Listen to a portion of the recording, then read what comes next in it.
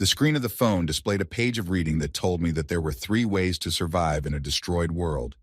Some of them were already in oblivion, but the reader was sure to stay alive, the screen assured me. It was the last page of the last section.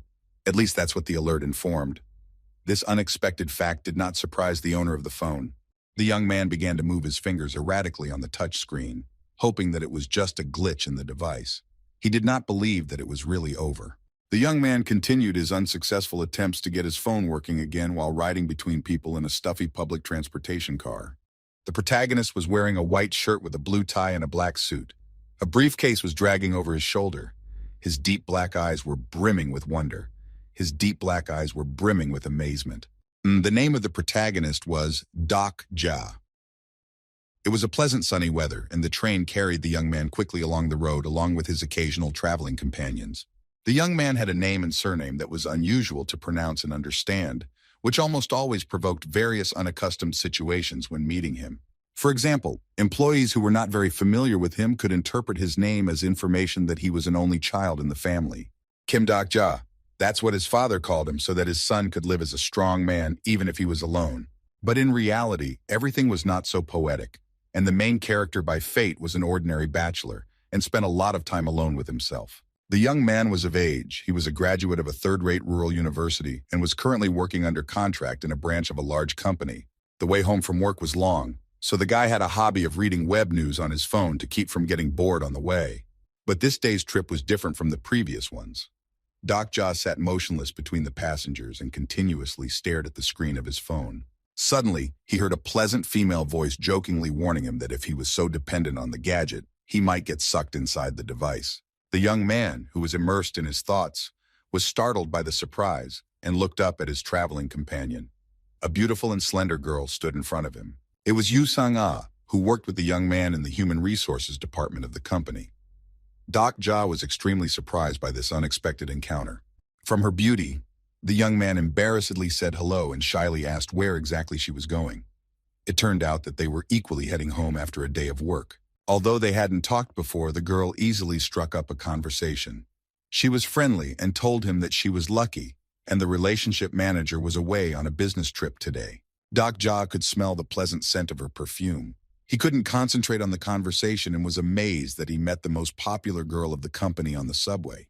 The guy asked if the beauty always took the subway, although he was sure that starting from the deputy director and finance manager, everyone offers her a ride. The young man was surprised when the girl confessed that she commutes to work by bicycle because she has overtime hours and neglects working out, and recently the transportation was stolen. Yu Sang-ah was very beautiful, and Doc Ja wondered. Seeing her up close and personal, he was beginning to understand the feelings of men in love with her, but this girl was not his level. To understand the general picture, it should be noted that the unusualness of today was not only in this, without exaggeration, pleasant meeting. In the course of the conversation, he learned that even on the way home, the girl was not wasting her time, but studying Spanish. They are really from different worlds, he concluded disappointingly. Doc Ja tried to compliment the beautiful girl, noting that she was very persistent. Yu Sang-ah asked what her colleague was reading so hard. The guy looked away from his traveling companion and was embarrassed. He raised his phone high up so that the girl wouldn't see anything, although it would have been easier to turn it off. After a few minutes, he pulled himself together and showed Yu Sang-ah his reading. It was a short story. He said he was learning Korean as if to justify himself. It turned out that Yu Sang-ah also likes novels and reads famous authors of this genre. There was no answer to the question about Doc Ja's preferences. He tried to hide it. He was trying to hide it. It was true that his hobby was to read novels on his way home, but how would the people around him perceive him? He didn't have the courage to admit to these unusual preferences. He was afraid of being ridiculed because of this years-long fantasy novel. A Methods of Survival ended today. This novella is of great importance to the protagonist. Almost half of his life is inextricably linked to this book. He had been reading this novel since his 3rd year of high school. He remembered how he had endured the humiliation and bullying at school and how the ghostly world had saved his heart. He remembered how he failed the entrance exams and went to study at a third-rate rural university. The book was a faithful friend. He remembered how he failed the entrance exam and went to a third-rate rural university, and the book was his faithful friend. Doc Ja did not notice how he was completely immersed in memories. He even remembered the moment when he was hired to work in a branch of a large company. The guy felt devastated at the end of the story of this book, and at the same time pleased that he had finished it. Today, the epilogue of Ways of Survival would be released. The young man was shocked that the author of a little-known and not popular novel had spent whole years writing more than chapters. This book really wasn't read by many people. Views of the first chapter about in the 10th chapters and views after the 50th chapters. Perhaps this story is dedicated to him. Doc Ja dared to leave a comment thanking the author of the book. The guy wanted to donate to him but had too low salary to realize it. The young man shared with Yu Sang-ah that he tried to post the short story on the recommendation board, but he was shamed. He assured his colleague that the story was really interesting if you persistently read to the end. Suddenly, the girl reminded Deok Ja that it's been almost a year since they started working at this company. The guy was embarrassed, changed the subject to the book, and kept the conversation light. They recalled their career path, and the guy confessed to Yu Sang-ah that his contract period was almost over, but it felt as if he had just gotten a job yesterday. But the boy had forgotten that Yu Sang-ah's contribution to the company had been recognized, and she had been promoted to a full-time position. The girl looked at Doc Ja with embarrassment. Suddenly he remembered this fact and apologized. He said that he should learn foreign languages more conscientiously. The girl assured him that there were many other factors that had an impact. Doc Ja didn't want to admit that Yu Sang-ah was impressive, but he was sure that if this world was a novel, the protagonist would be someone like her. The young man reproached himself for not even trying to develop.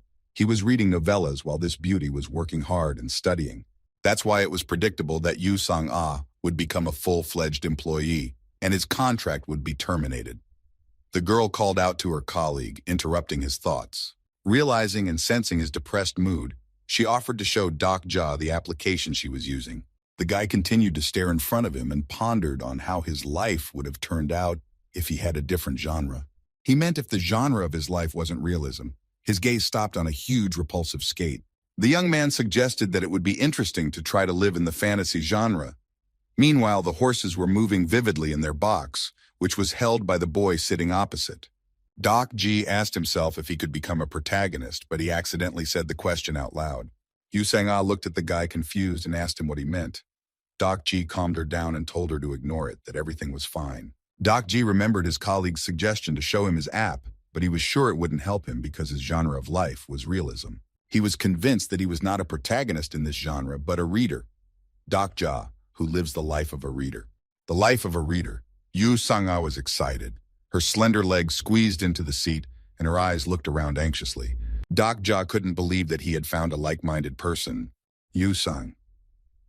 I was not just interested in the topic of conversation, from which she concluded that she was actually living the life of an ivory. The young man smiled back at her. The girl thought about it and promised herself to live like the young man and be devoted to her life. The conversation stopped, and Doc Ja finally enjoyed the silence. Where, at that minute, the protagonist could never have foreseen that a message would unexpectedly arrive on his phone. The message was a reply from the author of the short story to Doc Ja's approving comment. It was words of gratitude. The guy stared at the phone screen excitedly. He couldn't believe that the author of Ways of Survival had replied to him. There was another message that said that the author was able to finish the novel thanks to Doc Ja and even won the contest. Is he really being written to by the author himself?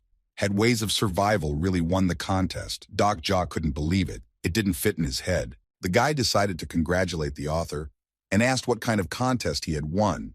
The answer was that it was a little-known contest, and in addition, the novel would be monetized. The author continued that the monetization would begin when the epilogue was uploaded. He announced that he wanted to send Doc Ja a thank you gift and asked for his email. The world was on the verge of something still unexplored, and Doc Ja had no idea what events were in store for him in the future. The young man asked if he really had to wait for the gift, to which he received a confirmation, and thanks for the fact that thanks to him, this story was able to take shape and appear in the world.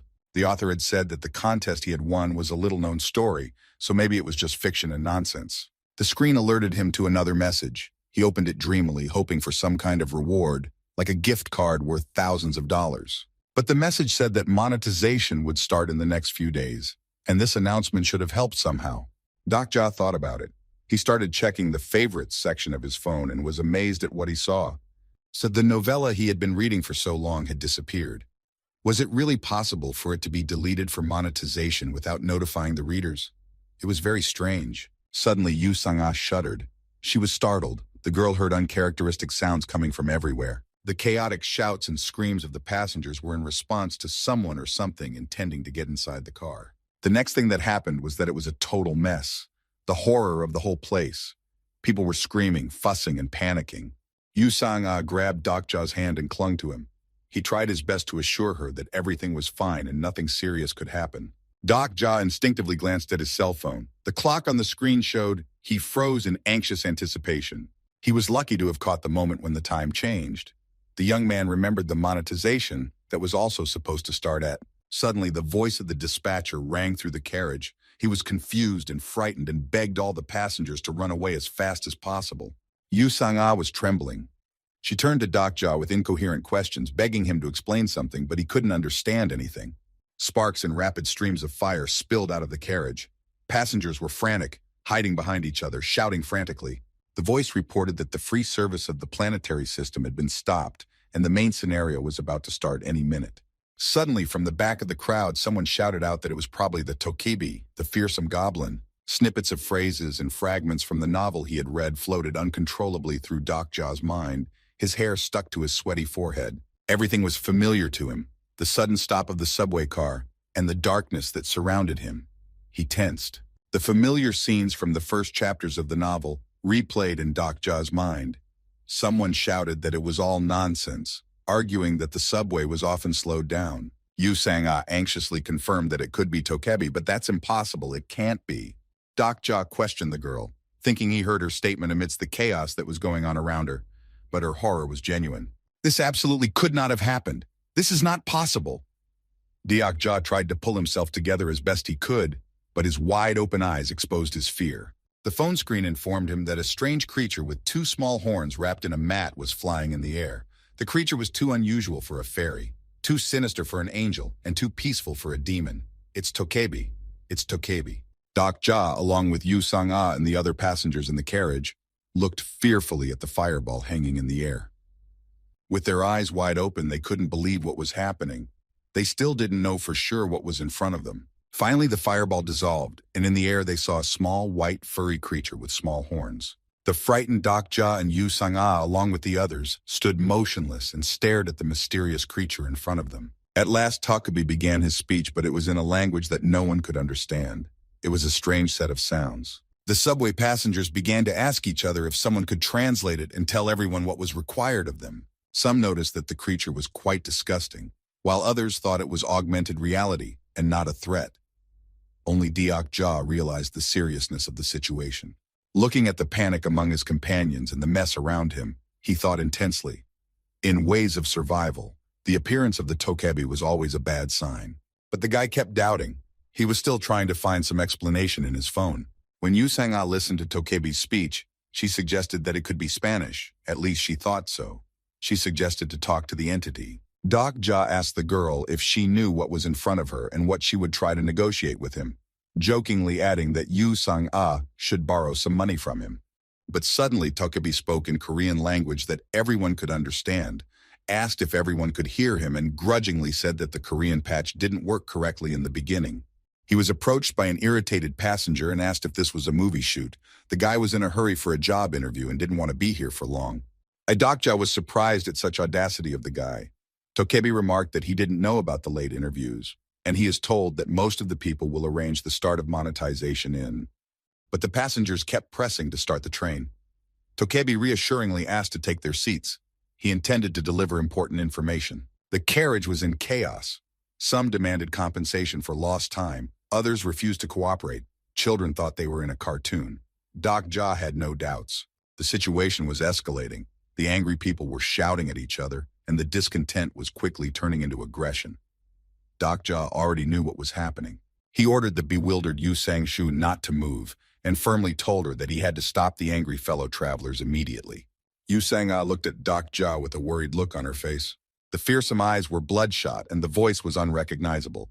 The entity demanded everyone to be quiet immediately. Suddenly, the head of one young man turned into a bloody mess. The shocked people froze in their seats.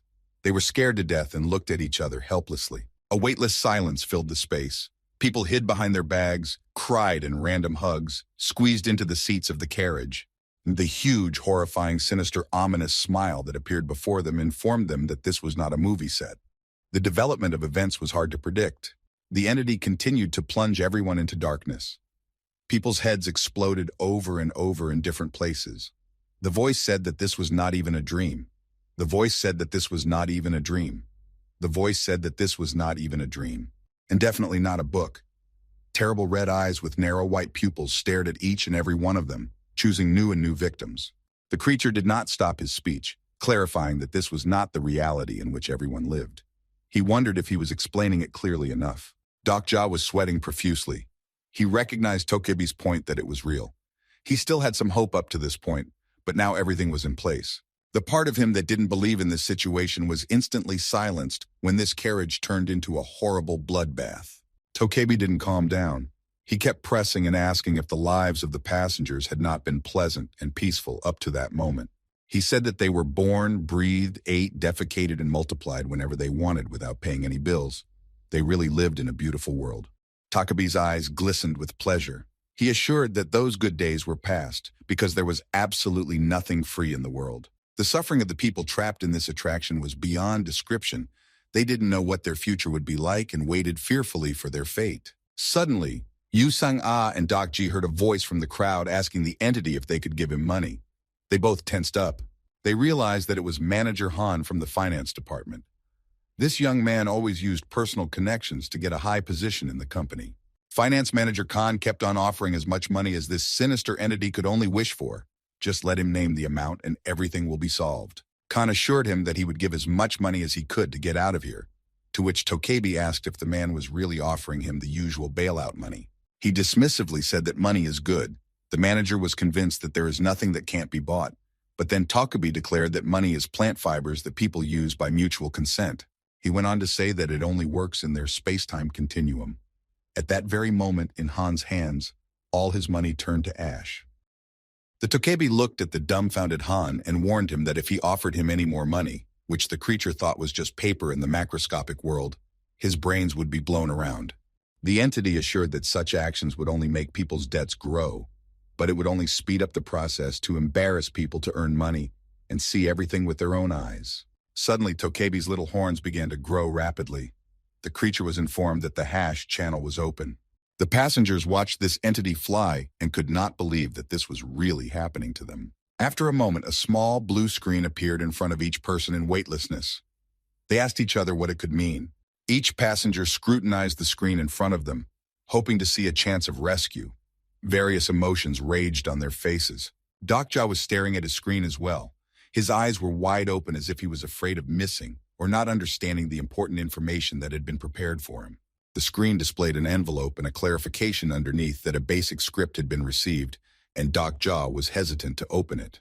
The message contained the task, proof of significance. To earn it, one had to kill one or more life forms in a mine, and earn coins in the process. Failure death. Tokebi approached the agitated Dokja and smiled cheekily, rubbing his paws together. The creature wished him success dismissively. The creature gloated visibly in anticipation of the bloody spectacle. Tokebi asked to be entertained by the exciting show. The passengers stared intently at the blue screen in front of them. They were confused, rereading their assignments and unable to believe the horror. Yu Sang-ah cautiously took out her cell phone from her pocket. Barely audible, she started to dial the police number, biting her nails in excitement. She turned to Dokji in a panic, helplessly asking him what to do. The boy calmed her down as best he could. The boy reminded Yu Sang-ah about the game their development team had created, a game where the world was destroyed and only a few people survived. He insisted that she thought it was all a game. And it was indeed a game that all the people in the train car were in. Dokja tried to convince his colleague of this. He explained to her that it was simple and every game had rules. Both of them had to follow them. But Yu Sang-ah could not control herself. Dokja was visibly nervous, but he assured her that their main task now was to understand the rules. The young man looked around with determination and had no choice but to act immediately. He analyzed. So the Tokebi pulled out his antennae. Its little horns gradually grew and really became like a device to receive information. Dokja looked at the dead bodies lying around like garbage, all these mutilated people who until recently were planning something and rushing somewhere. He saw an office worker, soaked in the blood of the dead, sitting in the corner holding his breath and trembling uncontrollably. He also saw the grandmother leaning against the window, reciting a prayer and raising her hands in the hope that someone in heaven would hear her and stop the madness. The beautiful Yu Sang-ah was holding Dokja's hand, and he could not believe what was happening. But there was little doubt. People were calling for the door to be opened, beating on it with their fists and hammering on it. Dokja forced himself to accept reality, but one thing was certain. He knew that the novel Survival Methods, which he had been reading for years, had become a reality and was unfolding before his eyes. Dokja closed his eyes and sighed. He was thinking hard, trying to decide what he should do to survive in this new world. Suddenly, a loud male voice was heard throughout the carriage, urging everyone to remain calm. Dokja and Yu Sang-ah turned their faces in the direction the voice was coming from and were told to exhale and stop making noise. A sturdy young man asked for attention, informed that he was taking control of the situation, because in the case of a national calamity, a small disturbance leads to large casualties.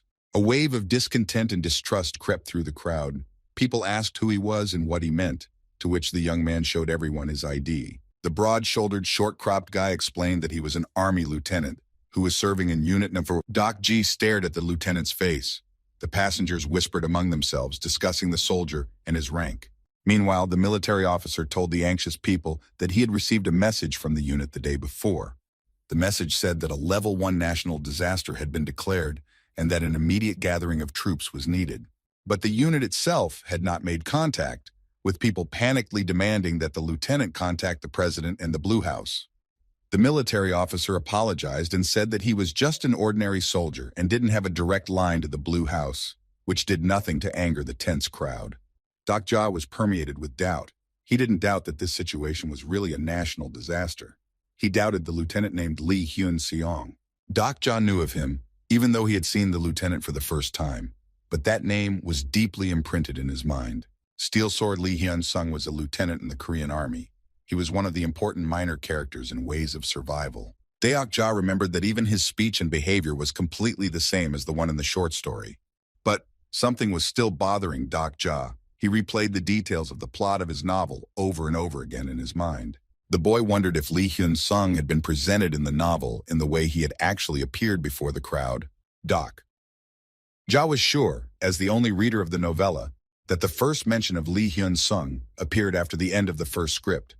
Then what was happening now? If only he could reread everything. An unidentified passenger shouted out that the Prime Minister had given a speech, and the situation was truly a Level 1 national disaster. Yu Sang-ah held out her cell phone to Dokja. It was just broadcasting the South Korean Prime Minister's speech. He said that unknown terrorists had become active in an undetermined number of areas in Seoul, and the government would do everything possible to stop them. People were alarmed that the Prime Minister was speaking, not the President. Rumors circulated that the President had been assassinated. But no one could confirm this fact. People only read comments online and shared with each other. Only Dokja knew it was true. But suddenly all the passengers shrieked and looked away from their phones in horror at what they saw. Right in front of their eyes, right during the speech, the Prime Minister was brutally murdered with a bloody stain on the wall behind him. The broadcast of his speech was interrupted, and the people were addressed again by Tokebi. He was furious and staring at everyone from all the phone screens. His big eyes were blood red. His crazy smiling mouth with sharp teeth said that this was not just terrorism, but something much worse. Tokebi was annoyed that people thought the situation was a game, but agreed that according to the information he received, Koreans play games well. Due to this fact, the sinister monster suggested making the task harder. What other level of difficulty could be expected, no one knew. In the next moment, a large blue screen appeared in front of the crowd of people with the numbers. The numbers decreased over time, and soon the screen showed. The time was getting shorter and shorter, and the numbers were already visible. People looked helplessly at this process. But suddenly, a countdown of minutes appeared on the screen. The passengers watched in horror as the time decreased and waited for the verdict. Subsequently, they were informed that as an additional punishment, if the first murder did not occur within that period of time, all living things in the car would be destroyed.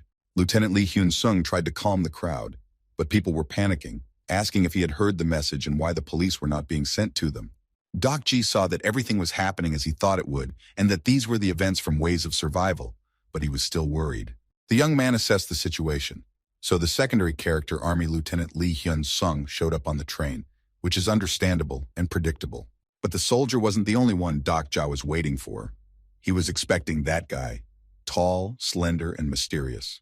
Doc Jaw was pale and sweaty because, according to the story, that guy should have been among them by now. Suddenly, Doc Jaw heard passengers pleading to block the front door and saw bloodstains on the window of a neighboring car. People rushed to the door in hopes of blocking it in time, but at the same moment, their bodies were pierced by a powerful electric current. The passengers stood reassuringly near the inaccessible doors and watched the strange light that spilled from the invisible fence. Yu Sang-ah, along with Doc G, stood in the middle of the crowd and watched in horror as something transparent appeared in front of the door. They heard a message that warned that until the scenario was completed, access to the carriage would be restricted. Meanwhile, Tokebi appeared again on the screens of the smartphones, laughing and saying that somewhere interesting things were happening, and somewhere interesting things were just about to happen. The entity offered to do everyone a small favor by showing what would happen to them if nothing happened within minutes. In a flash, the screen showed identically dressed girls sitting at their desks. It was a classroom at Thipan High School for girls. The voiceover commented threateningly that the time that had been given had already been exhausted and that they would be charged accordingly. Blood splattered all over the classroom. The screams of those begging to be rescued merged into the darkness. The screen showed a girl who was desperately trying to escape, but the predatory hands were relentlessly closing in on her. On the faces of the subway passengers, emotions raged. Some were angry at their helplessness, others trembled with fear, some froze in shock. But gradually the voices became less and less. Dead bodies were lying between the desks, and in the middle of the class, one girl was strangling another girl with all her might. The passengers of the train watched this action with bated breath, covering their faces with their hands in horror. The voiceover summarized the broadcast, showing those who managed to save their lives in this terrible place on the Bay Channel.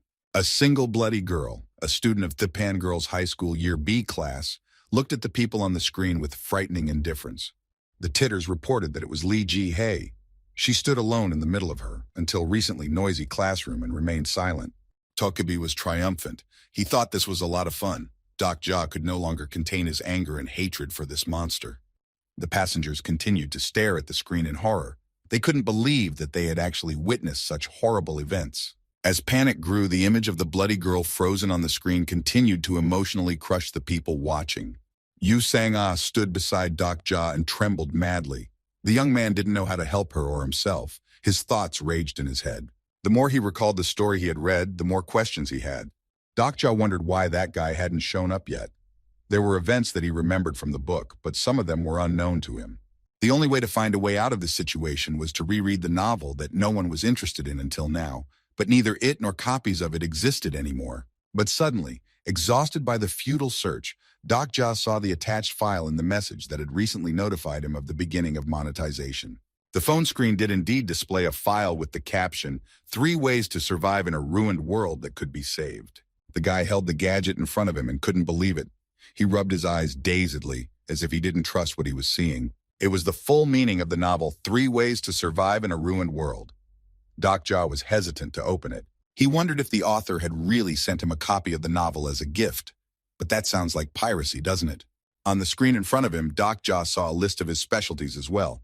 The unique skill slot was activated, and he was sure that this was a game in the middle of which the passengers of the subway and himself were in the middle of. Doc Jaw dared to open his characterization window for a long time, convincing himself that it would be better to know its contents as soon as possible. The screen informed him that Doc Jaw could not open the window. He was dumbfounded.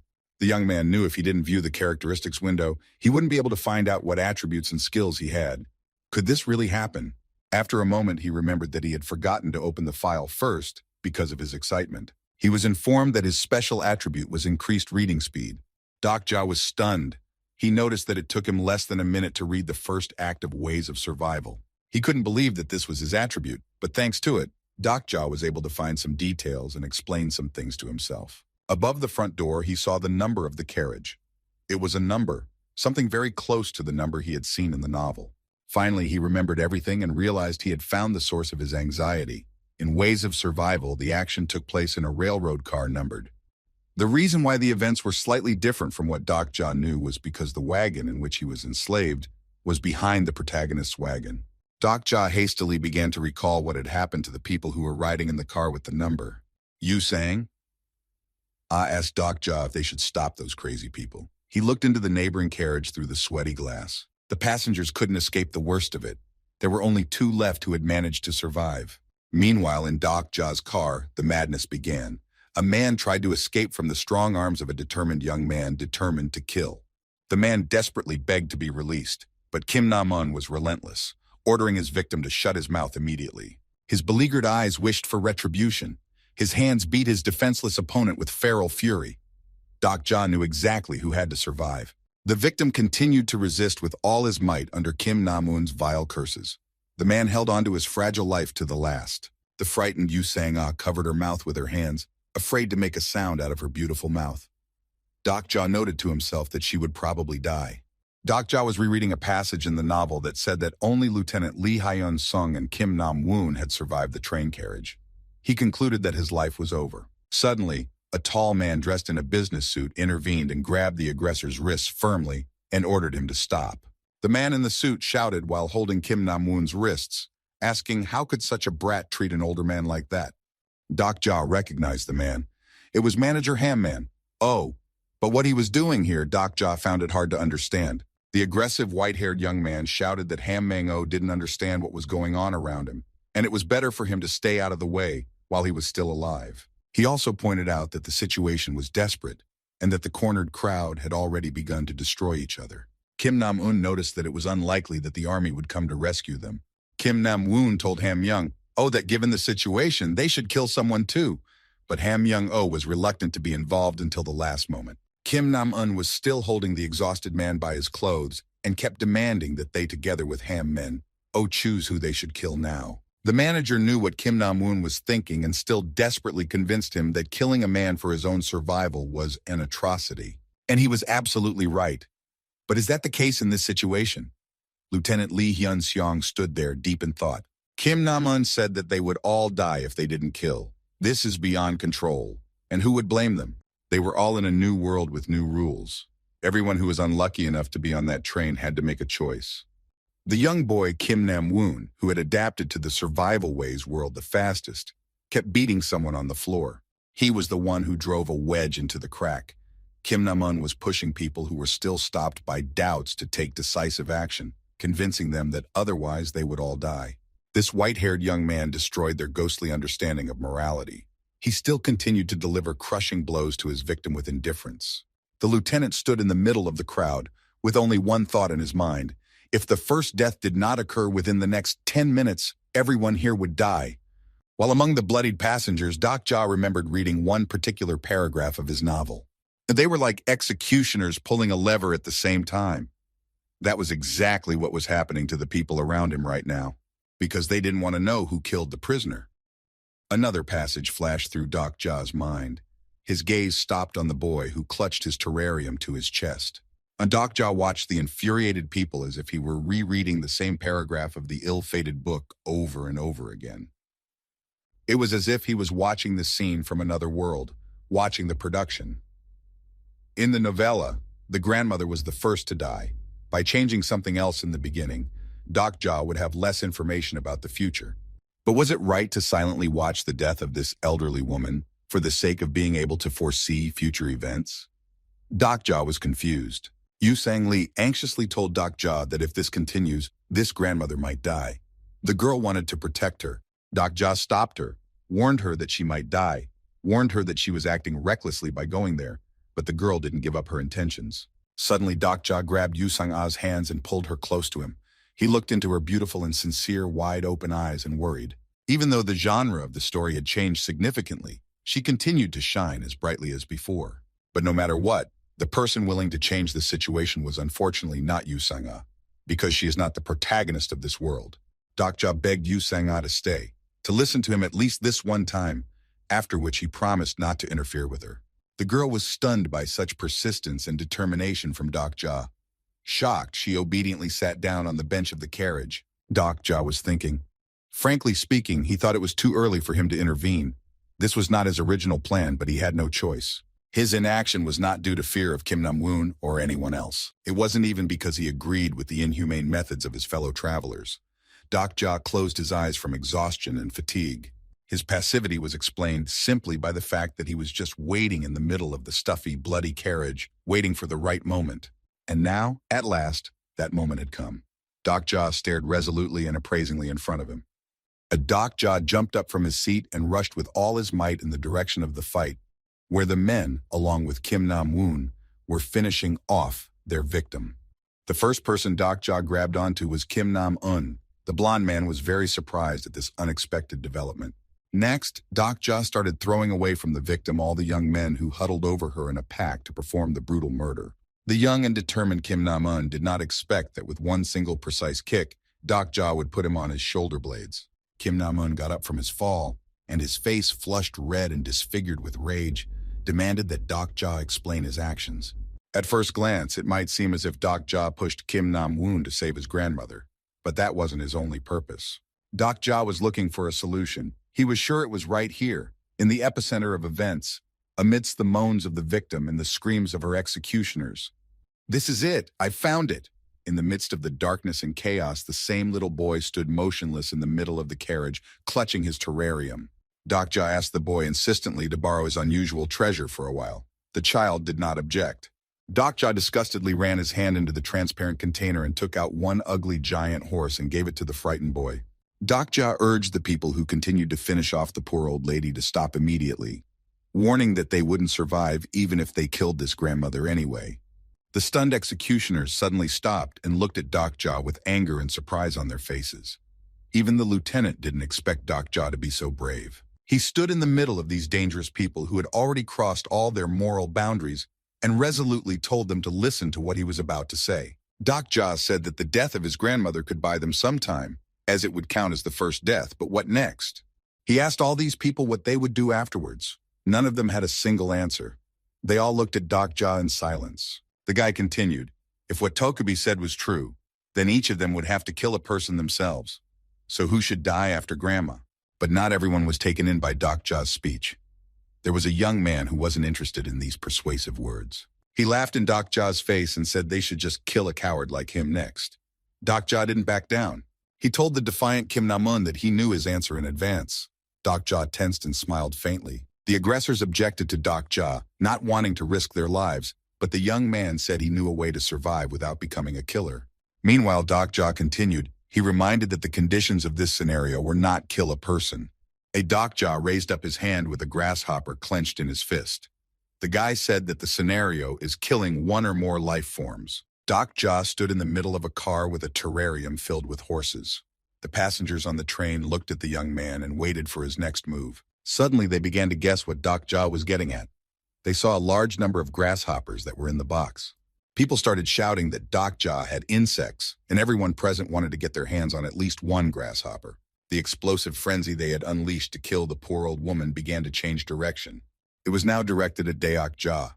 He tried his best to hold on to the box, but it was getting harder and harder for him to do so. His heart was pounding so fast in this tense situation, and for some reason the smile on his face grew wider and wider. The eyes of the people around him were burning. They wanted to grab the coveted horse at any cost, and Dokja was enjoying it. Was he always like this? After a moment, Dokja mercilessly crushed the helpless insect in his palm. It crunched like a fresh leaf and spurted out green liquid. Then Dokja tossed the terrarium upwards as high as he could. The box flew up and flipped in the air, followed by a great number of anxious eyes. The Konniks jumped out, not knowing that the joy of their freedom would be short-lived. People were nervous, arguing and fighting. Some resorted to openly threatening Dokja for such a prank, while others rushed to the floor to catch at least one jumper. Dokja looked at the time meter to see how much time he had left until he could think of something else to do. The scoreboard was showing, so he had no more than 3 minutes to think about it. Kim Nam-woon turned to him and asked him why he did that. "Couldn't you just hand out those jumpers?" Kim Nam-un didn't calm down. He looked at Dokja unhappily and waited for an answer. Under the blonde man's tense gaze, Dokja said that there were only 3 jumpers left inside the box. Kim Nam-un laughed and asked if Dokja had planted the terrarium because there weren't enough insects for all of them anyway. Dokja answered in the affirmative. But Kim Nam-un did not calm down. He kept laughing loudly and continued to mock Dokja. Kim Nam-woon insisted that Dokja be honest and first of all admit to himself that he just wanted to see the spectacle. The blue screen alerted the activation of the unique skill character reading, and Dokja saw that Kim Nam-un was tough, loose, and bold. The following was the following. Kim Nam-un years old, constellation sponsor sucking, unique attribute Chunabai, unique skill unusual adaptation, knife fight, eclipse, generalization best not to mess with. Deok-ja knew that most of the Chunabiye who appeared in the novella couldn't stand the horror their reality was turning into and committed suicide, but Kim Nam-un was different. Mad Demon Kim Nam-un Chunabiye. This young boy who would later receive this nickname was no ordinary Chunabai. He had been waiting for the destruction of the world from the beginning and adapted to it with incredible speed. He had suggested to Deok-ja to join forces with him because he sympathized with him. Kim Nam-un was offering Deok-ja a deal. The blue screen periodically gave clues, and this time it said that the understanding with the Chunabai had improved. Meanwhile, the passengers of the carriage fussed about looking for the scattered grasshoppers, the crowd occasionally erupting into hysteria and coarse profanity. While amidst the surrounding chaos and disorder, Deok-ja confidently replied to Kim Nam-un's suggestion that he preferred to be alone. The two young men were so different in their views and values, like light and darkness. It was unlikely that anything decent would come out of their cooperation. Kim Nam-un dismissively said he was sorry. Deok-ja knew if he teamed up with him, he was guaranteed to survive, and Deok-ja would have done that if he hadn't read the novella to the end. However, he is a reader who knew everything about Kim Nam-un, his past, present, and future. Chunabai pushed Deok-ja away and went to his grandmother's house to finish his business. The bloody old lady was lying on the floor and trembling. Kim Nam-un associated that he couldn't let the horse he caught escape. The next moment, Deok-ja's strong hand grabbed Kim Nam-un's wrist without any words. The blond man irritably stopped. Kim Nam-un, through clenched teeth, told Deok-ja that he had a personality disorder and asked why he was stopping him. Was he playing the justice fighter? Anyway, old farts are all the same, Kim Nam-un remarked, reminding Deok-ja of how much this character annoyed him while reading the novel. Kim Nam-un said he hates people like Deok-ja. Kim Nam-un said he hates people like Deok-ja. Kim Nam-un came close to Deok-ja's face and ordered him to step back, his eyes filled with rage, confirming the cruelty of this character. Deok-ja was adamant, and the next moment Kim Nam-un gave him a crushing blow to his jaw. From the surprise and power, Deok-ja fell to the floor. Kim Nam-un was satisfied. Deok-ja tried to get up despite the pain. He had foreseen such a development and was once again convinced that Kim Nam-un was a scoundrel. Kim Nam-un continued to mercilessly deliver blow after blow. His hands were so strong and fast that Deok-ja could only dodge and not retaliate. He realized that such skill in hand-to-hand combat was due to only one thing, and that was the exclusive skill of the Chunabai attribute. The clue that indicated the use of the eclipse skill appeared on the screen again. Deok-ja was surprised that the Chunabai could already use all of this. Even Kim Nam-un himself couldn't believe that he had become so strong. He raised his hands up and laughed evilly and smugly.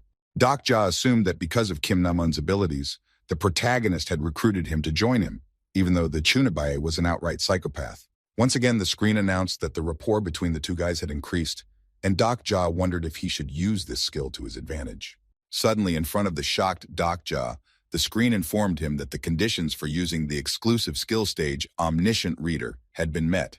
Meanwhile, the people didn't give up trying to capture all the grasshoppers. The insects quickly spread around the carriage and well camouflaged themselves according to all the existing laws of nature. But after a moment, they paused their unsuccessful search and were distracted by a strange sound coming from the direction of the men's fight. Kim Nam-un was swinging his arms and legs in a display of incredible skill, but Deok-ja was masterfully dodging again and again. Chunabi was losing control, nervous and cursing. He couldn't understand why, with all his agility, he couldn't overpower Deok-ja. Finally, his patience ran out and he wailed at the top of his voice, asking Deok-ja why he couldn't hit him. It was because the first stage of the exclusive skill Omniscient Reader had been activated. Kim Nam-un kept trying to reach at least some part of Deok-ja's body, but it was all in vain, as if he could sense where his opponent was aiming. Kim Nam-un's fists were flying in front of Deok-ja like bees, but they couldn't sting him. When the second skill was activated, Deok-ja stopped Kim Nam-un's punch a millimeter away from his eye. Deok-ja began to anticipate the movements of the restless Kim Nam-un, as if he could read his mind and know his intentions. In between unsuccessful attempts to hit his opponent, Kim Nam-un shouted insulting phrases and accused Deok-ja of being too fidgety. But with his skills, Deok-ja was only able to dodge Kim Nam-un's attacks. Deok-ja was not ready to attack yet. He had to buy time. Meanwhile, Kim Nam-un reminded Deok-ja that he only had minutes left. Deok-ja looked at the screen that showed the numbers and cursed. The grandmother, Kim Nam-un's victim, was lying face down on the floor. Doc Ja was anxious because he knew if Kim Nam-un killed her, the scenario would pass. Doc Ja couldn't stand it and rushed to the old lady's aid. No matter what, he couldn't let Kim Nam-woon go to the next scenario. Kim Nam-woon knew that Doc Ja would not leave his grandmother and purposely stood behind him. Doc Ja looked back sharply as he heard Kim Nam-un's knife open. The blue screen showed that Kim Nam-un had a level 1 knife fighting skill, and his goal was to stab Doc Ja in the heart. Kim Nam-un began to swing the steel blade relentlessly until it reached Doc Ja's forearm, who was still covering his grandmother. The sharp knife left a deep cut on Doc Ja's arm. The pain pulsed through his body so painful it was as if his skin was on fire. Despite his injury, Doc Ja, with trembling hands, lifted the old woman who was barely breathing off the floor. He was barely able to stand on his weakened legs, but he picked up the emaciated grandmother and carried her to safety. Doc Ja cheered himself through the pain because he knew that if he lost to Kim Nam-woon now, he would die. The weak die, the strong survive. What a predictable world this is. A world where man is wolf to man, where the strong hunt the weak. Doc Ja's mind flashed back to his beating in a dark alley. Then he remembered how his supervisor threw a bad report in his face. Yes, the weak die. That fact just became more obvious. Yes, Doc Ja had to become stronger if he wanted to survive. But Kim Nam-woon mocked the helplessness of the traumatized Doc Ja and wanted to get rid of him as soon as possible. Doc Ja, standing with his back to Kim Nam-un, named his school and the class he was in, then asked if insect eggs were considered a life form. Kim Nam-un looked confused. Doc Ja raised his hand with a skate clenched in his fist. And this answer? Yes, insect eggs are definitely a life form. After saying that, the brave Doc Ja crushed the poor grasshopper with all his might.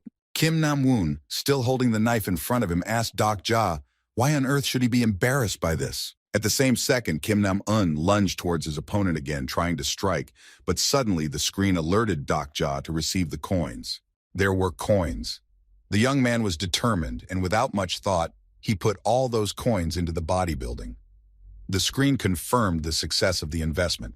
As a result of these actions, Doc Ja's body construction went from level to level and became incredibly strong. Kim Nam-un's knife bounced off Doc Ja's chest like a rock. Kim Nam-woon tried to strike Doc Ja again and again, but all his attempts were unsuccessful. His knife was powerless. Doc Ja told him that during the mating season, grasshoppers lay more eggs at a time. Tired, wounded, but not broken, Doc Ja told Kim Nam-un that he would not be the one to die, but Kim Nam-un. But Kim Nam-un didn't relent. He smiled sinisterly at Doc Ja. His frenzied eyes wanted blood, murder, and suffering. He kept stabbing at Doc Ja's chest with his knife. The harder he hit, the farther his knife bounced. Kim Nam-woon was losing his temper and cursing. The blue screen said that the time was up and it was time to pay the bill. After that, the carriage was filled with unbearable screaming. The basic scenario of proof of significance was over. Pulgwan Station train carriage. There were only one person left alive. Suddenly, Tokubi's voice was heard. He was amazed and pleased as he assessed the results of his bloody antics. He smiled sweetly as he put his chubby little paws to his mouth and asked what was going on as if he had no part in it. Tokubi said he had been checking the other carriage the whole time. He hovered under the ceiling and enjoyed the sight of the bloody bodies that lay around him. In the midst of the gloom, horror, and unshod human suffering in the wagon stood a man who had managed to survive, thanks to his extraordinary efforts. The basic scenario of proof of significance had been passed. Pulgwan Station, train, carriage, a man was alive. It was the stately Lieutenant Lee Hyun-seong, who turned out to be not so brave. Yu Sang-ah also survived despite Doc Ja's anxious premonitions. Lee Gil-eun, who was carrying a terrarium with horses, was also lucky, as was the manager Han Myung-oh, who tried to bribe Tokebi. Kim Deok-ja was also alive. He couldn't even imagine for a moment what a normal daily commute from work to home would be like for him. The sharp knives fell to the floor with a clang. They no longer posed any threat to others, nor did they offer any advantage to their wielder. Kim Nam-woon clung to Doc Ja and begged loudly and desperately to save him, arguing that human life was priceless. To which Doc Ja replied in his own words that this is the rule of the old world, and the new world needs different rules. But Kim Nam-un continued to shout and beg, grabbing Doc Ja's clothes with his hands as if they were his last chance. His arrogance and disdain were gone. But there was no miracle. Doc Ja was adamant and unrelenting. Under his gaze, Kim Nam-un died. Doc Ja thought about it. So much had happened in that period of time that had changed him beyond recognition. He accepted that he had become just like Kim Nam-un. Standing amidst the bloody streams, Jia knew that he had the opportunity to save all those people, and he would lie if he said he didn't feel any guilt. But he was confused about something else, namely why he was still so remarkably calm, as if he was just continuing to read a novel. Meanwhile, the blue screen displayed the results that Jia had killed the living creatures, which were the grasshopper jumper and the grasshopper eggs. The screen showed that the amount of coins received by Jia had been halved due to killing the unresisting creatures. The remaining coins paid for the character enhancement. And once again, the screen signaled the reward in coins. At the same moment, Jia heard a loud rumble spreading through the carriage and looked around. The train resumed its heavy movement with a screech, smoke rising upwards, and the screen wrote that due to the massive killing, Jia had gotten the achievement serial killer. It also reported that Jia had earned more coins for normally going through the scenario. Coins were deducted for using the channel. Next, the extra reward would begin to be given out. The Lieutenant Lee Hyun-sung and the little boy Lee Gil-yoon tensely listened to the rumble of the train. One world had been destroyed and a new world had been created on its ruins. All the passengers who were lucky enough to survive the carnage could not believe that the train was finally moving. They were all hoping to get home as soon as possible. But a new challenge awaited them. Out of the flames and soot, opening its repulsive maw, a huge, unknown serpent rose above the ground. The beautiful Yu Sang-ah and the manager Han-man stood at the window of the carriage, dumbfounded as they watched this horrifying sight. And only one single reader, Jia, who had read the mystery novel from beginning to end after years of reading it, was now standing on the train, ankle-deep in blood. He was the only one who knew how the world was going to end, so he watched the monster outside the window without much emotion.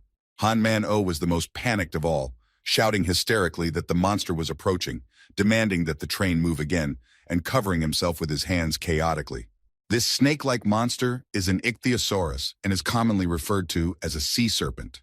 Yu Sang-ah, along with Han-meng-oh, watched it move past the window pane. Later in Ways of Survival, this monster is categorized as a class, grade monster. The novel prioritizes the scenario, hence as long as everyone is protected by it, there will be no attack from the outside. Jia was focused and wary. He scrutinized the tokebi flying in front of him and drew conclusions. Jia was counting the stars above him. Total. No wonder this creature was so happy. The stars above the tokebi signified the number of Suzers connected to the channel. The constellations are the most mysterious entities in the world of Ways to Survive. They are the source of all misfortune. They watch over everyone, sitting atop distant nebulas. To be more precise, they watch over everyone through channels that are controlled by the tokebi. If the events had unfolded according to the Ways of Survival, Kim Na-mun should have killed most of the people in the carriage and survived, but the screen informed Jia that as a result of Kim Na-mun's character's death, 2 constellations showed dislike towards him, and it was like a bug because Jia was the one who killed Kim Na-mun. And now that the Suzer's preferences have started to show, and it really seems like the story is starting to get serious. Jia picked up Kim Na-mun's folding knife from the floor. Until yesterday, Jia was the one watching the constellations, but now the positions of both sides had been changed. Jia thought if there are constellations that hate him, there must also be constellations that favor him. After a moment, the screen reported that several constellations admire your script and are providing you with coins. Jia whispered that no matter what, they can look at him all they want, but they will pay with their lives at the end. Suddenly, Yu Sang-ah called out to him. She asked him if he was all right, but she didn't scare him with this sudden call. He was puzzled as he was immersed in his thoughts. Jia took Yu Sang-ah's hand. They looked around and saw the grandmother who was not alive. The boy apologized to Yu Sang-ah for not being able to save the old woman. Yu Sang-ah looked Jia straight in the eyes and spoke to him confusedly, with fragments of unintelligible phrases, the meaning of which the boy could not understand. In the end, she could only express her gratitude for what she had done, but Jia didn't quite understand. It turned out that Yu Sang-ah was thanking him for tossing the insect terrarium in the middle of the carriage and throwing it right in the girl's direction. But the romanticism of the moment was interrupted by Jia's dry reply that it was just a happy accident, not his purpose. Yu Sang-ah, stunned by this frankness, continued to stand next to Jia. He emphasized that such a moment will not happen again. Yu Sang, I may not know everything, but she is smart enough to survive in this chaos. She most likely understood what Jia meant. Jia's actions not only saved someone, but also killed someone, so he didn't give himself the right to receive thanks from Yu Sang-ah. Meanwhile, Tokebi took comfort in the fact that he had proved his worth as much as a person. Well, while Tokebi was thanking the E constellation for favoring him, Doc Ja was pondering that there were more survivors than planned. He was only betting on Lee Hyun-sung. Doc Ja looked around and his gaze stopped on Lee Gil-yun, the only child who was in that ill-fated carriage, and fortunately survived. The boy stood orphaned in the midst of the dead people and silently clutched his hands, which were accidentally stained with someone else's blood. Doc Ja remembered the first time he had seen him, the aloof little boy clutching his terrarium of horses tightly to his chest. After a little thought, Doc Ja quietly placed his hand on the boy's fragile shoulder and turned to him. The little boy turned his head. He had big, beautiful, but frightened eyes. Doc Ja asked if the boy wanted to live, but it was far from sympathy. It was just hypocrisy. Doc Ja asked Lee Gil-yun to go with him. Looking at the situation, the boy had no choice but to agree. Doc Ja immediately received coins from the sponsors, who were pleased by the act. He didn't care if it was disgusting, but he also wanted to survive. Cradling the baby to his side, he thought that given the upcoming events he needed to capture the Suziri's attention. A lot had happened today. Even the guy behind the judge's door had turned out to be a psycho. Tokebi was glowing and smiling happily.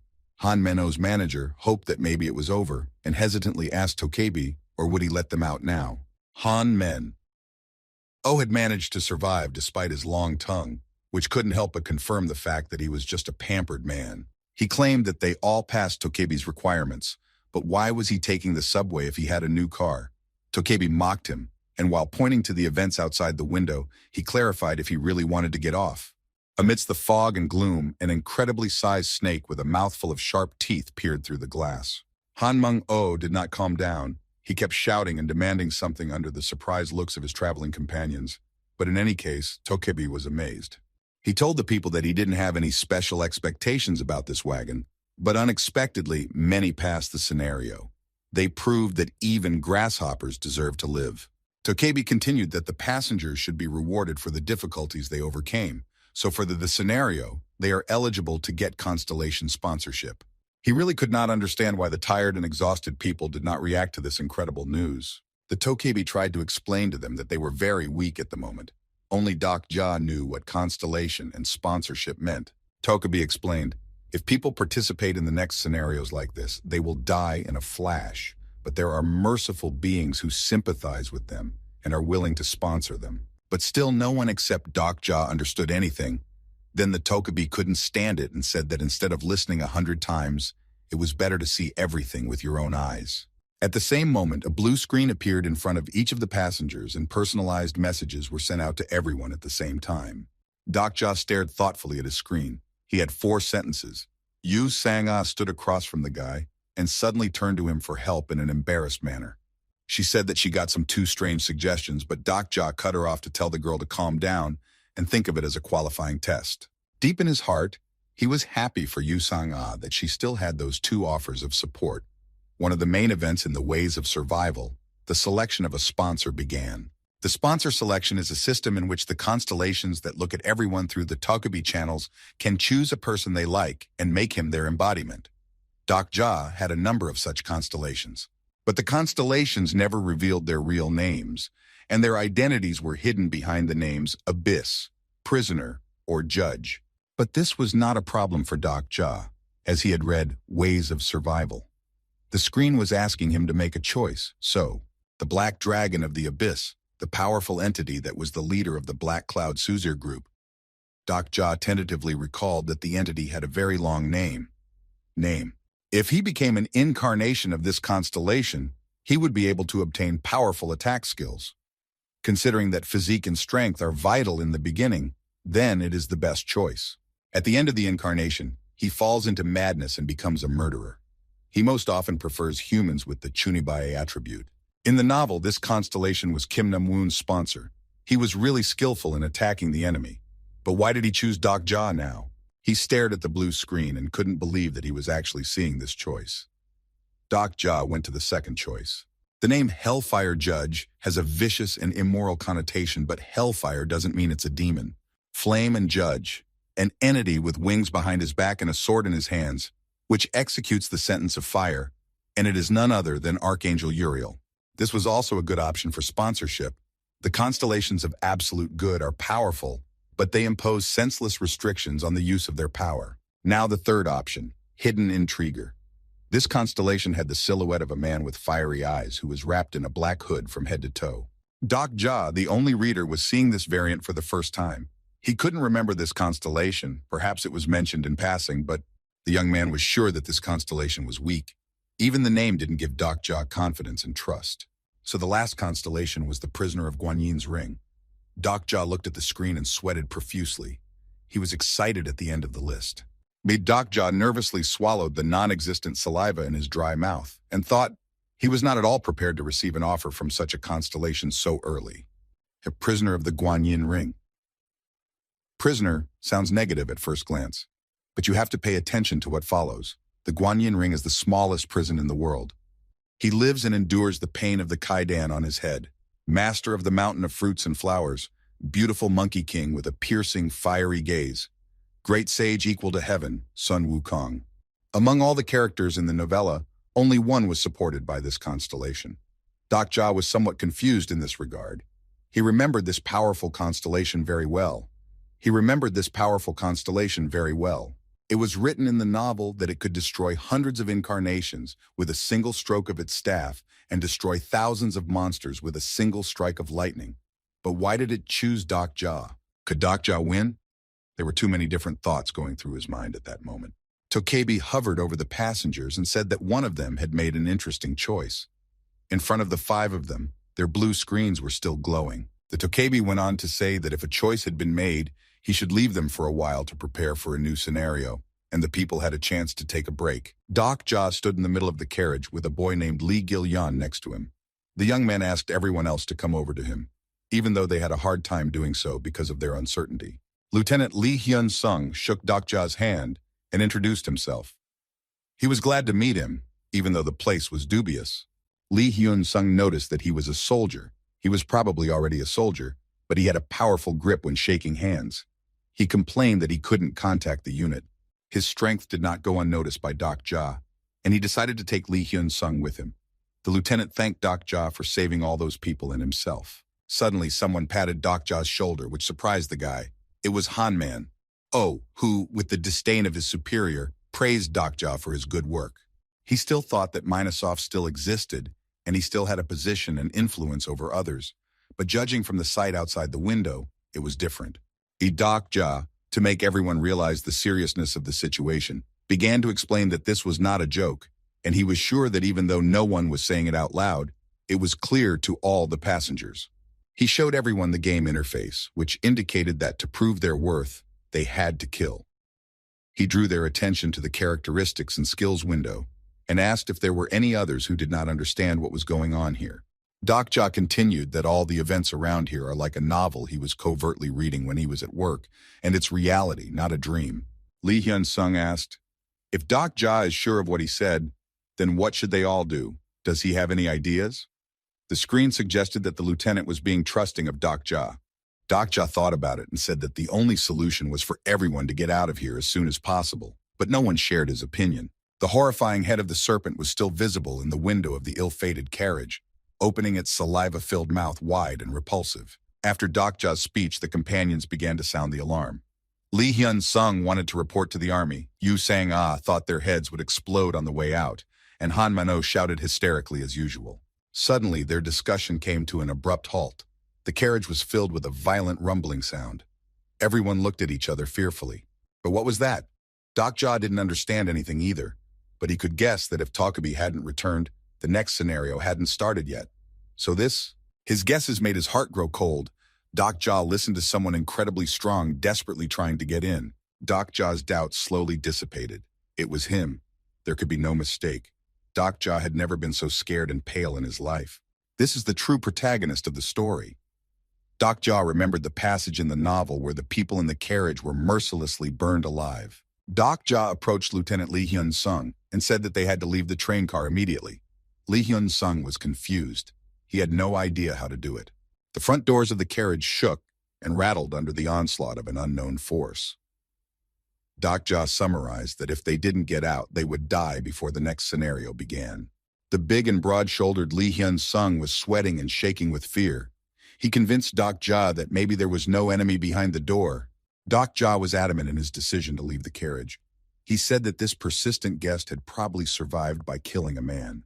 The carriage was filled with smoke and soot. Lee Hyun-sung and Yu Sang-ah stood shocked and motionless. Doc Ja asked if they still wanted to meet this mysterious man.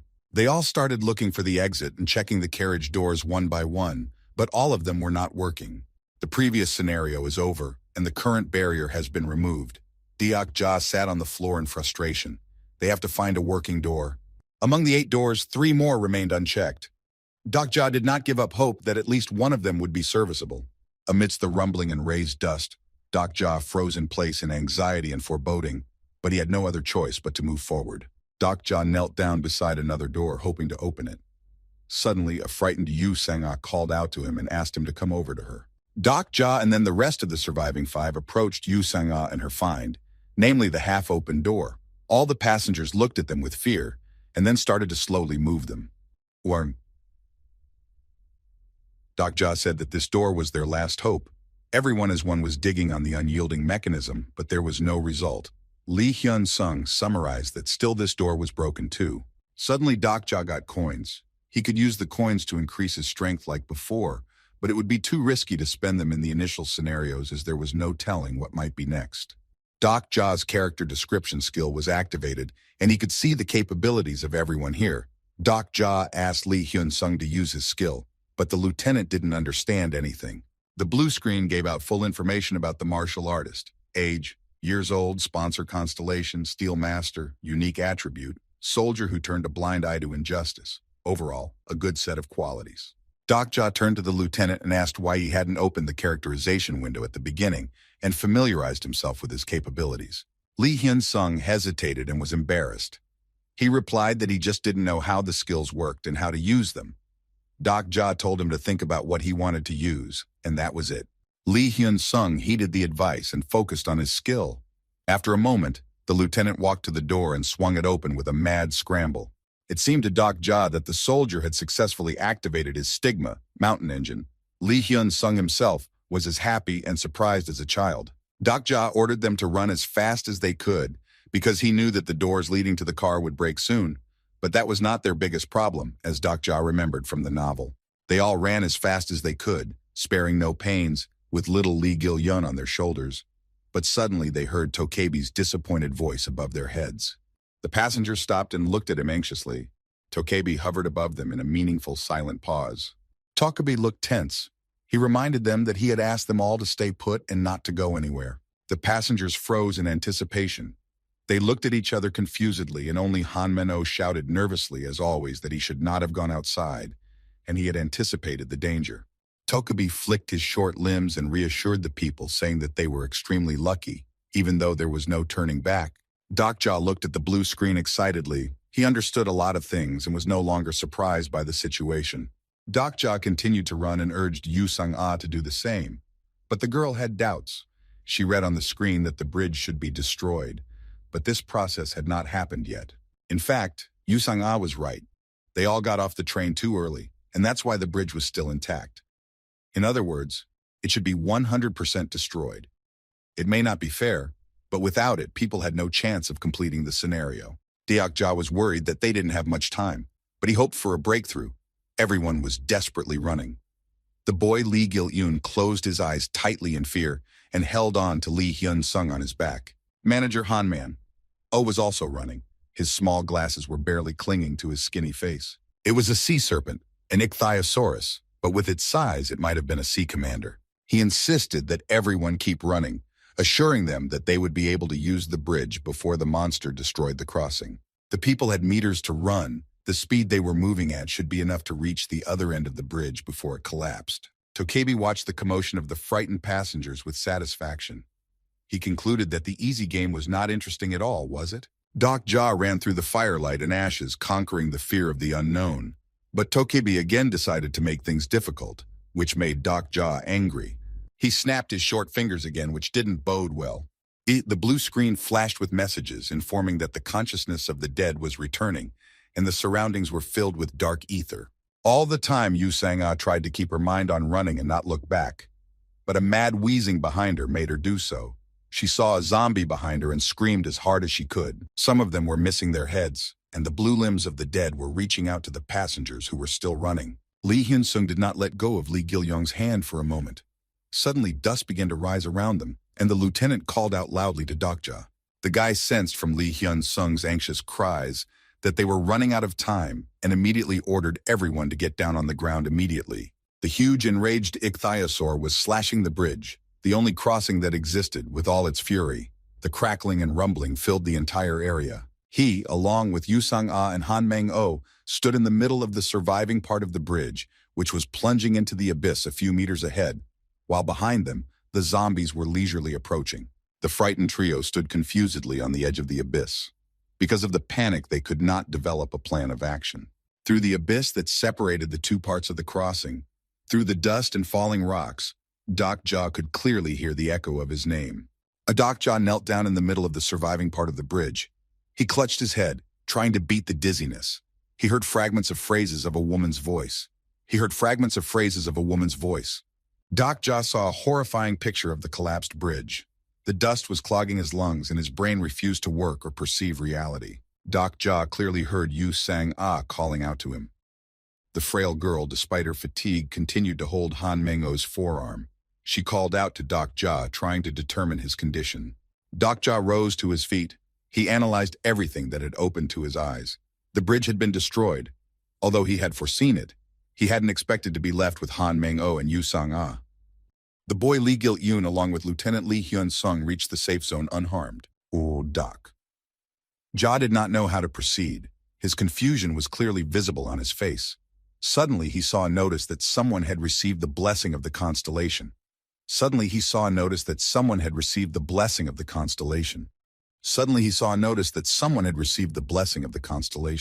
Yu Sang-ah was approaching Dokja while still supporting Han Mang-oh. She was surprised that suddenly strange things began to happen in her mind. The constellation that had chosen Yu Sang-ah to be her incarnation was interfering in the scenario to save her. A rare occurrence even for ways of survival, Dokja wondered, activating the character description. Which constellation had sponsored the girl? But Dokja was unable to view Yu Sang-ah's character, which annoyed the guy a lot. He speculated that the girl might have a special sponsor or have a mental barrier skill, but that should have been impossible for now. Yu Sang-ah, meanwhile, did not stop trying to shout to Dokja. She was desperately trying to warn him of the danger. The girl shouted that there was a threat behind him, and Dokja instantly looked back. A massive fist whistled past his ear. Dokja reacted in a flash and deftly kicked at a very familiar silhouette. The assailant fell to the ground with a thud. He looked ahead of him and saw his opponent's figure begin to rise after the fall. The entity was wearing very familiar clothes. Raising dust, the figure continued to emit a beastly growl. Dokja was preparing for his next attack. He recalled the plot of the novel and the human-type demon of the first class. It was a metamorphosis of a human infected with black ether. It was a metamorphosis of a human being infected with black ether. They were not different from zombies, but with a special biological host, they were extremely dangerous. Dokja noticed the name inscription on his clothes. Yes, it was Kim Nam-un. His bleached hair, along with his once white shirt, was stained with blood. Dokja activated the unique skill Omniscient Reader, but Kim Nam-woon's character was unconscious, so Dokja's skill didn't help him. Kim Nam-woon attacked Dokja again. Kim Nam-woon saw that his skill didn't work and realized that he had no choice but to immediately cross this paired bridge. But there were 3 passengers. One of them must stay and die. The even bridge is a bridge of light created by the blessing of a constellation. Only an even number of people can cross. If an odd number crosses the bridge, it will disappear in a flash. Dokja, dodging Kim Nam-woon's relentless attempts, called Yu Sang-ah over to him to fulfill the crossing requirement together. But suddenly, over his shoulder, Dokja saw that the previously weak and frail Han Mang-oh had grabbed Yu Sang-ah tightly and threw her on his shoulders, hoping to be the first to cross the bridge with her. Yu Sang-ah frantically fought back, struggling and pulling away, not very happy to be in such company. Dokja looked at them doomedly in their wake. He was sweating profusely, his body was failing him, but he would not let go of his life-saving prey. Yu Sang-ah continued to call out for Dokja's help as she was caught in his steel embrace. Dokja was sure that those two had left him. The screen was filled with new messages. The constellation Hidden Intriguer admired the gullibility, and Hellfire Judge was pleased with the acrimony. Dokja received coins for it. He couldn't understand why the manager could move so quickly. What kind of skill was that? But this information wasn't available in the character description. I guess Doc Jaw thought this was the stigma of lame running, fast one-legged horse, that Han Mang-o had gotten from the constellation Stubby Rascal. Doc Jaw felt sorry for himself for miscalculating, thinking that these two were not on the list of characters in Ways of Survival. It was Kim Nam-un, his eyes burning green, his face stained with blood, and his eyes burning green, his face stained with blood. Next, as if on cue, all the zombies rushed towards Doc Jaw. They roared and wheezed, coming from different directions. With Doc Jaw elbowed one of the attacking zombies away from him. One question pulsed in his mind. How could he still cross the bridge without a pair? Doc Jaw threw one demon after another away from him and wondered if he could neutralize one of them and cross with him. But the chance of success was too small. Doc Jaw looked up and saw a smiling Tokebi who reminded him, drawing his attention to the blue screen, that there were minutes left to the end of the scenario. Tokebi noticed that Doc Jaw was holding up well, and mockingly asked if there was a constellation that would grant this unfortunate incarnation its favor. The four rescuers watched Doc Jaw's desperate struggle with horror. Doc Jaw pulled out the folding knife he had recently taken from Kim Nam-woon on the train and swung it erratically at the advancing zombies. Doc Jaw was getting closer and closer to the edge of the ruined bridge, under the onslaught of crazy creatures, and dark water was bubbling between the sharp stones far below. Doc Jaw felt completely helpless with hopelessness. This time he really didn't know if he could survive.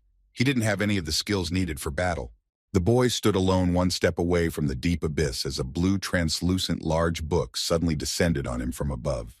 It mysteriously unfolded its fragile pages in front of the dumbfounded Doc Jaw. The guy had no idea what kind of help it could be. It was the activation of character bookmarks, of which there were 3 slots available. Doc Jaw looked at these messages and didn't understand anything. Although Doc Jaw had read more sections of survival ways, but he had never seen such a skill name. Meanwhile, the zombies were closing in. He had no choice but to try to activate the first tab. He intuitively knew how to use this skill. Doc Jaw began to rustle through the translucent pages, and the corresponding past stories began to appear in front of his eyes. But the level of the bookmark skill was very low, and the activation time was reduced to 1 minute. Unfortunately, only a fraction of all the skills that Doc Jaw had were activated. In the meantime, the zombie Kim Nam-woon opened his horrible mouth wide and attacked Doc Jaw, but the guy prepared a sharp blade of his own knife for the demon. At the same moment, Doc Jaw slashed Kim Nam-woon's throat with a sharp swing of his hand. Dark red blood splattered on Doc Jaw's face. Kim Nam-woon wheezed with suffocation, his eyes fading, and he slowly sank to the ground. Kim Nam-woon's bleached hair was stained with blood. He sat down on his knees and raised his thin arms with all his might. Choking on his own blood, Kim Nam-woon whispered faintly that he didn't want to die. At last, Kim Nam-woon fell to the ground with all his breathless body. Doc Jaw stood beside him with a knife in his hand and watched in cold blood. Kim Nam-woon had been neutralized, but a whole army of other zombies continued to press Doc Jaw to the edge of the abyss. The guy knew who he was waiting for, but this someone was very late. At least Doc Jaw thought so. He had to hold on no matter what. Doc Jaw clutched his knife in his outstretched hand, his only weapon against the invading monsters. Suddenly, a bright light flashed behind them. Doc Jaw had finally arrived, his eyes full of determination and his clothes and face stained with blood and dirt. A tall and slender young boy dressed in a black shirt, black pants, and a long black cloak walked out to meet him. The young man stopped a few meters away from Doc Jaw, his clothes fluttering in the wind like a sail, making his image even more mysterious.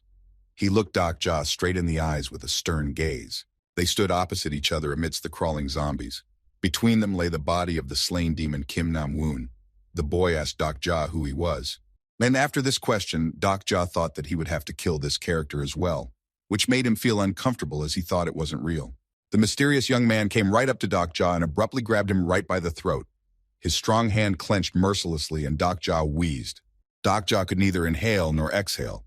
This strong young man lifted Doc Jaw off the ground with one hand and held him down effortlessly. Doc Jaw clutched at his assailant's arm, trying to free his neck from the steel grip. The character looked down on Doc Jaw and asked him how he managed to survive. Meanwhile, Yu Sang-ah was anxiously watching from the opposite side of the bridge. They couldn't move any further as they were obstructed by a high-voltage wall similar to the one blocking the exit of the carriage. Doc Jaw was still being held by a strong hand. The mysterious guy was shaking Doc Jaw's soul out of him and asking him his name. Doc Jaw was in a desperate situation. He was worried that his opponent might be the protagonist. Dokja introduced himself. The young man in black replied that it was a strange name with a strange sound. But Dokja was not surprised at all. The young man in black replied that it was a strange name with a strange sound. But Dokja was not surprised at all. A moment later, Dokja felt a sharp pain from a strong blow directly to his chest. From the suddenness and intensity, he bent almost in half. Dokja barely swallowed his saliva, but to the surprise of his opponent, he did not give up. He noted that Dokja was quite strong. The mysterious character also said that he was surprised at how quickly Dokja realized how to use the coins. Dokja thought this type was a monster. They had only gone through one main scenario and one additional scenario, and this guy had already become too strong. Suddenly, he ordered Dokja to answer his questions and not to talk too much. Dokja knew he was in trouble. The previous Yu Jun-hak was more dangerous than other characters, and after 3 regressions, his personality had undergone strong changes. Now, for the sake of achieving his goal, this guy would stop at nothing. They were standing on the edge of the cliff, and Dokja's feet slipped from time to time. He didn't fall down only because he was still held by Yu Jun-hak's throat.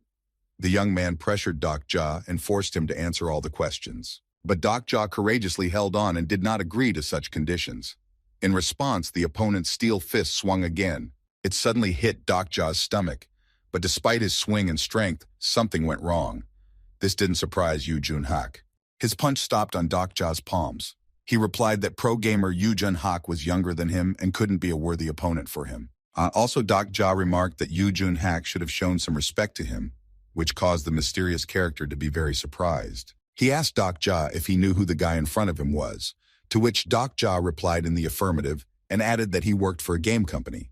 And to be honest, not too long ago, Yu Jun-hak was just a novel pieceinage to him. Dokja slightly exaggerated Yu Jun-hak's fame and importance when he told him that he was a fan and Yu Jun-hak seemed to be a celebrity in the novel. But Dokja was really a fan. He both loved and hated Yu Jun-hak's character at the same time, also rushing curses and supporting him after a moment. Dokja also said that he followed Yu Jun-hak along the path of the story in chapters that he persistently read one after another. Yu Jun-hak didn't really trust Dokja's words. It had been a long time since he had heard that kind of talk. He told Dokja that he forgave him for his arrogance, but it wouldn't change his situation. Dokja could see it himself as he continued to hang over the abyss with Yu Jun-hak's arm around his neck. Yu Jun-hak was only interested in one question: how Dokja managed to survive the subway train, and it was no surprise to him. Dokja was pondering how he could benefit from this interest, and offered Yu Jun-hak to pardon him if Dokja would tell him about his own way of survival. Though why these conventions, Dokja thought. Yu Jun-hak would find out all by himself anyway, just by looking him in the eye. In that case, no matter what Dokja said, would this regressor really believe him? Suddenly, blue screens appeared in front of Dokja, informing him that the conditions for utilizing the level of the unique skill Omniscient Reader had been reached. It was suggested that he activate the skill. Yu Jun-hak was analyzing Dokja. In the carriage, Lee Hyun-sung and Kim Nam-woon should have survived, but this guy survived instead, which surprised Yu Jun-hak. He needed more information about the events in the carriage, or else he would have to kill Dokja. All these thoughts Dokja heard, which was a complete surprise to him. Could he really be able to read minds like in the case of Kim Nam-woon? From behind the blue screen, a cheerful as ever Takebi looked out. The scoreboard showed the time. Yu Jun-hak was wrapping up his interrogation. As Yu Jun-hak realized, Dokja had managed to survive by mopping up the scenario by killing insects. The character looked at Dokja in surprise and couldn't believe that such a thing was possible. Dokja replied that he was just lucky. Thanks to the explosion in the previous carriage, he was able to spot a terrarium with horses by a fallen child. Dokja imagined how shocked Yu Jun-hak was by this retelling. Only Lee Hyun-sung and Kim Nam-woon were supposed to survive after the various carriages. Yu Jun-hak recreated the events in that train car in his mind. He saw that this time it wasn't like the last regression, and he was the cause of the explosion that killed all those people. The boy gazed into Dokja's eyes. Everything that was happening around him was suspicious to him. Yu Jun-hak thought that Dokja was too calm for a novice and was unnaturally good at adapting to the changes in the world.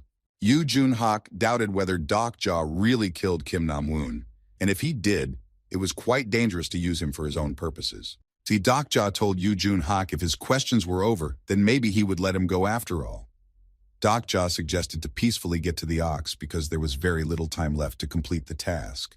Yu Jun-hak didn't agree to this suggestion and clenched his fingers even tighter around Dokja's neck. The character said that it was too much of the same, and in an instant, his eyes shone with a piercing light. Dokja immediately recognized that look. This skill of Yu Jun-hak was called Sage's Gaze and was a level 1 skill. Sage's Gaze was a very strong analysis skill that could read not only the window of the character's attributes, but also the hidden information about them.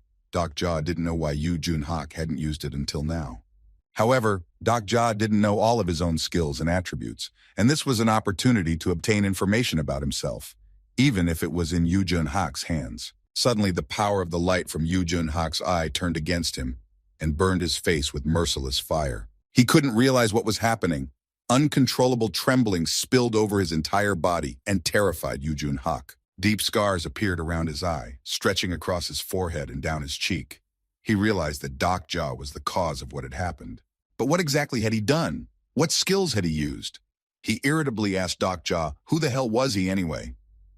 Dokja, dumbfounded and confused, looked into Yu Jun-hak's eyes. Dokja didn't expect himself to have such a skill and didn't even know how it all happened. But he definitely understood one thing. He had a skill that would protect him from the Sage's Gaze. Dokja was shocked by this discovery. First the bookmark, and then the fourth wall. Yu Jun-hak kept his gaze on Dokja. Thoughts crowded in his head, rapidly changing each other. Suddenly, both of Yu Jun-hak's eyes lit up with an orange glowing light, and he now definitely decided to kill Dokja. The guy considered these thoughts of Yu Jun-hak and tried to stop him.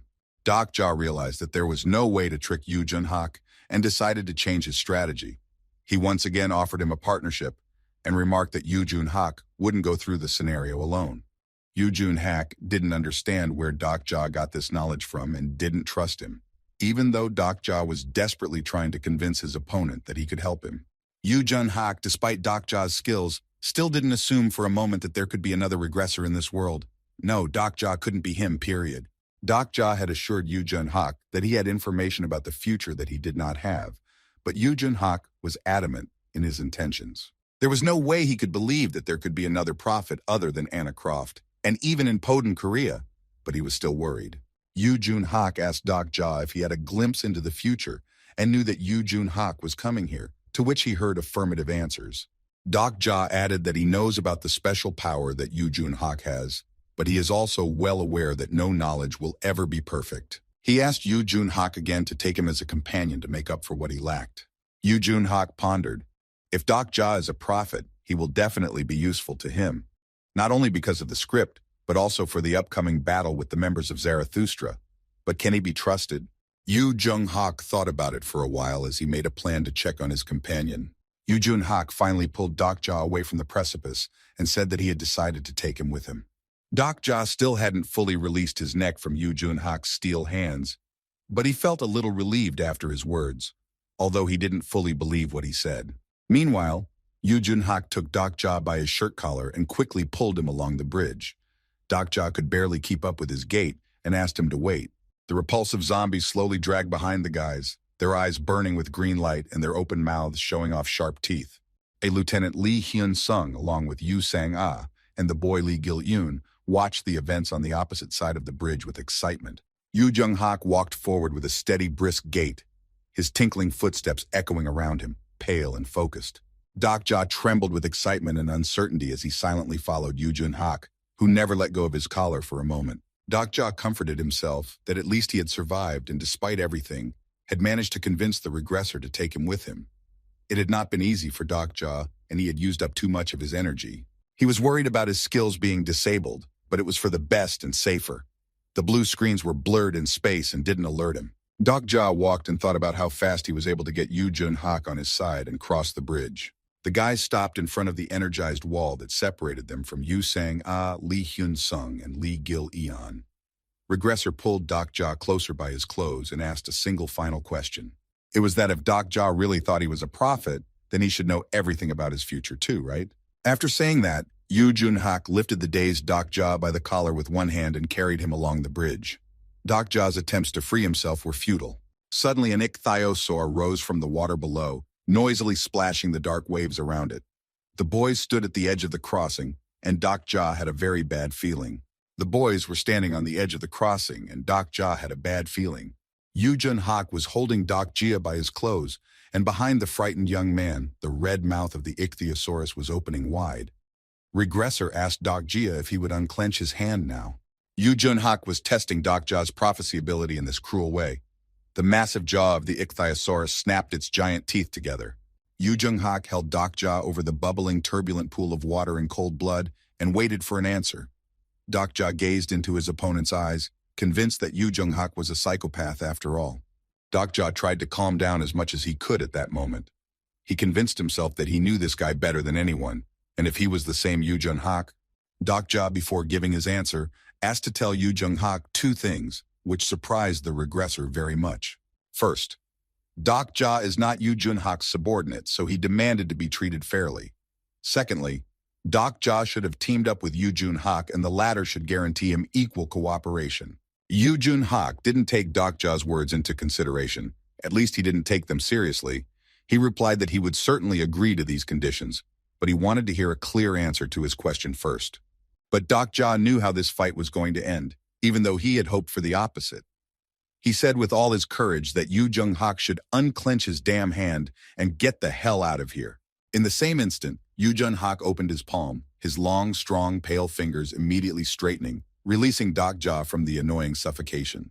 He was released into a free fall over an uncharted abyss shrouded in thick fog under Yu Jun-hak's aiming and disdainful gaze. To his frantic shout, Doc Jia plunged deeper and deeper into the net of the all-encompassing abyss. The gusty wind fluttered the black cloak of Yu Jun-hak, who stood at the very edge. He looked smug and proud and said, without concealing a sneer, that he had finally believed all of Doc Jia's prophecies. At that moment, Doc Jia flew straight into the open mouth of the ichthyosaur. A row of sharp-pointed teeth whitened amidst the vast darkness into which the frightened young man was falling. Doc Jia held his breath and plunged into the dark waters. He swam between the rocks and debris that can only hide the deep ocean floor. Doc Jia was going through a bad time in his life. He was having a hard time, but he talked himself into holding on and not passing out from oxygen deprivation. Finally, Doc Jia pulled himself out of the nasty liquid and took his first breath. He moved further downstream, trying to get his bearings. Doc Jia periodically spit up the liquid substance and analyzed that somehow he had managed to reach the stomach of the ichthyosaur, and not even in pieces. Doc Jia took out his phone and tried to illuminate the place he had finally reached. The view he had gotten was impressive, to say the least. His weak flashlight illuminated the huge stomach of a predatory animal, in which a variety of debris of unknown origin was floating. Doc Jia tried to ironize this turn of events, supporting himself with foul language, and yet the situation was not an easy one.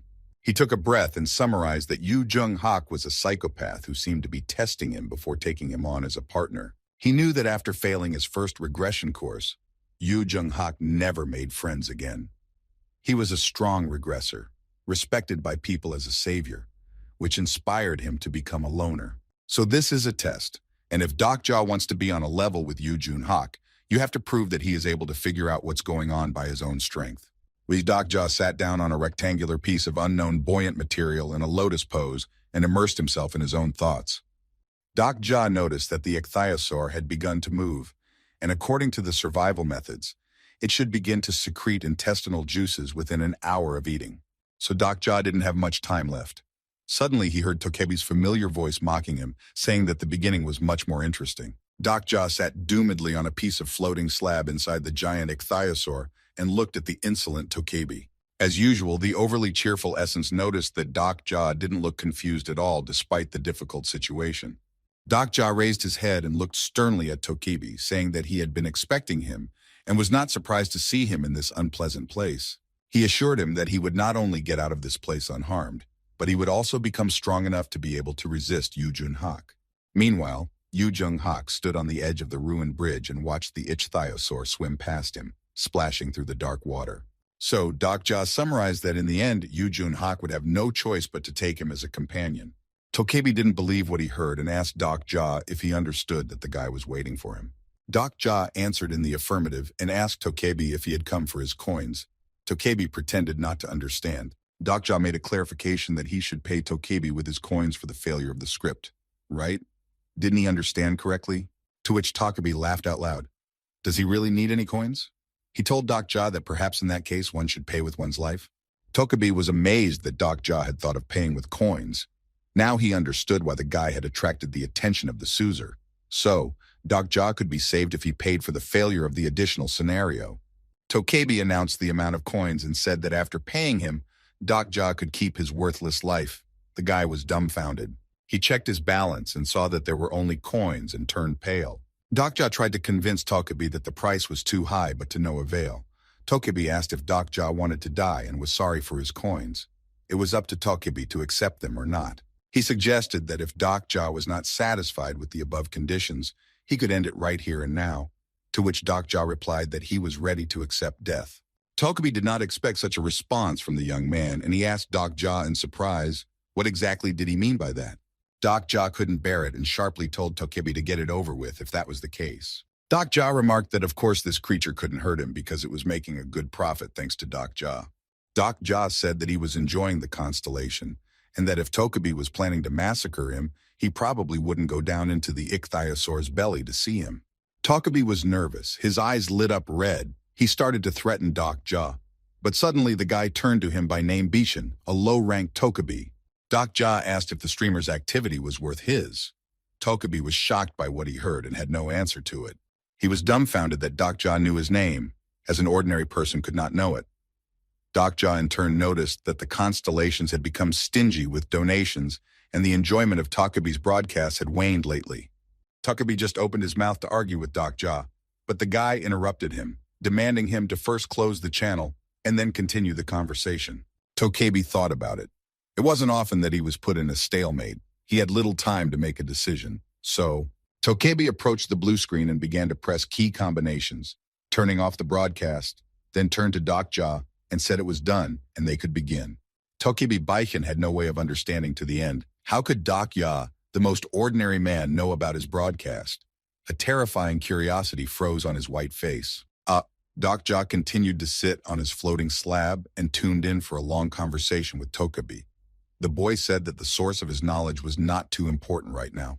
He asked Tokebi if he wanted to become the king of Tokebi, if he wanted to overtake Stumpy and Jetta, and become the best deterrent among demons and monsters. Doc Ja extended his hand to the puzzled Tokebi in hopes of cooperation. His raised hand fluttered in space and waited for an answer. Doc Ja repeatedly approached Tokebi with an offer to cooperate. The guy looked promisingly into Tokebi's eyes directly. Doc Ja whispered, as if it were a secret, that he would make Baiken king of Tokebi, to which Tokebi himself could not answer as he was in deep shock. Doc Ja's tantalizing words echoed in Tokebi's mind over and over again. There was a promising silence between the two men. Suddenly, Tokebi threw his thick white head back and laughed loudly. He began to shame and humiliate Doc Ja for what he had made up. Tokebi said that he should have guessed Doc Ja's intentions after the guy refused to support Suzerain when choosing a sponsor. Indeed, it was like that before crossing the bridge. Tokebi pointed out that he was not a constellation and therefore could not sponsor Doc Ja, so he refused the offer. But Doc Ja said that Bihen misunderstood him. Doc Ja clarified that he doesn't need to sponsor Tokebi, but his channel is another matter. That's what Doc Ja was interested in. Tokebi did not understand what was required of him and his channel. Doc Ja tried to make it as simple as possible. Doc Ja said that he wanted to make an exclusive contract with Tokebi's channel. Tokebi was very indignant when he realized that Doc Ja was referring to the stream contract. Tokebi covered his face with his thick, short paws and laughed with his whole body shaking. That's what Doc Ja wanted. Tokebi laughed suspiciously. He said that he couldn't understand where Doc Ja had heard of such a thing, and how could a person use the phrase containment contract? Doc Ja insisted that it was in the absence of a sponsor that he should be contracted. He asked Tokebi what reason he thought constellations were connecting to the channel. Actually, the subscribers of Starstream can be categorized into groups. The first group, seekers of entertainment who come to kill boredom. The second group are the incarnation seekers who contract their found protégés. Doc Ja continued, if Tokebi wants the channel to become popular, at least one of these X groups must be catered for, namely either those who resort to fun or those who are looking for a prospect to sponsor. Doc Ja also remarked that he had even given Doc Ja a hint about this, and he had not yet realized. That's why the number of his subscribers is still not more than 3 digits. Doc Ja merged. He rushed Doc Ja to get to the point faster. That's why the number of his subscribers is still not more than 3 digits. Doc Ja merged. He rushed Doc Ja to get to the point faster. Doc Ja suggested that he could make Tokebi's channel satisfy both groups at the same time. Tokebi looked at Doc Ja incredulously. The guy said it doesn't matter how interesting the incarnations are. The constellations who are looking for a protege leave the channel after choosing a sponsor. What if there is an incarnation who never signed a contract with anyone? And what happens if the abilities of this incarnation surpass those of other incarnations with sponsors? Dokubi continued to listen with his mouth open. Finally, he realized why Doc Ja had never chosen a sponsor. Tokebi asked if he had understood him correctly. Doc Ja confirmed his assumption. The boy asked Tokebi if he thought the Suzer is already getting steam from his ears, and advised him to open his channel quickly. He assured Tokebi that the constellations were apparently already dying of curiosity as to what this desperado had done resisting that regressor, and why was he eaten by an ichthyosaur? To which Tokebi replied that a normal human could never defeat a sponsored incarnation.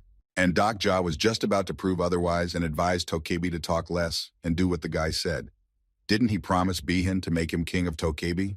Tokebi reminded Doc Ja that he still owed him for failing the coin scenario. Doc Ja replied that he actually didn't fail anything. Doc Ja rose from his full-height stove and confidently declared that he was fulfilling all the necessary conditions right now. Tokebi looked down at Doc Ja with his red eyes and doubted the truth of what he said. Doc Ja asked him to open the channel, said that the channel should be about to start.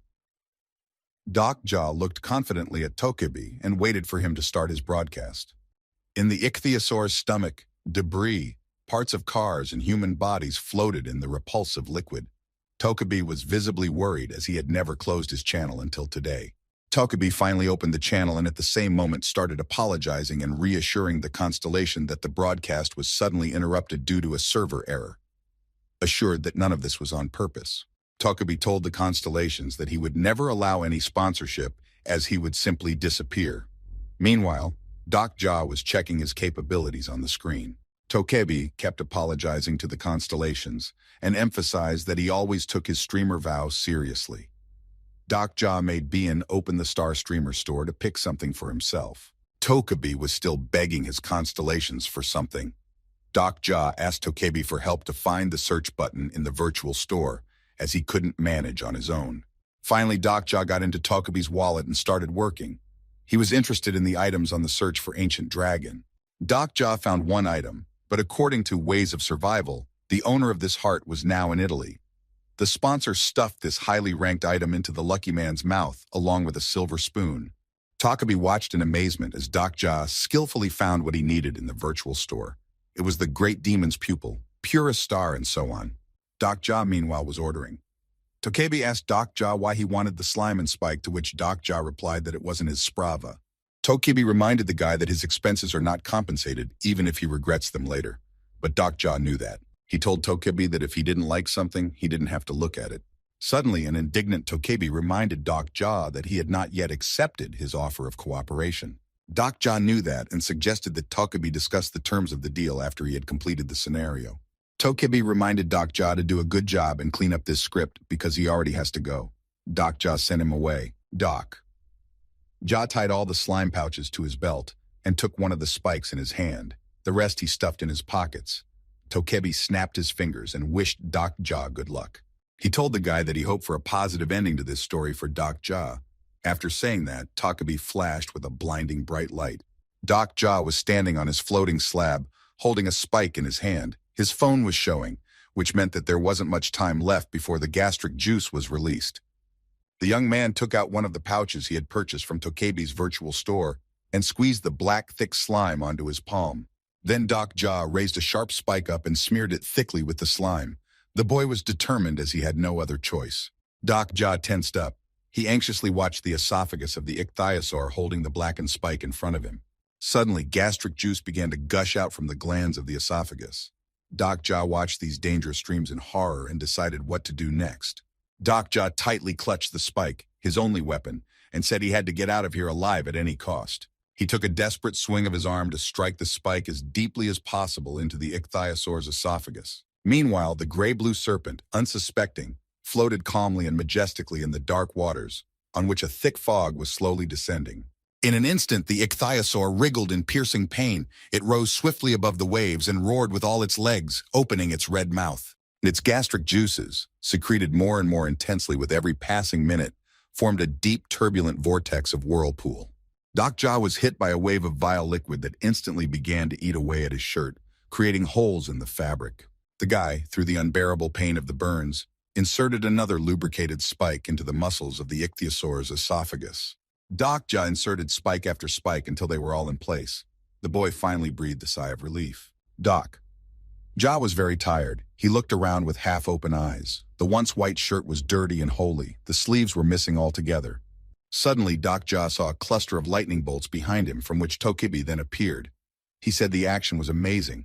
The guy was barely hanging onto the elastic muscles of his esophagus, but he still felt extremely relieved that his plan had worked. Tokibi approached the stuck spike and said that Doc Ja had done an incredible thing.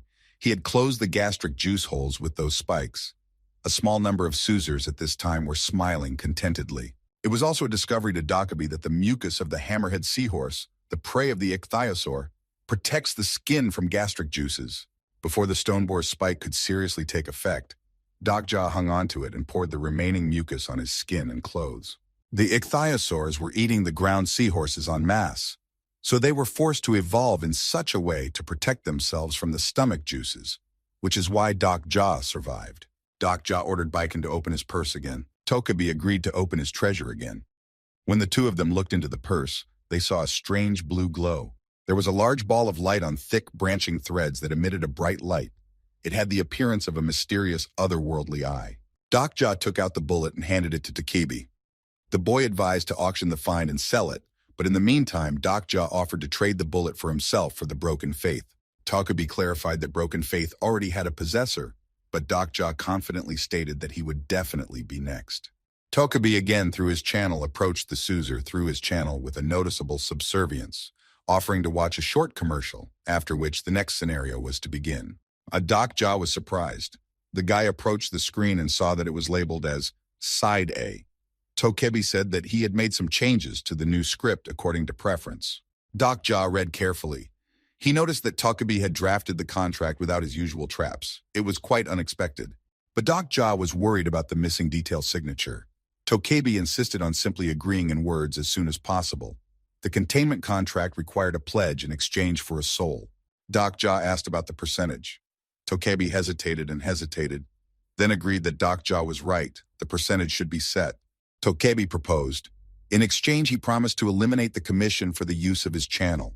The donations Doc Ja received in the future should also be divided, but Doc Ja did not believe it. Tokibi was very surprised at the refusal. He insisted that in the business world, this was the normal distribution of parts. The blue screen displayed a young, strong guy who was shouting. Above him was the inscription WI. Black shadows of Susers against the starry sky watched the broadcast. Meanwhile, Tokibi was receiving coins from an iron hand. Doc Ja told Tokibi that he himself is an incarnation without a sponsor, and when such a character is donated, the constellations pay Tokibi a huge commission. Tokibi was embarrassed. He wanted to make up for it with a smile, but it was strange.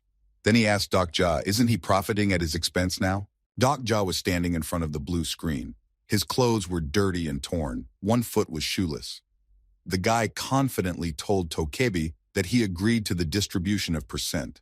Doc Ja just laughed in his face and said that Bishen could only take the commission and he would not give up even a penny. Tokibi started to bargain the guy down to then, but Doc Ja was adamant. He threatened Tokibi that he would switch to Channel 2 altogether, as he had heard that a certain Jita was quite successful now. He also reminded a furious Tokibi that the commercials he had interrupted his channel for would soon be over, and the constellations were already starting to get nervous with discontent.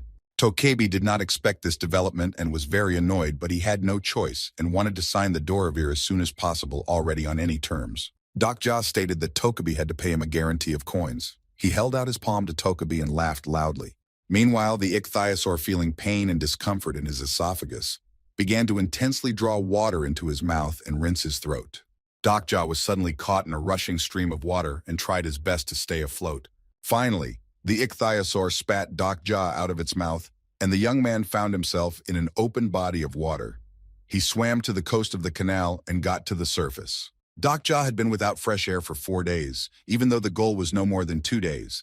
But if it took Yu Junhak that long to catch the ichthyosaur on the 4th circle of regression, Doc Ja was still fast. So if signing a containment contract with Tokebi would give Doc Ja a lot of coins, he was on the right track. The boy reminded Tokebi for the debt of coins. Doc Ja was surprised that he who didn't sign any contract in reality became a phenomenon because he was once the only reader of the novel. Doc Ja looked at the blue screen and read about the unique skill Fourth Wall. There it was again. Tokebi suggested that it could be a system failure. Doc Ja agreed and asked Tokebi to fix the system since he couldn't open the characteristics window, but Tokebi denied that there could be a glitch at all. Who would have thought that even Tokebi with his absolute power couldn't block Doc Ja's characteristic window? So with this, the guy planned to masterfully fool everyone around him. Doc Ja, half undressed, walked forward with confidence and determination, holding the only spike he had left, one of his boots still floating in the ichthyosaur's stomach. At last Doc Ja found the long-awaited half-blocked exit window and then soulfully burst through it. It was deserted and eerie. Now the real thing began. There were rocks on the road, no cars, and various signs on the multi-story buildings around, indicating the recent vibrant life of the city. Suddenly, as if in another dimension, a giant stone rhinoceros appeared, speeding straight at Doc Ja. Then just like that, out of nowhere, a huge green mantis rose up in front of Doc Ja, raising its thin paws. The rhinoceros stared at the ground with violet eyes and dug the ground ominously with its strong hoof. The mantis flicked its sickle-shaped jaws threateningly. Doc Ja noticed a large store that was not working and had damaged windows and doors and decided to break in. Doc Ja started scooping up bags of all sorts of convenience food, juices, water, chocolate bars, and bars. Doc Ja's mouth was clamped with a piece of cloth moistened with something bright blue. The boy added more milk, kefir, and canned goods to the groceries. The young man was carrying 4 bulky bags of assorted food and walked towards the exit. Doja thought that this should be enough for him for a while. By the time the effect of the item wore off, Doc Ja should have already reached the subway. The boy spent too much time changing his clothes. Doc Ja almost reached the door of the store as he suddenly heard a woman's voice behind him. It was faint and quiet. He stopped and looked around. There was no one in the store at first glance, but in the empty hallway there was a clear request for help. Doc Ja tensed up and listened again. He was already holding the blue cloth in his mouth. At the same time, his soul was raging with sympathy and caution at the same time. On the floor, he saw a girl who was rubbing herself from cold or fear. He was very surprised to see a living person here. She had shoulder-length black hair and brown eyes, and had a medical mask on her face that covered her nose and mouth. Doc Ja threw the girl on his shoulders, and without leaving his bags, he quickly went to the exit. They had very little time to catch the subway. Doc Ja ran along with his burden down the devastated street. The Aksu ground station was already destroyed, and the nearest subway entrance was at Gimho Station. Doc Ja ran as fast as he could with all his strength and stamina. At last, they both reached the desired station and stopped in front of the door. He and his companion were standing near the steps leading down to the subway entrance. The doors were closed, and the protective roll-up gates were down, and the sign Gimho could be seen orphaned at the top. Doc Ja swore. The girl was holding on to Doc Ja's shoulders, but her arms were getting weaker by the minute. The guy looked around and decided to try to get in from the other side. He turned his head to the girl and told her that the fourth entrance was also closed. And again, they both saw a familiar picture. Again, the area was completely deserted, and all possible entrances and exits were closed. Doc Ja and the girl went down the stairs and approached the roller shutter gate. They grasped the bottom of the roller shutter itself and began to open it on their own. Surprisingly, the gate gave in and with a characteristic sound rose up. Doc Ja and the stranger did not even suspect what was waiting for them inside. Doc Ja held the saved grasshopper hammer spike in front of him just in case. The people on the other side of the subway tensed up. They were puzzled when they saw Doc Ja and his companion demanding to open the door, and they were not at all friendly to the new guests. Doc Ja said that he had a wounded woman with him, but the people in the subway were not planning to let them in, arguing that there were already too many of them, and chased the travelers away. Doc Ja covered his mouth with the blue cloth again. It was strange to him that the passengers wouldn't let him and the girl in because there were so many of them inside. Was there really such a plot twist? Doc Ja raised his spike higher in front of him, causing the disgruntled passengers to be startled as they watched the strange couple in amazement. Doc Ja and the girl completely lifted the roller blind and went inside. All the people who were greeting these guests promptly rushed out. Doc Ja placed his food bags on the floor and closed the roulette behind him, then carefully placed the girl under the wall. He took out a blue cloth from his mouth and held it out to the girl. It couldn't completely restore the body from the effects of the poison, but this thing at least neutralized it. Speaking of which, was there such an additional character like this girl in Ways of Survival? Doc Ja was willing to bet that from the beginning, she had every chance of dying here. Doc Ja and the girl sat silently on the floor and rested. The boy wanted to try to look in the description for some clues for further action, but suddenly a man from the crowd pointed at him. The young man and his companion were tensely looking towards a bunch of people approaching them. One of the men was blinding Doc Ja's face with a handheld flashlight. Ahead of the organized group stood a tall, middle-aged man. He had an aggressive attitude and asked Doc Ja who he was. Doc. Ja looked tiredly at the crowd and thought that he had no other choice but to introduce himself if he was approached. The men wondered if they had heard him correctly, but they were not interested in what he had said.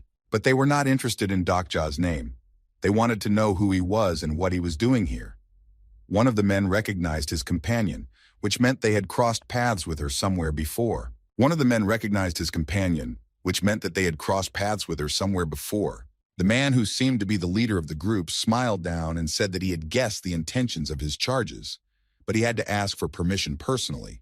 Another person standing behind the chairman laughed and said, pointing at the frightened girl, that Chul Soo-hyung Nim should be the first to do this to her, but Doc Ja didn't remember such a character. The men demanded that the young man give them his companion, and then they looked at the bags of food as well. The leader, Chul Soo-hyung Nim, smiled in satisfaction and roughly ordered Doc Ja to leave his supplies and leave, in which case he and his men would keep the boy alive. Doc Ja watched the group of these people. He noticed that in reality, people were acting even more stereotypical than their imagination, and this did not seem to be a positive trend.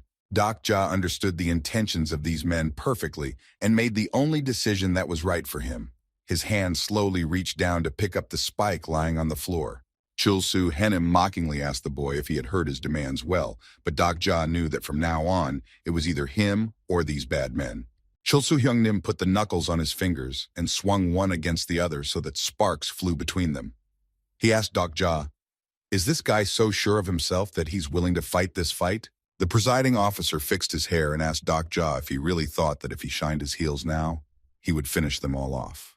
Meanwhile, the rescued girl was sitting quietly on the floor under the wall with her head bowed, with Doc Ja's jacket on her shoulders and a blue piece of cloth with a poison neutralizer still sticking out of her mouth. Doc Ja suddenly struck Chul Soo-hyung Nim's face with a sharp blow.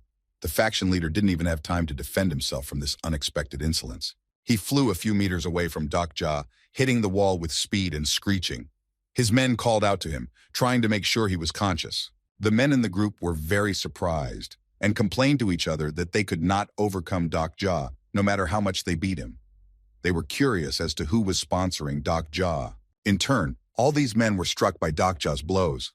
One of them with a damaged eye was trying to shout to Henim. Another was suffering because his legs were broken. Others were not moving at all. Doc Ja walked over to the wall where Chul Soo-hyung was sitting and addressed him by name. He clarified that the man was from Choldu's group. Chul Soo-hyung Nim was not surprised and asked how the young man knew him. The chairman noticed that Doc Ja was probably one of the men who had killed many people. He stood in front of him and silently looked down at Chul Soo-hyung. There was an oppressive pause between Doc Ja and the man, and then Chul Soo-hyung said quietly that he saw an incredible resemblance between them, and Doc Ja was horrified by what he heard. For the first time in his life, Doc Ja was scared of himself. He remembered his difficult journey in this reality, how he threw the box of horses at people and left them hopeful, how he killed Kim Nam-woon. He remembered Kim Nam-un's face, and how he had told Doc Ja, laughing, that he just wanted to see the people who were going to pick up the grasshoppers on the floor suffer, but he couldn't admit it to himself. Doc Ja became nervous. He rebuked the man that Chul Soo-hyung Nim was not in a situation where he could open his mouth without permission, and he couldn't help himself. Doc Ja pierced the man's wrist with all his might with a spike. Doc Ja had planned to hit the man just once to teach him a lesson, but he couldn't stop now. He kicked him with all his might until he heard voices behind him. The rescued girl continued to sit in the corner under the wall, while one of Henim's underlings begged to let their leader go. Doc Ja came close to Chul Soo-hyung and took him by the collar of his shirt. The man's face was bloody. Doc Ja asked him why he did that, to which Chul Soo-hyung replied that it was better to just kill him quickly and not mock him, because in this world, man to man is a wolf. Indeed, Doc Ja recognized that they were alike. The guy couldn't and wouldn't deny what Chul Soo-hyung said. Perhaps he really did say the right things. Doc Ja raised his leg for the final blow. The breathless body of Chul Soo-hyung continued to sit by the wall. His men began to furtively approach him on their knees, hoping that their leader would call out to them. Dokja turned around and walked towards the girl. He threw her back on his shoulders, picked up his food packs, and moved forward. He ordered Chul Su Henim's men to lead him to his main group. Dokja looked at the map of the subway lines. The red color was the one he was following. The boy first found where he was and then began to memorize additional branches from that point just in case. At last, Dokja and Chul Su Henim's men reached the main group. The boy saw the surprise on the faces of all present, men and women sitting on the floor, some sleeping on blankets. The station was crowded. Dokja turned to the Choldu group. He asked for help for the wounded and the girl who had been found. Dokja carefully lowered the rescue companion from his back. Suddenly he heard his name from wherever he was. The guy started to look carefully into the crowd. At the same moment, Dokja saw a worried Yu Sang-ah, who kept calling his name. Behind the girl, he saw a lieutenant and a little boy named Lee Gil-yoon. Yu Sang-ah rushed into Dokja's arms and was happy that the boy was safe and that they had met. But the most agile was Lee Gil-yoon, who was the first to cling to the boy and embarrassed him a bit. Lieutenant Lee Hyun-sung was also happy to see him. He started apologizing for what had happened, namely that the three of them had left Dokja behind. But at that moment, there was little they could do to help him. Dokja took out a cookie from the bag and gave it to Lee Gil-yeon. The kid told the kid that Yu Jung-hak was right when he said that Dokja would resist. Dokja was surprised and asked the boy if he knew where Yu Jung-hak was, to which the kid replied that he didn't know where Yu Jung-hak was. Lee Gil-yeon told Dokja that Yu Jun-hyuk had just left the station yesterday. Dokja thought about it, trying to put all the information into a logical chain. He thought about it and tried to put all the information together in a logical chain of thought. Dokja, along with Yu Sang-ah, watched as the men carried Henim under their arms looking for help. Yu Jun-hek is a regressor living the same life. In this, the third circle of regression, he is born an all-consuming monster. And yet, he is the one who appeared to make a drastic cleanup. But no matter what, Yu Jun-hak is in a hurry. Dokja didn't notice that he spoke his thoughts out loud, after which he asked Yu Sang-ah to ignore it. Dokja didn't notice that he spoke his thoughts out loud, after which he asked Yu Sang-ah to ignore it. Ja turned to Yu Sang-ah and said that there was someone missing from their company. He asked where their other companion Han Man-oh had gone. Suddenly, Dokja noticed that he and his friends were surrounded by men. They came closer and closer, narrowing the ring. Each of them was holding a heavy bat. As the young men came closer, Dokja, along with Yu Sang-ah and Lee Hyun-sung, looked at them suspiciously, not understanding anything. Little Lee Gil-yoon clung tightly to Dokja's legs. Manager Han Man-oh came out of the crowd and shouted hysterically as usual, pointing his finger at Dokja.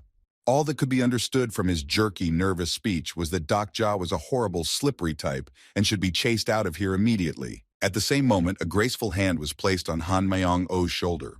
A voice behind him turned to the manager and said that all survivors should get along with each other and not talk nonsense. A tall, friendly young man in a black sweater and white pants stood beside Han Meng-oh. He turned to Dokja and assumed that he was the new guy who had arrived today. The stranger asked the guy's name kindly. His name was Chien-yin-ho. This sincere guy had a beautiful open smile and blonde hair. This name seemed familiar to Dokja. He extended his hand to the stranger to greet him. Dokja realized that the young man probably had a sponsor and was probably the leader of this place.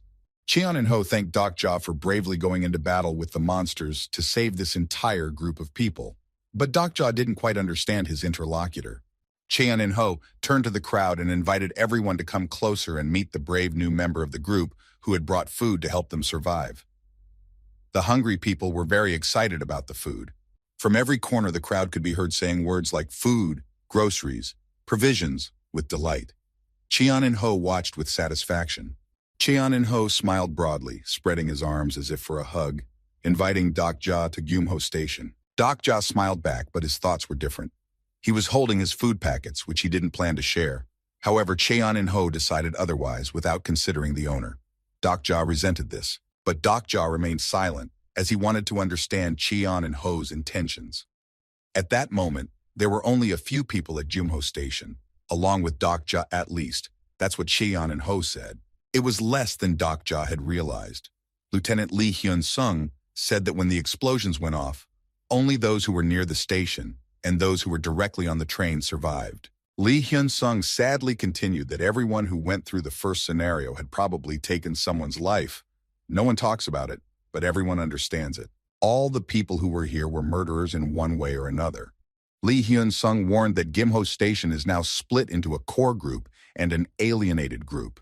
And somewhere nearby, the voice of Han Man-oh, who is now a respected junior member of the Hangan group, could be heard emphasizing to the crowd that their leader was working hard and would soon get them all out of this mess.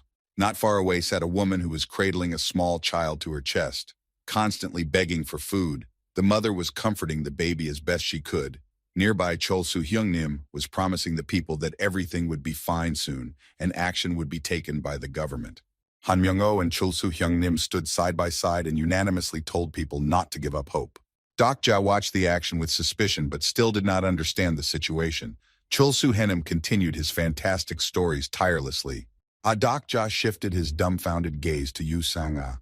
She began to tell him that the food distribution was being done by the core group, but the food was running out, so they assigned people to be sent to the surface to get it. Yu Sang-ah pointed to the girl that Dokja had rescued and said that her name was Haiwan. She had gotten here with everyone else and was on the list of people who were sent upstairs to look for food. Yu Sang-ah continued. In fact, there were a few other people who left besides Haiwan, but the only ones who didn't come back were from the alienated group.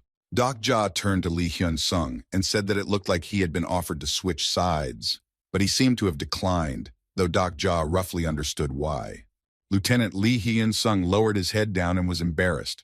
He replied to Dokja that he just thought he should do it. Lee Hyun-sung shared that he didn't know much about things like morals or ethics, but something inside told him that it would be wrong. Of course, right now it's hypocritical to speculate on what's right or wrong. Dokja looked sympathetically into the lieutenant's eyes and reassured him that duplicity is not a judgment. It's what's in the heart that counts. Lee Hyun-sung was moved. Suddenly their conversation was interrupted. Wing saw the smiling and smug Chul Soo-hyun-nim standing with his cheerleaders. He asked Dokja to give him a moment of his attention to have a serious talk. Chul Soo-hyun-nim had some suggestion. Yu Sang-ah, along with Lee Gil-eon and Haiwan, were sitting nearby. Holding the grocery bags tightly in their hands, they watched the further developments. Chul Soo-hyung-nim warned Dokja that he was going to be blunt. He offered to join his group, which scared Lee Hyun-sung, but Dokja was ready for the offer. Chul Soo-hyung-nim offered Dokja a high position to lead the group together. Dokja barely audibly asked what would happen if he refused. Chul Soo-hyung-nim laughed out loud. He thought it was funny. His smile was not so friendly anymore, but rather seemed sinister. The guy didn't even mean to say no. The guy didn't even mean to say no. The guy didn't even mean to say no. Chul Soo-hyung-nim pressured Dokja, calling him a hero who saved people from monsters. He emphasized that with his strength, doesn't Dokja have a duty to lead everyone? At the end of the speech, he simply asked him to cooperate for the sake of the people. But Dokja realized that it was just a simple manipulation for gain. Meanwhile, Chul Soo-hyung-nim continued. He asked Dokja, doesn't he see these unfortunate people? Chul Soo-hyun-nim pointed to the weakest with his outstretched palm and pointed to the small children, women, and old people. Dokja noticed a scoreboard hanging from the ceiling with numbers engraved on it. Opposite the 4 numbers was an exit sign. Lee Hyun-sung asked Dokja if it was normal for a guy to say no to Chul Soo-hyung-nim. Dokja asked a counter question. Would the lieutenant want Dokja to say yes? It turned out he didn't, but Lee Hyun-seong couldn't get out of his head what Chul Soo-hyung-nim had said at the end of the conversation. Namely, when Dokja had said no and assured him that he would never change his mind, Chul Soo-hyung-nim had said he doubted it. He warned Dokja about it, to which the guy just shrugged his shoulders and made a joke.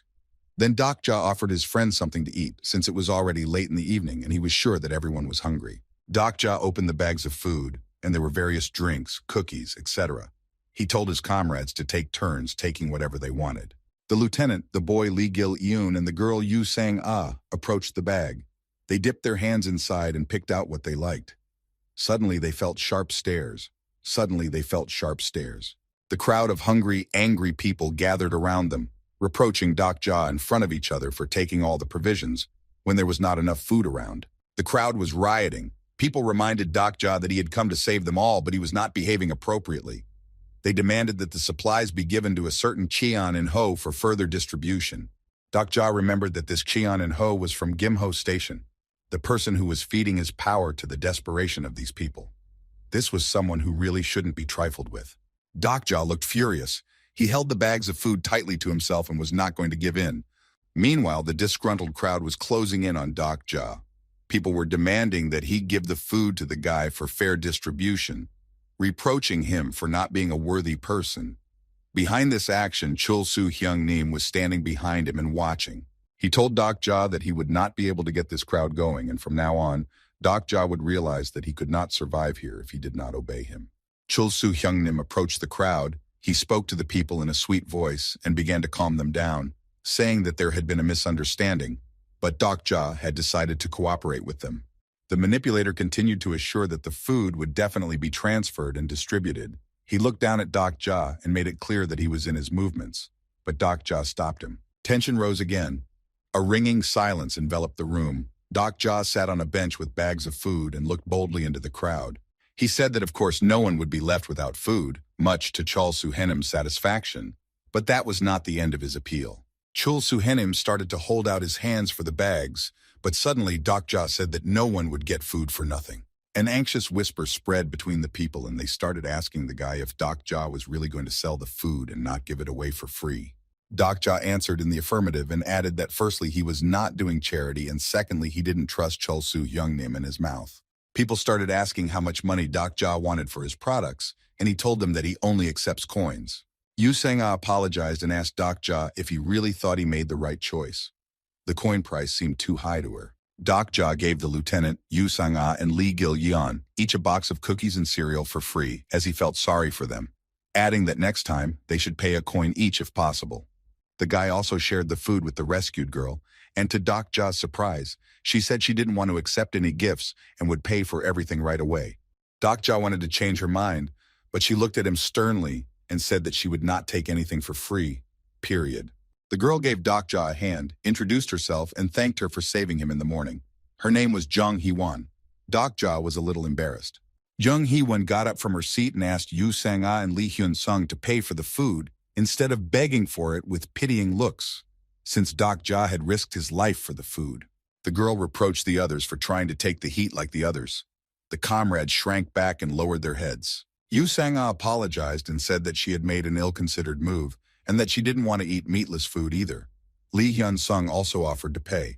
He asked if everyone knew how to exchange coins, to which Yu Sang-ah replied that they had recently learned how to do it.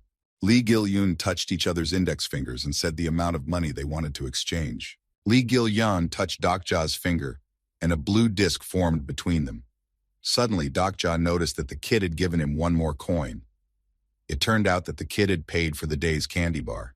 Jung Hee-won drew everyone's attention to this responsible act and said that even a child understands the situation better than adults. The girl told Doc Ja that the core group monopolizes the supplies, and then people, like animals, eat what they are given.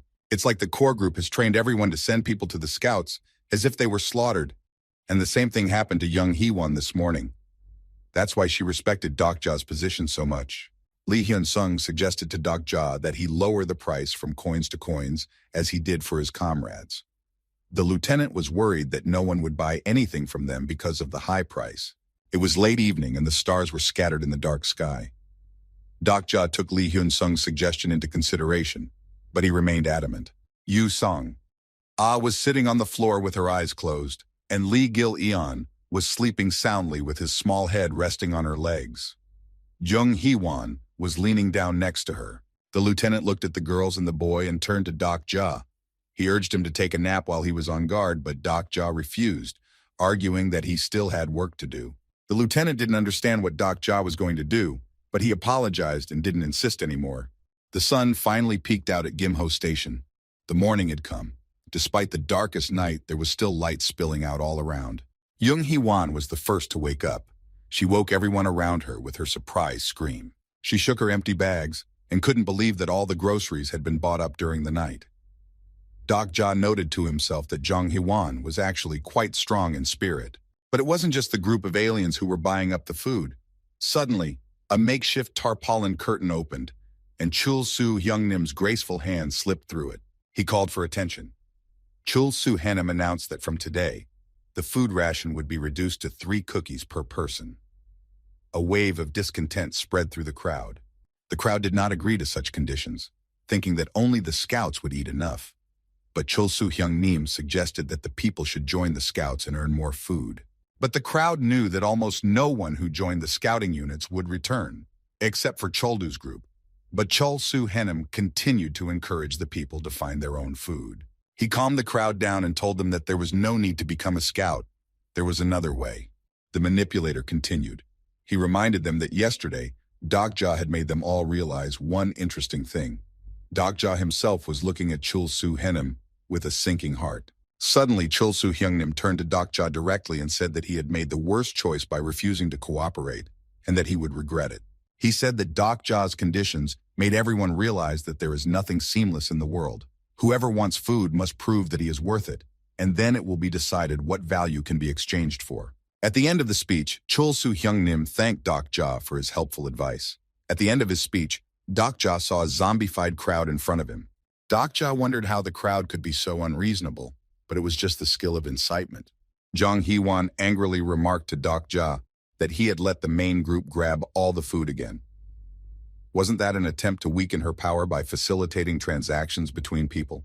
Dokja excused himself that he really wanted the people to wake up on their own, to which Jang Hee-won rebuked that in that case he shouldn't have sold the food to the core group since the situation hadn't changed.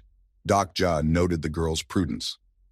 But Dokja also pointed out to the girl that he had earned quite a few coins, namely not just one, but a whole lot. This answer angered Jang Hee-won. She thought Dokja's action was meaningless and didn't know how to trust him now. Jang Hee-won asked if he had left any food for himself. Only Yu Sang-ah continued to believe in Dokja. Dokja smiled contentedly. Despite Jang Hee-won's reproach, he told her that he had sold every last bit of food. Jang Hee-won points her finger at the smiling and carefree Kim Dokja. The girl asks Yusan if she trusts the hero. The young hero looks with a bit of bewilderment towards the boy who holds out food in his direction. Kim Deok gently rubs the boy's unbrushed hair and asks him not to share the food with him because he is not hungry. The young hero continues to rub the boy's hair and asks all the other members of the group if they have any food left. A huge crowd gathers near the men armed with clubs to purchase food from them, but several men are outraged that there is a hefty price tag on the provisions. Kim Dokja stands on the empty railroad and stares into the distance, trying to see what is in the depths of the tunnel. He hears the voice of a girl, Jang Hee-won, whom he rescued a while ago, and turns to face her to see what she wants to tell him. Ji Hee-won squats down with a calm expression on her face and explains to the hero that everyone who went towards the tunnels is missing. The girl hopes that the man is not going to follow them. The girl stares at Kim Dok for a while and then asks him with the same calm expression whether she had time to thank him for saving her. Ji Hee-won rises to her feet and slightly bows her body in a pose of gratitude for her rescue, while Kim Dok climbs up on the platform and looks at the girl puzzled. The girl points somewhere in the direction of the camp, and Kim Deok notices two young men, one of whom is limping badly after the altercation with him. Ji Hee-won looks at the limping man with hatred in her eyes and asks the young hero not to touch him because she wants to settle the score with him personally. Kim Dok-ja looks at the girl whose clothes are slightly tattered from the recent incidents. He ponders whether Ji Hee-won was able to choose a sponsor. Several men approach the old woman and try to persuade her to join the scouting party, but Ji Hee-won is about to stop them, and so she heads in their direction. Ji Hee-won looks at the young hero with horror in her eyes, who tries to dissuade the girl from her reckless actions.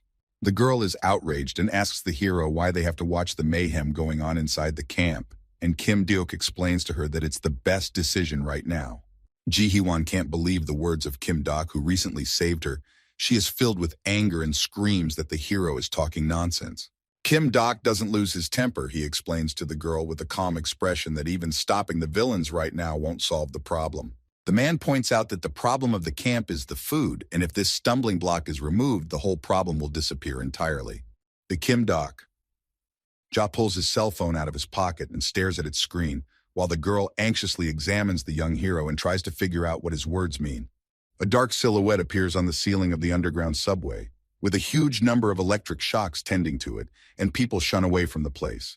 Lee Gil-young, Yu Sang, and Lieutenant Lee Hyun-sung look towards the mysterious Tokabi creature who greets all the people in the subway station with a loud voice. The young hero, along with Ji Hee-won, also watch the creature, who tells them that his predecessor has been disciplined. A huge amount of lightning circles around Tokabi. He rubs his hands together and informs the people that he will now be in charge of this scenario. Cold sweat drips down Tokabi's face profusely because his predecessor Bi-hyun was constantly turning up his nose and being proud of his group, and he notices that the people around him are very quiet. Tokubi makes a snap of his fingers, and a huge amount of lightning bolts, as if at his command, fly all over the subway station. A huge amount of products begin to glow with a bright yellow light and rise to the ceiling, flying away from their former owners. People watch in horror as the huge amount of food they have been collecting for so long flies away from them into the sky. The Tokebi creature looks at all the people and says that everyone better prepare for the next challenge and not waste their time on nonsense.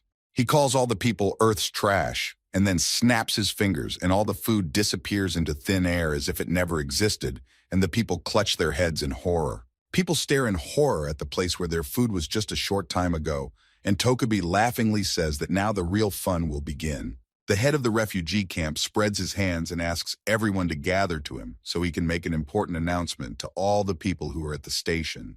The man explains that very few people are currently in the scouting party, and all those who do not join the party will lose any chance of getting food. The head of the refugee camp is very angry about the situation in which the entire food supply has been destroyed. He does not know what to do because of the announcement of limited provisions. Ji Hee-won looks at her hands with tears as she holds a packet of cookies, and Kim Dok-ja tells her that she should have listened to his warning. The young hero looks at his settings and sees a caption saying that his understanding of Cheon and Ho's character has improved because he anticipated his train of thought. Ji Hee-won looks at the young hero with a bit of surprise and asks about how he knew there would be a food theft, and Kim Daok explains about how he only assumed that Tokebi was unlikely to leave people alone. Kim Daok looks at the information boards and is surprised to find that a living tax has appeared that wasn't in the original novel.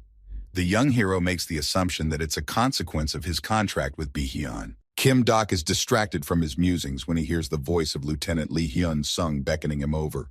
Lieutenant Lee Hyun-sung is frightened by the events and asks his friend what to do now that food supplies are low and suggests that he join a reconnaissance unit. Lee Hyun-sung is very surprised when the young hero gives up on the idea of joining the reconnaissance team and asks how their team can get provisions under such conditions. Kim Daok silently looks behind Lee Hyun-sung, and the lieutenant turns around to see what the young hero saw behind his back. The whole group turns around in the direction the young hero is looking and are surprised to see the railroad tracks where a huge number of people disappeared not too long ago. Kim Dok-ja explains to his group that the world has long since changed, and now, in order to get food, they must learn to hunt monsters. A Lieutenant Lee Hyun continues to stare at the rails that run parallel to the platform and doesn't believe that the hero is going to go to battle with the monsters. Kim Dok's team descends to the rails and inspects the refugees who have been left on the platform and are preparing to leave. Cheon In-ho sees Kim Dok's team off with a smile and says that they will need a team to carry the script on their shoulders and wishes them a good journey. And the young hero notices that the head of the refugees breathes a sigh of relief after they leave. The young hero remembers the crazy man who met him on the train. He thinks that he needs to anticipate Cheon and Ho's future actions. The refugee head looks at Kim Dok-ja's group with a horrible smirk, and the young hero realizes that Cheon-in doesn't trust him at all. Cheon-in offers to take Kim Dok-ja's team, one of his group members, to explore the tunnels further and get information about them. A long subway tunnel with rails running along it is dotted with the bodies of people who will never wake up again, and the smell of blood in the air. A man from the refugee camp shrieks loudly as he accidentally steps on a human body, and the sound travels the length of the tunnel. The man's trembling voice asks Yu-sang to take his hand, pretending to be concerned for the girl's safety, only to hear her rebuke him for being scared out of his wits. Lieutenant Lee Hyun-sung suggests that the man from the refugee camp could cause a lot of trouble, but Kim Deok just sighs and says to ignore him. Kim Daok worries about young Hee-won-chi, who hasn't fully recovered from the recent incident, but the girl asks the hero not to worry about her well-being and to show more attention to the boy. Lee Gil-young walks behind the rest of the group and listens to the conversations between the guys who are worried about his safety. Jung Hee-won argues loudly with Lieutenant Lee Hyun and talks about how great she can fight because she used to practice martial arts. The group continues to walk slowly along the long tunnel as they speculate about what qualities and skills they might need to cope with the dangers ahead. Kim Daok explains to the boys that the world has changed a lot, so the vulnerability of women or children is just a silly prejudice. He turns to Lee Gil and asks for a show of strength to prove his point. Lee Gil-young nods silently and slowly squats down. He puts his hands on the ground and a light green glow starts to appear from it. The group notices a long green line appearing from the boy's hands and heading somewhere deep into the tunnel. The boys notice a cockroach on the other side of the green line rubbing its paws on the ground. The boy informs his team that thanks to his ability, he can communicate with bugs, so thanks to the cockroach, he has learned that there is no danger ahead. The boys thank him for his help, and Lee Gil turns toward the team and says that he doesn't want to be an extra burden and is willing to help if needed. The young hero rubs the boy's head, and Young Hee-won notes that there's something else besides bodies, but she can't see anything because of the darkness, and complains about the smell of blood. The whole group stops momentarily, and a blue bar pops up in front of their faces, informing them that an additional script has been received. Kim Daeok, and then the rest of his group, notices that there is a huge carcass of a strange monster lying a few centimeters away from him. The guys look in amazement at the earth rats that lie immovable and try to figure out who could have massacred them in these tunnels. Kim Daeok scrutinizes the corpses of the earth rats and makes the assumption that only Yoo Jun-hyuk could have dealt with them. A Lieutenant Lee Hyun offers to finish the script thanks to these monsters, but Kim Daeok shakes his head negatively and says that he needs to hunt on his own to successfully complete the script. The young hero turns toward Jung Hee-won and interjects the girl about how good she is at kendo, which she talked about not too long ago. While with the help of the bones of ratsops, the group arms themselves with homemade swords, a message pops up in front of the group saying that the constellations are highly interested in the primal side of humans, and therefore sponsoring it to the tune of 100 gold coins. Yu Sang notes that the weapons, though looking rather primitive, are very well made, and the young hero asks the group if they each have 100 gold coins. Kim Daeok. Ja tells his group that she doesn't expect too much from him, but asks them to keep 100 gold coins to pay the tax and spend the rest on character enhancement to survive. Earth rats slowly crawl out of the dark depths of the tunnel, emitting a horrible stench, and the monsters quickly rush towards the humans. Lieutenant Lee Hyun-sung holds his bone sword tightly, and with a slight movement of his hands, he slashes the monster's belly and topples its body to the ground. Young Hee-won moves like a cat and dodges the numerous attacks of the rats that try to reach her body with their sharp claws. She slices the torso of an earth monster in half with her bone sword and continues to dodge the attacks of the other monsters. One of the monsters dodges the girl's sword and flees into the tunnel in terror to avoid being slaughtered. Lee Gil-young, despite her young age, has no trouble dealing with the monster and hits it on the head with her sword to stun it. Yu Sang quickly runs to the boy's aid and plunges his bone sword into the creature's torso to finish off the stunned rat snake. Kim Daeok. Ja quickly takes care of his opponent and looks at his team with a bit of surprise. He didn't expect the boys to do such a good job.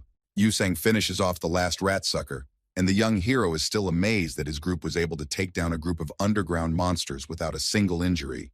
Young Hee-won comes up to the young hero. She looks at the several monster bodies that lie under his feet and asks Kim Daeok how many he has defeated, and the man replies that he has defeated 4 monsters. Lieutenant Lee Hyun-sung holds his bone sword tightly in his hands and proudly declares that he was able to single-handedly defeat 3 monsters, while Young Hee-won unhappily clucks and says that she only managed to kill 2.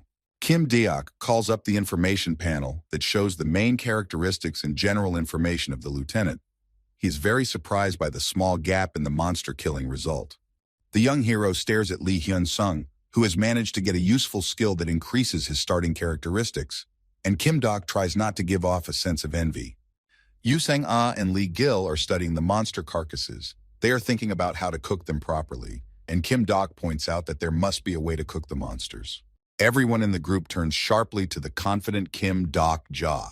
The group suspects that the young hero knows too much about the disaster that happened. The young hero realizes that his words look too confident, and he tries to look away from the group's faces. There's an awkward silence in the group, but then Lieutenant Lee Hyun-sung comes closer to Kim Daeok Ja and hesitantly asks how much the hero knows about what's going on around him. Kim Daeok Ja is frantically thinking in his head to give the right answer, and at the same moment a sign pops up in front of him saying that the constellations are very interested in the hero's answer. The sudden appearance of the monster interrupts the silence within the team, and everyone turns at the loud shout of the man in glasses. An earth rat dog attacks the man with glasses. It firmly grabs the man's legs with its jaw power and tries to drag him into the darkness. Yu Sang-ah runs towards the man without the slightest hesitation and grabs his arm to try and pull him out of the monster's grasp. The earth rat dog turns out to be a surprisingly strong creature and has no problem dragging the men with great speed deep into the tunnel, and the bodies of the girl and the man dragging helplessly on the ground. Lieutenant Lee Hyun-sung didn't have time to grab the girl's hand. He freezes in a pose with his arm outstretched, and Jung Hee-won covers her face with her palm and says she expected trouble from the man. The guys notice a huge hole right in the middle of the railroad tracks, made by a rat dog to escape with his prey to his lair. Lieutenant Lee Hyun-sung and Jung Hee-won stand near the hole in the floor and stare into the endless darkness, worried that their friend may be in trouble. Kim Dok. Ja declares that he will take Lee Gil with him because his ability will help him catch up with the creatures. Jung Hee-won is extremely indignant that the young hero asks Lieutenant Hyun-sung to look after her because he wants to go in search of his friend. Lee Hyun-sung examines the girl closely and notices the huge bruise that covers her entire neck. He realizes that Jung Hee-won is better off staying under his protection. The lieutenant says that the team will definitely give a sign if something happens, so he suggests to wait for the guys near the hole made by the monster. Lee Gil-young holds the young hero's hand and uses his ability to walk through the pitch blackness where human eyes can't see anything. Kim Dok. Ja follows the boy and thinks about how it would be tough without the special ability, but his thoughts are interrupted by Lee Gil-young's voice. Lee Gil-young points out to the young hero that he made the two of them to be together on purpose, and now they are following the monster, and the boy's musings surprise the hero greatly. The boy goes on to say that Kim Dok purposely gave the monster opportunities to get away when he grabbed the men. The story moves back a few minutes to the moment when the monster grabbed the girl and the man. The boy watches Kim Dok Ja's facial expression intently. Kim Dok. Ja is greatly surprised by the boy's attentiveness, and to his right, pop-ups appear every now and then to inform the hero that several constellations are watching him curiously. The young hero realizes that the boy is quite intelligent, so he decides not to hide the truth from him and tells Lee Gil that the monsters are herding their prey into the lair for safekeeping. Kim Dok brings up a memory of Yu Sang-ah being held by a monster when she was trying to save a man, and he explains to the boy that there may be valuable resources in the lair. The boy listens to the young hero's explanation with amazement. He is amazed that there could be valuable items in the monster's lair, and is not at all disappointed with the hero's decision. Lee Gil-young looks at Kim Dok without taking his eyes off his face and says that the hero is not a bad person at all because thanks to him he is still alive. The boy squeezes the protagonist's hand tightly. His eyes are filled with gratitude, but his face doesn't express any emotion, and then he says that he believes the hero. There is an awkward silence between the boy and the hero. They look into each other's eyes for a while, and the constellations sponsor Kim Dok with gold coins because this event has moved them a lot. Kim Dok is very surprised that Gil-young can reason so maturely, but worries that the child may not know everything, so he asks the boy why he trusts him so much. Several constellations hold their breath and watch the developments closely. Kim Dok is worried that there are a lot of nasty adults in the world who might take advantage of the boy's kindness. Lee Gil and Kim Dok approach the end of the tunnel and soon find themselves in the monster's lair. The boy suddenly stops and addresses the young hero with a question. Kim Dok. Ja is greatly surprised by Lee Gil-young's insight when the boy asks the hero about whether he is the main character or a celestial. Kim Dok Ja explains to the boy that he is neither God nor the hero of the story. He tells him that he has always been jealous of the protagonists he has read stories about. The boy is sure that the young protagonist must know a lot of information about the horrors of the world around them, and so he asks if he can make a wish at the end. Lee Gil-young has read a great many stories in which a great reward awaits the winners at the end, and that's why he asked Kim Dok if there's anything like that in this story. Kim Dok scrolls through the memories in his head and remembers the crazy guy he had to deal with in the first scenario in the train car. He scrolls through his mind the huge number of people who he believes that there is bound to be a big reward at the end of this nightmare. Kim Dok. Ja puts his hand on the boy's shoulder and tells him that he will be able to make a wish. He rejoices in the fact that the tunnel is very dark and no one will see his expression. Kim Dok and the boy come a little closer to the lair, and bright rays of blue light gradually illuminate their silhouettes. The young hero thinks he is a mean adult because he saved the child. Lee Gil-young holds his bone club tightly with both hands, and Kim Dok-ja continues to keep one hand on the boy's shoulder while holding the bone sword with his other hand. A blue die pops up in front of the group to indicate that the script has been updated.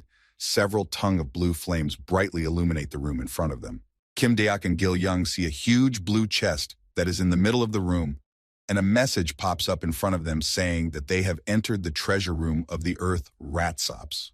The boy is about to say something, but Kim Dok instantly covers his mouth with his hand and tells Gil-young to take his time because there's more than just jewelry in the treasuries. Gil-young and Kim Dok hide behind the trunk of a large tree and watch as the silhouettes of Earth Ratsops appear in front of the treasury. The young hero and the boy look around carefully and suddenly hear the familiar voice of a man accusing Yu Sang-ah of something. The man with glasses and the girl are tightly braided by tree vines. Manager Han from the finance department accuses Yu Sang-ah of taking the subway, and that's why they got into such a mess. And the girl doesn't understand her former colleague's train of thought. Manager Han continues to insist on his position and points out that Yu Sang-ah used to always ride a bicycle, while the girl is very surprised by her colleague's statements and points out that he stole her bicycle. Kim Deok listens carefully to the arguments between Yu Sang-ah and the manager. He realizes that Han Myung used to ride the subway on purpose to spend time with the girl. Manager Han and Yu Sang continue to argue loudly and figure things out between themselves, and the man points out that they should have just gotten into his car, and then he wouldn't have had to steal the bike. Kim Deok grabs his head with his hand. He's tired of hearing the useless argument going on between Han and Yu Sang, and an alert pops up in front of him that one of the constellations doesn't like the pointless argument. The young hero is tired of hearing the pointless argument and decides to move to action, so he picks up a long stick. Yu Sang and Manager Han are so engrossed in the argument that they don't notice the group that came to rescue them, and Kim Deok clutches the pointy stick tightly in his hand and aims it in their direction. Kim Deok stands up to his full height and holds the stick tightly in his right hand, which he is about to throw in the direction of the arguing people. The long stick flies out of the young hero's hand like lightning and rushes toward its target with great speed, ignoring all obstacles in its path. The pointy stick flies towards Manager Han, who continues to ask Yu San about the fact that the girl should have accepted his offer a long time ago. Manager Han notices that the girl is looking frightened and turns her head towards the pointed spear that is flying towards him. The pointed spear crashes with a huge clatter not far from Manager Han, making him squeal in fear, and the constellation sponsors the young hero for interrupting a useless argument. Yu Sang-ah looks with great interest and yet incomprehension at Kim Deok, who just threw a sharpened spear in their direction. Lee Gil stands behind the young hero. He's very frightened by Kim Deok-ja's actions, but does not dare to say a single word. Kim Deok-ja calmly stares at his spear, which is firmly embedded in some strange glass, while cold sweat drips down his face in small drops. Cracks begin to emanate from the hole that the spear has made, spreading very quickly across the entire surface of the glass. Manager Han watches carefully as the glass that was previously between the branches of the trees begins to crack. A huge rumble spreads throughout the room, and Yu Sang and the manager watch in horror as something tries to get out of the broken glass.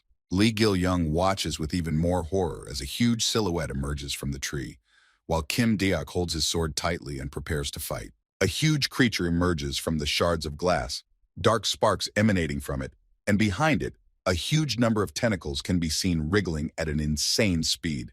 The huge creature with long arms is heading towards Kim Deok and Gil-young. In front of the hero, information pops up that the script has been updated and is now dedicated to destroying the Guardian. Lee Gil-young is startled by the sight of the treasure guard. He covers his mouth with his hand to keep from shrieking in terror, and Kim Deok asks the boy to keep his emotions in check. The boy turns away, feeling nauseous from the over-excess of emotion, and Kim Deok concludes that Gil-young has suffered severe mental damage due to the death of so many insects. Gil-young has a weary face to the young hero when he asks him about using his mute contact ability, and the boy says he can use his ability once or twice at most. Kim Deok instantly travels a great distance and is near Manager Han and Yu Sang-ah to free them from the vines of the tree.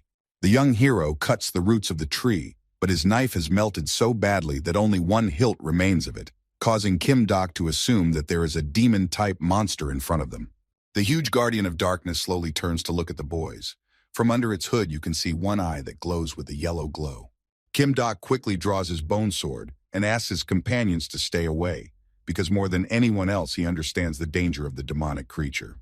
The young hero notices an information plaque that says the Guardian of Darkness has received the blessing of the Demon King. He realizes that fighting the monster will be an impossible task for the group. The Guardian of Darkness opens his mouth and Kim Deok tries to make out what the monster is trying to tell him. The young hero sees the clue that the Darkness Guardian is using an aura of fear and realizes that he can't avoid fighting this demonic creature. Kim Deok neutralizes the fear effect thanks to his exclusive fourth wall skill and awaits the monster's further moves. The young hero stares without a shadow of a doubt at the Darkness Guardian, whose huge silhouette towers over him, and waits for the moment to counterattack. The Guardian of Darkness lets out a loud roar of anger and indignation as he realizes that his ability has no effect on the hero, more dark sparks enveloping his huge torso. Lee Gil hides under a tree trunk. He is very much frightened by the huge creature, and he puts his hand on his stomach and tries to calm his heartbeat. Kim Dok examines the monster carefully, but he can't find a single weakness in its body. He really wants to avoid a fight, but he doesn't see a way to do so. Yu Sang-ah is standing behind the young hero. The girl manages to make out some of the words of the huge demon, even though it is difficult. The Darkness Guardian pauses for a while and continues to mutter words quietly. He concludes that the girl is able to understand his speech. Yu Sang-ah communicates with the huge monster in his language. She apologizes to the Guardian of Darkness that his pronunciation of words is very bad and has a slight accent. The huge creature calms down. It says a few words and points a finger towards Yu Sang-ah. Kim Dok looks at Yu Sang-ah with amazement. He is amazed that even after significant changes in the world, the girl remains as brilliant as she was in the normal world. The young hero turns towards Yu-san and asks about what the huge demon is trying to tell them. And the girl says that the monster is asking to become her mother. The monster points back and forth to Yu-san and then to Manager Han and asks to become a mother, to the surprise of the whole group. The Guardian of Darkness points his finger towards Manager Han, and in the blink of an eye, a long tentacle rushes towards the man. The tentacle climbs into Manager Han's mouth, open with fright, and tries to crawl as deep into his body as possible through his throat. Manager Han is in great pain and discomfort, but the tentacle pays no attention to this and continues to crawl through his throat. Kim Dok takes his bone sword in 2 hands and rushes to Manager Han's aid, while the girl looks fearfully in the direction of the hero and asks him what he is up to. The young hero knows that demons are parasites that use bodies to produce offspring, so he aims for the tentacle to chop it up. Kim Dok takes a quick swing of his bone sword and chops the monster tentacle that intended to take control of the manager's body. The young hero strikes several blows at the Guardian of Darkness, but each time more acid falls on his sword and clothes, causing him pain. Kim Dok is completely oblivious to the worried voice of Yu Sang, who fears for his life, and focuses all his attention on fighting the monster. A huge number of tentacles rush towards Kim Dok's body, but the young hero doesn't hesitate to fend off the monster's attacks at the speed of sound. Kim Dok is surprised that one of the tentacles managed to break his bone sword into several pieces. The young hero dodges the tentacle's attack and realizes that he needs to come up with new tactics to fight the demonic beast, or he won't survive the fight. Kim Dok constantly dodges the monster's attacks and jumps back from another strong tentacle attack that raises a column of smoke underneath him. The young hero runs away from the demonic creature and yells out that he knows Tokebi is beside him, who is watching what is happening. Tokebi appears out of the void and is illuminated by bright flashes of light. He is very surprised at the fact that the young hero suspected his whereabouts, and Kim Dok asks him to get a package for him. Tokebi starts to mock the young hero, and with a horrible smile on his face says that it's not his job to deliver packages and it's a job for Bi-hyun. Kim Daok talks about how Tokebi is now working in his buddy's place and asks him to familiarize himself with the angry notices from the constellations who are voicing their displeasure with what's going on. Tokebi Biryu apologizes profusely to the constellations and uses the information panel to try to find the package that was supposed to arrive for the young hero. The young hero continues to run away from the demonic monster, and while dodging its many tentacle attacks, he notices a message on the information panel that he has received an item from the exchange. The story shifts back to a few hours ago, when Kim Dok was negotiating with Bi-hyun to auction off the rare item and exchange it for an item called Broken Faith. A flash of bright blue light appears in Kim Dok's hand, and the young hero tries to summon the Broken Faith item to help him defeat the monster. The weapon quickly materializes in the hero's hand. An information panel pops up in front of his face that tells him that the power of contract is in effect. Kim Dok stops abruptly, and with one swing of his new sword, he fends off several attacks from the shadow monster that almost reached his body. The Shadow Guardian looks at Kim Dokja and his new sword in bewilderment. He shakes his head from side to side and lets out a shriek of anger and indignation. Tokebi Biryu rubs his hands together and laughs at the hero because he's going to use the broken blade to defeat the Dark Guardian. Kim Dokja holds the broken blade tightly, and Biryu points out that the hero doesn't have the right skills to use the sword to its full potential. Tokebi chuckles at the hero's short-sightedness, and Kim Dok says that he knew perfectly well that it was the broken blade that he would get.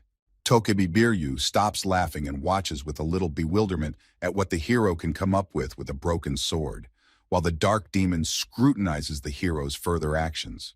A bright blue light bursts out of Kim Dok's hands. It blinds the huge monster, causing it to step back. Biryu flies aside in fright. Tokebi Biryu can't believe that the young hero can use the sword to its full potential, and asks how the hero managed to achieve such an effect. The story moves to the moment of the agreement between Kim Dok-ja and Bi Hyun, when the young hero was buying several items through the information console. The broken sword brightly emits a blue light that streams from its broken blade, the information console reporting that a unique skill has been activated. Kim Dok holds the activated Sword of Faith tightly in his hands as if to absorb all the energy around him. The Dark Guardian lets out a shriek and sends all his tentacles to deal with the annoying Kim Dok-ja who dares to challenge him. The young hero clenches his teeth tightly and prepares to fend off the demonic creature with his new sword. Kim Dok swings his sword towards the monster and instantly slices through several tentacles, causing the demon to scream in unbearable pain. The severed huge tentacles fall to the ground with a loud clatter, and Kim Dok covers his face with his hand to keep the dust out of his eyes. He believes that with this sword, he has a good chance to win. Kim Dok tries to catch his breath and bends his legs slightly at the knees. The sword requires a huge amount of its wielder's mana to function. The young hero uses his ability as a reader and tries to find the necessary pages in the book that will note the monster's weakness. Kim Dok once again jumps back from the demonic monster's attack, and a notification pops up on the information panel in front of him that a unique bookmarking skill has been activated. A huge book consisting of blank blue sheets appears behind the young hero's back. Kim Dok realizes that he is not a first-class swordsman, so he develops his own fighting style. The information panel notifies the hero that the skill activation time will only be 1 minute, and the hero himself will only receive a fraction of the skill from the person he is about to copy. Kim Dok draws his sword a little to the side, and behind him appears the green silhouette of the swordsman whose data he decided to copy with his ability. The Shadow Guardian continues to strike again with his tentacles without hesitation, and a deafening roar comes out of his mouth. Kim Dok repeats the movement of the hero from the story who fought this monster. First, he chops off the creature's left leg and right tentacle. He clutches his sword tightly with his 2 hands and waits for the Guardian to open up to strike after a series of continuous attacks. Kim Dok waits for the right moment and abruptly jumps high up and rushes with his huge sword towards the body of the huge monster. The young hero strikes hard with his 2-handed sword at the monster's weak spot in the groovy and lands behind its back, and the monster's scream of pain echoes throughout the cave. The Shadow Guardian opens its mouth with a dark liquid dripping out of it. Its scream is quickly replaced by a death rattle, and its body sinks to the ground. Gil Young curiously peeks out from his wooden shelter and surveys the battlefield, hoping that Kim Deok was able to take down the monster. Yu Sang-ah tries to bring Manager Han to his senses and translates the monster's last words, who asks the hero how he knows such attacks. Kim Dok sits immovably with his back to the monster for a while. The abilities used have exhausted his body and he can hardly make a move. Cold sweat drips down the young hero's face as the silhouette of the man whose experience Kim Dok had copied continues to stay by his side. Kim Dok. Ja slowly rises to his feet, all his applied abilities dissolving into thin air, and he holds a broken blade in his hand and tells the monster that he reads a lot. The huge monstrous creature lies immovable on the ground, a huge wound left by the broken blade on its body, and Kim Dok wipes the sweat from his face. Tokebi Biryu is surprised to notice for all the listeners that the young hero is holding an ether blade, and the hero's information plaque lights up with a message that he has been sponsored for 500 gold coins. Kim Dok looks at the broken sword with a bit of annoyance that he won't be able to use anymore. He corrects Tokebi's comment and points out that he didn't use the ether blade. The guys gradually get closer to Kim Dok, and they hear Tokebi Biryu strongly displeased with the young hero's progress, but still going to give the award for completing the script. A large number of blue information panels appear in front of Biryu and Kim Dok, and they indicate that several constellations are admiring how the hero was able to complete the script. Tokebi Biryu is distracted from his information panel and points a small finger at the monster creature and asks the hero why he doesn't finish the monster. The huge monster lies immovably on the cold ground, its eyes glowing with a faint yellow glow, and from its mouth comes quiet sounds that remotely resemble words. Biryu is greatly surprised by the young hero's decision to spare the demonic creature. He points out that the first person to kill the demonic-type monster will receive 7,000 coins. Kim Deok swings the sword shard away from Tokebi and refuses to kill the monster. He goes to the treasure chest and asks not to be disturbed. Manager Han appears out of nowhere. He quickly runs up to the body of the demonic monster and stabs his sword into its head to finish it off. An information bar appears in front of the entire group, informing them that the demon-class monster has been killed, and a small smile appears on the manager's face. Manager Han starts laughing crazily. He shouts loudly that he will now become really strong and calls Kim Dok an underachiever. Kim Dok, John Yu sang. I'll look at Manager Han with great surprise. They didn't expect him to do such a thing. Manager Han continues to laugh like a madman. He calls Kim Dok Ja a total loser who can't do anything. But he doesn't notice the huge amount of messages that appear on the news screens. Han Myung-oh pays attention to one of the information screens, which says that the great demon king will haunt him until his death. Kim Deok explains to the manager with a calm expression that he didn't kill the monster because he feared the wrath of his patron, and the boy looks at the young hero with admiration. The manager Han falls to his knees in front of the vanishing body of the demonic monster. Only after the young hero's words does he realize what a terrible mistake he made. Kim Dok Ja turns to his companions and notices the admiring gaze of Gil Young, who has been looking at him all this time, and a message appears in front of the hero that the constellation of the hidden schemer admires his immorality. The group stands in front of a huge treasure chest that glows with a bright purple glow, and the young hero offers to open it. Yu Sang finds a magical energy restoration bracelet in the chest, and Gil Young was able to find an old iron shield for himself. The girl sighs heavily because she was hoping for better rewards in the chest, but Kim Deok rubs the boy's head and notes to himself that the protagonist has already cleaned out the treasury. Kim Deok looks toward the chest and asks his friends not to be upset about the bad gear, because there's something left in the chest that they need. The young hero points to a small item which is a magic furnace, and a message pops up on the information panel saying that there is only a one-time possession of this item. Yu Sang looks closely at the magic furnace that the young hero is holding in his hands and wonders what it's for, and Kim Deok says that he knows what it can be used for. Kim Deok carefully places the magic oven on the ground, after which he sets it on fire and spins the earth ratfish's thigh on the magic fire to cook. The ratsucker meat is cooked. The young hero talks about tasting it first, and Yu Sang and Gil Young are drooling profusely from the tantalizing smell of the meat. As they sit around the magic fire, Gil Young and Yu Sang wait impatiently for Kim Dok's verdict after tasting the monster's meat. Kim Dok opens a large piece of the meat with his teeth and stops for a moment. He chews the meat slowly but doesn't say anything. The young hero tells his friends that the meat is not dangerous, but tastes good, and Yu Sang and Gil Young each take a large piece. The guys enjoy the meal. Several constellations say that they know this wonderful flavor, and Manager Han stands nearby and tries not to choke on his saliva.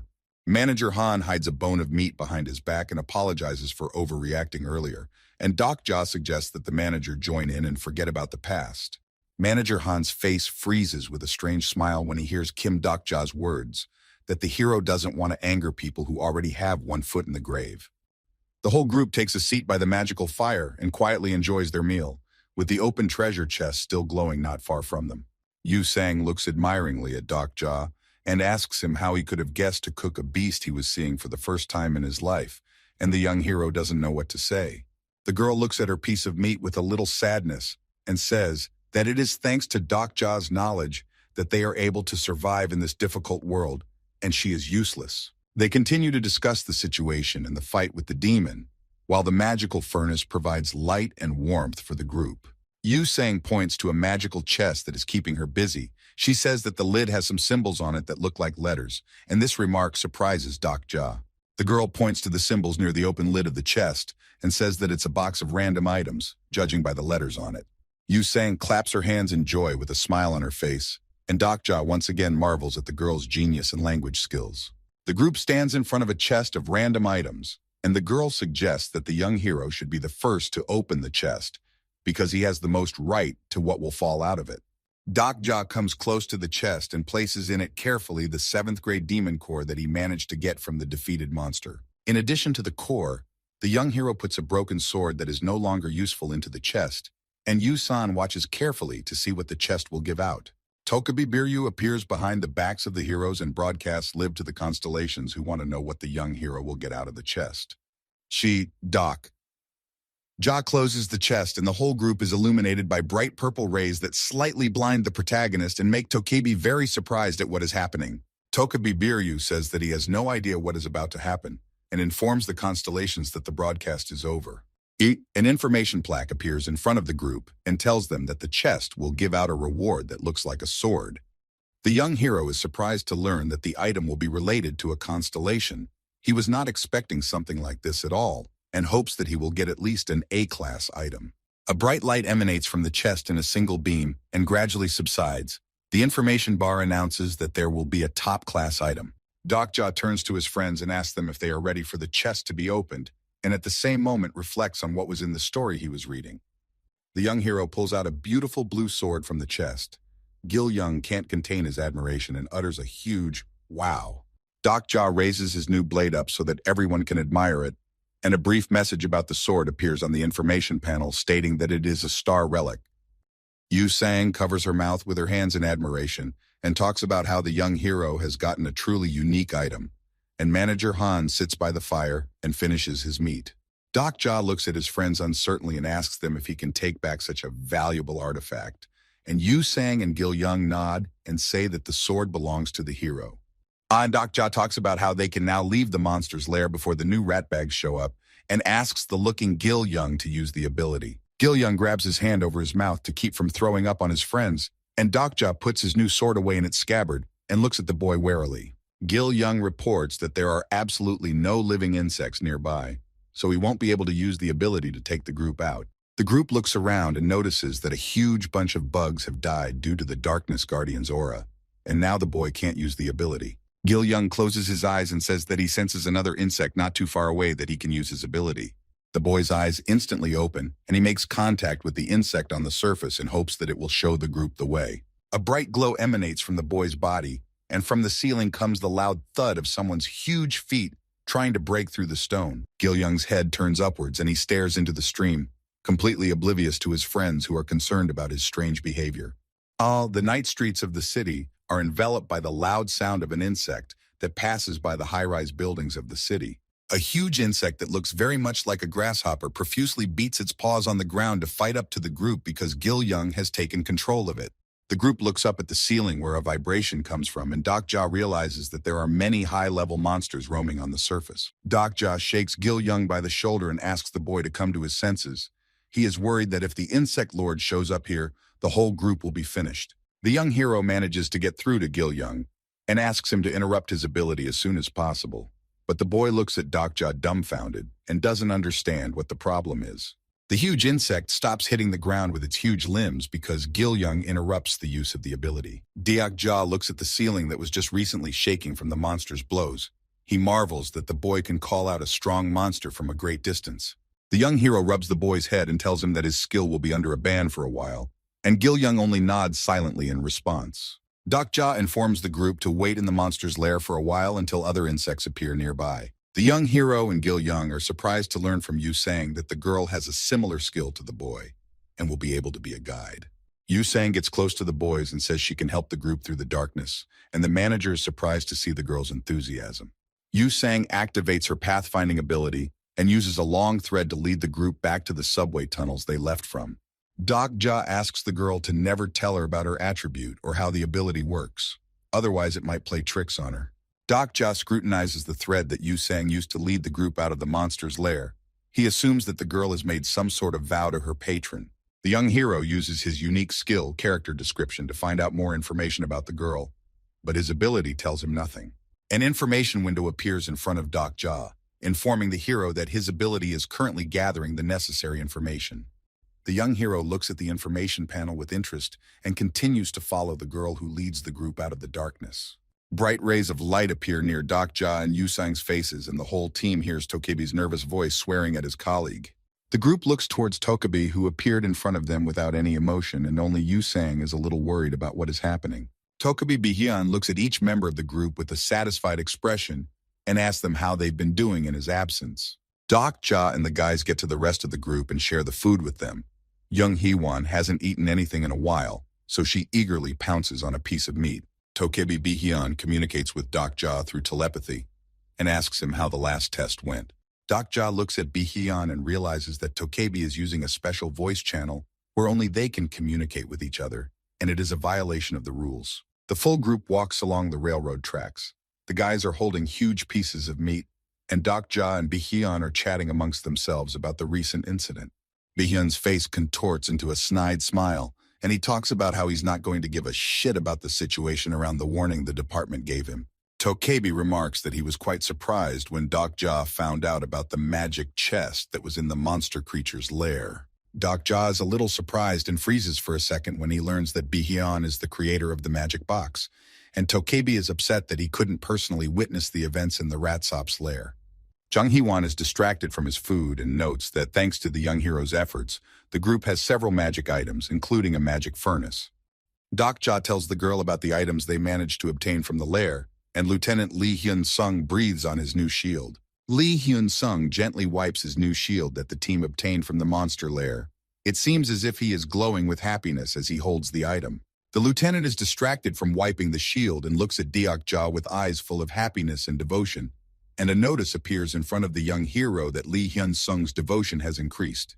Young Hee-won notices the brand new shield that Lee Hyun-sung got and asks Doc Ja if there are any of the items for her. The group walks along a long railroad track that leads somewhere forward and isn't going to end, while Doc Ja and Young Hee-won discuss the decision to provide supplies to the people.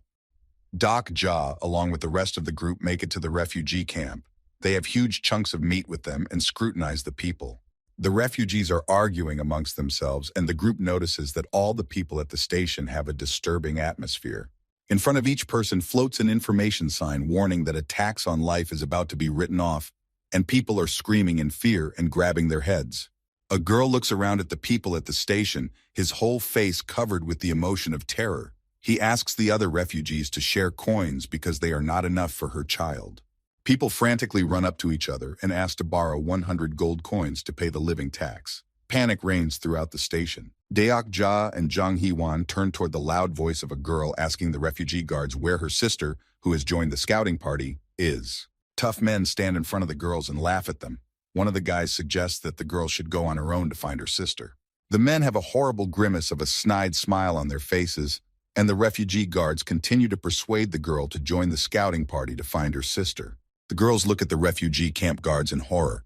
Tears appear in their eyes, and Cheon Hee-won grits his teeth hard with anger and bares his bone sword. Cheon In-ho heads over to the group and greets Doc Ja. He notes that the young hero has a huge amount of coins at his disposal. The head of the refugee blag uses his skill of provocation and asks the young hero how many gold coins he has. After Cheon-in's words, all the people at the station turn towards Doc Ja and slowly head towards him like some zombies and ask for coins. A girl tightly grasps Doc Ja's hand and begs in a loud voice to give her just 100 gold coins so she can save her child. Cheon-in spreads his hands and states with a smile that he doesn't have enough gold coins to help all the poor people, but notes that the hero will definitely be able to solve this difficult task. Deok Ja clenches his teeth tightly and glares angrily at the head of the refugee camp. He is well aware that Cheon-in is just manipulating the crowd. A huge number of refugee hands reach out to the young hero asking him to give them gold coins, and Doc Ja ponders on how he should proceed. Doc Ja sees several refugee hands in front of him that are covered in blood. He realizes that in front of them are people who have taken someone's life, yet they don't want to take responsibility for their own existence. An image of Tokebi Bi-hyun appears on several screens in the subway station, announcing that there are 10 minutes left before the life tax collection begins.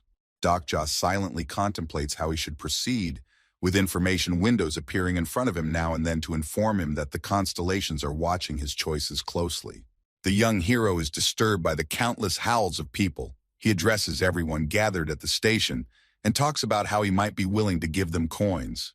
Doc Ja looks up at the huge crowd of people from below and asks them in a haughty voice why he has to give coins to all these people.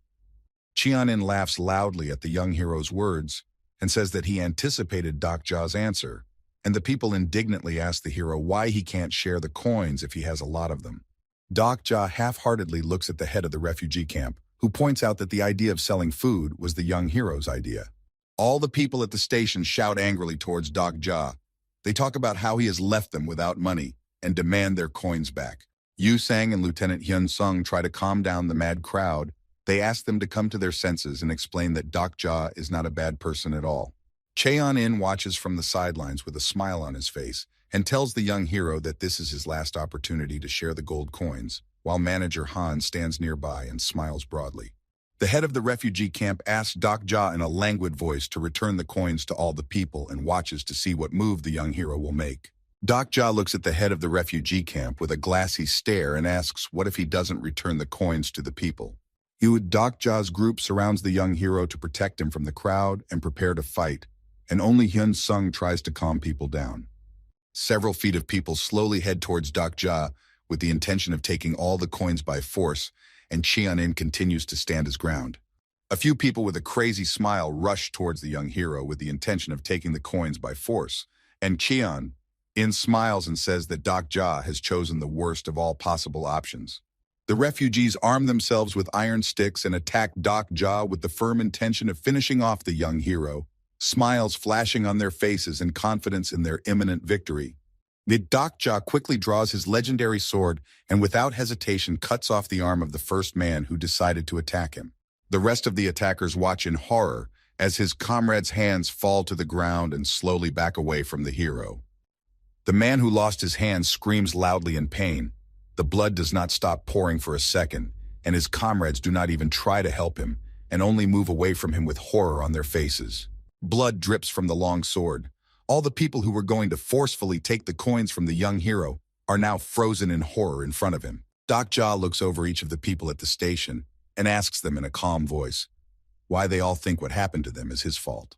The man with no arms continues to scream in pain while Jia scrutinizes him and uses his ability to check his characteristics. The young hero examines the information panel and realizes that the guards of the refugee camp have pretty high characteristics. He understands why this man was so confident. The people look at the young hero in horror as he explains to them that all the troubles that happened to them during the incident had nothing to do with him. Jia points his finger towards the head of the refugee camp and says that all the refugees are afraid of the people who are at the head of the camp. Qian-in looks at Jia with a smile on his face and says that his words don't make any sense. And the young hero asks why the strength of his entourage is so great compared to the others. The refugees at the station start to talk amongst themselves. They start to realize that the real villains are the people who were controlling them.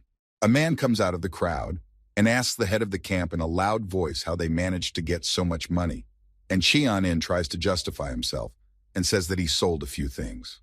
Qian-in looks at the young hero with a smile and some disdain as he continues to open people's eyes to the horrible truth. The young hero talks about how a few days ago there were 87 people at the station and now there are only 50 left. The refugees look amongst themselves and the man points out that most likely the people died from the clutches of the monsters that are on the surface.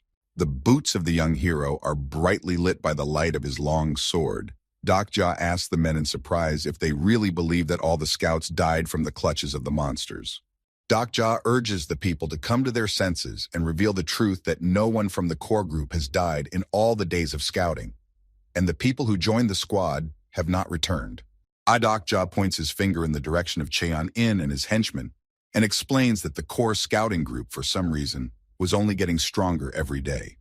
The story is transported back a few minutes to the moment when several people rushed at the hero with the firm belief that they would get gold coins from his body. Jia asks everyone at the station a rhetorical question.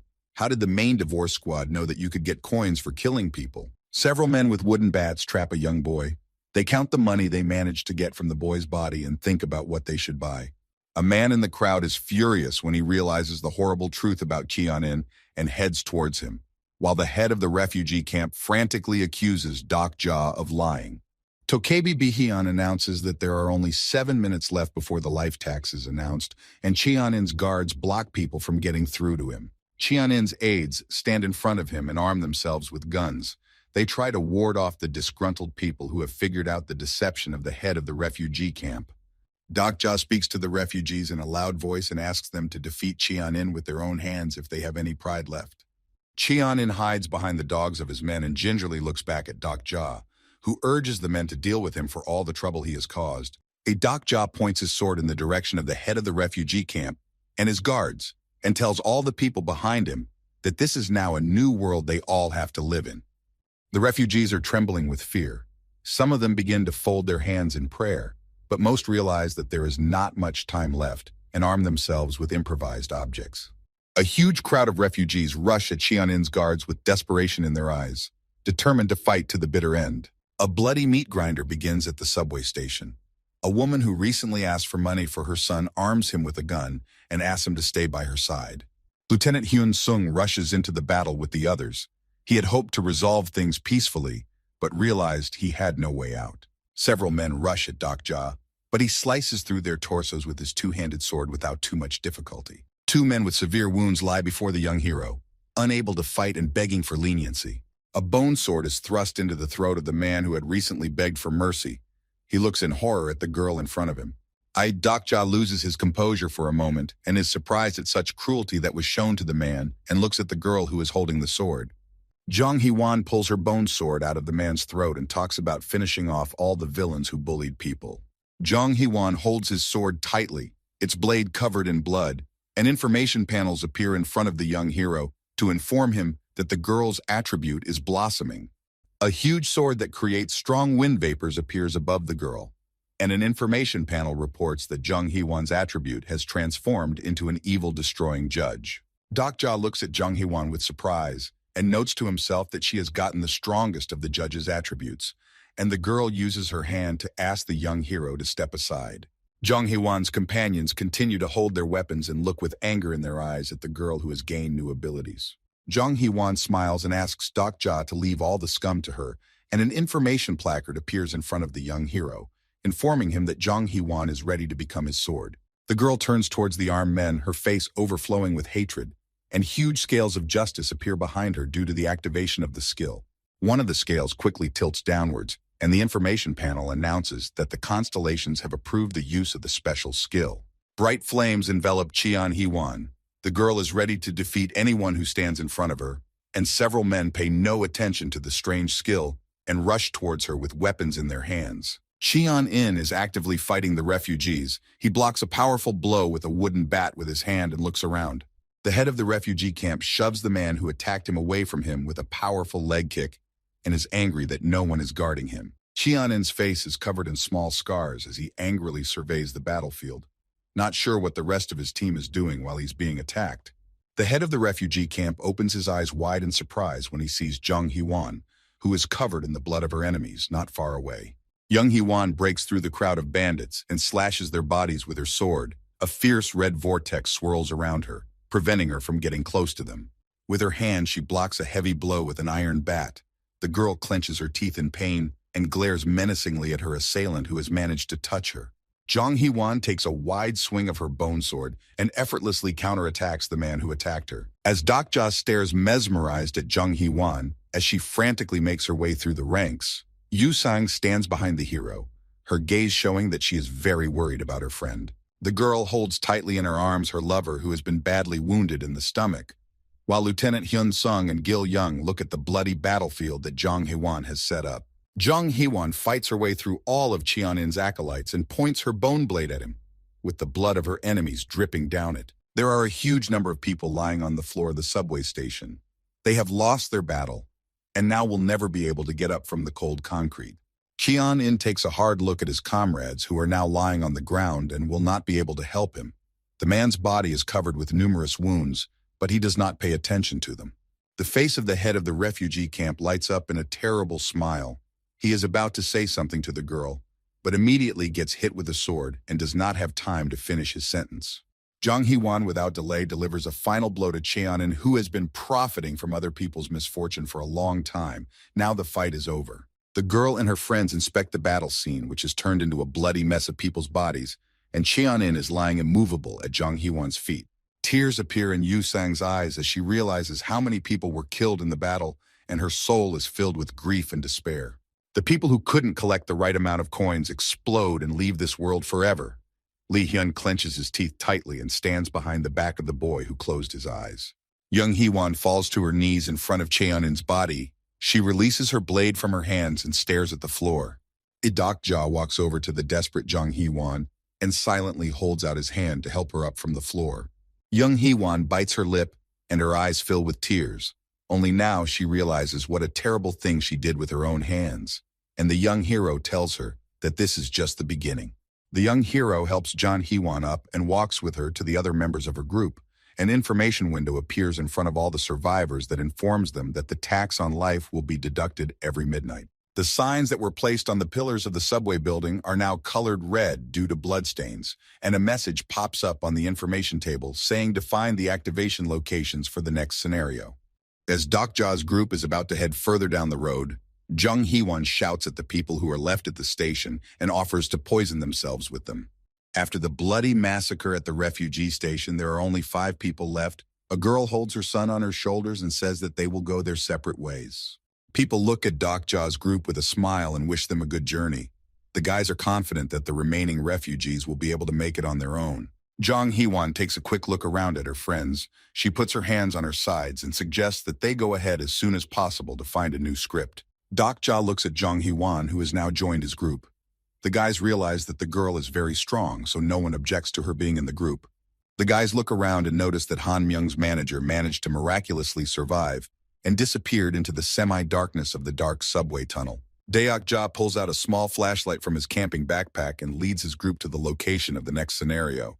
Jang Hee-won hits Dokja's shoulder with a light punch, causing the hero to be very surprised, and a message appears in front of his eyes that a girl has transferred 1,500 gold coins to him. The young hero asks the girl why she gave him such a large amount of coins, and Jang Hee-won explains that she was embarrassed to take a lot of money there, so she distributed it to each member of the group. Jang Hee-won tells the young hero with a smile that he has nothing to worry about because she got the most coins for the scenario she went through. The young hero remarks that if he were Jang Hee-won, he wouldn't share the gold coins, and the girl pats her friend on the shoulder with a smile on her face. Dokja looks through the messages using the information panel. He's the only one who knows about getting more coins than the others because of his deal with Bi-hyun. The story is transported back a few minutes. Dokja stands in the middle of the station and extends his hand towards Tokabi to transfer the money to him as per their agreement. Dokja slowly walks ahead of his group through the dark subway tunnel. He is thinking of a plan through which he can increase the popularity of Bi-hyun channel. In the blink of an eye, an information window appears in front of all the squad members, announcing the receipt of the second main script. Jang Hee-won scrutinizes the information of the next scenario. On the information panel is written the condition of passing the next stage. The group has no problem fighting off several monsters that attack them in the semi-darkness of the battle. Jang Hee-won is very exhausted. She falls on her knees in the middle of the rail and tries to catch her breath. Throughout the tunnel, the guys encountered swarms of earth rat sops every now and then, and even though they were not much of a threat to the group, the guys were very exhausted. Dokja wipes the sweat dripping from his face with his hand and suggests that the team take a short break to rest and regain their strength. The group climbs up to the subway station and inspects it closely. Dokja suggests that there might be something useful in the station. Yu Sang and Lieutenant Hyun-sung suddenly stop and look around the station in horror. There is a dead silence between the guys and their faces fill with terror. The entire station is strewn with the bodies of people who fought the monsters and lost to them. The guys scrutinize each person but find no survivors. Lieutenant Hyun-sung puts his shield on his arm and tells Deok-ja to go look for the abandoned items. The young hero thanks his friend for his help and rejoices at the fact that he has a former soldier on his team. Yu Sang timidly raises her hand. She really wants to help her team but doesn't know what to do, and Jang Hee-won looks at her carefully. The girls go to the restroom and ask Dokja to go with them, but the young hero refuses. Yu Sang and Jang Hee-won watch the guys who also want to go to the restroom. They are surprised that Dokja is not with them. Lieutenant Hyun-sung nervously scratches the back of his head and tries to find the words to explain where Dokja went, while Gil-young timidly stands beside him. The sun's rays illuminate the subway exit, and strong gusts of air move the noxious clouds of smoke from side to side. Dokja runs outside of the subway station. He holds his breath so that the poisonous fog does not affect him too much. The young hero runs like lightning through the streets and into the park area near the exit of the university station. Dokja reaches the monument to the great monk Yu-jung and stops in front of it, the poisonous clouds of vapor continuing to follow the hero and waiting for him to lower his defenses. The young hero slowly walks closer to the monk's monument. A message pops up in front of him that one of the constellations is interested in his actions. Lieutenant Hyun-sung explains to the girls that Dokja went outside to pray, and Jang Hee-won looks at him perplexed and doesn't understand the young hero's action. The young hero crosses his arms in a prayer pose and begins to pray. He's still holding his breath so that the poisonous fumes of the mist won't poison him. Tokabi is watching Dokja closely with his skill. He doesn't understand what the young hero is up to and why he is praying to the statue.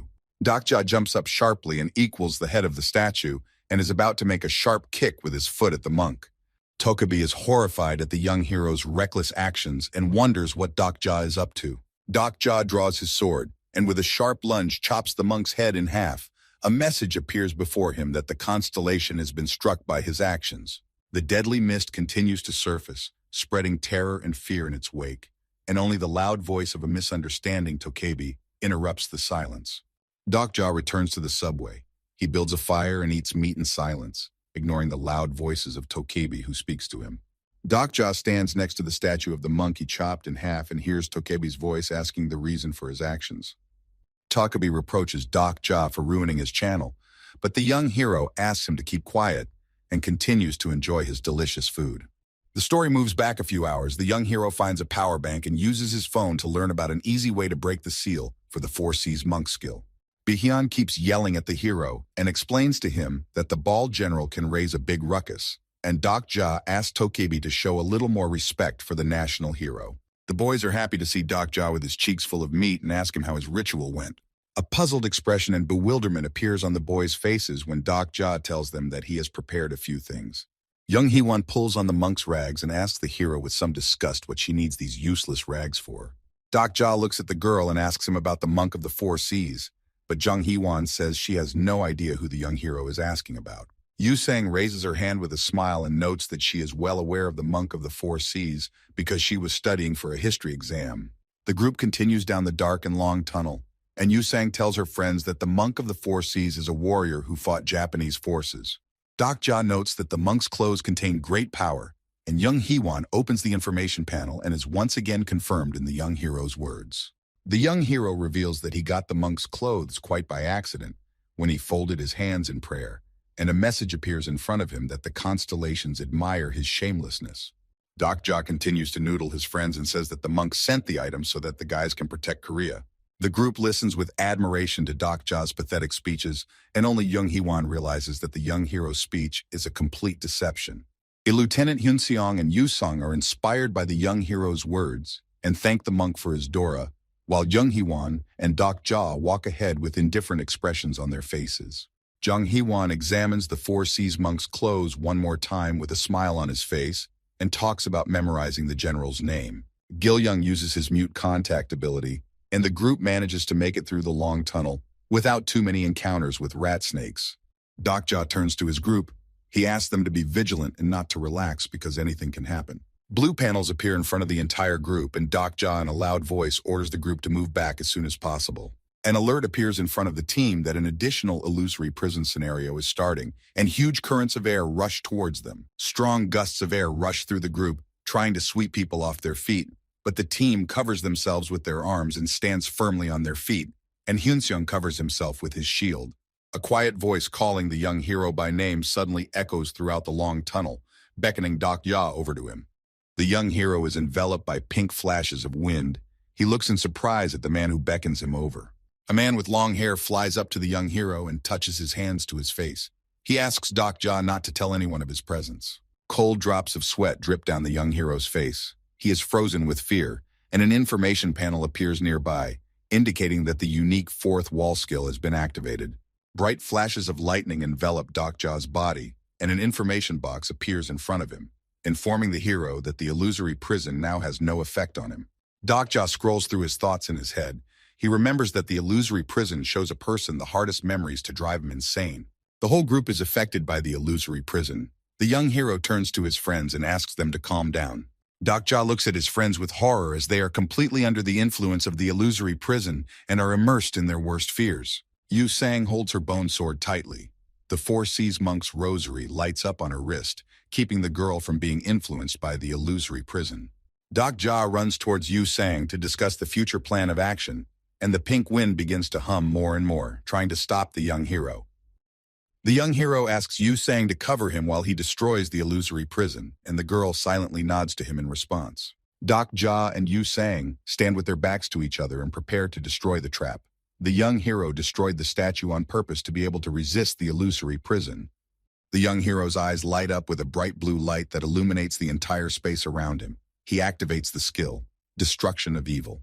Bright blue light like a hurricane spreads from the hero in different directions and destroys the pink smoke in the tunnel that imprisoned his friends. A huge gust of air throws Lieutenant Hyun-sung aside, causing him to fall headfirst onto the railroad tracks. Gil-young drops to his knees and clutches his head with his hands, then asks his mom to come to his aid and protect him. Jung Hee-won sits down on her knees, and from behind her back comes the loud voice of Doc Ja, urging his friends to pull themselves together. The group comes to their senses, but Jung Hee-won slowly rises from the ground, clutching her bone sword tightly in her hands and looking around at all the people in front of her with a vicious stare that scares Hyun-sung. Chung Hee-won makes a sharp lunge with his sword towards Dak-ja, but the young hero manages to dodge the deadly blow in time. Young Hee-won's eyes fill with red light and tears flow out of them as she loudly declares that she will kill anyone who gets in her way.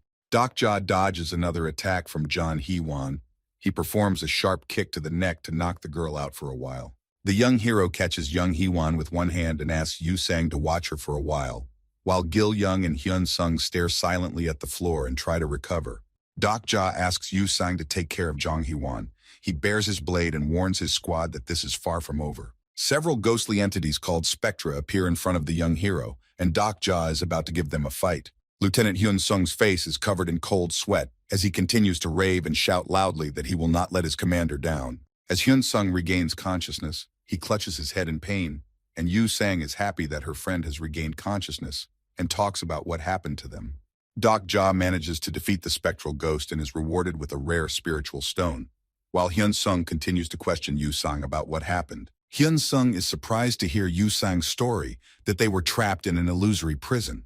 But now, thanks to the young hero's actions, it's all behind them. Dak-ja holds the spectral stone in his hands. He approaches Hyun-sung and tells him that the battle with the ghosts wasn't difficult. Jong Hee-won continues to lie passed out beside Gil-young, who gradually comes to his senses due to the loud voices of his friends. Gil-young tries to get up but immediately grabs his head due to a sharp bout of pain, while Yu-sang looks over the boy with concern and asks about his well-being. Dak-ja takes a close look at Gil-young, who complains of a terrible headache and waits for the group to be able to move on. In Dak-ja's mind, images of the group being trapped in an illusory prison and Gil-young begging his mom for forgiveness with horror come to mind. Dak-ja gently strokes the boy's head. He's worried that Gil-young was badly injured after seeing the nightmare. Gil-young slowly walks over to Dak-ja and hugs the young hero tightly. The boy is very tired and trying to find comfort in his savior. Dak-ja puts one arm around the boy trying to comfort him and states that the group has almost arrived at the site of the new script. Yu-sang and Dak-ja look towards the bright light that illuminates the long railroad. The group realizes that they have almost reached the desired point. Dak-ja scrutinizes his group. He's not sure whether to keep moving because his team isn't ready for battle, and Hyun-sung is shouldering Jong Hee-won, who still hasn't woken up. Dak-ja's musings are interrupted by a loud voice coming from the other side of the tunnel, and the whole group turns their gaze to the source of the noise. A dark figure suddenly appears in front of the group, silently pointing its blade in their direction, and only a bright light illuminates the silhouette of a stranger. A girl in a school uniform that is covered by a cape stands in front of the group.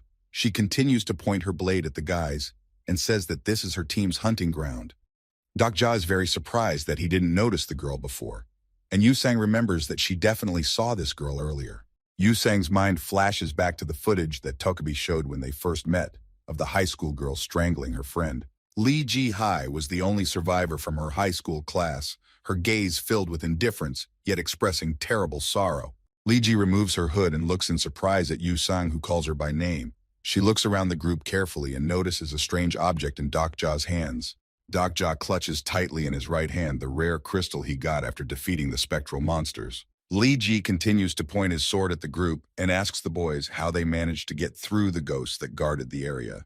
Dak-ja scrutinizes the girl, and an information panel appears in front of him that shows her characteristics and abilities. The young hero is greatly surprised to find out that the high school girl has a different patron from the one in the short story. Dak looks at the girl and realizes that she is a necessary companion for the sea battles that will be in the next scenarios. Lee Ji puts her blade away in its scabbard and suggests that the group follow her to the station where there are other survivors. The young hero's team stands in a stupor for a while, but then follows the high school girl who leads them to the station. The guys, led by Dak-ja, find themselves at yet another subway station, the information window informing them that the group is now in a safe zone. Yu-sang scrutinizes the space around her. She notices the large amount of broken glass and the unsettling atmosphere in the station. Dak-ja scrutinizes the information panels and notes that there are several Tokibi in the area who are running their channels. There are several survivors on the station chatting amongst themselves, and a drunken man spots a newcomer group and heads over to them. The man greets Lee Ji with a cheerful smile and asks about the group the girl is leading. A high school girl looks at the man's face and remarks reproachfully that he has been drinking a lot, and the man agrees and notes that there is nothing better than alcohol these days. Another drunk man with a bottle in his hand approaches the group and notes that they are probably coming from the direction of Dongguk University. Yusang is surprised to hear one of the drunken men suggest that he can shelter her in his room for a small amount of money. The voices of the drunken men echo throughout the station, in some parts of which there is a faint light that slightly illuminates the stairway climbing to the surface from the subway. Li Ji is fed up with the drunken man's incessant chatter, so she brings her blade to his neck, which immediately silences the man. The schoolgirl asks him to shut up immediately and get out of her sight as quickly as possible, much to the shock of the drunken men who dare not object. The drunken men quickly move away from the group and leave the group alone. The girl puts her weapon away in its sheath and says that the group must now deal with everything on their own. Doc Ja and Yu Sang look at the high school girl walking away from them with a bit of surprise and consider their next course of action. The young hero asks the girl if Yu Jun-hyuk is at the station, causing Li Ji to stop abruptly in surprise. Li Ji's eyes fill with unimaginable cruelty after Doc Ja's words, and she turns sharply toward the group she recently led to the station. The girl clutches her weapon tightly and prepares to bare her sword. She looks at Doc Ja and waits for him to explain. Li Ji slowly draws his blade from its sheath, and with an indifferent expression on his face asks the young hero how he knows that name. Doc Ja introduces himself to the girl as one of Yu Jun-hyuk's surviving companions and says that he would like to see his comrade. Li Ji puts her sword away in its scabbard, but says that she doesn't believe the young hero, to which Doc Ja asks him to pass on his words so that Jun-hyuk can prove her personally right. Doc Ja asks the girl where Jun-hyuk is and is surprised that Li Ji calls him a master. The tension in the air is building. Li Ji doesn't like the fact that some people are interested in her master, and she is watching the actions of each of them closely. Li Ji thinks long and hard about Doc Ja's request to give Jun-hyuk a message that would clear her doubts about the young hero and his group. Li Ji slowly turns her head and calls out in a loud voice to the young man who has been behind her all this time. The young woman asks the man to keep a close eye on the new group and tells him that she will go to her master to clarify some things. The young guy is greatly surprised when Li Ji refers to the young hero's group as the master's friends, and he ponders the girl's words in confusion. Suddenly, the young man's face takes on a friendly color. He turns to the guys with a smile and asks them if they are really Jun-hyuk's friends. Doc Ja and his companions look at the young man, who seems to be glowing with happiness, silently and bewildered. He puts his hand on his chest and says that he and Jun-hyuk are best friends. The lamps of the subway station brightly illuminate the ceiling and walls of the subway station, and even the unpleasant humming of these lamps does not interrupt the young man's conversation with the group. Yu Sang finds a small bench and sits down on it with young Hee-won, who is still not recovered from the incident with the illusory prison. The young man talks excitedly about how Jun-hyuk has become the leader of their group, and Doc Ja sits down nearby and pretends to listen to him. Doc Ja learns that about 3 days ago, Jun-hyuk appeared at this station and saved the people from the monsters and became the leader of the group. As the young hero looks at the young man with some sympathy and continues to praise Jun-hyuk, Doc Ja realizes that Jun-hyuk didn't save the people out of the goodness of his heart. Lieutenant Hyun-sung sits down on the floor and pulls out a small notebook. He raises his hand and asks the young man about the distribution of supplies in their group. Hyun-sung carefully writes down in his notebook the information about how the provisions are distributed within the group, while Gil-young takes a seat nearby and observes the lieutenant's notes. Doc Ja looks intently at the young man, who recounts that a certain alliance of landlords are providing the group with drinking water for coins and food. Several men are distracted from their conversation when they notice a new group coming up the stairs to their floor. The men greet the newcomers with a smile and offer to see the rooms, but a young man interrupts them and says that he will lead the group to the restrooms. The group slowly walks further up the stairs, and the men with smiles on their faces wave at them. Yusan looks around carefully and asks the young man what the word room means in this station and why it is used so often. The young man continues to lead the group forward and points to a small area where 2 men are fighting and explains that this is what is called a room. The 2 men are fighting each other on their fists, and a small part of the room is lit up with a green light next to them with a sign above it that says Green Zone. Doc Ja and his group look around and notice that there are a huge number of green zones all over the floor with people fighting near them. A young man looks around the floor with a sad look and says that the group will soon find out what these green zones mean and why people are fighting around them. Several people who are armed with sticks and iron bats stand in the green zone and prepare to give battle to the uninvited guests. Doc Ja stops and asks the young man why Jun-hyuk isn't taking any action against the landlord alliance that controls the 3-story area. The young man stops and his feet equal Doc Ja's shoes, and then he explains that Jun-hyuk wants the people to stand on their own. The young man slumps heavily after Dokja's question and sinks into his thoughts, and the young hero holds young Hee-won in his arms and looks at the young man as he continues to walk forward. Deok-ja ponders the situation at the station and is surprised to see Jun-hyuk doing something different from what he did in the novel. The group stops and Hyun-sung points towards the people and asks the young man where the crowd is coming from, to which the young man says that the restrooms are behind these people. A huge crowd of people stand in front of the entrance to the restrooms and urge them to let them pass. They promise to bring gold coins with them. A man clutches a baseball bat tightly in his hand and urges people to disperse to the sides before he uses force. Deok-ja looks on with indifference at the full man who is driving the crowd away from his territory and doesn't notice Gil-young about to head forward. The young hero asks Gil-young to stop, but the boy pays no attention to his words and deftly moves to squeeze through the crowds of people. Gil-young makes his way through the crowds quite quickly, but he suddenly stumbles and falls down, only to shriek loudly in fright. The boy falls to the floor and touches some green zone with his hands, while the crowd of people looks at him with surprise and some apprehension. The green zone turns red in a flash. A message appears in front of him that he has trespassed on private property. Gil-young slowly raises his eyes to the angry man who is not happy that some minnows have entered his territory. Two men with bats look down at the boy with a loud voice, ordering the boy to get off their territory. A man squats down to be the same height as the boy and asks the boy if he knows where he is. Meanwhile, a crowd of people run away from the red line in a hurry. A huge crowd of people rush past Dokja and his friends. The young hero watches Gil-young and a full man talking in surprise. The man rubs the surprised Gil-young on the head and explains to the boy that you can't enter someone else's territory without permission.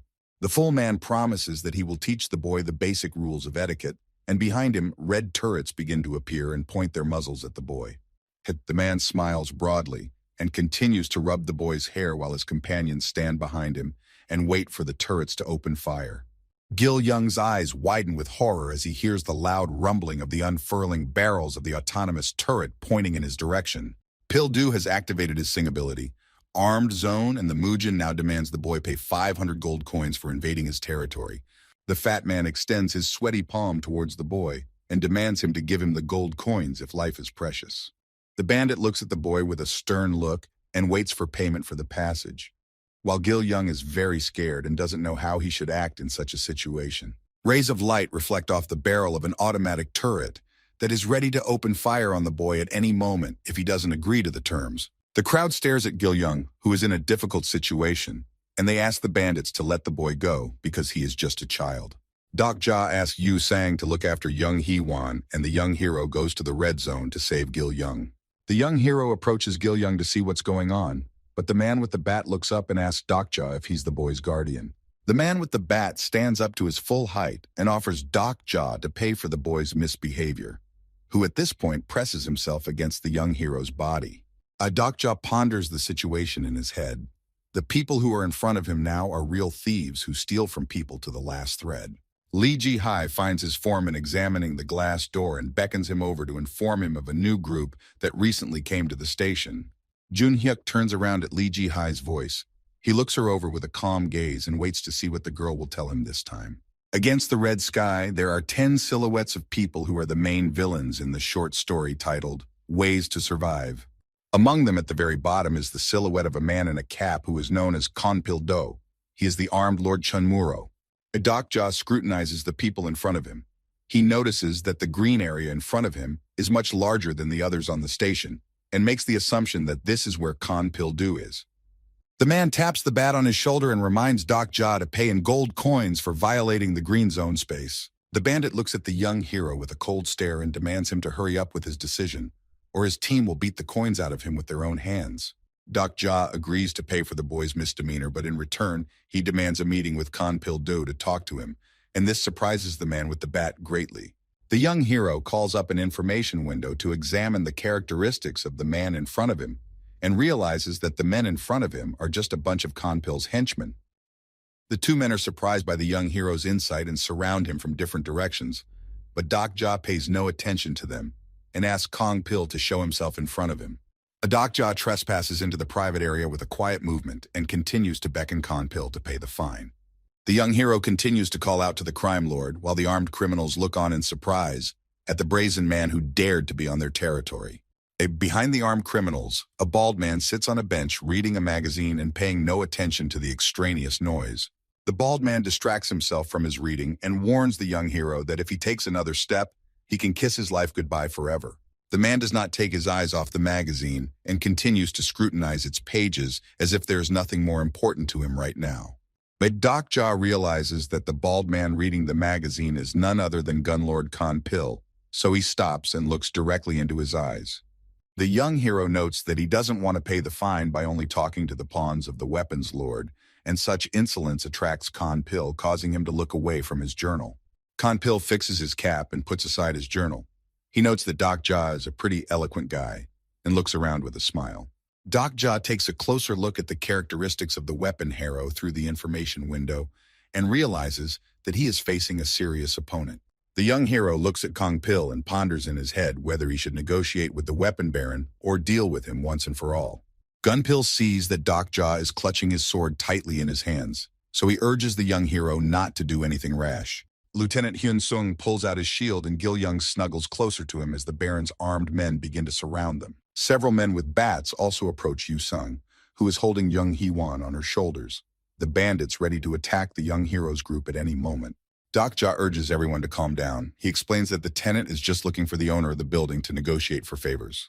The young hero points to the green area where the restroom stalls are located and asks for a place for him and his group in it, and a sign is painted on the area saying that 56 people out of 70 are in the area.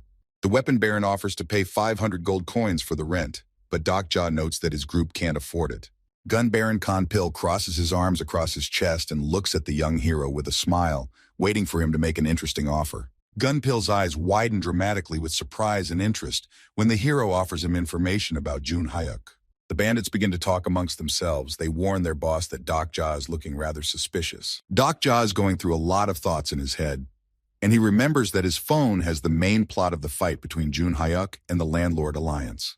Gun Baron Gun Pil looks at the young hero with a serious expression and asks how he feels about Jun Hyuk.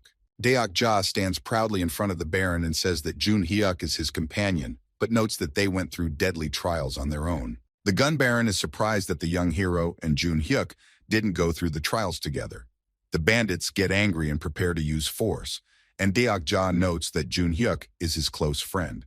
Kanpil silently ponders the situation and the young hero's words. A huge number of numbers start flashing in front of his face as they move from side to side. Kanpil uses his special skill of calculating profit and loss to figure out how best he can deal with Doc Jha now. Doc Jha stares silently at the weapon harrower and listens to his comments regarding the fact that the young hero might be a common crook who won't pay him anything. Cold sweat drips down Doc Jha's face as he considers how he can turn the situation with the weapon baron in his favor. Doc Jha turns his back to Kong Pil and says that if the weapon baron is not interested in cooperating with him, then he will simply leave this place. With a loud voice, the weapons baron orders Doc Jha to stop, and for a brief moment, a smile appears on the young hero's face because Kong Pil fell for his provocation. The man adjusts his cap and notes that Doc Jha must pay the fine for himself and the boy who crossed the territory. Ali Gil-young snuggles closer to Hyun Seong, worried that the bandits might attack at any moment due to the tense situation. The weapons baron notes with a smile on his face that Doc Jha owes him 1,000 gold coins for the inconvenience.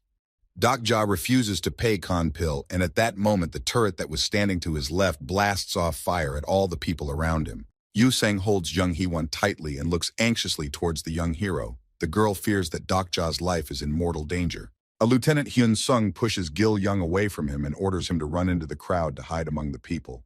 Several bullets fly out of the autonomous turret, followed by a huge explosion that burns all the people who were nearby. Doc Jha covers himself with his hand from the explosion, acrid smoke enveloping him from all sides and flames trying to burn his body. A Lieutenant Hyun Sung manages to block the machine gun turret's shots in time, much to Doc Jha's surprise as he stares dumbfounded at his partner. Hyun Sung turns to the young hero and warns Doc Jha in a loud voice that he won't be able to hold off the turret's fire for long. Doc Jha looks around the battlefield. He sees that Jang Hee-won is still unconscious and worries that this is a battle his team may not win. The young hero realizes that the battle is pointless. He approaches Konpil-du and asks to stop the battle because it is disadvantageous to both of them. The arms baron's eyes widen in surprise when Doc Jha tells him that he will go to the other world if he continues the battle. Kanpil and Dokja hear loud footsteps slowly approaching their place of battle and look somewhere through the crowd.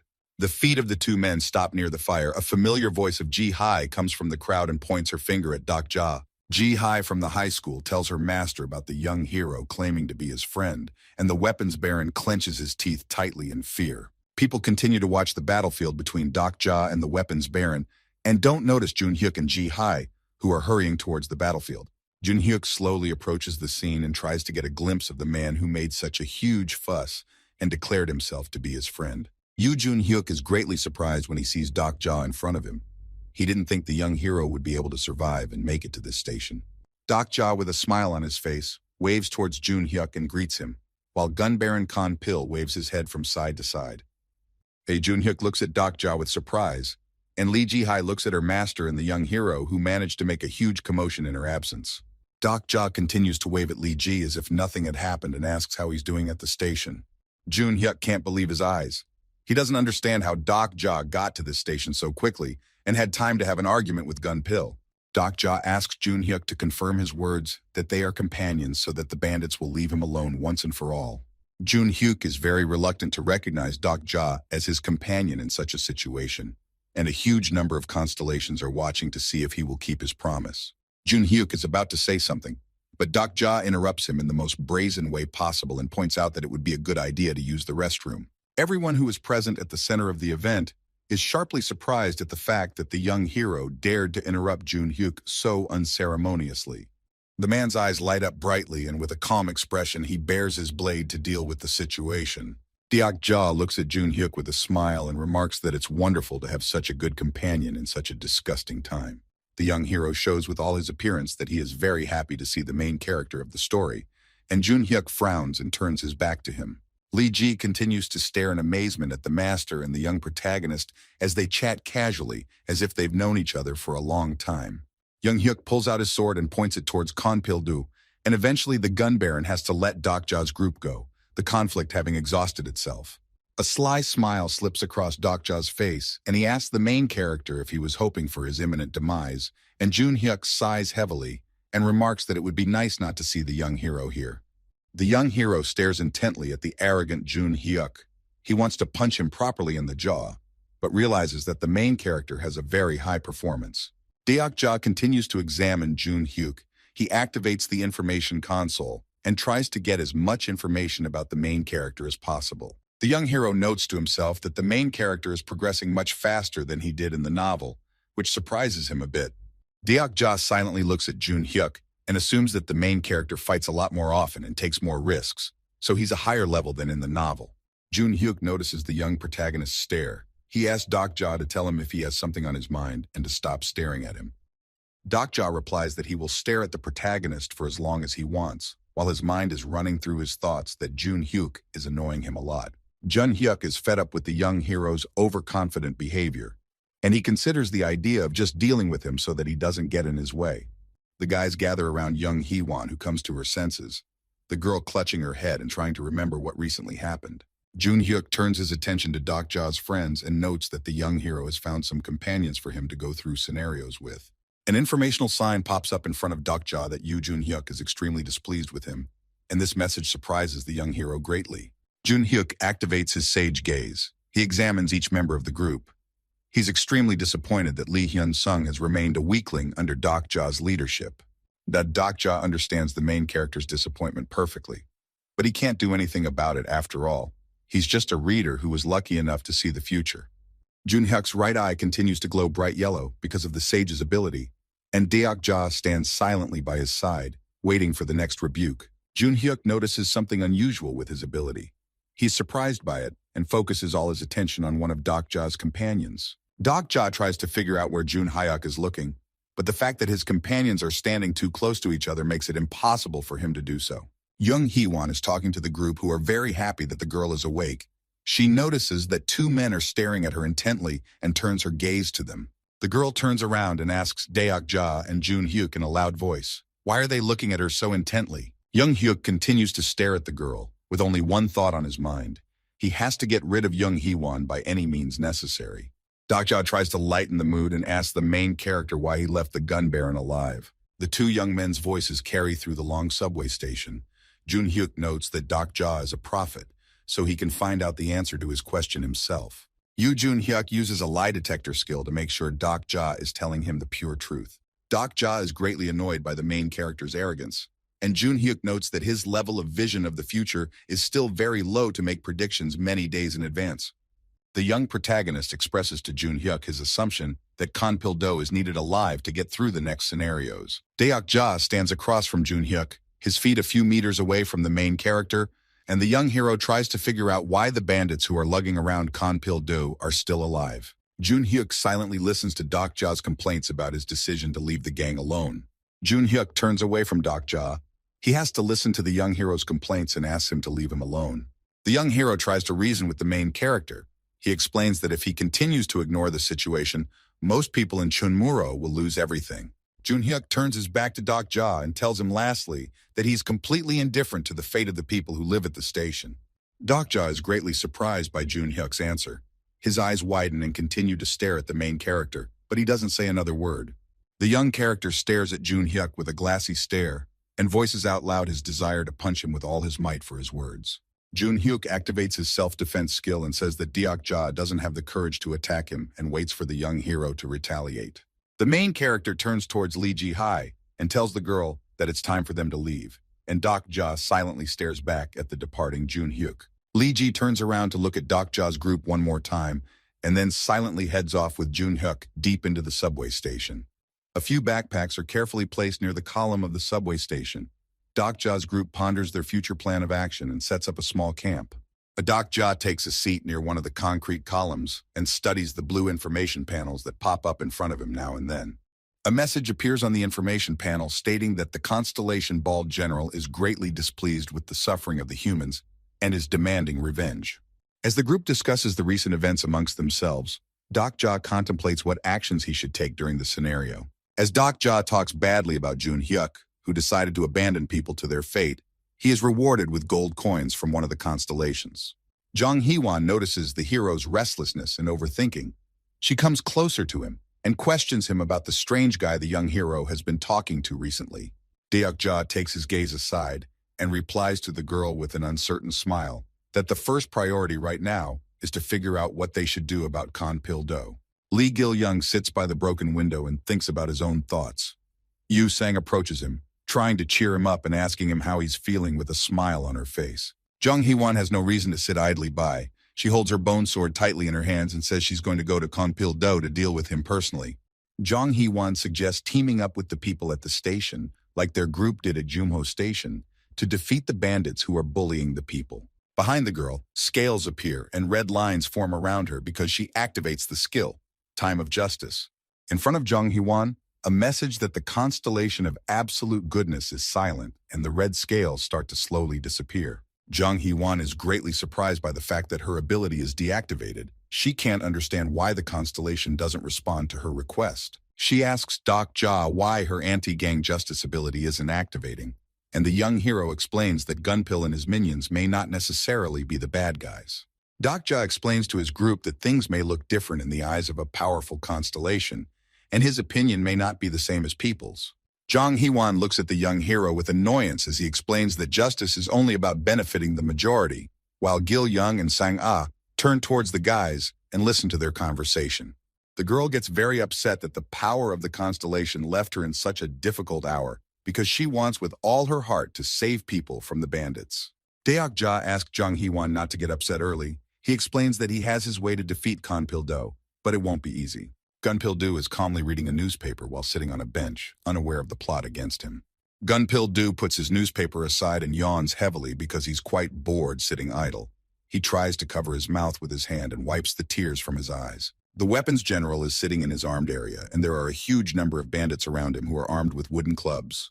The weapons baron's camp contains a huge amount of locked crates and supplies that the bandits have managed to get their hands on. Kanpil continues to read the newspaper, turning the pages now and then, with neatly folded blankets and food supplies lying beside him. Near the entrance to the restrooms, which is the largest room in Chunmuro, a sign is lit up saying that this place is a green zone. Lee Jang Hee-won tries to find out the details of the plan to overthrow Gunpil, but her conversation with Dok Ja is interrupted by an alert that the third scenario will begin in 1 hour. Jang Hee-won turns around at the sound of loud male voices behind her. She tries to figure out what's going on. A man is standing in a small green area that is only for one person and demands the people around him to move away from him. Dokja asks the team to leave discussions of the plan to overthrow Khan Pil-do for later and suggests they go in search of the room. Tokebi appears in the vacant space in a bright electric flash and suggests that they start the third scenario as soon as possible. Tokebi surveys Dokja's team with a smile and says that thanks to the newcomers on this station, it should be very interesting. After Tokebi's words, small information windows appear in front of all the guys, and the guys scrutinize them to get a sense of what's going on. There is a look of horror and incomprehension on Lieutenant Yun Seong's face as he fully reads the information from the blue panel.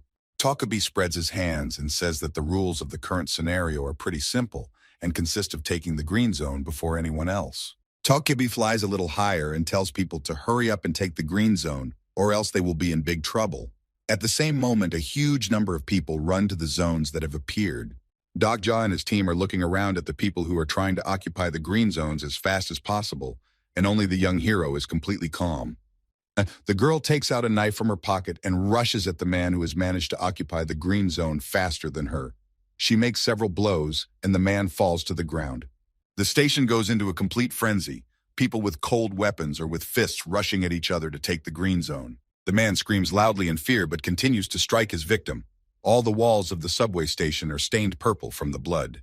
Yu Sang surveys the people in the station who are attacking each other with madness and ferocity. She asks her friends, will they really have to fight for the zone? Dokja points out that there is no need to fight over the green zones because they can find a room that will fit more people. The young hero points out a few men who are shouting loudly towards the others and notes that the zones around them are only for one person. The weapons baron, along with his accomplices, have no problem occupying a large green zone that can hold about 70 people. Dokja suggests that the team split up in pairs to find a green zone they can fit in as quickly as possible without problems and decides to poison himself alone. The young hero warns his friends that if no one finds the room within 20 minutes, they should come back here, and the guys nod silently in response. Jang Hee-won and the rest of the guys run toward the upper floors of the subway to find a vacant green room, while Dokja stares silently after them. Dokja takes out his cell phone from his pocket and carefully reads the attached file with the script that the author sent him. The screen of his phone shows a large amount of text, including a message that there are no rooms left in Chunmuro right now. Young Hee-won clutches his sword tightly in his hand and runs down the long corridor with Lee Gil-young to find a vacant green area. Hyun-sung along with Yu Sang investigate the next floor in search of the green zone, but they only find the bodies of people underneath them and don't know what to do. Dokja sits quietly on a bench with a bloody mess around him as he studies the screen of his phone. The young hero continues to read the script on his phone and suddenly he hears Tokebi's voice, who is indignant at Dokja's inaction. Dokja covers his phone screen to avoid showing the constellations and Tokebi that he has information about ways to survive. The young hero looks at Tokebi in surprise, who asks why Dokja is looking at the blank note sheet of his phone. Dokja shows the screen of his phone with surprise at the fact that only he is the only one who has access to information about survival methods. The young hero's face is covered in cold sweat as he scrolls through the survival methods script and rejoices in the fact that the constellations can't see the text. Dokja scrutinizes the file on his phone with the script of the survival story. He wonders who is the author of this manga. The young hero hears a loud voice of a man addressing him. He puts his phone in his pocket and turns around to the voice. Dokja sees the man's body lying in blood behind his back, and a little further away is a green area meant for one person. A young guy is clutching a bloody wooden bat tightly. He stands in the green zone and looks at the young hero in front of him with hatred. Tears appear in the young man's eyes and his face is stained in drops of blood. The man asks Dokja to stay away from him and stay away. The young hero waves hello and smiles slightly. He tells the young man that he doesn't need to be afraid of him because he doesn't claim his place in the zone. Dokja hears the familiar voice of Lee Ji-hai behind him, who laughs at him and says that the young hero looks a little too relaxed for this situation. Dokja turns to the high school girl and notes that the girl is also quite relaxed in such a crazy environment. After the young hero's words, Lee Ji-hai's face spreads into a wide smile. The girl holds her long sword on her back and looks at the man. The high school girl waves the scabbard of her sword from side to side and explains to the young hero that no one will come into her room because no one wants to deal with her. Lee Ji-hai hopes that Doc Ja will survive tonight because she was greatly impressed by his conversation with the master, and the young hero notes that the girl shouldn't worry about him. Doc Ja looks up at the ceiling with a calm expression and talks about how you don't have to be in the green zone to survive the night. Lee Ji-hai is greatly surprised after the young protagonist says that he's not going to occupy the green room, and Jun Hyuk's figure appears behind the girl's back. The main character demands the high school girl to go back to the room immediately, and the girl quickly nods and walks away deep into the subway station. Jun Hyuk examines Deok Ja with all his equanimity and asks him if the young hero is really going to fight dangerous monsters. The young hero ignores Jun Hyuk's warnings that the monsters outside the green rooms are extremely dangerous. He just smiles and says that his team is up to the task. The main character looks haughtily at Deok Ja as if trying to gauge his determination. He is amazed by the young hero's decision, but tries not to show it. Jun Hyuk turns his back to Deok Ja and heads after his companion, and the young hero turns to hear the loud voices of his friends who have recently returned to the meeting place. Deok Ja's friends have gathered in full and are standing not far from the green area the young man has occupied. Yu Sang, with a guilty look, tells the hero that they were unable to find a vacant room. Due to the tense atmosphere that flies in the air, the young man raises his wooden bat and prepares to fight anyone who encroaches on his territory. Lieutenant Hyun Sung looks at the frightened boy in the green zone and asks Deok Ja if he's been able to find anything. Deok Ja raises his hand up, showing his friends 2 fingers. He says that they only have a couple options to solve their problems. The guys look at the young hero with surprise. They are very happy about the fact that Deok Ja has a couple of options to solve their predicament. The team gets close to each other to discuss further strategy. Deok Ja notes that the first option is the easiest and will allow everyone to survive. The young hero notes that there is a second way. It will be very difficult, and there is a very high chance that someone could die in the process. The guys look at each other and discuss the first option because it has a much better chance of survival for everyone on the team. Yu Sang comes closer to the young hero and asks him to tell them more about the first option. She's worried about the danger that is hanging over the group and hopes that Deok Ja will lead them to the right path. There is a sepulchral silence, somewhere on the upper floors, where the stone staircase leads to. The sounds of people fighting for the green territory can be heard. Deok Ja, along with his team, climbs through the stairs to the top floor and points towards the green room. He says this is the first option to solve their problems. In front of the guys can see the green room, which is designed for 5 people. There are several people standing in it, armed with improvised objects. And the young hero proposes to deal with the people in the green room and take their place inside the green room. They realize that the first option is the easiest, but it's also the most morally awful. Lee Gil-young is not at all intimidated by the young hero's suggestion. He says that if everyone is willing to take the first path, he will follow the team without delay. Gil-young holds his bone club tightly and heads towards the green zone. Yu Sang shouts at the boy and asks him to stop from rash actions.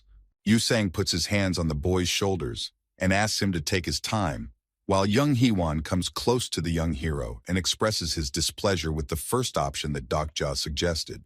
Jung Hee-won talks very loudly to the young hero and explains to him about not wanting to step over someone else's life to go through this scenario. The girl puts her hand on her chest and says that a huge number of people in Jumho Station went to the other world by her hand, but she doesn't want that fate for everyone. The story moves back a few days. Jung Hee-won falls to her knees and there are countless bodies all around her, lying in their own blood. Jung Hee-won slowly raises her head to the ceiling and says in a quiet voice to herself that she doesn't want to become a monster. The girl clenches her fists and grits her teeth hard with anger. She explains to the young hero that she doesn't want to doom people to destruction. Lieutenant Hyun Sung, who has been listening to the conversation between Jeong Hee-won and Deok Ja all this time, suggests that they choose the second option. Deok Ja's face breaks into a smile when he hears Hyun Sung's suggestion. He looks around at his team and is about to give the details of his plan. The guys look at the young hero with surprise. They realize that Deok Ja had been counting on the second option all along. Jung Hee-won raises her head at the young hero and starts laughing nervously. She is glad that Deok Ja agreed to the second option without delay. The girl taps Deok Ja on his shoulder with a crazy smile and asks him why he decided to check on his friends at such a difficult hour, while Hyun Sung and Yu Sang look on with a smile. Gil-young looks at the young hero a little guiltily, and Deok Ja explains that no matter what choice his team would have made, he wouldn't hesitate to accept it. Deok Ja strokes the boy's head and explains the strategy the group will use to execute the second plan.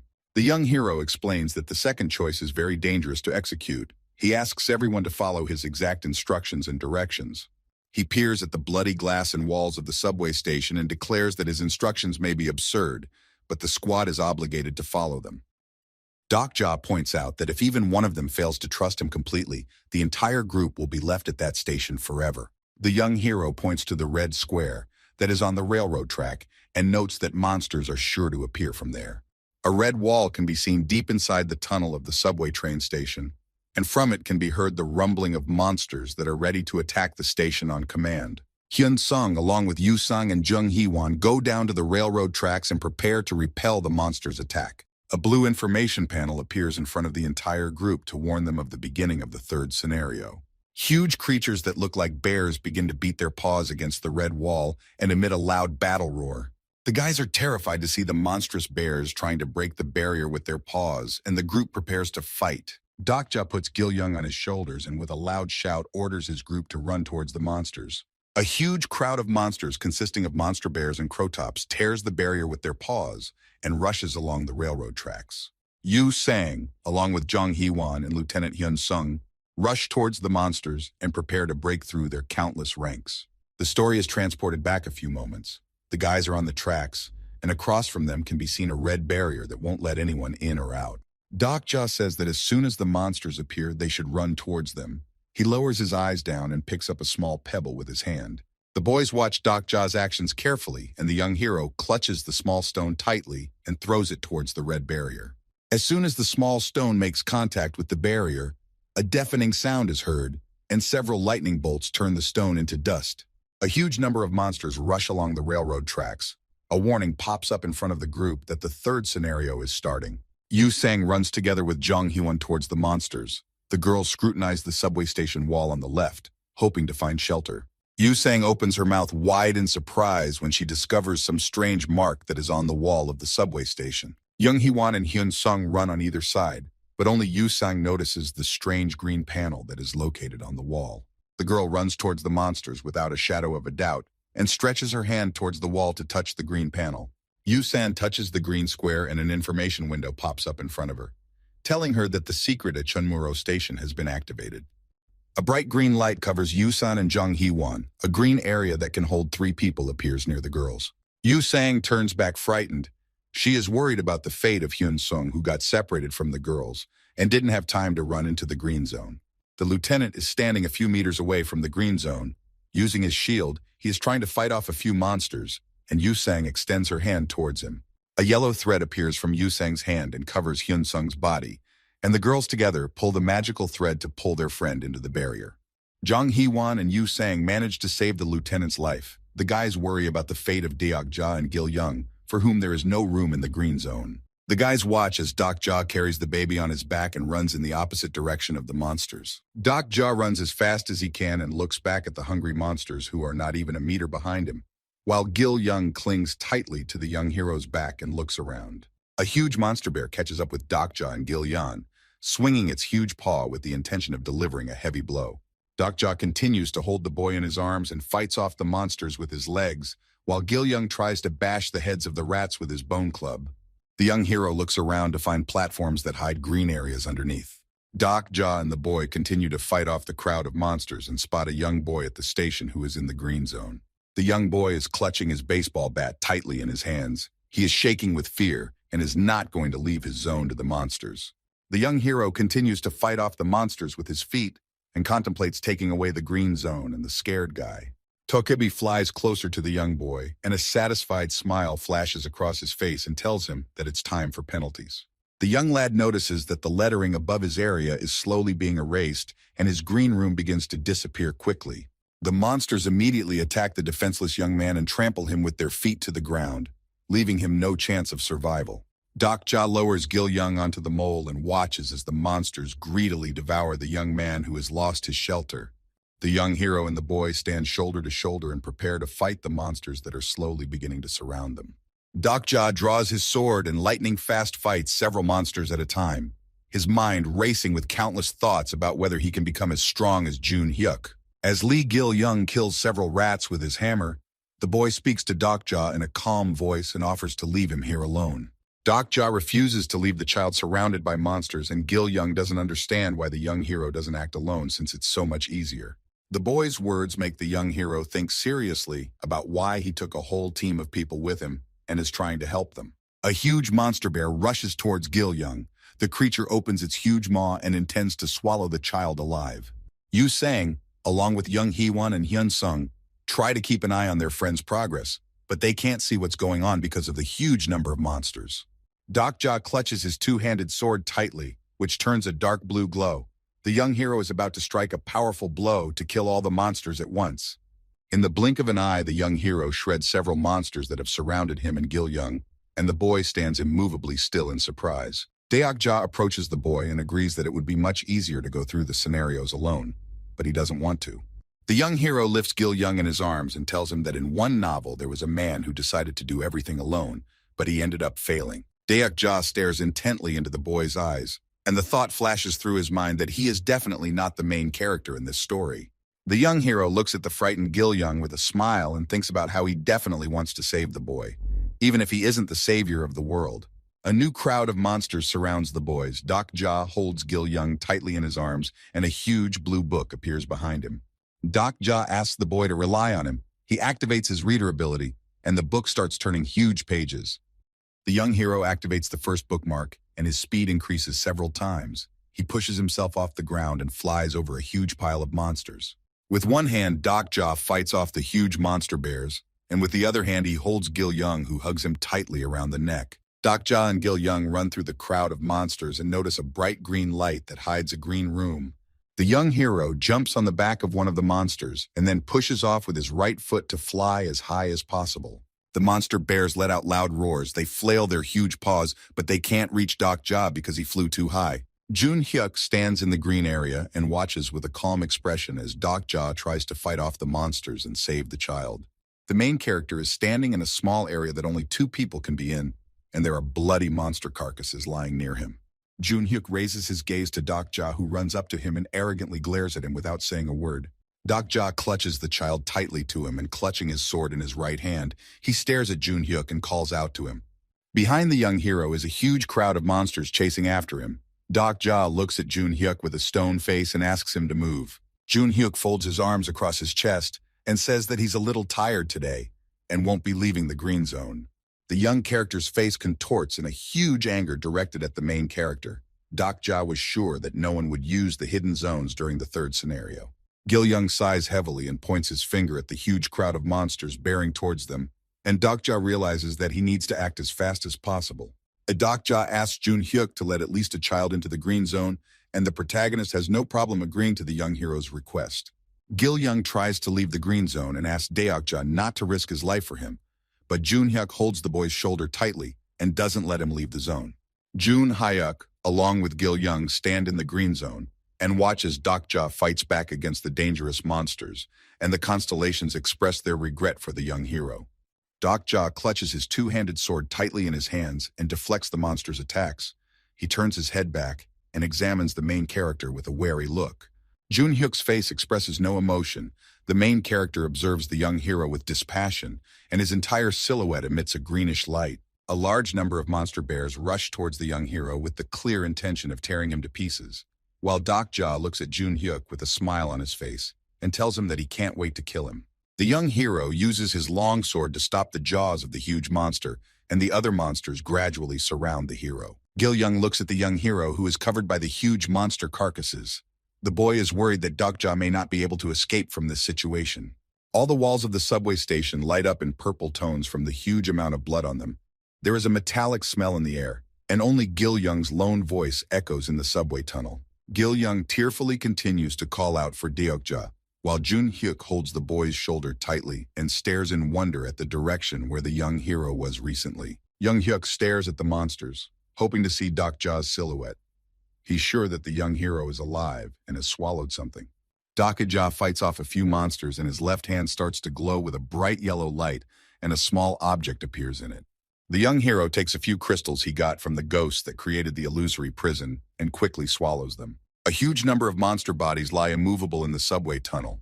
Only the wind, which raises dust behind it, continues its leisurely movement. Huge gusts of blue light suddenly emanate from the bodies of the monsters the young hero is under. Lee Gil Young notices the strange glow and wants to run up to it as quickly as possible, hoping that Dokja is still alive. But Junhyuk won't let the boy out of the green zone.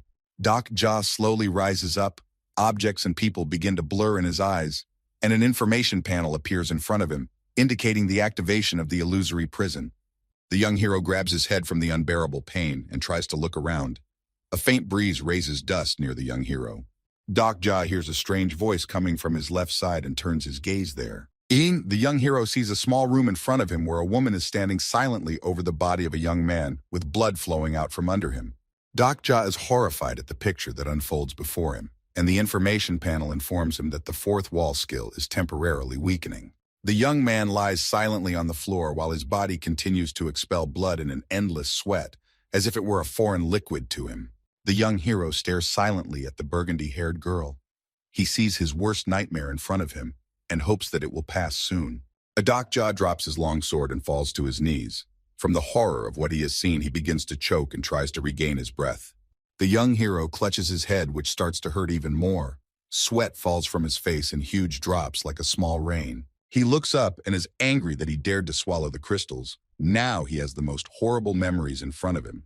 The story shifts to a few hours ago, when Dokja was able to collect some crystals from the spectral monsters that created the illusory prison. Dokja slowly rises to his feet. With the help of the crystals, he was able to become invisible to the monsters. But at the same time, he had to face hard memories.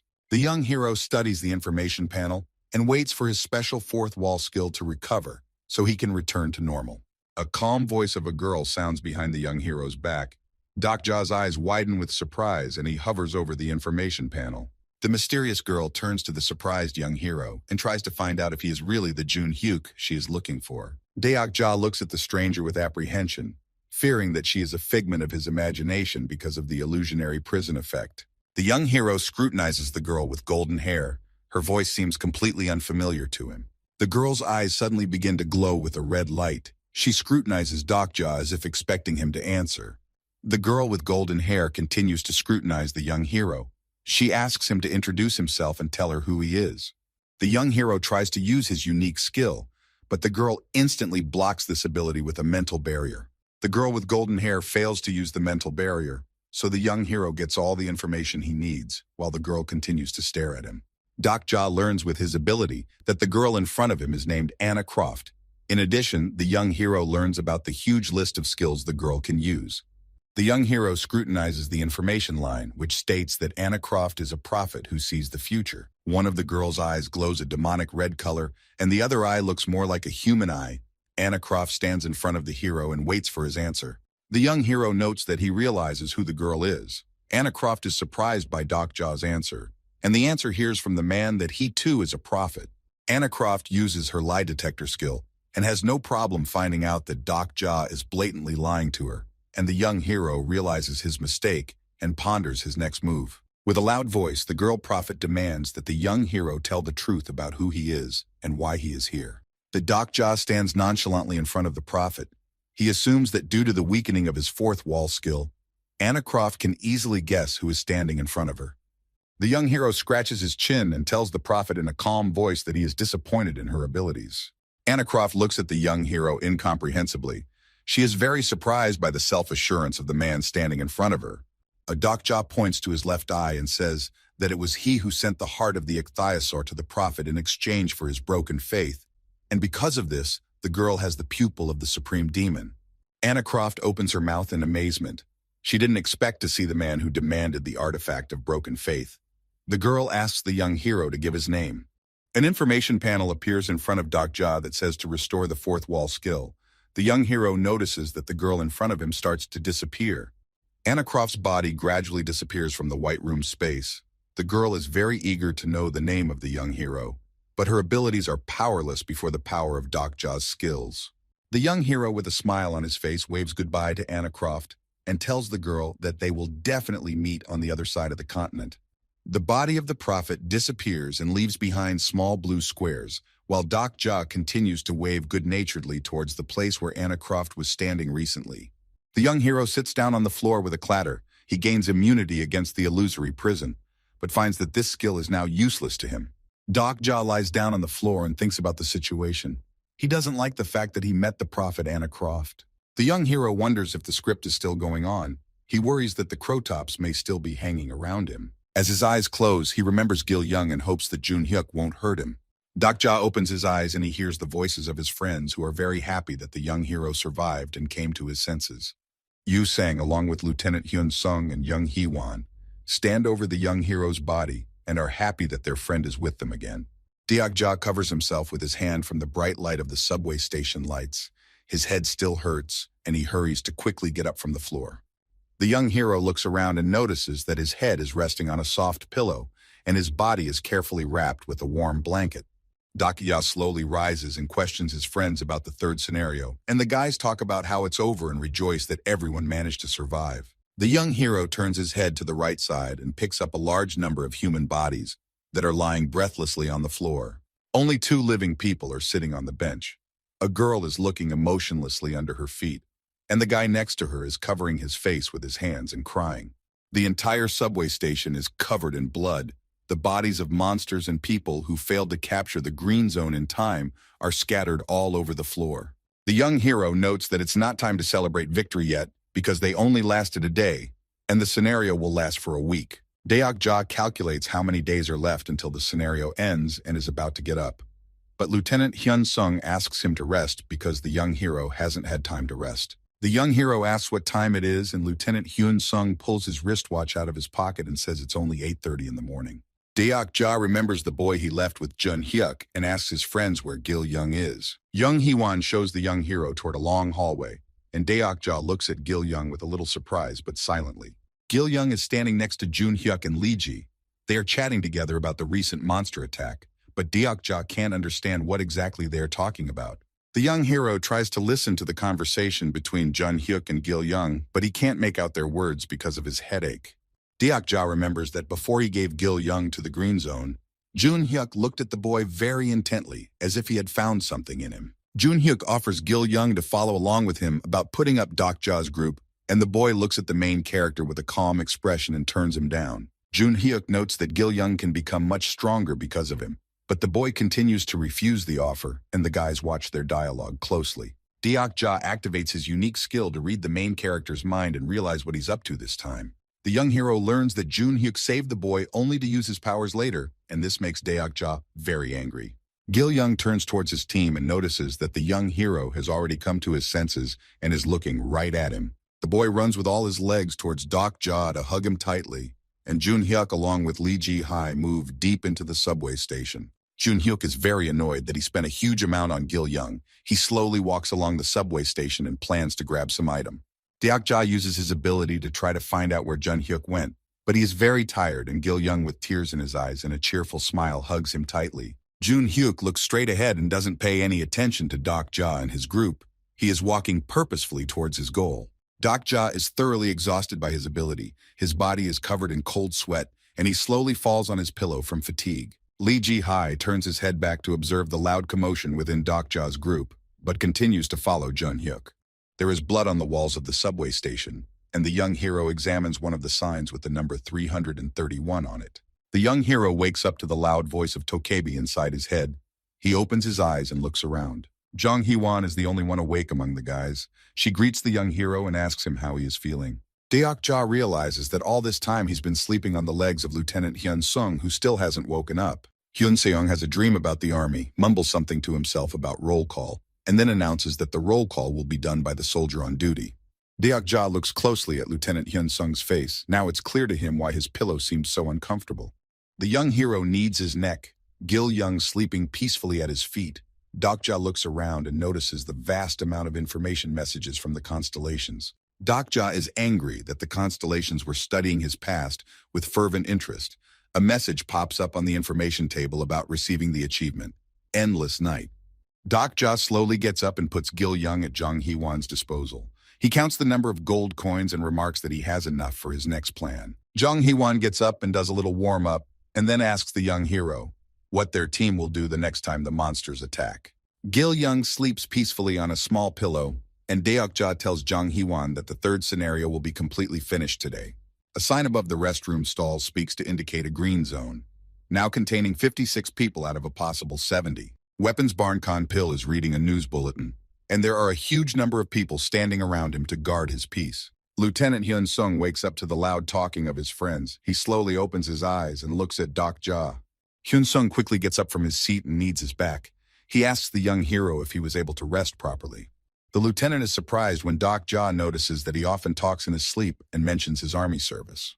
Hyun Sung guiltily scratches his head and tells him that it's an old injury from when he was a private in the army. Yu Sang along with Gil Young wake up and approach Young Hee-won, and then they listen to Hyun Sung and Deok Ja plot together about serving in the army. Hyun Sung reveals that he was only promoted when he served more than half, so he was a private most of the time. Deok Ja smiles and looks into Hyun Sung's eyes and says that it's a great blessing to see a lieutenant in their group. Hyun Seong blushes with embarrassment when Dok Ja points out the lieutenant's talents. He's very happy to be seen as the hope and support of the team. Dok Ja exchanges a few words with Hyun Seong before slowly walking back to the rest of the group waiting for him. The young hero explains to the guys in a quiet voice, covering his mouth with his palm, that they too need to cheer Hyun Sung up just like he did. Gil Young listens to Dok Ja's request and looks at Hyun Seong from behind him, while Jung Hee-won says he doesn't understand why he needs to cheer up the lieutenant. And the boy looks at Hyun Sung, who is cleaning his shield, and Deok Ja explains to the guys that the lieutenant has been looking very depressed lately and needs to be cheered up. The young hero remembers that Jung Hee-won was able to save people from the Joldu group, and that's why her attribute was able to blossom.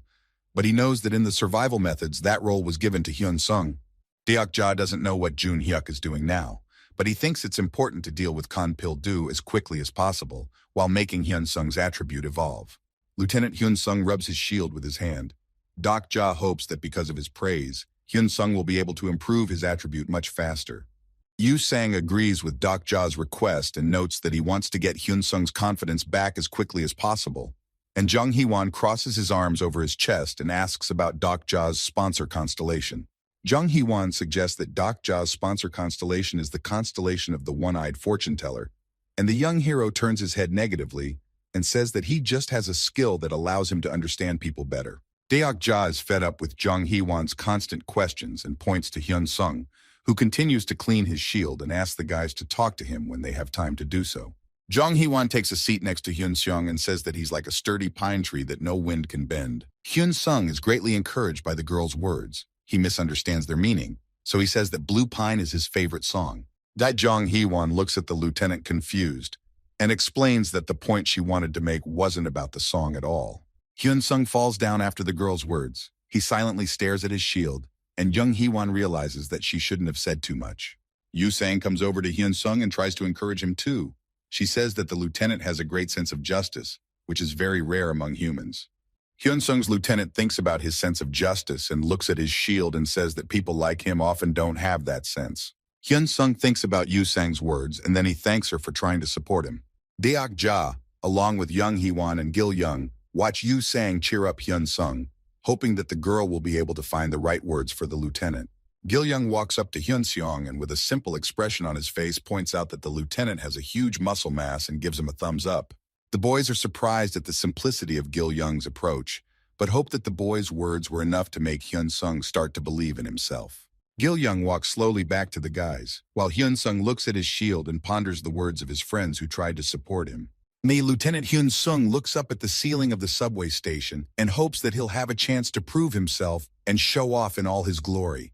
Deok Ja praises Gil Young for the work he's done, and he looks at the boy with a smile and asks him if he was able to get the information he asked for. The boy looks at the protagonist and tries to find the right words, but doesn't know where to begin his explanation. Jung Hee-won and Yu Sang look questioningly at Gil Young, who informs Dok Ja that Lee Ji-hai is on the first floor, and the young hero says goodbye to the boys and heads for the stairs. Dok Ja quickly climbs the stone steps and ponders what words he will say to Lee Ji-hai when he finds her on the upper floors. The girl clutches her katana tightly and looks around the upper floors. She guesses that Dok Ja has gone to look for her. Dok Ja climbs up to the first floor. He is thinking of a plan to get Lee Ji on his side so he can use her power to defeat the weapon baron. As soon as the young hero climbs to the top floor, he's greeted by a loud voice of men. They recognize him as the man who broke into the arms baron's house not too long ago. The three of Kanpil's aides look at the young hero with smiles, one of them pointing out that Jun Hyuk must have helped him survive the monster attack. But Dok Ja doesn't even look in their direction. The young hero looks around the green areas carefully and pays no attention to the weapon baron's henchmen. The gun baron's henchmen point out that Dok Ja couldn't have accomplished anything without Jun Hyuk's help, and suggests that he join their team. But the young hero doesn't pay any attention to their words and climbs up to the next floor. Deok-ja climbs up the escalator stairs and looks around at the green areas that are right by the floor's entrance. The young hero finishes counting the green zones and replies to the disgruntled bandits who continue to harass him that he will think about the weapons baron's offer. Kanpil's henchmen are greatly annoyed that Deok-ja is not paying any attention to them, and the young hero ponders a strategy to carry out his plan. Deok-ja walks to another escalator and is about to go up to the minuscule first floor to find Li Ji and enlist her support. Li Ji appears behind the unsuspecting Deok-ja and slowly draws his katana from its sheath and prepares for battle. The high school girl quickly draws her sword from its sheath and points it towards the cheek of the protagonist. She expresses her disappointment at Deok-ja's actions. Deok-ja glances at Li Ji, who appeared behind his back rather suddenly, and assumes that the girl used a ghost move, and the high school girl silently looks back at the young protagonist with a displeased look. The high school girl voices her displeasure that Deok-ja is about to make a deal with the gun baron and points out that bandits can't be trusted. Li Ji is overwhelmed with anger at Deok-ja's calm voice. Her feet are a few feet lower from the young hero's body, but that doesn't stop her from pointing her long sword at him. The high school girl is greatly surprised at the young hero's words that he only came to talk to her. Deok-ja raises his hands, showing that he won't hurt the girl, and asks Li Ji to put his sword away so they can talk in peace. The young hero turns his head behind his back, and a moment later, Li Ji disappears from his sight, leaving only dust behind him. Li Ji appears in front of the young hero's face with incredible speed and waits for him near the turnstiles of the subway station. Deok-ja walks up the escalator to the -first floor and looks in surprise at Li Ji, who has been waiting for him near the turnstiles for a long time. A drop of cold sweat drips from the young hero's face. He is greatly impressed by the speed of the high school student, but he doesn't understand why she is standing ahead of him. Li Ji points towards the broken window and explains to the young hero that Jun Hyung ordered her to guard the place, so she's not going to let anyone through. Deok-ja guesses why Jun Hyung ordered her to guard the place. He realizes that he needs to act fast, so he gets closer to Li Ji. The high school girl is very surprised when Deok-ja's goal was to ask for help. She stares at him intently and waits for an explanation. Deok-ja stands a few meters away from Li Ji Hai. He looks her straight in the eyes and states without the slightest doubt that he plans to deal with Gunpildo's companions today. The young hero looks at the high school girl's face. He is sure that Li Ji's strength is more than enough to deal with the weapons baron, but he is not sure if Li Ji will agree to his proposal. Li Ji tries to hide her joy that the young hero is going to take down the gun baron's gang, but the girl is still hesitant to give her consent. Young Hee-won and his group meet the young hero at the stairwell and ask him if he is sure of Li Ji Hai's help. Li Ji Hai leans on the turnstile and ponders the young hero's proposal. She wants to take down Gunpil's gang, but is not sure if the master will approve of her decision. The high school girl casts her sad gaze downward and ponders her conversation with Deok-ja and his plan to overthrow the weapons baron. Li Ji Hai taps the scabbard of her sword on her shoulder and confidently replies to Deok-ja that she doesn't care about the lives of the people on the station. The girl's eyes widen in surprise, and she stops her gaze on the young hero when he points out that Li Ji Hai is speaking in Jun Hyuk's words. Deok-ja's words make Li Ji Hai's thoughts go back a few days to the past, when she had to go through the bodies of her own classmates to survive. Li Ji Hai abruptly slams her sword scabbard on the floor and asks the young hero to stop bringing up her past because it's the most unpleasant memory for her. Deok-ja continues to say that what happened at school is not Li Ji Hai's fault, and the girl becomes furious, clenches her teeth tightly, and says that the young hero can never understand her feelings. Li Ji Hai sits down on the floor and hugs her knees tightly, a sword hidden in a scabbard at her feet and just a glimpse of a quiet cry in the air. Deok-ja pulls his phone out of his pocket. The clock on the smartphone screen shows 7 o'clock in the evening, and the young hero says that the time to implement the plan has come. The young hero quickly puts his phone back in his pocket and looks around at his team. Deok-ja warns his friends that the situation may be more dangerous this time than yesterday.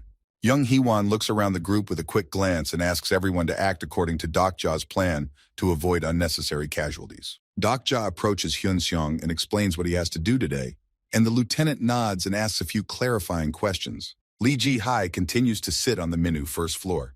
She holds her knees tightly with both hands around them and is about to head downstairs. Baron Kanpil sits smilingly in his green area where his most loyal supporters have gathered. He is completely unaware that his reign will soon come to an end. The group quickly ascends to the next floor, where there are 2 green zones that hold 2 people each. Deok-ja warns the group to act quickly. The two men notice the strange actions of Doc Ja and his team and watch closely what the guys plan to do. Jong Hee-won pulls out his bone sword and along with Yu Sang-ah and Gil Young quickly head towards one of the green areas where the two young men are standing. Jong Hye-won's face takes on a stony expression as she clutches her bone sword tightly and is about to deal with the people in the green zone. Daok Ja along with Lieutenant Hyun Seong quickly climb the stone steps and head to the gun baron's lair. The young hero turns his eyes towards Lieutenant Hyun Sung as he beckons him over and asks him to wait a bit. Hyun Sung expresses his concern that he's not confident in his abilities and worries that he's an unsuitable candidate for the role. Daok Ja asks the lieutenant to calm down and says that Hyun Sung is the kind of person who can be relied on in any situation. The young hero discovers new information about Hyun Sung and his service in the army, which surprises Daok Ja because there were no such details in the survival methods. The lieutenant walks behind him and holding his bone sword tightly, he looks closely at the young hero who wants to hear his full story. Hyun Sung stops and points out that the young hero has known him for years, and Daok Ja turns back to the lieutenant and sees the information on the information panel that their rapport has increased dramatically. One of the weapon baron's henchmen screams loudly in pain as the young hero delivers several quick blows to his arms. Daok Ja and Hyun Sung make their way to the green zone rather quickly through the ranks of bandits, Kan Peel's henchmen shouting angrily in their direction, but the boys pay no attention to these comments. One of the guards warns the gun baron that someone is heading in their direction. Kan Peel takes his gaze away from the newspaper and looks at his subordinate, not realizing what's going on. Hyun Sung holds his shield and bone sword tightly in his hands, while Daok Ja runs behind him and prepares to cover his comrade. The guys prepare to storm the green zone. The lieutenant without a doubt puts his shield forward and is the first to enter the green zone, his eyes shining with a bright confidence in his strength and his imminent victory.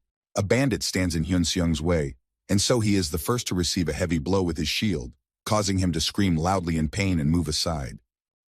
A large number of Kan Peel's henchmen try to delay the lieutenant and get in his way, but Hyun Sung flies right into them with a sharp jerk and uses his ability to break through their ranks. Daok Ja's foot is within the green zone, which slowly turns red. A message pops up in front of him that he has trespassed into a private area. In the blink of an eye, the green zone turns red, and a huge number of mechanical turrets appear all over it, ready to open fire on the enemy.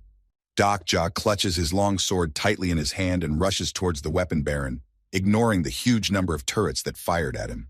Lieutenant Hyun Sung realizes that the young hero is in danger, so he throws his heavy shield at him without a second thought. The huge shield flies straight towards Daok Ja's hand and blocks several shots from the automatic turrets. The young hero anticipates that the red zone will be very difficult, so he pulls his arm towards the shield to deflect the turret's attacks. Daok Ja manages to catch the shield in his hand just in time. A huge destructive force hits the shield and the young hero barely manages to stay on his feet. A loud explosion goes off where the young hero was standing. A huge puff of smoke completely covers his silhouette, and the bandits quickly surround the place. The smoke quickly clears and Daok Ja stands in his place, clutching his shield tightly. Thanks to the timely help of his lieutenant, the young hero managed to avoid serious injury. Kan Peel quickly gets up from his seat and adjusts his cap. He is amazed that Daok Ja dared to invade his territory, so he asks the young hero what he is up to. The young hero notices that the level of the armed zone has risen dramatically since his last visit. He replies to Kan Peel that he has decided to stop being a tenant. A wide smile lights up the arms baron's face. He can't believe that the young hero dares to look over his territory. A huge turret appears beside Kan Peel, about to fire an enhanced magic blast at Daok Ja and Hyun Sung. The gun baron is anticipating his imminent victory, so he tells Daok Ja in advance that he's about to go to the next world. The young hero turns back to the large number of bandits who are running towards the gun baron in fear. The young hero notices a large number of sword scars on each bandit's body. He guesses that they are the work of Lee Ji-hai. Gun Peel is distracted from his triumph and asks his henchman what happened and why he's wounded, but the bandit says that they were attacked by a small samurai. Hyun Sung looks at the wounded bandits in amazement, then turns his head to Daok Ja, who beckons him over. The young hero smiles widely and looks at Hyun Sung meaningfully. He asks the lieutenant to destroy the entire floor to the ground. Hyun Sung looks at his palm carefully, as if it contains all of his power, and ponders the young hero's words. Lieutenant Hyun Sung clenches his palm tightly into a fist, causing it to glow with a bright yellow light, and an information window pops up in front of Daok Ja, informing him that Lee Hyun Sung's character attribute is blossoming. Hyun Sung looks at him proudly, Strong gusts of wind develop around him. A yellow magic circle appears below him and his body is filled with destructive power. Dokja watches in amazement as Hyunsung's attribute blossoms. For him, the main purpose of this battle is to see the evolution of the lieutenant's ability. The young hero watches mesmerized as Hyunsung reveals his power. The lieutenant clenches his hand tightly in his fist, and two huge palms appear behind his back. The huge palms slowly approach Hyunsung's outstretched fist, and the young hero can't take his gaze away from what is happening. Hyunseong proudly looks forward, his body absorbing the immense divine power. The lieutenant has put all fears aside and is ready to finish off the weapon baron and his minions. Huge angel wings appear on the lieutenant's shoulders. It seems as if Hyunseong has a power that no one can match. Hyunseong uses his mountain-destroying ability and brings his glowing hand in for a deadly strike that solves everything in an instant. Lieutenant Hyunsung's right hand grows to a huge size and tears the clothes on his forearm, while Deokja continues to watch this spectacle. With a loud shout, he's about to strike the ground, and all the people around him instantly shudder in fear at the sight of such destructive power. With his huge golden hand, he slaps the floor beneath him, causing the entire floor to tremble from his immense power. Konpil's minions try to steady themselves on the trembling ground and realize that the floor beneath them is about to collapse and they will all fall down. The information panel announces that the green zone has been destroyed and Gunpil screams in fear because the floor beneath him is collapsing. Hyunsung crouches on the crusts and watches the huge green zone and Konpil-do's private domain turn into nothing. Lieutenant Hyunsung is quite tired from using his ability. Cold floor drips down his face and he squats down to catch his breath, while Deokja watches the floor stones along with people fly upwards. The young hero is distracted from watching the destruction of the zone when Hyunsung calls out to him with the intention of telling his life story. Hyunsung breathes heavily and continues to watch the collapse of the green zone, saying that he wants to hear Deokja's story. The lieutenant turns toward the young hero and tells him with a smile that he wants to learn as much as he can about him. The young hero is greatly amazed that one of the strongest characters in the novel he has read wants to know his story. Deokja and Hyunsung exchange a few words with each other and scrutinize the rubble that happened after the lieutenant used his ability. The guys take a break from their conversation and hear the distant voices of people and the gun baron shouting for help. Deokja and Hyunsung walk over to where the floor has collapsed and look down to see the gun baron's gang and himself. The young hero agrees to tell his life story, but first offers to deal with the gun baron who managed to survive Hyunsung's attack. Gun Baron Konpil. Du slowly crawls on the ground. His forehead badly smashed, he looks up at Dokja and clenches his teeth tightly in anger.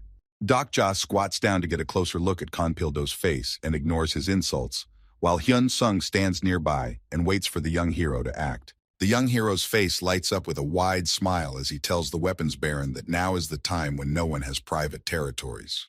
The loud sound of several footsteps quickly heading towards the boys carries a rumble throughout the floor. The young hero is distracted from mocking the weapons baron and looks in surprise towards the extraneous sounds, while Hyunseong rises to his feet and prepares to give battle. The guys are surprised to notice that Jung Hee-won has come in with Yu Sang-ah and Gil Young, who have already finished their mission. Jung Hee-won quickly walks towards Dokja, ignoring the huge debris and dust on the floor, and announces that her group has destroyed all the green zones. Jung Hee-won talks about how she, along with Gil Young and Yu Sang, went around the lower floors and destroyed all the green rooms in their path. Deokja is about to praise the guys for their work, but he is interrupted halfway through his speech by Tokebi's voice in his head, who is extremely angered by the destruction of the green rooms. Tokebi's loud voice makes the young hero's ears start to bleed, so he covers his ears with the palms of his hands and smiles as he looks at Gil Young. The young hero uses telepathy and asks Tokebi to be quiet because his head is exploding from the sheer number of messages from the constellations. The minions help their head to his feet from under the rubble and glare angrily at the silhouette that stands right in front of them. As they discuss the situation between them, Dokja notices that Lee Ji-hai is walking towards them and decides to join them. The high school girl says she had no problem handling the green areas that Dokja assigned to her. The young hero is surprised at the girl's speed because the green areas he assigned to her were for 8 people.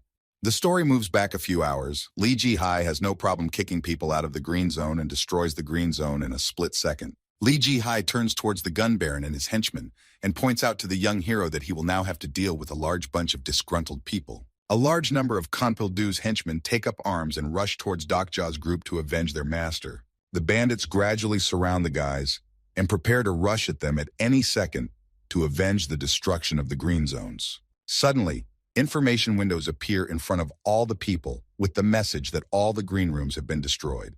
Lee Ji-hai puts the scabbard of her sword on her shoulder and with a smile waves her hand towards the young hero, warning him that she will not interfere in this showdown. Deok-ja smilingly looks at the high school girl as she walks away and tells her that he wasn't really hoping for her help, then starts flipping through the information panel. Young Hee-won smilingly notes that there is a bounty of 2,000 gold coins on Deok-ja's head and prepares to fight back against those who dare to attack them. The young hero doesn't feel any danger and glances at Hyun-sung, who quickly runs behind him and prepares to cover him. Deok-ja opens the information panel and scrutinizes Lieutenant Hyun-sung's stat block, which has been updated with new skills. Several people go up to the upper floors where Deok-ja's group is. They have heard that there is a bounty on the young hero's head, and they are not going to miss this chance. The young hero puts his hand on Gil Young's shoulder and tells him not to worry too much, because they won't have to fight at the moment. The young hero looks around at the area around him. He notices a huge cluster of red smoke at his feet and tries to remember the plot of the survival novel. Deok-ja turns his head towards the railroad tracks and notices a red barrier from which comes the muffled sound of claws. The men decide to refrain from attacking Deok-ja's group when they receive an informational message that the main scenario will be ended early. The weapon baron carefully reads the message from the information window that the scenario will start soon, and its difficulty will depend on the remaining time of the scenario. The young hero anticipates that the main scenario is about to begin. He realizes that all the people on the station will be busy fighting off monsters. An information sign warns the people that an urgent defense is about to begin. A huge number of monsters are trying to break the red barrier to get into the station. One of the gun baron's henchmen is surprised to notice a huge number of monsters moving towards them and tries to escape as soon as possible. A mob of monster bears indiscriminately destroys the humans in front of them and tries to fill the entire station. People don't know what to do. Now there are no green areas where they could hide before, so they try to run away or hide from the omnipresent creatures. The young hero realizes it's time to act, so he gives the order to Lieutenant Hyun-sung to move as fast as possible to the stairs. The young hero along with the steely team members run towards another staircase that leads to the upper floors of the subway station.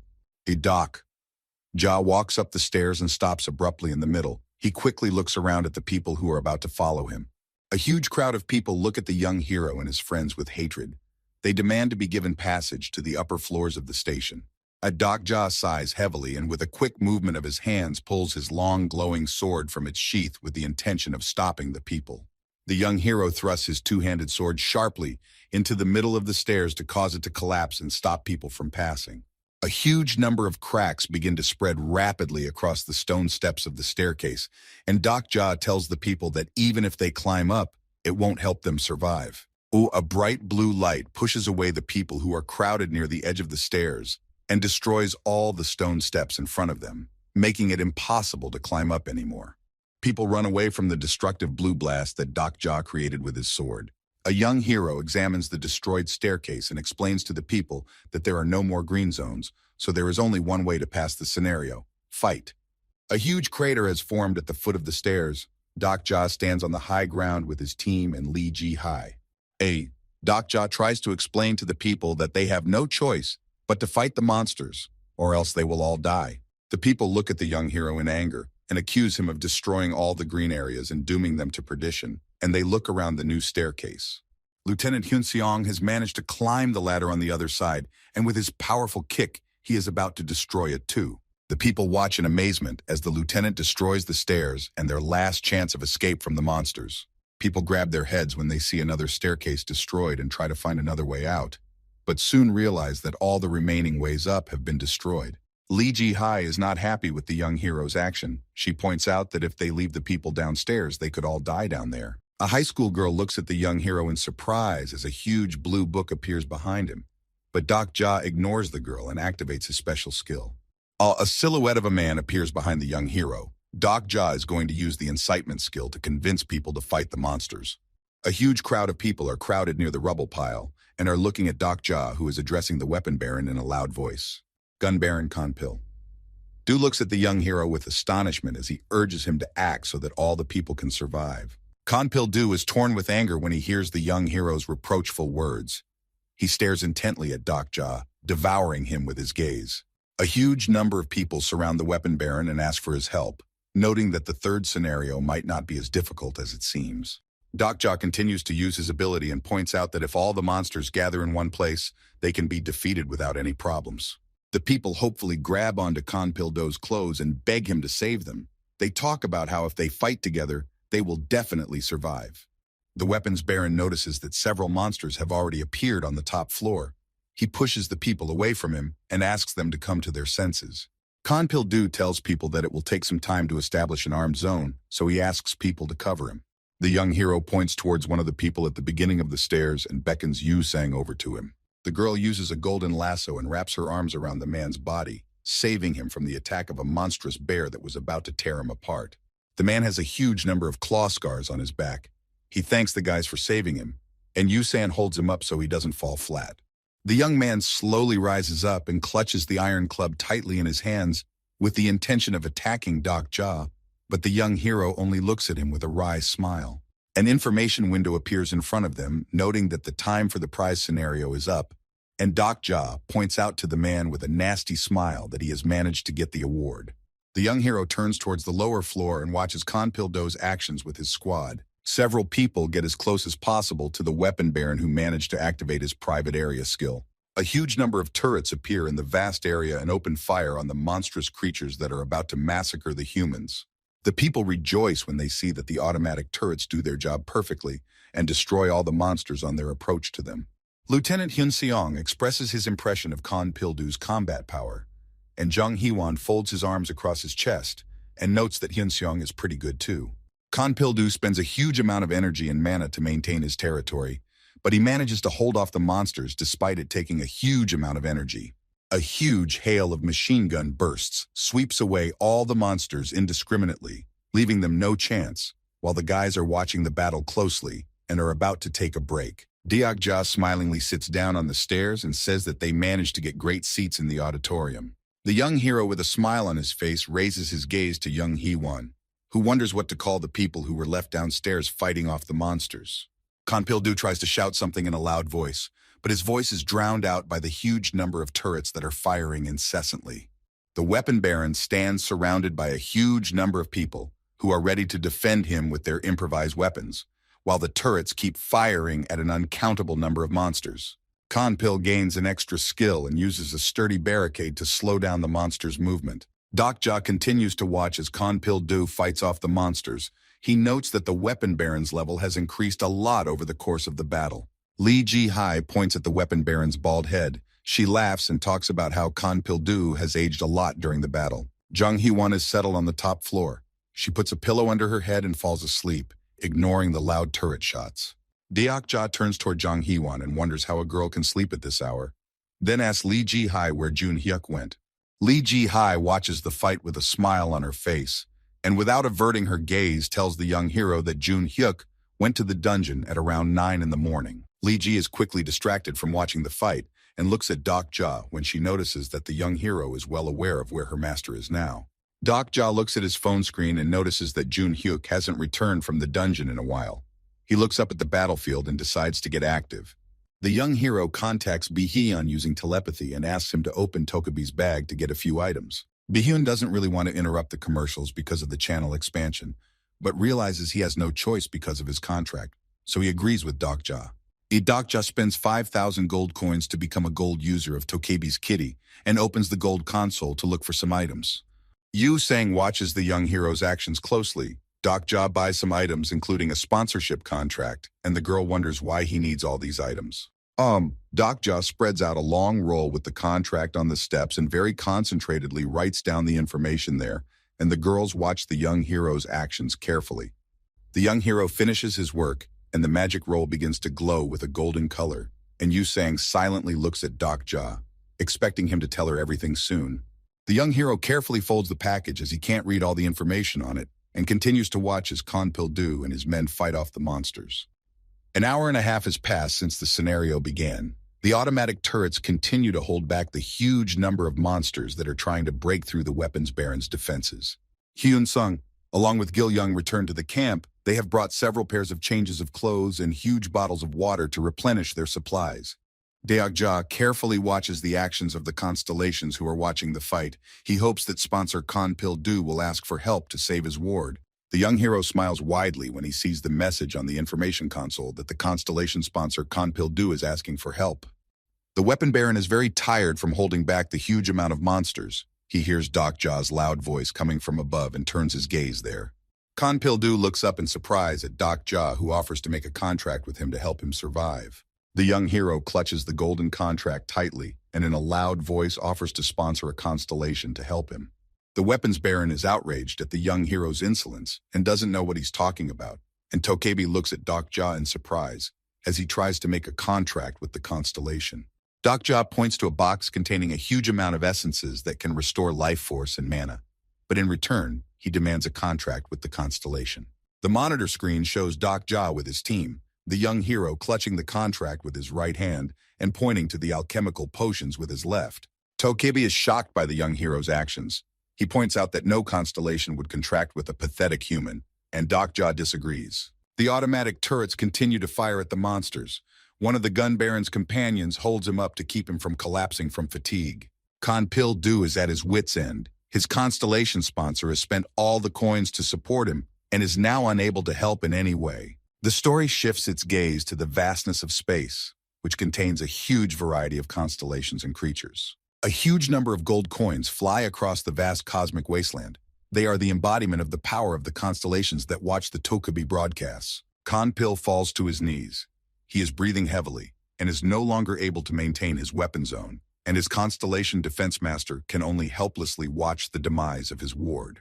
Yusang looks towards the weapon baron and says that if things stay as they are, the man will die, while Deokja continues to hold the contract and watches the battle between humans and monsters. Deokja stares resolutely straight ahead and expects the defense master to agree to his terms because this constellation always takes care of its wards. Kan Pil-du starts coughing up blood. His strength is at a breaking point. It seems that the defense master has decided to leave him to his fate. Suddenly, an information panel appears in front of Deokja, informing the hero that the defense master wants to know the contents of his contract.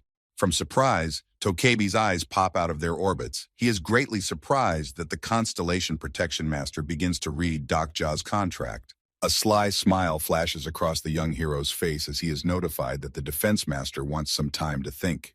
An information panel appears in front of the weapon baron, informing him that his constellation is about to sign a contract with the young hero, and this information infuriates Kan Pil-du. Deokja carefully reads the message that the Constellation Master Defense Constellation wants to add one clause to the contract, and if the young hero approves it, it will agree to the contract. A new clause in the contract appears on the information panel stating that the performer is obligated to protect the life of Kan Pil-du's incarnation. The young hero carefully flips through his contract once more. He agrees to the Constellation's demands. After all, the clause that he can order Kan Pil-du 10 times in a day is important to him. Deokja looks away from the information console and turns his gaze somewhere upwards and says that he agrees to the terms of the Defense Master. A huge number of companions surround Kan Pil-du, blood gushing out of his mouth profusely. The weapon baron orders the men to leave the monsters that manage to break through his defenses. Kan Pil-du hears a strange sound coming from the stairwell. He turns his head back and sees a jar of essence flying towards him. Yusang uses his ability and uses the golden threads to send several jars of the essence to Kan Pil-du. And Deokja, with a smile on his face, tells the weapons baron to use them to fight. Kan Pil-du clutches the jar of essence tightly in his hand and looks at Deokja with a look of anger and cruelty, then tells him that such help is not enough to earn his forgiveness. The weapon baron quickly uncorks the jar of mana essence and drinks it down in quick gulps to replenish his strength. Kan Pil-du breaks the empty flask and shouts loudly towards the young hero that once he has dealt with the monsters, he will take revenge on Deokja. The weapon baron clenches his teeth tightly with anger and stares menacingly at the young hero with a firm intention to take revenge on him at all costs. The young hero orders Kan Pil-du to be silent, and to everyone's surprise, the weapon baron immediately shuts up and stops saying anything. Deokja's team is shocked that he can now effortlessly give orders to Kan Pil-du, and the young hero gives another order and demands that they rush into battle. Deokja, with a gloating smile, demands that Kan Pil-du stay away from his companions, and the weapons baron has no choice but to obey the young hero's commands. People are very surprised by Kan Pil-du's strange behavior, They surround him from all sides and try to find out what happened, and the gun baron tries to say something but can't because of the young hero's orders. Tokebi Bihyun looks at the young hero with astonishment. He thinks that there is a real monster in front of him and worries about his fate, and a huge number of constellations admire Dokja's strategy. The young hero slowly walks up the stairs and announces that he needs to step away for a few minutes, and Lee Ji resents Dokja's actions and points out that now is not the best time to do so. Young Hee-won wakes up to his friends talking loudly and asks where Dokja is going, and the young hero informs the guys that there is a scumbag who has decided to get his hands on new items and doesn't care about the fate of people. The young hero purposefully looks ahead and is about to go in search of Jun-hyuk, who went after the artifacts and abandoned the people. Jun-hyuk stands in pitch darkness with only a few small grains of sand lighting his way. His head is splitting with unbearable pain, and he decides to give up. The protagonist loses consciousness and slowly falls down. Before closing his eyes, he keeps repeating that next time, he will surely make it. The young protagonist pulls out his phone and reads a survival novel from which he learns that Jun-hyuk has now overcome the 8th regression. On the screen of Dokja's phone is a long text that tells what happened to Jun-hyuk when he poisoned himself to get artifacts. Dokja doesn't understand why the main character is moving very quickly through the plot of the novel. Jung Hee-won appears behind the young hero's back and wonders what he's up to. The young hero turns to look at Jung Hee-won without removing the phone from his hands. He realizes that he looks suspicious in the eyes of others and tries to come up with an excuse. Jung Hee-won wonders what kind of bastard Dokja was talking about. She's surprised that there could be a person much more disgusting than Kan Pil-do, and the young hero does not dare to answer the girl's question and dodges the answer. Deokja, along with Jung Hee-won and Gil Young, leave the group and go to Jun-hyuk. The young hero is not worried about the safety of his friends because he is confident in Kan Pil-do's strength. Before leaving Hyun-sung and Yu-sang, he gives them a few orders and asks them to throw mana potions to Kan Pil-do every 40 minutes so that he can successfully hold off the monsters. The young hero ponders the current situation. He is not at all worried about the passage of the current scenario and the actions of the weapon baron. Lee Ji-hai interrupts the young hero from his thoughts. The girl stops him with a loud voice and asks him to explain where he is going. The high school girl clutches the sword tightly in her hands. She can see that the young hero is heading towards the master, but she doesn't know his true motives. Dokja, in a calm voice, asks the high school girl to go with them and continues to move with his group without explaining to the girl the nature of what is happening. Jun-hyuk continues to stand in pitch darkness, the life slowly leaving him, but thanks to his high performance, he manages to stay conscious for a while. The young hero walks toward the direction of the sign that marks Daehan's underground theater. He assumes that Jun-hyuk is in danger because he fell during the 8th and 11th regressions. The group led by Dokja are quickly approaching the entrance of the theater. The young hero realizes that they need to hurry and checks with Lee Ji-hai to see how much time has passed since her master went to retrieve the artifacts. Dokja, Jung Hee-won, and Lee Ji-hai stand in front of the theater entrance, its entrance completely enveloped by a dark mist that protects the building from uninvited guests. The young hero examines the sign in front of the doors and in a calm voice warns the guys that if they don't hurry, Yoo Jung-hyuk will die today. The group is separated from the Daehan movie theater by glass doors, with dark energy spewing out in huge streams, and an information panel warns the group that they are at the entrance to a dungeon. The young hero holds the hilt of his long sword with his hand and is the first to enter the Daehan theater. A message appears in front of him that he has discovered a hidden scenario. The rest of the group will do for Dokja and walk through the glass doors. Lee Ji-hai looks around carefully near the entrance and hopes to find his master. Dokja looks ahead of him and sees some more glass doors that lead upstairs. He knows the script of the novel, so he is well aware that Jun-hyuk is somewhere in here. Bloody blobs of energy envelop each member of the group.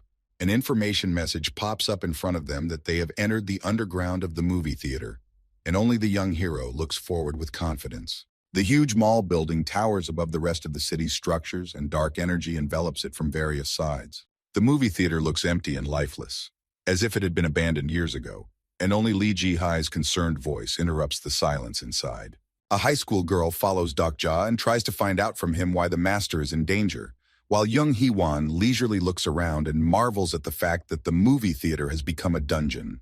Lee Ji-hai continues to ask the young hero numerous questions about her master in the dungeon, and finally asks him why he decided to save Jun-hyuk. Dokja smilingly tells the high school student that he's going to save Jun-hyuk because they're companions, but the girl calls the young hero's words nonsense. The young hero notices a large number of information panels that tell him that the constellations are extremely interested in his actions, and some are even sponsoring him. Deok-ja keeps pacing and tries to recall the novel's scenario of survival methods when Jun-hyuk's regression reaches double digits. The young protagonist scrolls through the footage from the survival novel in his head. Jun-hyuk has already gone through several regressions and wipes his blade.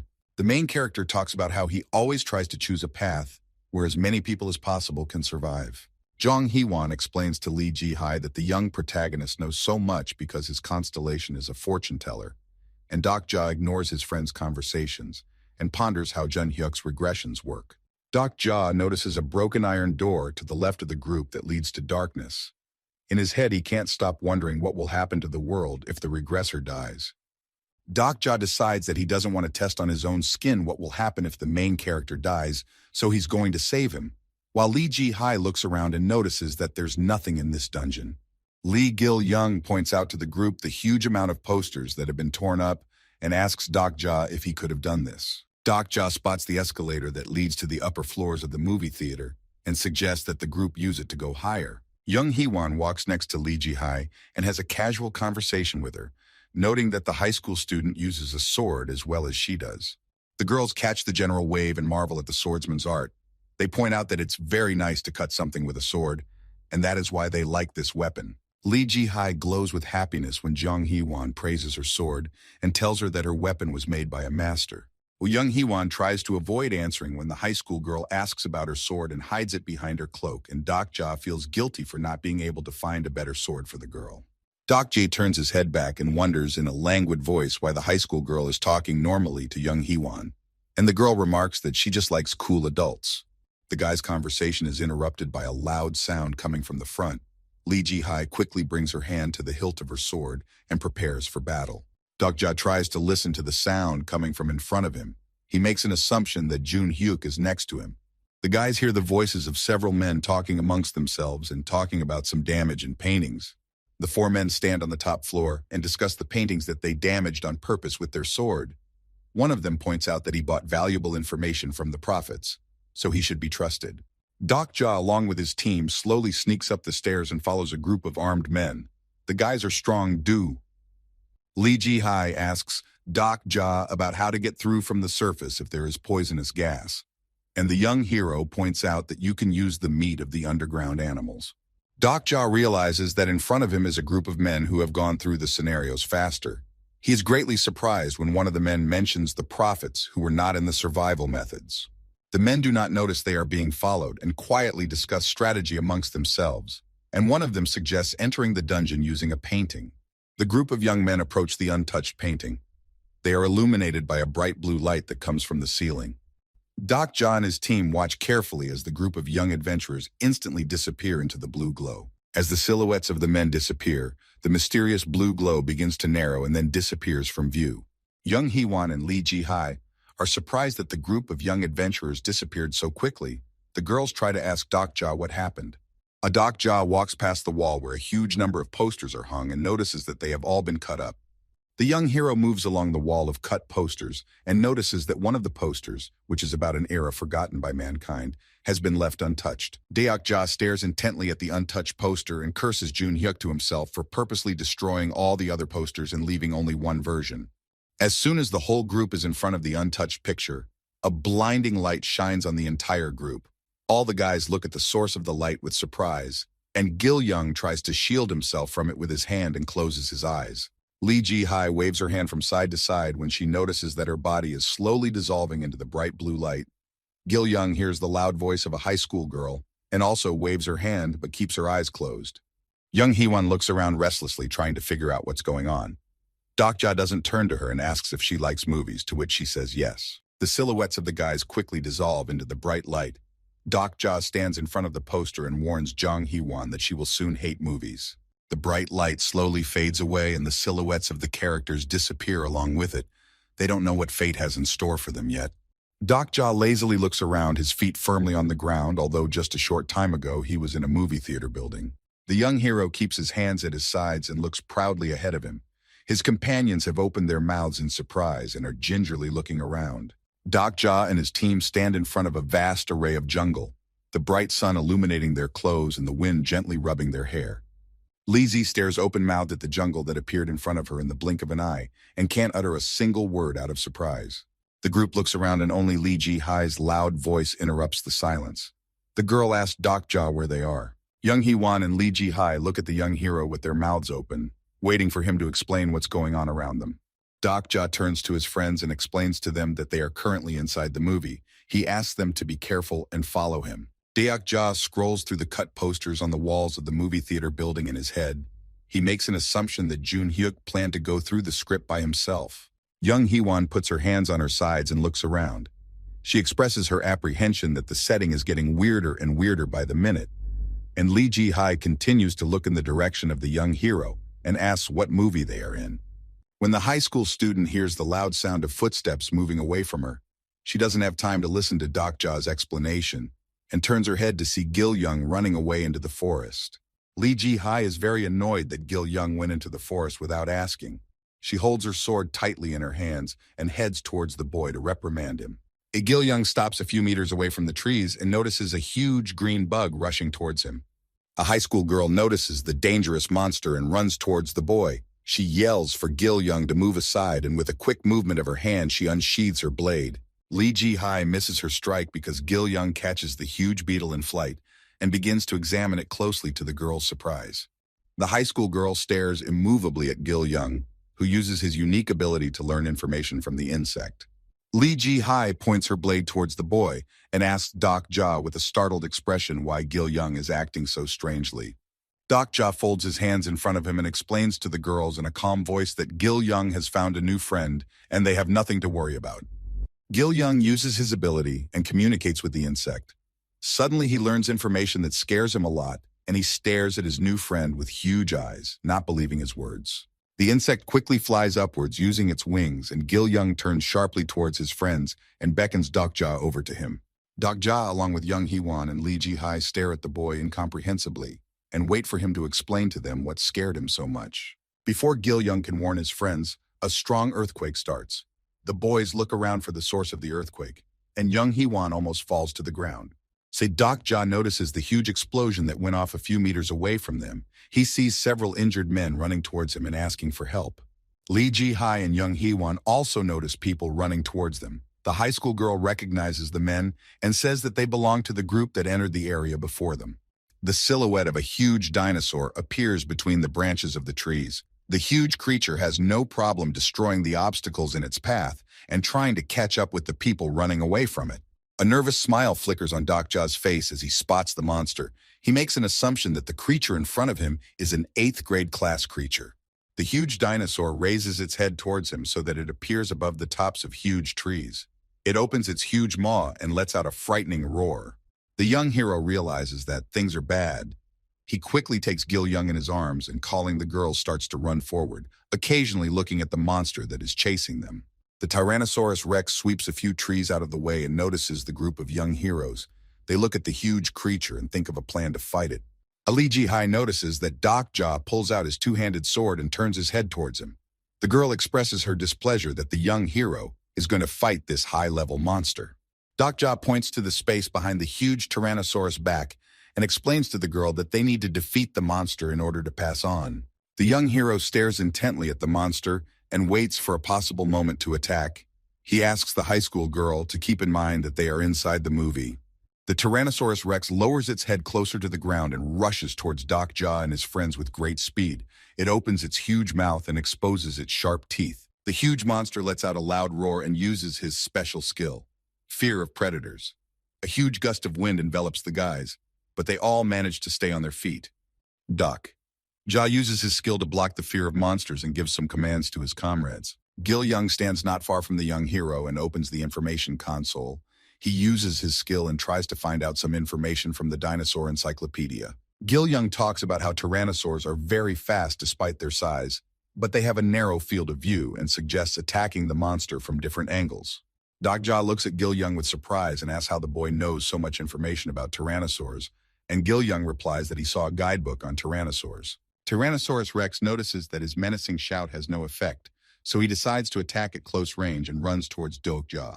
The young hero yells that he will be the bait for this big monster, and asks the rest of the team to come at the Tyrannosaurus from behind. Lee Ji-hai, without further questioning, makes a few jerks and moves away from Doc Ja.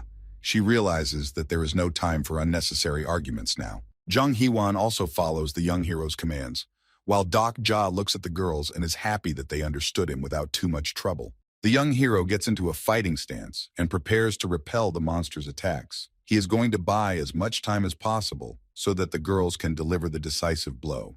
Doc Ja is surprised to see Gil Young shouting that he is going to distract the huge monster. The young hero tries to stop the boy, but he's not going to listen to him. Gil Young uses his ability and says in a loud voice that he can do his job. Bright rays of green light envelop Gil Young. The Tyrannosaurus Rex changes his aim, and with a huge open mouth, he rushes towards the boy. Okja watches Gil Young's boldness with his mouth open. He wants to stop the boy, but realizes he doesn't have that option, and a huge insect appears in the air above them and flies towards the monster. A huge green mantis flies towards the Tyrannosaurus. It is controlled by Gil Young, who wants to try and distract the monster with the help of his insect. The mantis makes several quick attacks with its sharp natural blades and hits the Tyrannosaurus right in the eye, forcing the monster to retreat backwards. The girls realize that now is the best chance to attack while the Tyrannosaurus is blinded. They run up to the monster from different sides and are about to stab it with their swords.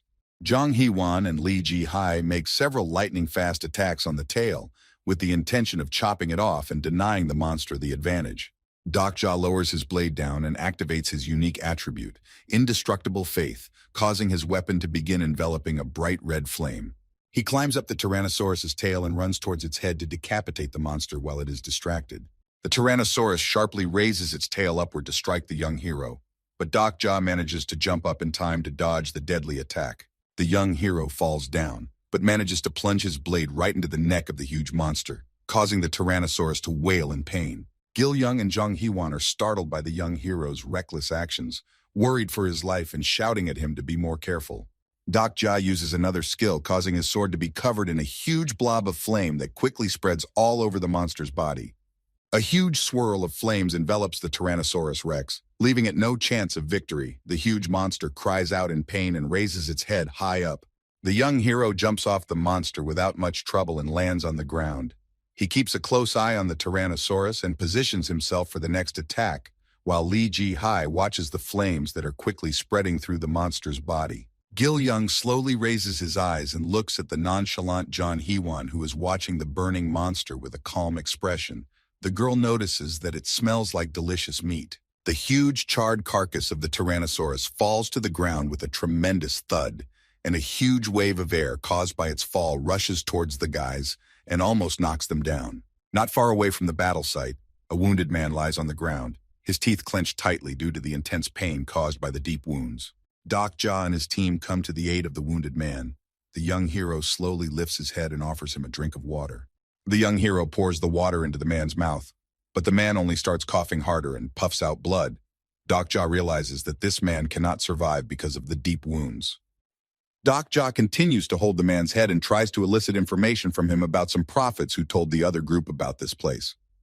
The young hero is looking closely at the man who is trying to say something about some kind of revelation, but because of the severe wounds, he speaks very slowly and slurred. The man says something else, but due to the severe wounds, his life is cut short. Doc Ja gently lowers his head to the ground and covers his body with huge leaves. The young hero tries to understand what prophets the man was talking about. He plays back in his mind the memories of Anna Croft, who he thought was the only prophet in this world. The young hero scrutinizes his friends and offers them a break after a hard battle, while he continues to ponder in his head what is happening. Doc Ja scrutinizes the area around him while his friends choose a place to camp. He assumes that there are people just like him. After a short period of time, the group continues on their way and find a large warehouse with various vials containing useful potions. The young hero peruses the shelves of various potions. He drools at the realization of how huge a stockpile of items he now possesses. Doc Ja slowly closes the supply cabinet and glances over at his group, who are holding pieces of roasted Tyrannosaurus meat and gorging on it with a smile. Jung Hee-won holds Gil Young's hand and goes to the labs with him in search of useful items, and Lee Ji-hai notices Doc Ja standing suspiciously near the cabinets. The high school girl comes closer to the young hero and notices his discovery of a huge supply of stamina-boosting potions. Lee Ji-hai waves her hand toward Jung Hee-won and Gil Young, offering to take some stamina potions, while Dokja fake smiles and gets angry that the girl discovered his supplies. The high school girl makes an innocent face and asks to share the strength enhancement potion with her because she's a helpless girl, and Dokja looks at her stats and realizes she's leading him around. The young hero looks at Lee Ji-hai and ponders her request. He doesn't really want to share rare potions with the high school girl because she serves Jun-hyuk. Dokja offers to play the high school girl in a game of rock, paper, scissors, and for every win, he will give her one potion from the common storage. The young hero holds up a vial of red potion and suggests to start the game as soon as possible. Lee Ji-hai rolls up her sleeves and says with a smile that she is very good at this game. The young hero uses his ability and finds out what figure Lee Ji-hai is going to show, and the girl is completely unaware of Dokja's devious plan. Dokja and his team leave the lab. Lee Ji-hai is at the very end. The girl is very upset that she didn't manage to win the competition with the young hero once. The team heads to the helicopter, and Dokja explains to Jung Hee-won about how they don't necessarily have to recreate the events of the movie because the main goal is to please the dungeon master. Gil-young calls up his green friend. He manages to give him a name, but he has to say goodbye to him because the monsters can't move through the floors of the dungeon. The young hero holds a huge amount of potions in his hands and shows them off to Lee Ji-hai, who didn't receive a single item for passing the first floor. Dokja scrutinizes the small vial of green liquid he got after defeating the Tyrannosaurus Rex. The young hero holds the potion in his palms and ponders when best to use it. He knows it's useless outside the dungeon, but he's sure he can't get past the last floor without it. Dokja clutches the potion tightly in his hand and looks out the window of the helicopter. He's worried that Jun-hyuk might be in a very bad situation, and his team might not even have enough potions to get him out of trouble. As soon as everyone boards the helicopter, its blades start spinning at a juddering speed, picking up the wind beneath it, and it takes off aloft.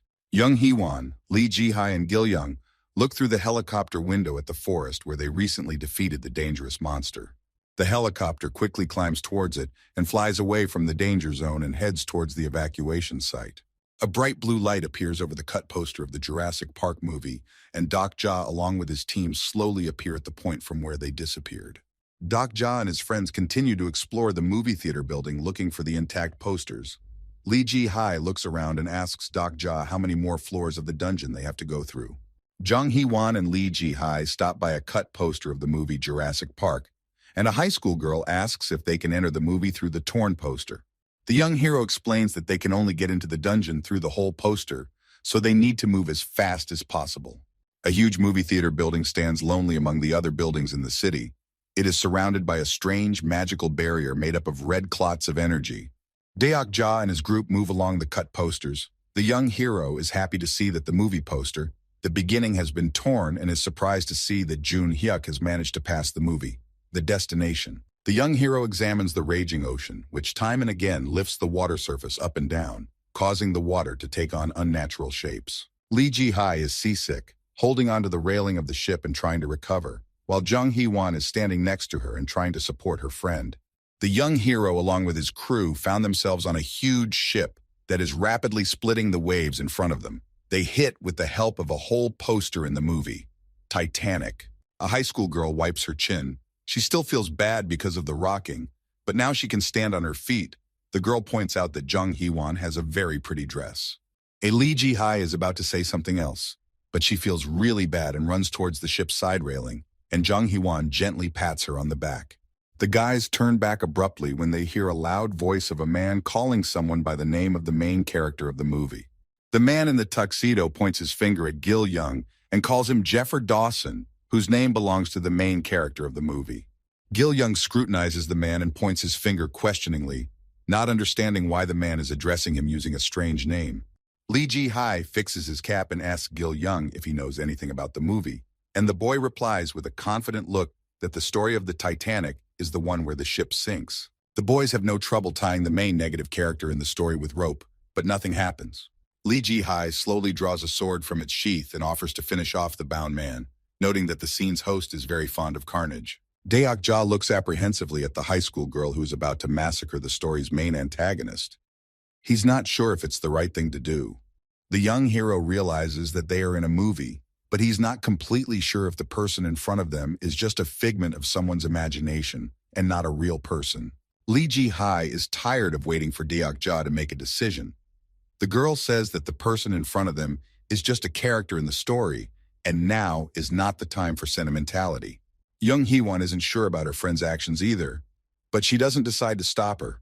And the high school girl brings her blade to bear on the man and says that the man in front of them is a villain and they shouldn't worry about his life. The girl plunges her blade into the man's body, and with a smile she remarks that she was right. The space around the group starts to distort and they are quickly transported back into the building. Lee Ji-hai points a thumbs up towards Doc Ja and says that this scenario was pretty quick to execute. Her face lights up with a wide smile, and the young hero opposite looks very confused. The young hero puts his head down. The thought that all the characters in the movies could be living people does not let him go. The young hero, along with John Hee-won, climb the stairs of the excavator and notice a huge amount of shiny things in front of them. The girl points out that they have reached the awards room. Ahead of the heroes is a huge room with items and outfits that were used for movie shoots. Each of the items looks like new and stands on a separate pedestal. Deok Ja, along with her friends, slowly walk through the trophy and look at the exhibits. Lee Ji-hai is greatly amazed by what she sees and opens her mouth in admiration. Jong Hee-won beckons her friends over and points her finger at a beautiful sword that is in one of the display cases in the treasury. She quickly pulls out the sword and admires how perfect it is in her hand, while Deok Ja is also happy to see her friend's find, because now she will have a great sword. Young Hee-won regrets that she can't get all the items from the treasure room, and Doc Ja asks her to look for an item for Yu Sung, while he tries to get the shield for Hyun Sung. Doc Ja quickly pulls out a huge shield from the display case and starts to look at it, but suddenly he hears the girl's menacing voice trying to get something. The young hero turns towards Lee Ji-hai's exclamation and tries to find out why the girl is shouting so loudly, while the high school girl clenches her teeth tightly and curses at her inability to get the item out of the display case. The high school girl holds onto the handle of the Thunder God's huge hammer with both hands, but she can't move it a millimeter. Doc Ja holds up the new shield and smirks at the fact that only a select few can use the hammer, but the high school student continues to try and say that she is worthy of using the weapon. Gil Young approaches Lee Ji-hai and decides to try her hand at lifting the heavy hammer. The girl expresses her displeasure that some little kid is claiming her find. To everyone's surprise, Gil Young lifts the heavy hammer of the Thunder God in a split second, and the high school girl can't say anything out of surprise and looks at the boy with her mouth open. Lee Ji-hai stands there for a while in a stupor of surprise, completely absorbed in her own thoughts and very upset that she was unable to lift the hammer of the gods. The high school student turns back and looks at the legendary weapon that Young Hee-won and Gil Young were able to get. Lee Ji-hai lowers her arms and walks slightly hunched over to the guys. She's very disappointed that she didn't get any item from the treasure trove. Young Hee-won turns to the young hero and asks him if he will be picking up an item for himself. Doc Ja hesitates a bit and starts looking around. The young hero finds a pretty good armored suit with an offload and decides to put it on to increase his stats. The guys get together and are ready to head out. Jun Hyuk stands in the middle of the forest edge, his silhouette illuminated by a lone moon that lazily moves across the sky, casting a faint light on the surface of the planet. Doc Ja and his team quickly rush up the escalator stairs, the young hero asking his friends to hurry up because they have little time left. Together, the team quickly passes several floors and gets quite unusual rewards, among which is a special book, which gives its owner the skill, cold-blooded observation. Doc Ja goes up to the 7th floor of the movie theater building and warns his friends that they will soon meet Jun Hyuk. In his head, he thinks about how best to use the special book that the team recently received for the floor they passed. The young hero looks around and picks up a few cut posters, among them a Hulk movie, a John Wick story, and a Pirates of the Caribbean saga. Deok Ja, along with his friends, quickly run through the cut posters. Jong Hee-won points out that there is not a single whole poster on the floor, and the young hero makes the assumption that Jun Hyuk is outside the boss's room. The young hero continues to run forward and hopes that he will catch up with Jun Hyuk soon, but suddenly he hears a familiar sound and stops to listen. A loud click sounds over one of the posters, and then a bright light envelops Deok Ja and his team. The young hero realizes that they will have to go through one more movie to get to Jun Hyuk. Deok Ja stares intently towards the source of the light and curses to himself over the fact that they'll have to waste a lot more time before they end up in the boss's room. The young hero opens his eyes and sees far ahead of him a huge island surrounded by the choppy waters of the ocean. Doc Ja's figure quickly appears on the upper deck of some old ship. The young hero looks around and spots several cannons nearby.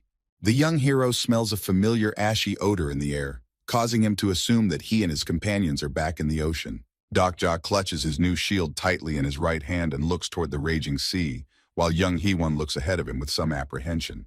Abruptly, there's a loud shout from a man who orders the entire crew to quickly get on the ground, and the boys look at the strange man incomprehensibly.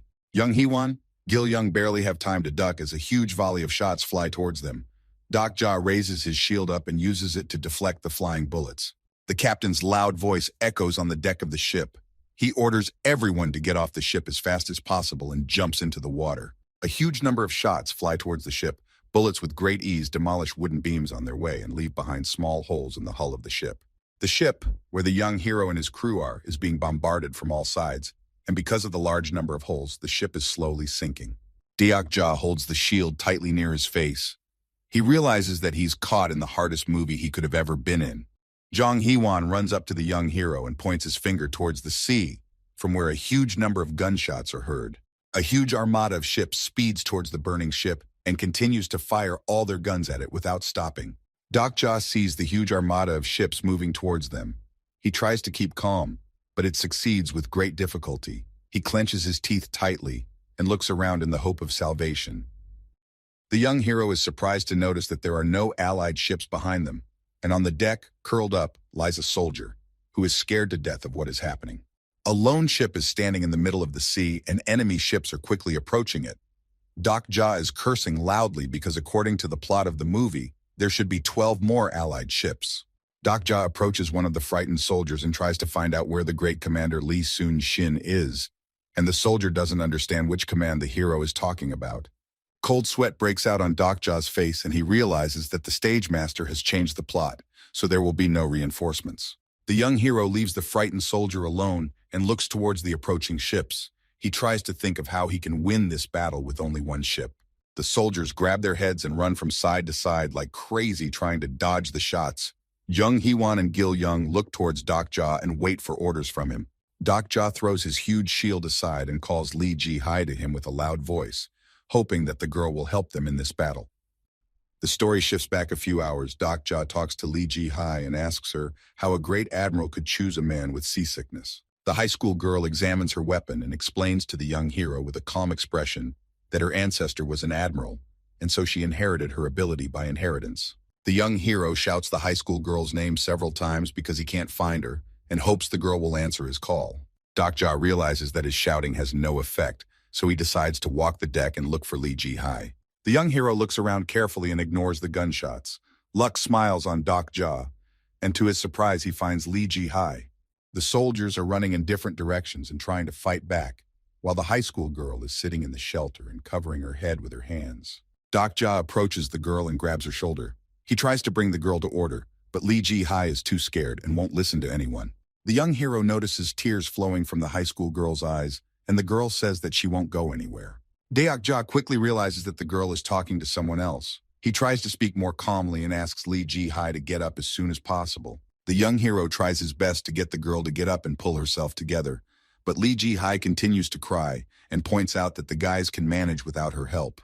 Doc Ja continues to stand over Lee Ji-hai and says that he is well aware that it's not just about seasickness. Lee Ji-hai continues to cry and tries to wipe her tears with the sleeve of her clothes. But suddenly Doc Ja tells her that this movie was his friend's favorite, and the girl's eyes widen in surprise after saying that. Lee Ji-hai's mind flashes back to her survival in high school. She had to deal with her best friend with her own hands to survive. The high school girl slowly turns her crying face towards the young hero and asks how he knows this information. Deok Ja stares intently at the high school girl and hopes she will pull herself together. He knows quite a bit of personal information about the girl, but doesn't want to reveal all the cards right now. The story shifts to a few hours back when Lee Ji-hai reveals that she then Lee Ah-ki, who was Lee Su-shin's battle buddy during the war. Admiral Lee Ah-ki holds his helmet tightly and looks forward proudly. Together with his battle comrade, he was able to win several battles. Doc Ja explains to Lee Ji-hai about how the Grand Admiral chose her because he couldn't watch his battle buddy turn into a hideous monster afterward. An information window appears in front of Doc Ja with a text saying that a new prize scenario has been opened, and he is greatly surprised that even without a sponsorship contract, one can get the stigma. The dialogue between Doc Ja and Lee Ji-hai is interrupted by a loud voice of a soldier yelling that several ships are beginning to board. The three ships come as close as possible to the ship where the heroes are, and use boarding hooks to send their troops on deck. Jia sits down opposite Li Ji-hai and holds the girl tightly in his arms. He shakes her from side to side and asks her to get up as soon as possible, because otherwise she will die, and her friend's sacrifice will be in vain. Tears flow abundantly from Li Ji-hai's eyes and become like a small waterfall. The girl looks at the young hero, but can't say a single word. Enemy soldiers are quickly climbing up the ropes. They are going to take over the ship and kill anyone who gets in their way. Young Hee-won and Gil-young stand back to back and prepare to fend off the enemy soldiers who are heading in their direction with a vicious grin. Several enemy soldiers pull out long muskets. They point them towards Li Ji-hai and fire at her without a second thought.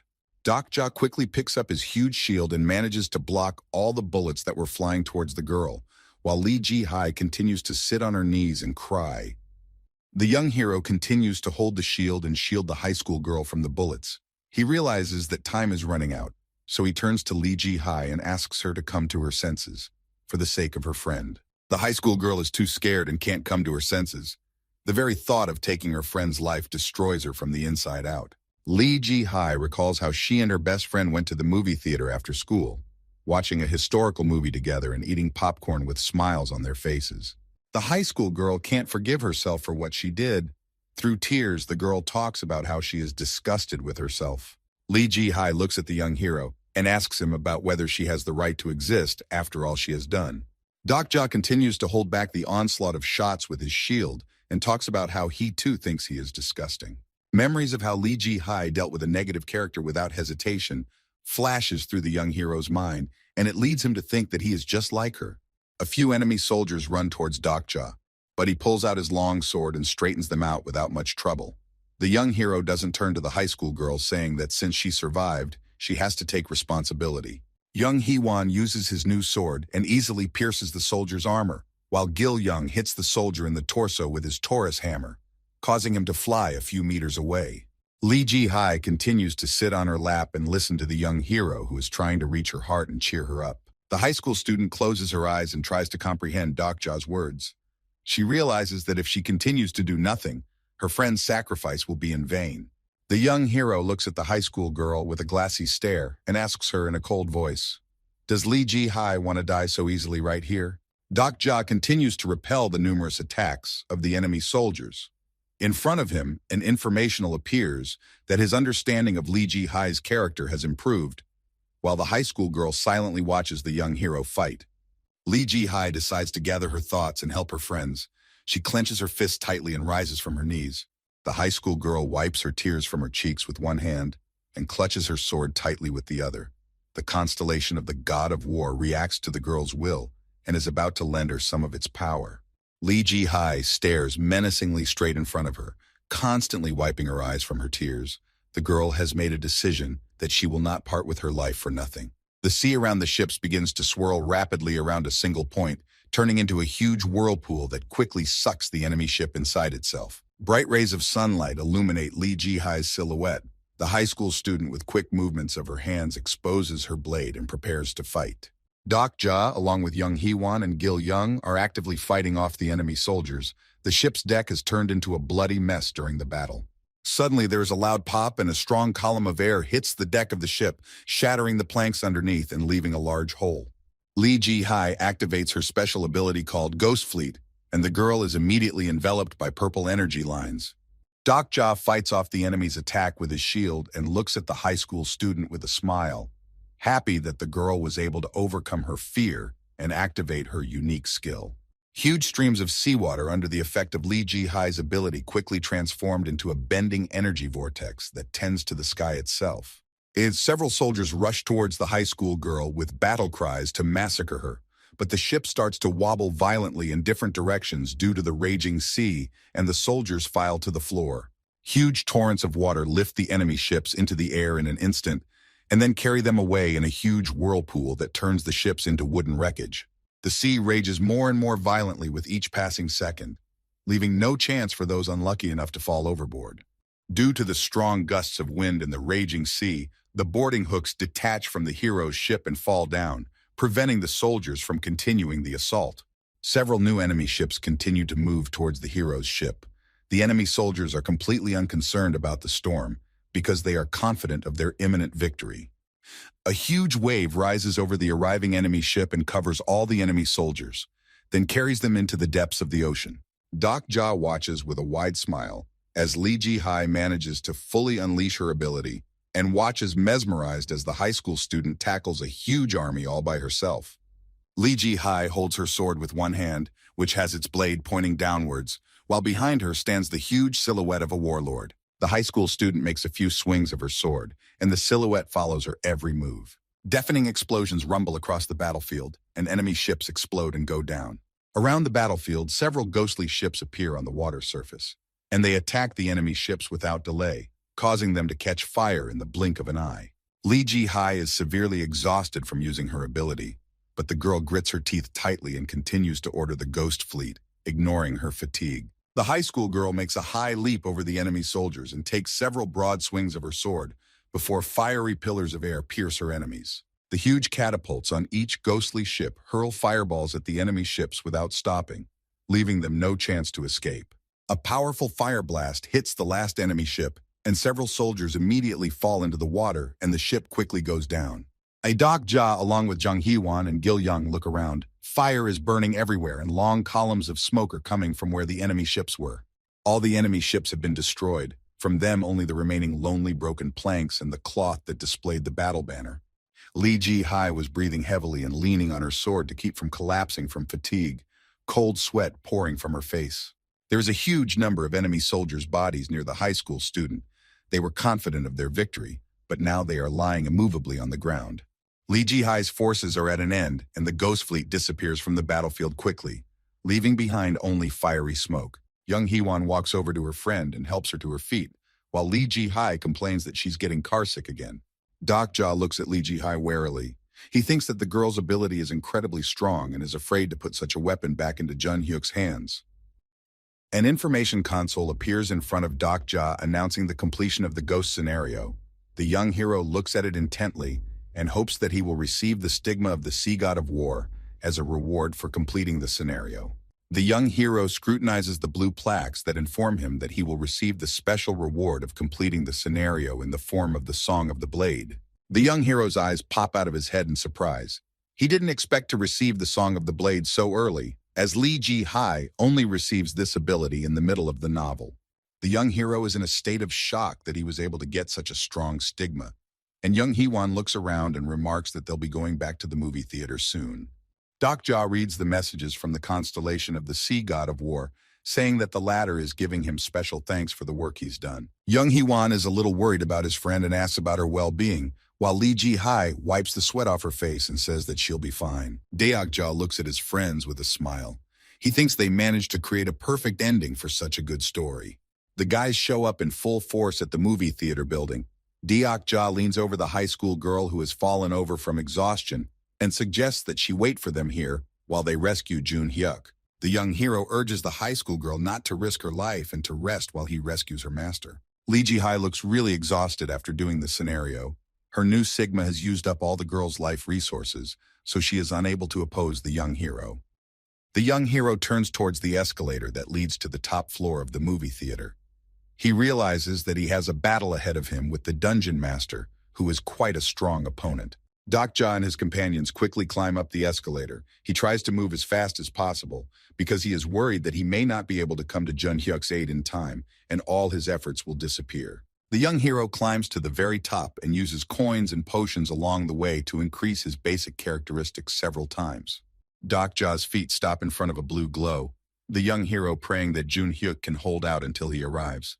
A few leaves quickly fly past the young hero's face. Doc Ja's eyes widen greatly in surprise as he reaches the top floor and sees the room with the boss. A strong wind picks up the clothes of Doc Ja and his companions.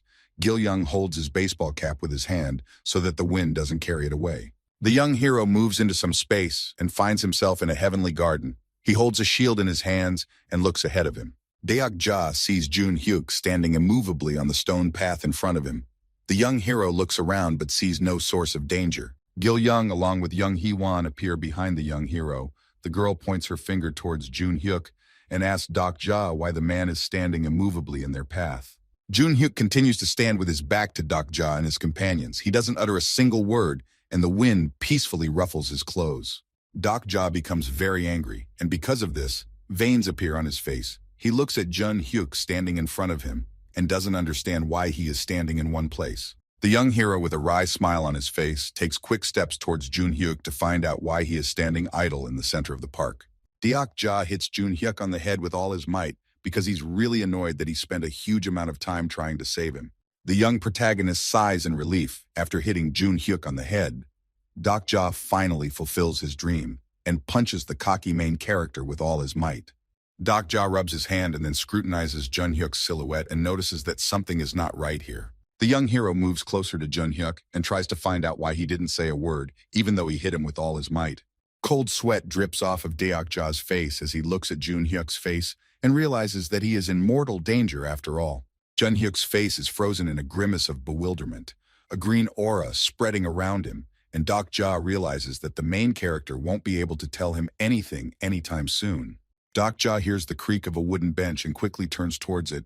He remembers that in the story of the novel, Jun Hyuk lost not because he was weak, but only because he was unlucky. An elderly man with a black mustache sits on a bench. He leans firmly on his wooden cane and greets Doc Ja, taking off his hat in front of him.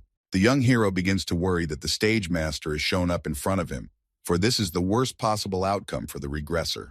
Doc Ja turns his head towards Jun Hyuk, who starts to slowly move towards him, and a window appears saying that the stage master is controlling Jun Hyuk's character. The young character starts to back away from Jun Hyuk and asks him to calm down. He realizes that he's unable to fight him now, especially with the stage master controlling his body. Jun Hyuk makes a sudden dash and hits Doc Ja's stomach with his right hand. He activates his skill-enhanced lunge and sends the young hero flying. Doc Ja flies a few meters and crashes at great speed into the force barrier that stands at the edge of the entire boss arena. The young hero is badly damaged after one hit from the regressor. His protective suit is badly damaged and his damage resistance is reduced. Jung Hee-won shrieks loudly towards Doc Ja, trying to figure out if the young hero was able to survive after such a severe hit, and then exposes his blade.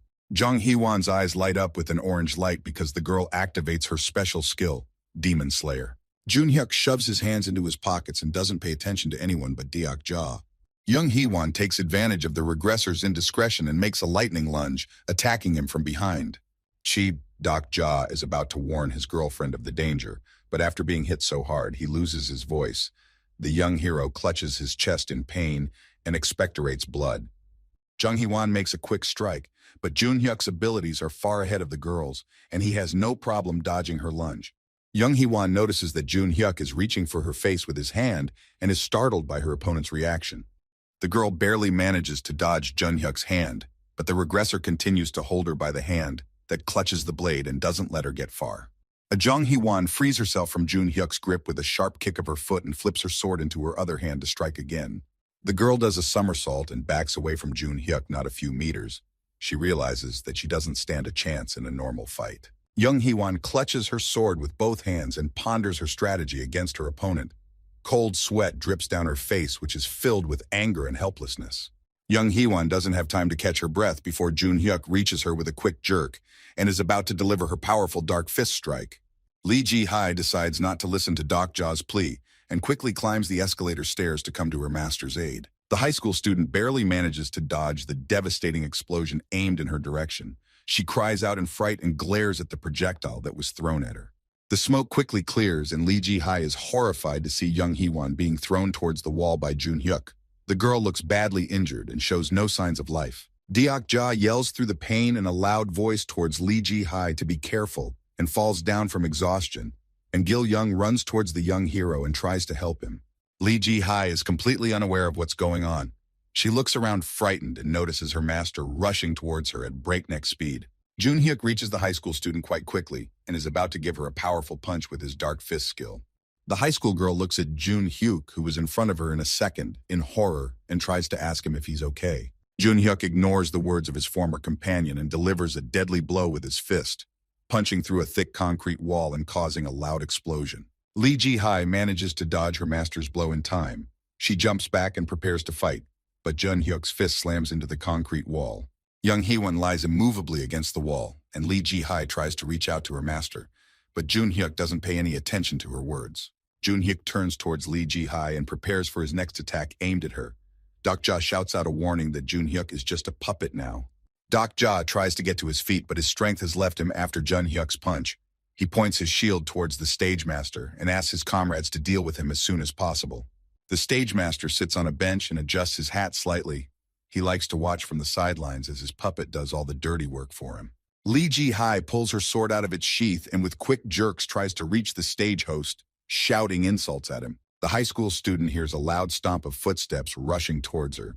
She turns back and notices a swift kick that is aimed in her direction.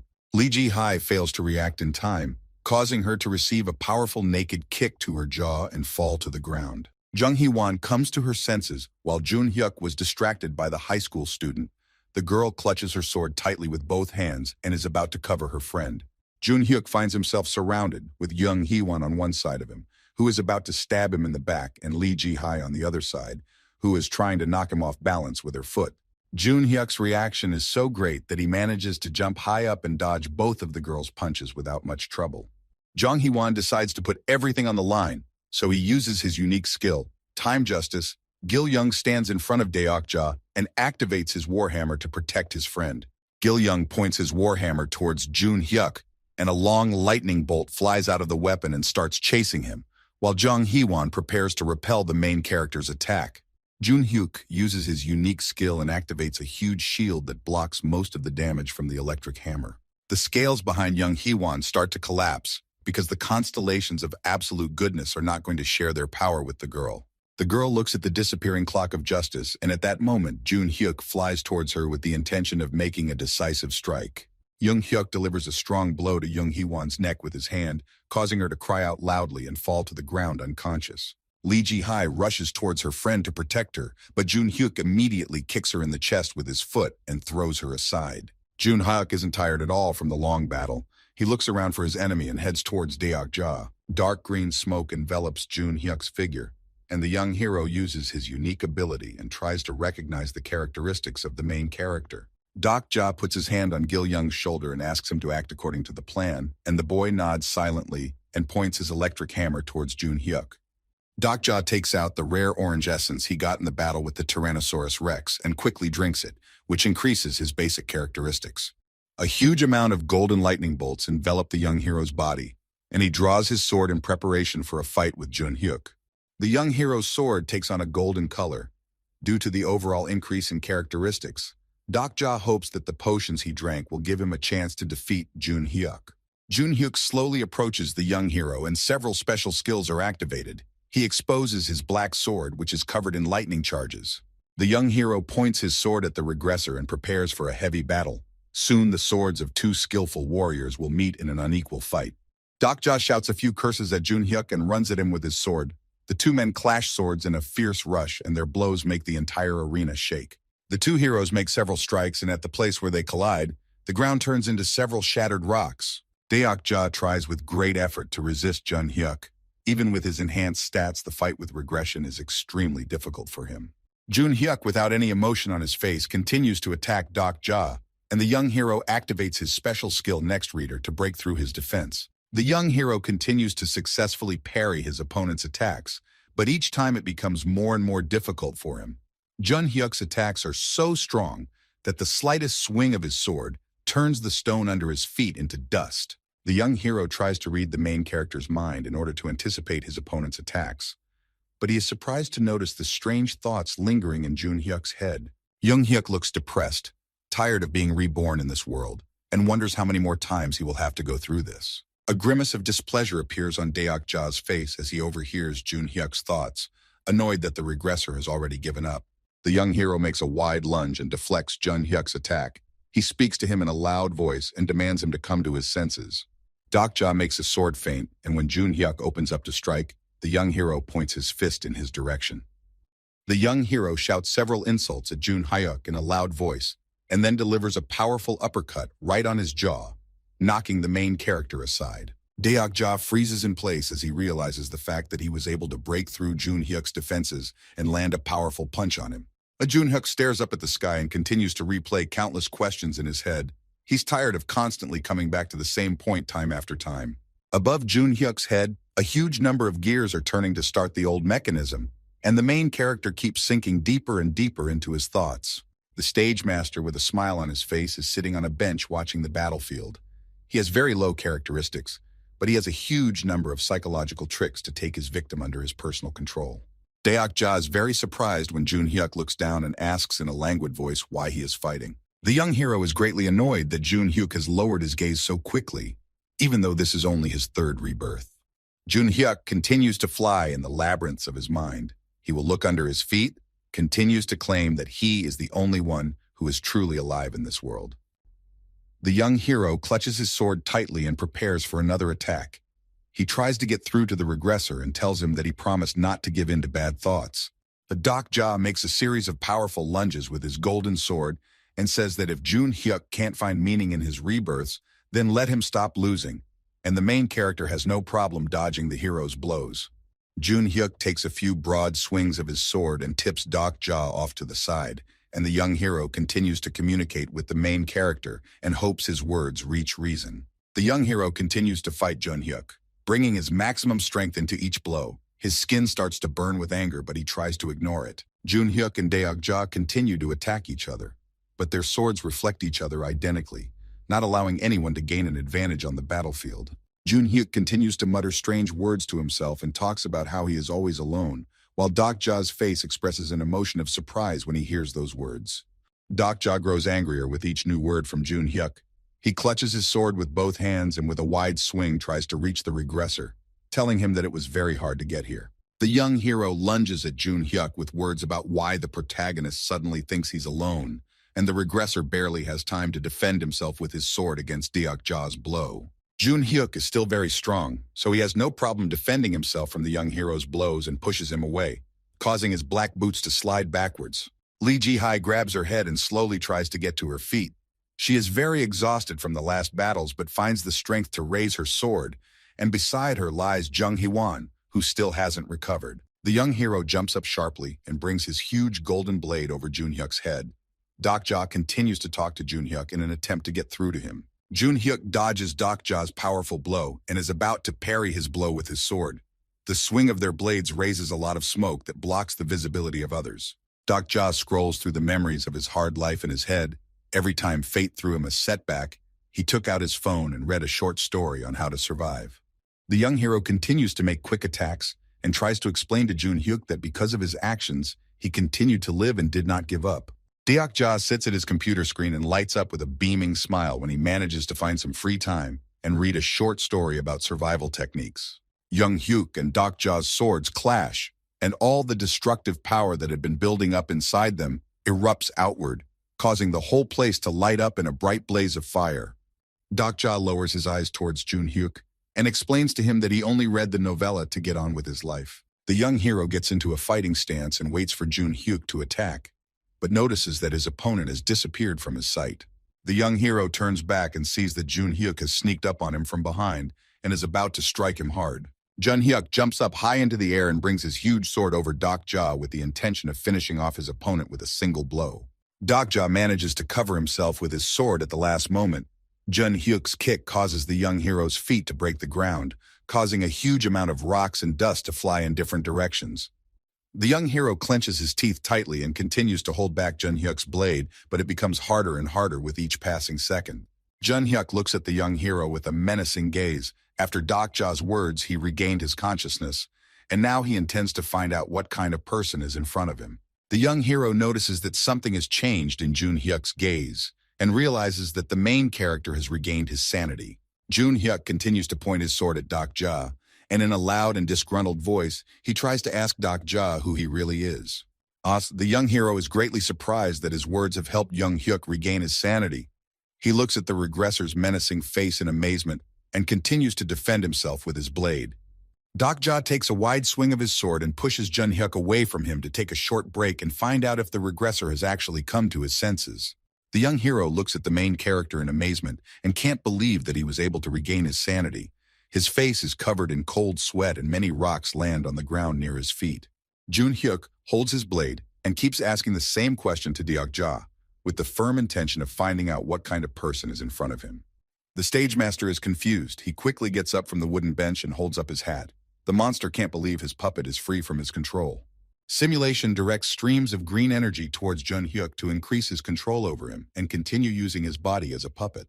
Jun-hyuk grabs his head in pain. He tries to resist the monster's influence, but the green energy completely encompasses his body. The main character of the short story becomes under the control of the stage master again, and Doc-ja looks sadly at Jun-hyuk and is upset that he will have to fight again. Doc-ja crosses swords with Jun-hyuk again and gets an informational message that Jun-hyuk's ability has increased. The young hero is highly annoyed that even at a time like this, the main character's strength is increasing. The young hero realizes that he can't hold Jun-hyuk back for long. He tries to appeal to Jun-hyuk to regain consciousness. The young hero talks to Jun-hyuk and tells him that he allowed him to hit him a couple times, then turns his gaze towards Gil-young. Deok-ja is amazed at Jun-hyuk's strength. He realizes that in the future, the main character will become so strong that he will never be able to catch up to him for anything in his life. And Gil-young stands behind him and uses his ability. The Gil-young clutches his hammer tightly and uses his insect control ability, but the boy has used too much mana, so his nose is bleeding.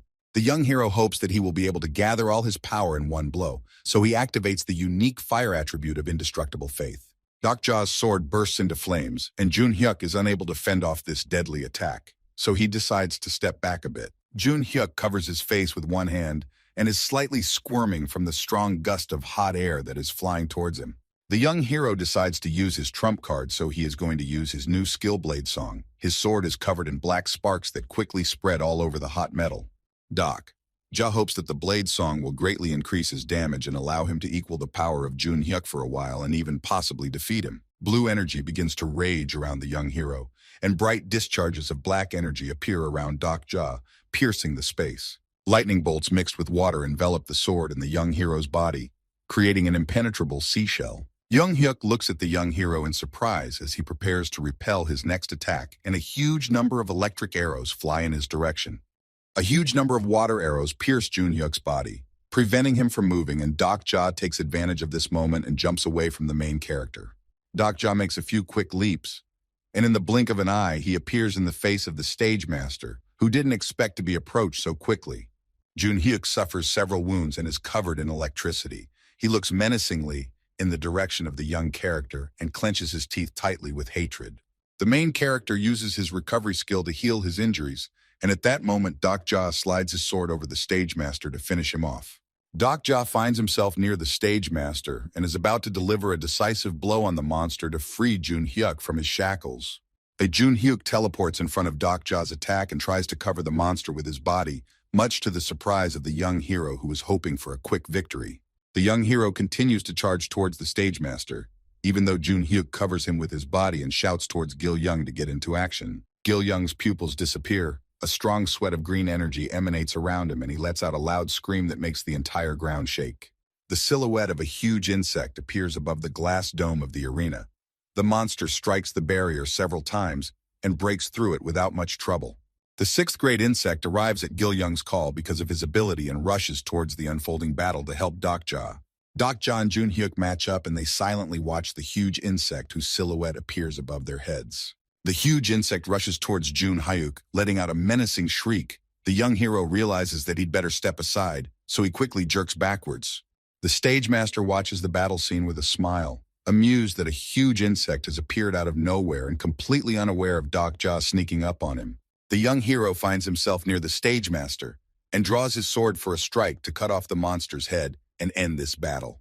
The stage master realizes the difficulty of his situation, so he activates his unique skill and uses mind absorption on the young hero. The old man points his cane towards the young hero, and a huge amount of green energy is directed towards him to take over his mind. Doc-ja tries to keep his composure, but the dark energy completely envelops his body, not allowing him to move even a millimeter.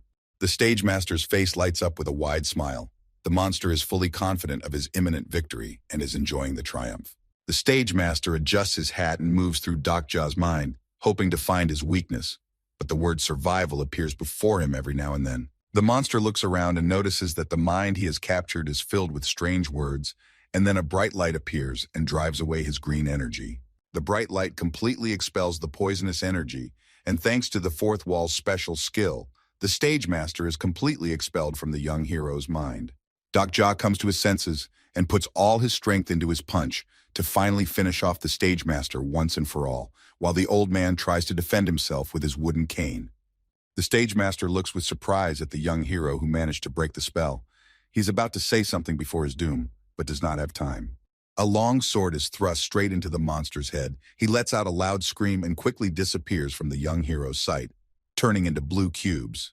The monster's silhouette disappears completely, leaving behind a golden glow while Doc Jaw's sword stabs into the ground and throws several rocks in different directions. The young hero looks in surprise at the direction where the monster once was. Several information windows appear in front of him, informing him that he was the first to pass the scenario and was rewarded with gold coins. Doc Jaw is greatly surprised that he only needed one strike to deal with the dungeon master. A blue window appears in front of him, informing him that the conditions of the hidden scenario have been met. The young hero rises to his feet and wonders why the stage master's ability didn't work on him. Suddenly, he hears a familiar voice turns towards Gil Yon, who beckons him over. Gil Young walks up to Doc Jaw to tell him something and immediately collapses from fatigue because he spent a large amount of mana to summon a huge insect. Doc Jaw kneels down and takes the boy in his arms. The huge insect looks at him and does not reproduce hostile actions, and not far from them, Jun Hyuk lies unconscious. The young hero is greatly relieved by the fact that the huge insect decided to just fly away and leave him alone. Doc Jaw crouches down on the ground and gently holds Gil Young. He looks towards Jun Hyuk, who is lying unconscious, and contemplates what happened. Jun Hyuk was a pretty strong opponent, but even he couldn't handle the strong punches of Doc Jaw and the level 6 monster. Young Heewon and Lee Ji-hai hold each other and slowly approach the young hero. They wonder if he's all right. A message appears in front of all the guys that the time of the third scenario is coming to an end. John Heewon notices this information and makes an assumption that it will be over soon downstairs. The guys stand on the roof of a building and take a good look around the city, which from their position can be seen from the palm of their hands. They notice the huge amount of burning buildings and explosions that are now and then flashing all over the city. The streets are littered with people who failed to hide underground in time and were victimized by gangs or dangerous monsters. Young Heewon looks sadly at the city and says that it is now completely destroyed, while Gil Young comes to his senses and points his finger at the sky, saying that a shooting star is flying towards them. Doc Jaw looks in the direction the boy is pointing and sees a huge amount of meteorites falling on the city. Thanks to reading the short story, he knows that these shooting stars are a harbinger of more trouble to come. Bright stars light up the entire sky and rain down on the city with great speed. Doc Jaw turns towards the injured girls and examines them.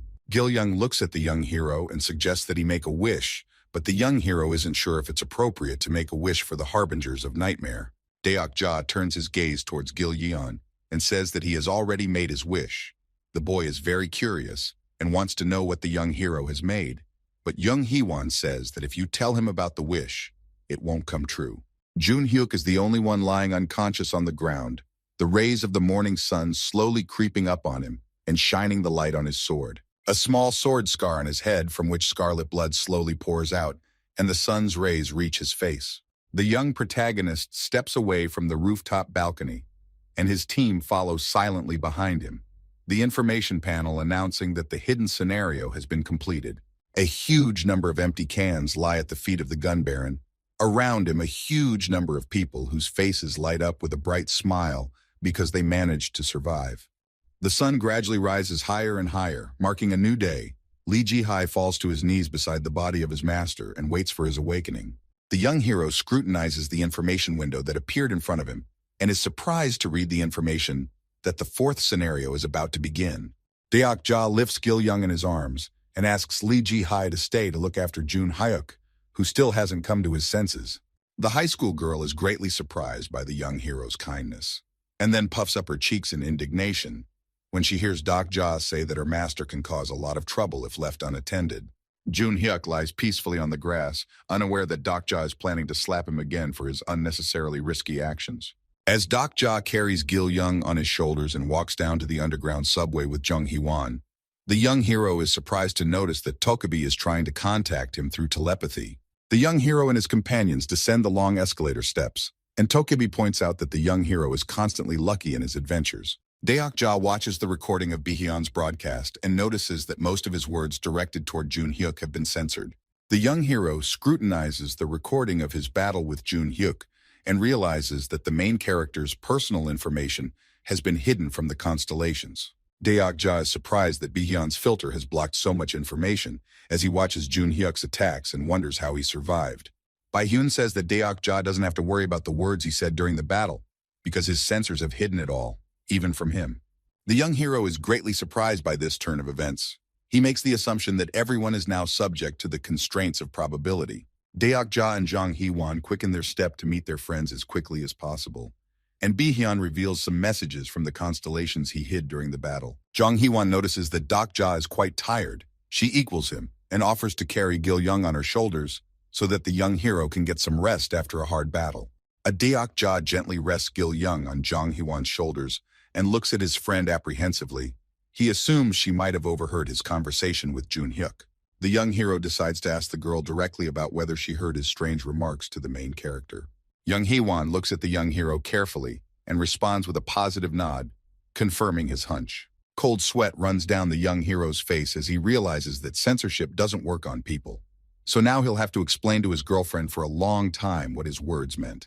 Jang Hee-won looks at the young hero for a few seconds and wonders who he really is and why he knows so much about the horror going on. Deok-ja doesn't know how to properly respond to the girl's words. He looks at the sleeping Gil-young and weighs his every word. The young hero decides not to tell the whole truth and informs Jang Hee-won that he knows a little about future events. Jang Hee-won and Deok-ja continue walking quickly down the long hallway of the movie theater building and approach the huge doors. Jang Hee-won asks the young hero how many people know about his ability. The young hero is greatly surprised when Jang Hee-won asks him if he's going to straighten up with her during their adventure together. Jang Hee-won suggests that she knows quite a lot of unnecessary things about Deok-ja, and it would be easier for him to just get rid of her as an unnecessary witness. Jang Hee-won calms down a bit after the young hero says that he's not going to threaten her, but instead wants the trust between them to grow. The girl doesn't quite understand what the young hero wants from her after those words, and Deok-ja asks her to stay as close to him as possible. Deok-ja explains to Jang Hee-won that each next scenario will be more difficult than the previous one, so he will need the help of a loyal companion like her. The young hero and Jang Hee-won quickly descend the stairs. They hear the familiar voice of the gun baron who wants to see Deok-ja. Hyun-sung along with Yu-sang go down to the bottom floor to all the survivors and try to calm the weapons baron down so he doesn't do rash things. The lieutenant and Yu-sang notice that Deok-ja has returned with his group. They greet their friend with a smile and rejoice at the fact that they no longer have to calm the weapons baron. Deok-ja quickly jumps down and finds himself next to Hyun-sung and Yu-sung, greeting his friends and ignoring Gunpil's cries. The gun baron grits his teeth in anger at the sight of the young hero, and Deok-ja notices that during the course of the script, Gunpil's performance has increased dramatically. Information panels appear in front of all the people, warning that the fourth scenario is about to begin. Gunpil-do continues to glare at the young hero, while Deok-ja pays no attention to him and is rather cold to the threats of the weapons baron. Suddenly, Takabe appears over the heads of the people. He asks the people to shut up and listen carefully to the details of the fourth scenario. Takabe warns people that this time the fourth scenario will be held along with other stations for more fun. Takabe points out with a smile on his face that there are quite a lot of people at each station, so he asks them to choose a commander who will be in charge of the whole station. Gunpil-do and the rest of the people look at the flying Takabe in surprise and don't understand why they need a commander. A sign with the name of the station and an indication of what other stations are nearby hangs above the people's heads. Information placards appear in front of all the people, and Takabe indicates that there is to be a warm-up encounter in front of the station's inhabitants. A blue flag appears in the distance from the people, which will allow the person who grabs it to become a representative of the station. Gunpil-do, without the slightest shadow of doubt, pushes the people in front of him and quickly heads towards the flag to capture it. The weapons baron reaches the flag stand rather quickly. He smilingly extends his hand towards it with the hope that once he becomes the representative of the station, he won't have to obey Deok-ja anymore. Deok-ja watches carefully as Gunpil-do is carried towards the flag and then orders him to lie down with a loud voice. The weapons baron falls headfirst against the concrete floor immediately after the young hero's words because Deok-ja has invoked his right to order. The young hero shamelessly steps his foot on Gunpil-do's back and takes the flag for himself. Deok-ja makes a guilty look on his face and tells the gun baron that he didn't notice him. A tremendous energy engulfs the young hero's body. A message appears in front of him saying that if the owner of the flag doesn't change within 5 minutes, Chunmuro Station will come under his personal control. Gun baron tries to get up from the ground, But because of the order he has received, he cannot move, while Dak Ja watches the timer and waits for someone who dares to challenge him. Konpil-do raises his head and shouts towards the men that they only have 5 minutes to wrestle the flag away from the young hero. A few people pick up tools and run towards Dak Ja to take the flag away from him. Among these people are the young hero's comrades who are trying to protect their friend from adversity. Dak Ja throws his shield towards Hyun Sung, who runs towards him saying that it is a gift from the dungeon. The lieutenant catches the huge shield with both hands and is amazed that he now has a new weapon that looks much better than the old shield. Hyun Sung clutches the new shield tightly with both hands, his face lighting up brightly with joy that he now has a new shield. Lieutenant Hyun Sung stands in front of his friends and uses the unique area defense skill to keep his comrades safe from the enemies. Several people come close to Dak Ja's group, but they fail to break through the barrier Hyun Sung made with his new shield. Konpil-do asks all the people to move aside and uses his unique skill to use turrets to destroy the protective dome. Dak Ja lazily looks at the weapon baron and invokes his right to order, causing Konpil-do to cancel his ability and fall face down on the floor again. The young hero is amazed that the weapons baron can summon 8 turrets to his aid, and Konpil-do glares menacingly at Dak Ja and his friends, then orders his men to get him to his feet. Konpil-do tries to get to his feet, but because of the order he only has to lie down and watch Dak Ja hold the flag. He is greatly angered by what is happening and hurls insults at the young hero. Dak Ja is very fed up with the gun baron's inane chatter. He orders him to be quiet for a few minutes, and then asks the people at the station to listen to him carefully. The men clutch their weapons tightly and grind their teeth angrily at the young hero. They don't like Dak Ja holding the flag, but they realize they don't stand a chance against him. Konpil-do puffs up his cheeks in anger and tries to object to the young hero's words, but all he can do is lie on the ground silently and watch. Hyun Sung continues to hold his shield in front of him to maintain a protective barrier, while Jung Hee-won and Yu Sang stand in a fighting stance in case the people decide to attack. Dak Ja suggests that the humans either join him and serve faithfully or go to another station and try their luck there. The young hero looks toward Jung Hee-won and thinks about how he only wants people he can trust around him. The story moves back a few hours. Jung Hee-won and Deok Ja are standing across from each other near a wall of posters and discussing their collaboration together. Jung Hee-won looks at the young hero with surprise as he offers her to be his loyal companion in the coming battles. Dak Ja looks at Jung Hee-won without emotion and waits for her to answer his question. He sees more potential in the girl and hopes that she will give her consent. Jung Hee-won smiles widely and doesn't understand why Dak Ja is making her such an offer now. She asks the young hero about the fact that weren't they companions until now. The young hero offers Jung Hee-won a deal. He will provide her with all the information she needs, and the girl will help her in the fight. On Dak Ja's feet stand a few meters away from Jung Hee-won. He hopes that the girl will agree to his terms and waits patiently for her to respond. The young hero looks at Jung Hee-won with surprise when the girl asks him about what will happen to her in the future. Jung Hee-won is dumbfounded by the information from the young hero that she is not mentioned anywhere in the future he knows. Deok Ja assumes that after the script ends, the second choice of sponsors will begin. So he sees Jung Hee-won as a great ally, and the girl says that this whole situation is bothering her a bit, so she needs time to think things over. The young hero stands behind Hyun Seong's shield and waves a white flag in front of a large number of people. He demands that they answer the question whether they will follow him or go to the next station. The crowd of people are very confused. On one hand, the young hero has no plans to keep them by force, but on the other hand, if they stay at the station, they will have to obey him. Dak Ja explains that the people will have to obey him in case they decide to stay on the station, but he will not charge them rent. The crowd ponders the young hero's offer. They are interested in the fact that the young hero can keep them safe while leaving them to decide their own issues within the group. One of the gun baron's henchmen approaches his master and suggests that they leave the station as soon as possible and not listen to the young hero.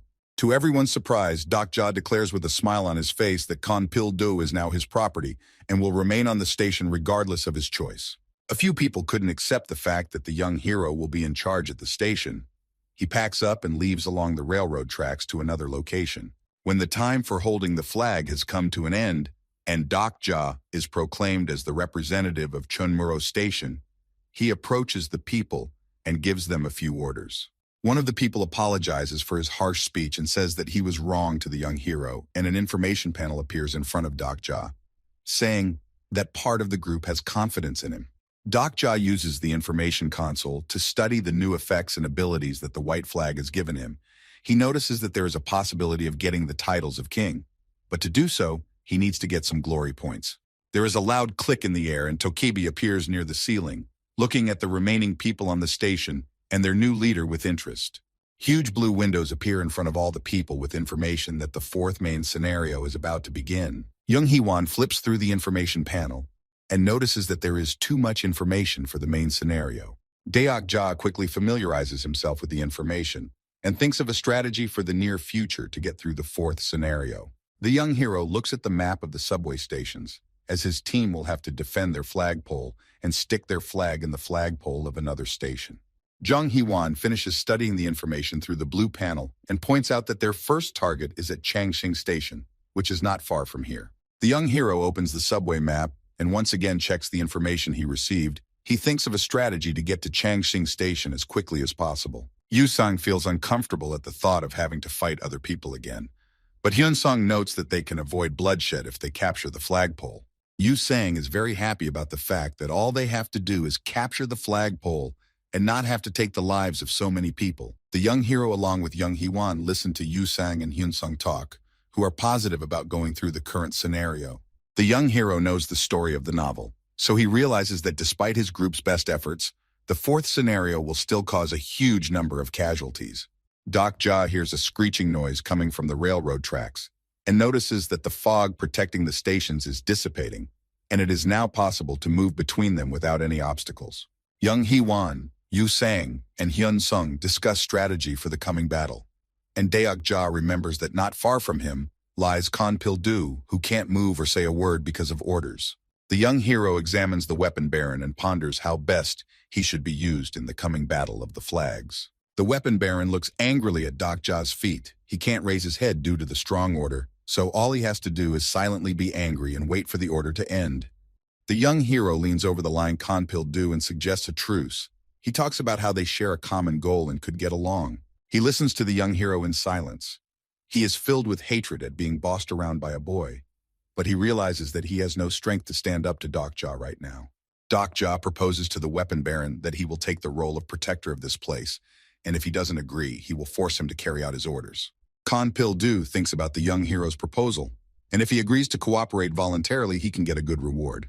The conversation between Gun Pil-do and Deok-ja is interrupted by the loud sound of motorcycle engines coming from the side of the railroad tracks. The young hero and the weapon baron look up in surprise as they look in the direction of the sound and try to figure out what's going on. The bright light from the tunnel of the subway station illuminates the faces of everyone on the station platform, and the noise of the engines grows louder by the second. Finally, a huge number of people are seen on the railroad tracks, sitting on motorcycles and rushing towards the station entrance. The young hero and his friends are amazed to see the people who are quickly moving towards them. Deok-ja is amazed that the invaders have reached the station so quickly. The noise of the engines are drowned out, and the motorcycles stop near the entrance of the subway station. The young hero scrutinizes the vehicles and prepares to fight. One of the men quickly jumps off his motorcycle and complains that the people from Chunmuru Station took too long to get through the scenario. The two men instantly stop talking to each other when they hear Deok-ja's loud voice ordering them to stop. The young hero pulls out his sword and along with his companions and a small group of men jumps onto the railroad tracks. He orders the newly arrived men to lower their weapons and slowly approach them. The man raises one hand up and with the other hand gently places his weapon on the ground. He asks everyone to calm down and not to get heated over nothing. The representative of the group raises his hands up and followed by all the people repeating his actions. He says that he did not come with his people to fight. The group representative puts his hand on his chest and calls himself Kang Il-hoon, identifying himself as the deputy head of the Dongdaemun group.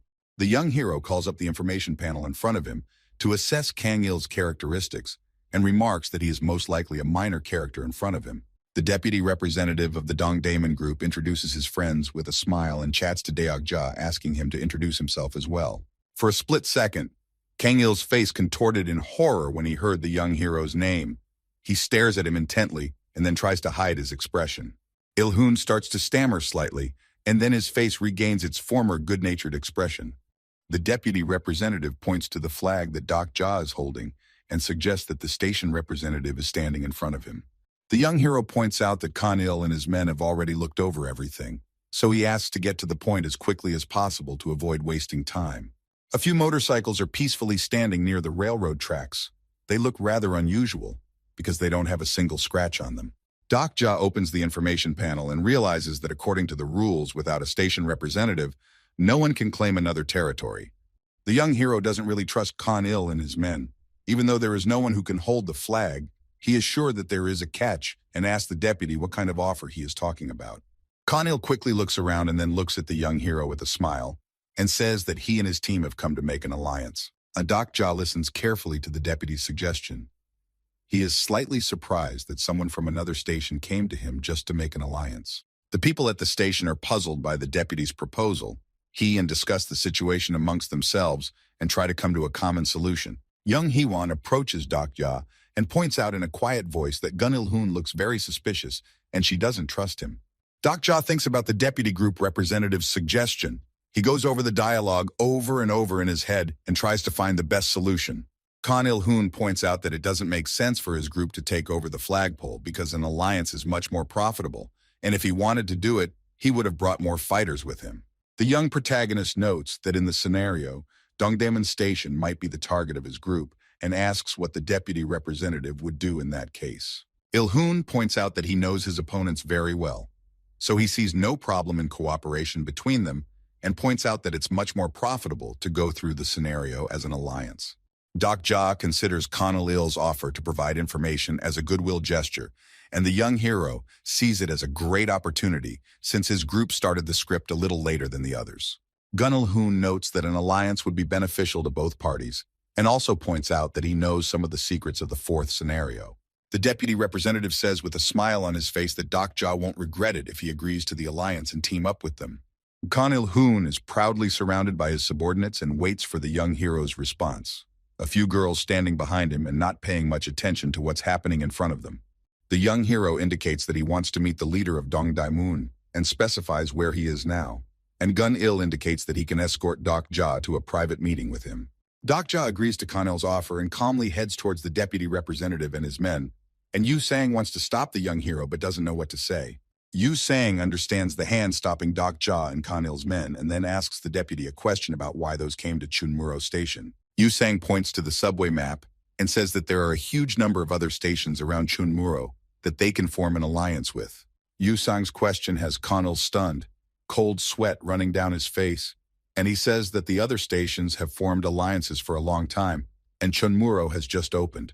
Doc Ja, along with his companions, look at the deputy representative with suspicion and misunderstanding as he tries to wriggle out of Yu Sang's uncomfortable question. The young hero gets on the back of Kan-il's motorcycle and asks Gil Young to stay at the station, while Kan-pil orders him to protect the boy. The group of Dongdaemun Station starts the engines of the motorcycles and rush along the railroad tracks of the subway station with great speed.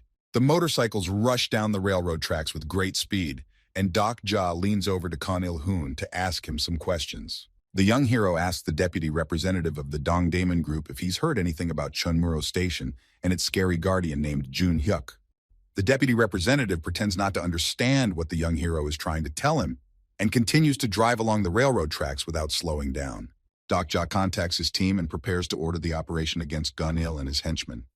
Doc Ja abruptly jumps off the back of Kan-il-hoon's motorcycle, and Yu Sang uses his ability in golden threads to hit the ground to knock the men off the transport. Dongjamun's group tries to handle the controls, but due to the rough road and Yu Sang's impacts, they lose control of their vehicles. The young hero and his comrades continue to attack Kan-il's group from the air to prevent them from getting away. The deputy representative falls on the railroad tracks from his motorcycle and tries to find out from the young hero why he attacked them with his team. The story shifts back a few hours. Doc Ja stands surrounded by his comrades and offers to pretend that they agree to Gun-il's proposal. And Doc Ja and his team hangs in the air with the help of the golden threads that Yu Sang created. The young hero points out to Kang-il that he ambushed them. The young hero and his team quickly descend to the ground. They bare their weapons to deal with the deputy representative and his gang. Gil Young sits near a stone pillar and quietly sniffles his nose. The recent events have exhausted the boy a lot, so he quickly falls asleep. Kan-pil-do sits beside the boy and guards him on Doc Ja's orders. The weapons baron is very angry that he has to obey some juvenile brat. The weapons baron hears the restless voices of people. He turns his head back and tries to find out what is going on. Jung Hee-won uses her unique skill. Huge bowls of justice appear above her back, giving her blade devastating power. The girl has no problem massacring the people in front of her and rejoices in the fact that she's finally been able to fully utilize her ability. Hyun Sung holds his sword over the head of one of the men who is badly wounded and holds his hand over the wounds on his face. The lieutenant is ready to deal with anyone who threatens his friends without a doubt. Doc. Ja has no trouble tossing aside the motorcycles along with their drivers and points his glowing sword towards Kan Il-hu. Yu Sang hears strange cries coming from the direction of the station and looks in its direction to see what's going on there. The young hero is distracted from dealing with Kan Il-do because Yu Sang beckons him over and points to the station that was attacked. At Chunmuro Station, all hell is breaking loose as a huge crowd of people break into the station, breaking through the glass windows with the intention of taking it over. Kan Il-do looks around and doesn't understand why there are suddenly so many armed men at the station. Doc Ja asks Yu Sang to tie up the survivors from Dongdaemun Station, while he goes to Chunmuro Station to protect the flagpole. Several armed men from Myeongdong Station climb onto the platform and attack all the people in their path, trying to clear the way to the flagpole. In the center of the enemy squad is a guy with a red armband on his head, giving his team some orders and telling them that they need to insert the flag into the flagpole. On the armband of the man who commands the squads is painted the name of Myeongdong Station. He shouts loudly towards his guys and directs them to attack the flagpole. The young hero in quick spurts finds himself near his home station and peers with interest at the man with the red patch on his head. Deok Ja runs along with Jong Hee-won along the railroad tracks and spots the Myeongdong Station representative, who soon finds himself at the station's flagpole. Bright electric discharges completely envelop the Myeongdong Station representative's body because the man is using his unique red flag ability. The man in a furious outburst gives the order to clear the passage to the flagpole, and his loyal comrades join the fight to help their commander. The young hero notices that the representative of Myeongdong Station has a flag that wears red. He knows that in the battle for flags, his color is one of the important parts of passing the fourth scenario. Deok Ja recalls the story of the Survival Methods novella, where there were several different colored flags, and with each successive color, the buff for the group became noticeably stronger. The young hero looks at the representative of Myeongdong Station and makes the assumption that he either took away the other station's flag or dealt with its representative. Kan Il-do grits his teeth in anger as he sees a large number of armed men rushing towards him. The gun baron covers the retreating men and uses his unique ability to activate automatic turrets and open fire on the enemy. The men from Myeongdong Station did not expect to meet such strong resistance. They try to fight their way through the heavy barrage of machine gun fire, but the turret bullets catch up with each of them. While one of the Myeongdong Station representative's personal bodyguards runs up to his boss and points out that they had no information that Chunmuro Station had such strong weapons. The station representative gives his men the order to retreat in a loud voice and jumps onto the railroad tracks with them. The young hero is not going to let the Chunmuro Station representative and his gang go. He activates the unique attribute of his blade and rushes into battle. With one swing of his sword, Doc Ja causes the earth to split in two. The people of Chunmuro Station fall to the ground and try to protect themselves from the strong fire with their hands. Then the commander orders his squad to break through the wall of fire that the young hero has created as quickly as possible and immediately gets shot several times in the back by a machine gun turret.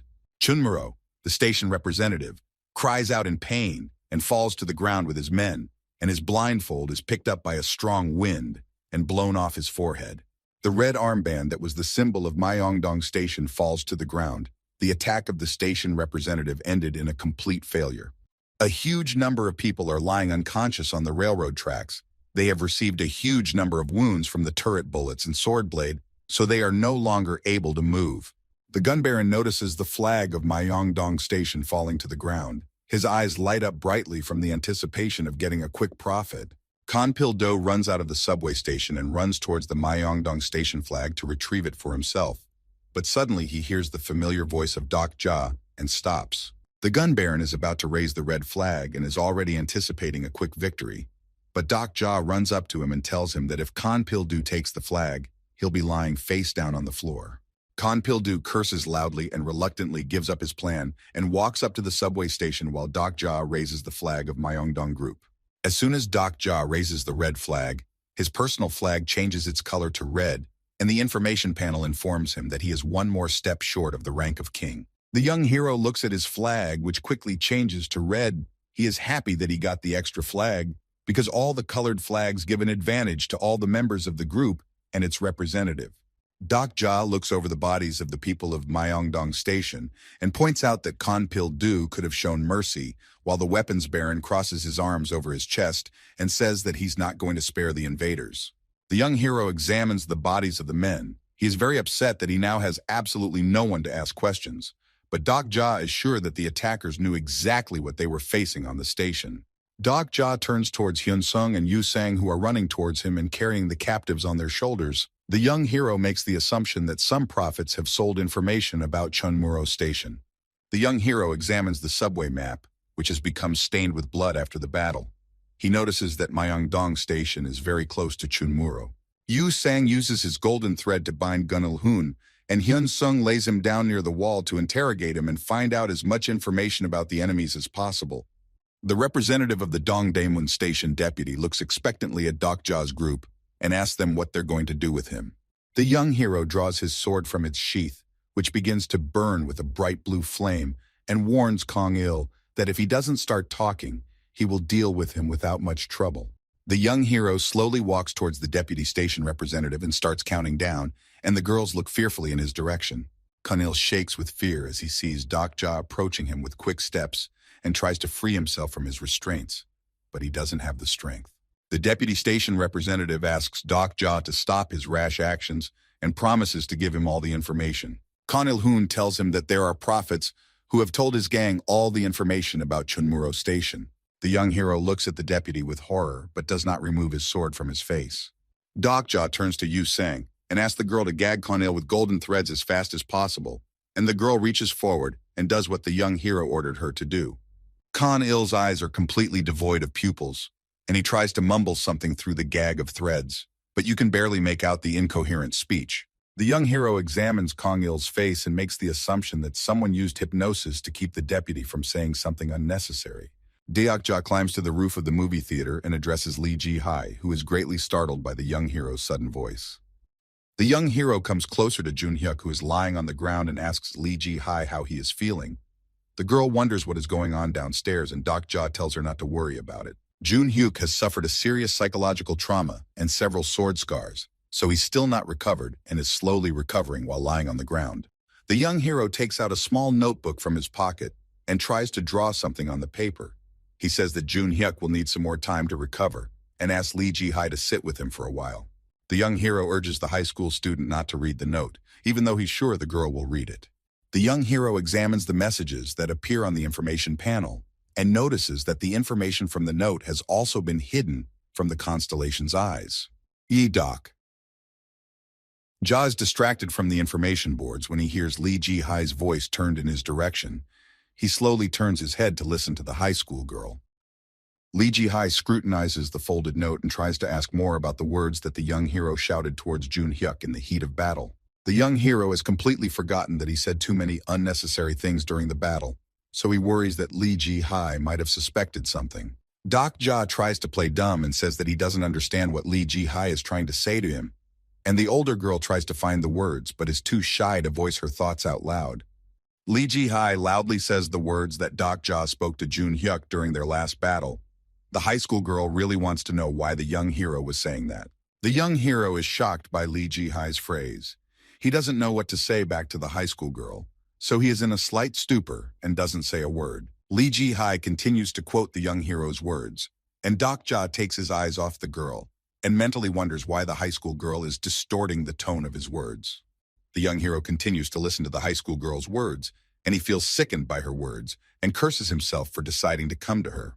Lee Ji-hai doesn't pay any attention to Doc Ja and twists the young hero's words with great persistence. Doc Ja tries to explain to the girl that he didn't mean it, but she doesn't listen to him. Constellations listens attentively to the conversation and rejoices at the interesting turn of events. Doc Ja becomes furious but realizes that there is no point in arguing with the high school girl. The young hero is tired of listening to Lee Ji-hai's ramblings and heads towards the underground station. The girl wants to ask a few more questions, but Doc Ja suggests asking Jun-hyuk when he wakes up.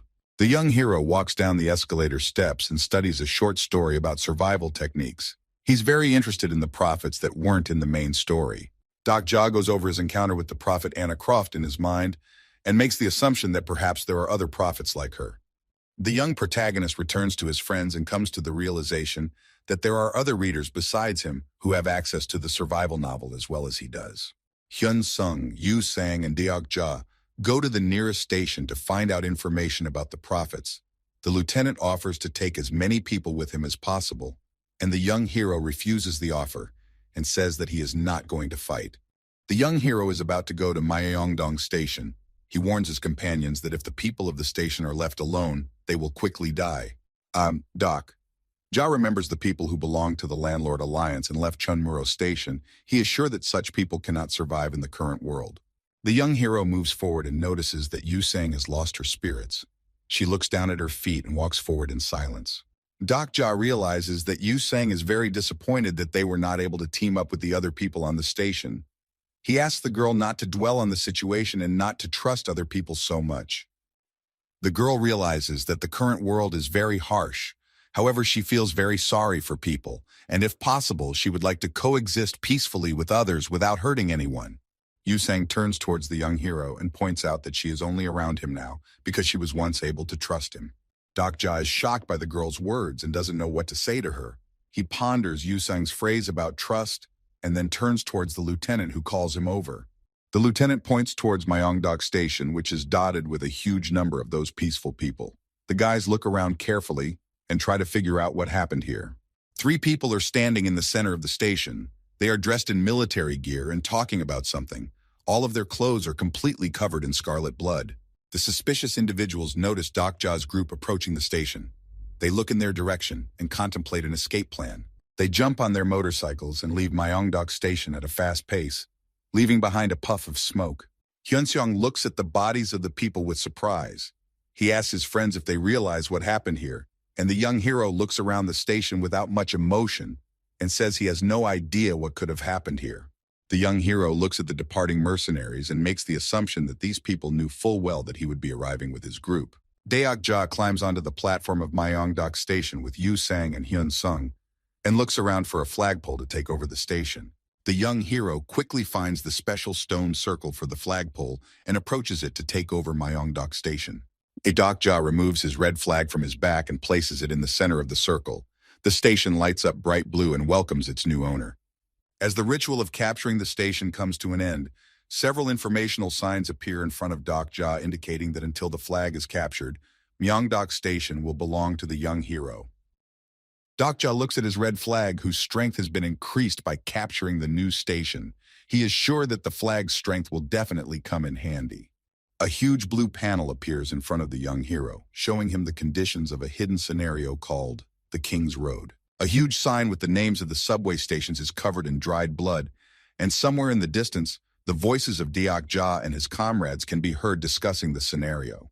Hyun Sung expresses his joy that it is the young hero who will fight for the title of king, while Doc Ja can't understand why his companions are so happy about the fact that he got the hidden script. Young Hee-won laughs at the young hero and jokingly suggests that he address him as Your Majesty, but Doc Ja laughs nervously and asks him not to do that.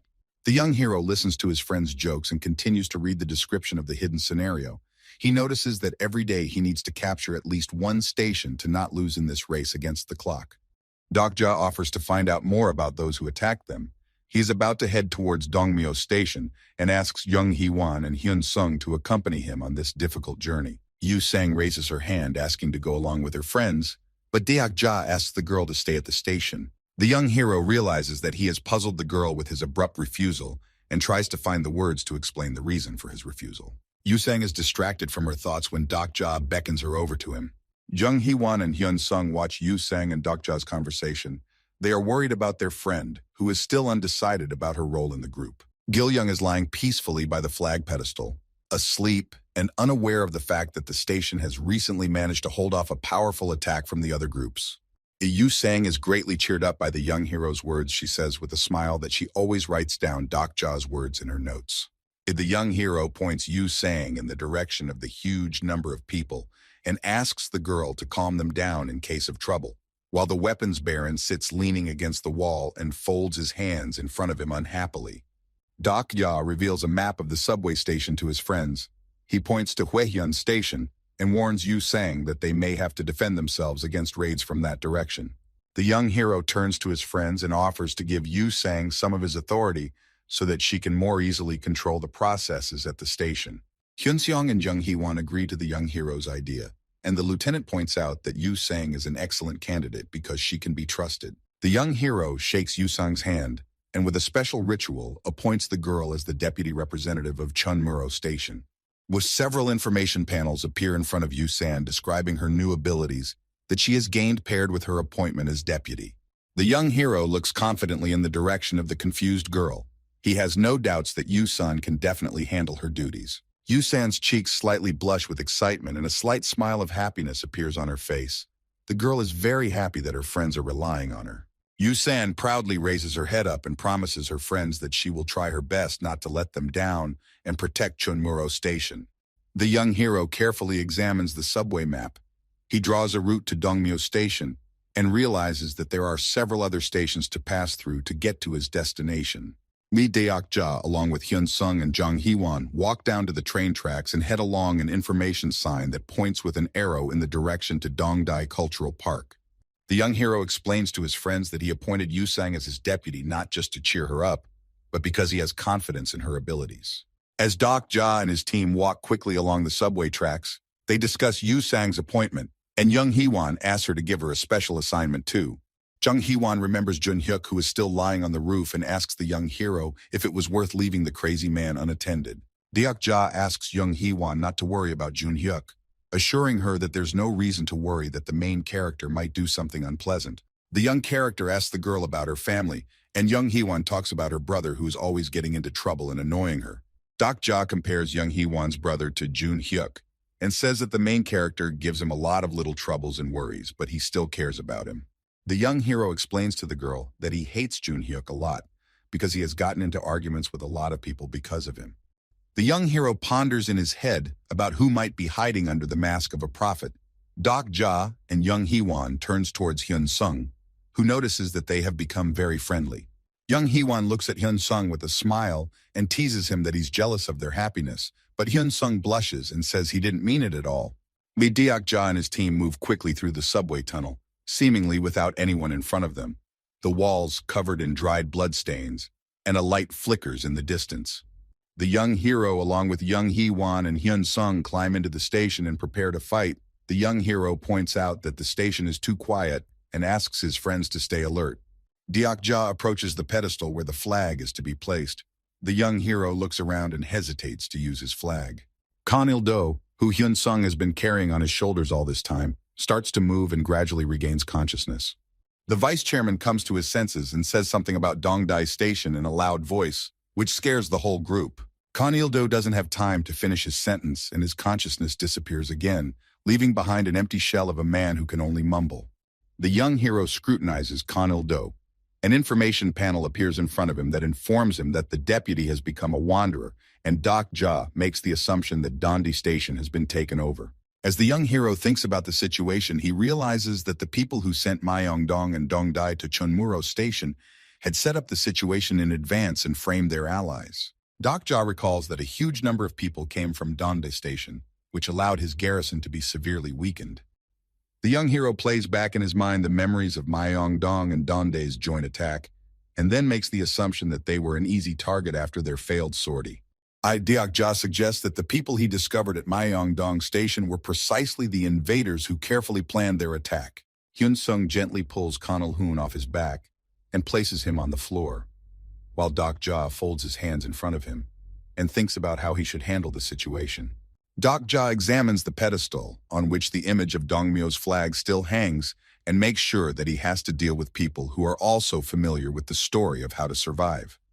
Hyun-seong hears strange footsteps coming from the far end of the station and warns his friends that someone is coming in their direction.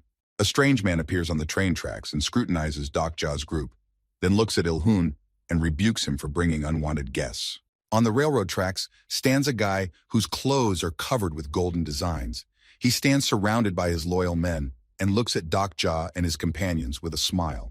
The man's face takes on a calm expression, and he waits patiently for Deok-ja and his companions to answer his question.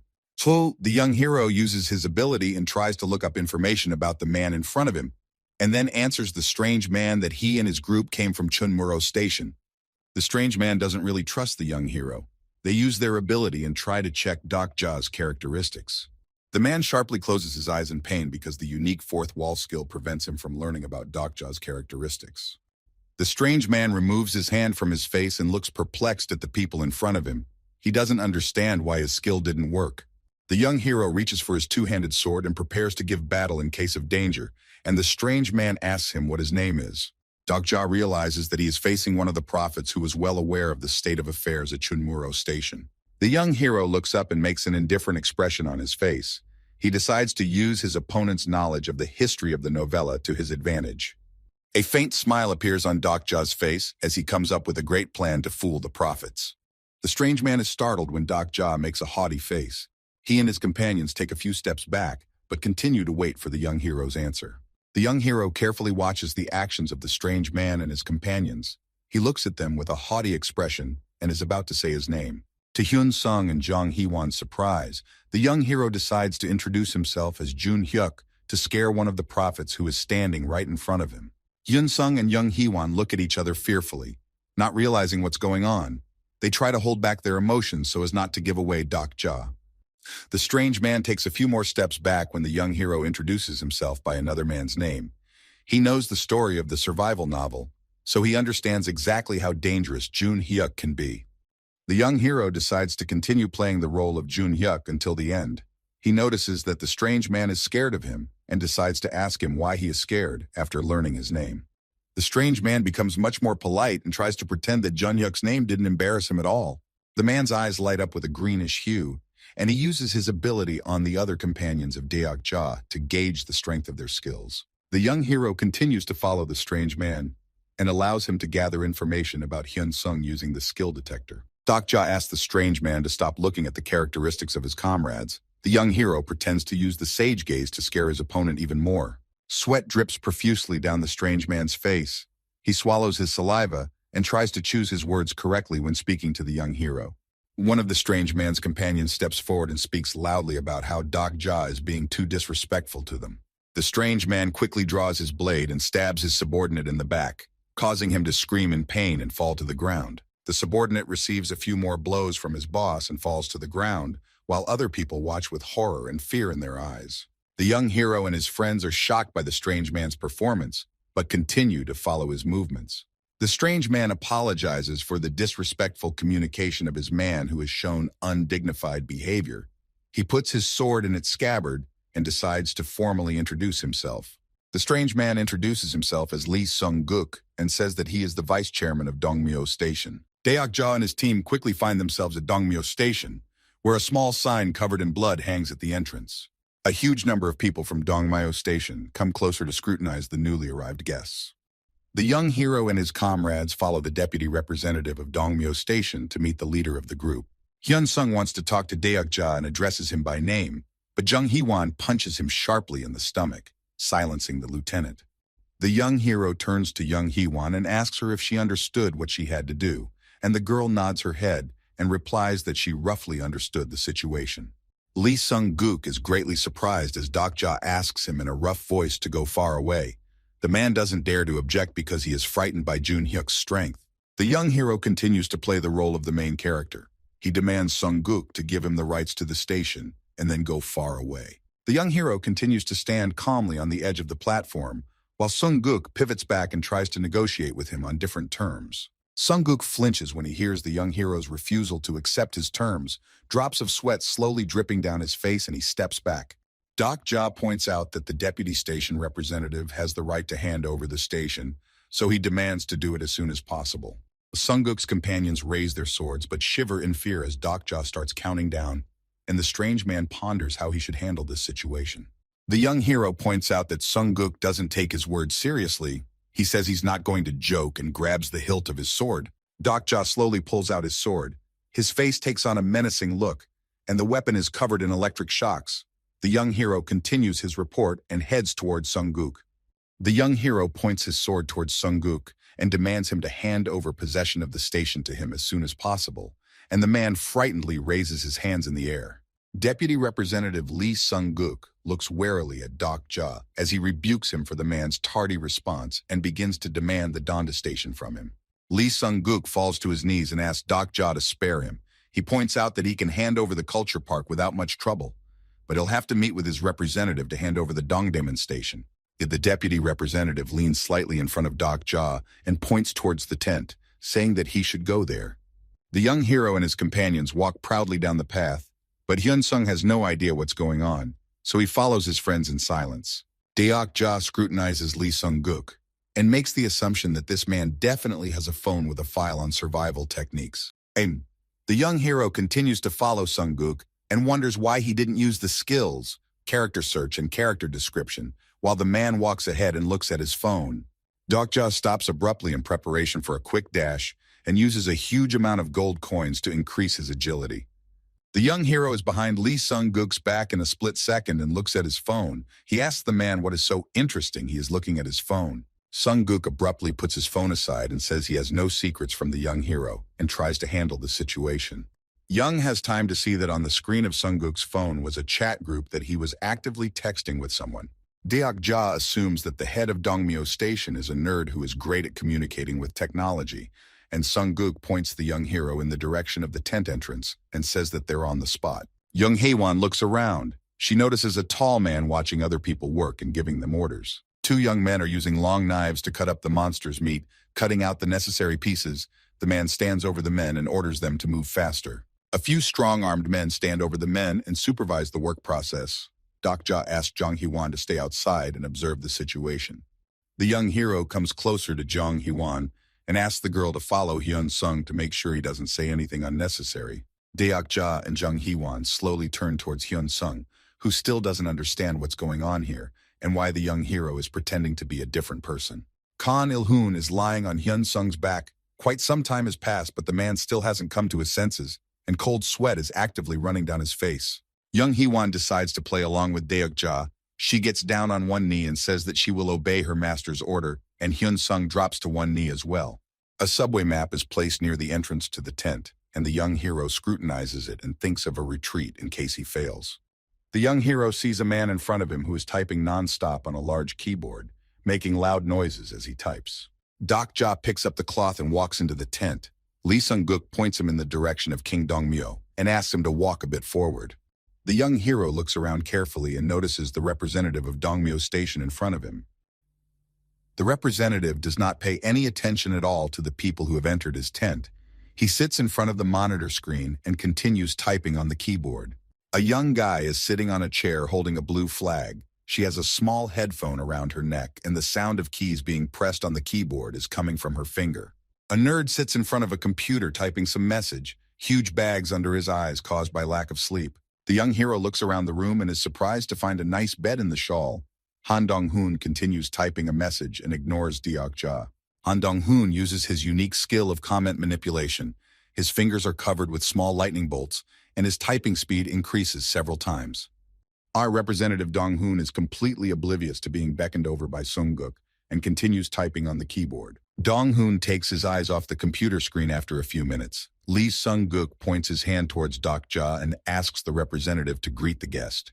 Han Dong-hoon ineptly greets the young hero. He doesn't know what to say because he tries to avoid socializing with people he doesn't know much about. The representative becomes very worried that a stranger has appeared in his room, and out of panic he starts biting his nails and returns his gaze to the monitor screen. The young hero makes a menacing expression and reprimands Lee Sung-guk for clearly bullying him by bringing him here. Deok Ja says that he will never believe that the station representative is such a pathetic person. He has to be taken seriously. Lee Sung-guk doesn't know what to say when Doc Ja pushes him against the wall. He decides to confess and says that he is the one in charge of Dongdaemun Station. The tent inside looks very well kept, with a luxurious bed in the center of the room and a bedside table next to it, filled with lots of empty boxes. Lee Sung-guk tells Deok Ja that the skill used in this room is noise isolation, so no one can overhear their conversation. The young hero is greatly surprised when Lee Sung-guk introduces himself as one of the prophets who sees the future. Hyun-sung and Jung Hee-won are standing outside the tent waiting for their friend, discussing the situation and thinking of a battle plan. Lee Sung-guk raves about how Jung Hyuk is the only one with a special ability, the miracle of regression that can constantly rebirth him over and over again. The seer continues to praise Jun Hyuk. In his head, he imagines the main character standing in front of a huge mechanism that allows him to experience multiple lives. Lee Sung-gok puts his palms to his chest and thanks Dok-ja for his hard mission, believing that he is facing Jun Hyuk, whom he idolizes. Han Dong-hoon has no interest in the conversation between Dok-ja and Lee Sung-gok, as he continues typing on the keyboard and doesn't pay attention to what they say. Lee Sung-gok talks about how the prophets have been blessed and sent here to help Jun Hyuk with his mission. The young hero listens with a smile to Lee Sung-gok, who tells him that the prophets have received a great revelation with which they will be able to guide Jun Hyuk to the right path. Dok-ja realizes that the survival novel is the revelation that Lee Sung-gok is talking about. He is surprised by the information and continues to listen to one of the prophets. Hyun-sung and Young Hee-won stand near the tent and talk to each other on distracting topics. They are completely unaware of the dialogue that is going on between Dok-ja and Lee Sung-gok. The young protagonist wonders where the records of the revelation Sung-gok is talking about are, and the man says that the original source has been lost forever. Sung-gok asks not to worry about losing the source of the revelation, as each of the prophets remembered different parts of the revelation perfectly. Dok-ja crosses his arms over his chest and thinks of a plan of action, while the prophet stands in front of him and tries to persuade him to follow the instructions of the revelations. The young hero is amazed at Sung-gok's skill at coming up with a complicated plot on the fly, and the man stares at the young hero in a cold sweat, waiting for him to respond. Deok-ja asks Sung-gok what exactly he has to offer based on the revelations he's had access to. Hyun-sung and Young Hee-won are distracted from their conversation when they hear a man's footsteps quickly approaching in their direction. A man with a sword on his back heads towards Dok-ja's companions. He notices that he hasn't seen their faces on the station before. The man scratches his beard and then speaks in a loud voice to Jung Hee-won and Hyun-seong, asking them to join the squad. The young guy puts his hands in his pockets and slowly approaches towards Hyun-seong and Young Hee-won. And the guys look at the man and don't know how best to act in such a situation. Sung-gok continues to persuade Dok-ja to join the alliance and lead all the prophets. The young hero realizes that the prophets actually though to take cover behind the protagonist's back. Sung-gok continues to persuade Dok-ja to join the alliance and lead all the prophets. The young hero realizes that the prophets actually though to take refuge behind the protagonist's back. The young guy takes a closer look at Young Hee-won and Hyun-sung and demands them to give an answer as to what they forgot at Dongdaemun Station. Deok-ja is perfectly into his role as Jun Hyuk. He gives Sung-gok a cold stare and tells him that if he wants to team up with him, he will be required to give him all the information about himself. Young Hee-won seems to be copying the young hero's demeanor. She turns to the man with a cold stare and asks him why he is picking on them. The guy is shocked by the girl's insolence. He is in a complete stupor after her words and doesn't know what to say. Sung-gok clutches his phone tightly with both hands. He's a little worried after what Deok-ja said and doesn't understand the true meaning of it. The young hero stares at the prophet and silently waits for the man to finally understand the true meaning of his words. Jung Hee-won stands a few meters away from the man and reaches for his sword with the intention of fighting if necessary. Dok-ja takes a seat on the bed and scrutinizes it, and Sung-gok says something about how he doesn't understand the young hero at all, since he revealed his true motives long ago. A wide smile appears on Sung-gok's face, which quickly transforms into an emotion of fear when Dok-ja demands him to fall to his knees in front of him. The young hero puts his foot on his leg and looks at him expectantly. He is sure that the prophet will do exactly as he said. Dok-ja looks up from below with a piercing gaze at Sung-gok, and once again demands him to kneel down and tell him what attribute he has. Sung-gok is very shocked by the young hero's question. He knows that Jun Hyuk has a special ability that can easily determine a person's attribute, and doesn't understand why he is demanding such information from him. Sung-gok doesn't understand at all why the main character would ask about something he already knows about. He assumes the main character is going to test him. Sung-gok falls to his knees in front of Dok-ja and stares somewhere in the floor. Then he looks up and says that his main attribute is hypnosis. The young hero remembers what happened to Kang Il-hoon when he was about to tell him information about the prophets, and makes the assumption that the person who hypnotized that guy is sitting in front of him. Sung-gok gingerly watches the young hero and wonders if the young hero still has some questions about his person. The young hero sits on the bed and waits for Sung-gok to tell some more about the prophets who know about the novelization of survival methods. Cold sweat is actively dripping down Sung-gok's face. He doesn't want to tell too much about the prophets, but he's afraid to make a mistake and lie because he believes that Jun Hyuk is in front of him. Sung-gok interrupts the silence that has fallen on the room with his voice. and talks about how he is the ninth descended prophet. Han Dong-hoon continues to type on the keyboard without stopping, interested in what is on the monitor screen and not listening to the conversation between Sung-gok and Deok-ja.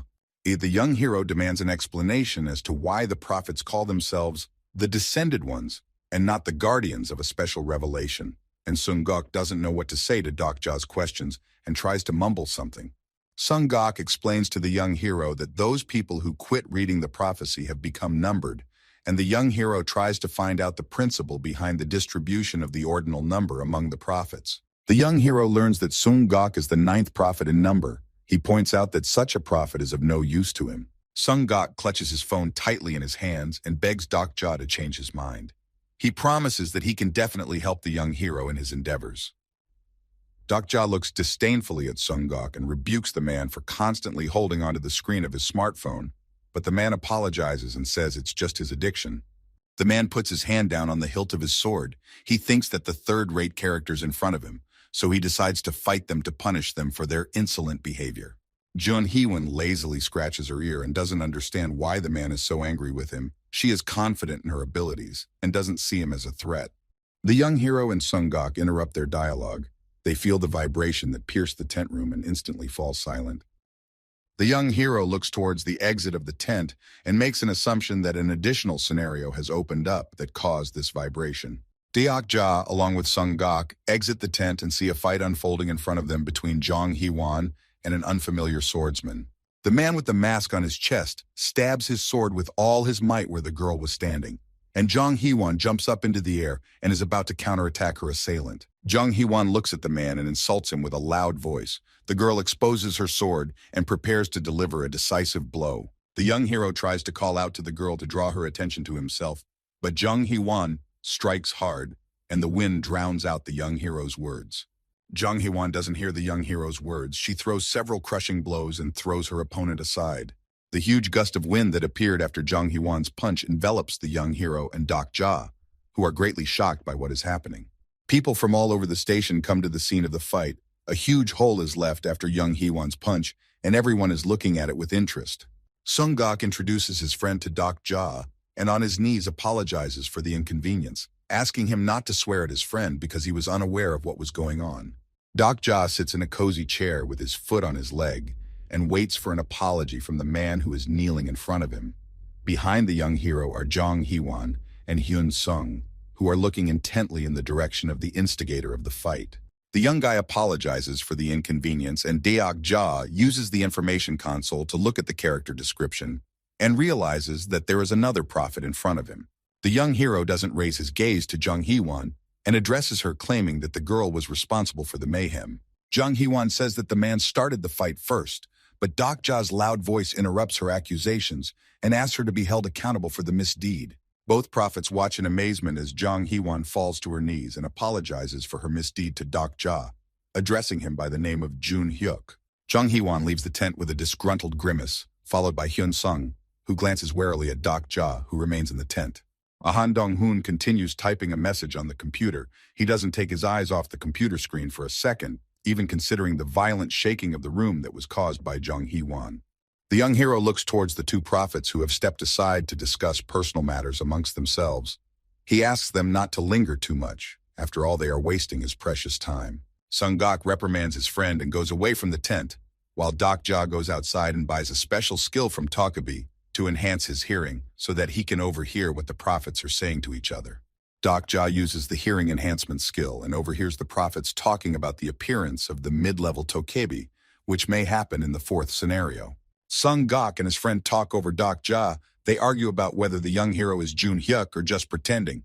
The man points out that the young hero seems strange and not handsome at all, and Sung-gok looks at his friend with surprise and asks him not to talk nonsense. Deok-ja gets really angry when the prophets point out that he has some wrong facial features. He worries that the prophets might suspect him of being deceitful. The young man points out that Sung-gok is only the ninth prophet, so he might have long forgotten everything and confused Jun-hyuk with someone else. The young man points toward Jong Hee-won and points out that this girl wasn't with Jun-hyuk during his third regression. Deok-ja stands on the other side of the tent and listens intently to the argument between the two prophets. He's amazed that even in this world, arguments about the novel's plot of survival methods don't stop. Sung Gok's friend Youngmin Seop returns to the tent with everyone else and apologizes deeply for causing Dokja so much trouble. The young prophet bows low and introduces himself with a smile on his face. He is amazed that Jun Hyuk is in front of him and can't believe it. Sung Gok and Jungmin Seop are very surprised when Daok Ja asks a question about the young prophet's ordinal number. Youngmin Seop's face is veined with anger for telling his friend about the prophet's ordinal numbers. He tries to keep a smile on his face so as not to anger the young hero. Han Dong-hoon continues to chew his nails and stare into his computer screen, while Jungmin Seop talks about being the 1089th descended among the other prophets. The young hero learns that there are about 48 prophets at the moment. Dokja assumed there would be quite a few prophets, so he isn't surprised by Jungmin's answer. Sung Gok points out that there were many more prophets in the beginning, but they failed in the first scenario, and Dokja expresses that he doesn't understand how you can fail a scenario if you know what will happen in the future. Sung Gok points out that he only recently realized what the real revelation means, and Jungmin expresses that he is honored to have met Jun Hyuk. Jungmin Seop asks permission to ask Dokja some questions, and the young hero remarks that the man likely doubts the veracity of his words. Young Hee-won talks to Hyun Sung and complains that she is uncomfortable at the station, and the lieutenant tries to support her friend. Daok Ja listens intently to Jungmin's question about why he's traveling with some strange girl who wasn't in the survival novel. The prophets are surprised to learn that the crazy demon doesn't exist because someone managed to straighten him out in this regression. The young hero points out that the crazy demon was probably killed by some prophet, but he doesn't know who. Daok Ja reveals that he has been wondering for quite some time where the crazy demon could have disappeared to, but now he has come to the conclusion that it was the work of one of the prophets. Now, Sung Gok is pretty shocked by the fact that there's some prophet who managed to get through all the hidden scenarios faster than Jun Hyuk. Daok Ja is standing in an expensive suit and holding his cell phone. He stands against the starry sky and smiles mysteriously. The young hero decides to brazenly act, so he tells the prophets that there is a man pretending to be him in order to pass the script more successfully. Sung Gok stares intently at his phone screen, and Jung Min says that he's now 100% sure that the real Jun Hyuk is in front of him. Sung Gok abruptly jumps up from his chair and says that he might know who might have dealt with the crazy demon. The young hero is slightly surprised when Sung Gok tells him that not all prophets act together and have the same goal. Several people are sitting on the floor near the doors at the entrance to the subway station, thinking about how they're going to get through another day. The young hero sighs heavily and walks back to his friends, the dark blue flag on his back that he was able to obtain through his agreements with the prophets. Daok Ja falls to the ground from exhaustion, and Hyun Sung tries to find out from the young hero what is going on and why the young hero is making himself look like Jun Hyuk. The young hero extends his hand towards his comrades and asks them to wait for a while. He spends 3,500 gold coins to activate the dark blue flag effect. Daok Ja activates a group chat using the new flag, and his companions are greatly surprised by the new opportunity for communication. The young hero opens the subway map in front of his team. He tells them that they now own exactly 5 subway stations. Daok Ja is upset that Changsing Station has not been taken over by him. He was sure that the prophets from Dongmyo Station had taken it over long ago, but as it turned out, this was not the case. The story is transported back a few minutes as the young protagonist chats with 2 prophets. The men tell him that there is a group of people who call themselves the 12 Apostles. Sung Gok points out that there are 11 apostles known to exist at this point. According to his guess, the man who was able to surpass and overtake Jun Hyuk is the last unknown apostle. The prophet tells that every apostle wants to take over the world with the knowledge they got from the revelation. He condemns these people because they don't care about humanity and the world. The young hero scratches his beard and ponders the prophet's request to lead them to stop the apostles who are leading this world into chaos. Daok Ja demands that Changsing Station be handed over to him, but the prophets throw up their hands and say that this request is impossible because the station is not in their power. The young hero is greatly shocked by the prophet's words. He didn't expect Changsing Station to be ignored by the prophets. He knows that he is one of the few people who can fight Jun Hyuk as an equal, and the prophet's stories about Changsing Station further confirm his guess. The young hero sits back and contemplates a strategy to take over the station. He is unhappy that because of the actions of the other prophets, the tyrant king got his power too early. Young Hee-won and Hyun Sung communicate mentally with Daok Ja through a shared chat room. Daok Ja's friends are greatly amazed that there are people who can see the future. Jong Hee-won suggests staying at the station for a while and learning as much as possible about the prophets, while Doc Ja points out that it's not necessary. The young hero recalls the words the prophet said to him last. Jong Min and Lee Sung assured the young hero that they were preparing the strongest army to destroy the tyrant king and then begin a confrontation against the apostles. Sung-guk and Jong Min are greatly encouraged to have Jun Hyuk with them. They suggest going to the Night of the Prophets where everyone but the apostles will gather. The young hero ponders the words of the prophets and thinks that if left unheeded, they are very likely to make a mess of things. Hyun Sung and Jung Hee-won look at the young hero with surprise as he asks them to help him deal with the prophets once and for all. The whole station is filled with a huge number of people. Some of them are sleeping on cardboard boxes and some are luckier and are covered with warm plaid. The young hero follows the trail with his companions and passes by the sleeping people. His clothes take on a bluish hue and become transparent. But the young hero uses a special skill to hide himself from prying eyes. All his clothes become covered with a blue veil, hiding his presence. Doc Ja enters the tent where Han Dong is sitting. He gently reaches out to his neck with the intention of grabbing the guy and immobilizing him. The invisibility cloak falls off the young hero's clothes. He firmly covers Han Dong's head with two hands, and with one of them covers his mouth so the guy won't have time to scream. The young hero takes out a vial of blue liquid and is about to pour it into Han Dong's mouth against his will. The boy looks at the potion fearfully and doesn't know what he should do. Doc Ja makes a few quick movements and forcefully pours the entire vial of potion into Han Dong's mouth and then clenches his jaw and forces the guy to swallow all the liquid. Han Dong's eyes go back to normal and he feels a strange sense of freedom. His face is covered in cold sweat and he tries to understand what's going on. Han Dong stands up abruptly and steps away from the young hero. He clenches his teeth tightly and prepares to fight for his life and clutches his flag in his left hand. The young hero raises his hands high up, demonstrating to the recluse that he is not going to harm him in any way. Doc Ja continues to hold his hands up and explains to Han Dong that he has no intention of taking his flag or harming him. The recluse clutches his flag tightly and shakes with fear. He tries to ask Doc Ja something, but he's having a hard time communicating with people. The young hero slowly steps towards the recluse.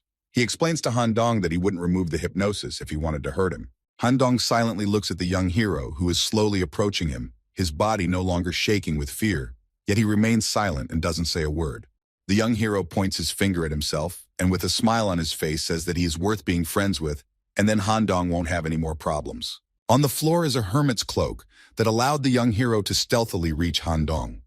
Doc Ja spent about 3,000 gold coins on it and hopes that this expensive purchase will pay off.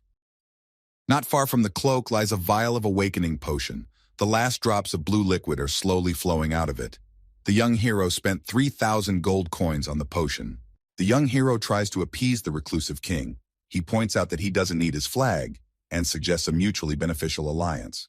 Doc Ja tries to speak slowly so as not to scare Han Dong. He points his finger at himself and suggests the reclusive king become friends. A man with a stick on his shoulder stands near the tent where Han Dong is. He was supposed to guard the passage to the recluse but fell asleep at his post. The young hero points to his smartphone screen and suggests Han Dong to communicate in his usual way, using the internet. Han Dong clutches his blue flag to his chest and ponders the young hero's suggestion. He knows the right thing to do. After all, the prophets have used him for their own purposes before. A bright charge of electricity pierces the young hero's phone. Doc Ja looks at his smartphone in surprise, and Han Dong uses his special skill, the internet, on a wide area. The whole tent where Doc Ja and Han Dong were in is surrounded by blue lightning bolts that create several smooth lines. An information window appears in front of Doc Ja saying that he can use the internet in the Seoul area. The young hero holds up his phone and looks at Han Dong with a smile. They silently look at each other and communicate using the internet using the phone.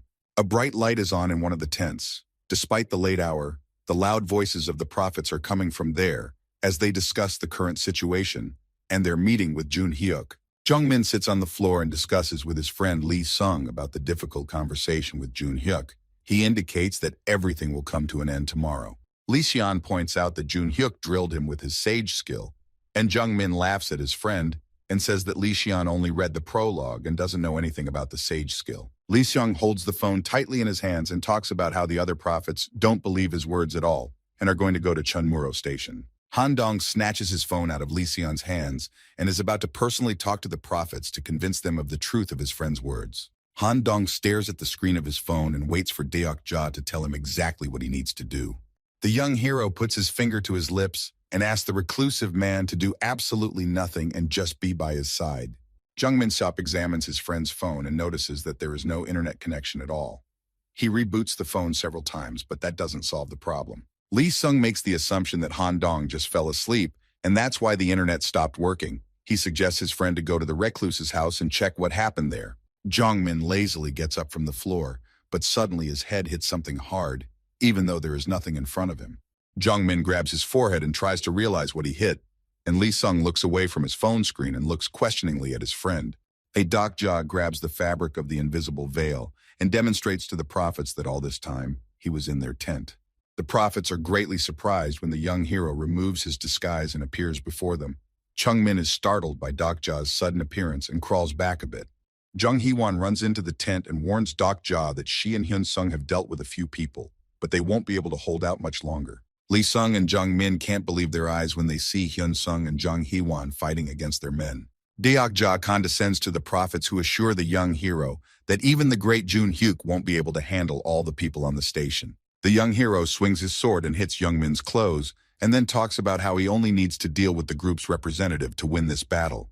Jung Min's clothes tear from the light contact of the blade, and a real blue flag that belongs to the Dongmyo representative falls out. Jung Min is quite taken aback that Dokja guessed his flag trick, and the young hero points out that no one would have put the flag out in public. The story moves back a few days. Jung Min and Lee Sung break into Han Dong-hoon's room and use hypnosis on him to get the recluse to obey their commands. Jung Min trembles in fear and crawls as far away from Dokja as possible, while the young hero picks up the flag of Dongmyo's group to absorb his power. The young hero's flag transforms into a brown color and grants Dokja a new ability, allowing him to grant himself protection with the power of the flag. Lee Sung points out that Jun Hyuk's actions will not go unnoticed, and the other prophets will surely find out. And the young hero points out that the prophets no longer have an internet connection and won't be able to find out what happened here. The young hero crosses his arms over his chest and is not going to answer the prophets' questions about why he chose to do this to them. The prophets are very surprised when the young hero admits that he isn't Jun Hyuk, and Dokja talks about how he would never make an alliance with people like them. The young hero looks at the prophets with a smile and tells them that it was worth it to finish reading the novella to avoid falling into his trap. Jung Min and Lee Sung look towards the young hero with a downcast expression. They realize that they are now in the full power of the young hero. The young hero wakes up in his room and does a little exercise to stretch his muscles. He is happy that he managed to get a good night's sleep for such a long time. Deokja opens the subway map and counts 9 stations that now belong to his team. He is 1 station short of passing the hidden scenario. The young hero looks at his phone screen and notices that he has been asleep for quite a while. Information windows appear in front of him, informing him that some of his unique skills have been updated. Jung Hee-won and Hyun Sung are standing outside the tent, waiting for the young hero to wake up. They hear a noise coming from inside the tent and turn their gaze to it. The young hero slowly comes out of the tent and greets his friends. Jung Hee-won informs the young hero that they are ready to move out right now. Deokja spots Jung Min and Lee Sung standing not far away from him. He heads in their direction and asks his friends to wait a bit. At the subway station, there are several vending machines whose front windows have long since been broken by people or monsters that attack the station. The young hero approaches the prophets, who beg the young hero to keep them alive. Dokja examines them carefully and decides to keep them in the group for now because they can be useful to him. The young hero uses his power of representation and puts restrictions on Jung Min and Lee Seon, and forbids them from telling anyone about themselves. Jung Min and Lee Sung are well aware of the dire situation they are in, so they agree to all the restrictions and conditions that Dokja places on them, without much debate. Lee Sung and Jung Min look at each other and rejoice at the fact that they have survived, but Dokja warns them that his opinion can always change, so he requires them to do their best. Jung Hee-won and Hyun Sung stand not far from Dokja and wait patiently for their friend to finish dealing with the prophets. The young hero warns the prophets that they must call him Jun Hyuk in front of other people. Min Seop flinches sharply when Dokja addresses him. He looks at the young hero carefully and says that he will do whatever he orders. Min Sung looks at the young hero with a smile and is frozen in place in surprise when he hears Dokja's demand for the use of the fugitive's mask. The young hero points to the mask that is hanging on Min Seop's body and demands that the prophet slowly give him the item. Jung Min and Lee Sung look at the young hero with their mouths open in surprise as he uses the fugitive mask on himself to change his appearance. As the fugitive mask artifact transforms the young hero's face to look more like Jun Hyuk, the prophets unanimously confirm that the revelation is true and Jun Hyuk is indeed handsome. The young hero decides to use a fugitive mask to impersonate Jun Hyuk, and Jung Min Seup and Lee Sung-guk admire the young hero's beauty. Akja decides that he needs to learn more about the prophets in front of him. He turns towards Jung Min and asks him to name his attribute. Suddenly, an information panel with all of Jung Min's characteristics and attributes appears in front of the young hero, much to Dokja's surprise. The young hero is surprised that he now has access to the character description and blames the new feature on an update in the system. Jung Min is about to name his attribute, and the young hero opens the info bar and asks the prophet not to say anything, as he now has all the information he needs. Dokja reaches forward and urges the prophets to give him the cell phones, and they have no choice but to agree to this condition. Jung Min and Lee Sung look sadly at Dokja because the young hero first took the artifact from them, and now he has taken their cell phones. Dokja pulls his phone out of his pocket and an information panel appears in front of him, warning him that he now has access to the internet, and an electric field appears around the phone. Han Dong-hoon sits in his room and uses his basic skill, allowing Dokja to access the internet. He picks up his cell phone and sends the young hero a few messages. Dokja looks at the screen of his phone and reads a message from Han Dong-hoon, who warns him to trust the young hero, but only once.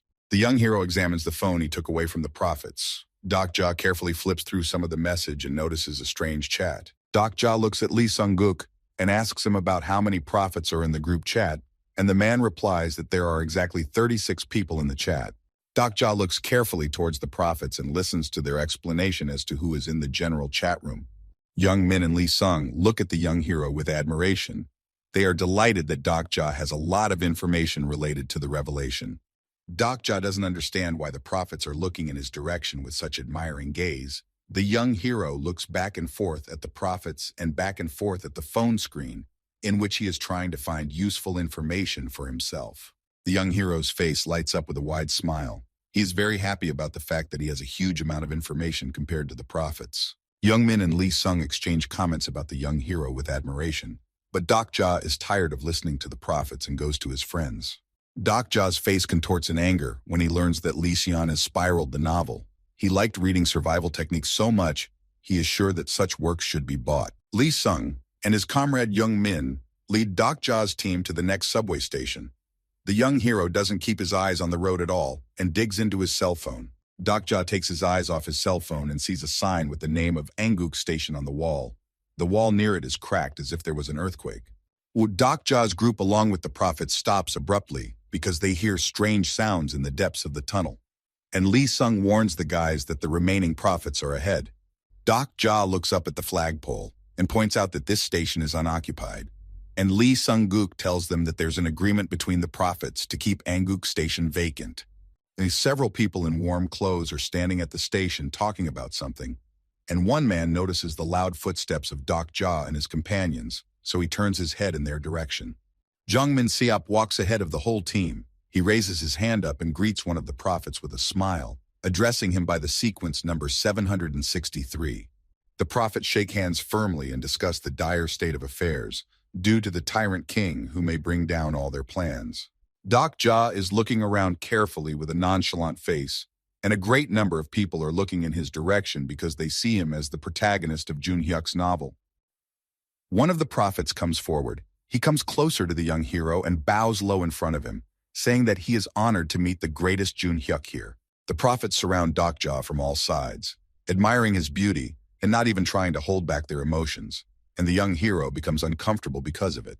A huge number of prophets approach Jun Hyuk and introduce themselves, calling their serial number, and Dokja is constantly looking around and trying to find a way out of the situation. Cold sweat runs down the young hero's face. Dokja is not used to such a flood of attention directed in his direction and doesn't understand why so many people admire Jun Hyuk. Suddenly, the young hero is approached by another vice who has been behind him all this time, and he says that he has always wanted to hear about Jun Hyuk's adventures from him personally. The prophet looks at the young hero with a smile and says that he is very happy to meet him. He is number 1168, which means that he is the smartest prophet among the others. The young hero takes a closer look at the prophet and realizes that he is most likely the person who has read the most chapters among the others present. Dokja and the young seer exchange a few sentences about Jun Hyuk's past. The man talking about how the first regressions were very boring, and his words make Dok Ja angry. The young hero notices that there are several prophets clustered around Hyun Sung, among them mostly women, who admire the lieutenant's strength. Deok Ja also notices that Jang Hee-won is not ignored by the vices. A man asks the girl if she is a naval admiral and gets upset when she says no. The vices shower the young hero with flattering comments, and Dok Ja thinks in his head that he has come to a fan meeting, not a meeting of prophets. Dok Ja decides to end the praise directed at him and asks one of the prophets about the perfect weapon that has been talked about so much. The man turns to point towards a huge object covered in a black cloth. He tells the young hero that underneath the cloth is this weapon. Vice quickly runs over to the strange object and pulls the coverlet off of it to demonstrate to the young hero what it is all about. The young hero scrutinizes the huge stone in front of him. He doesn't quite understand why the prophets are showing him this stone and tries to take a closer look at it. The young hero remembers standing on the roof of a movie theater building and seeing a star fall from there. He guesses that most likely the stone in front of him is one of the ones that fell from the sky. Several prophets with smiles on their faces flank the rock on all sides and explain to the young hero that according to Revelation, there is a powerful weapon inside this meteorite. One of the prophets stands behind Dok Ja's back and tells him that the meteorite most likely contains an item of higher rank, or even a star relic. The young hero examines the huge stone with a look of apprehension on his face. He is sure that the meteorite takes a huge amount of time to mature and doesn't understand why the prophets are so sure that the stone contains a powerful weapon. Dok Ja examines the stone and makes the assumption that only the prophet who has read the novella Beyond the Fourth Regression has knowledge of the meteorite. He turns to the prophet and asks him who provided the information about the stone. Dok Ja turns to one of the prophets and pointing toward the stone loudly asks him who exactly provided the information that there is a weapon inside the stone. The man is slightly distracted after the loud question from the young hero. He stammers a bit and says that prophet number 1124 provided the information about the meteorite. Dok Ja realizes that prophet number 1124 could not provide information about the meteorite in any way, so he asks all the people to leave the station with a loud voice. The stone begins to shake visibly for everyone, and soon releases what is hidden inside it. No one notices this, and the prophets try to find out from the young hero why he is so excited. Dok Ja notices the strange sounds coming from the meteorite. Cold sweat runs down his calm face, and he prepares for something bad to happen. The stone begins to shake with unprecedented force, causing the entire subway station to shake with it. The prophets begin to panic and back away, and Dok Ja curses himself for deciding to come here. All exits from the station are covered by a red barrier, preventing anyone from leaving the place where the suspicious meteorite is. The young hero tries to explain to the vices that this place is a trap, and they need to get out of here as fast as possible, then runs to the first exit. Dok Ja tries to open the door to the exit, but the red force barrier prevents him from doing so. A huge number of constellations are watching with interest to see what happens next. The young hero tries to find out more information from Jong Min about the suspicious prophet who reported the meteorite, but the man knows nothing. Dok Ja uses the command chat and tells his friends that the situation is very dangerous. He asks Jung Hee-won and Hyun Sung to hide behind his back and prepare for the worst. The prophets are not at all worried about what is happening to the meteorite. They surround it from all sides, and some even take out their cell phones to capture the moment on camera. The meteorite starts to split in half. According to the events of the survival novel, this stone is one of the elements of the fifth scenario that must never be awakened. The prophets are talking amongst themselves and trying to figure out how the sacred object hidden in the meteorite will choose its bearer, and the huge stone begins to crack all over its surface. A man comes closer to the meteorite and scrutinizes the deep crack inside it. He tries to see what is hidden inside the stone. A bright beam of fire flies out of the meteorite and obliterates the curious man's head. The vices do not realize what is happening and stare dumbfounded in his direction. The curious man falls to the ground with a loud rumble, and the huge scorching beam carries in a straight line and ignores any obstacles in its path. The young hero covers Jang Hee-won and Hyun Sung with his body. He is well aware that the meteorite is very dangerous and can destroy his friends in a second. The prophets move away from the meteorite, which is glowing with a bright yellow light. They don't pay attention to the fact that their colleague is hurt and are still waiting for the star relic to appear in front of them. Huge paws of a strange creature appear from the meteorite, and try to break through the remaining walls of the meteorite. Dokja and his team looks towards the strange meteorite with fear and doesn't understand. Dokja asks everyone to stay behind his back, and Jung Hee-won asks what's going on. A huge dragon Ignir, a Class 5 monster, appears from the meteorite. Its body is surrounded by a strong flame that spreads throughout the station and wipes out all the prophets who were standing near the stone into dust. The prophets realize that there is a dangerous monster in front of them, so they scatter from it in different directions, and some of them run towards Dokja, hoping that the young hero will protect them. The young hero doesn't move from his spot and orders all the seers to scatter to the corners to protect themselves from the magma flows. The huge dragon suddenly freezes in place, as if time has stopped, and a huge electric ball appears above his head.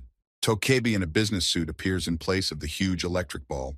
He is looking carefully at the scene around him and trying to figure out what is going on.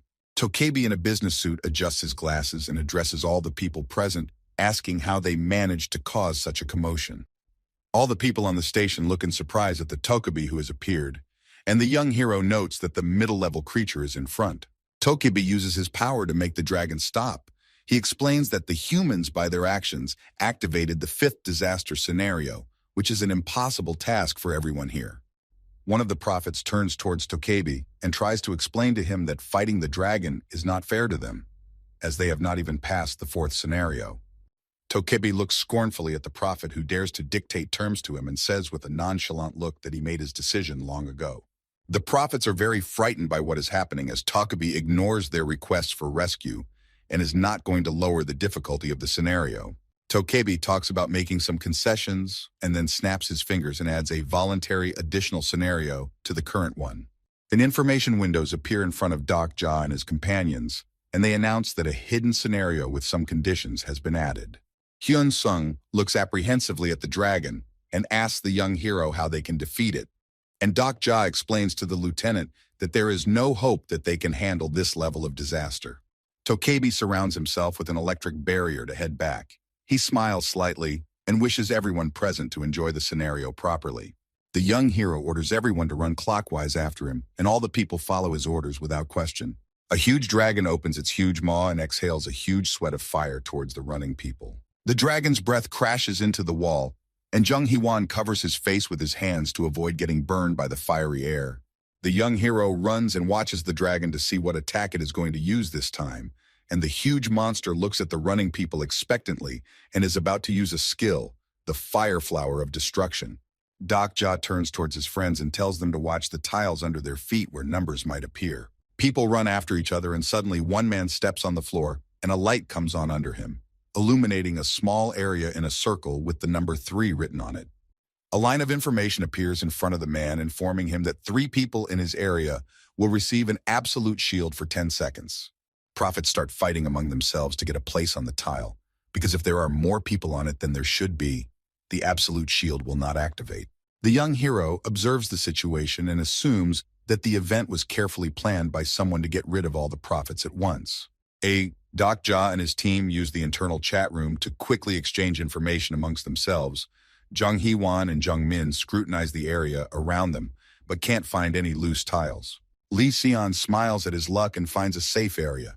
However, he reports it very tentatively, as if there is some kind of catch in it.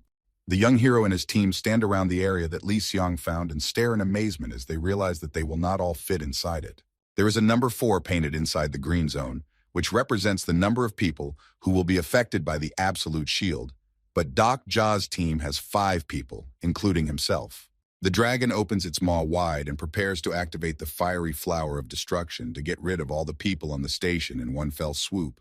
Dokja and his team look towards the dragon who is about to use his skill. They don't know what to do and assume that they will have to sacrifice someone. And suddenly there is a voice of a man who is not far from the guys. He shouts towards Dokja and asks the young hero to move towards him as fast as possible. The young hero, without a shadow of a doubt, runs towards the prophet who called him to him and shouts towards his team to activate the shield as fast as possible. Ja manages to get to the green zone the prophet called him to in time, and an information window appears in front of him, announcing that the absolute shield has been activated. A huge line of flame released by the fire dragon illuminates the entire space of the station, and only the absolute shield protects people from the deadly danger. The young hero together with his savior stand in the green zone and cover themselves with their hands because the hot air burns their face. Due to the heat, cold sweat drips profusely from the young hero's face. He turns his gaze back and examines the prophet who saved his life. Dokja's savior turns out to be a smiling man who is the 1168th prophet. The young lad is not at all upset when he realizes that Dokja has completely misremembered him. The prophet is greatly surprised when he sees the menacing expression on the young hero's face. He takes a few steps back and waits for Dokja to retaliate. Dokja quickly draws his two-handed sword. He realizes very well that the prophet in front of him is no ordinary prophet. The young hero points his sword at the man and tells him that the prophet in front of him is actually an apostle. The man laughs nervously and with a smile on his face tells Dokja that he is not so easily fooled. He confesses that he is indeed an apostle. The young hero continues to point his sword at the suspicious man and waits for him to explain, but the false prophet bows slightly and says that he is the fifth apostle. The defense zone begins to fade quickly. A notification appears in front of the young hero that the location of the salvation slabs will be changed in a minute. The young hero jumps aside and tells the man that he suspected the location was a trap, and the apostle smiles and tells him that a storm may soon be brewing. The dragon lets out a loud scream to the entire station, and with its huge tail, hits the man who failed to escape the monster's sight in time. Lee Sung-guk looks questioningly at the young hero and hopes that he will tell him what to do, while Dokja writes in the general chat room that people should act on their own. The young hero points his sword at the apostle and tries to find out from him what he needs, and the man explains that he only wants the protagonist to survive. The apostle looks toward the dragon with a smile on his face, and without translating his gaze, explains to Dokja that if the main character goes to the other world, the information from the revelation can be discarded. The young hero notes that the apostle knew perfectly well that he would show up at this station, and the man with a smile on his face says that his team had to adjust the plan in a matter of hours. A huge dragon speeds towards Dokja and the apostle. It interrupts their conversation with its powerful tail strike, causing the men to jump back in different directions. Green slabs with numerical expressions reappear all over the battlefield, causing people to fight for being in them. Apostle tightly clutches the hand of the injured man who managed to get into the green zone. He takes out a small knife from his pocket and is about to massacre him. The dragon-type monster stands in the middle of the station and activates his unique ability again, the Fire Flower of Destruction. The young hero and his companions manage to get into the green areas again and escape the dragon's dangerous breath. And the apostle stands in front of Dokja and tells him to open a hunt for the dragon. An information panel appears in front of Jung Hee-won and Hyun Sung and warns them that the number of safe plates has been reduced. The young hero looks toward his exhausted companions and tells the prophet that it's impossible to deal with the dragon with their strength. The apostle is completely confident in his abilities. He places his hand on his chest and promises the young hero that they will have little trouble dealing with the dragon. A blue aura appears around the young apostle because he drank a special potion that allows him to resist even the strongest attacks for 30 minutes. Dokja notices the strange glow around the prophet and notes that even with good potions, he will not be able to deal with the dragon, but the apostle waves his hands and says that he did not come here alone. The young hero looks around and notices that 5 other people are affected by the blue ice drop potion and realizes that there are several apostles here. The dragon, without the slightest shadow of doubt, continues its attacks and uses its tail to catch up with the people who have lost their protective barrier. The apostle offers Dokja to drink the protective potion and join his party in dealing with the dangerous dragon, but the young hero looks warily in the man's direction and asks him what will happen if he refuses. The apostle points out that if the young hero will not assist in the battle with the dragon, his dear companions will not survive this infernal ashes. The young hero is greatly surprised when the apostle points out that his team is about to take over Chakdo Station. All is quiet at Chakdo Station for now, the weapons baron keeping an eye on the sleeping Gil Young while Yu Sang and Lee Ji Hai make harmless jokes at him. Apostle points out that if the young hero loses Chakdo Station, it will be very difficult for him to start fresh. The young hero is extremely amazed that the apostle anticipated everything in advance and made a clear blackmail plan. He can't believe that someone is capable of taking over Chakdo Station. The apostle and the young hero continue to talk to each other while dodging the dragon's dangerous blows. The man points out that his group has already completed the king's journey and possesses monstrous power. Deok Ja looks at the apostle warily. He's extremely amazed that the man in front of him was going to blackmail Jun Hyuk, fully aware of his power. The young hero is intensely interested in the apostle, who is chief among his fellows, and the man points out that their king is not a descended one. The apostle steps into the protective field and says that their king is the only one who has managed to read the revelation to its logical end. The young hero is greatly amazed that there is a man among the apostles who knows all about the past and future besides himself. The apostle notices that after his words, Doc Ja has frozen in front of the entrance to the defense zone and is moving, while the young hero looks somewhere under his feet and ponders the man's words. The bright light of the fireball the dragon is about to use illuminates the young hero's back. The apostle asks Doc Ja to stand on the tiles to get protection from the deadly attack. Jung Hee-won looks cautiously towards Doc Ja. She uses the command chat and asks her friend what's going on. The young hero only asks the girl to stay in the safe zone. The young hero's face is covered in cold sweat. He raises his eyes to the apostle and talks about how he completely forgot what his distinguishing feature is. The man along with his companions look at the young hero with surprise. They don't understand why he doesn't want to join the protective circle. The young hero puts his sword away in its scabbard and prepares that he has no reason to take shelter from the dragon, because if he loses, he can just start again. And the apostle, with a frightened cry, asks Doc Ja to return to the safe zone. Doc Ja continues walking towards the dragon, ignoring that the monster is preparing a deadly attack. He tells the apostle that he is extremely curious about what will happen to them if the next regression comes. The young hero looks at the dumbfounded apostles with a smile and tells them that they can use revelation to find out what will happen in the next regression. The apostle realizes that things are bad. He beckons to his companions and orders them to grab Doc Ja and take him to the green zone. Doc Ja uses a quickened step and is carried across the red-hot floor towards the huge dragon, who is about to use the fiery flower of destruction. The young hero is completely oblivious to the fact that the dragon is pointing its head in his direction and continues to close in on him. The young hero hopes that he has enough time to reach the flagpole before the dragon strikes its decisive blow. Doc Ja notices that the flagpole of Anguk Station is directly under the tail of the huge dragon, and hopes to be able to place his banner there before the dragon's fiery breath. The young hero jumps towards the flagpole and sticks his flag into it, but the dragon uses its breath, and the entire floor of the station is enveloped in flames. The flagpole lights up brightly and begins to transform with the help of the young hero's flag, and Doc Ja clutches the flag tightly in his hand and hopes that he managed to make it in time. On the subway map, 10 stations are highlighted that belong to Doc Ja and his team. A blue panel appears in front of the young hero, announcing that he has captured 10 stations. The young hero sighs heavily and rises to his feet. He opens the information panel in front of him, which offers him to become the king. The dragon opens its mouth and unleashes a huge pillar of flame on the apostles, and the young hero uses the blue panel to choose which king he wants to become. The apostles who tried to stop Doc Ja are now completely enveloped by the dragon's flames, and even their potion cannot save them from this fate. The young hero looks towards the burning apostles and tells them that they should have been more careful after all. One only lives once in a lifetime. The huge dragon quickly runs towards Doc Ja and opens its huge maw to rain down fiery flames on him. But the young hero silently looks at his opponent and has no intention of dodging. The dragon unleashes a volley of fire towards the young hero. Doc Ja hears the cries of his friends asking him to dodge the attack, but he stands immovable and awaits his fate. Jung Hee-won and Hyun Sung want to run out of their defenses, but they are well aware that they are too far away to help their friend. The dragon's fire completely envelops the young hero's body. The equipment that Doc Ja received earlier starts to disintegrate under the monster's breath. The young hero, with a smile on his face, defends himself from the dragon's breath with only his bare hands.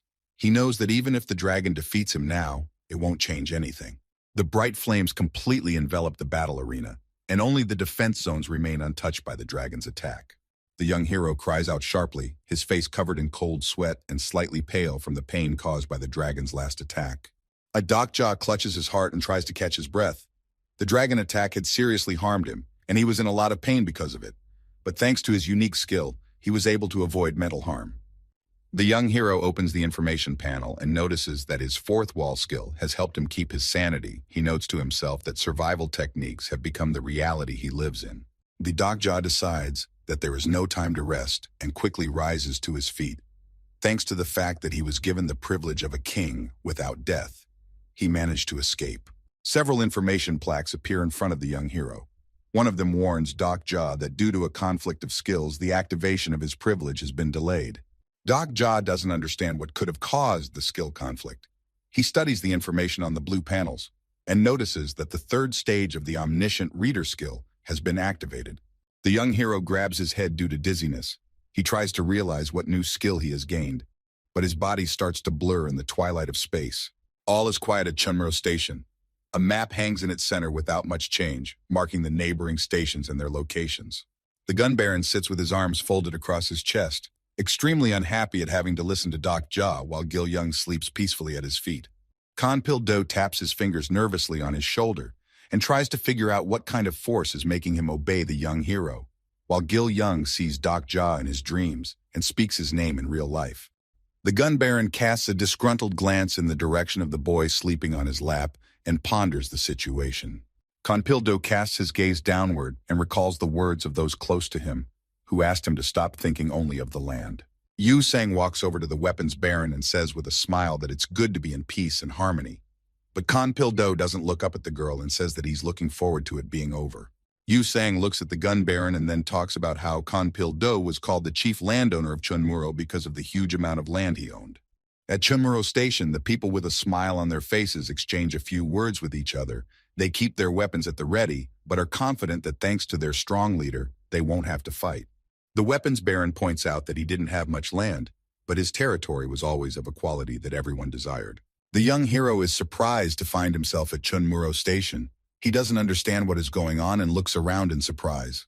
Deok Ja stands in front of the gun baron with Yu Sang and listens to their dialogue. He makes the assumption that this is due to his ability as an omniscient reader. Gil Young wakes up abruptly and Kanpil-do and Yu Sang hear some loud noises heading in their direction. The weapons baron rises to his feet and Gil Young and Yu Sang look towards Doc Ja in surprise. The young hero assumes that the guys noticed him and steps aside. A small beetle lands on Gil Young's arm and warns him of the impending danger, while Kanpil-do asks all the men in a loud voice to prepare for battle. A huge troop of ratsops quickly approaches Chunmuro Station, the small monsters moving in leaps and bounds and preparing to tear apart anyone who gets in their way. The weapons baron activates his special stigma, and Yu Sang gives a few orders and asks all the people to gather around Kanpil-do. The girl divides all the people into 3 groups and asks the squads to act according to the given plan.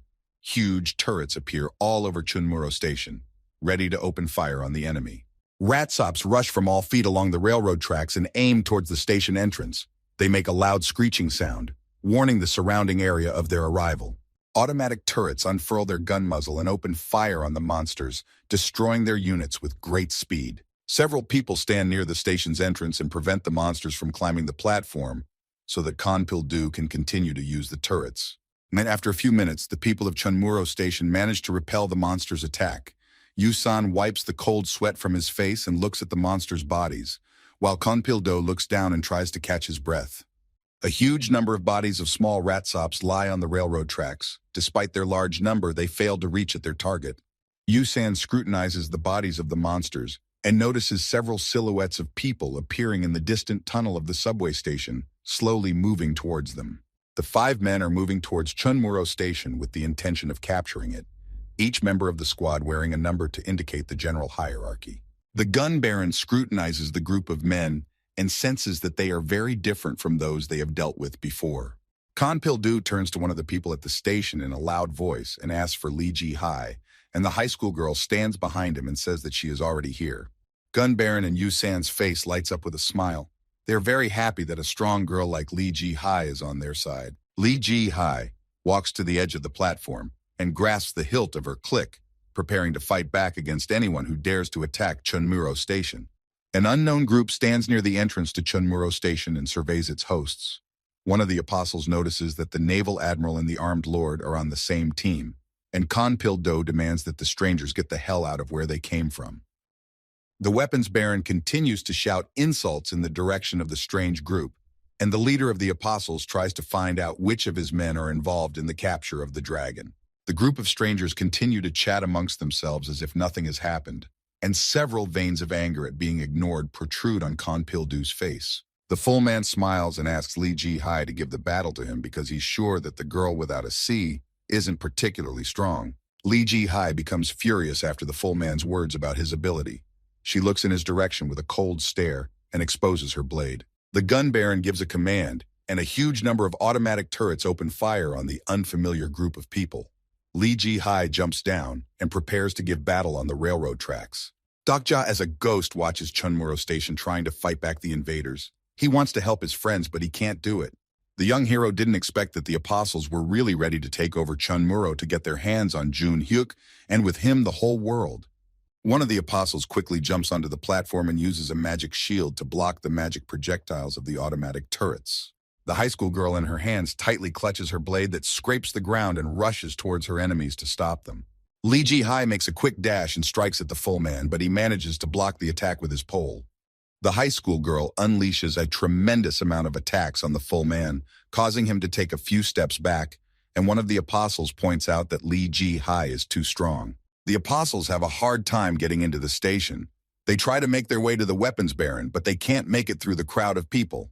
They are amazed that Konpil-do has high characteristics. The first apostle leader makes a quick dash to the station platform entrance and orders his companions to temporarily retreat. The leader of the apostles pulls a fiery projectile of mass destruction from under his cloak and hurls it towards the Chakdo station platform. The projectile causes a huge blue explosion that sweeps away all the defenders of Chakdo station and even hits Lee Ji-hai. The destructive force of the projectile reaches the high school student's body, causing her to cry out in pain and lose consciousness. Yu Sang and Gil Yan manage to jump away from the epicenter of the projectile, covering themselves with their hands against the huge gust of wind to prevent the flying rocks from hitting them in the face. The young hero watches from the sidelines, his fists clenched tightly and his face veined with anger at what the leader of the apostles is doing. The Apostle King and his squad climb onto the platform of the subway station. Thanks to the explosion, most of the weapons zone is gone, and now they are in no danger. The Apostle King takes a quick look around the station after the huge explosion and tries to figure out who escaped his bomb. A full man crouches over Lee Ji-hai's body and says with a smile that minor characters should know their place and stay on the ground, while a high school girl tries to stand up, but her strength has completely left her body. The man grabs the girl by the hair and says that he will abuse her slowly and painfully, and Lee Ji-hai spits out blood from her mouth and insults the apostle. The apostle leader turns to the seventh apostle and says that they don't have time to deal with Lee Ji-hai and demands that everything be dealt with quickly. The seventh and the apostle leader figure things out between themselves and try to decide what to do about the high school girl, while Lee Ji-hai looks somewhere toward the tunnel. The young hero is surprised to notice that the high school girl is looking right at him. He is amazed because no one could notice him before. Dokja's mind is filled with a lot of thoughts. He doesn't understand how he ended up here and doesn't know how to help Lee Ji-hai, who is begging him for help. Lee Ji-hai continues to look at the young hero. She is badly injured from the huge explosion and is breathing heavily with a bruise on her face from the impact. The young hero is outraged that a man would dare to grab a schoolgirl by the hair. His heart is pounding faster at the thought of it, and his face is veined with anger. The ground begins to shake. The seventh man continues to hold the girl by the hair and looks around hoping to realize what is going on. Dokja starts coughing violently, and his soul separates from his body and flies somewhere upwards. An information panel appears in front of him with a message saying that the omniscient reader skill level has increased dramatically due to the strong interference. The young hero falls to the ground and his head starts to spin again. He tries to gather his thoughts, but he is completely unable to do so. A full man notices that a strange silhouette has appeared in front of him. He looks in his direction and tries to realize who is standing in front of him. A strange man in a black cloak appears in front of the full man. He stands immovably in front of him and stares straight into his eyes with a piercing gaze. Lee Ji-hai looks hopefully towards the dark silhouette. A lone tear rolls down her face in pain. She hopes someone will come and save her. Jun Hyuk slowly walks towards Lee Ji-hai and the man holding her hair, his shoes illuminated by the bright light of the subway station. The attention of all the apostles is focused on the strange man who has suddenly appeared in the depths of the subway tunnel. They look intently in his direction and wait for him to act. Jun Hyuk quickly takes his sword out of its sheath. He can't understand how he ended up at Chunmuro Station so quickly and can't find an answer to his question. Seven continues to hold the girl by her hair and looks puzzled towards Jun Hyuk, whose silhouette looms over him. Jun Hyuk makes a swift strike with his light sword, causing the seventh apostle to lose his head once and for all. The seventh apostle doesn't immediately realize what's happening, and his headless body continues to hold the girl and squat in front of her for a while. The apostle leader and his team are extremely stunned to find Jun Hyuk in front of them, who, according to all the information they have, shouldn't be there. Yu Sang is injured and lying immovably on the edge of the platform.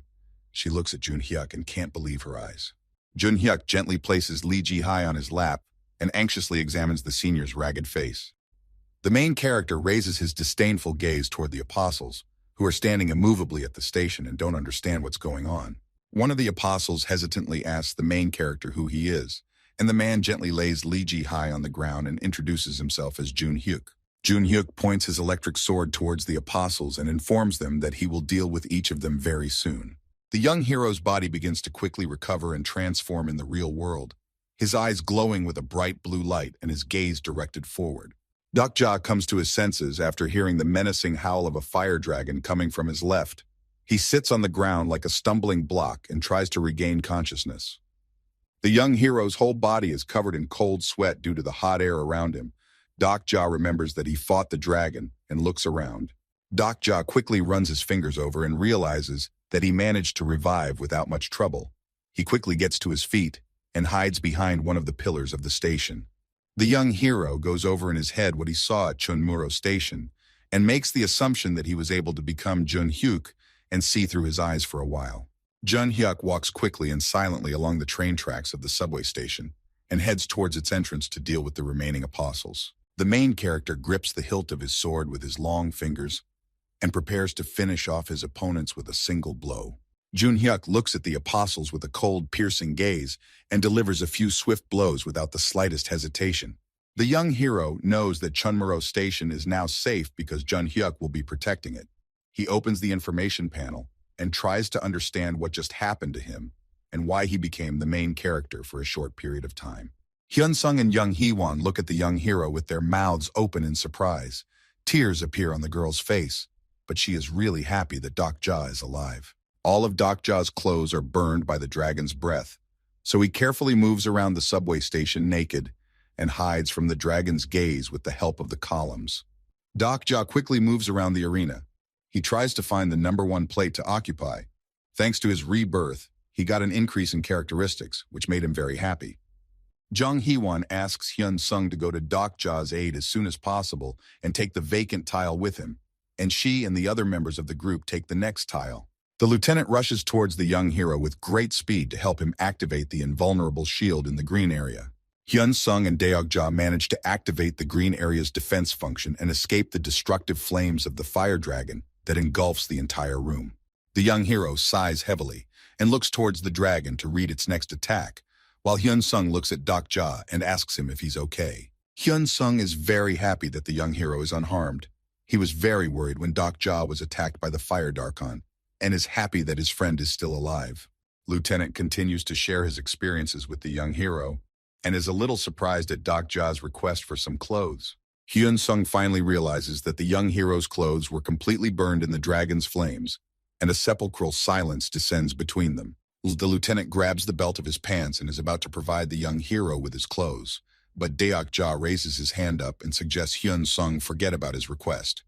The huge dragon looks around for human survivors. Under his belly lies the flag of Dokja's team and the sword of unbreakable faith. The young hero and Hyun-sung turn around to the shouts of their friends, who are overjoyed at the young hero's return and rush towards him. Young Hee-won tearfully rushes towards the young hero along with Young Min and Lee Seon, and when they arrive at the scene, they notice that Dokja is completely unclothed. Dokja is extremely embarrassed by the presence of so many people around him. He shrinks into a ball and tries to cover himself somehow. The young hero is extremely upset that his clothes are completely burned along with his good defense. He sits on the ground and thinks about what to do in such a situation. Jung Hee-won gently covers the young hero with his cloak and tells Dokja that there is absolutely no time to think about any nonsense right now. The young hero is amazed by the girl's kindness. He covers himself with her cloak and with a smile on his face thanks her for her help, while Jung Hee-won moves away from him a little frustrated. The huge dragon spots Dokja's team. It lets out a loud cry, drawing attention to itself and prepares for its attack.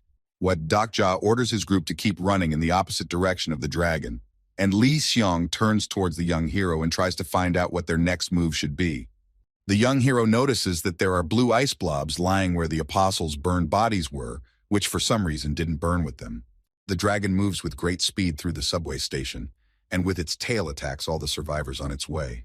The young hero quickly moves to the back of the huge dragon with the intention of taking his shield and flag, which are lying at the monster's belly. Doc Ja quickly grabs his sword flag and an information panel appears in front of him, saying that he can use the black flag effect again. The dragon uses its fire breath and directs it towards the young hero. But Doc Ja manages to dodge in time and he yells towards his friends to look for the defense plates. The team manages to find a safe zone in time for the 5 men. They activate the protective barrier and watch carefully as the dragon activates the fire flower of destruction.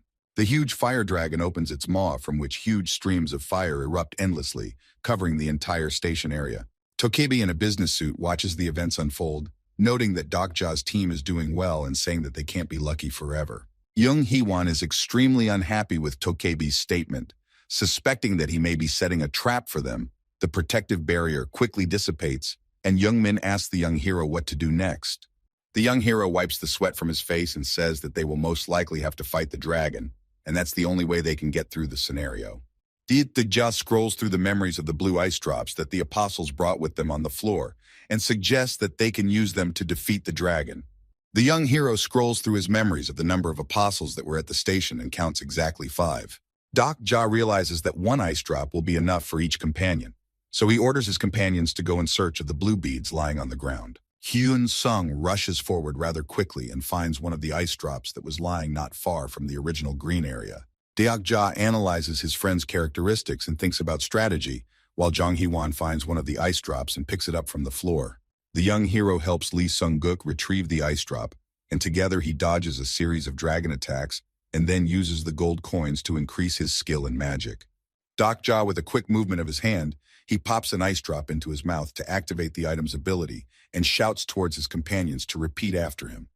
An aura of cold envelopes the young hero. A notification appears in front of him that his attacks now deal an additional 40% cold damage.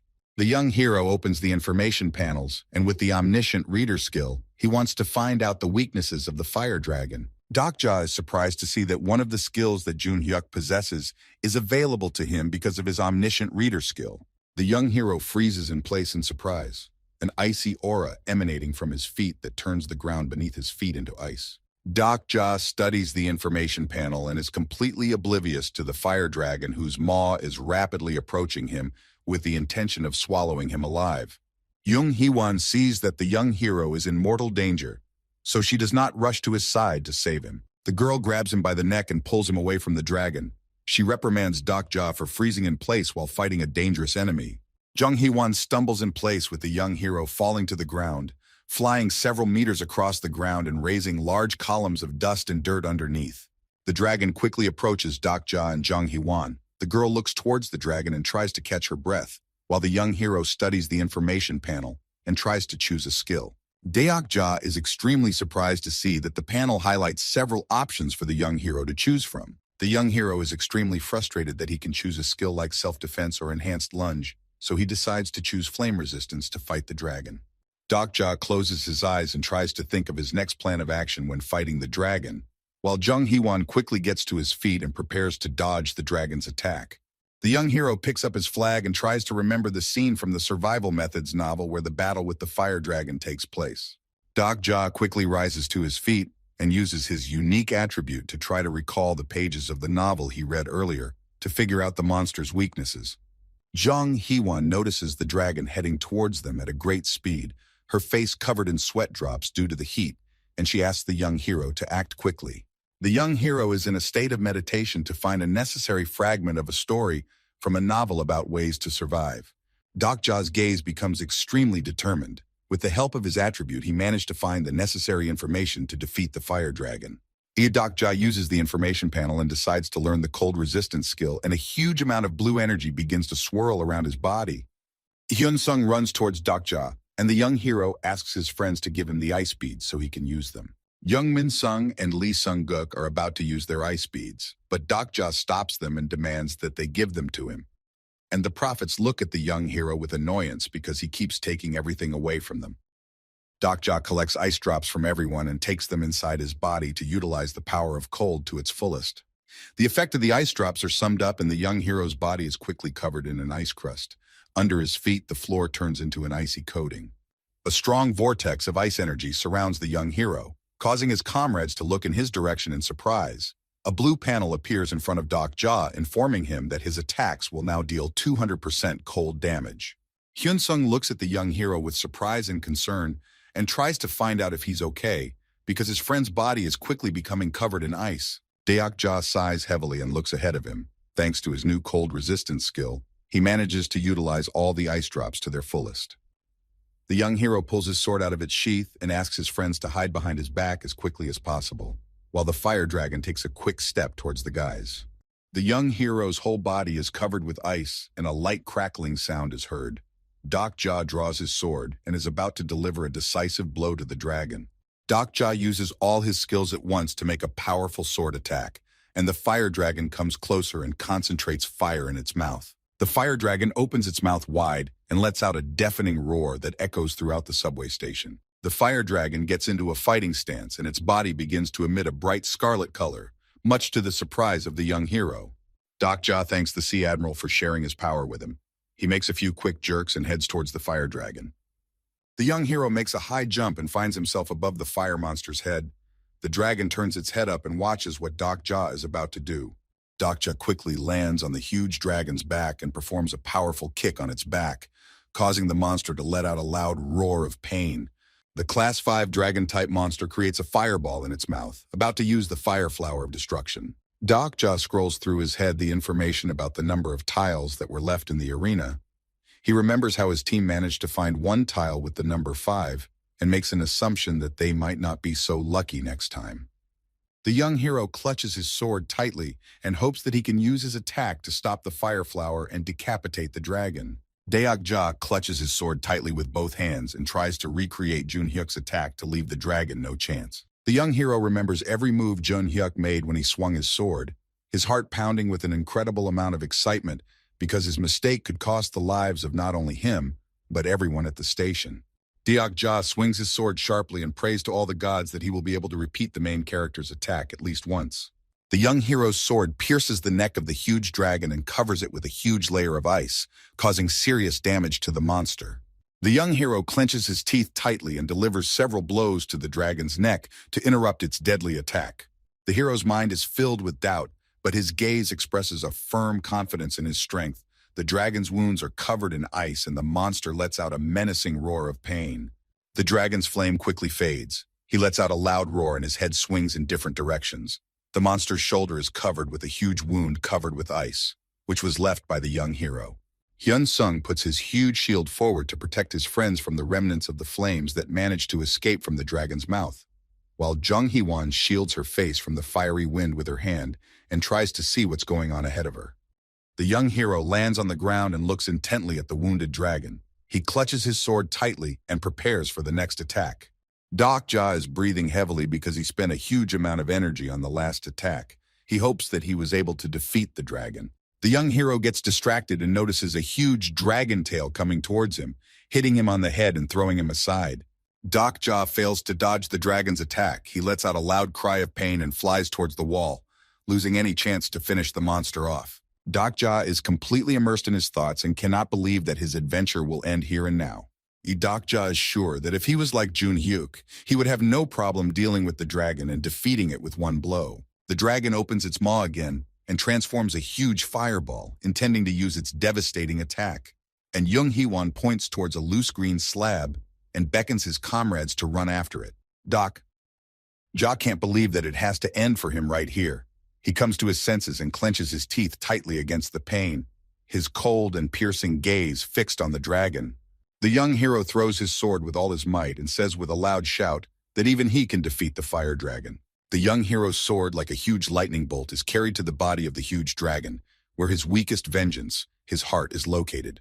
Deok-ja's weapon easily cuts through the fire dragon's scales and plunges straight into the red heart, causing the dragon to let out a loud roar and leave its breath. The heart continues to beat even though the sword is stabbed in, but suddenly cold smoke begins to emanate from the blade, completely enveloping the monster's internal organs and turning them into ice. The dragon's heart becomes covered in ice at a great speed.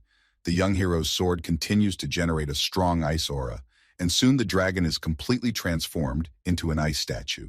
Deok-ja folds his arms on his chest and says that he has no right to die at the beginning of the story, and the ice statue of the defeated fire dragon stands in front of him. The head of Seoul's Tokebi Param clutches the report on the plausibility check of Jun Hyuk's regressions tightly in his hands and is not happy with the information given to him. Tokebi Param is distracted from studying the report and scrutinizes the brethren in front of him. He asks them about who exactly gave him the information.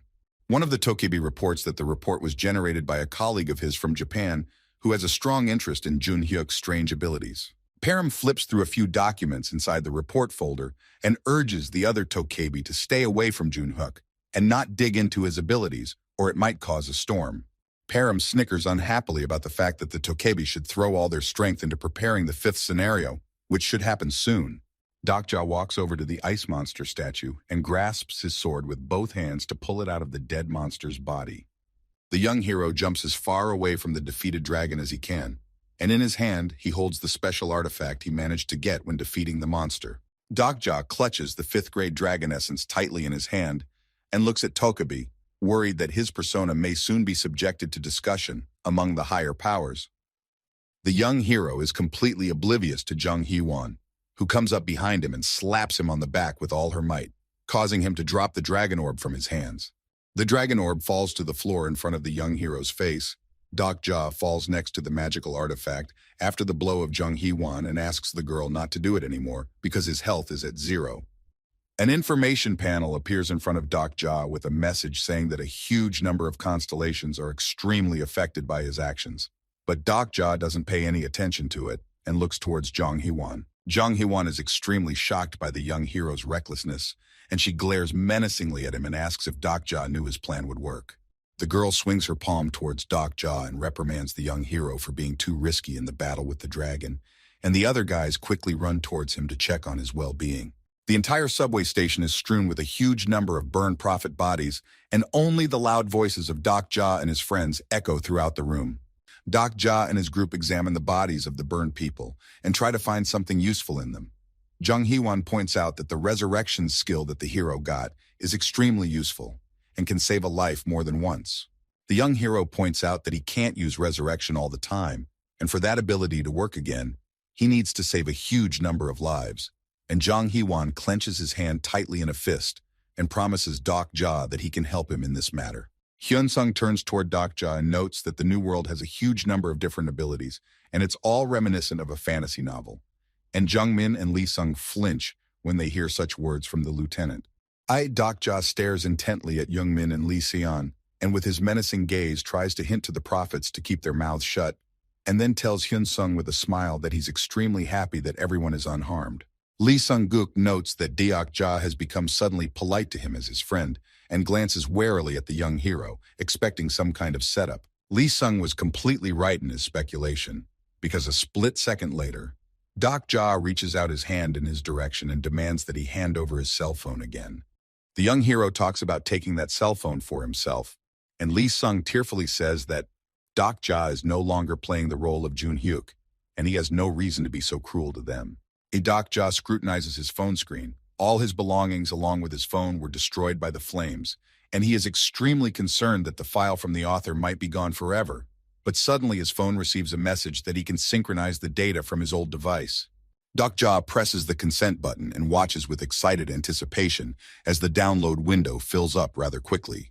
Jungmin scratches his head and shares his impressions of the past battle with his friend, while Dokja looks toward the prophets and thinks about being careful with the data he has in his personal possession. Dokja is quickly distracted from the screen of his phone when the familiar voice of Tokebi Bi-hyun rings in his head, contacting him via telepathic communication and complaining about his hard life. Bi-hyun tells the young hero that there was a management meeting where they discussed his person and were outraged that no one could find detailed information about him. The young hero looks around with a calm expression and is happy that he didn't intentionally avoid using his strongest ability, while Bi-hyun tells him that his efforts will keep Dokja from being penalized. Dokja stares intently at the electric sphere in which the top-ranked Tokebi is about to appear, and Bi-hyun warns the young hero that many in management are unhappy with his actions. The space of the station lights up with a bright yellow light. Tokebi appears in front of the young hero in a black suit. He apologizes for the delay and is about to give Dokja a reward for completing the script. In front of the young hero and his companions appear a huge number of information boxes with notifications about the reward. Among them, Doc Ja notices a protective amulet of the Immuntar people, which will be perfect for passing the fifth scenario.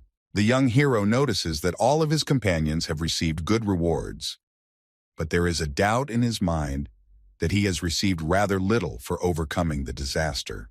Tokeyui interrupts the young hero's musings and points out that Doc Ja is conducting too much action, which led to a lot of problems during the scenario.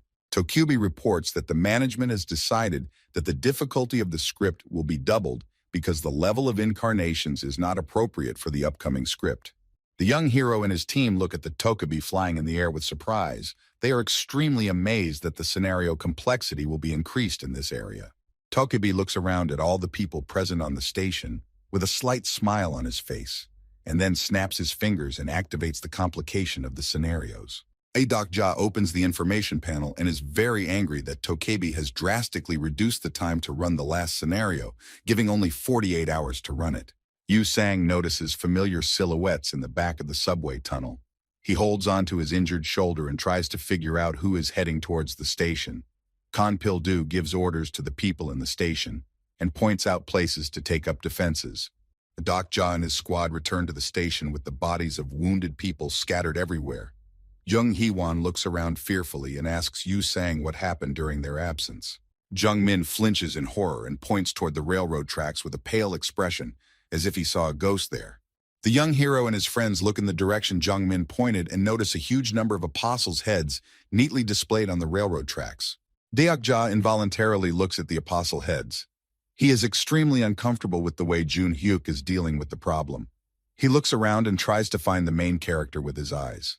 And suddenly there is a noise, and the guys notice another apostle's head rolling down the train tracks of the subway station.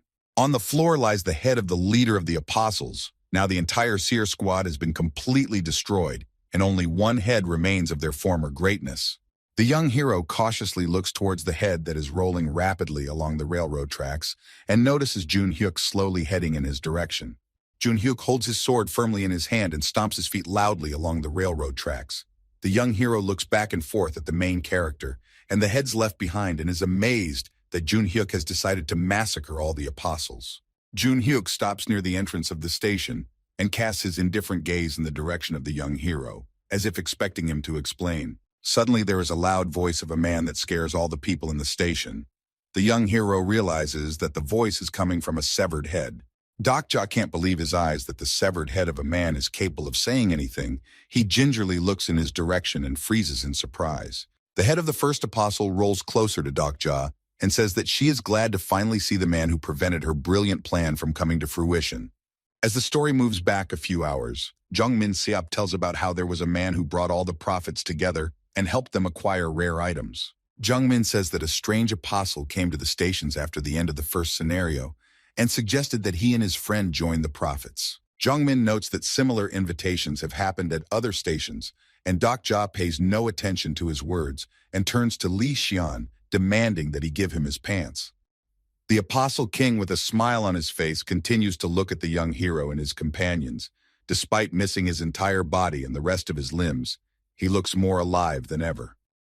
The young hero knows of the existence of several skills that allow one to live with a severed head, but cannot believe that the prophet has managed to acquire one of these. Dok Ja quickly jumps to the side of the head, and the apostle looks at the young hero with a smile and remarks that he has done an extremely incredible thing, managing to pretend to be Jun Hyuk while fooling the rest of the apostles. The young hero puts all the information together and tries to figure out what kind of person is right in front of him, while Jun Hyuk stands not far away from them and listens to the dialogue. In Doc Ja's mind, there is an ability that allows for the creation of avatars, and the young hero concludes that the first apostle has just such a skill. Doc Ja looks at the smiling head of the first apostle and is amazed that someone managed to obtain such a rare skill. The first apostle continues to look at the young hero and watches with interest to see if his opponent will be able to figure out who is in front of him.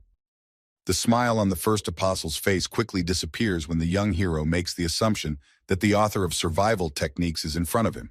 Doc Ja visualizes the image of the first apostle in his head. It seems quite obvious to him that the person in front of him could very well be the person who is the writer of the short story. The young hero squats down in front of the head of the first apostle and asks him if the person in front of him is really the writer. The people at Chunmuro Station watch mesmerized as the young hero talks to the first apostle, but they are completely unaware of the meaning of what the two men are talking about. The young hero stares intently at the surprised face of the first apostle.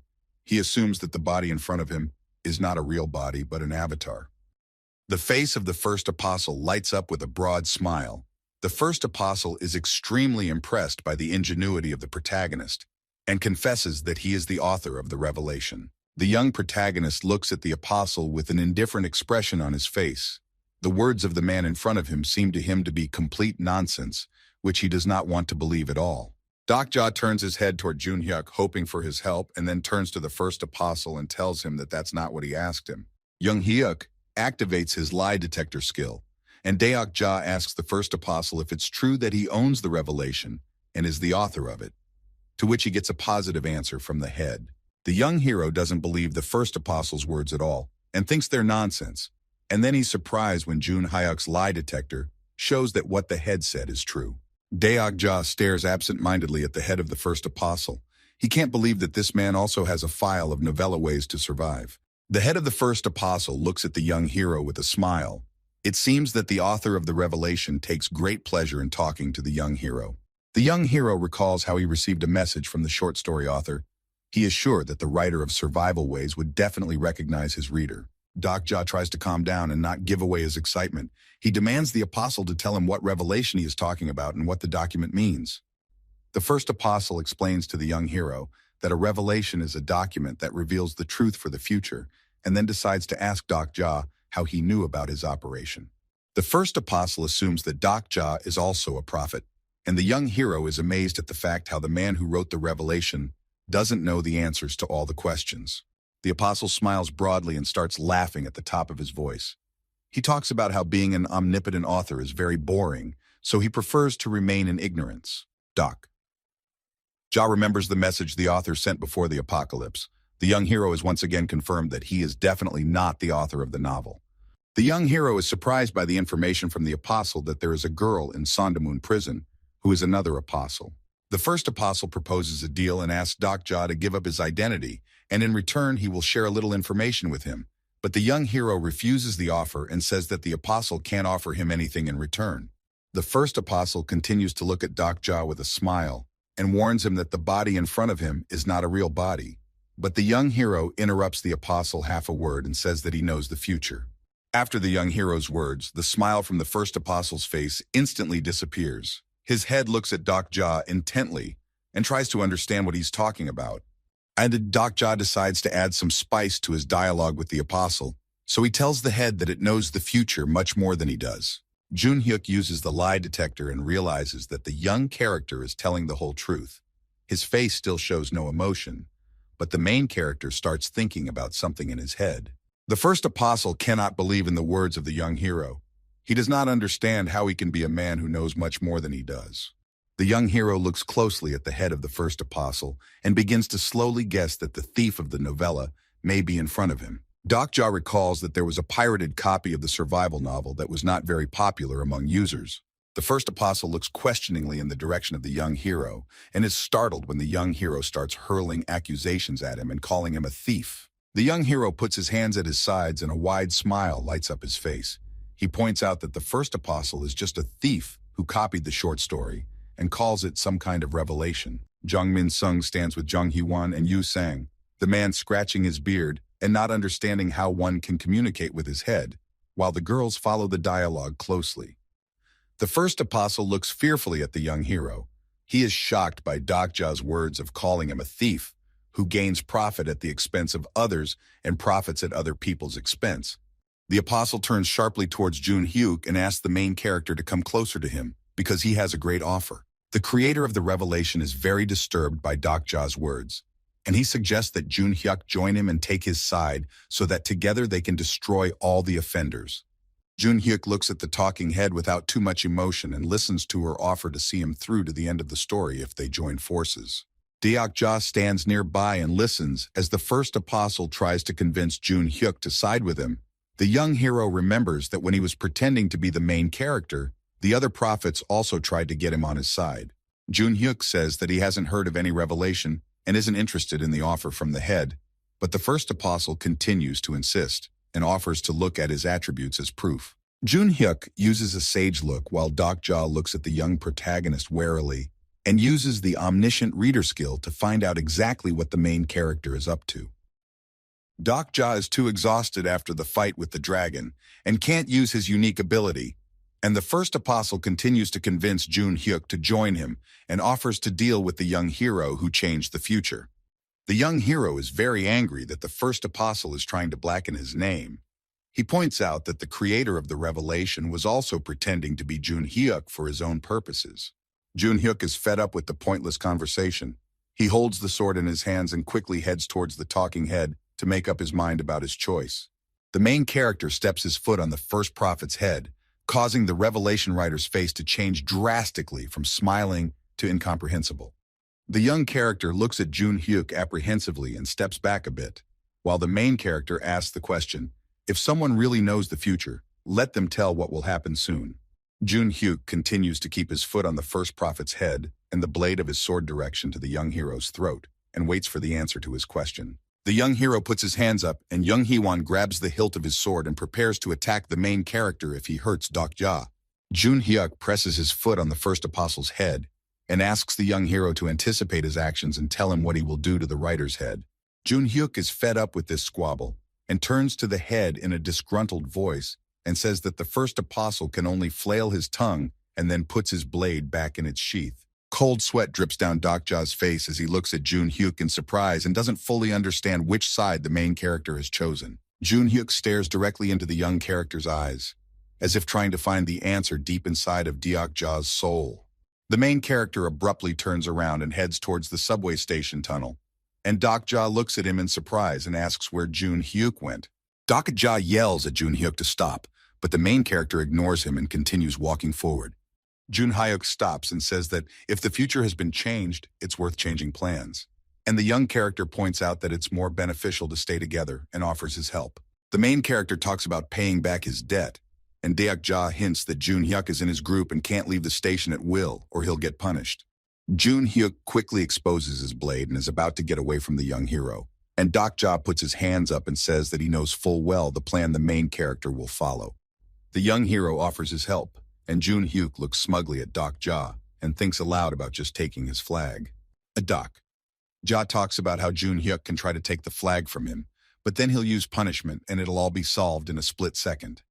Jun Hyuk realizes that the young hero's words are much faster than the blade of his sword, so he puts his weapon away in its sheath and listens to the young hero's plan. All the navigation signs of Chunmuro Station are covered in dried blood, and in the station's compartment, the voices of Dokja and Jun Hyuk can be heard discussing strategy amongst themselves. Jun Hyuk continues to insist that he can handle capturing the flag himself, but continues to listen to the young hero who offers him an alternative plan. The main character's eyes widen in surprise when the young hero points out that Jun Hyuk has a reason to go north to save his family.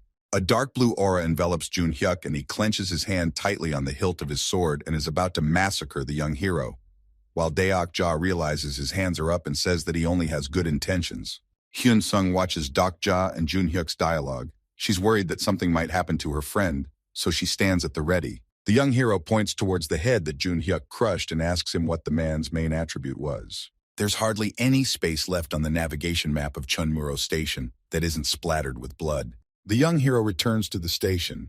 He folds his hands in front of him and contemplates how he should deal with the prophets he took with him. Young Min Seop and Lee Sung-guk kneel in front of the young hero and wait meaningfully for Dokja to give them their next order. Lee Sung-guk raises his hand and confirms the young hero's hunch that the prophets are familiar with the novella titled High-Class Infinite Regressor.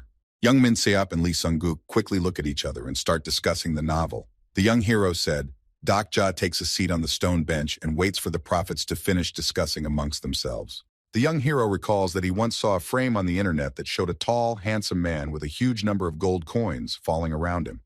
Dokja reports that the first apostle is the author of the novella Infinite Regressor High Class, and this information perplexed the prophets. The computer screen shows a line with a huge number of comments, among which is a message from Dokja, who accuses the author of the novel of plagiarizing a story about 3 ways to survive in a destroyed world. The young protagonist gets upset when he remembers the huge number of accusations that were hurled in his direction after he wrote the comment. Young Min and Lee Sung look at each other and notice that the short story about the high-ranking regressor did have a lot of similarities to the original file.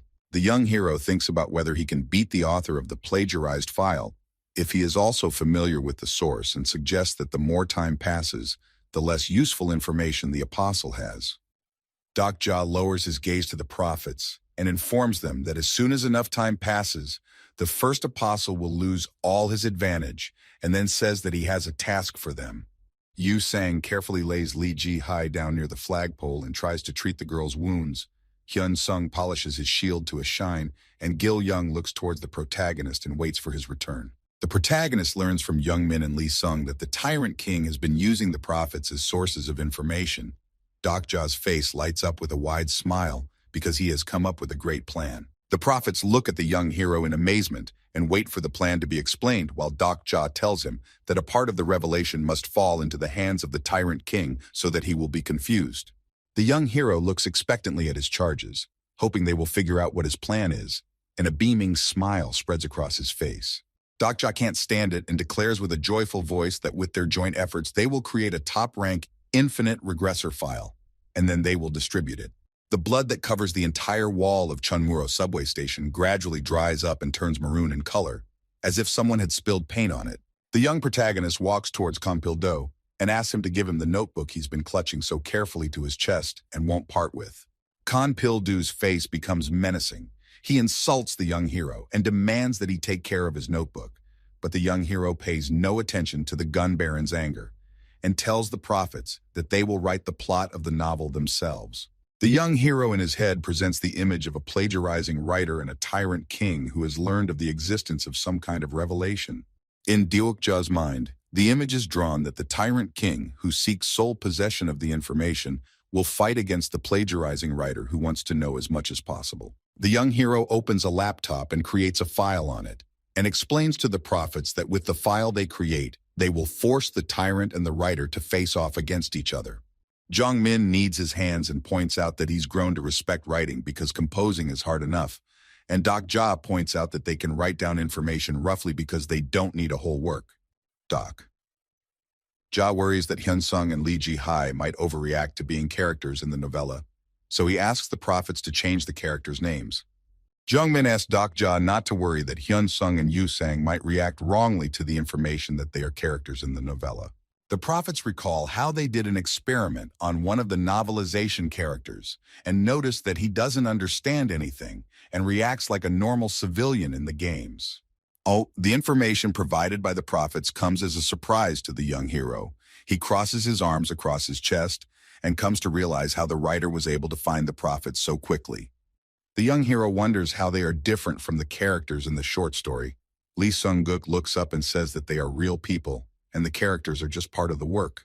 Deok Ja looks at the prophets and wonders to himself exactly at what point the work begins and the real world ends. The young protagonist opens the information panel and examines the characterizations of Lee Seon and Young Min. He can't figure out whether he is a character or a real person. The young hero notices that over time he started to see information about the prophets. He makes the assumption that over time each person becomes a character. Doc Ja is distracted from his thoughts and notices that Gil Young is watching him closely. The young hero activates his unique skill, character description, and looks towards Gil Young and the not-too-far-away Young Hee-won and Yu Sang with a slight sadness. Deok Ja waves towards the boy with a nervous smile, and Jong Min beckons him over and informs him that the file is ready to be used. The young hero reads the written document and makes a remark that if the work of the prophets were released, it would fail immediately, and Jong Min and Lee Sung get very upset after Doc Ja's words. Han Dong-hoon receives a message from the young hero asking him to distribute the said file. The recluse uses his ability, and with the help of the internet helps Doc Ja to distribute the file. The young hero looks towards Kon Il-hoon and says that he knows a great candidate to distribute the file to the stations where there is no internet, and the prophets look at the young hero with incomprehension. Kon Il-hoon pats himself on the chest with his fist and tells Deok Ja that he will use all his skills and flawlessly complete the task presented to him. The former deputy representative of Dongdaemun Station completely relies on Doc Ja to keep him alive and is willing to help the young hero in all his endeavors. The young hero gathers his team around him and stands near the navigation sign of Chunmuro Station. The young hero notes that they need to capture Changshin Station in 40 hours, or they will be forgotten. Young Heewon notes with a cheerful smile that difficulties have always haunted the team. The girl folds her hands in front of her and asks Deok Ja who their opponent is this time. Yu Sang and Gil Young listen attentively to Deok Ja's explanation that their opponent this time will be a tyrant king who has a huge territory. Young Heewon holds his head with his hand and points out that if he fails, Deok Ja could become a slave and she could become a concubine. And the young hero points out that the tyrant king has a very strong sponsor constellation, so it won't be easy to defeat him. The young hero points to the subway map and raises 2 fingers up, explaining that they have a few options for victory. Capture the flag or capture the Dobon base station. Jung Heewon folds his hands in front of him and doesn't understand why they'll go to Gwanghwamun Station, which is on the other side of the enemy base, and the young hero explains that he's prepared a special trap. The young hero says that they will recover in a few minutes and suggests his team to prepare thoroughly. He is about to say something else, but his voice is interrupted by a loud notification sound. In front of Deok Ja, a huge number of information placards appear with messages saying that several items he auctioned off have been sold out. Deok Ja picks up his phone and receives a message from Han Dong that the recluse has spread the word that the revelation can be purchased on the exchange. The young hero looks up and uses the power of thought to contact Bi-hyun. Tokebi tells Deok Ja that the constellations are extremely happy with the course of the current scenario. Bi-hyun notes that a large number of constellations have bought the revelation and are giving it to their incarnations. He notes that this turn of events could be dangerous for the young hero, but Deok Ja ignores his words and asks him to transfer the money from the sale of the revelation to him. A blue panel appears in front of Deok Ja with the message that they have managed to sell about 16 copies of the revelation of the infinite regressor. The young hero waves goodbye to his team and talks about going to bed, and Young Heewon watches the young hero's equanimity with surprise and notes that Deok Ja is too relaxed. Deok Ja lays down right on the floor and talks about how a good night's sleep is the key to health, and Yu Sang walks over to the young hero and covers him with a blanket. The young hero scrolls through the stages of his ability development in his mind. The first stage allowed him to defeat his first opponent due to the fact that he recognized his opponent's elemental desires and feelings. During the development of Stage 2, Deok Ja managed to read Jun Hyuk's mind, allowing him to negotiate with the main character and stay alive. During the development of the third stage, the young hero was able to see through the eyes of another character and was later able to learn one of his traits. The Dobon station where the Tyrant King reigns is quite lively, with a clear signboard with the location of the neighboring stations painted in the center of the station. The Tyrant King sits in a comfortable leather chair, and a large number of people are crowded around him, kneeling in front of him. Khan Il-hoon has reached the enemy station. He quietly mutters to himself that he has already made the revelation spread throughout the Tyrant King's territory.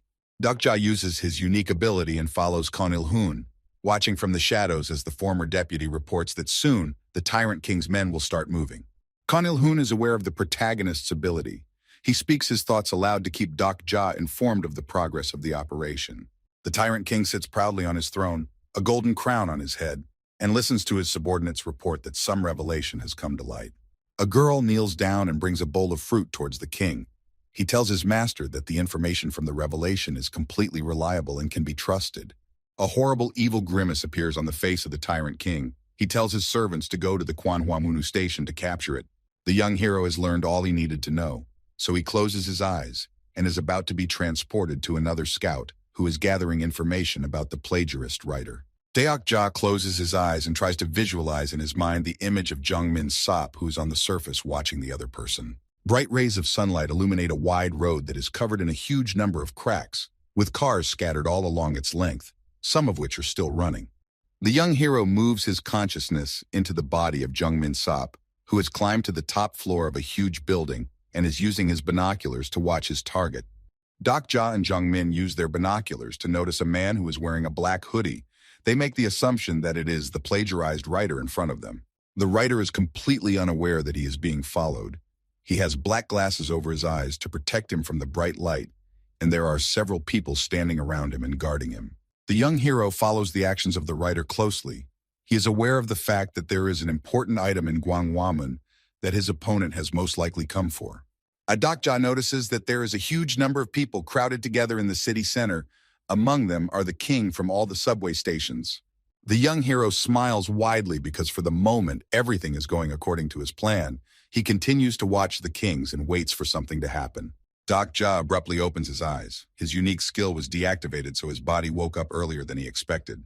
The young hero tries to get up from his seat, but he gives it to him with great difficulty because the third stage of his ability is wearing his body out a lot. Deok Ja realizes that he got Jun Hyuk's ability because he was able to use the first-person view, but at the moment, he doesn't know how to do it with other people. Jung Hee-won was standing nearby while the young hero was sleeping. She greets Deok Ja with a smile on her face and points out that he talked a lot in his sleep. The girl tries to mimic Dok Ja's voice and tells the young hero that he was calling for his mom's help and talking about her all the time. Dok Ja strokes his head with his hand and tries to come to his senses. He doesn't know if Jung Hee-won is joking or telling the truth. He dismisses his thoughts and tells the girl that he has a personal request for her. The young hero slowly gets up and picks up the plaid that Yu Sang used to cover him with.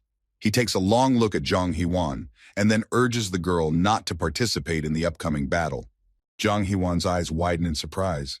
She didn't expect to hear the hero ask her not to participate in the battle. She froze in place in hopes that Dok Ja was just joking. A large number of people are cheering for Dok Ja and Yu Sang. The people of the station are wishing them good luck. But ahead of them is a disgruntled Kon Pil-du, who has his arms folded across his chest. The young hero looks at the young girl with a bit of apprehension and marvels at the fact that despite her short reign as deputy, Yu Sang has become very popular. Yu Sang waves cheerfully in the direction of the people and then casts her eyes downward and ponders the upcoming battle, worrying greatly. Hyun Sung looks at Kon Pil-do with a smile, while the weapons baron nervously tisks and averts his gaze somewhere to the side and tries to ignore the lieutenant. The young hero decides that he has left the protection of Chun Muro to Kon Pil-do and Hyun Sung because their skills are best suited for the role. Hyun Sung moves along the railroad tracks in quick spurts, eager to fulfill the special assignment that Deok Ja has handed to her personally. The young hero has taken Yu Sang-ah and Gil Young with him. Along with some people at the station, they head towards Gwanghwamunu to prepare a trap. Yu Sang smiles widely and is distracted from her sad thoughts when Dok Ja asks her to search for the items he had last time at the statue of the Monk of the Four Seas. Dok Ja recalls how Yu Sang received the Four Seas monk's rosary and makes the assumption that if he collects the whole set, it can greatly strengthen its owner. Yu Sang's knowledge of Korea's history and her help are the key to the young hero's success. And the young girl clenches her hand tightly in her fist and says she will do her best to help Dok Ja. That Dok Ja assesses the strength of the tyrant king and the plagiarist writer. He hopes that he will be able to find some relics along the way that will allow him to level up his strength with the current kings who bring several incarnations with them. Yu Sang taps a finger on his chin and notes that there must be a shrine somewhere nearby that might hold a sacred object. On the surface, there is a lonely shrine that at first glance seems completely unaffected by the chaos that has engulfed the entire city. This shrine, the girl assures her, may contain a powerful object. Dok Ja and his team reach the shrine. The young hero can't believe his eyes that there is a temple on the surface that is so well preserved despite the disaster. Yu Sang and Lee Sung-guk discuss among themselves about the poisonous mist that was a feature of the second scenario, while the young hero scrutinizes the shrine and realizes that in front of him is the place of reverence of one of China's top generals.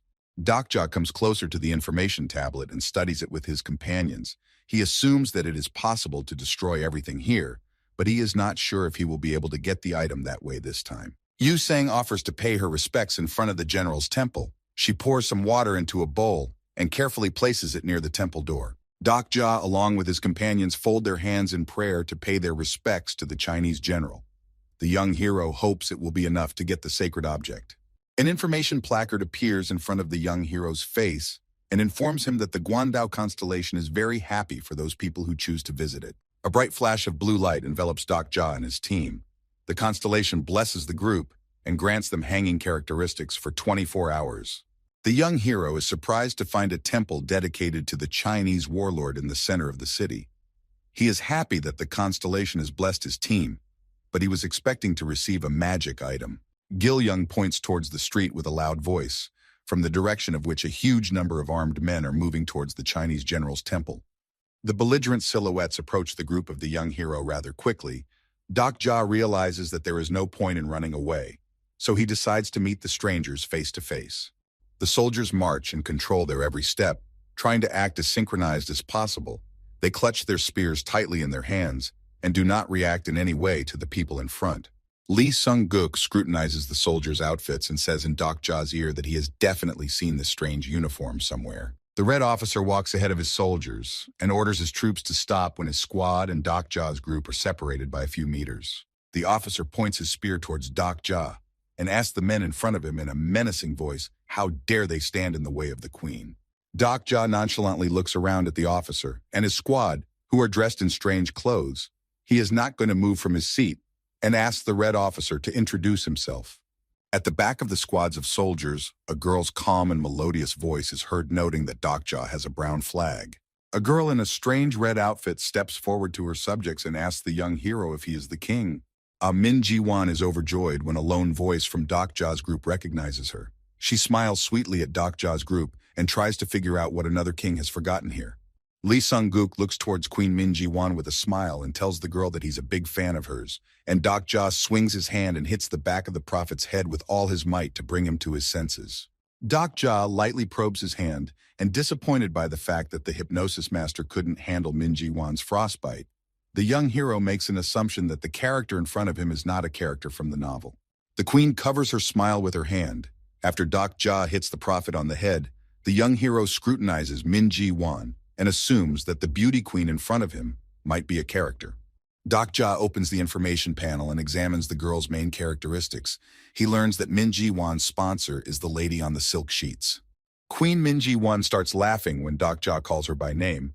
She asks the young hero if he is her fan, and when he hears a negative answer to his question, he stops laughing. Dok Ja looks at Min Ji-kan emotionlessly and tells the girl that everyone knows about the Queen of Songdong District. The young hero tells the girl that she has a high level of connection with her sponsor and asks her to tell the constellation that he is honored to meet the Silla Queen.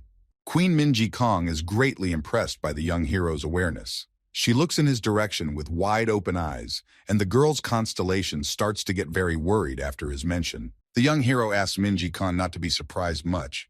He points out that the girl has come here to fulfill Queen Silla's cherished wish. Dok Ja imagines in his mind a map of the city. From a short story about survival techniques, Seoul was divided into 3 districts, each preparing for battle. Dok Ja hears the light ringing of a bell that notifies him of a new message.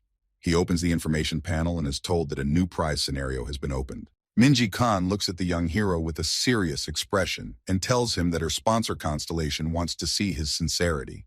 A blue panel appears in front of the young hero describing the scenario. According to the information panel, the hero is to put Queen Min Ji-kan in charge of 3 states.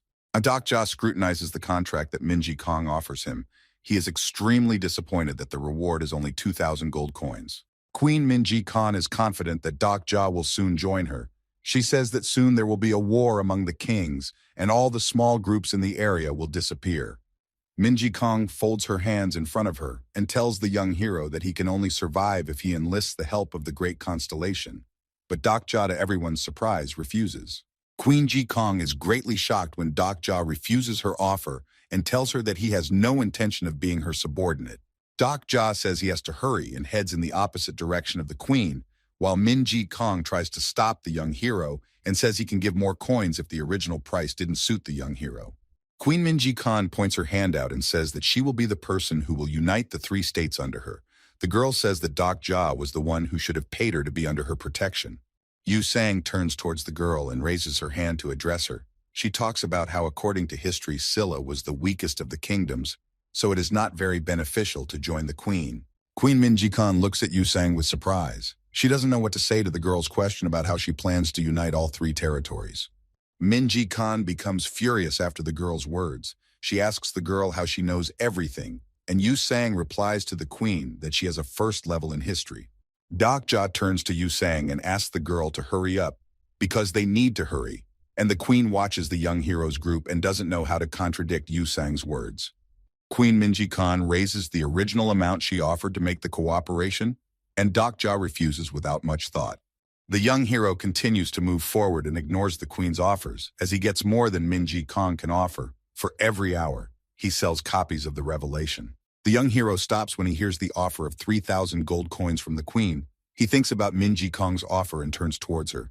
Dok Ja ponders over the queen's offer and tries to think of how he can turn the queen's offer in his favor. Queen Min Ji-kong is happy that Dok Ja has stopped. She waits with a smile on her face for the young hero to accept her generous offer. The young hero chuckles and offers 10,000 for joining the queen, then says that he said the amount was too small and doubles his bid. Min Ji Khan is amazed that Dokja demands to pay him 20,000. She looks at the young hero with a smile and asks him, does he really believe he is worth 20,000 gold coins? The queen's face takes on a perplexed expression as Dokja talks about how he's going to buy her for 20,000 gold coins. The young hero snaps his fingers and talks about how he's going to buy Min Ji Khan along with her army of loyal subjects. Dokja opens the information panel and demonstrates to Queen Min Ji Khan that he has a huge amount of money that he is willing to spend to buy her soldiers. Queen Min Ji Khan looks at her counter in amazement, which begins to rapidly increase in value as Dokja sends 20,000 gold coins to her account. The girl is very surprised that Dokja has a huge amount of gold coins. She looks at her increasing counter and can't believe her eyes. And the young hero points out that the girl was wrong to assume that if she doesn't have that kind of money, then no one else can have that amount. The young hero shows off his number of golden moment and notes that he has a decent amount left after he made a deal with her. Queen Min Ji Khan is stunned by Dokja. She stands in one place and can't move, and the young hero tells her that he was extremely disappointed. Min Ji Khan stands in front of her soldiers and looks at Dokja walking away. Yu Sang points towards the queen and says that the officer looked very suspicious. The young hero recalls his first meeting with Kwang Chang. He knows that the queen's officer is nothing of value in himself, but his loyalty is high beyond belief. The girl sadly turns around and looks in the queen's direction. She says that Min Ji Khan seems completely unknown to her, and she doesn't understand how Sung Guk and Deokja recognized her. Gil Young turns to Yu Sang and says that she has no idea who Queen Min Ji Khan is either, and that calms the girl down a lot. Deokja keeps watching the queen with the corner of his eye. He thinks that if Gil Young and Yu Sang don't know anything about Min Ji Wan, then she is a character in the novel, but he is still wondering how Lee Sung knows about this girl. The young hero asks Sung Guk to stop looking at the queen. He asks the prophet to come up to him and tell him more about Min Ji Wan. Lee Sung Guk tells Dokja that Min Ji Wan used to be a very famous actress, which is why he knows her well. The prophet starts scratching his head and tries desperately to remember why he liked Min Ji Wan. He can't even figure out if he once liked her or not. And Dokja looks fearfully at the distracted Sung Guk. Dokja opens Sung Guk's character specifications and scrutinizes them carefully. The prophet scratches his beard and tries to remember when exactly he saw Min Ji Wan for the first time. The young hero looks at Sung Guk apprehensively. He makes the assumption that the prophet has become a character and that's why he knows Min Ji exists. Dokja ponders the situation. An image of a phone with a file of a short story about survival techniques playing in his head. The young hero scrutinizes the prophet's characteristics and makes the assumption that as soon as the information from the novel is no longer known to the descendant, he instantly turns into a character. Dokja ponders the situation around Sung Guk and worries that one day there will come a time when he himself will turn into a character. His train of thought is suddenly interrupted as he receives a sound alert. An information panel appears in front of the young hero with the information that the character Min Ji Wan is extremely interested in him. The young hero stares blankly at the blue window that appears and doesn't know exactly what to do with the information at hand. He pushes the puzzled Sung Guk aside and tries to find out what Min Ji Wan is doing now. The young hero watches Queen Min Ji Wan arguing and discussing with her guards. He can't believe that such a girl would be interested in him. The young hero recalls the story of the short story about Jun Hyuk's second regression, in which the main character roughly grabbed the queen by the collar of her clothes the first time they met. After Jun Hyuk behaved so unceremoniously with the queen, Min Ji Wan constantly looked in his direction with a facial expression full of love. Deokja ponders over the situation that happened in the novella and is sure that the queen has no romantic feelings for him. After all, he didn't do anything like Jun Hyuk. The young hero approaches Queen Min Ji Wan, who is standing surrounded by her soldiers and officer, and waits for Dokja to approach her. Queen Min Ji Wan covers her mouth with her clothes and watches intently as Dokja quickly disappears over the horizon. The young hero and his team find themselves near the National Museum, which holds a huge number of items with a real treasure hidden amongst a huge pile of trash. Dokja goes inside and sees the most powerful object in all of Gwangwaman on a pedestal, a weapon of 4 tigers that can decapitate any demon. The young hero opens the screen of his phone and carefully reads the chapter of the short story that Lee Seon wrote and notes that it's pretty damn cool and the prophet is glowing with happiness after Dokja's words. Gil Young takes a seat next to the young hero and asks him why they don't poison inside the museum to get the item first, and Dokja points out that they have nowhere to rush. The Tyrant King sits on his portable throne, and his personal assistant approaches him and reports on the current state of affairs. The young hero calls his friends closer to him and tells them that they need to find other treasures, and the sword will be a decoy and buy them a huge amount of time. High in the sky, a middle-ranked Tokebi appears. He scrutinizes the people who have gathered on the surface of the city, and a smile appears on his face. The young hero realizes his gaze upwards and looks carefully at the Tokebi, who speaks of how obedient children deserve to be rewarded accordingly. Tokebi snaps his fingers, and then the earth begins to shake as if an earthquake had started. A huge crack appears in the center of the city, from which a strange throne-like structure begins to appear. All the people look around frightened and try to find the source of the earthquake, and only the Tyrant King enjoys the process. A message appears in front of all the kings that the main scenario has been updated, and a huge golden throne can be seen under huge pillars of smoke. Tokebi slowly descends down and takes a bird's eye view of the golden throne he has created. The powerful being uses some of his energy to give the throne even more grandeur, and then announces the start of the battle for the throne scenario. A huge golden pyramid appears in the vast expanse of the intersection, and in its center is a golden throne that must be captured. Information windows with detailed information about what will happen in the scenario appear in front of all the people. Lee Sung-guk absent-mindedly studies the blue panel and says that he is extremely worried about the new scenario. The young hero scrutinizes the information panel. He realizes that the current scenario is clearly not in his favor, as his team still hasn't managed to capture the target station. Tokebi notices that a large number of people are extremely worried about the new scenario. He urges them not to worry as they have plenty of time to go through the new scenario. Queen Minji-won and the other kings scrutinize the rules of the new scenario while listening to Tokebi's voice, who points out that only those who prove their right to the throne will take the throne.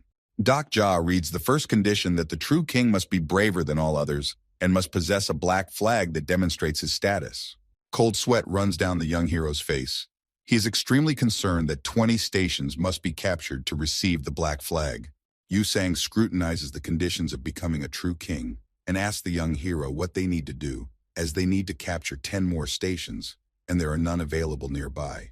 Ja reminds Yu Sang that there are several ways to change the color of the flag, and all they need to do is take flags from other groups to change the color of their own flag. A man's loud voice interrupts the grave silence. He raises his long sword up and urges his supporters to go on the attack. A huge number of kings along with their subordinates meet in the center of the city and head towards the nearest enemy to take the flag from him. A girl points towards the museum and asks her team members to ignore the other squads and go for the powerful artifacts as soon as possible. The huge squads pounce on each other without regret or pity. They use various weapons to defeat their enemy and don't hesitate to use dirty tricks. Lee Sung-guk looks at Dokja with astonishment because he has no fear. And the young hero explains that this place has always been Korea and will remain so with only a few changes. Pro-Roy is extremely amazed that the young hero knows no fear, and Dokja looks out from one side of the wrecked car and watches the battle between the royal units. Dokja remembers his former life. He worked in the sales department, and every so often he goes to the roof of the building to spend his lunchtime alone with a mug of coffee. The young hero remembers when he and his squad gave a hard fight against bandits. He realizes that in either world, he will not be able to escape oblivion. Dokja turns towards his friends and tells them that as soon as he gives the signal, it will be necessary to run with all his legs straight down the street.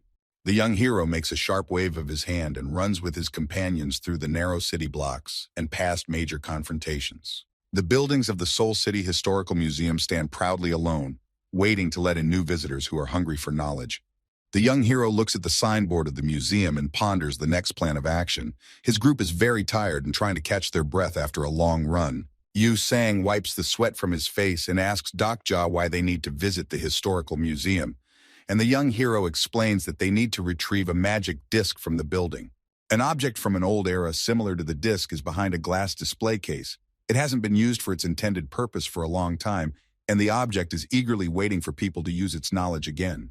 And Dokja is about to give Sung-guk some instructions on how to find the magical disc, but he is halfway interrupted by a loud sound that rushes towards him. The young hero reacts in time to save Yu Sang and Gil Young from a huge red arrow that flies over their heads. Several additional red arrows fly towards the young hero's group. Dokja quickly moves to block the backs of his allies and draws his sword with the intention of deflecting all the arrows. The young hero makes a series of quick attacks and deflects all the magic arrows. At a glance, he can realize that his opponent is a superior archer who has mastered the skill of magic arrows. Master Huang Sanbo greets the young hero with a smile. He carefully watches Dokja, who tries to dodge his arrows and starts to taunt him. Behind Huang Sanbo are a large number of people who are loading their bows and preparing for another shot. The Black King suggests that Dokja surrender his flag without a fight, and then he will spare the young hero and his allies. The young hero, with quick movements, jumps from side to side trying to dodge the hail of arrows that are aimed in his direction. The Black King watches with a smile on his face as the hail of arrows rains down on Dokja. He is sure that the young hero will soon run out of strength and surrender to him without a fight. The young hero realizes that just jumping from side to side will not be enough, so he exposes his blade and with broad strokes reflects the arrows aimed in his direction. Suddenly there is a loud voice of Queen Minji Wan, who points out the cowardice of the Black King and tells him that using the name of the three nations to attack the weak is shameful. The smile instantly disappears from the Black General's face. His archers freeze in identical poses and wait for a command from their captain. And the young hero looks with surprise at the queen who saved him from a difficult situation. A huge army led by Queen Minji Wan comes almost close to the positions of the Black King and his warriors. The Black King's face smiles again, and he asks the queen what she is doing here. And Minji Wan says that she didn't expect more from a warlord who has ruined his own state. The young hero tries to catch his breath and looks towards the queen and her army with surprise. He can't believe that Minji Wan has come to his rescue. Doc. Ja looks towards the beauty queen, and an informational message appears in front of him that Minji Wan is extremely interested in him. The young hero looks at the queen emotionlessly and can't believe that she is standing next to them, offering him her gratuitous help in the battle. Dokja's face is covered in cold sweat, and Queen Minji Wan explains that she only came to see him to make amends to him. The Black King laughs at the queen and points out that it's a rather strange act for Minji Wan to defend some passerby. The Black King also notices Hwarong standing next to the queen and points out that it's pretty funny to make a contract with a severed head.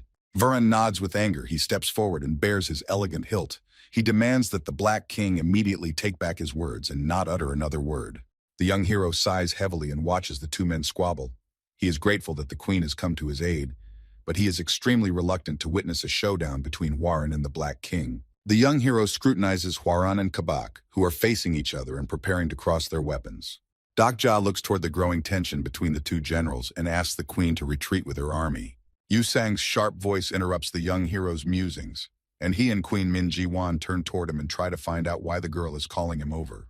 Yu Sang, with a radiant smile on her face, along with Gil Young, quickly walk down the stairs of the museum building. In her hand, the girl is holding the disc-shaped artifact that the young hero was looking for. In Yu Sang's hands is clutched a huge disc that goes by the name Kak Pyung. The young hero is sure that with this artifact, they will be able to turn the tide of the battle. The young hero asks the Yu Sang to give him the artifact as soon as possible. He proposes to repeat the Battle of Huangsanbol, and Queen Jinji looks at the young hero with surprise and does not understand what he is talking about. The battle begins, with the Black King's troops heading towards the Queen's army, whose army is led by the experienced General Hwaran. Dokja recalls the Battle of Huangsanbol, which took place centuries ago, and according to the information the young hero has, he knows that the battle was fought between the combined forces of Silla and the Baekje army under the command of General Gyebak. Young Hwaran is eager to fight, determined to repeat the success of his victory, even if he has to go to the grave again to achieve his goal. Hwarang's loud voice urges his army to move forward, shouting that his army is truly loyal to the queen and will fight for her until the end. Kumdo Baekje smilingly looks at the army heading in his direction. He raises his sword and orders his troops to deal with Silla's army as quickly as possible, comparing it to a horde of cockroaches. A massive battle ensues. On one side, people in traditional clothes holding long spears in their hands and rushing towards their opponents, and on the other side, people with modern clothes using whatever they can find to crush their enemy. The young hero points out that Kwang Chang must not be allowed to fight General Gyebek, and Minji Wan realizes the dire situation and uses his unique skill to order his troops to retreat. A blue window appears in front of Queen Minji with a message that the soldiers under her command have worn out their minds and cannot carry out her orders. The Black King comes face to face with Hwaran. He deftly wields his wedge and gives his opponent a fatal wound in the abdominal region. The young hero nervously surveys the battlefield. He realizes that Hwaran alone will not be enough, so he tries to activate the artifact to gain an advantage, while the queen does not understand what is going on and watches the battlefield fearfully. The battle zone is surrounded by a huge blue barrier that creates the very scene where the famous warlords clashed with each other for the first time. Lee Sung-guk runs out of the museum building and is startled to notice that the surroundings have changed dramatically, and the young hero looks around and realizes that the old battle is about to be staged. The black general spreads his arms apart and declares with a loud laughter that he has greatly missed the battle of Hwangsanbolu. Hwaran holds on to his open wound and tries to catch his breath.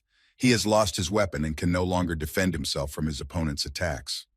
The young hero holds a disc in his hands and looks meaningfully at Queen Min-ji-won, who looks very frightened by what is happening, while Lee Sung-guk moves his head in different directions and tries to understand what is going on.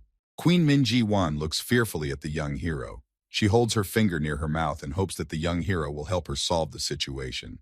Hwaran is clutching the wound on his stomach tightly. A huge amount of blood is pouring out of his mouth due to the fact that his internal organs are badly damaged. The officer clenches his teeth tightly in anger and pain, his face contorted in a grimace of anger towards his opponent. He tries to get to his feet, but he can't because his strength is leaving his body. The young hero offers several options. He points out that Hwaran's death would greatly boost the morale of the Silla army and win the battle. But there is a second way in which history must be changed. Queen Min-ji-won listens attentively to the young hero's proposal. She asks him what will happen if the plan fails, and Dok Ja explains that if the plan fails, the queen's army will suffer a crushing defeat. The queen says without further thought that she chooses the first option, and Dok Ja adjusts the artifact in his hand and says that he doesn't care what the queen thinks. The young hero looks towards Min-ji-won with a cold stare and talks about how he's choosing the second option because he doesn't want to sacrifice anyone in this battle. A bright light envelops the strange disc that Dok Ja is holding in his hands. The queen asks why the young hero asked her about the options if he ended up choosing one of them, and Dok Ja says that he decided to give the girl a chance, so he asked her opinion. The young hero is scrutinizing the magic disc that was created for observing the celestial bodies. He purposely diverted the other teams to look for the sword, so he can get this artifact without any problems. The black general is about to destroy his opponent, but turns his gaze towards the young hero who wants to call on the constellation for help. The black general moves closer to the young hero and tries to find out what kind of strange ritual he is trying to perform, while Lee Sung-guk stands in front of Dok Ja and loudly warns that he's going to defend his representative. The young hero raises a glowing disc up and addresses the king of the Hwarans, the great Hyungmu, calling for his help in this battle. The whole sky is suddenly illuminated by a huge number of stars. The battle stops and all the soldiers look at the sky, which is covered with a huge number of stars. The young hero looks up at the blue sky and watches as the stars begin their movement, actively moving across the sky. The constellation Great General Hyungmu looks at the young hero and waits for him to answer what he has called him to do in this hour of need. The young hero remembers that in one of the suburbs of the city there is a huge monument dedicated to the Hwaran king Kim Yu-shin, which is why he decided to seek his help. Dok Ja looks up at the night sky in surprise, but he hears a report that the Great General Hyungmu is completely unwilling to interfere with current events. The young hero didn't expect that the constellation could refuse him. He speaks to General Hyungmu in a loud voice and asks him to wait for a while. Yu Sang decides to take the initiative. He turns to General Hyungmu and says that he knows a great number of legends and stories from his life. Yu Sang is well aware of the fact that the general refuses the request for help because he doesn't want to interfere with a story that has long been accomplished, but the girl asks him to reconsider because the story doesn't end the moment it is written down. The black general is tired of listening to the constellation appeals, so he rushes towards Lee Sung-guk, who is trying his best to protect Dok Ja. A bright star illuminates the sky dotted with thousands of constellations. The constellation Great General Hyungmu listens intently to the words of Yu Sang-a's incarnation that cries out to him for help. Yu Sang looks toward the starry sky with great hope and hopes that her words can convince the general to help in this battle and side with them. The young hero is once again amazed by Yu Sang's abilities. He remembers that during his work internships, the girl had a nickname, the Queen of Presentations. A bright light illuminates Dok Ja's body. He looks up at the starry sky in amazement and realizes that the constellation has answered his call and agreed to help. A huge stream of energy pierces the young hero's body. Dok Ja feels his heart begin to beat at a tremendous speed and his body gains unprecedented strength. The Constellation General asks the young hero to lend his voice for a while, so that it can properly participate in this battle. The people look in surprise at Dok Ja, who is covered in some strange energy vortex and freeze in place. Yu Sang looks at the young hero with apprehension and worries that his life might be in danger. She calls Dok Ja to her, but her friend does not react in any way. The Black King stops and stares intently at the young hero, realizing that the great General Hungmu is now in front of him. General Hungmu uses the young hero's body to his own advantage. He greets Quebec with a languorous voice and grasps the hilt of his sword. Huaran is extremely startled to see the general appear before him. He tries to say something, but the open wound on his stomach prevents him from doing so and stifles his breathing. The general looks up and says that the story on the field of pain is rather ironic, for this battle has long been hidden in the ages, and he wonders why his constellations have gathered in the same place again. The Black King laughs loudly and scrutinizes the silhouette of the young hero, in which the constellation of the great General Hyungam is located, and asks him if the general does not understand the simple truth. The constellation of the last hero of Hwangsanbol penetrates its incarnation and says that it dreamed of meeting the general again on the battlefield to fight. Behind the young hero, the silhouette of the great general appears. Through the body of the young hero, Hyungma says that he is the commander of the 15th Hwaran unit, and now he will fight again with his opponent. The general puts his long sword in front of him and uses the power of the blue dragon sword to soothe the poor constellation's soul and set history right.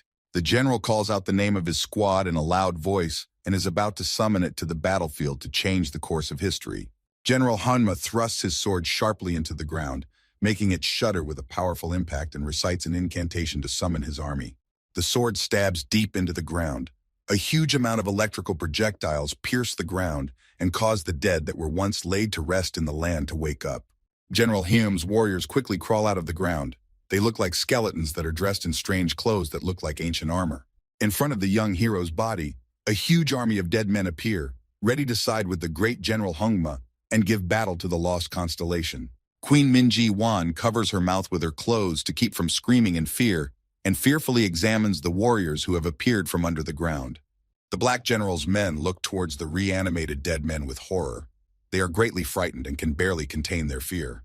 General Hyunma uses the body of the young hero and orders his skeleton warriors to attack the enemy, and a huge army of skeletons heads towards their enemy. The skeletons rush into battle without a second thought. They know no fear and do not hesitate in their attacks. Quite quickly, they overpower the army of the Black King and force it to retreat. Jungmin Seop uses his invisibility cloak and heads towards the museum building to meet his team and share the information he has learned with them. Prophet arrives at the meeting place and watches with horror in his eyes as the skeleton army massacres a bunch of people rather quickly. The Black General expectorates his blood from his mouth and stands immovably still. He has lost this battle and now awaits the next move from General Hon. A huge number of skeletons thrust their spears into the Black King's body, and the general turns to Quebec and asks him why he has infiltrated his incarnation. The great general remarks that if Quebec's incarnation dies, the constellation will disappear with him. And the young hero looks toward the wounded Black Carole, and also remarks that the constellation's action seems rather strange to him. General Honma looks toward Quebec with surprise, who notes that the general knows absolutely nothing about this world. Guy Beck is surrounded by a huge number of skeletons, but he pays no attention to them and looks away from the general, saying that he really wanted to fight him one-on-one, even on this fake stage. Yu Sang watches the drama between the constellations closely and tells Lee Sion that General Guy Beck's special unit had never lost to Kim Yu Shin's unit until the day of the Battle of Hwangsanbol. General Hungma listens attentively to General Guy Beck's words. He comes closer and is about to finish the mock battle with his own hands. The great general points his sharp blade towards Guy Beck's wounded body and waits for his rival to finish his speech. General Hungma is about to slay Guy Beck's body with his own hands, but the young hero asks the great general to take his time and points out that he must not be killed by his own hands. The great general respects Dok Ja's request. He summons one skeleton from his army and asks his loyal soldier to do what he started. Hungma looks towards General Guy Beck and tells him that they will definitely meet again, and the skeleton brings his sword over the Black King's head and is about to take his head off. The skeleton, with a broad sweep of his sword, instantly decides Quebec's body of his head, and information placards appear in front of the young hero informing him that the Battle of Hwangsanbol has been concluded and the king's privilege of no deaths will be preserved. The battlefield takes on urban colors again. The warriors scrutinize the battlefield and check the bodies of their defeated enemies. The young hero asks his team to move as fast as possible. He says that they need to head north, where a squad of General Kim Yu-shin's soldiers will be waiting for them. Kim Yu-shin's soldiers massacre all the squads in their path without much regret, and the men have no choice but to run away. In the center of the battle stands a monument to a great man who appeared untouched in the thick of the battle, and the bright starry sky washes over him from all sides. The skeletons have quickly dispatched their enemies. They stand immovably over the bodies of the men and wait for the young hero to take the flags. Lee Sung-guk walks carefully across the battlefield and marvels at the fact that the skeletons have quickly dealt with the huge armies of humans, while the young hero pays no attention to anyone and just collects the scattered flags of the kings. Doc Ja collects some brown flags in his hand and an information panel appears in front of him, announcing that the young hero can absorb all the enemy flags and change the color of his banner. The young hero holds his banner tightly in his hands, which visibly transforms and takes on a purple hue due to the other flags. Doc Ja hears the voice of General Hyung in his head, who finds the young hero extremely entertaining, and notes that Doc Ja's mind has not wavered for a second, despite the constellation taking over his body. The young hero notes that he's just a mentally stable person, so he was able to handle the incarnation. And the great general asks that Doc Ja not forget Doc Ja, that it's now his responsibility to help him, because the constellation broke the rule of probability. Doc Ja thanks the general for his help and promises that he will never forget his noble deed, and the constellation sadly notes that the young hero does not yet have a legacy to carry into the world. Gil Young and Yu Sang scrutinize the area around the battlefield, and the young hero steps forward and continues to talk to the general about various topics. The great general wonders to Doc Ja why he doesn't have a sponsor constellation. The great general appears in front of the young hero's face. He looks him over carefully and offers to make a contract with him to travel together. General Hungma extends his hand towards the young hero and waits for him to respond. And the young hero looks at the constellation with surprise and ponders the general's offer. Doc Ja, with a nonchalant face, tells the great general that making a contract with him is an extremely impossible task for him. The great general is extremely impressed by the young hero's refusal. He points out that he has shown the hero his true power and assures Doc Ja that with his Sigma, he will make the young hero the strongest in the world. The young hero presents a pyramid in his head, which divides all the constellations into 3 categories. The great general is not even a legendary constellation, which means Doc Ja will never become the strongest under the general. The constellation is watching the young hero closely with the monitor. Doc Ja smiles affably and worries that he might have overused his words. The great general is extremely unhappy with the young hero's words. He reminds Doc Ja that his blessing is still working on him. Constellation gives the young hero one more time to think about his proposal, and then uses his endless energy and penetrates the young hero's body with great force, causing him to squirm in pain. Yu Sang cautiously looks at the hero and tries to find out what's going on, and Doc Ja asks the girl to stay away from him because he can no longer control the power of the constellation. The young hero tries to resist, but the constellation takes control of his body and tries to take his two-handed sword out of its sheath. Yu Sang looks fearfully at the young hero whose body has been taken over by the constellation. The girl stares at Doc Ja and doesn't know what to do. The constellation threatens the young hero and demands a contract with him as soon as possible. Otherwise, it will use Doc Ja's body and terminate the young girl's life. The young hero grits his teeth and tries to resist the constellation's influence. The great general demands Doc Ja to promise to choose him as his sponsor, but the young hero remains unchanged in his decision. The great general is about to use the young hero's body to carry out his threat, but Doc Ja uses his unique fourth wall skill to regain control of his body and kick the constellation out of his head. The young hero successfully uses his skill and sends the constellation away, sending it into deep space to other cosmic luminaries. The great general is about to say something last, but does not have time and disappears among the huge number of stars. In front of the young hero, there is an information message that the blessing of the constellation has disappeared. The young hero breathes heavily and looks towards the starry sky. He realizes that now the constellation Great General Hongmu will be watching him closely. Doc Ja tries to catch his breath and looks around. He notices that the army of skeletons that surrounded the entire battlefield is quickly disappearing and dissolving into thin air. Yu Sang looks around the battlefield around him fearfully, and without looking at Doc Ja's eyes, asks the young hero if he is all right.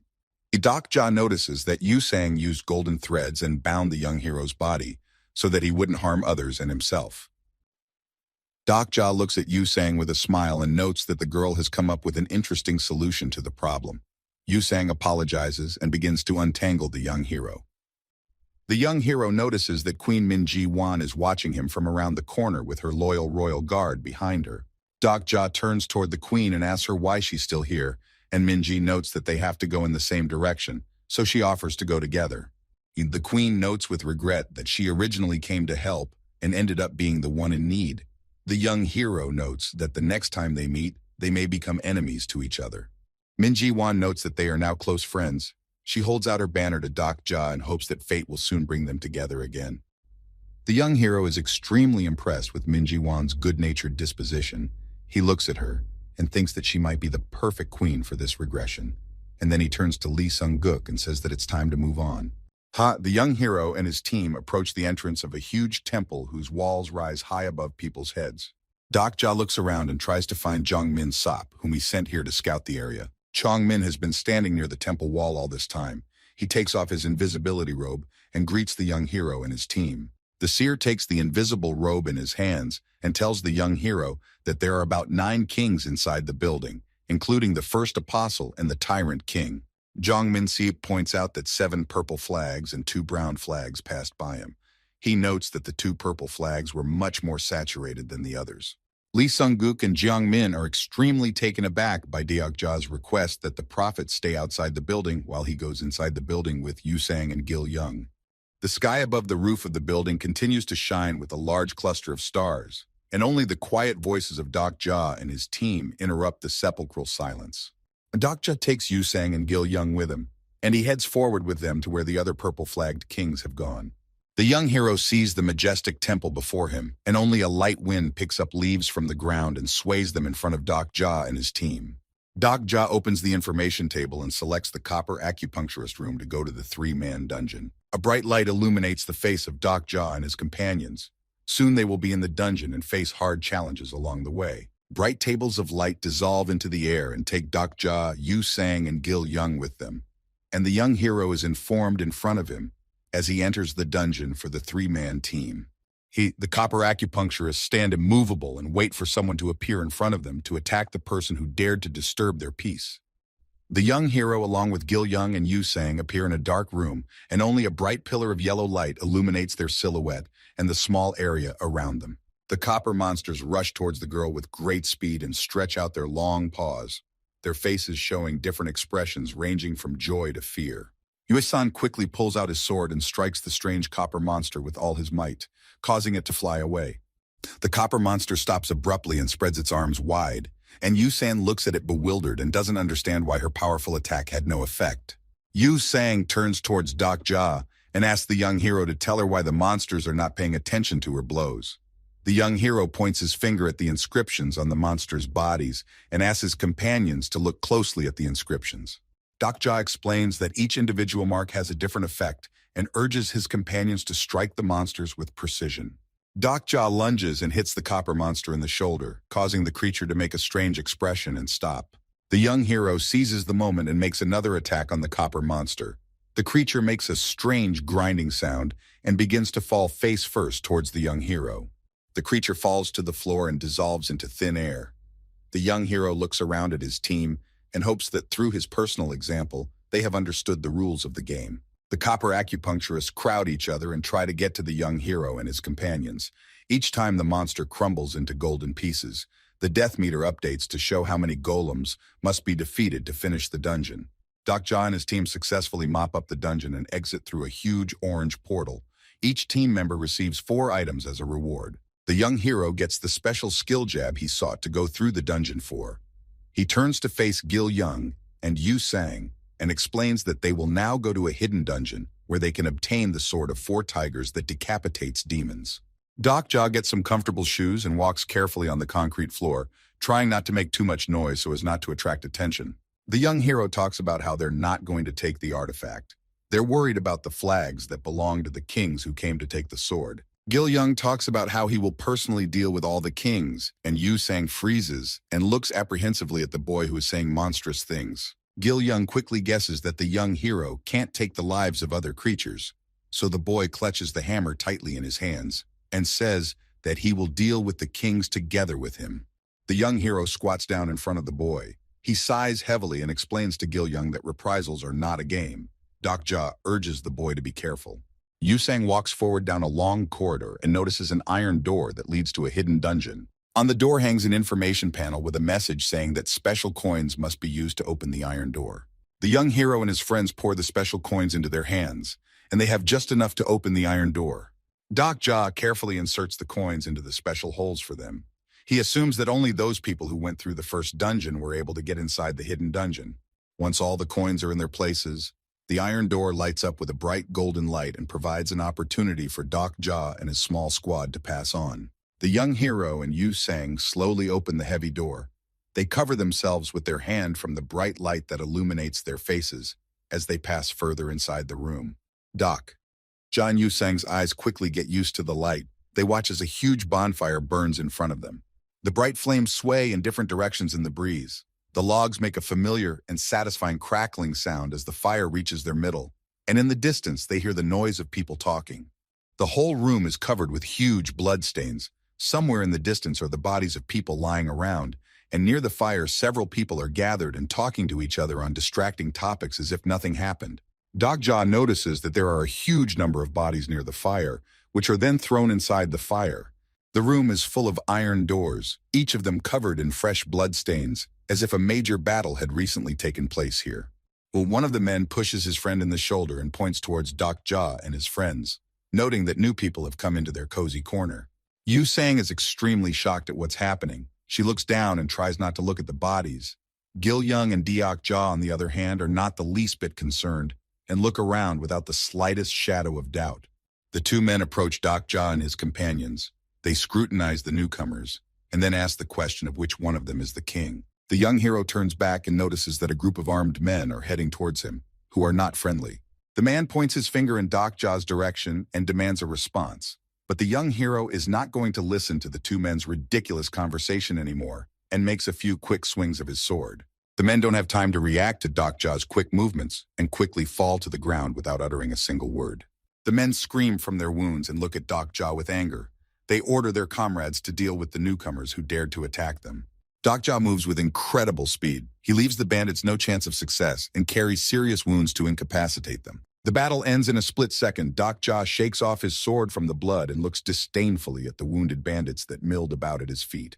But the young hero hears the loud voice of Yu Sang and Gil-young, so he turns his attention away from the bandits in front of him and looks towards his friends. Gil-young doesn't hesitate to walk through the ranks of bandits and gives them crushing blows with his formidable hammer. The men are too wounded and watch with fear as the ordinary kid massacres their friends. Yu Sang runs to Gil-young and grabs his shoulder. The girl urges the boy to stop and tells him that she can handle the task herself. And Gil-young looks at her frightened face incomprehensibly and says that it's not hard for him to do the dirty work. Yu Sang is very worried about the boy. She's very scared, but she doesn't want Gil-young to do all the dirty work, so she insists that she's the only one who can finish off the bandits.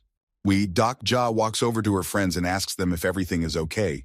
Yu Sang slowly nods and informs them that she's now taking over Gil-young's part of Gil-young's duties. Yu Sang gently rubs the boy's head, and Gil-young puffs up his cheeks and says with a little resentment that he could have handled the situation much better. Yu Sang decides to help Gil-young and she hides her feelings, but her shaky hand clutching the sword shows her fear.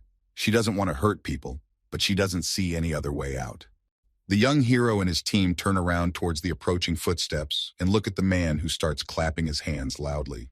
The man raises his hands in the air, showing that he is not going to cause any harm. He indicates that he has decided to welcome the newcomer and is not going to pick a fight. The man marvels that Dokja and his team managed to take down a group of people without a single passive skill, who were left without a king. Dokja examines the bodies of the bandits, now realizing full well that they only attacked him because they had absolutely nothing to lose. The man with a smile on his face notes that Dokja and his team are a bit late because most of the kings are already in the dungeon, and now they are fighting each other. The young hero looks around and notes that after one of the kings, the place has turned into a battlefield with bodies of people lying everywhere. The man kneads his hands slightly and tells the young hero that it was the tyrant king who turned this place into a bloody mess. He warns the young hero that the tyrant king is the most powerful man and will surely take his place on the throne. The young hero is surprised when the stranger expresses his disdain towards the tyrant king and remarks that there is no way such a man would take the throne. The man notes that a true king must put the needs of the people first, and that no amount of force can make a man a true leader. The stranger spreads his hands and says that only his king is able to occupy the throne. He says that his master is followed by a great number of incarnations, which once again proves the rightness of his words. The young hero carefully examines the doors, which are painted in bloody color. He takes a quick look around, but continues to listen to the strange man. The man spreads his hands and says that he wants to make a proposal to Doc Ja and his companion. He suggests that they unite together to oppose the tyrant king. The young hero looks questioningly at the stranger. He asks why recruiting such a huge number of people for a simple camping trip. Several people stand by and watch as the stranger tries to convince Doc Ja to join his righteous campaign against the tyrant. Doc Ja says that the stranger's words do make sense. He recalls the plot of a survival novel in which an alliance of people against the tyrant king was also formed. The man warns that a battle with the tyrant king is imminent. He suggests that the young hero talk to his king if he's still unsure of his choice. Yu Sang and Doc Ja discuss the proposal for an alliance against the tyrant king, and the stranger rather quickly runs off to the side to greet his king. Yu Sang slowly moves behind Doc Ja and points towards the strange man, asking the young hero if this man is the king the stranger was so actively talking about. The young hero looks in the direction Yu Sang pointed him and opens his mouth wide in surprise when he sees a strange man in front of him who looks very much like a Buddhist monk. A huge number of people surround the strange monk and greet him with a loud cheer, calling him their king. The young hero absent-mindedly looks at the strange king and notices that the man has decided to shave the same way as his constellation, and Yu Sang stands with his mouth open, unable to contain his admiration. The stranger who proposes that Doc Ja and Yu Sang join an alliance tells his king quite briefly about his encounter with the new people. The young hero gets close to the monk Cha Sang-yong and uses his ability to learn the main characteristics of the bizarre king. Doc Ja exchanges a firm handshake with Cha Sang-yong. He is extremely happy to see the monk in front of him and regrets that Jung Hee-won won't be able to meet him. Cha Sang-yong says that he can see a lot with his gift of seeing into other people's destinies, and Doc Ja smilingly agrees to the monk's offer. Monk Cha Sang-yong uses his unique stigma of understanding the soul, which gives general information about his opponent's personality. Doc Ja recalls the image of Hyun Sung in his head and thinks of the monk calling the lieutenant a naive demon. And when he recalls the image of manager Han, he thinks of the monk most likely labeling him a treacherous demon. Monk Cha Sang-yong takes a close look at the young hero's aura and observes that the demon in front of him is a demon that is best never to be messed with. Cha Sang-yong jumps aside when he sees the demon in the young hero's face, and his men along with strangers surround the young monk and try to figure out what happened. The monk changes his mind in a split second because his constellation told him that it is better not to fight Doc Ja, and he talks about how the young hero is a good man. The stranger rubs the back of his head and looks at his king. He talks about how Cha Sang-yong scared him a lot, and the monk warns that the plan will start in an hour. The man talks about how tense it was and is happy that it all worked out, and the young hero takes a closer look at the stranger's face and notes that the man across from him clearly wanted to be branded a demon. Doc Ja stares into the stranger's face and asks him to introduce himself since they will be working together against the tyrant king. Han Soo-young gives his name and says with a smile on his face that he is Mr. Cha Sang-yong's senior assistant. The young hero opens the information panel and tries to find out more information about Han Soo-young, but a blue sign tells him that such a character will not enter the database. Han Soo-young notices a strange expression on Doc Ja's face. He is very concerned about it and asks the young hero if everything is all right. The young hero pretends that Han Soo-young is not suspicious, and with a fake smile on his face tells his new acquaintance that he thought he saw a demon for a second. Han Soo-young realizes that Doc Ja has discovered his deception. He chuckles slightly and stares intently at the young hero, trying to figure out who exactly is in front of him. Han Soo-young and Doc Ja look at each other with fake smiles on their faces and laugh loudly, but they actually hate each other. Han Soo-young and Doc Ja's conversation is interrupted by a man's loud voice saying that the kings are returning to the common room. The first to emerge from the nearest door is the timid King Yoon Gi-yeon, who is immediately greeted by a large number of people running towards him and asking him questions. The young hero looks carefully at the kings and asks who is in the alliance against the tyrant king, and Han Soo-young says that all the kings have decided to explain themselves to them and have sworn allegiance to the alliance. The timid king scrutinizes the people who have surrounded him and asks questions. He doesn't like this kind of attention He tries to get away to a deserted place as fast as possible. The brave King Kim Beicho appears next from the doors. He removes his hand in a fist and merrily walks towards his subordinates. Last to emerge from the iron doors is the Earth Dragon King, who wears his ancient uniform and bestows a broad smile on his subjects. The Earth Dragon notices the monk Cha Sang-yong, who is standing not far from him and calling him a one-eyed old man, waves his hand cheerfully in his direction. The monk is very angry at this attitude towards him and turns to his companion, calling him an earthworm. Yu Sang looks at the Earth Dragon and notes that this man probably has a great sponsor. The girl talks about what she read about King Baekjo, who was born an Earth Dragon. The young hero is extremely amazed by Yu Sang's knowledge of history. He couldn't imagine that the girl would be able to recognize the sponsor constellation due to her knowledge. The Earth Dragon doesn't pay any attention to the displeased expression on the monk's face. He comes closer to him and with a smile on his face tells him about his adventures. The Earth Dragon is a very friendly man. He surrounds himself with other kings, and together they discuss a plan to destroy the tyrant king. The story shifts its attention to other countries where there is also an unequal battle between humans and constellations. In Japan, Oda Nobunaga and other heroes of the Sengoku era fight using their incarnations. In England, Richard the Lionheart has already encountered the incarnation of Henry VIII, and throughout the rest of the world, the battle between the constellations is unfolding. Inside the bonfire, a huge number of human bodies are burning, and the rest who were unlucky enough to fit lie not far from the fire waiting for their turn. The Earth Dragon opens the third door and points towards the passage where the tyrant king has gone. He urges the alliance of kings to follow him and avenge the tyrant for the deaths of the innocent kings who managed to fall by his hand. The young hero listens carefully to the Earth Dragon and realizes that the dragon has taken the pearls from the other kings by force, which is why there is a huge mountain of human bodies in the waiting room. Dokja carefully looks towards the kings, each holding one of the pearls in his hands. The young hero suggests that he may be lucky enough to get hold of the pearls of the 7 stars if he goes to the third room with the other kings. King Maitreya possesses only one pearl, which he hides in his golden staff and has no intention of parting with it. The tyrant king sits on his mobile throne and tosses into the air 3 colorful stones that he managed to get in the dungeon.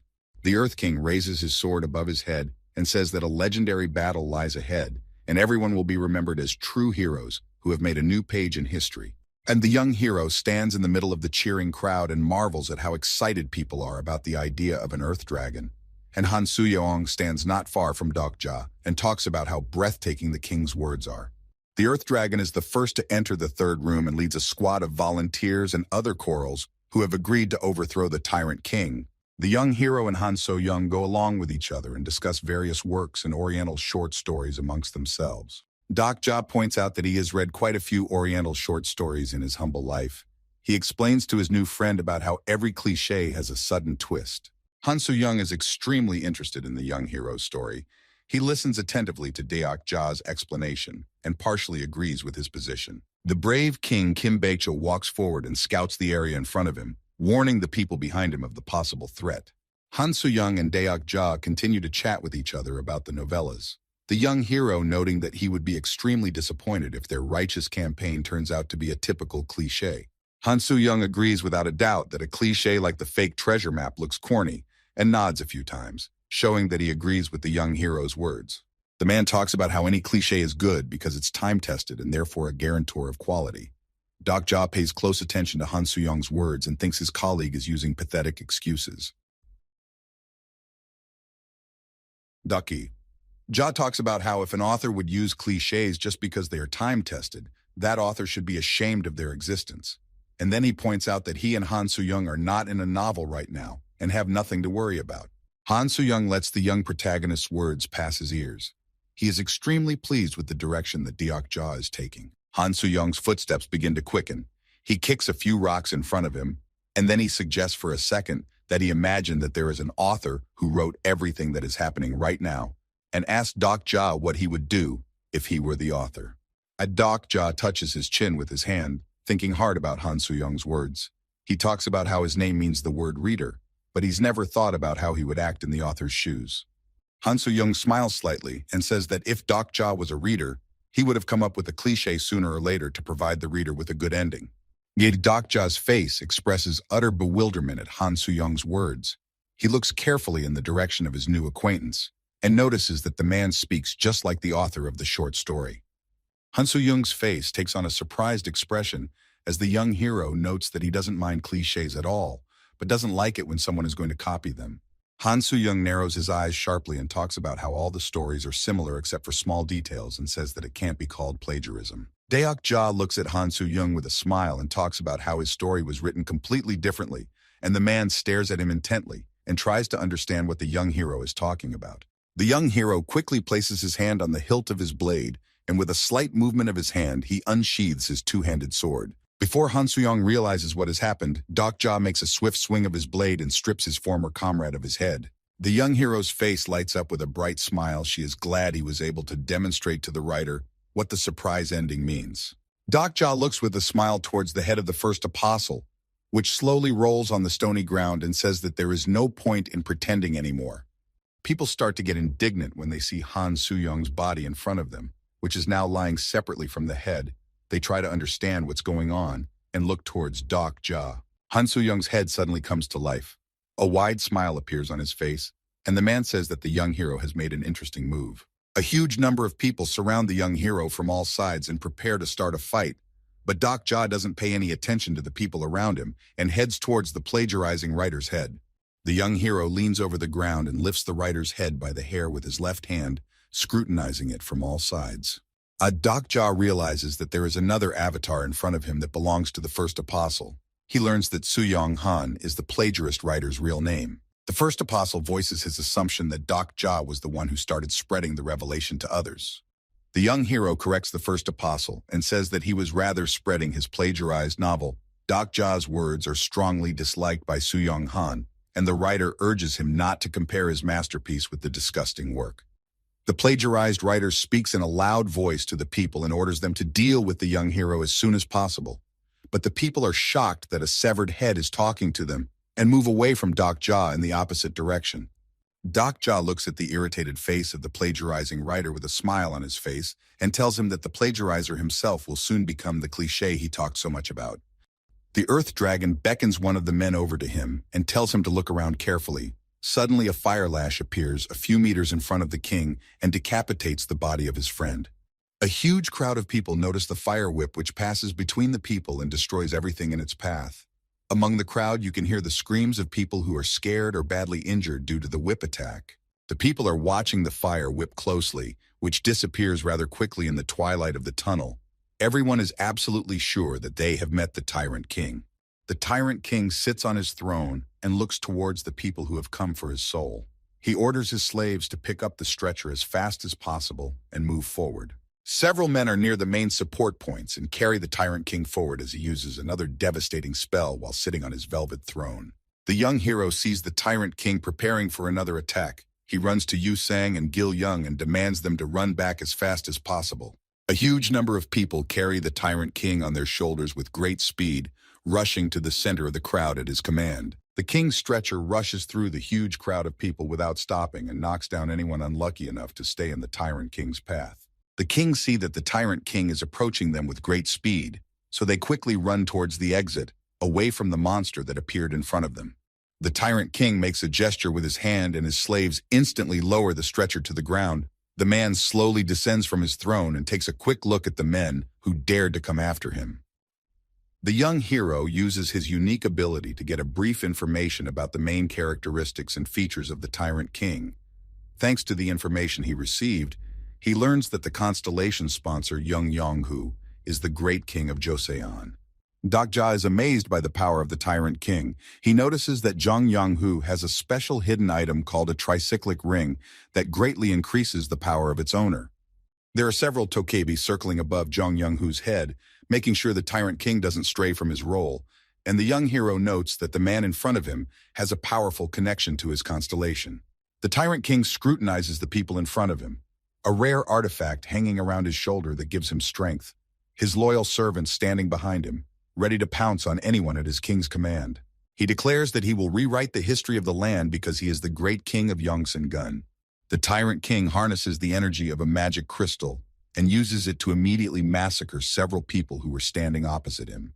The Earth Dragon, along with other commanders, asks the people not to give up and urges them to fight until the very end to throw the tyrant off his throne. The young hero hides Yu Sang and Gil Young behind his back and watches as the two armies intertwine with each other in a fierce whirlwind of battle. The young hero looks at the rider's head and offers to join the battle, but the first prophet only smiles broadly and watches the men fight each other. The first prophet turns his gaze towards Dak Ja.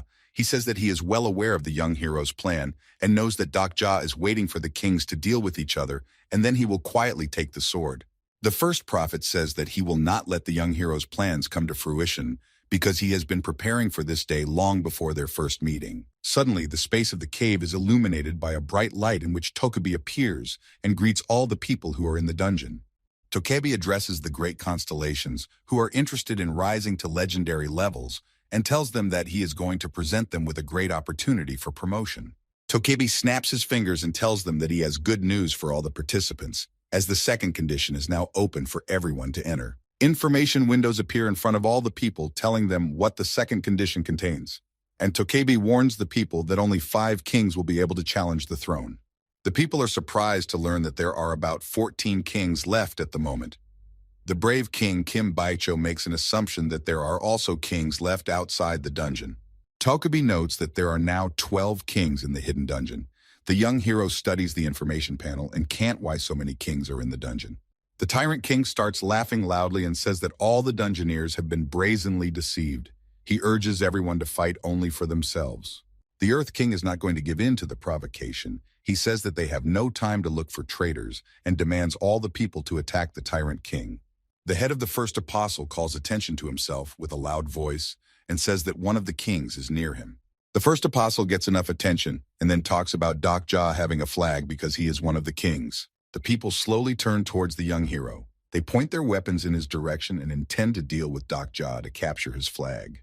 Dak Ja realizes that things are bad. He exposes his blade and covers his back to Yu Sang and Gil Young, who are also about to take part in the fight. In the back of the squad, a loud cry is heard from the brave king Kim Baicho, who receives a treacherous kick in the stomach from his fellow king and falls to the ground. The brave king quickly rises to his feet but receives a lightning blow to his stomach and then falls to the ground, unconscious. The Earth Dragon and the monks stand with their backs to each other and prepare to defend themselves against the humans, whom they used to consider their closest allies. The Tyrant King notices that his personal slaves have rebelled against him and are now trying to finish him off. One of them stabs him in the leg with a blade, while another rushes towards him holding a two-handed sword. The Tyrant King is stunned by the insolent antics of his slaves. His face contorts into a vicious grimace, and he looks with hatred at the men who dared to attack him. Zhang Yonghu becomes enraged and with powerful lunges beheads all the people who dared to harm him. The heads fly off the men's bodies but continue to live separately from their bodies. They look at Zhang Hu with a smile and laugh at him, and the Tyrant King realizes that these are the antics of the first apostle. A fast figure sweeps across the battlefield, and in her hands she holds a huge amount of gems that she stole from the kings. People try to stop the man who stole the gems, but they can't keep up with his movements, and the man skips past the crowd with deft movements and jumps over their shoulders. The young hero notices a girl appearing in the distance whose face lights up with a bright smile. She talks about how her cliché always wins. And the girl stands in front of a huge crowd of people who are completely unaware of what is going on around them and why some little girl has all the crystals in her hands. Fake King Han Suyan holds the star gems in his hands and with a smile on his face watches the people who don't understand what's going on. The young hero looks at the first prophet with surprise. He didn't know that the plagiarizer is actually a girl. He thinks the nickname Fake King is perfect for her abilities. The girl tells of using avatars to infiltrate the ranks of the kings, then waiting for the right time to strike to steal all the gems at once. The first seer burns all the star crystals in his hands and sacrifices them to create a brand new item.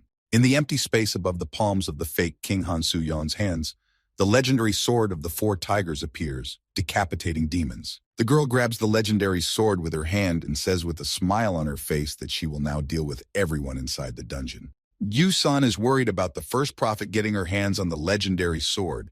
She asks the young hero what they should do in such a situation.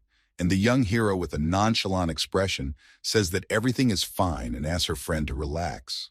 The first prophet goes into a frenzy and attacks the first person he meets on his way, laughing with joy, while Gil Young doesn't understand why the young hero is so calm and notes that Dak Ja himself says that this sword is a very cool weapon. The first apostle is in complete triumph. She wields her sword skillfully, and with a thunderous laughter, she breaks through the ranks of people and strikes them with her new weapon. The girl stops and notices that after her strike, all the people are still alive. She looks carefully at the man's neck where she recently struck and does not understand why the man was not injured. Dokja watches with a smile as the first apostle unsuccessfully tries to use the legendary sword that does no damage.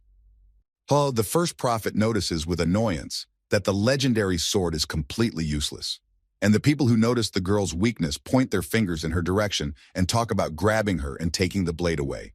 The girl desperately waves her legendary blade and tries to fight off the people who intend to take her weapon and end her. The girl doesn't notice as she crashes back into the young hero, and Dokja tells the first apostle that she came up with a great cliché to use in her novel and offers her helping hand. The first apostle is very upset that her plan failed. She swings her sword towards Dokja, but the latter does not harm the young hero in any way. The tyrant king goes mad after the betrayal of his subordinates. He uses the crystal energy and says in a loud voice that he will deal with anyone who dares to come near him. The first apostle tries to hold off the attack of the man who is about to take away her sword, while the young hero points his long sword in the direction of the enemies and is amazed at the mess the men have made. The young hero looks around and waits for Jun-hyuk to arrive. He realizes that the North Station is far away, but it has been quite some time since the main character set off. Jun-ja turns his attention to the information panel and notices that the number of current kings is starting to dwindle very quickly. The young protagonist's face lights up with a wide smile. He is very happy that Jokja has finally found his way to the hidden dungeon and has taken on the kings. But the other kings, with the help of the information panel, notice that the number of their comrades starts to dwindle in a matter of seconds. People continue to monitor the king's counter. They make the assumption that someone has purposely opened a hunt for all the kings. The tyrant king doesn't care at all about the fact that the number of kings has drastically decreased. He waves his red whip left and right without paying any attention to the confusion. John Yong-hoo hears a loud crack of stone. He realizes a look up and notices a crack forming on his head, which is only growing in size with each passing second. The tyrant king looks carefully in the direction of the crack and sees how it turns into a huge hole from which huge stones are flying in an endless stream. A number of rocks fall to the ground and crush several people who fail to react in time and jump aside. The men stop fighting among themselves and carefully approach the rubble with great interest. The first prophet is distracted from her battle. She looks towards the shattered ceiling and cannot believe what she sees before her. Jun-hyuk's silhouette appears out of the huge hole, and he looks around for his new victim without much trouble. Jun-hyuk's clothes are illuminated by rays of bright light coming through the hole in the ceiling. In his right hand, the main character clutches his sword, and in his left hand, he holds a black flag. Dokja lands on the ground and looks around at everyone present. He looks extremely displeased and tries to find someone among the crowd of people. Jun-hyuk gives off a dark aura of death. All the people are mesmerized by the main character who is without a doubt the Supreme King. The young hero remembers in his head all the kings who are still alive, including the reclusive Han Dong, Queen Minji-won, King Maitreya, and Gu Tae-song the Earth Dragon.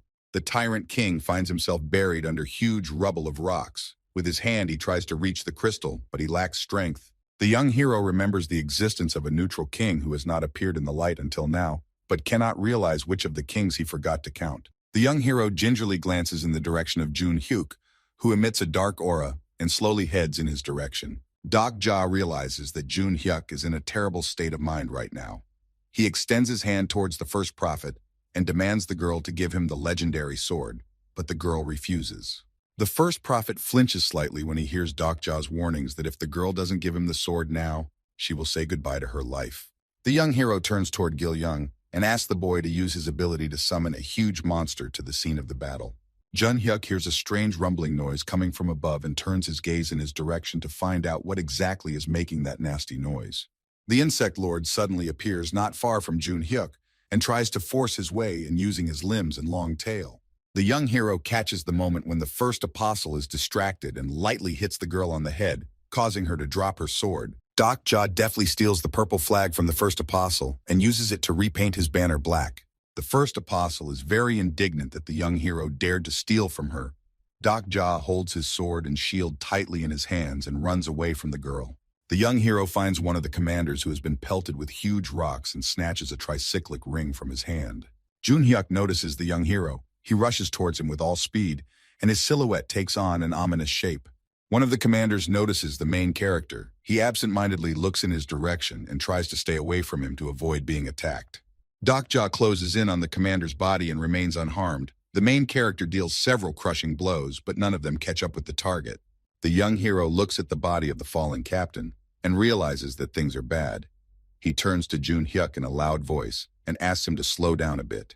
Jun Hyuk is holding a black flag and his trusty sword, and he slowly heads towards the young hero and says something about his little sister. Jun Hyuk's gaze quickly changes from calm to menacing as he looks at Deokja and demands that he tell him where his sister is being held. Deokja tries to lie to the main character, but quickly realizes that such tricks won't work against Jun Hyuk and looks at him absent-mindedly. Jun Hyuk goes into an absolute rage, black lightning flickering around him, and Deokja looks at him with a nervous smile and asks him to lower his sword. The main character grits his teeth hard with rage and helplessness. He's sick of the young hero not wanting to tell where his little sister is. Jun Hyuk's sword lights up with a huge amount of black lightning, and Deokja clutches a huge vase in his hands and asks him to stop from acting rashly. Jun Hyuk turns his head towards Tokebi, who interrupted their dialogue and looks expectantly in his direction and disappointed. Tokebi scrutinizes the people who have piled up in front of him and asks them to end the battle because the pretenders to the throne have already been determined. Rays of sunlight envelop Deokja and Jun Hyuk. An alert appears in front of them that all the kings will be moved to the final stage. Jun Hyuk tries to say something loudly to the young hero, and the young hero rejoices in the fact that he won't have to fight the main character. Yellow rays of sunlight envelop each king, and in a flash transport him to the site of the final test, called the right to the throne. The remaining people are extremely stunned by this turn of events. They piled up near the places where their kings were a few seconds ago. Yu Sang holds Gil Young on her shoulders and looks worriedly towards where Dokja was, while the first apostle watches the people. In the center of the city is a huge golden throne. It is surrounded by a wide golden barrier that looks like a bee honeycomb. Around the golden barrier, electric shocks erupt now and then to protect the king's throne from uninvited guests and monsters.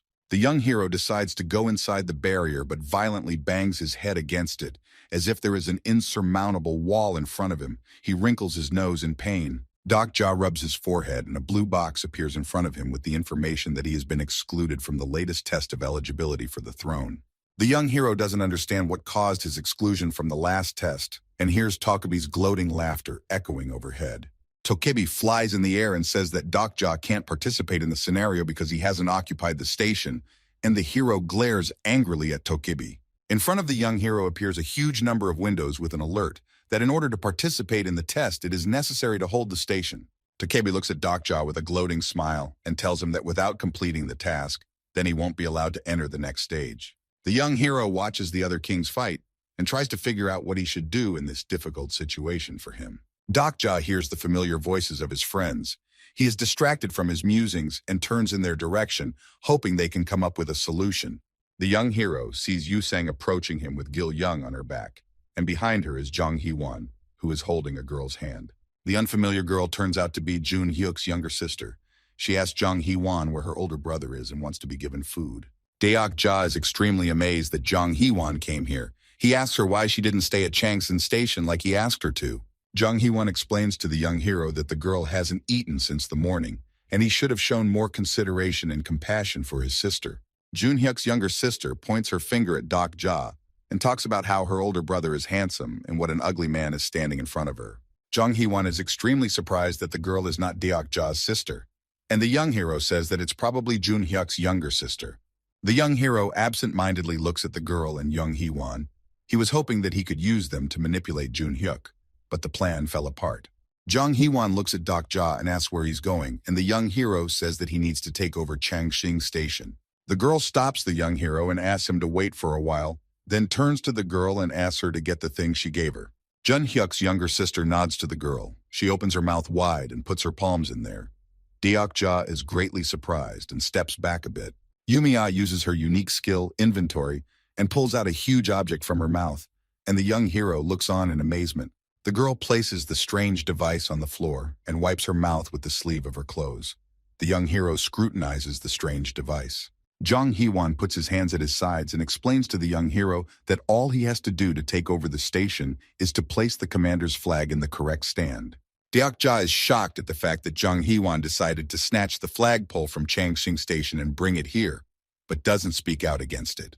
The girl glances nervously towards Deokja. She points her hand towards the ripped-out counter and asks her to put the flag there as soon as possible. The young hero hesitantly inserts his flag into the rack, and to great applause, a notice appears before him that he has captured Changxing. Deokja is surprised when his body is enveloped by rays of golden light. A message appears in front of him that he is qualified to participate in the competition. Young Heewon, Yu Sang, and Junhyuk's sister Yumiya silently stare at the place where the young hero was just a short time ago and await his return. Deokja covers his eyes with his hand from the light of the lightning bolts that are swirling around him in a frenzied whirlwind. He realizes that he is at the Battle of Kings. He wipes his eyes and sees Junhyuk standing in front of him, fighting on equal footing with one of the pretenders to the Golden Throne. The young hero looks around and notices that in the center is a huge golden throne on which the only king is destined to be. Junhyuk uses his legs in his battle with the monk and shoves him aside, while Minji watches on and doesn't interfere with the other kings fighting. The girl is amazed by Junhyuk's skill. She keeps her eyes on him and hopes to find a vulnerability in his defense while he fights other kings. During the trial, the kings must have the same characteristics. King Maitreya must fight on equal footing with Junhyuk, but he loses to him. Yu Junhyuk jumps back a little to the side and waits for the monk to counterattack. He glares menacingly in his direction but keeps his cool.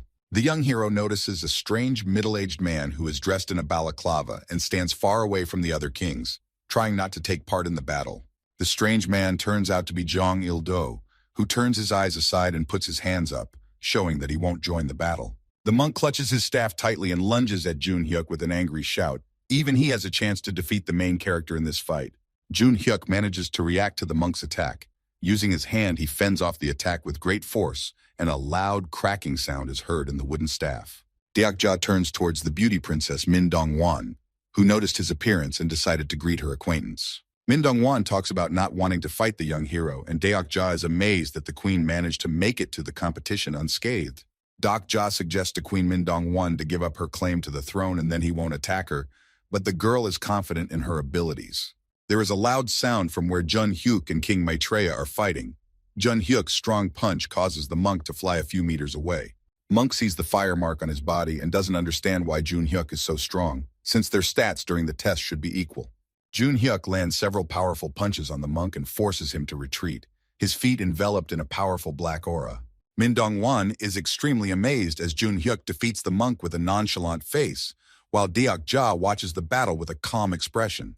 Junhyuk looks towards the exhausted King Maitreya with complete indifference. He plans to end everything in one blow. A huge number of information panels appear around the main character. He uses gold coins to increase his characteristics. Min Dong-won is surprised by Junhyuk's actions, and her patron questions the fairness of the script, but their words mean nothing. Neutral King Jong Il-do watches Junhyuk's actions closely. He realizes that he doesn't have enough coins that he would fight him on equal terms. King Maitreya Cha-sang-kyung grabs his hand on his wound that Junhyuk left him and tries to catch his breath. He received many wounds during the battle. The monk raises his eyes and watches in horror as Junhyuk's shadow appears above his head, rushing toward him at breakneck speed. Junhyuk takes a wide swing of his leg and kicks Monk in the face, leaving King Maitreya no chance of winning and sending him into a knockdown. King Maitreya's body flies at great speed past Min Dong-won, and the girl looks toward Junhyuk in horror because she's amazed by his strength. The beauty queen looks fearfully in the direction of the monk. She has no gold coins left to at least equal the power of the main character. Junhyuk scrutinizes his opponents. He always keeps a few gold coins in reserve, and it helped defeat the king. Beauty queen Min Ji-won is well aware that she doesn't stand a chance against Junhyuk and throws her hands up, surrendered to the mercy of the winner. Junhyuk slowly turns around to his latest opponent, which is Deokja, and the young hero is not at all concerned about the current state of affairs and is ready to take the fight to him. The main character doesn't rush to attack Deokja. He carefully assesses him with his gaze and waits for his move to assess his capabilities. Deokja is well aware that Junhyuk plans to spend the minimum coins and waits for him to show him his characteristics. The young protagonist reads the main character like an open book, so he decides to spend all the gold coins on characterization. Deokja opens the information panel and spends a huge amount of gold coins to increase all of his characteristics to the possible maximum. Junhyuk can't believe his eyes when he sees the unimaginable power that emanates from Deokja. He doesn't take his eyes off him for a second. Deokja clenched his fist tightly and used the gold coins to accelerate his strength score to triple digits. The young hero's strength is so great that the huge gusts of wind that emanate from his body go beyond the arena and envelop the entire city. As Ja prepares to deliver a deadly blow to Hyuk, he receives gold coins for his strength score reaching triple digits. Hyuk looks at the young hero's immense strength in amazement. He can't believe that Ja has such a huge amount of gold coins.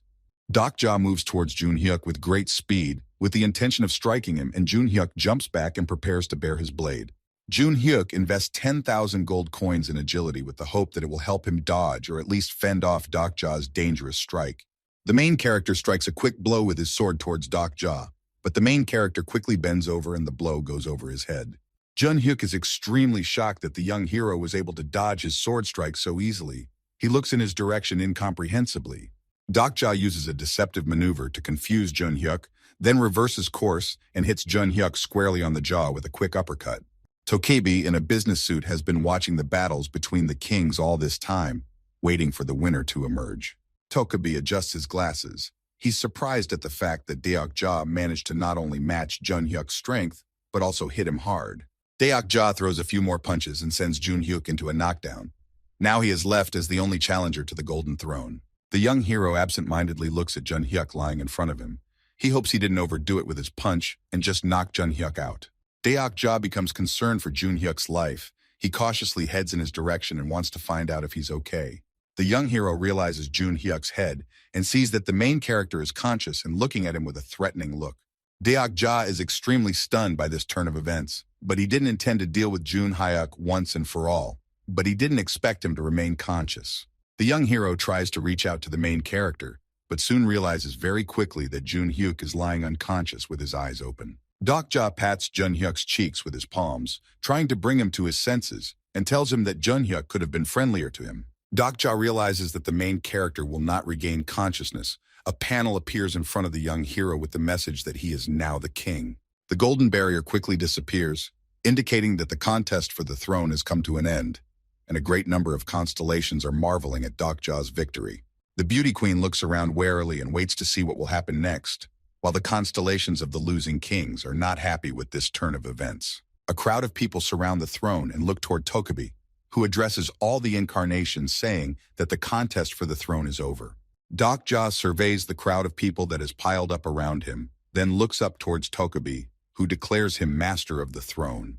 Tokebi, wearing a business suit and a smile on his face, looks towards Ja and waits for him to follow up as the High King. The young hero interrupts Tokebi's speech halfway through and talks about how he's in too much of a hurry, since he hasn't even sat on the throne. Ja puts his hands on his sides and examines the throne. He turns to Tokebi and asks him about what he can do with this pedestal. Tokebi points to a huge golden throne and tells Ja that the absolute throne will allow him to command all people. People look towards the throne with wonder and admiration. They are jealous that Ja has such a unique chance and opportunity to command others. Ja isn't sure he wants to sit on the throne. He keeps pestering Tokebi with questions and tries to find cons to taking the throne. Ja points out that the golden throne only needs Tokebi, and the monster continues to convince Ja and tries to lure him into that golden chair. Ja says that Tokebi's superiors can revoke his authority for lying to him, and Ja's words make the veins on Tokebi's face pop with anger. Tokebi is tired of arguing with the young hero and asks to take the throne as quickly as possible and thus end this scenario. A huge number of veins show through on Tokebi's face after Ja's words about being able to do whatever he wants with the throne. Ja turns his back to the throne and walks down the stairs. He shows Tokebi with his whole appearance that he has no intention of taking the throne. Ja turns to the huge crowd of people looking in his direction and tells them that he will never sit on that golden throne. A crowd of people look in the direction of the young hero and are extremely amazed at his words, that he will never take a seat on the absolute golden throne. Beauty Queen Minji stands beside her officer surrounded by other people, the rain washing his thick hair and the emotion of surprise flickering on her face. The young hero with a calm expression stands in front of a crowd of people. He looks somewhere in the distance, and now and then raindrops hit his face. The business-suited Tokebi is extremely dissatisfied with the young hero's answer, and he asks in a disgruntled voice to repeat again what Ja dared him to say. Behind Tokebi, a huge amount of golden discharges flashed now and then. He clenched his fists tightly and prepared to use his power. Ja pays no attention to Tokebi's anger. He turns to him and declares that he will never sit on the golden throne. Because of Tokebi's anger, Golden lightning bolts flicker through the air, as if about to electrocute every person in the city. People begin to resent the young hero's decision, some of them shouting in his direction for him to stop grumbling and get on the throne as soon as possible. Tokebi keeps urging the young hero to take the throne. He points out that if Doc Ja sits on the throne, he will become a legend.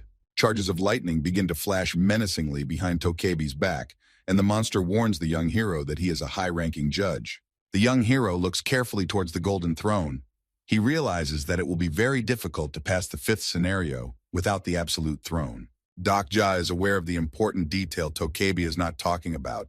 If he takes the throne right now, he won't be able to achieve the final scenario. The young hero looks toward Jun Hyuk, who only managed to learn about the peculiarity of the last scenario in the 41st regression.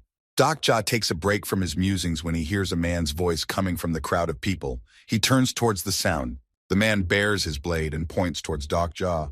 He asks him why he is so opposed to sitting on the absolute throne. The man is surprised when Doc Ja asks him why he wants him to be king, because then he would have immense power. Doc Ja continues to explain to the people that they all lived outside the kingdom until now, so he doesn't want everyone to become his slaves. The young hero explains that he's not going to rule over a rabble of people like the ones in front of him, which is why he won't sit on an absolute throne.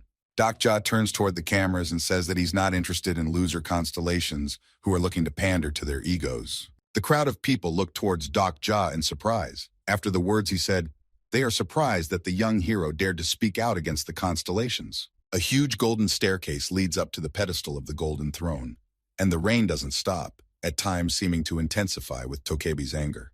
Doc Ja draws his sword from its sheath and looks menacingly toward the huge crowd of people. He warns that he will fight anyone who dares to take the throne. Doc Ja turns to all the people gathered around him in a loud voice and asks them, "Until how long are they going to obey the scripts?" The young hero's words have caused people to think hard about the current state of affairs. They begin to talk among themselves. The beauty queen and King Maitreya look toward Doc Ja with surprise, for the young hero's words are directed not only to people, but to the constellations. Huge raindrops rush relentlessly across the roofs of tall buildings, trying to drown out the voice of the young hero who calls out to all people. The young hero clutches the hilt of his sword tightly and addresses the constellations, accusing them of greed that causes their descendants to suffer. Tokebi in a business suit grits his teeth in anger. He is sick of listening to the young hero's words and intends to interrupt his speech. An information panel appears in front of the young hero, which announces the beginning of a new additional scenario called The Capture of the Throne. The young hero gingerly looks toward the people in front of whom exactly the same panels have appeared, which contain the information of the additional script. In the blink of an eye, the silhouettes of the men become darker than a cloud. They realize that they have an opportunity to seize the throne and become king. Young Hee-won rushes through the crowd with great speed. She realizes that the situation is extremely serious, so she heads towards the young hero. In the blink of an eye, Jung Hee-won is in front of the young hero. She bares her blade and declares that people will have to fight her. The young hero looks dumbfounded at Jung Hee-won, who stood in front of him. He notices that the girl's entire face is red with anger. Doc Ja notes that Lee Sung-guk and Young Min Seop come to his aid. They indicate that Doc Ja is very similar to Jun Hyuk right now. Yu Sang also stands up for the young hero and says that no matter what the world becomes, people should remain human in any situation. Doc Ja's friends get into a protective stance and surround the young hero, and he can't believe that he has such a difficult situation to come to his aid. King Maitreya and the beauty queen, along with her, waxes silent and heads in his direction, while the young hero expects the worst and prepares for battle. The young hero is dumbfounded that two kings have decided to side with him. He can't believe that his words have had such a huge effect on people. The beauty queen turns toward the young hero with a smile on her face and tells him that she can only give it to him once. Doc Ja realizes that it's about to get very dangerous and keeps looking from side to side, and in his hands he clutches a vase with the image of a dragon. Tokebi, in a business suit, points his finger in the direction of Doc Ja and his companions and orders the men to deal with them. The battle begins. A huge number of people rush towards Doc Ja and his companions without fear to break through them and seize the throne. Jung Hee-won disposes of several attackers in a flash, then turns toward the young hero. The young hero climbs the wet steps to the golden throne. He intends to use all his power to destroy this absolute throne. One of the men who are fighting the army of beauty queen Min Ji-won turns his gaze toward the young hero. Several men notice that Doc Ja is holding in one of his hands the famous sword of the 4 tigers that decapitates demons. The young hero pulls out a small disc from his magical inventory and gazes intently into it, while in his other hand he holds the sword of the four tigers. Dokja raises the magic disc up, then the disc starts to sparkle with blue light and small constellations of stars appear around it. The young hero uses a disc to summon the constellation. He stands atop a throne so that no one can interrupt his ritual. As Dokja finishes his ritual, time seems to stand still, and each of the people can notice the raindrops immovably frozen in the air. The ability to echo stars can give a young hero the help of a great constellation, which is why Dokja uses this artifact to destroy the throne. Dokja clutches the magic disc tightly in his hands and looks back and forth at Tokebi and the huge crowd of people fighting at the foot of the absolute throne. Tokebi in a business suit clenches his teeth tightly with anger, his eyes colored red because he is extremely unhappy with the situation. The constellations are scrutinizing Dokja, who is standing on top of his throne, waiting for the blessing of the constellation of the Great Bear to touch him. Dokja no longer pays any attention to the fighting men or the evil Tokebi in the business suit. All his attention is directed towards the sky. Suddenly, the young hero starts coughing and streams of blood burst out of his mouth and nose. He had used too much energy flow. Dokja quickly wipes the blood from his face. He wants to use the sword of the four tigers, but he needs to summon another constellation to do so. The young hero realizes the magic disc up, but a blue window pops up in front of him with a message that the artifact can no longer be used. Dokja casts a quick glance towards the porcelain dragon jug. He assumes that this magical artifact can help him. The young hero stacks a magical disc on top of a porcelain jug and uses the item's special ability to replenish its charges. Bright light emanates from the artifacts. The tricyclic ring begins to spin in a frenzied whirlwind, and the young hero watches the artifact spin. The tricyclic ring completely absorbs the magical porcelain jug and replenishes all of its charges. Dokja clutched the disc tightly in his hand and called out to the seventh star of the Great Bear to request her help in using the magic sword. The young hero looks up at the night sky, which is momentarily cleared of clouds, and notices that the constellation of the Great Bear is looming on it. Dokja falls on his knees and appeals to all the stars of the Great Bear. He wants to break the constellation bond to use the great sword. The young hero has his eyes on the absolute throne. He knows that the great throne grants a portion of the divine power of one of the rulers of the dark world. Dokja realizes that with the power of the absolute throne, it would be much easier for him, and he could deal with all his enemies without much effort. The entire sky of the city is covered by a huge number of constellations that are watching the young hero's actions, each of them amazed by Dokja's boldness. The young hero takes quick steps towards the golden throne, and some constellations ask why Dokja is going to destroy the throne. Dokja wipes the remnants of blood from his mouth and says that he wants to break the object's bond with its master, even if it costs him his life. All the constellations respond to the hero's call. The sword of the four tigers begins to glow with a bright light, and images of the constellations appear on its blade. The young hero clutches his sword with both hands, and his blade is engulfed in mighty flames, and his weapon becomes a star relic. All the people who were fighting at the foot of the throne instantly freeze and watch with open mouths as Dokja uses the power of the legendary sword. Jong Hee-won and Yu Song notice the bright glow of the star sword and watch the young hero's actions along with everyone else. The sword of the four tigers radiates bright light and unimaginable power. It seems that the young hero has all the power of the world in his hands. Dokja clenched his teeth tightly and channeled the full power of the legendary artifact with an absolute throne and a firm intention to destroy it. A huge crowd of people look at the young hero with great surprise. They don't believe that Dokja is capable of destroying the absolute throne. Jong Hee-won is fighting her last stand against the people who are trying to get close to the throne. She asks Dokja to break the throne as soon as possible. Dokja thrusts his star blade into the center of the golden throne, from which huge swirls of energy emerge, sweeping away all humans in their path. The throne begins to make a loud sound, and a long crack appears all around the pedestal, which begins to grow in size with each passing second. A bright glow envelops the young hero's body, and the golden throne is cut into two like paper and falls at Dokja's feet. Dokja continues to hold the blade in his hands. The weapon has served its purpose and helped break the absolute throne's bond with his constellation. The star sword has completely used up its power, and Dokja stands over the wreckage of the absolute throne, wiping the sweat from his face. Everyone involved in the battle looks in surprise at the young hero and can't believe that a non-mainstream scenario has been forcibly ended. Tokebi becomes furious after what Dokja did. He hurls insults in his direction and says that Dokja made a mistake. Dokja looks up into the starry sky and wipes the blood from his face, the constellations telling him that he will soon feel the consequences of his decision. Severe pain stiffens the entire body of the young hero.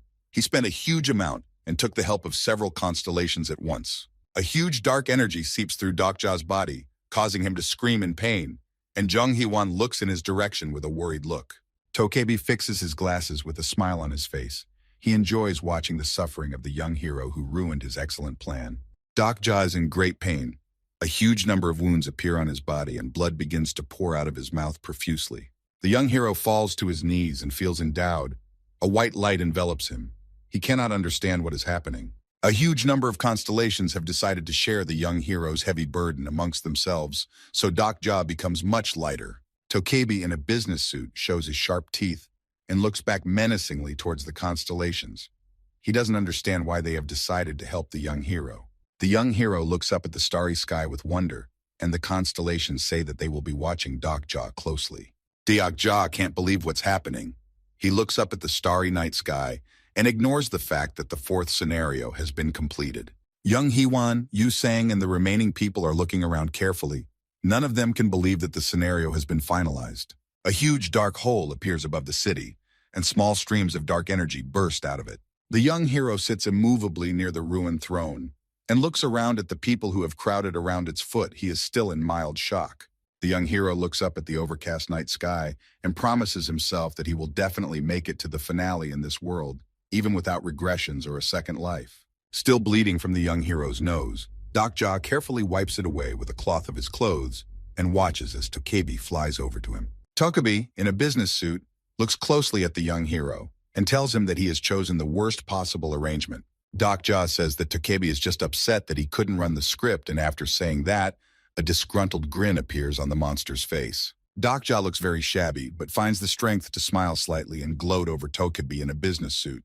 People look toward the ruined throne with indignation and incomprehension, some of them not understanding what to do next.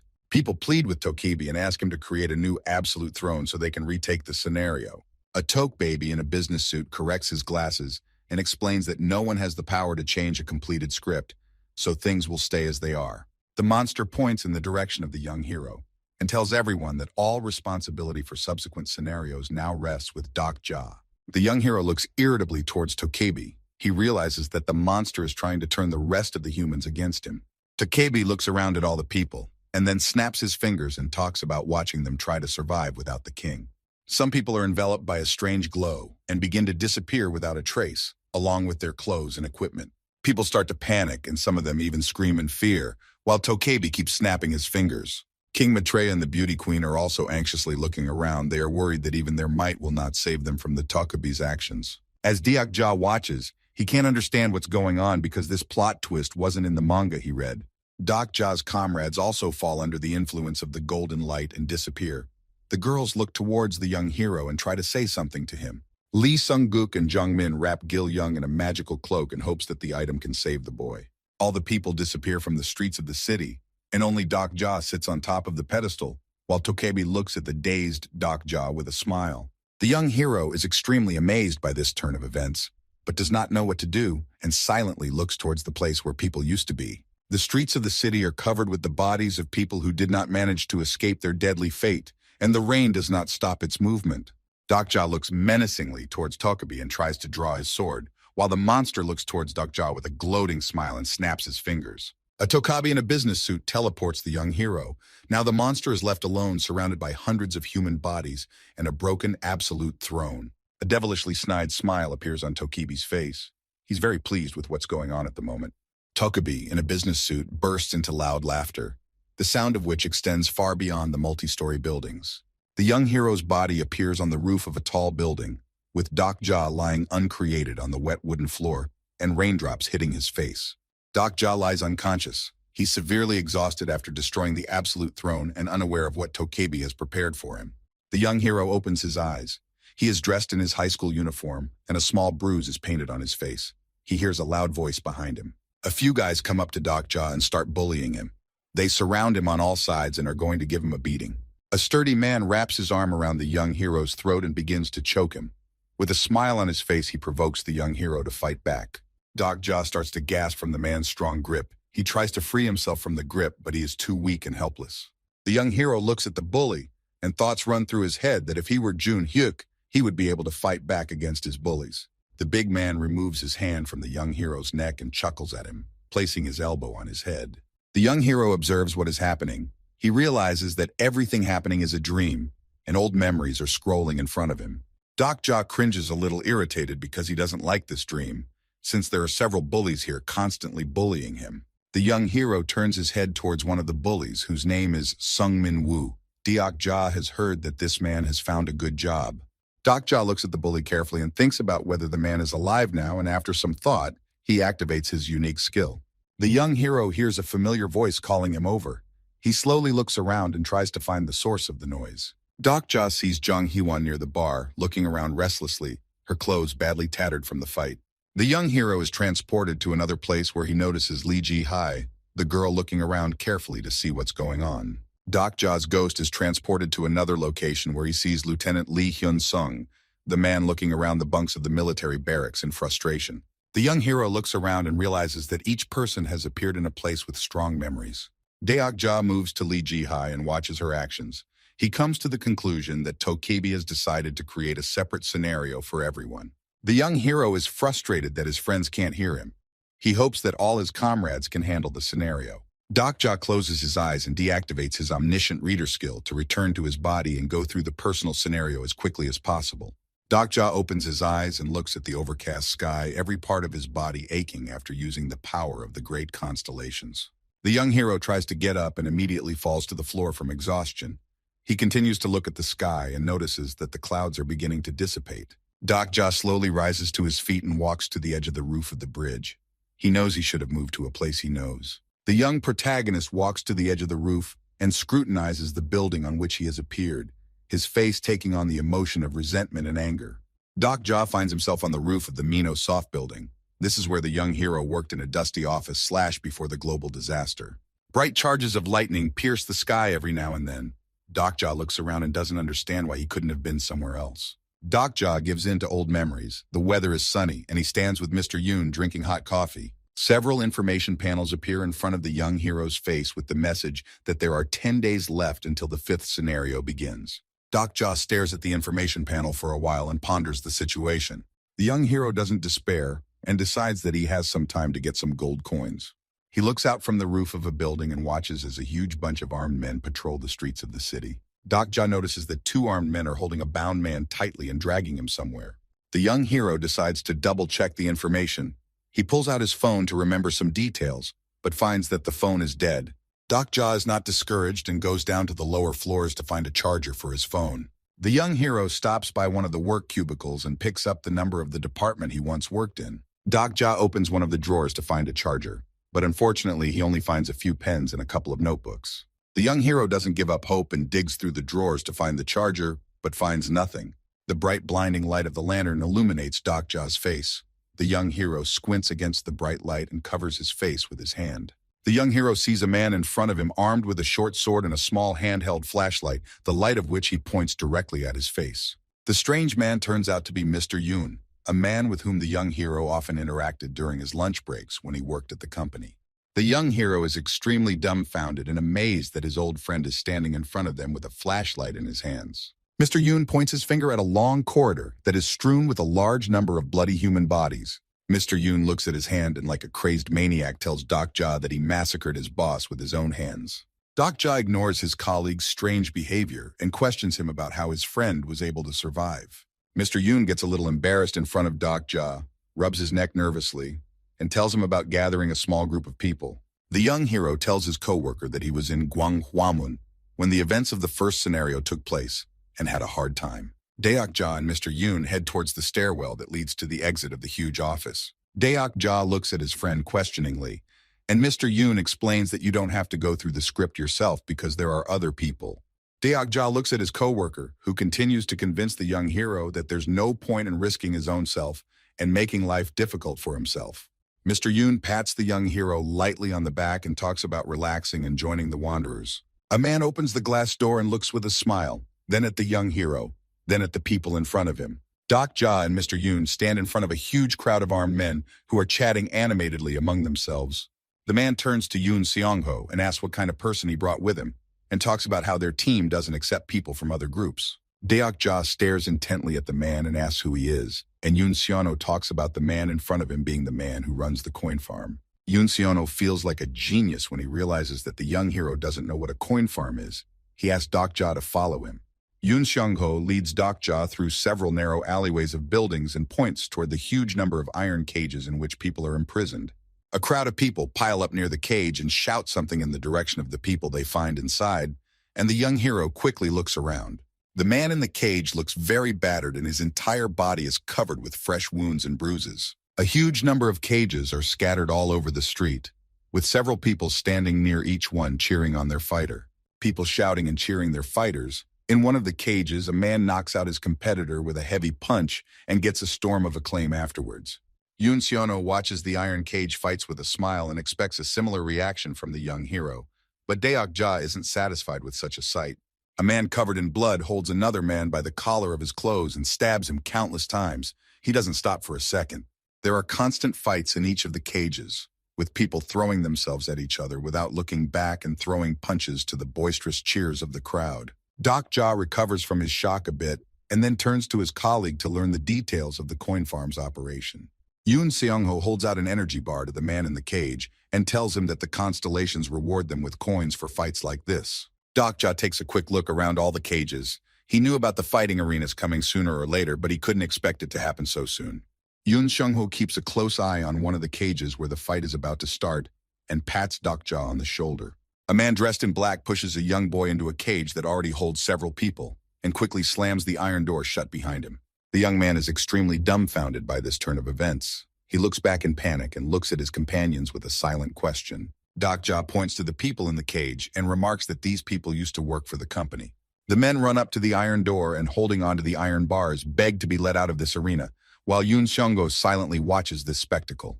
The man standing outside the cage tosses a short sword to the three men and suggests they fight amongst themselves. On the concrete floor of the cage lies a short iron sword.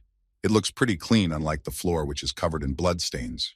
The young man carefully picks up the short sword and looks perplexedly in the direction of his companions, who have forcibly thrown him into this iron cage. Yoon Seong-ho points out to the young guy the three people who are also in the cage and says that they all worked for the company. The young boy is completely unaware of what Yoon Seong-ho is talking about and why he was thrown a short sword, and some constellations are watching him closely. The guy's clothes are covered with golden armor, which is illuminated by light. He is extremely amazed by this turn of events and does not know what he should do. A window appears in front of the man with the message that he can now carry out his revenge, but the guy still doesn't understand what's going on. Yoon Seonyo moves in closer to the cage and crosses his arms across his chest. He tells the guy in front of him that all the bosses are in front of him. The guy clutches his short sword tightly, and his clothes now resemble more gladiatorial armor than a work suit. The newcomer looks restlessly back and forth at his short blade and at the men in front of him, but hesitates to attack them. The newcomer rises to his feet and looks toward his opponents with an angry expression, while several constellations prepare to sponsor revenge. Yoon Seonyo chuckles quietly and enjoys watching the events in the cage, while Deok-ja is extremely amazed at the inhumanity of humans. The young hero is distracted from the cage show when he hears the voice of the arena owner saying that fresh meat has arrived. Deok-ja looks towards the people being led into the cage and notices that one of them is familiar to him, and his face takes on a frightened expression. Deok-ja sees that in an iron cage, among other prisoners, is the first apostle who was able to be captured, and now the girl is locked in a cage. The plagiarist Han Soo-yeon is lying in a cage and has no idea that she will soon have to fight in the gladiatorial arena for her life. Loud voices of people and cries for help echo throughout the city, and a huge number of people stand over the cages and make fun of their gladiators. A few people pass by and decide with a game of stone, scissors, paper to decide which of their gladiators will go to the next battle first. The young hero looks at the plagiarizer Han Soo-yeon with concern. He doesn't know what to do with her. Deok-ja carefully considers the situation. He knows that the current course of events has changed drastically. The young hero catches himself in the disgusting thought that he wanted to get rid of the first apostle. Yoon Seong-ho puts his hand on Deok-ja's shoulder and talks about being able to use the prophet if he does something in return. Mr. Seono notices that the young hero is in a group. He offers to introduce him to Deok-ja's group to increase his influence in the city. Yoon Seono points out the two legendary swords that the young hero wears on his belt and asks Deok-ja to introduce him to his group. The young hero doesn't take his eyes off the plagiarizer Han Soo-young and talks about how he has no problem introducing Yoon Seon-ho to his group. Deok-ja points his finger toward the cages where the gladiatorial battles take place, and Sun-ho looks questioningly at the young hero's hand. Deok-ja points to the fight arenas and talks about if his friend stops doing that, he'll agree to introduce him to the team. The newcomer clutches the blade tightly in his hands and heads towards the bosses, who are breathing heavily and trying to calm their subordinate. In other iron chambers, there are endless gladiatorial battles that are fueled by the words of others. Deok-ja asks to let the people in the cages go, and Yoon Seon-ho only looks at the young hero with a smile, not understanding his words. Yoon Seon-ho is surprised when he realizes that Deok-ja wants to let all the people go. He freezes for what a moment and looks at the young hero. Yoon Seon-ho scratches the back of his head nervously. He points to the people locked in cages and asks Deok-ja why he wants to rescue them.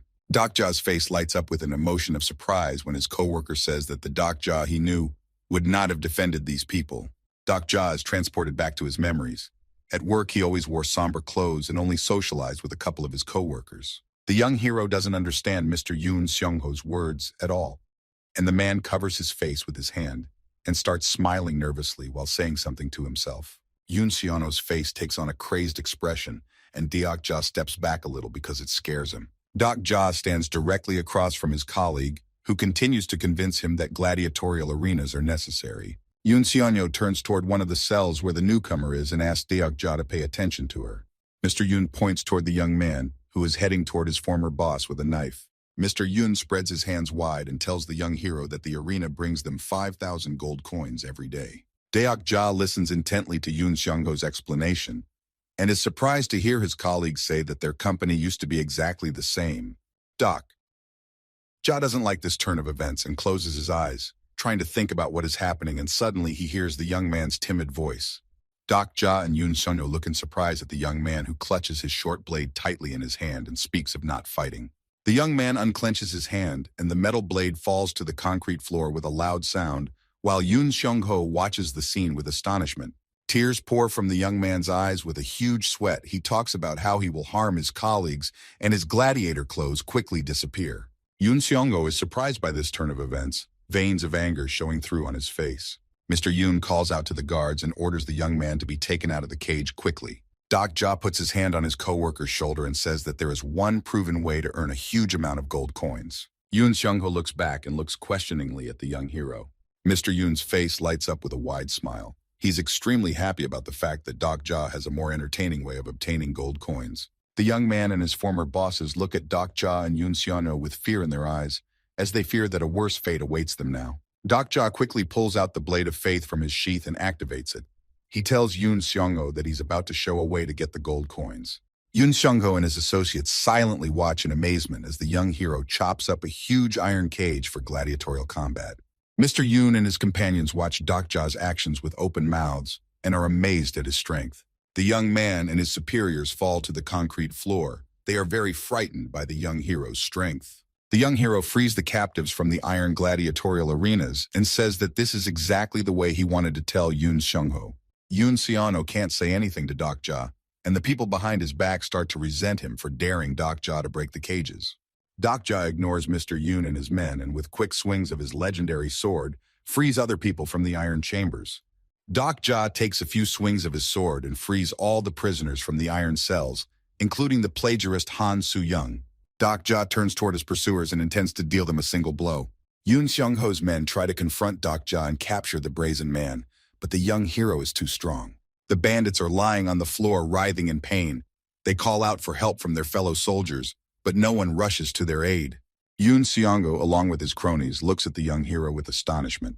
The young hero takes a quick look around at the people crowded around him and opens several information panels.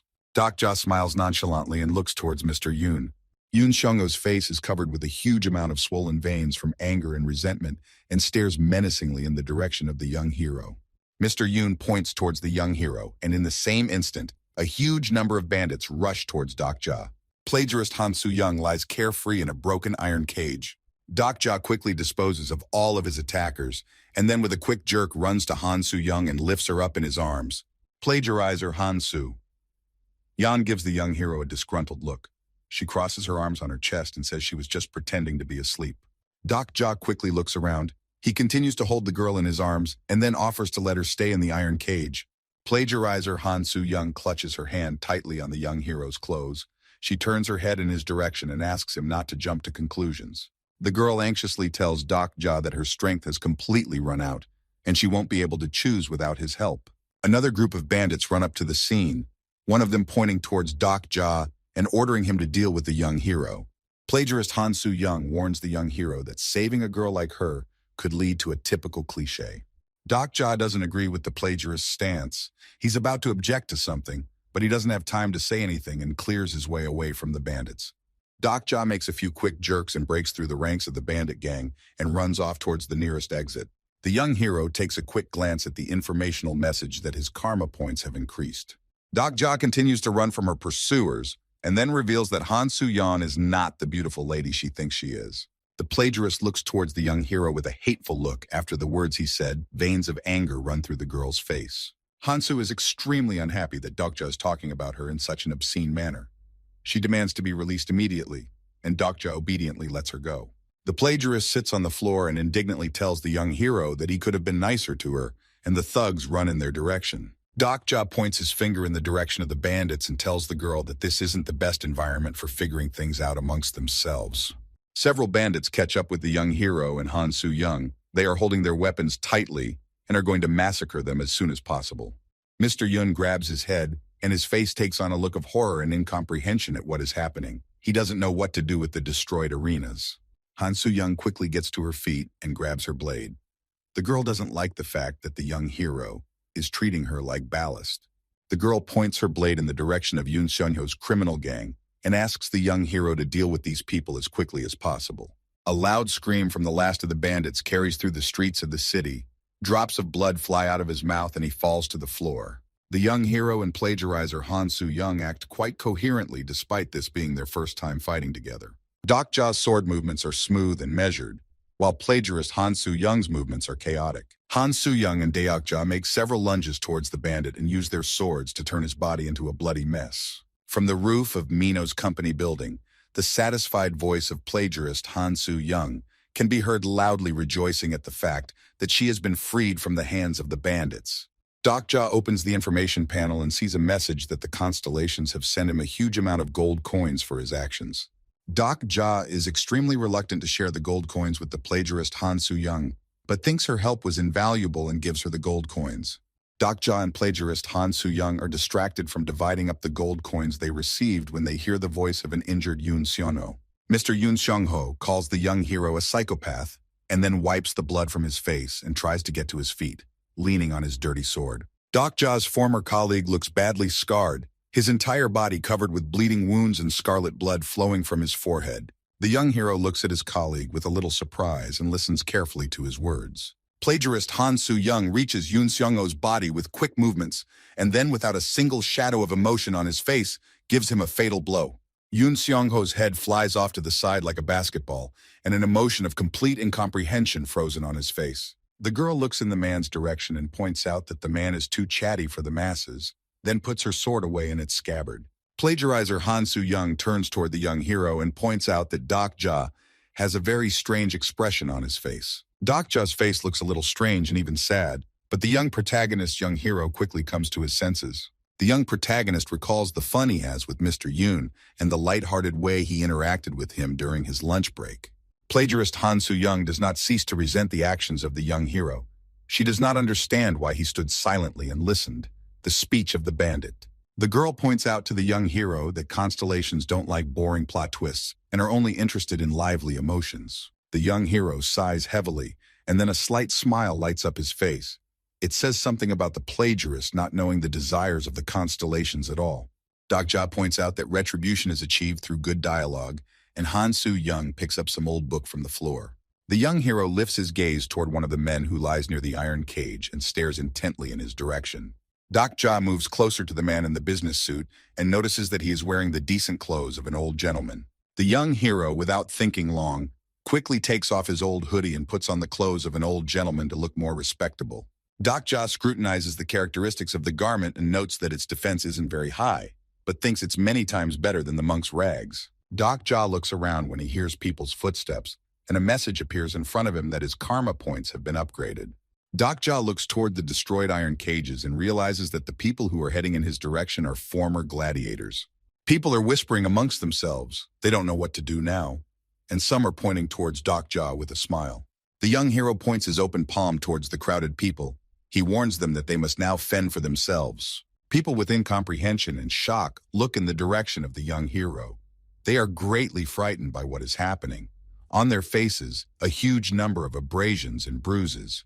Dokja is well aware that his words sound very cold-blooded, but he can't constantly care about the lives of all the people he saves.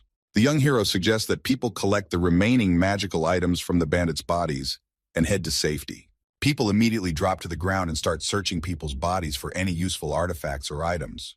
The ex-convicts start to figure things out amongst themselves and fight over the artifacts they've managed to find. Tension is gradually rising.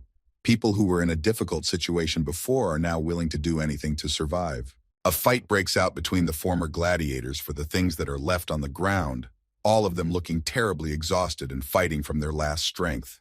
The young hero looks around contemptuously at the people fighting amongst themselves. He cannot believe that the human soul is so rotten in this world. Dokja watches the people fighting amongst themselves. He assumes that Tokebi sent him here on purpose to show him a world without a king. Near the iron grate lies the body of a man who is completely disfigured by short wounds. All his clothes are tattered rags. The huge highway is completely filled with the bodies of people, all of them lying immovably on the wet pavement, with a huge pool of blood spreading out beneath them. Plagiarist Hansu Yan is sick of watching this pointless fight. She folds her arms across her chest and is about to give a speech. The girl points out that people have completely forgotten about common sense. She says it's best to band together to survive. Hansu Yan points out that there are a huge number of necessities on Earth, and there's no point in fighting over an extra trinket. The girl points her finger at the surprised Dokja and talks about how no extra trinket or object can help one become stronger. People freeze in an instant and stare intently in Hansu Yan's direction, carefully considering the girl's words. The young hero is extremely delighted by the girl's words. He listens attentively to the plagiarist, and Hansu Yang continues to convince people of the stupidity of their actions. The former gladiators nervously scratch their heads and help their former opponents stand up and stop the pointless fighting amongst themselves. Hansu Yan looks away from the people, and the young hero nervously grits his teeth because he realizes that the plagiarizer used words from the short story. Plagiarizer Hansu Yang turns away from the young hero and then speeds away quickly, trying to get away from Dokja as fast as possible. The young hero stares silently in the wake of the fleeing girl, and his face is painted with the emotions of surprise and incomprehension. Hansu Yan quickly runs away from the young hero without turning around for a second, with a small black backpack hanging on her shoulders. Dokja decides to chase after the girl and quickly rushes towards her, and Hansu Yang resents that Dokja decided to chase after her. Hansu Yan looks back unhappily when she hears Dokja's rebuke from behind her about the girl copying other characters' lines. The young protagonist recalls that in a novel about survival methods, Jun Hyuk said the exact same phrase about allies that Hasu mentioned. Hansu Yan speeds up her run and talks about how her words are not plagiarized at all because they belong to her short story. Dokja catches up to Hansu Yan with quick jerks. He reaches out his hand towards the girl's back to grab her and stop her. The young hero grabs the girl by her clothes and says with a nonchalant face that she should pay him for saving Hansu Yang. Plagiarizer Hansu Yang menacingly looks back in the direction of the young hero and talks about how she doesn't have a charger. The clouds are lazily moving across the city sky and completely obscuring the sky, making it quite difficult to tell what time of day it is. Plagiarizer Hansu pulls out her phone and talks about how she lost all her chargers on Gwangwaman, so she won't be able to help Dokja. The young hero extends his hand toward the girl's phone and demands that the plagiarizer give him her short story. Dokja loses his patience and snatches the phone from the plagiarizer Hansu Yang with a deft hand movement. Dokja scrutinizes the screen of the girl's phone and examines her files. Dokja flips through a few files and suddenly finds something interesting. Hansu Young's novella title, Infinite Class Infinite Regressor, is painted on the screen of the smartphone. In the plagiarist novella, Jun Hyuk opens the information panel and gets very excited about the fact that he was able to get a rare ability, the Sage's Eye. The next page of the novel shows a smiling Jun Hyuk continuing to explore his abilities with the help of an information string. As Dokja carefully reads the first pages of Hansu Young's novel, he can't believe his eyes at what he sees right now in front of him. Hansu Young continues her attempts to get her phone back, but she can't manage the young hero. The young hero is extremely dissatisfied with what he saw on his phone. He looks at Han Soo-young disappointedly. Plagiarizer Han Soo-yeon continues to deny her guilt. She talks about how her novel is completely different from other works. Amidst the tall buildings of the city, a wrecked car can be seen on the road, a relic of a past peaceful life. There doesn't seem to be a single soul in the city right now. Dak-ja holds Han Soo's head with one hand, who is extremely unhappy with the accusations she is receiving about her, while holding a phone in the other hand. Dak-ja pays no attention to the girl and keeps pushing her aside, not allowing her to take the cell phone. Dak-ja turns his head toward Han Soo-young and asks the girl if she knows about the location of the meteorite from the fifth scenario. Plagiarizer Han Soo-young removes Dak-ja's hand from his head and tells him to stay away from her. Dak-ja recalls the first time he saw the Fire Dragon meteorite when he met the prophets at a subway station. Dak-ja and Han Soo-yeon slowly step on the stone tiles and discuss future plans. The young hero contacts a tokebi named Bi-hyun to find out from him if his artifacts have sold at auction. Dak-ja imagines in his head a meeting of the tokebi who are discussing the current situation surrounding the destruction of the Golden Throne. Dak-ja opens the blue panel and discovers an interesting tab. After opening it, a huge golden panel appears in front of him. Dak-ja is looking at Tokebi's bag with a smile on his face. He is extremely happy that Bi-hyun is actively promoting his store. Dak-ja opens the auction window and discovers that all the items have been sold for insane amounts of money. The young hero is extremely resentful of this turn of events because he didn't plan to sell all the items at once. In Dak-ja's mind, silhouettes of the prophet Anna Croft and several people from other countries who can buy any item pop up.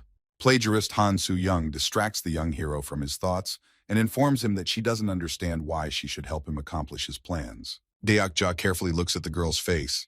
He realizes that taking Han Soo-young with him is quite risky. The young hero continues to stare silently in Han Soo-young's direction for a while without saying a single word. Dak-ja decides that the girl's abilities are extremely useful after all, as she is one of the few people who knows the plot of the novel. The young hero recalls the girl's words about finding allies you can trust if you're not strong enough. A small blue window appears in front of the plagiarized Han Soo-young, and the young hero points toward that window and suggests that the girl sign a contract.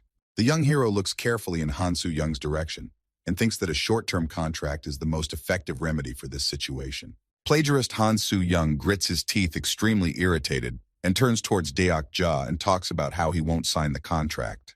Han Soo-yeon points out one of the clauses in the contract to Dak-ja and is extremely resentful of the fact that she is an executive when she signed the contract. After a few minutes of outrage and arguments, plagiarist Han Soo-yeon sighs heavily and declares with full confidence that he will sign this contract. Dak-ja looks at Han Soo-young with surprise when he learns from her that she's only willing to sign the contract if certain conditions are met. Plagiarizer Han Soo-yeon looks at the young hero with a smile and waves her right hand, saying that she has a huge pile of questions for him. The girl stares intently at the young hero and warns him that she will use a lie detector. Dak-ja nods silently and looks uncertainly towards Han Soo-young, who activates the lie detector and is about to ask him some questions. In front of Han Soo-yeon, an information bar with some of the clauses of the temporary contract hangs in front of her. A sepulchral silence hangs in the air. The sky is completely covered with clouds, but even through them, you can see the stars twinkling in the sky. The plagiarizer Han Soo-young asks the young hero what his main attribute is, and the young hero absent-mindedly looks toward the girl and doesn't know how to answer her question. Puddles of dried blood are visible on the road. A slight tension flies in the air because the young hero is silent for quite a long time and ponders the girl's question. Dak-ja catches himself thinking that he still hasn't gotten his main attribute and doesn't know what he should say to Han Soo-young in response to her question. The young hero spreads his hands and talks about how he has no idea what his main attribute is, and plagiarizer Han Soo-young stares at Dak-ja with his mouth open after his answer. Han Soo-yeon is extremely dumbfounded by this turn of events. She suggests that her lie detector might have broken and nervously taps herself on the head. Plagiarizer Han Soo-yeon is extremely pissed off by Dak-ja's response. She was hoping to learn as much as possible about the young hero, and in return she received no information. The girl asks the next question and inquires with interest from the young hero as to why he decided to give up his right to sit on the absolute throne. Plagiarist Han Soo-young points out that because of the young hero's actions, all her plans fell apart, and she had to spend a huge amount of time working with the apostles, who are very bad at thinking. The girl's face takes on a horrible grimace. She clutches an invisible object in her hand and talks about how, if she had the right to the throne in her hands, they would have been in a different scenario long ago. and Seoul would be lying in ruins. The young hero only nods silently in Han Soo-young's direction, and her ability as a truth detector says that Deok-ja has confirmed that what the girl says is completely true. Han Soo-yeon points out that she was planted with a fake sword, and if it was real, she'd definitely do well, while the young hero points out that the girl just doesn't know how to handle the legendary artifact. Plagiarizer is extremely taken aback by the young hero's words that if someone were to occupy the absolute throne, all humans would surely die. Plagiarizer Han Soo-young begins to look anxiously in the direction of the young protagonist.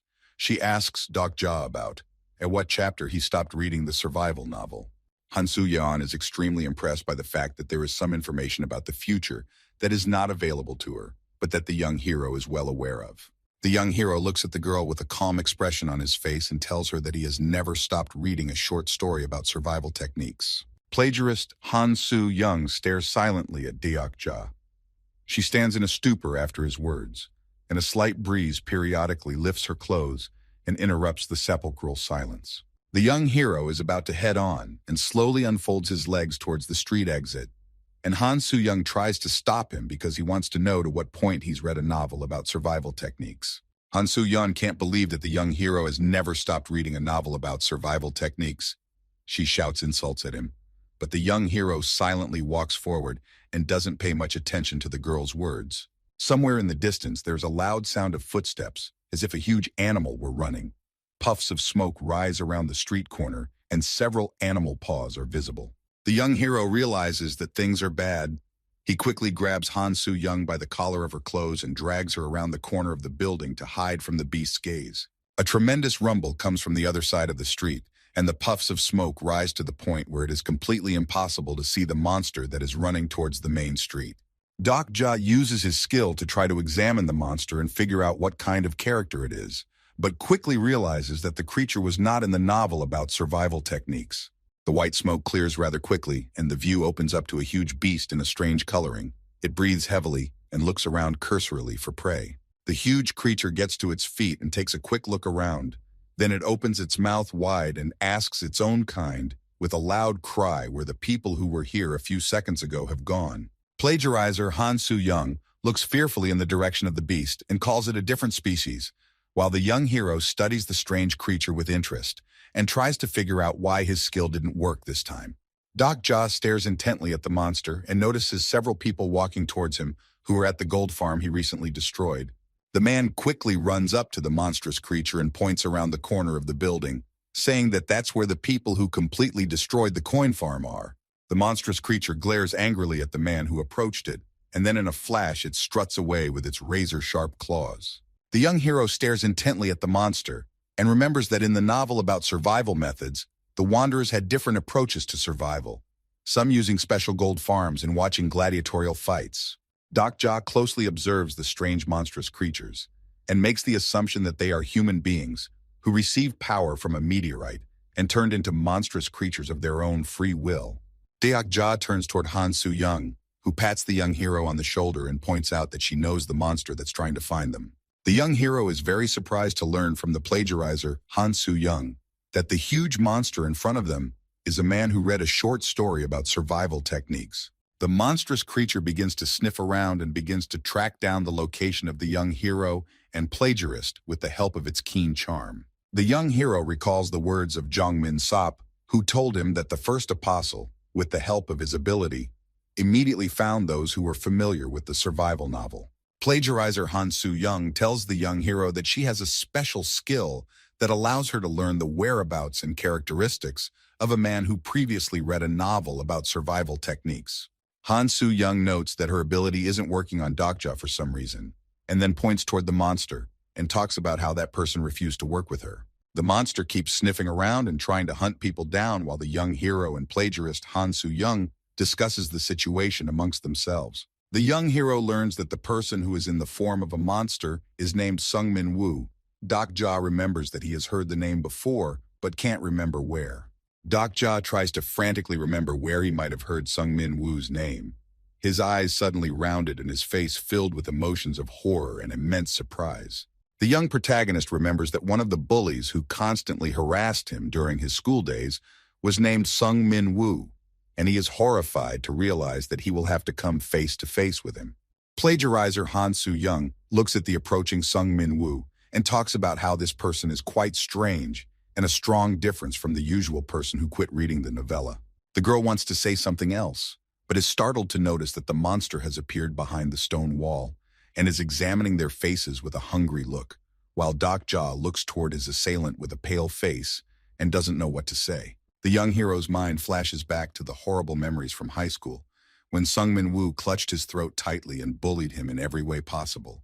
A huge, monstrous creature that used to be a human, named Sung Min-woo, looms menacingly over the young hero and plagiarist, showing them the full power of his magnificent body.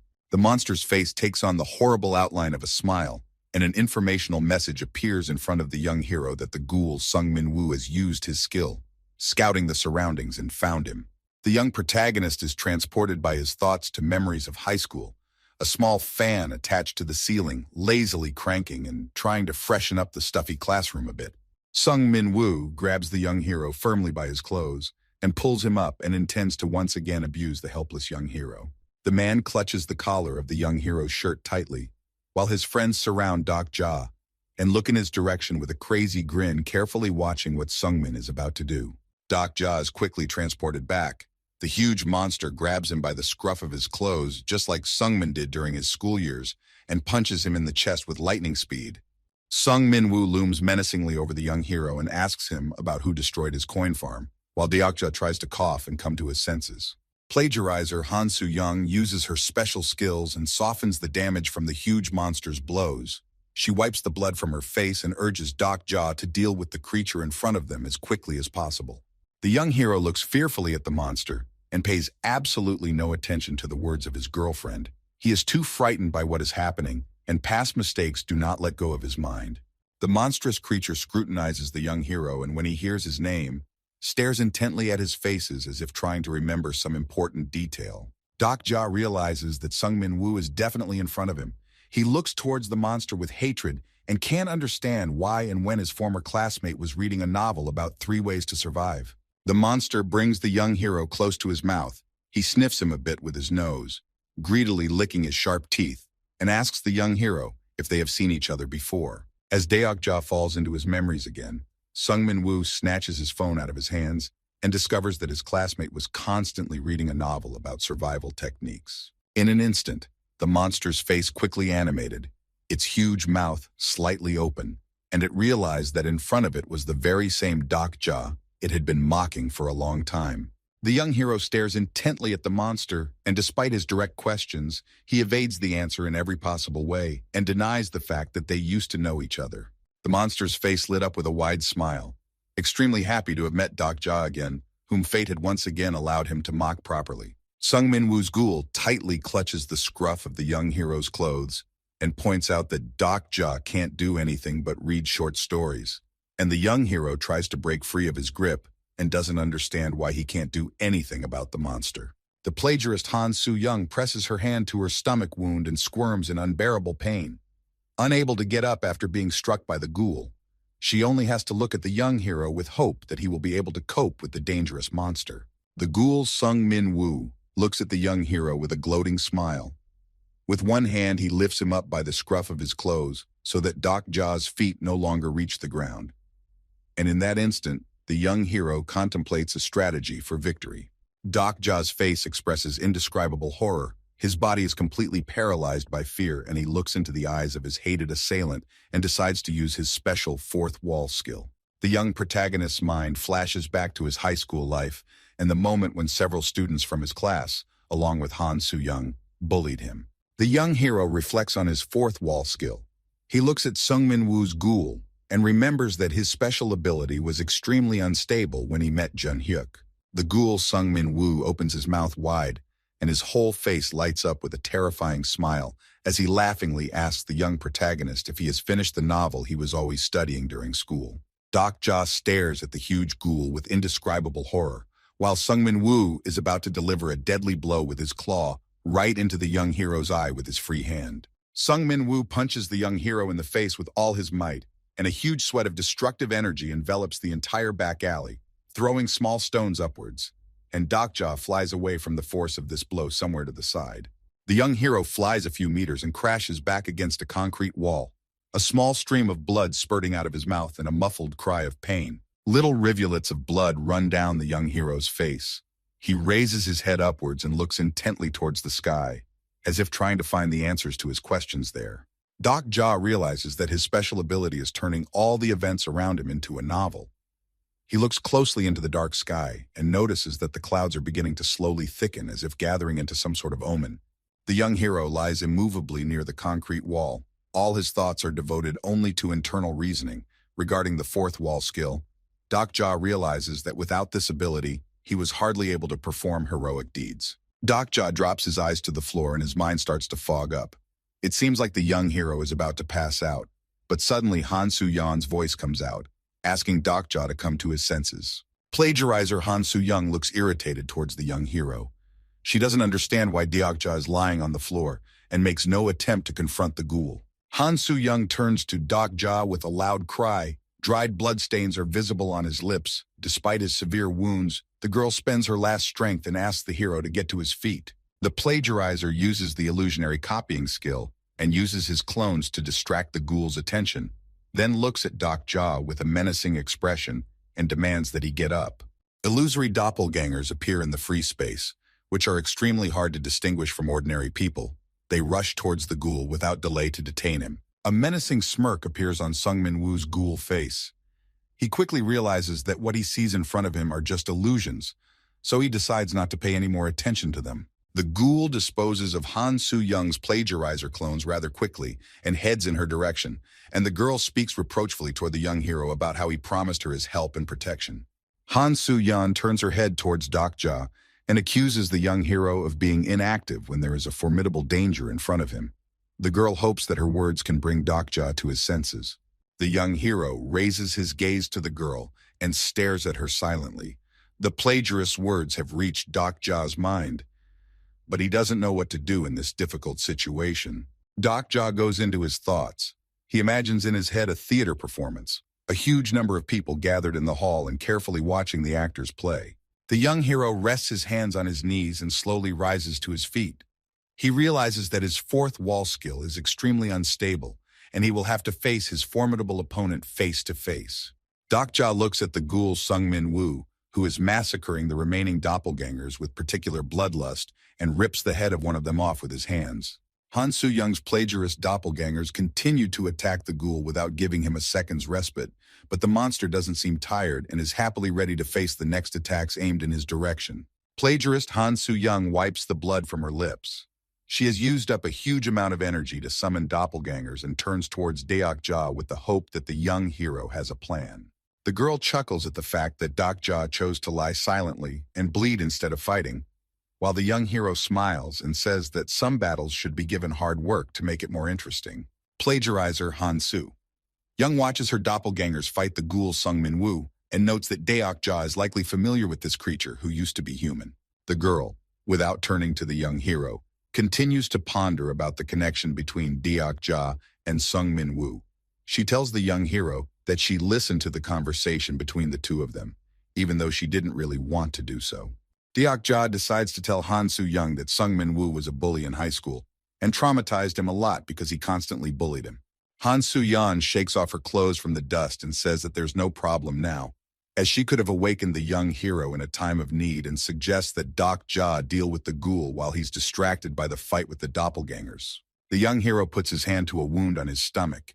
He notices that the pain from the wounds is much worse than usual and makes the assumption that his special skill used to dull the perception of pain.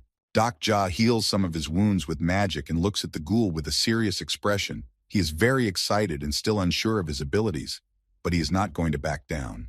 As the young hero looks at the ghoul, who looks intoxicated from the battle, Dokja tries to convince himself that the man in front of him is not a school bully at all, but just another monster. Dokja replayed the memories in his head and then quickly chased them away and told himself that he was no longer a high school student who was constantly bullied at school. The young hero clenches his fist tightly. He is sure that if he doesn't deal with the ghoul now, he will have serious problems with people who have hurt him in the past. Suddenly, An information panel appears in front of Doc Ja with a message saying that the young hero is getting an additional script to complete in a short period of time. Doc Ja is extremely surprised that the constellations gave him a personalized additional script to overcome the grass. He ponders for a while regarding this information and then heads towards the monster. The young hero puts his hand on the plagiarist Han Soo-young's shoulder. He asks the girl to wipe the blood from his nose and stand behind him while he deals with the ghoul. Doc Ja takes slow steps towards Sung Min Woo's ghoul, using the information panel to spend his gold coins and increase his characteristics. Each successive step of Doc Ja seems louder than the previous one. He spends a huge amount of gold coins and his stats increase by 2 times, and electric shocks appear around his body. The young hero pulls out his legendary artifact of the Sword of Faith and changes his attribute to that of a saint, and the plagiarizer Han Soo-young looks at Doc Ja in surprise and asks him if he's okay. The ghoul Sung Min Woo quickly disposes of the remaining plagiarist clones, and then raises his gaze towards the young hero and looks at him intently. Doc Ja ignores the fact that his special fourth wall skill is extremely unstable, because he is now fully prepared to face his fears head-on and finish off the ghoul. The young hero quickly jerks near Sung Min Woo's ghoul and gives him several quick blows to the neck area, while the monster looks at Doc Ja in surprise and can't keep up with his speed. The ghoul Sung Min Woo looks at Doc Ja dumbfounded and can't believe that some person can have such tremendous speed. He tries to fend off his attacks but fails. The monster realizes that the young hero has become much stronger, so he takes a powerful leap off the ground and tries to break the distance between himself and Doc Ja as quickly as possible. Doc Ja has no intention of letting his opponent go, so he invests 7,000 gold coins in agility to catch up with the ghoul and finish him off. The young hero stares menacingly at the ghoul Sung Min Woo, his body encompassed by torrents of storm wind due to his high characterization values. Doc Ja quickly closes the distance between him and the monster and chops off his arm in the blink of an eye, while Sung Min Woo stands frozen in place and doesn't realize what's happening. The ghoul uses his ability and quickly recovers his severed arm. He glares menacingly at Doc Ja and intends to avenge the damage he has done. The young hero is extremely amazed by Sung Min Woo's regeneration speed. He assumes that the ghoul has a strong sponsor, however. He is completely confident in his victory and continues to deliver deadly blows to the monster. Doc Ja puts his sword away in its scabbard and decides to invest his remaining gold coins in strength to deal with his opponent with his bare hands. Bright electric flashes surround the young hero, and an informational alert appears in front of him that his power is so great that it has attracted the attention of giants. The ghoul Sung Min Woo recovers his arm and looks warily towards the young hero, not understanding why his opponent has decided to put his sword away in its scabbard. Doc Ja notes that he didn't greet his old buddy properly, and at the same instant he makes a lightning leap and punches the ghoul with all his might right in the face. Ja's fist hits the formidable face of Sung Min Woo's ghoul. The monster's entire body is pierced by a huge electrical energy that causes a huge amount of damage to the monster.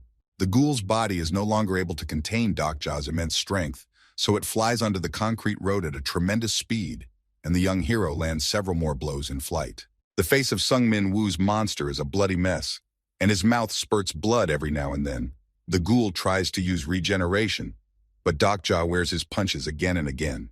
The young hero stands over the body of the defeated ghoul. He offers Sung Min Woo to apologize to him if he has any shred of conscience left. Doc Ja tells the ghoul Sung Min Woo that he's extremely happy to see them, and then he's going to continue his series of powerful punches. The young hero's heart starts beating harder. He mentally goes back to his memories, and because of that, his fists start shaking with fear. The young hero sees not a ghoul, but Sung Min Woo in human form, the bully looking at him menacingly and about to take down Doc Ja. Doc Ja freezes in fear. His clothes turned into a school uniform, and he holds the bully Sung Min Woo by the scruff of his clothes. Unconscious fear pervades the young hero's entire body, and he begins to shake. Doc Ja begins to shake and become covered in cold sweat, and a small smile flickers across his face. Plagiarizer Han Soo-young silently looks at Doc Ja. He's holding tightly to his broken arm and breathing heavily. The girl hopes the young hero can handle the monster on his own. The young hero's fist won't stop shaking, even though he is now several times stronger than the ghoul. Doc Ja is extremely dissatisfied with his internal state, but continues to strike at the monster. Doc Ja beats the face and body of the ghoul Han Soo-young with great speed. Not stopping for a second, he tries to calm his trembling, but nothing succeeds. The ghoul Sung Min Woo ignores Doc Ja's blows and talks about how he won't apologize to the reclusive man who loves reading short stories. Dokja continues to beat up Sungmin Woo and tells the ghoul that his love of short stories has helped him change a lot and become a completely different person. The other ghouls watch in horror as Dokja beats their leader. They don't dare to come closer because they fear retribution. Other clones of Han Soo-young appear near the monsters and quickly dispatch the terrified ghouls, while Dokja ignores the situation around him and continues to beat up his assailant. The ghoul Sungmin Woo can't take the pain anymore now and asks Dokja to stop this beating, but the young hero doesn't stop and keeps punching the ghoul in the face. Dokja continues to beat Sungmin Woo over and over again and pays no attention to his pleas for him to stop. The ghoul's strength is gradually depleted and he can no longer regenerate. Sungmin Woo's monster closes his hands and apologizes to him for what he did in high school, and the young hero pauses for a few moments and listens intently to his adversary. Dokja smiles slightly and says something about how Sungmin Woo never realized anything. The young hero once again swings his fist and continues punching the ghoul. The young hero beats up Sungmin Woo and reveals that he's not doing it to get the bully to apologize to him, because he already knows that his classmate was completely wrong in what he did. Dokja holds the ghoul Sungmin Woo tightly by the mane and talks about how the bully should apologize not only to him, but also to that high school student who kept getting beaten up. Behind the young hero appears his own silhouette, only a few years younger, and wearing a high school uniform, while Dokja continues to beat up the monster and ponder the situation in his head. The young hero looks menacingly at Sungmin Woo and wants to stop this madness, but he can't. The feeling of revenge completely overshadows his mind, and his hands automatically strike. Dokja turns back and looks at his ghost from the past. He realizes that as an adult he must stop the violence, but he can't leave Sungmin Woo unpunished. The young protagonist recalls coming home and reading a short story about 3 ways to survive on his computer screen. Young Dokja carefully reads the passages where Jun Hyuk takes down his abusers and wonders how this character would act in his place. In the pages of the novel, Jun Hyuk looms menacingly over the man who betrayed him. He puts his foot over the man's head and is about to deal him a single blow. Jun Hyuk slices through the man's torso with a broad swing of his sword to avenge the betrayal he committed during the last regression.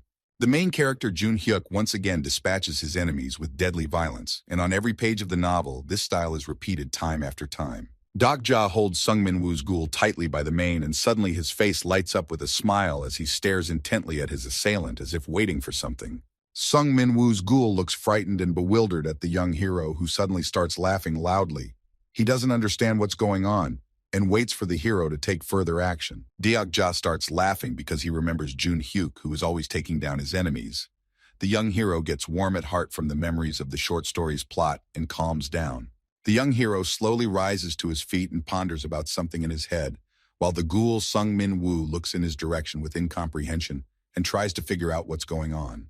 Dokja clenches his fist tightly and points it towards the ghoul, and the monster looks fearfully at the young hero and listens to him say that he still enjoys reading short stories despite his age. The young hero's face lights up with a radiant smile. The whole world behind him seems to take on the brightest colors. Dokja swings his fist with all his might and hits the monster right in the face. A huge, destructive explosion reaches all the streets of the city. The body of the ghoul flies with great speed into the wall of the building, destroying all the obstacles in its path. A wave of blue energy illuminates tall buildings, and small rocks rise high up, as if gravity had temporarily ceased to exist in the city. The ghoul's body slams into the concrete wall, and Sungmin Woo lets out a scream, and a huge amount of blood drips out of his mouth. An information panel with the basic conditions of the personal additional scenario appears in front of the young hero. Doc just stops in place and scrutinizes the blue window. The ghoul Sungmin Woo lies immovably on the ground, his body completely covered in blood-stained marks from the young hero's blows. The plagiarist Han Soo-young approaches the young hero and points to the ghoul's body, telling Dokja that it was extremely cruel of him to beat the monster with his bare hands. Dokja scrutinizes the body of ghoul Sungmin Woo. He's upset that he wasn't able to get rid of his old injury and hopes he won't meet his bully again. The young protagonist smiles slightly and thinks about finally being able to understand himself from the past, and his ghost from the past appears next to him in his school clothes. Dokja opens the information panel, surprised to notice that the constellation is the one who overcomes the trials of the past wants to give him his stigma as a reward for fulfilling the scenario. The young hero was extremely unexpecting to receive a stigma from the constellation as a reward. He quickly opens an additional panel and reads its description. Before Dokja appears with the message that he now has a special defense system that will keep him safe from injury, and the constellation observes this with a slight smile. The young hero continues to study his new stigma and doesn't understand the principle of how it works, while some constellations watch Dokja and laugh at his strange reaction to what is happening. The young hero's face takes on a frustrated look due to the constellations making fun of him. He closes the blue panel and walks over to the plagiarist Han Soo-young, who beckons him over. Plagiarizer Han Soo-young points his finger towards the body of ghoul Sung Min Woo. The girl suggests to finish the monster so that there will be no more trouble from him. As the young hero scrutinizes the ghoul's body, he realizes that Sung Min Woo can take revenge on him, and now is the perfect opportunity to end it all once and for all. Deok-ja quickly turns around and says that this ghoul isn't worth their time and heads along the street, while plagiarizer Han Soo-young looks at the young hero in surprise and doesn't understand the reason for his actions. Not far from the scene is a high-rise shopping center, its doors destroyed and its walls covered in bloodstains. Near its entrance is an overturned car that was thrown here after Dokja's powerful blow.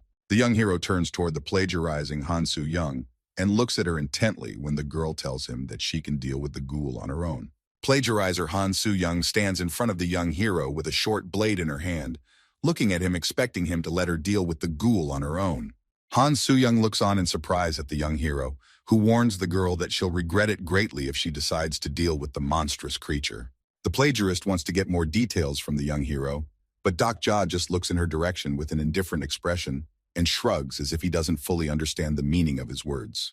Plagiarist Han Soo-young smilingly looks at the ghoul Sung Min Woo lying in front of her, and periodically flips her sword from hand to hand as she prepares to deliver a decisive blow to the monster, and ignores the words of warning from Deok-ja. The sound of bones crunching through the deserted streets, and Dokja watches without much emotion as the plagiarist Han Soo-young slays the monstrous creature with his blade. The girl holds on with both hands to the hilt of her sword, which she plunged into the monster's back, and chuckles slightly at the anticipation of the upcoming reward she'll be able to receive. Plagiarizer Han Soo-young lifts her head up and sees a huge number of information windows appearing in front of her face at a great speed, and is surprised at the large number of notifications she receives. The girl falls to the floor frightened as she finishes reading all the notifications that have come to her. She realizes that her affairs are extremely dire, and the young hero turns around and heads somewhere away from the scene of the battle. Plagiarist Han Soo-young doesn't make a single sound, and with his mouth open in surprise, he revisits the information panels and can't believe his eyes. Dokja pauses for a moment, then turns to Han Soo-young and tells her with a casual smile that she shouldn't have killed the ghoul after all. Plagiarist Han Soo-young realizes that her affairs are extremely dire. She trembles out of fear, and her face slightly veins due to anger at the fact that the young hero did not directly warn her of the possible consequences. The clouds slowly begin to dissipate and a few stars appear in the sky, brightly illuminating the rooftops of the high-rise buildings. Only Han Soo-young's disgruntled voice interrupts the sepulchral silence that has settled over the city. First Apostle Han Soo-young adjusts the backpack on her shoulders and looks at Deok-ja with a disgruntled expression. She realizes that now the Demon King will be looking for her because of the final blow she gave to the ghoul. The girl with tears in her eyes looks over the information tablets time after time, with the hope that the curse will eventually leave her, while Dokja walks beside her and ponders the next step. The Demon King sits on his throne and waits for the hour when he can participate in the scenario. He is one of the most powerful beings, because he refused to become a constellation, and received along with his physical body extraordinary power. As the young hero's mind flashes back to the first time he saw the ghoul Sung Min Woo surrounded by other werewolves, he realizes that his former classmate most likely belonged to the retinue of one of the lower demons. Dokja decides to comfort his girlfriend and tells her that he used to have a friend who was also cursed by a demon, but he didn't die immediately, and the plagiarizer, Han Soo-young, becomes even more resentful after the young hero's words. The moonlight brightly illuminates the leather boots of the young hero.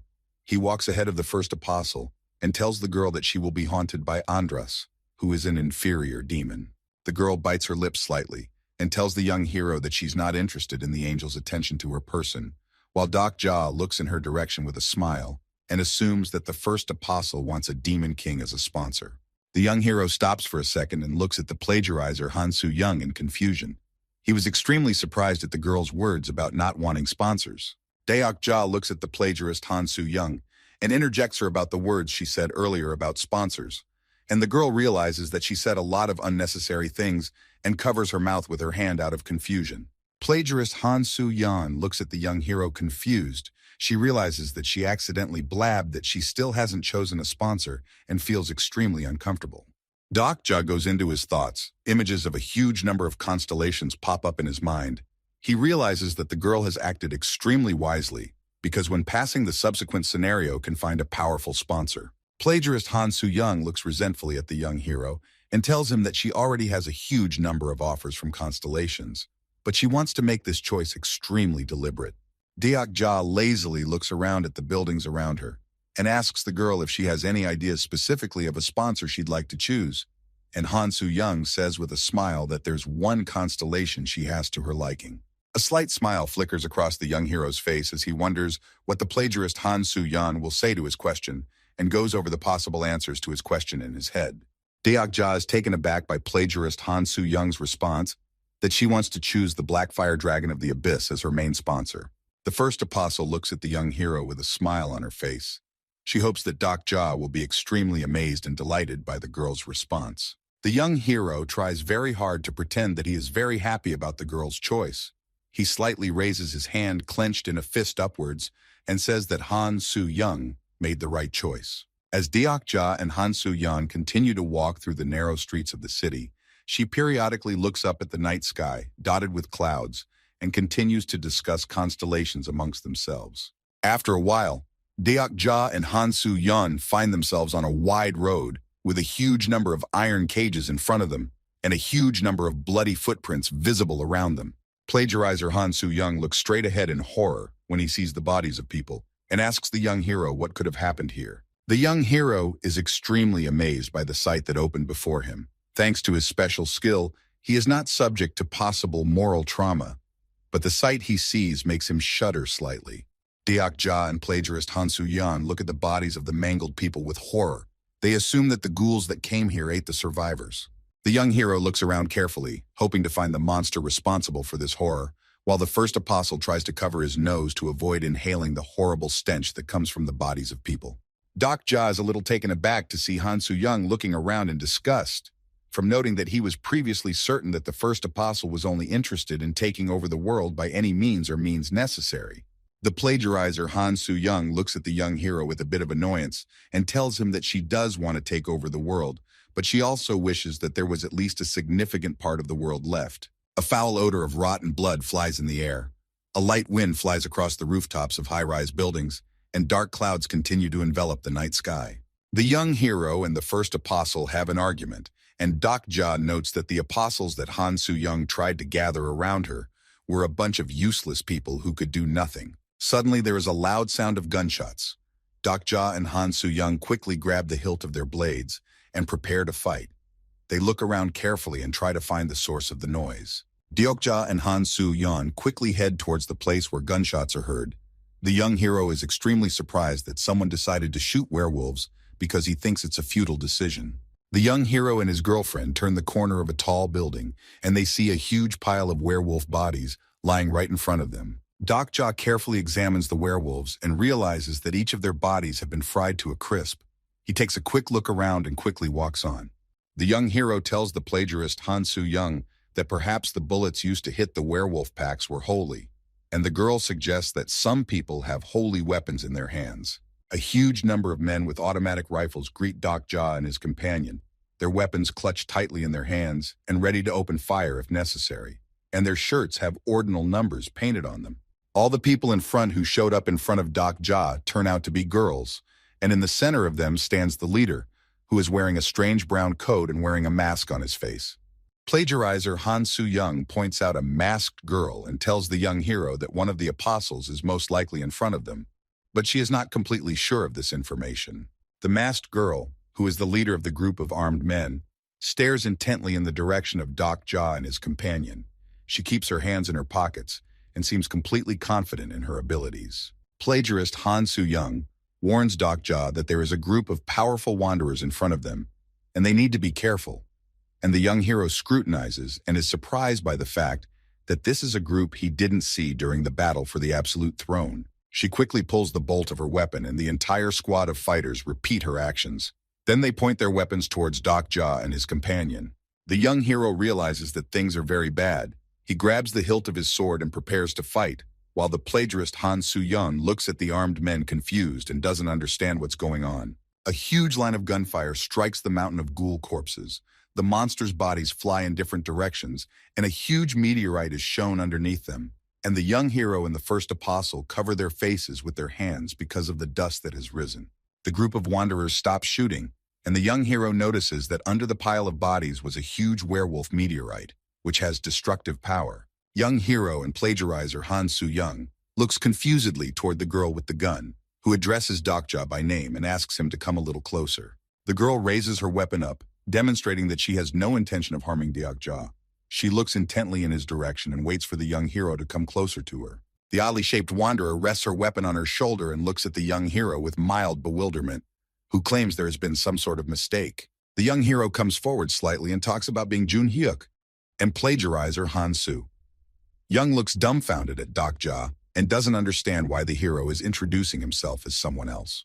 Ja declares that he is Jun-hyuk, who has gone in search of the young hero to take revenge on him, while the first apostle silently watches the performance with his mouth open in surprise. The young hero asks the leader of the group to confess his words and warns him that it's best not to mess with him. Ja and Han Soo-young start whispering to each other, and the girl notes that the young hero is very good at pretending. The girl was not at all surprised by the words of the young hero. She looks emotionlessly in his direction, as if expecting something, and slightly corrects the collar of her clothes. Stranger notes that she is well aware of who is in front of her, and urges Ja not to lie to her about her identity anymore. The young hero sets his sights on the plagiarizer Han Soo-young, and the girl, with the help of her truth detector ability, confirms that the wanderer is completely sure of her words. The traveler points her hand toward the werewolf meteorite and says that her queen is putting that power into Ja's hands for free, and the young hero looks dumbfounded at the humans and doesn't know what to say to that. The masked girl looks in the direction of the young hero and continues to keep her hands in her coat pockets, showing with her whole appearance that she is completely confident in her actions. The young hero points his finger in the direction of the masked girl and asks the wanderer why the leader of the group is missing a flag. But the wanderer only stares silently in the direction of the young hero, as if trying to assess him. Ja is extremely dumbfounded when the wanderer points out that the queen of the group thinks having a flag is complete nonsense. The young hero doesn't understand what's going on and tries to figure out who is in charge of the group of armed wanderers. The wanderer tells them that their queen's group will take on the disaster that will happen in the north and asks the young hero to deal with the remaining 4. The young hero asks to wait a bit. He's too overwhelmed by the amount of information and doesn't understand anything that plagiarizer Han Soo-young steps forward Ja and asks the wanderers to explain everything properly. The travelers pay no attention to the loud cries of Ja and Han Soo-young. They silently turn around and walk away in the opposite direction, putting the fate of the werewolf meteorite in the hands of the young hero. Ja opens the information panel and is about to update the persona information to find out what mysterious wanderers have appeared in front of him and who is their leader. The young hero waits until his dashboard is updated, then looks at all the wanderers and tries to get useful information. Ja learns that the woman who has been communicating with him is named Jo Young-ran, and among other things, he learns that she has excellent characteristics and abilities. The image of Joseon's first shaman pops into the young hero's mind. Ja is surprised that such a powerful constellation has already had time to choose a ward. The young hero continues to study Cho Young-ran's skills and features with the help of the information panel. He is amazed that the girl has a lot of skills and features. Ja looks towards the leader of the wanderers. He is very curious who exactly this girl is because her minions are incredibly strong. The young hero tries to get information about the leader of the wanderers, but an informational message appears in front of him saying that this character is not on his database list, and the queen of the armed men turns around and stares intently at Ja. Ja realizes that the queen of the wanderers is someone who is not in the novel about the 3 ways of survival. He looks in her direction fearfully and realizes that he has met her before. The queen of wanderers looks at the young hero for a while, and then turns around and continues her movement, huge puffs of smoke appearing at her feet, in which the group of armed men quickly dissolve with their leader. The young protagonist recalls one of his nightmares. In it, a strange girl stands in the middle of the room and says his name loudly, which sends shivers down his spine. The young hero guesses who is at the head of the group of travelers, but does not dare to say the girl's name out loud. Plagiarizer Han Soo-young looks at the dazed Dokja with concern, and then pushes him in the shoulder to come to his senses. The girl scrutinizes the young hero and wonders if he's okay. The first apostle looks extremely concerned by the expression on the young hero's face. She realizes that Dokja knows more than she's saying, but she doesn't want to insist that the young hero be frank with her. The young hero quickly wipes the cold sweat off his face, and with a slight smile on his face, he tells Han Soo-yeon that he's fine and asks the girl not to worry about him. Dokja is extremely stunned that he was able to meet another person from his past. His fourth wall skill was completely broken through, so he tries to recover and tries not to give away his anxiety in front of the first apostle. The Queen of the Wanderers walks slowly behind her group, her thick hair occasionally developing in the wind. After a minute, she disappears completely into the horizon, and Dokja and Han Soo-yeon are alone again. The young hero escorts the leader of the Wanderers with his eyes until the girl disappears over the horizon. He is extremely amazed that his old acquaintance has shown up in Seoul, and the plagiarist Han Soo-young looks on with a bit of surprise. There is a slight click of a door opening from a nearby building. The young hero turns back and sees a huge crowd of people holding food supplies and heading in his direction. One of the men are holding several bags of bread and groceries, which he holds with both hands, and there are also several supplies of clean water. The young hero assumes that the survivors walking towards him are former gladiators who were protected from ghouls by the Queen of the Wanderers before his arrival in this place. Dokja stares off into the distance, and in his head, he recounts the words of Queen's henchwoman Cho Young-ran, who said that the leader of the Wanderers doesn't care about silly things like the royal flag. Dokja looks at the departing Wanderers and is once again convinced that people can follow their leader without flags or any signs. The young hero sighs heavily and slowly turns toward the meteor, while plagiarist Han Soo-young stares at the silhouettes of the Wanderers and tries to find the reason why Dokja has been standing in one place for so long, with a strange expression on his face. Dokja walks over to the werewolf meteorite and touches it with his hand to get its power. He gently probes it from all sides, and a light electric lightning charge runs through his hand. The young hero scrutinizes the moonstone. He is aware of the fact that in front of him is a meteorite with great power, which used to orbit in space around a star. Dokja is certain that the meteorite he read about in the novella about 3 Ways to Survive is in front of him. The young hero assumes that the power of the moonstone will help him gain the strength to face the impending disaster. The young hero refuses the moonstone's offer in leveling up. He doesn't want to become a werewolf like Sung Min-woo was, but he still intends to get the meteor's power because disaster will happen sooner or later. An information panel appears in front of the young hero with a message that the moonstone suggests he used to know Dokja. He wants to find out a little more, but is distracted by the voice of the first apostle, who beckons him over. Plagiarizer Han Soo-young approaches Dokja and asks if he was able to get any information related to the moonstone, and the young hero silently looks in the girl's direction. The young hero is extremely amazed by the resourcefulness of the first apostle because the girl tries to help people to get gold coins from the constellations, but she chooses the side of demons when choosing a patron. Dokja turns his head toward the huge bonfire the refugees have built to keep warm. He's a little impressed that the first apostle is helping people to the best of his ability. The plagiarist Han Soo-young demands that Dokja give more details about what just happened. She is extremely curious about how she knows the young hero. The young hero sighs heavily and talks about how he most likely knows the masked girl who is the leader of the apostles, and the plagiarizer Han Soo-young listens intently to Dokja and is surprised by his story. Dokja reveals that the girl with the iron mask on her face is not a prophet at all because she has never read the novella about the 3 Ways of Survival. The plagiarizer Han Soo-young wrinkles her nose slightly at the young hero's words and says that the girl has a lot of knowledge and is definitely familiar with the story of the novel, while Dokja nods and says that he himself told her about the plot of the novel. The first seer doesn't understand why Dokja was telling the girl boring stories, and Dokja notes that he had no other topics to discuss at that moment, and then they continue to discuss the situation regarding the Wanderer leader for a while. Dokja turns away from the plagiarizer Han Soo-young and tries not to look her in the eye. He tries to justify himself and talks about how he couldn't think of anything else but the novella before. The first apostle notes that they've been seeing a lot of people lately who are familiar with the novelization of the 3 Ways to Survive, and she's extremely concerned about that fact And the young hero shrugs and says that there are more important things than that right now. The young hero touches the moonstone with his hand again and tells the plagiarist Han Soo-young that he intends to awaken the meteorite to utilize its power. The first apostle points his finger into the dark sky where golden lightning flashes and warns Deok-ja that he may awaken disaster if he continues. Deok-ja and Han Soo-young sit down near a rock opposite each other. The young hero explains that they need to channel mana into the meteorite.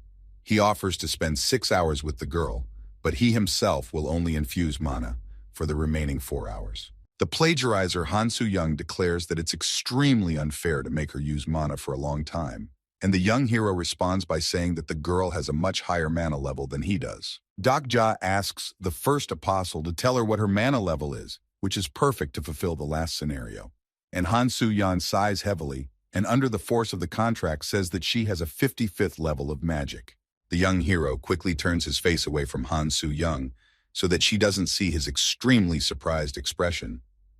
Deok-ja can't believe that the first apostle has such strong magic. Deok-ja chuckles nervously and says that Han Soo-young will now have to spend 8 hours infusing magic into the meteorite, and he will infuse magic for the remaining 2 hours.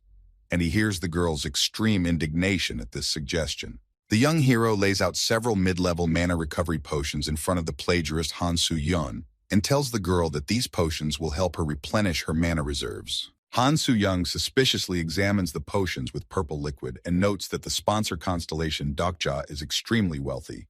And the young hero chuckles and talks about how he got all the gold coins himself. The first apostle points out that the script hasn't started yet, and this could greatly interfere with Takabe's plans, and Deok-ja waves the girl's hand away and tells her not to worry about it because their impact on the script will be minimal. The young hero announces that he will begin infusing magic into the meteorite first, and without taking his eyes off the stone, tells the girl that their actions will not invite another catastrophe. Plagiarizer Han Soo-young looks at the young hero incomprehensibly and asks him what happens after they finish infusing magic into the moonstone. Deok-ja holds on to the moonstone with both hands and suggests that the first apostle reread the short story about survival techniques properly again. Charges of lightning start running through the meteorite now and then, and a huge amount of energy starts oozing out of it, which seems ready to burst out at any moment and destroy everything around it. Plagiarist Han Soo-young quickly pulls out his cell phone from his pocket and quickly rereads the meteor chapter in the survival method novella to see what Deok-ja means.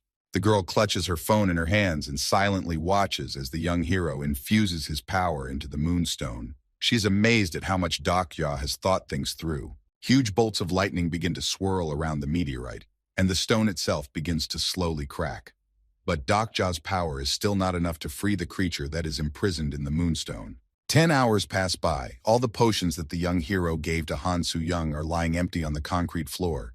There is still a drop of essence left in them, but such a small dose is unable to restore magic power. Plagiarist Han Soo-young holds onto the meteorite with both hands, pouring magical energy into it, and with a loud voice tries to awaken Deok-ja, who has decided to get some sleep. The first prophet turns toward the young hero and asks Deok-ja to get up as quickly as possible because the meteorite is starting to move. The meteorite begins to emit a huge sweat of energy. It shines like the sun and illuminates the faces of Deok-ja and Han Soo-young, who are standing across from it and looking expectantly in its direction. The moonstone makes a loud crunching sound, after which part of the shell falls off and a huge paw of the creature that was imprisoned in that stone coffin is revealed from the meteorite. A huge, monstrous creature slowly climbs out of the meteorite and stands in front of the heroes on outstretched legs. He looks around cursorily and tries to understand what awakened him from his age-old sleep. The alien creature tries to talk to Deok-ja and Han Soo-young, but its language is very different from human language. But soon the young hero is notified that it has developed the skill of interdimensional translator. A huge creature 3 meters tall appears from the meteorite. It looks like a huge wolf that is dressed in a strange garment that looks like the divine garments of the gods of Olympus. Deok-ja looks at the creature with admiration and realizes that in front of him is one of the representatives of the Chronos world, which is the very first wolf and has monstrous strength. The first wolf wipes his eyes with his hand and slowly looks around, his blue eyes as clear as the night sky, looking directly at Deok-ja with the hope that he will tell everything. The huge creature bows slightly to the humans and says his name is Imyuntar Lycaon, and then informs them that he will help the heroes through the next scenario. The sky begins to resemble a huge maelstrom that is trying to pull a huge city into itself.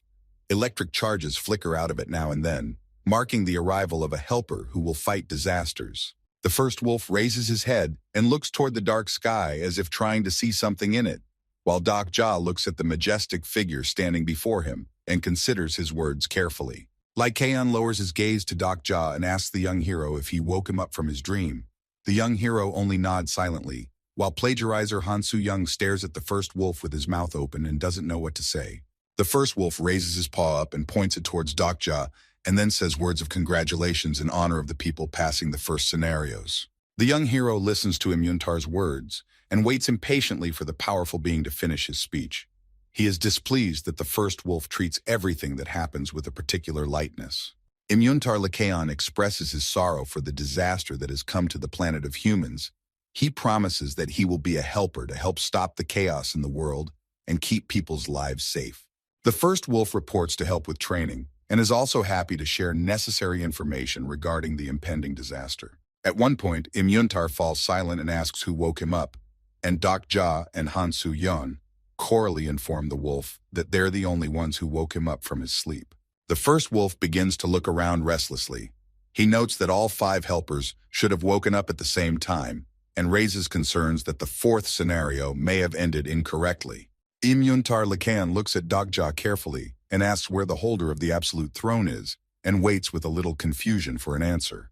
The young hero is aware of the fact that in the novella, all the helpers appeared all at once. As soon as the master absolutely throned sat on the throne, he stares intently at the wolf and tells him that they have no king. Imyuntar Lycaon is extremely upset and angered by the news that Doc Ja has told him. He asks the young hero in a loud voice about how the master of the throne died.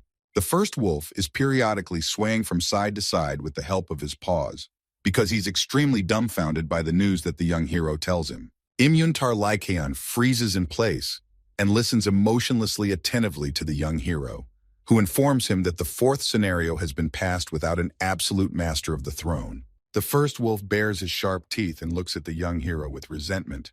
The news that the scenario was passed without the king has angered him greatly. Imyuntar Lycaon's face contorts in absolute anger as he talks about the young hero trying to trick him, while Doc Ja says with a calm expression that it was only necessary to break the throne to get through the scenario without a king.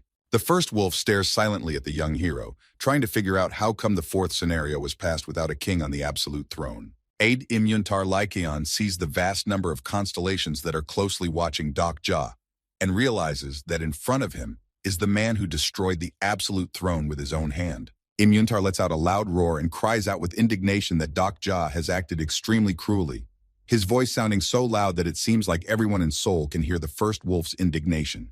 Plagiarizer Han Soo-young turns his head towards Doc Ja and tries to find out from him what caused the first wolf's anger, while Imyuntar Lycaon howls menacingly and expresses his resentment regarding no one receiving his great blessing. The great assistant of Kronos grasps his head with both hands and takes offense at the constellations, who in his opinion care absolutely nothing for his homeworld. The young hero in Han Soo-young carefully watches the actions of the first wolf, who stops howling and falls silent for a while.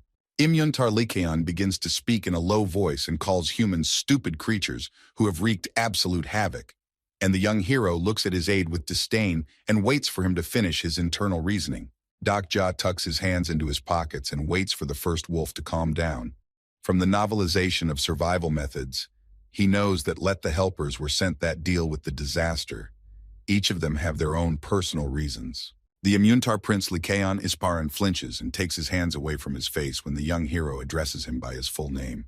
He slowly raises his gaze to Doc Ja and listens to what the man wants to tell him.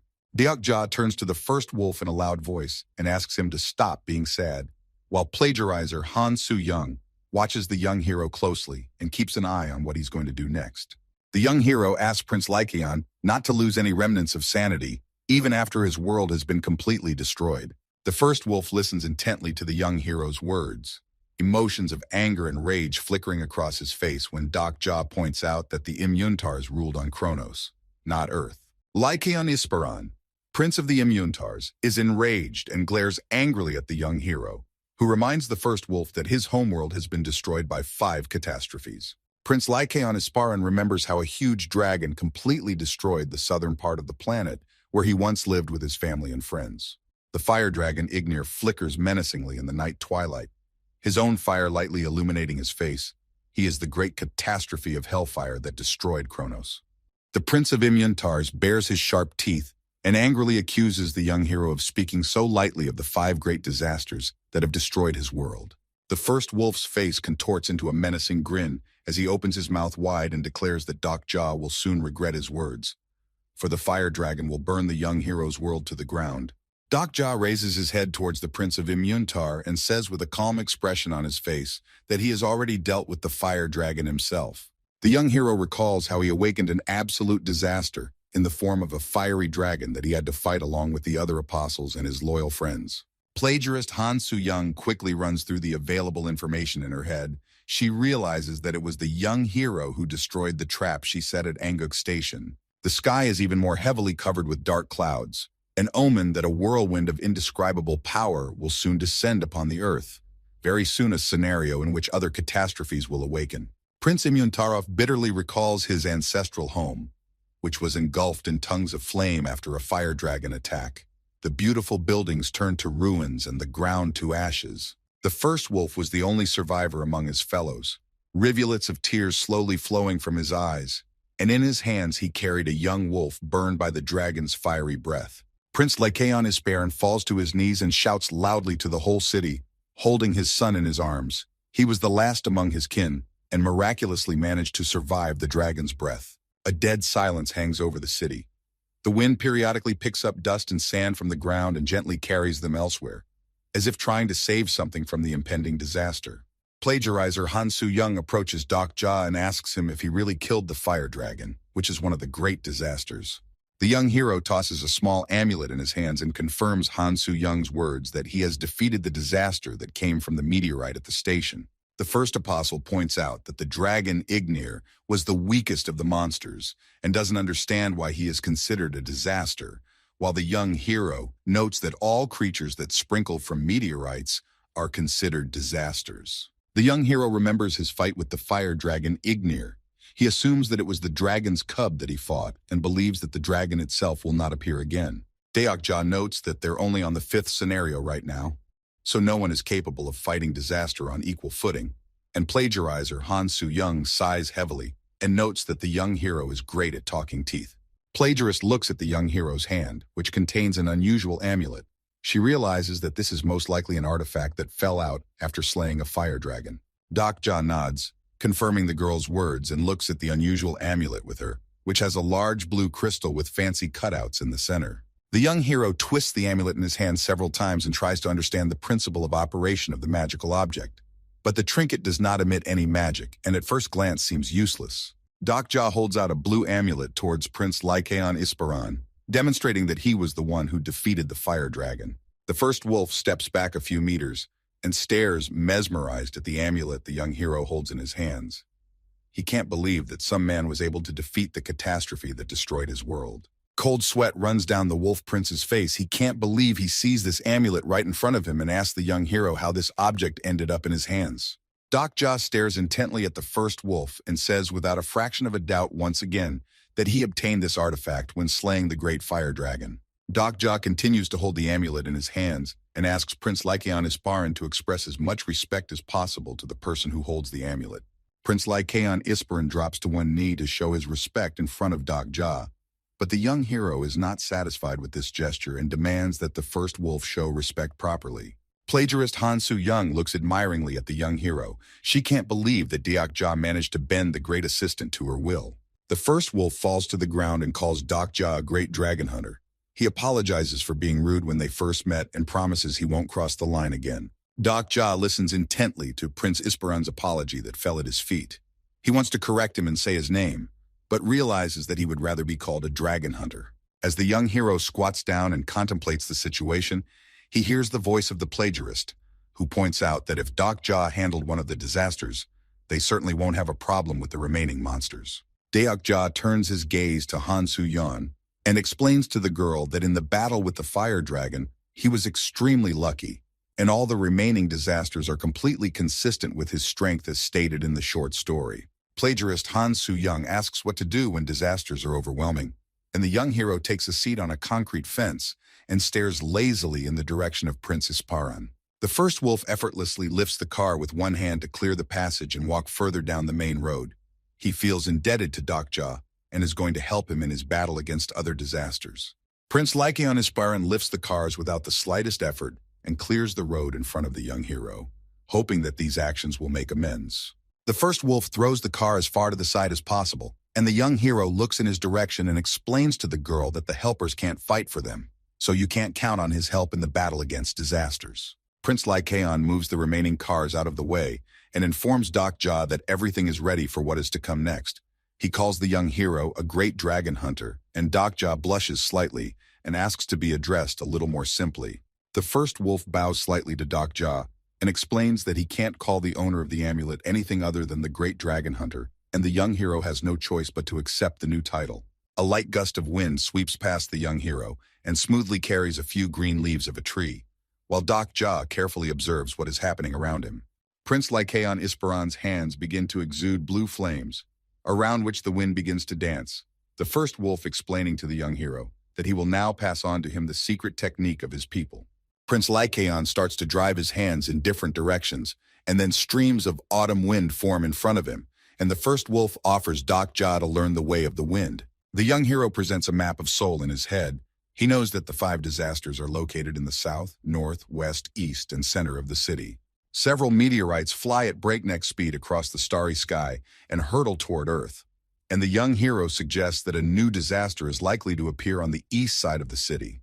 Prince Lycaon Isparan crosses his arms on his chest and watches carefully as the young hero repeats his movements. He tells him how to move his arms and channel magical energy. Dokja takes a full chest of air and makes great efforts to learn the secret technique of the Immuntar people, the way of the wind, while the sun gradually rises from the horizon and illuminates the young hero's back with its golden rays. The young hero closes his eyes and mentally imagines himself transforming the mighty energy of the wind in his hands, a storm raging in one hand and a thunderstorm rumbling in the other.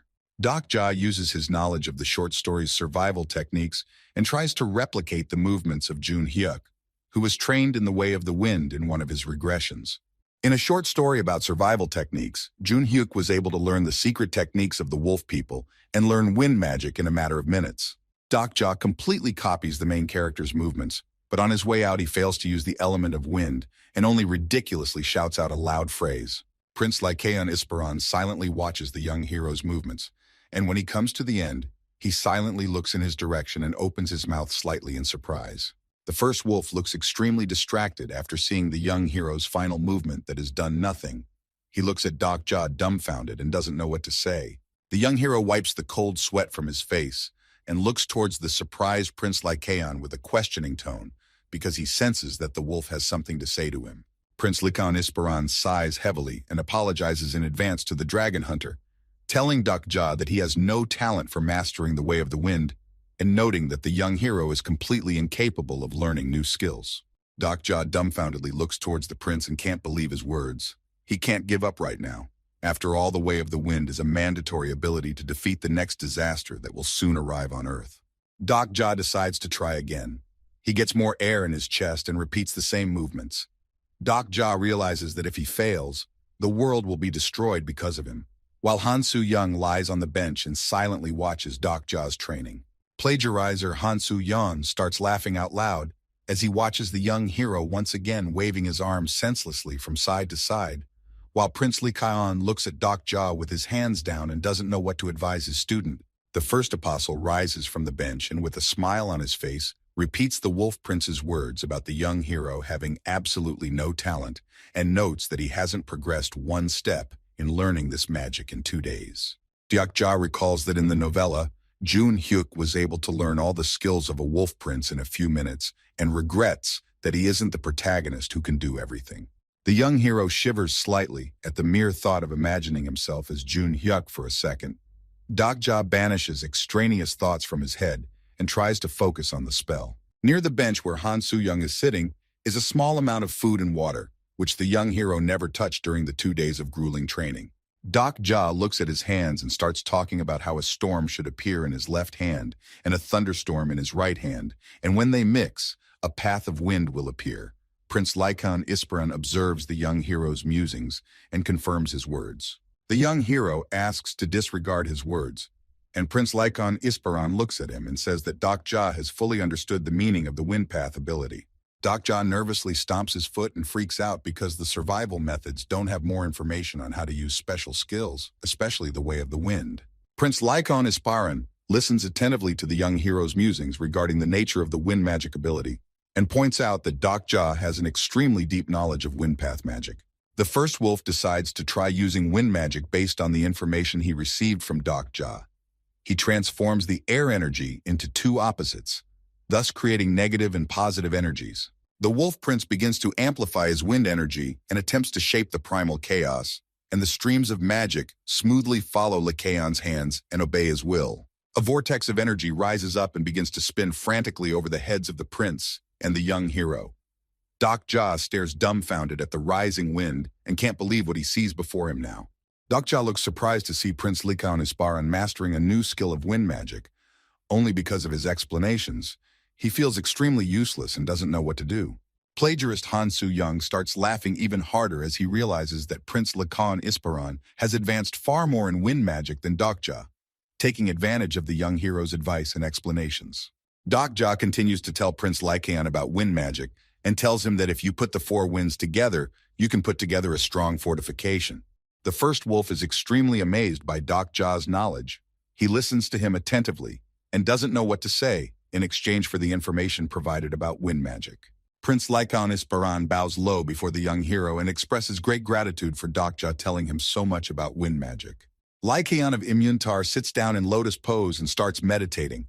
A huge amount of wind currents appear around him and slowly lift him up, while Doc Ja is dumbfounded watching all this and doesn't understand what the Wolf Prince is doing.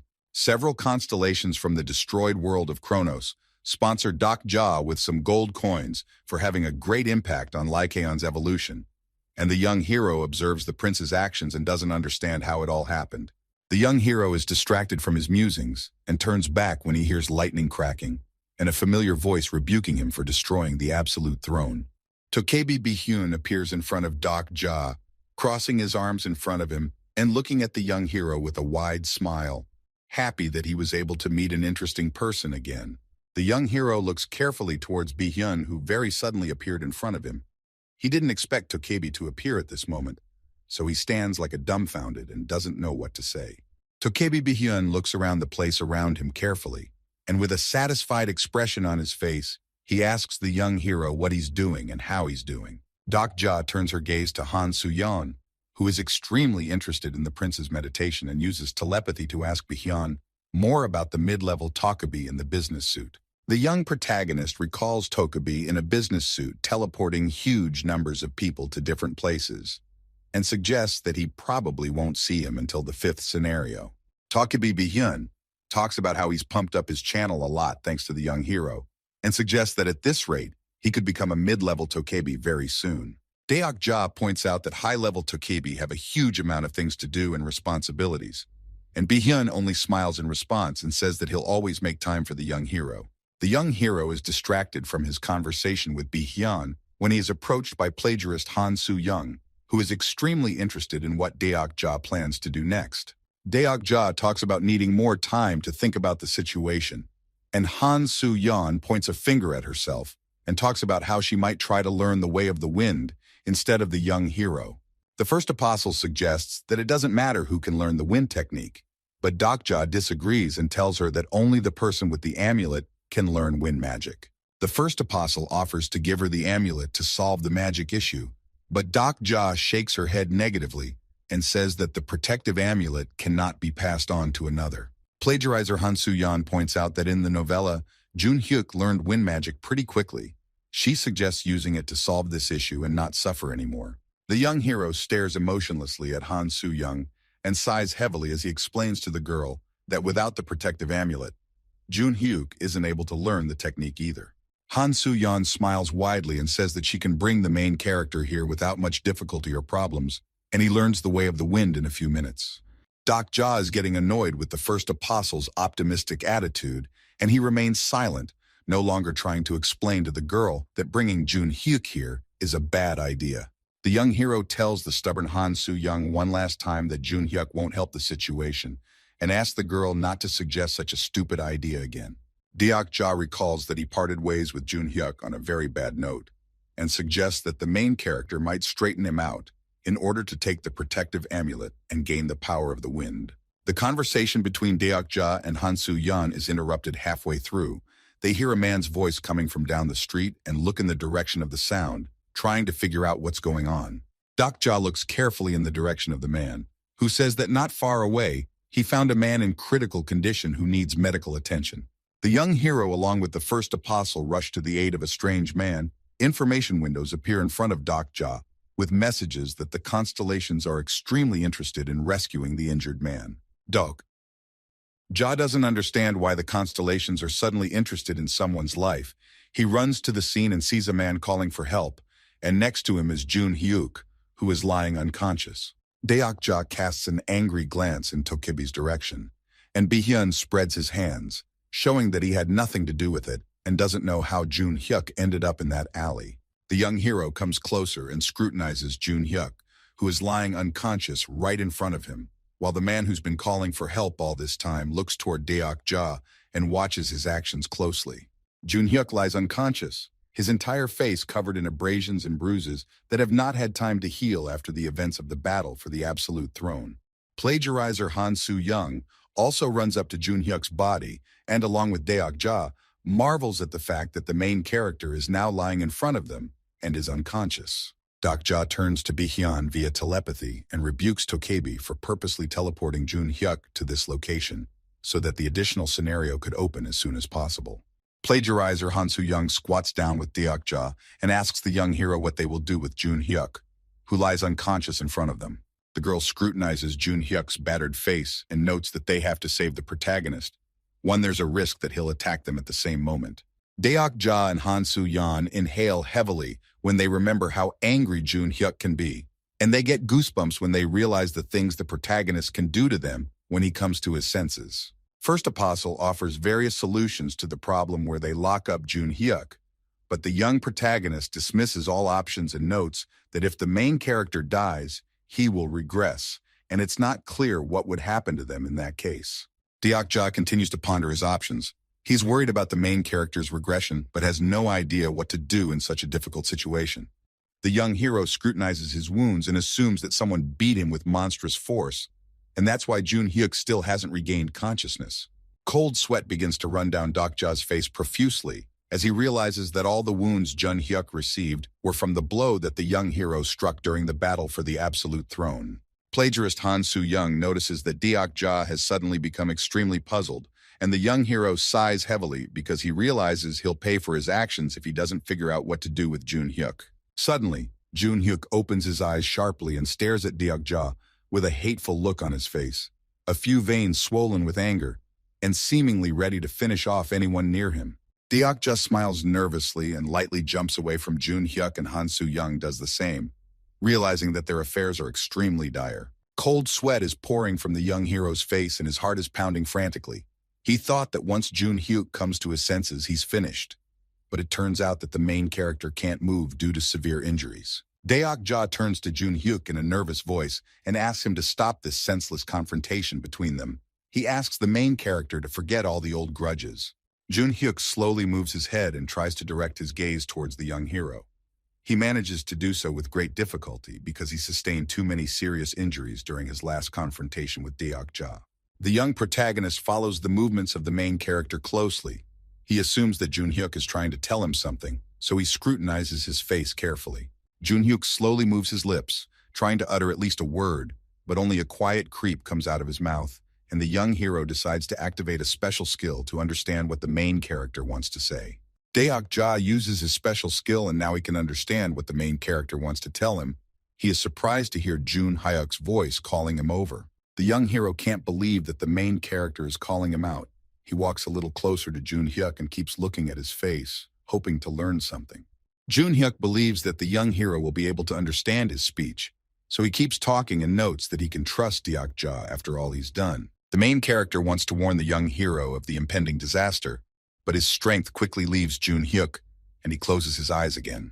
Deok-ja looks questioningly toward the main character, waiting for Jun-hyuk to tell him something important, so he doesn't take his gaze off his face for a second. The young protagonist tries to address Jun-hyuk, but the latter lies unconscious and completely unresponsive to his words, while the sun's rays slowly creep up on the main character's body and illuminate his black hair. Deok-ja is extremely surprised at the fact that Jun-hyuk still hasn't come to his senses. He doesn't understand why his unique recovery skill didn't automatically work. The young protagonist opens the information panel, which notes that the main character's condition is extremely unstable, and Deok-ja ponders what to do next. The young protagonist assumes that Jun-hyuk was the victim of poisoning in the early regressions. He is quickly distracted from his musings when he is approached by a man who has been by the main character's side the whole time. Deok-ja is surprised to hear the man say that he was aware that the young hero was coming here because Jun-hyuk personally told him so. Plagiarizer Han Sun-young shouts at the young hero and tries to figure out what's going on and why Jun-hyuk is passed out again, while Deok-ja ignores the girl and contemplates a plan to save the main character.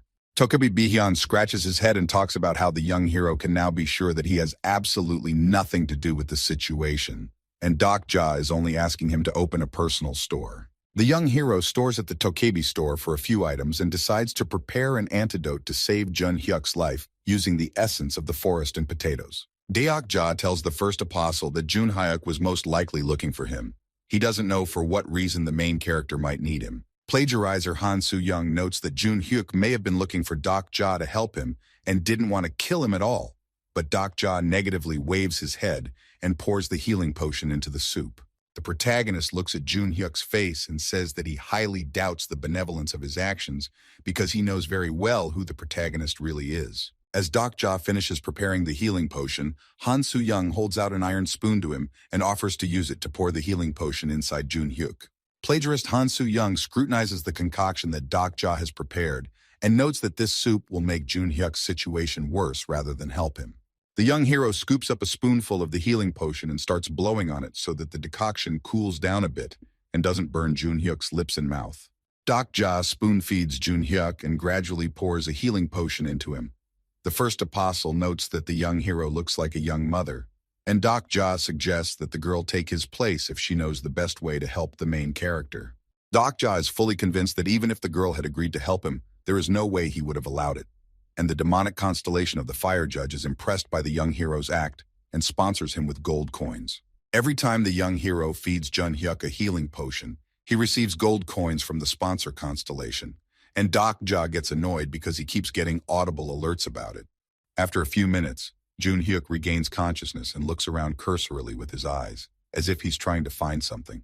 Plagiarizer Han Soo-young hides around the corner and watches intently as Jun-hyuk regains consciousness, while the young hero takes a seat next to him and rejoices in the fact that he managed to bring the main character back to consciousness. Deok-ja uses the information panel to activate a midday encounter, which allows you to have a conversation with your chosen target for a certain amount of time.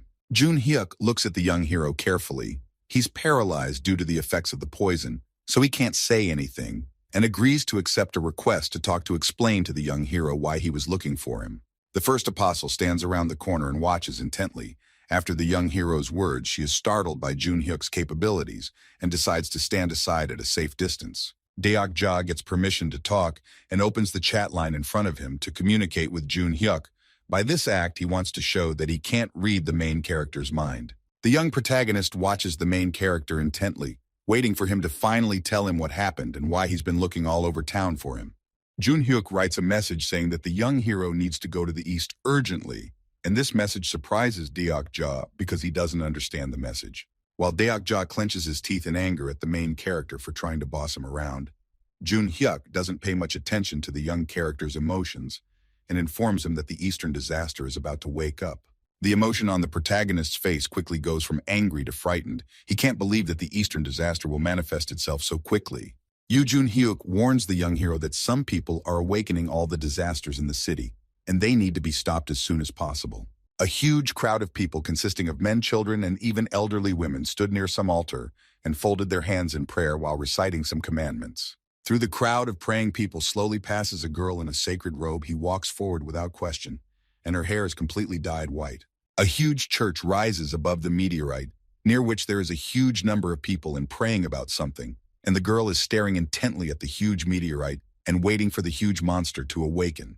The young hero carries Jun Hyuk on his back, and together with plagiarist Han Soo-young, rushes towards the meteorite, from which a new disaster will awaken very soon, according to the protagonist. Han Soo-young looks back and asks the young hero if they should leave Prince Ly Kaon here, as he could be a great ally in the upcoming battle.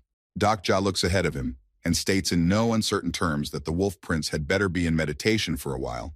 He tells his friend that Lycaon Isparan will be able to track them down, thanks to the protective amulet. Prince Lycaon Isparan is in deep meditation. Streams of chilling wind swirl around him, and a mysterious energy completely envelops his body, preparing the first wolf for the transition to a new stage of development. The young hero turns to Hansu and asks to use his avatar ability so he doesn't have to carry Jun Hyuk on his shoulders, and the girl immediately jumps a few meters away from Dokja and tells him that she's not going to get close. Jun Hyuk uses private chat and suggests that Dokja leave him on the road because he doesn't need the young hero's help. And Dokja asks the main character to put aside his pride and not talk nonsense. Jun Hyuk slowly opens his eyes and looks at the road that Deok Ja is running down. He tells the young hero that he will only be able to move in 2 days. The young hero decides to check with the main character to see if he will try to deal with him once he gets back on his feet. But Jun Hyuk is mysteriously silent, making the young hero very nervous. As Deok Ja and Han Soo-yeon speed down a deserted highway filled with wrecked cars, the young hero demands that Jun Hyuk promise not to touch him at least until the end of the 5th scenario. A blue aura begins to emanate from Jun Hyuk's body, growing stronger by the minute. The young hero carefully observes the mana flows and realizes that the main character is about to make a vow. Jun Hyuk makes an oath of existence and guarantees that he won't harm Dokja anytime soon, and then streams of dark blue energy tend towards his heart and completely envelop him. Streams of blue flames surround Jun Hyuk's heart from all sides, binding him to a sacred oath.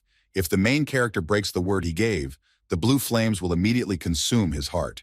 Jun Hyuk is extremely pleased that he has to go to extreme lengths to convince Deok Ja, and the young hero continues to run ahead without looking back and notices that the main character is about to send him some kind of message. Jun Hyuk tells the young hero that he will definitely avenge the humiliation he received during the battle for the absolute throne and beat the young hero properly.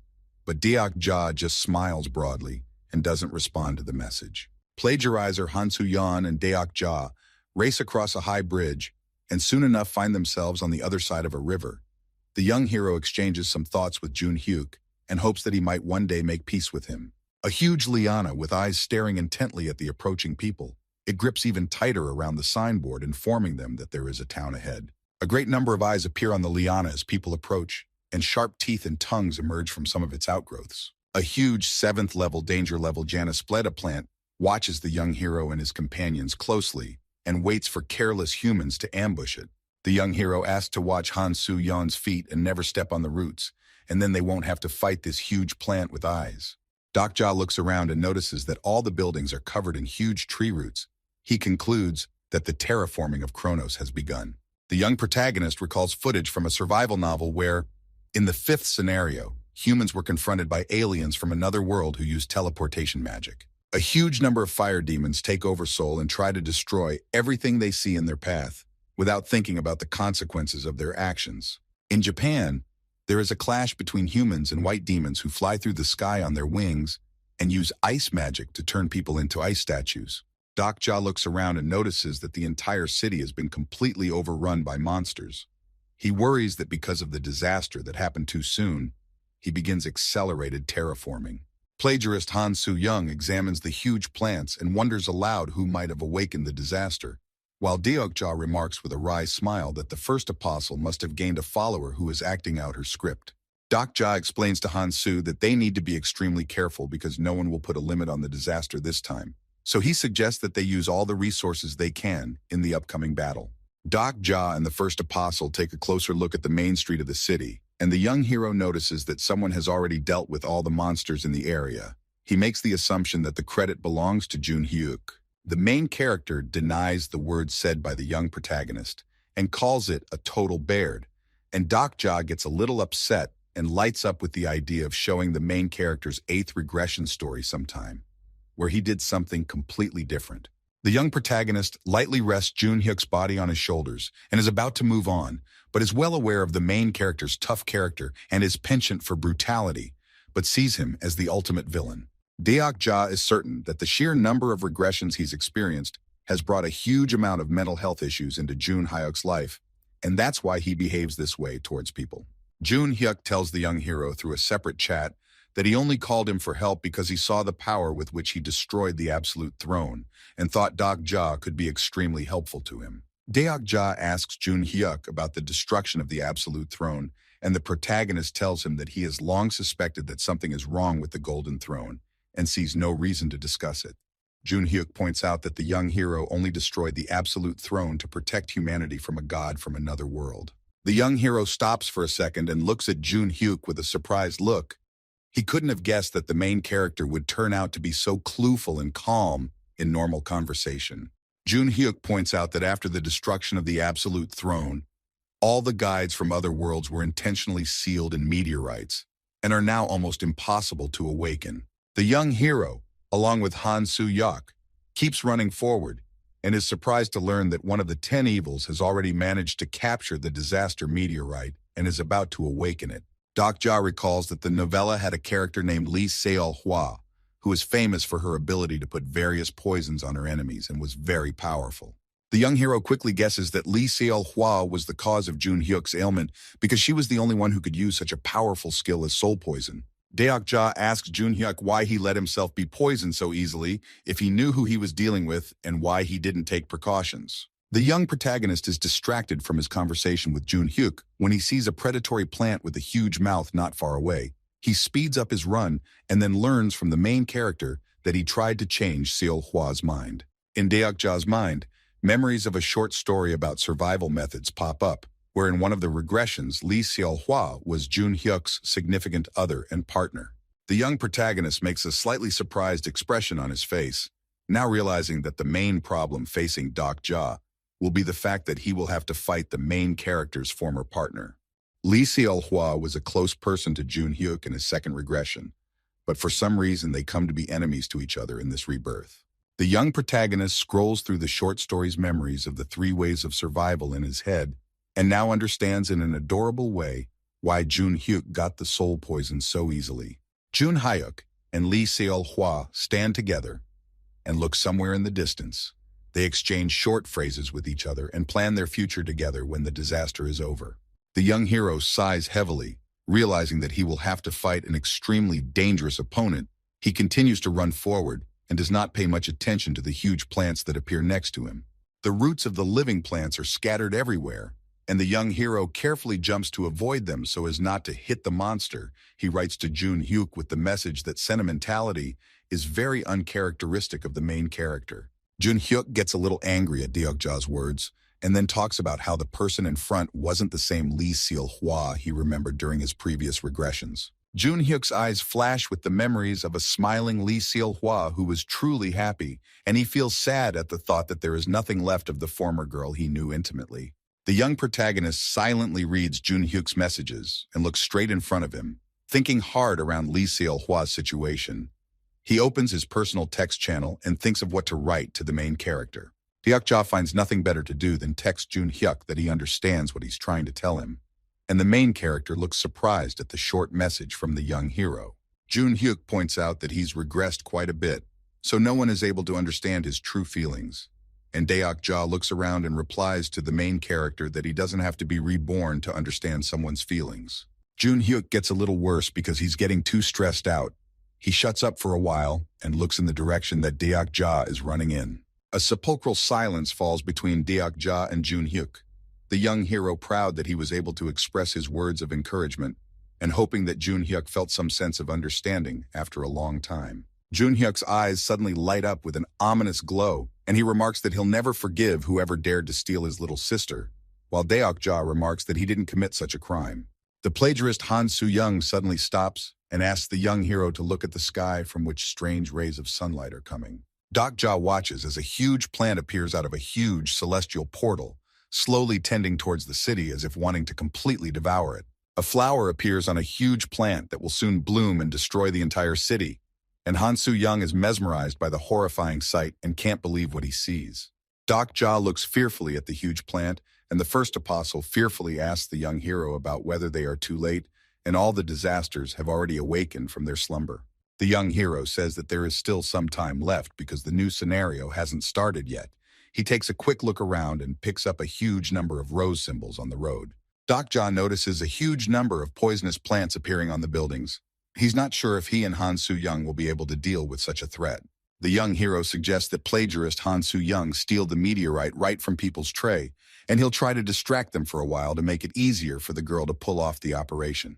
Jun-hyuk suggests the young protagonist not to rush things because they can deal with the disaster the moment it fully awakens, while Deok-ja looks at the main character with disdain and is amazed at his self-confidence. The plagiarizer Han Soo-young uses his ability and creates several clones, and at this moment, Deok-ja and Jun-hyuk continue to chat with each other about the future developments. Jun-hyuk suggests that the young hero deal with the disaster on his own with the help of the wind path ability that Deok-ja discovered after awakening his assistant. Huge numbers of living plants fall from great heights and land on the walls of buildings, completely covering their windows with their roots. Jun-hyuk's face lights up with a slight smile when the young hero informs him that he doesn't have the talent to teach the special skill of the way of the wind. Jun-hyuk looks angrily in the direction of the young hero and silently curses him for taking the protective amulet for himself and failing to learn a very important skill. Plagiarizer Han Soo-young points towards the road and informs the young hero that a huge crowd of people are moving towards them. The girl surrounds her clones of Deok-ja and Jun-hyuk to protect them in case of danger. A huge crowd of people quickly run towards the young hero and his companions. Their silhouettes are visible in the distance, and Dokja assumes that he will have to give battle. One of Han Soo-young's clones takes Jun-hyuk on his shoulders, while Deok-ja grabs the hilt of his sword with his hand and prepares to give battle as the crowd of people approach him. The young hero spots people approaching and notices that they are not going to fight him at all, but are simply running away from the monstrous creatures. Several dozen people run towards the bridge and with pitiful cries ask for help and protection from the monsters that are chasing them. People look very exhausted, and some of them look back as if trying to see if they can see something or someone behind them. Suddenly, several people shriek loudly in pain and fall to the ground, while the rest of the people continue to run with the hope that they will not meet such a deadly fate. The young hero sees people being shot with poison arrows, but he can't find the position of the archers who are attacking the defenseless people. Dokja decides to flee with the men to avoid being hit by a volley of poison arrows. He looks back and ponders the situation. Several archers stand on the roof of a high-story building. They point their bows towards the civilians and without the slightest bit of hesitation, open a volley from their wooden bows using poison arrows. Several poison arrows fly towards Jun-hyuk and Han Soo-young, and Deok-ja stops in place, looking at the flying arrows and prepares to repel them with his sword. A bright golden web suddenly appears over the heads of Dokja and his companions, which completely destroys all the poison arrows that flew at his companions. The young hero watches this with his mouth open and stands still. A pack of bandits appears behind the defenseless people, rushing towards the fleeing people and rushing towards them with shouts, while the bandit commander gives the order to catch all the escaped people. A bright line appears under the feet of the armed men and rips their legs off, causing the bandits to fall to the ground and scream horribly in pain. The young hero takes a closer look at the girl who uses the golden threads and finds her silhouette extremely familiar. And the plagiarizer Han Soo-young calls out to Dokja and tells the young hero to run away from here as fast as possible while there's still time. The girl is dressed in a black jumpsuit and moves with the help of long golden threads. She lands near the remaining bandits and prepares to give them a fight. The young protagonist stares intently at the orange-haired girl who is winding golden threads around her hands and realizes that the person in front of him is Yu-san, who happens to be in the area. The girl is dressed in stylish black clothing that develops from gusts of strong wind, and around her are circling long golden threads, which Yu-san intends to use against the bandits. Yu-sang-ah stares intently towards her enemies and waits for them to make their first move, which will pick a good moment and massacre them in an instant. Yu-san creates magical platforms under her feet that allow the girl to move through the air as if it were the ground, and the frightened people watch the girl in amazement and scatter in different directions in panic.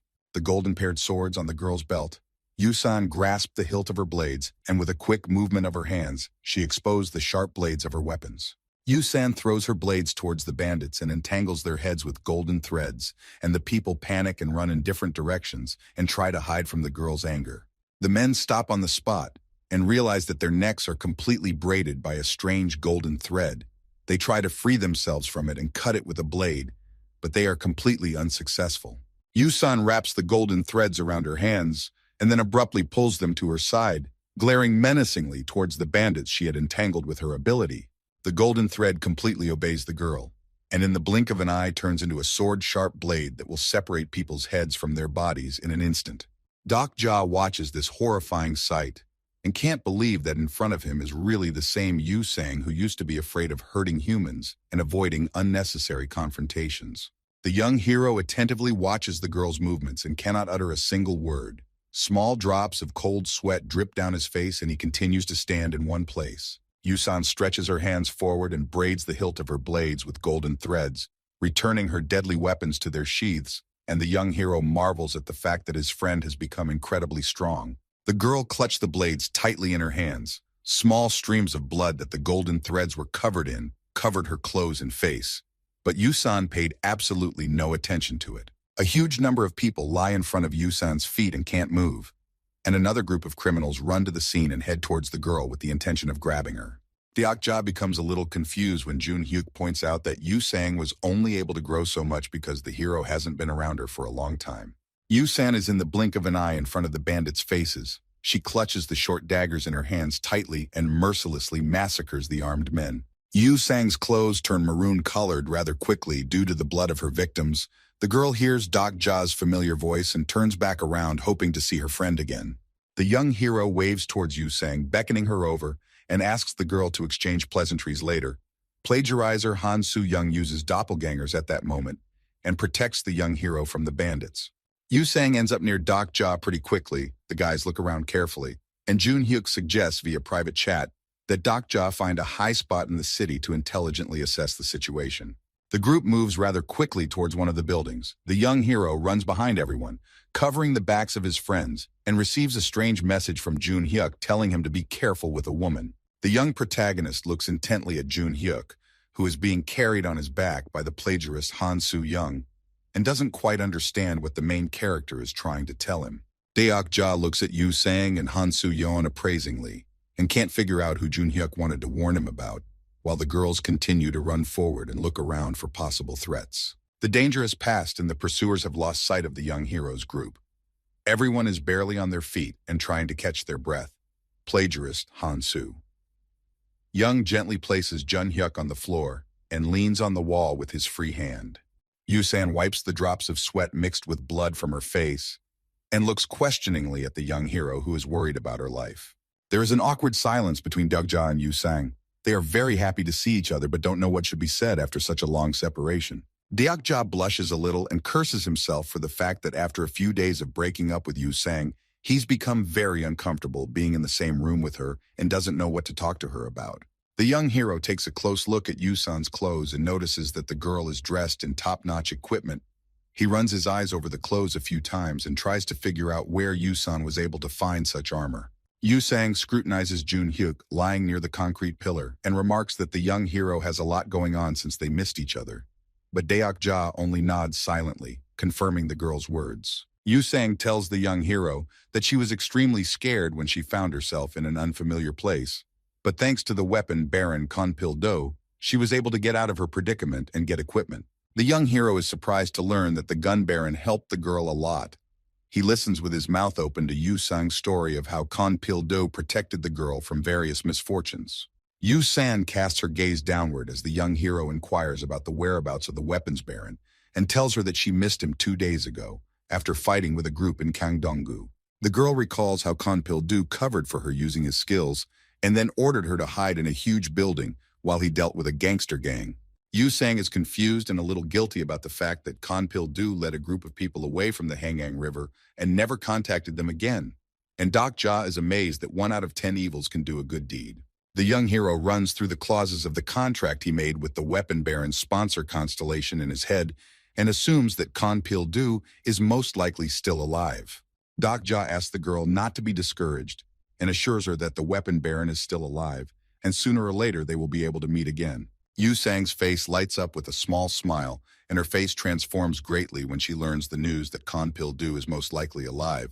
She thanks Deokja for his words of encouragement and exhales in relief. The young hero points to the costume and new weapons that are attached to Yusan's belt, and asks her friend where she was able to get the new battle axe. And the girl looks at her blades a bit confused, and tries to put her thoughts together. Yusan recalls finding a huge green meteorite in a narrow alley of a building, and tells the young hero that after she missed the weapon baron and found the huge rock, she got a new outfit. The young hero looks at Yu Sang's equipment with slight surprise, and marvels that the girl managed to find such a large number of rare items, while Han Soo-young is extremely unhappy with the girl's answer, and continues to question her. Plagiarizer Han Soo-young crosses her arms on her chest and remarks that she can believe that Yu Sang found the rare items in the meteorite, but doesn't understand where the girl got such strong fighting skills from.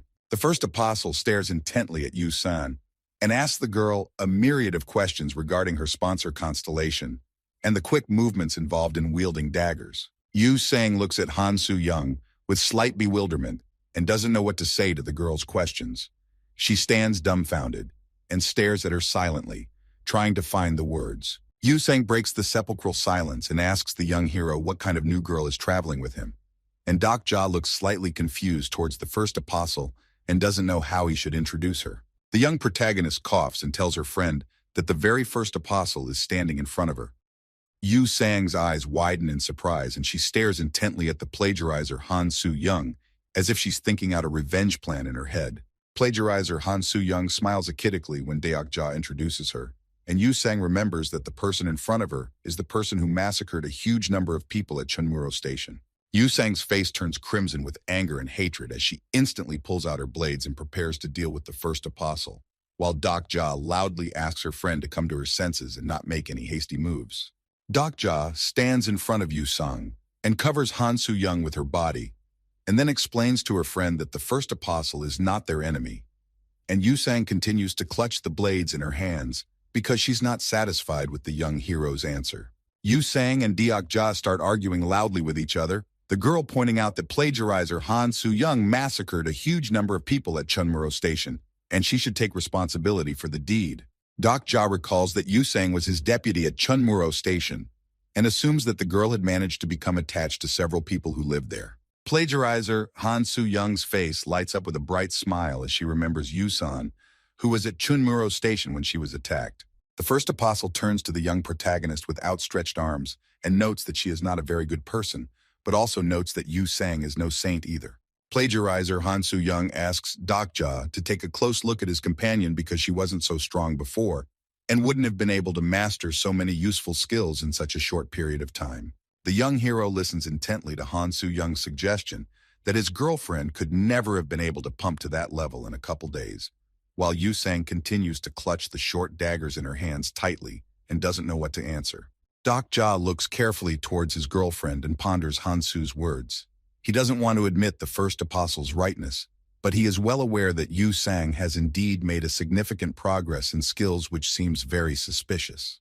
The young protagonist recalls his first meeting with Yusan and suggests that the girl's sponsor constellation could only be Ariadna, abandoned in the labyrinth because Yusan Activina used a thread of mana.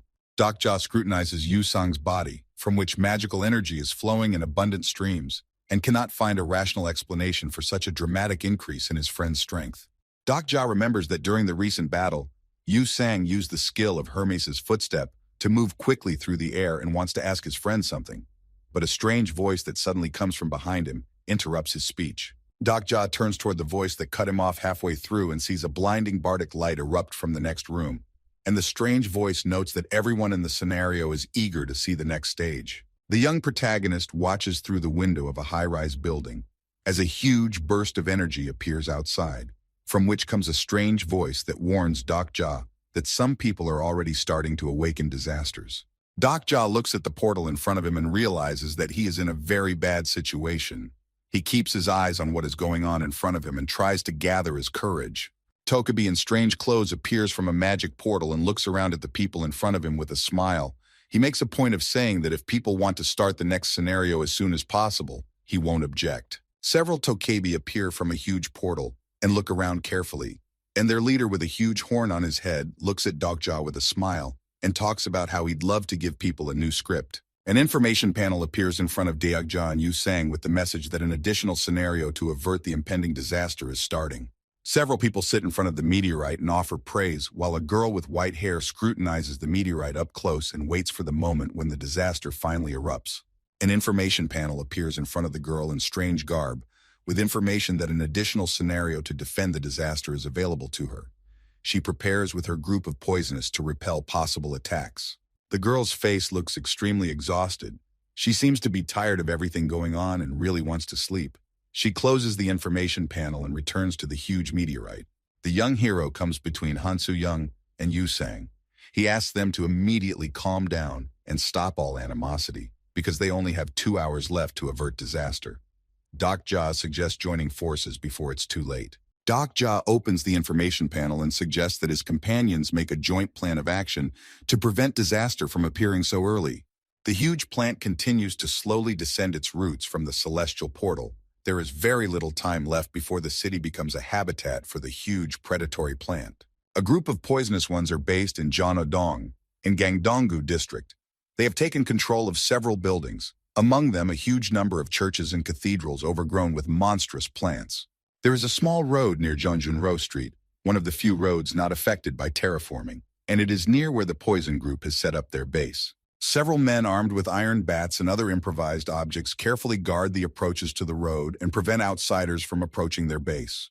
Plagiarizer Han Soo-young and Yu Sang jump from a high building directly into the crowd of the poison group to delay them for a while and allow others to slip inside the group's headquarters. Several people who were patrolling the road are in extreme confusion when they see two armed girls who appeared in front of them as if from halfway across the earth. The men of the group are extremely confused when they see the armed girls in front of them. They can't understand how someone managed to get past their traps set on the road. Yu Sang and Han Soo-young are slowly heading towards the criminal gang. They intend to engage in battle as soon as possible, and from their eyes it is clear that the girls are not going to spare their opponents. Dokja opens the window of a high-rise building and peeks out through it.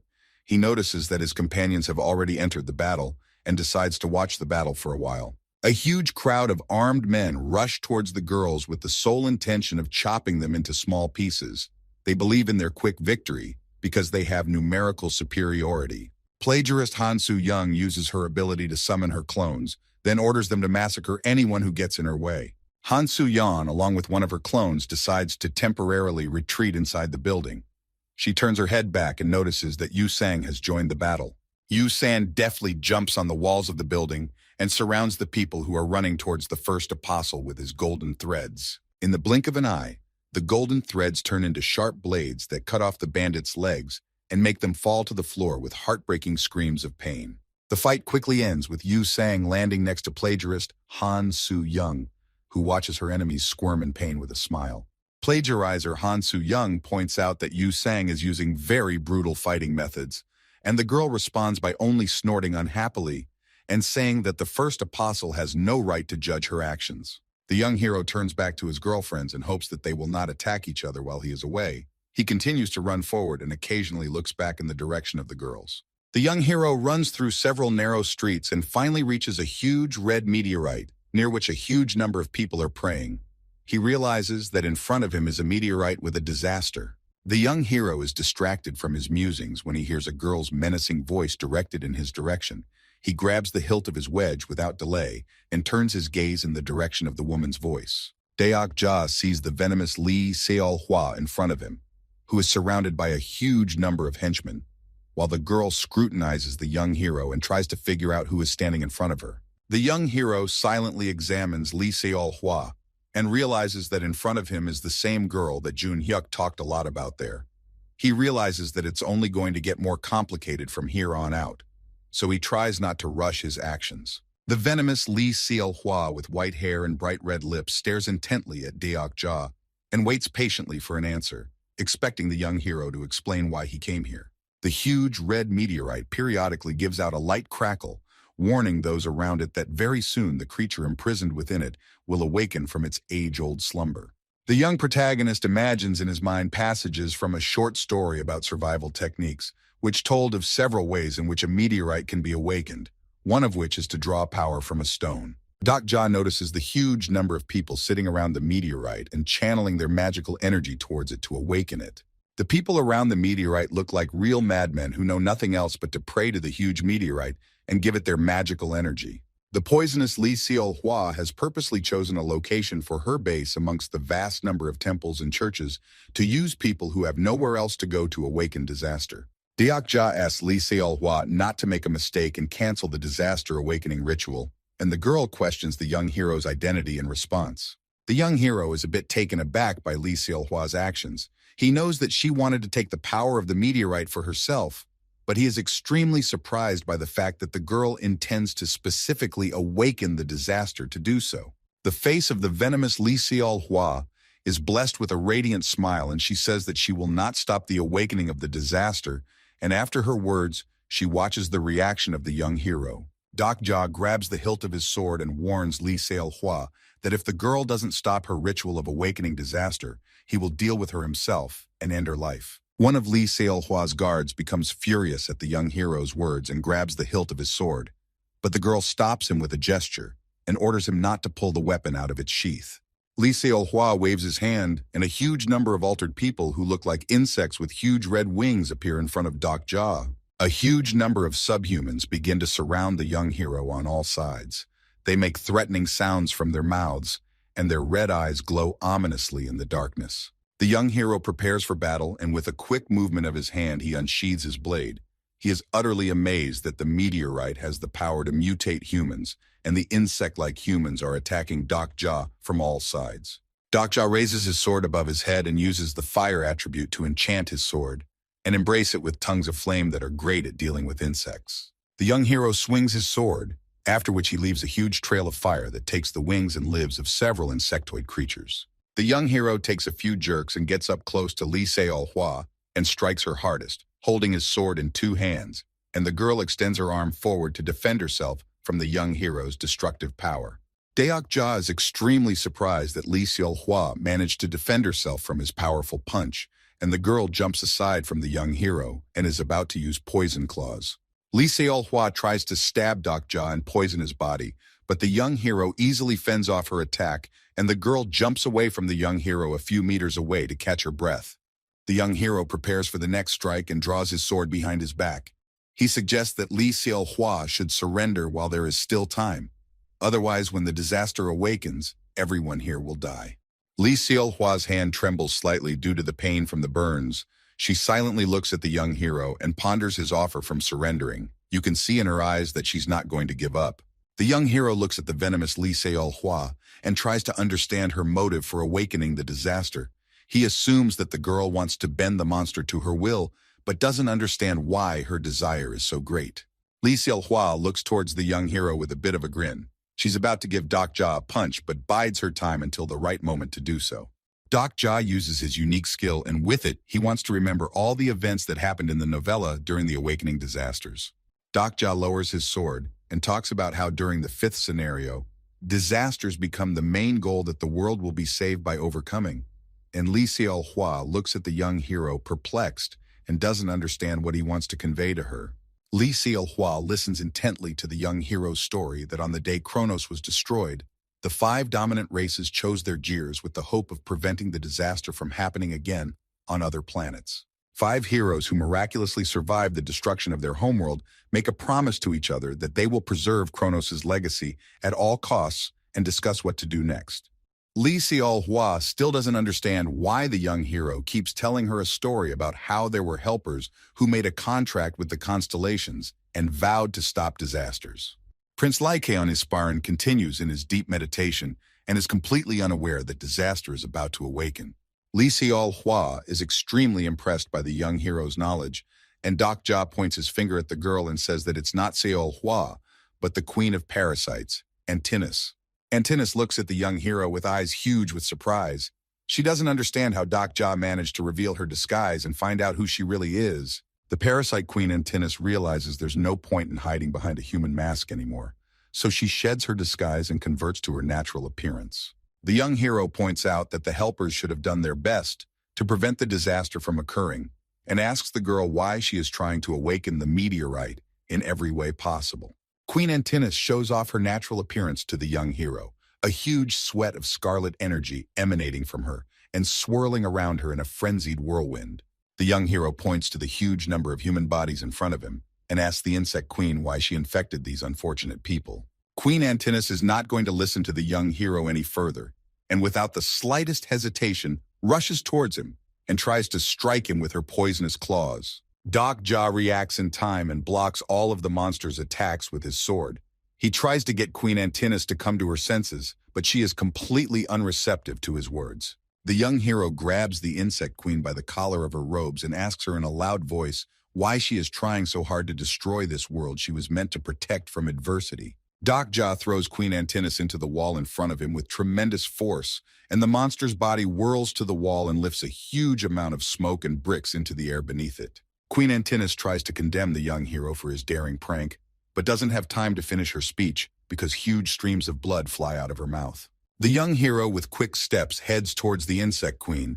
He orders her to leave the human body as soon as possible, because this act is completely contrary to her mission on Earth. Dokja points his blade towards the insect queen sitting on the concrete floor and asks her to fulfill her goal as quickly as possible, or else the payback for her actions will be exorbitant. The young hero is confident that he will be able to make Queen Antinous come to her senses and save Li Xiaohua, but the monstrous creature stares menacingly at Dokja and has no intention of following his orders. An information panel suddenly appears in front of the young hero. Junhyuk sends Dokja a message asking him to dispose of the insect queen as soon as possible. Junhyuk, along with plagiarist Han Soo-young, watch the ongoing clash between Dokja and Queen Antinous from a tall building. Junhyuk slowly moves on his feet and walks to the edge of the roof to watch the young hero. He sends a message to Dokja that Li Xiaohua isn't worth the whole world. The young hero is extremely dumbfounded by Junhyuk's words. He looks in the direction of the main character but continues to point his blade at Queen Antinous. Dokja asks Junhyuk about his decision, and he says that he's sure he'll do it because the fate of the world is at stake. The young hero remembers what Li Xiaohua looks like in the novella and goes over her story in his head. He's sure that if he straightens out the girl now, Junhyuk will definitely be broken by grief and go crazy. Dokja hears a strange grinding sound coming from the direction of Queen Antinous lying on the ground. He turns his head in her direction and looks at her fearfully. Queen Antinous guesses the right moment when the young hero is distracted by Junhyuk and stabs him in the arm using poison claws. The young hero looks at a few cuts on his arm and realizes that he is afflicted with the poison of 1,000 spirits. He sends Junhyuk a message and asks if he has an antidote for the poison. Dokja quickly jumps aside from Queen Antinous and points out that the aide has no idea who is the sponsor of the girl she's imbued with. The young hero continues to break the distance between himself and the monster, and then pulls out a strange hardcover book from behind his sinus. Queen Antinous looks at the young hero with incomprehension and annoyance. She doesn't take Dokja's words seriously and is preparing to strike next. The young hero holds a small book in his hands with a smile on his face and uses it to activate a special item, an incomplete dongi, which allows his body to rid itself of the poison. In the hands of the young hero is a rare artifact that belongs to a constellation that is related to medicine. This magical item allows you to reduce the effects of any poison. The story is transported to a time period when several kings, along with their followers, unite to overthrow a powerful tyrant king. When all the other kings were searching for the Sword of Four Yin, the young hero finds a magical artifact, incomplete dongyi, that lay beside a burnt human body. The young hero shows the insect queen a star relic that consists of 25 pieces. Dokja notes that he was only able to assemble 8 pieces, and because of this, the artifact began to function. Queen Antinous is breathing heavily due to her earlier injuries. She points out that the poison of 1,000 souls cannot be neutralized by a mere relic. The wound on the young hero's arm heals quickly, and Dokja notes with a wry smile that contrary to the insect queen's wishes, her poison has stopped working. Dokja continues to wave the star relic in front of Queen Antinous and tells her that the constellation Dr. Guam is the author of the magical artifact he holds in his hand. Queen Antinous looks at the young hero in anger. She tries to think of a further plan of action, but she doesn't know how to proceed because her opponent can neutralize any poison.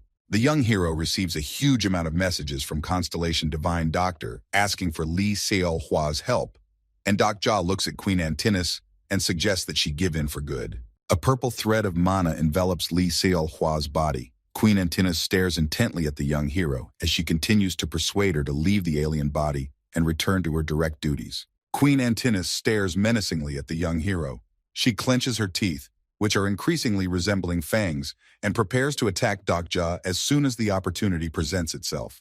Dokja continues to convince Queen Antinous that she should stop hurting people, while the monster accumulates as much poison in its claws as possible to weaken the young hero more. Queen Antinous talks about how she hates all the people around her.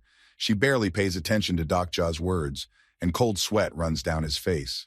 The insect queen Antinous makes a quick dash and rushes at the young hero with great speed and loud screams, while Dokja tucks his book behind his sinew and prepares to repel the girl's attack. The young hero deftly dodges the poison queen's blows, and then grabs onto Li Xiaohua's clothes, trying to buy himself some time and spend it studying the girl's body. The young hero holds the Dongyi Godam book behind his back and is about to use it to cleanse Li Xiaohua's body of the monster that has taken control of him. Dokja cannot use the power of the healing book to its full potential, but decides to use the secrets of the artifact to harm the insect without hurting the girl and uses an exclusive skill, a blow to the pain point. Dokja delivers several blows to Li Xiaohua's body with great speed and hopes that the power of the book is enough to extract the parasite from her body. Queen Antinous screams in pain and falls to the ground, while the young hero watches the insect's movements closely and hopes that his technique can Li Xiaohua regain control of her body. Queen Antinous screams in unimaginable pain and long streams of tears flow out of her eyes. She twists her head in different directions and tries to get rid of the feeling of pain, but she fails. A strange yellow substance pours out of Li Xiaohua's mouth in a rapid stream, quickly leaving his body, and a message appears in front of the young hero that the power of Korean traditional medicine is taking effect. Li Xiaohua coughs loudly, and a huge amount of incomprehensibly yellow substance pours out of her mouth in huge streams. The Constellation Divine Doctor thanks Dokja for his work and gives him 500 gold coins as a token of gratitude. Li Xiaohua slowly rises to her feet, cold sweat running down her face. The girl looks extremely exhausted, and it seems like she's going to pass out very soon. The girl with white hair is trying to figure out who saved her. Because of the weakness in her body, she can't see very well and can't realize what kind of man is standing right in front of her. Junhyuk sends a message to Dokja and asks him not to do anything stupid. The young hero quickly reads the message and then turns to Li Xiaohua and explains to the girl that he was sent here by Junhyuk. Li Xiaohua doesn't understand who Junhyuk is talking about, and the young hero asks her not to worry and says that she will find out soon. Junhyuk leans on the roof of a building and watches the conversation between Dokja and Li Xiaohua. Deep down, he is grateful to the young hero for saving his loved one. The young hero turns towards the screams coming from his right side and sees Yu Sang and Han Su Young running towards him. The girls run towards the young hero with great speed, and Dokja extends his arm out to the side and asks the girls not to get close to him. A huge amount of yellow substance begins to gather in one place and turns into a kind of golden insect cocoon. The young hero carefully observes all this and realizes that the battle is not over. The parasite Queen Antinous puts on her true form rather quickly and prepares to destroy anyone who gets in her way. The young hero yells in the direction of Han Su Young and Yu Sang that the girls should never get close to him, or else risk getting a strong poison. The insect queen attacks the young hero with her stinger without much thought, but Dokja manages to react in time and stops the huge stinger with one hand. Queen Antinous looks at the young hero with a satisfied expression.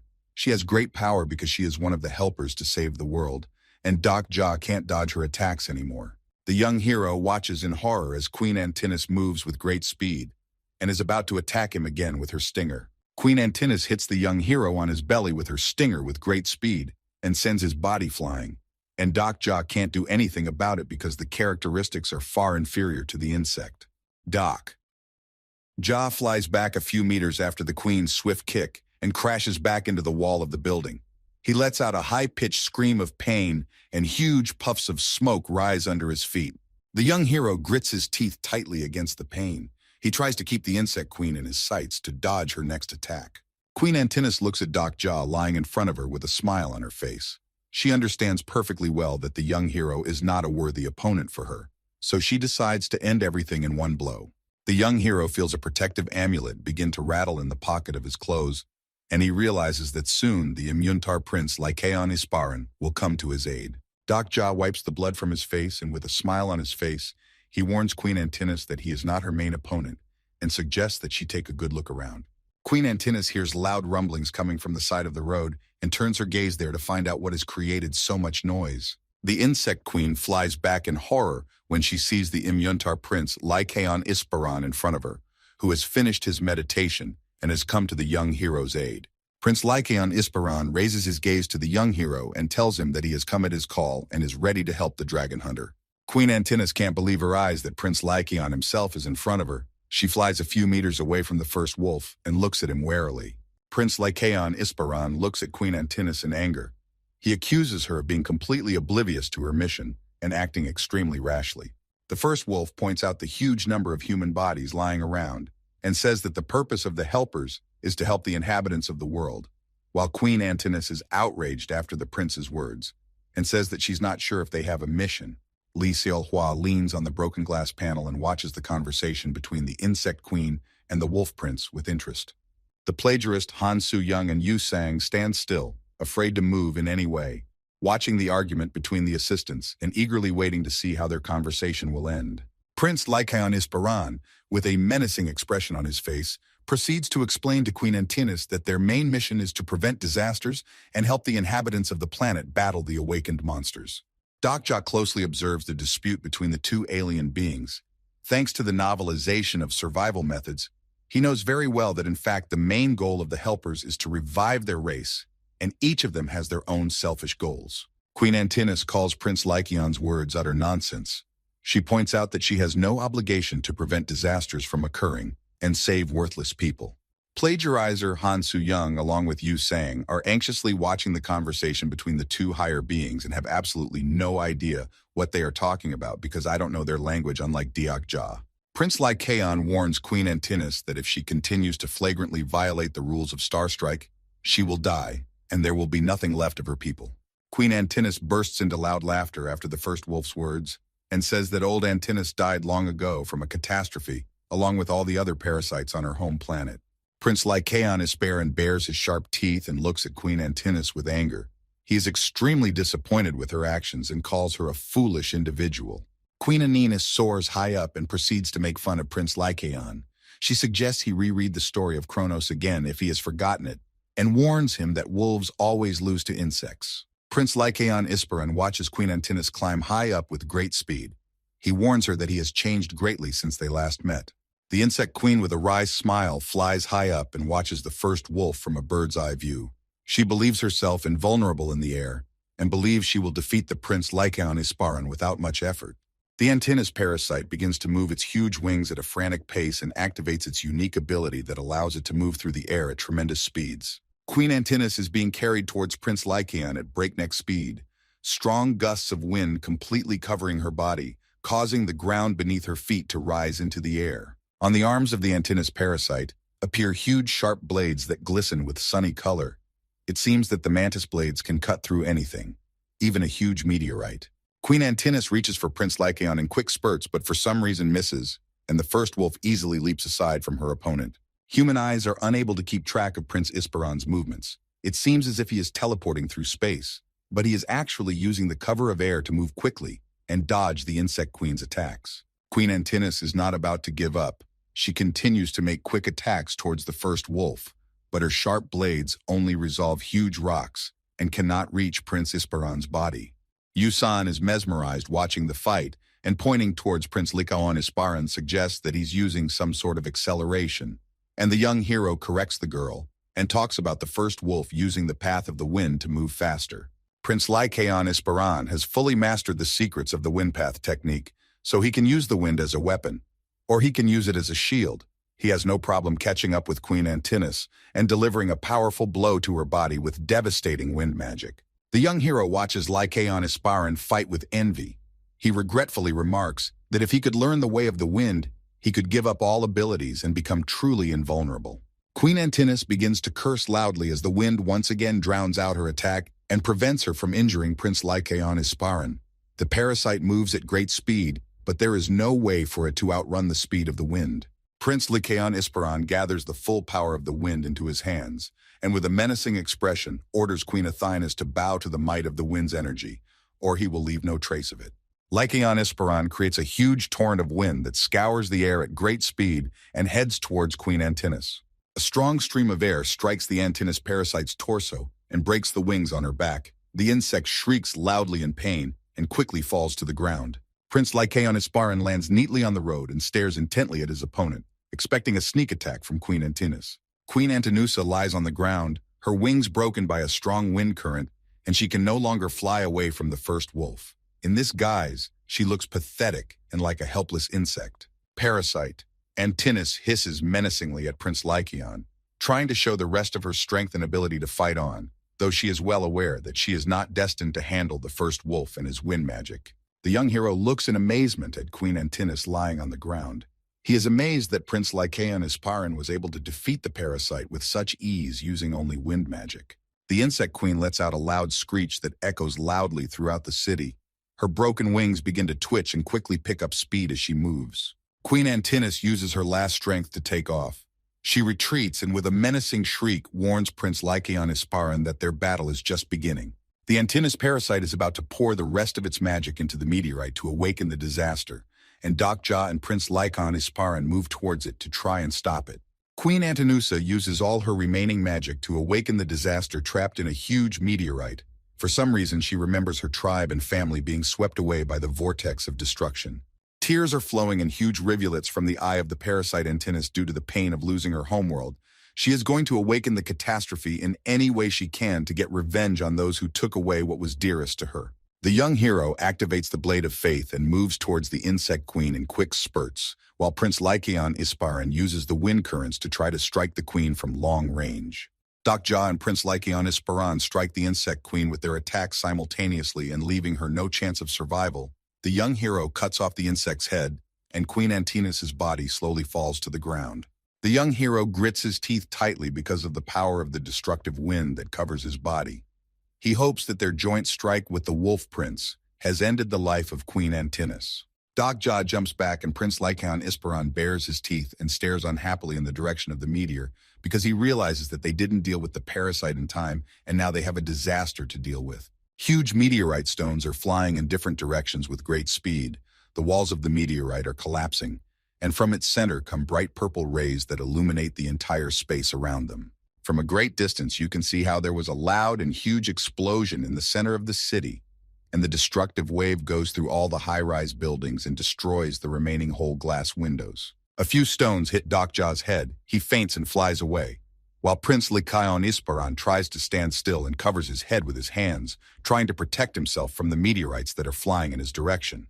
The young protagonist looks helplessly up at the night sky and realizes that soon everything may come to an end because he hasn't had time to stop the awakening catastrophe. A huge wave of violet-colored destructive energy envelops everything around him, destroying all obstacles in its path. Yusan manages to jump away from the destructive wave in time and covers his head with his hands. Yu Sang sees Dokja lying on the ground and is about to run to his aid, but suddenly sees something sinister appear in the center of the meteorite, which scares the girl badly and makes her stop on the spot from indescribable fear. Catastrophe slowly rises to his feet, his entire body enveloped in a thick fog that slowly dissolves into the air, and piece by piece reveals a powerful creature that will be the harbinger of the apocalypse for this world. Yusan looks with horror at the place where the meteorite used to be. She sees a tall man without clothes in front of her, whose body is partially covered by a purple mist. The whole place around is covered with huge pieces of meteorite, with people lying under the rubble. The strange young man slowly raises his head and looks around, his long hair reaching his feet, and because of his long bangs you can't see his eyes at all. He only wonders where he is now.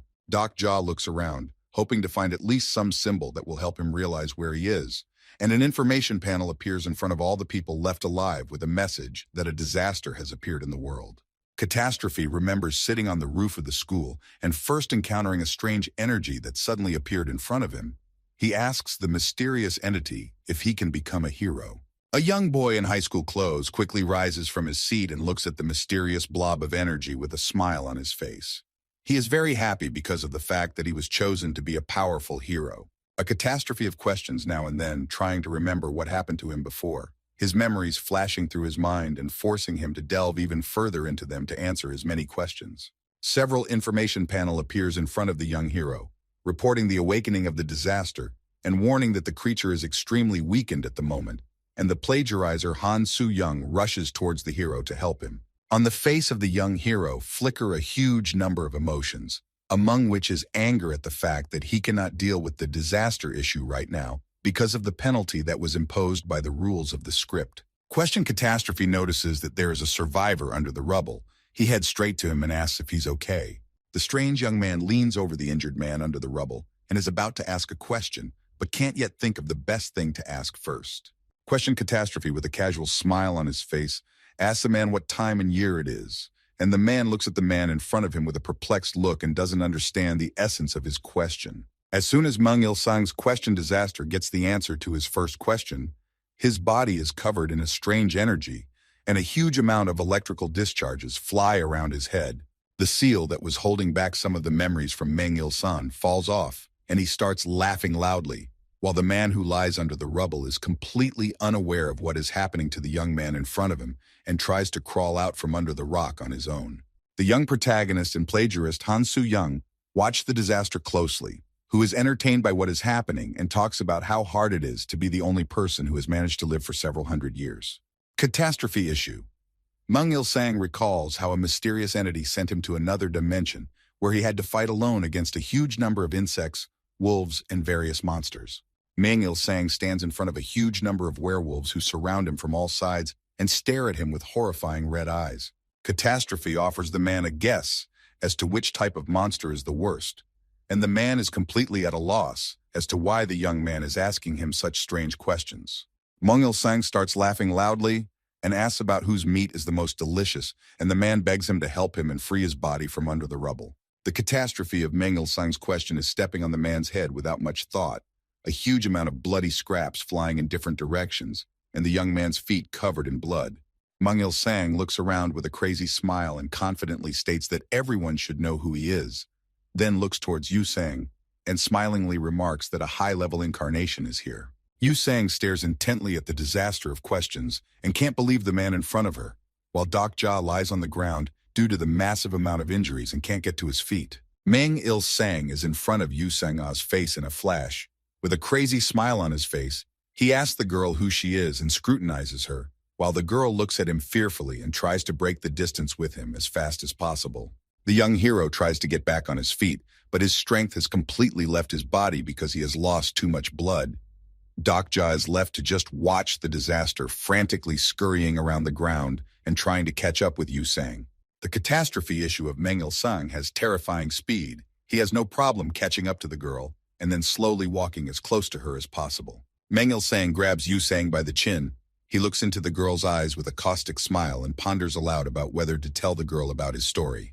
The young protagonist recalls the pages of a novella about 3 ways to survive, in which Mung Il-sung was a warrior from Earth who was one of those who destroyed Kronos. As Queen Antinous tearfully watches the catastrophe of the Mung Il-sung issue destroy her home village and set fire to everything around her, she makes a vow to herself that she will surely avenge her brothers and sisters. Mung Il-sung's entire face is completely covered in blood. His clothes are tattered rags that develop from the strong gusts of wind. He looks down at Queen Antinous lying in front of him and thinks about what he would do to her. Mung Il-sung has managed to deal with Prince Likaon Isparan, whose head lies behind him without much trouble. He asks Yu-sang if she wants to know his life story. Catastrophe question keeps holding Yu-sang's head and asking her if the girl always avoids the question, and Yu-sang looks menacingly at the young man and wants him to get his hands off her face as quickly as possible. Mung Il-sung continues to pester Yu-sang with questions, and the girl can't stand it and throws his hand aside, saying that the young man has no right to touch her. The face of Mung Il-sung's question catastrophe takes on a horrible shape. A huge dark energy gathers around his body, and the young man grudgingly declares that he was tormented by his ordeal in other dimensions while other people lived carefree in their world. Mung Il-sung concentrates a huge blob of dark energy in his finger and is about to use the black fire cannon to destroy Yu-sang for her refusal. A huge vortex of dark energy mixed with a stream of fire rushes towards Yu-sang, but the girl manages to dodge at the last moment from this unimaginable force, which destroys everything in its path. Tongues of flame from the black cannon reach the young hero's body.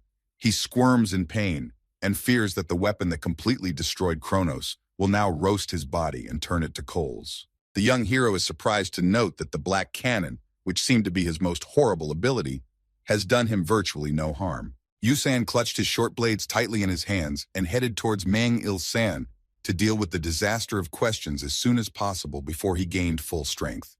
Mang Il-sang is surprised by the fact that Yu-sang can fight him on equal footing. He carefully dodges the girl's attacks and doesn't stop asking her questions. The young hero finds it very strange that Yu-san can fight the disaster of questions on equal footing. He decides to open the information panel and check Mang Il-san's characteristics. Dokja closely follows the battle between Yu-sang and Mang Il-sang, and in parallel, studying the basic parameters and characteristics of the disaster, the young hero learns that the constellation sponsoring the disaster turns out to be a mass producer.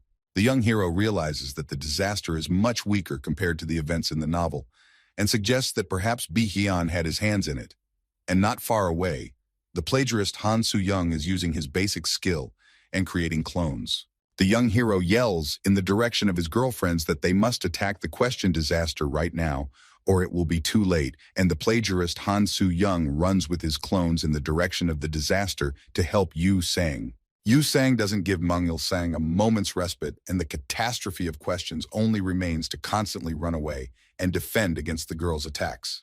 Dokja realizes that if he doesn't deal with the disaster right now, it will be too late later. He invests all of his gold coins into upgrading his basic stats and increases his basic stats to the maximum value.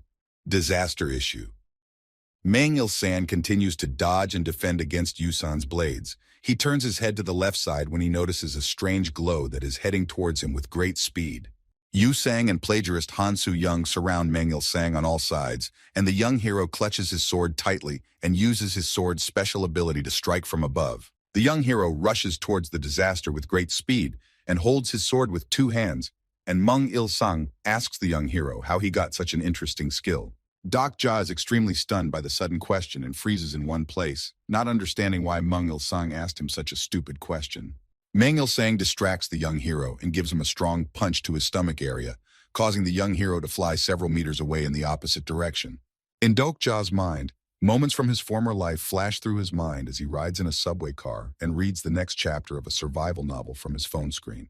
As the young hero lies on the ground and watches Yu-sang and Han Soo-young continue to battle the catastrophe issue, Dokja is aware of the fact that Mang Il-sang is a reincarnated, a man who invaded an alien dimension for the sake of surviving. The returned Mang Il-sang quickly fends off the girl's attacks, and then turns toward Dokja and notes with a smile on his face that he was quite startled when the young hero lunged at him with weapon in hand. Dokja is holding his stomach after being hit by the returned Mang Il-sang. He tries to use the notes from the short story on survival techniques but can't find anything useful. He continues to sit on the ground and tries to catch his breath. The question catastrophe scratches the back of his head and looks at the young hero, while the plagiarizer Han Soo-young surrounds Mang Il-sang on all sides and thinks she can catch the young man off guard. He smilingly looks at the girl and asks her where she is from and how old she is. Mang Il-sang pretends that he doesn't understand at all why the girls are attacking him. He notes that he looks quite attractive and offers to defeat a few monsters so that the girls will forgive him. Mang Il-sang dodges Han Soo-young's punches and kicks the legs of one of the clones to fight the girl one-on-one. He keeps asking a huge number of questions and hopes that the first apostle will ever lose his temper and make a mistake. Question Catastrophe looks at the plagiarist Han Soo-young with a smile and asks her, is she one of the members of the Association of Hunters who constantly meet the returnees to destroy them? The plagiarist Han Soo-young doesn't hold back because of Mang Il-sung's stupid questions and calls his guesses complete nonsense. The first apostle, without realizing it himself, answers a few of the returnees' questions and amplifies it several times. The body of the reincarnated Mang Il-sung is covered in a huge amount of dark energy. He smiles widely and remarks that Han Soo-young is definitely the huntress who was sent for his soul, according to her answers. As the young protagonist watches Mang Il-sung grow stronger and stronger by the second, plagiarist Han Soo-young is angry at herself for falling for such a cheap disaster stunt. Dokja sighs heavily and expectorates blood from his mouth. He assumes that this is the end of his story, as the disaster of questions is now impossible to defeat because he has removed almost all of his shackles. Mang Il-sang starts laughing hysterically and asks loudly about who he should straighten up right now. A huge amount of electric lightning flashes all over his body, showing everyone around him that he has absolute power. The young hero looks at the first apostle unhappily and says reproachfully that she shouldn't have answered Mang Il-sung's questions. and Han Soo-young says in her defense that she just wanted to express her emotions. Dr. Ja asks the girls not to say anything to the returnee, because on his day, any words turn into answers to questions. The girls rush into another attack, and the young man dodges their attacks without much trouble. The returned Mung Il-sang slaps Yu Sang's hand, with the hope that the girl will drop the dagger from her hand, but she continues to clutch it in her hand despite the unbearable pain. Meng Il-san's strength has increased several times, but Yu-san fights him as an equal, though she doesn't manage to touch his body even once. Yu-san uses the golden web to bounce back from her and rushes towards the returned Mung Il-san again. The girl looks menacingly at her opponent, and her strength seems to grow with every minute of the fight. A catastrophe of questions finds himself trapped in a golden net. He doesn't understand what's happening and stares questioningly at the night sky, trying to figure out where the girl has disappeared to. The young hero is amazed by Yu-san's abilities and watches the battle mesmerized along with the first apostle. He learns that all of her skills are somehow related to the constellations of Olympus, but it is impossible to get so many different stigmas from different constellations. Yu Sang tries to catch the returned Mang Il-sang with his golden thread, but the young man uses the black hole to create a breach in it and escape the trap, and the plagiarizer Han Soo-young uses clones to divert the attention of disaster away from Yu Sang. The girls manage to trap the disaster of questions. Yu Sang calls out to Dr. Ja with a loud shout and asks the young hero to launch his attack on the returnee as quickly as possible before he escapes the golden cage. Dr. Ja is faced with the disaster of questions in a split second and swings his two-handed sword, and Meng Il-sang looks at him fearfully, realizing that things are extremely dire for him. The young hero strikes the shoulder of the disaster with his sword and cuts the golden thread, but Meng Il-sang manages to bounce aside at the last moment and not lose his head. The returned Mung Il-sang is bleeding and contemplating what to do next. He's completely wrapped in golden thread and can't move with much speed, while the young hero shakes the blood off his sword and is about to strike again. Catastrophe issue Meng Il-sang activates his special skill, Flash, to teleport a short distance and free himself from the golden cage. In the blink of an eye, the returned Mung Il-sang disappears from the sight of Dr. Ja and his team. The guys don't have time to do anything, and the golden threads that form the net slowly fall to the road, leaving behind golden sparks. The plagiarizer Han Soo-young is clenching his teeth tightly in anger because they missed the disaster of the issues. The young hero can barely stay on his feet, and bloody tears are flowing from his eyes because he used too much magic. Dr. Ja wipes the drops of blood from his face and asks the first apostle not to worry about Mung Il-sang. He explains to the girl that the young man has received a huge amount of wounds and will not be able to run far from them. Yu-san silently sits still and doesn't move. She had spent too much energy in the battle with the disaster issue, and in the last few minutes of the battle moved on automatic, not fully understanding what was happening. Plagiarizer Han Soo-young is carrying Yu Sang on her back with a disgruntled expression on her face. She is extremely unhappy that she has to carry every exhausted fellow Dr. Ja on her back. The young hero is extremely interested in the fact that Yu-san can use different stigmas. He realizes that the girl's body has weakened precisely because she used a huge number of different abilities. The first apostle continues to carry Yu Sang on his shoulders and looks at Dr. Ja with extreme displeasure, but the young hero doesn't pay any attention to that look because he's extremely concerned about Yu Sang's abilities that could harm her body. Plagiarizer Han Soo-young tries to find out as much as he can from Dr. Ja regarding the abilities and skills that the question catastrophe possesses, and Dr. Ja repeats about how Mang Il-sang gets stronger every time he gets an answer to his question. The young hero explains to the first apostle that the returnees are very strong, however. When they appear in the new world, they receive a great deal of punishment that severely weakens their abilities and skills. Dr. Ja keeps running forward, trying to catch up on the disaster with a question, and remarks that they have a good chance of dealing with the returned Mung Il-sang right now, as long as there are no additional scenarios. The young hero explains that they need to find Mung Il-sang as soon as possible before other people start answering his questions. Dr. Ja is about to say something else, but suddenly a huge portal appears in front of him, and Han Soo-young. Tokibi appears out of a huge purple portal with a huge horn on his head. He notes with a smile that Dr. Ja and his companions have performed admirably in the battle against the disaster of questions they were able to corner. Tokebi, with a huge horn on his head, smiles evasively and notes that Dr. Ja and his team have too much on their plate, so he offers to share information about the disaster with everyone. Dr. Ja quietly curses through his teeth as he realizes that the longhorned Tokebi has appeared in their path on purpose in order to stop them from finishing off the returned Mang-il-san. Tokebi with a long horn uses magic to amplify his voice. He begins to howl loudly, and his voice becomes audible to the entire city, from whose sky the roots of an unknown plant keep appearing. Tokebi with a long horn addresses all the people of Seoul with the information that some silly creatures have released one of their disasters on purpose, and the people listen carefully to the strange voice in their heads and fall silent. Some people start to panic when they find out that one of the disasters has awakened before its due date. They become outraged and ask Tokebi to fix the problem. The long-horned Tokebi chuckles as he sees several people fleeing Kandong to avoid facing the awakened disaster. Jun-hyuk is standing on the roof with one of Han Soo-young's clones, who continues to help him and holds him on her shoulders so he doesn't fall. The main character listens intently to the voice of Tokebi and looks extremely worried.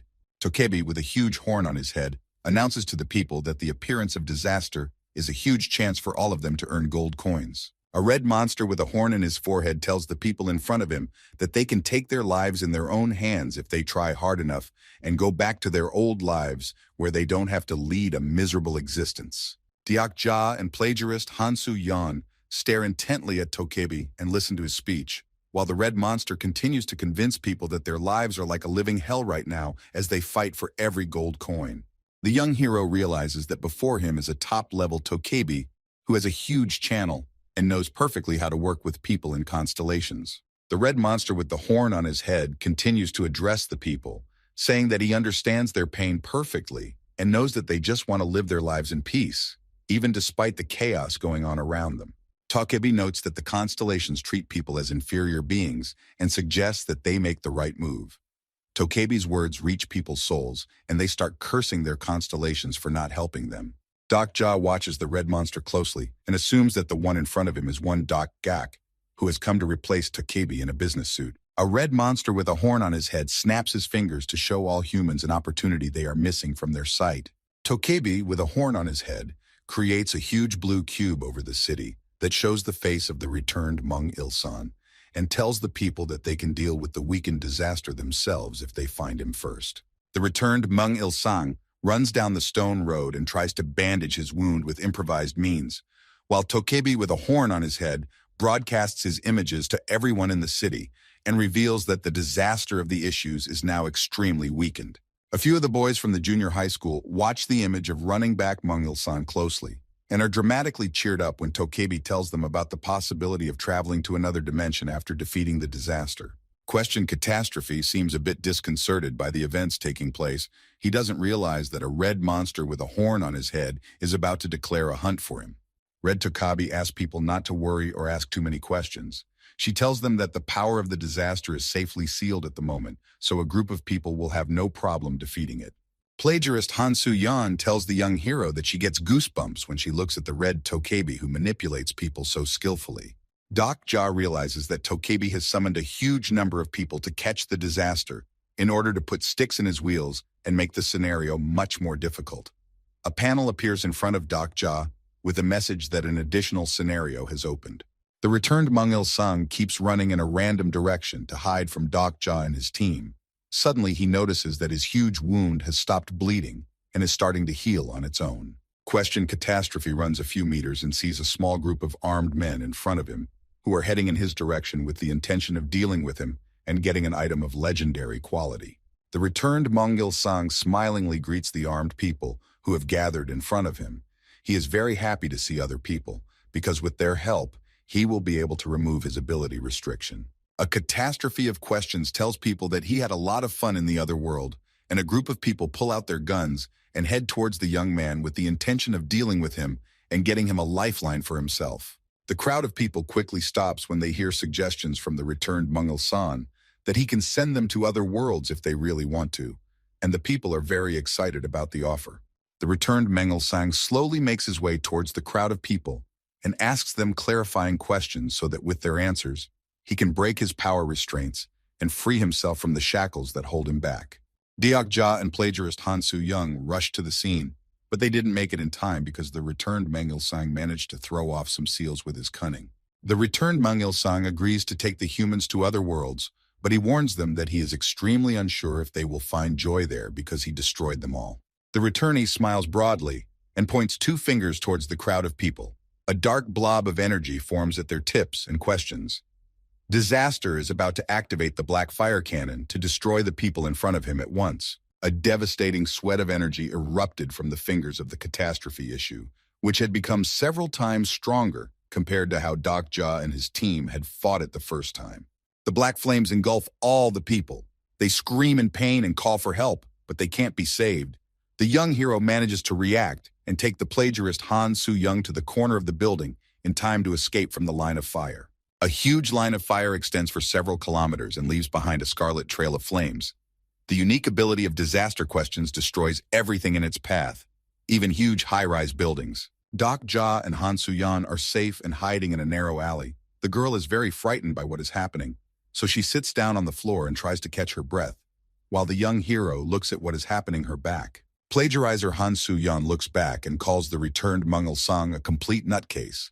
And then the girl looks at the young hero with concern and notes that she's not sure if they can beat the disaster of questions. The returned Mungil Song looks around with a smile.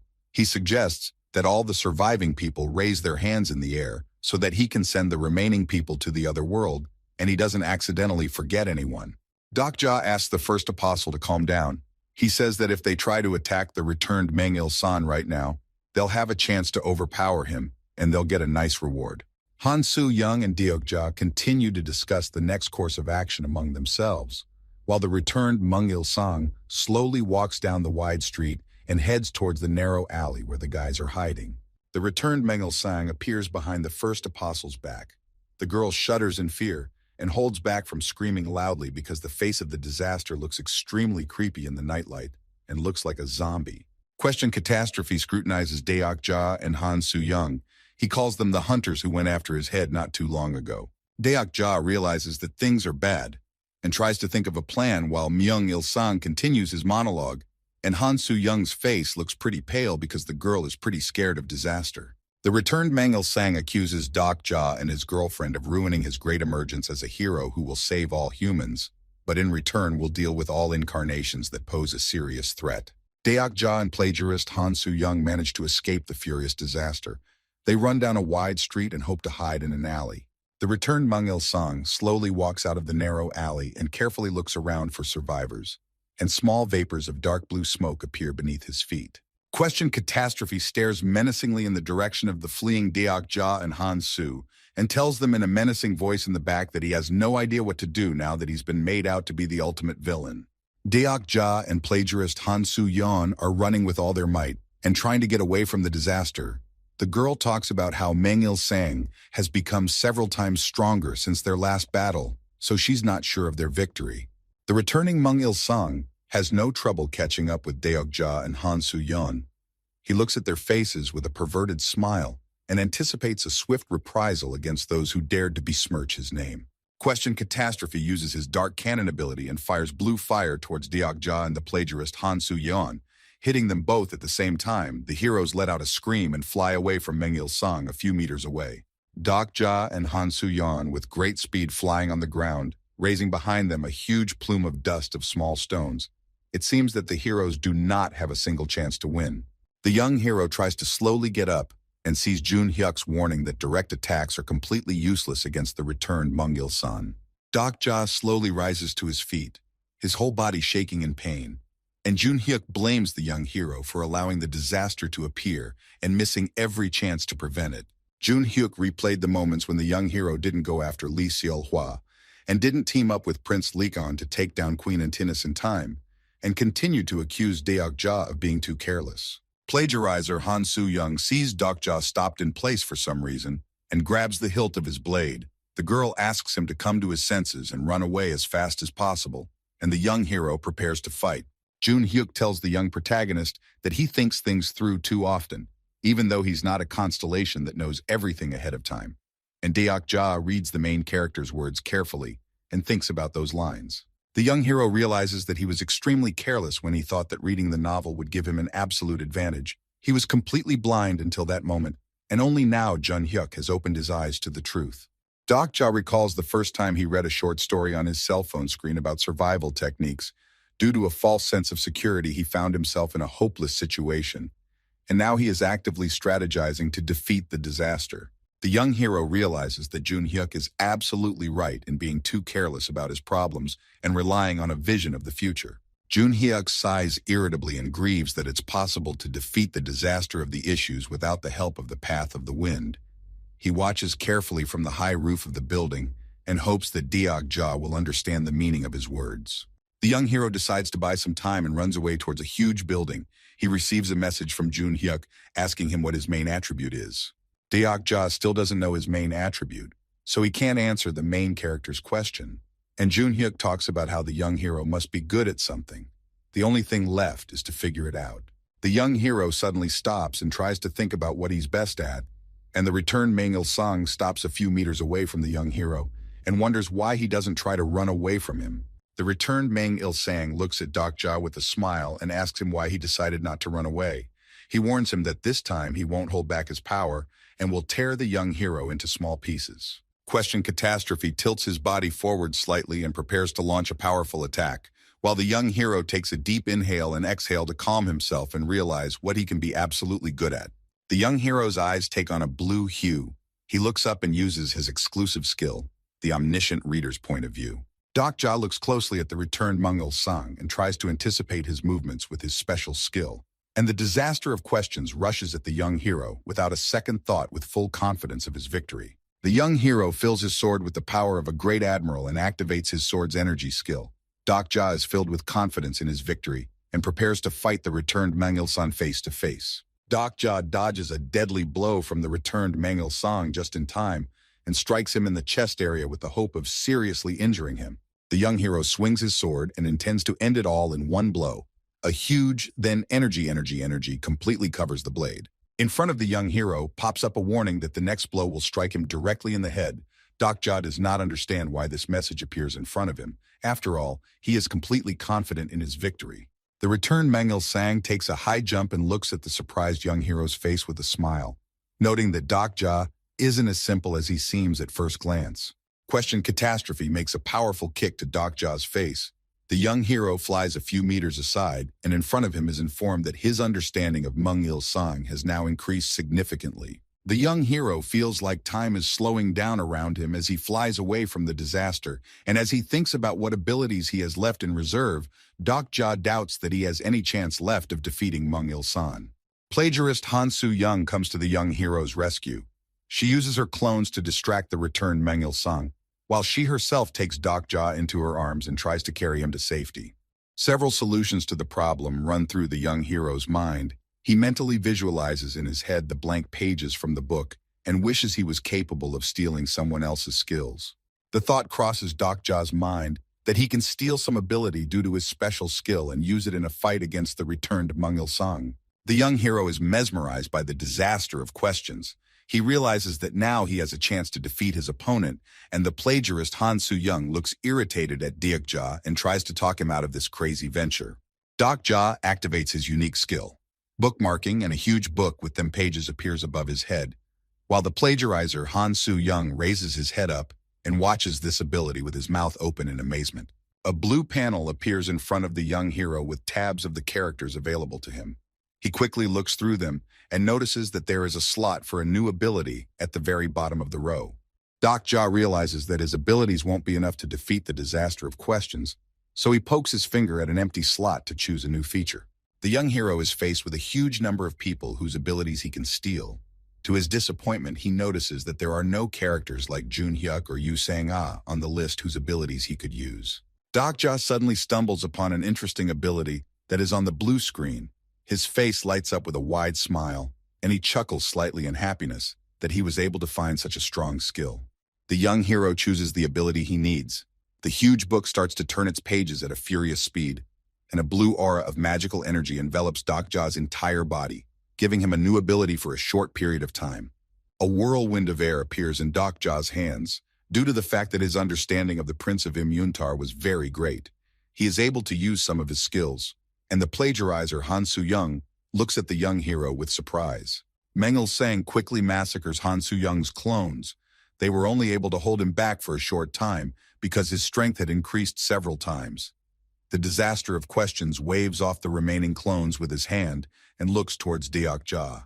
Question Catastrophe stares in surprise at the young hero who is rushing towards him at an intimidating speed. He is in some confusion because he was sure that he had broken Dokja's fighting spirit long ago. The young hero is quickly confronted with the catastrophic question and delivers a crushing blow straight to his jaw, causing Mengil-sang's body to fly several meters aside. The returned Mengil-sang skillfully lands on his feet. He looks at Deokja with a smile and notes that he has become several times stronger. Dokja slowly twisted his hands from side to side, his entire body enveloped by spiritual energy that transformed his fingers into beast claws. Around the young hero, the wind is swirling with great speed, and behind his back you can see the silhouette of Prince Lycaon Isparan. Thanks to his special skill, he can use the way of the wind. The story is transported back a few minutes. Dokja is standing in front of an information table and contemplating which skill he should steal. He comes to the realization that he doesn't need to learn new abilities if he can just steal them. Dokja uses his hands to control the wind. He thinks of the words he said to Prince Lycaon during his training about a storm appearing in his left hand and a thunderstorm in his right. The young hero now understands the meaning of the words and realizes what the true power of the wind's path is. He looks up and watches the wind twist in a frenzied torrent over his head. The returned Mengil-sang laughs when he realizes what skill Dokja is using. Disaster warns the young hero that the way of the wind won't help him in battle because he defeated the first wolf with his own hands. Question Catastrophe realizes that the young hero has become stronger than before, so he activates his unique skill flash to level their odds and questions some person to increase his power. The returned Mengil-sang quickly disappears from the young hero's sight. Dokja realizes that his case is very bad and tries to find the disaster of issues as quickly as possible. Question Catastrophe teleports over to the armed man and is at his back. He looks at the unsuspecting man with a smile and anticipates his new powers. The returned Mengil-sang looks at the man who is cleaning his blade with a smile and asks him what his name is, and the man turns around and looks questioningly at the disaster, not understanding the point of the question. A huge swirl of wind is carried toward the question's disaster. Dokja hopes his attack reaches its target in time to stop the returned Mengil-sang. The young hero appears behind the back of the question disaster and is about to deliver a powerful blow to his head.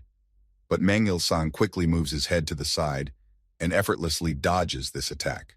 The returned Mengil-sang raises his hand up and uses it to block Dokja's leg. There is a loud sound of destructive force, but the young hero doesn't do any damage to the disaster of questions. Catastrophe Question unleashes his power and looks at the young hero with a wide smile, saying that his attacks do him no harm. The young hero realizes that the returned Mengil-sang has broken another seal that was holding back his powers. He quickly jumps back and tries to come up with a new battle plan, realizing that he can't win by wind alone. The returned Mengil-sang taunts the young hero because he's completely confident in his victory, and behind him a huge purple charge appears and hurtles towards him. A huge destructive explosion erupts at the place where the question disaster was. Due to the huge table of smoke caused by the blue beam, it is completely impossible to see what happened to Mengil-sang. The young hero covers his face with his hands so that small stones do not get into his eyes. He looks carefully in front of him and tries to understand who decided to help him in this difficult situation.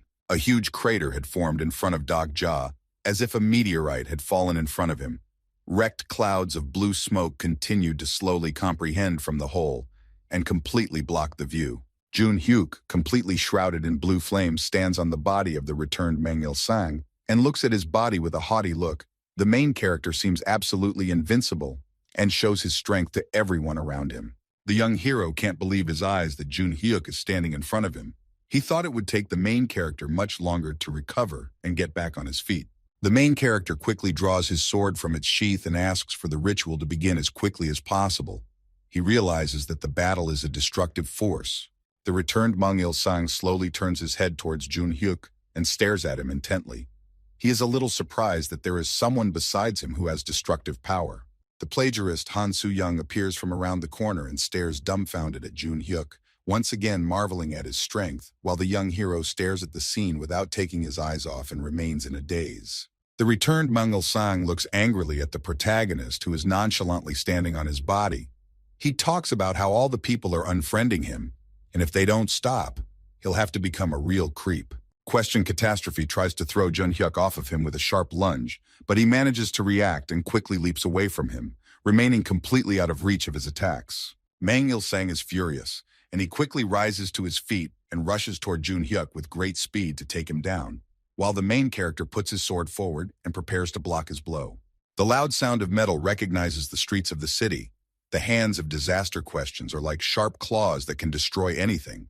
However, even they can't manage to break Jun-hyuk's sword. Cold sweat flows down abundantly on Jun-hyuk's face.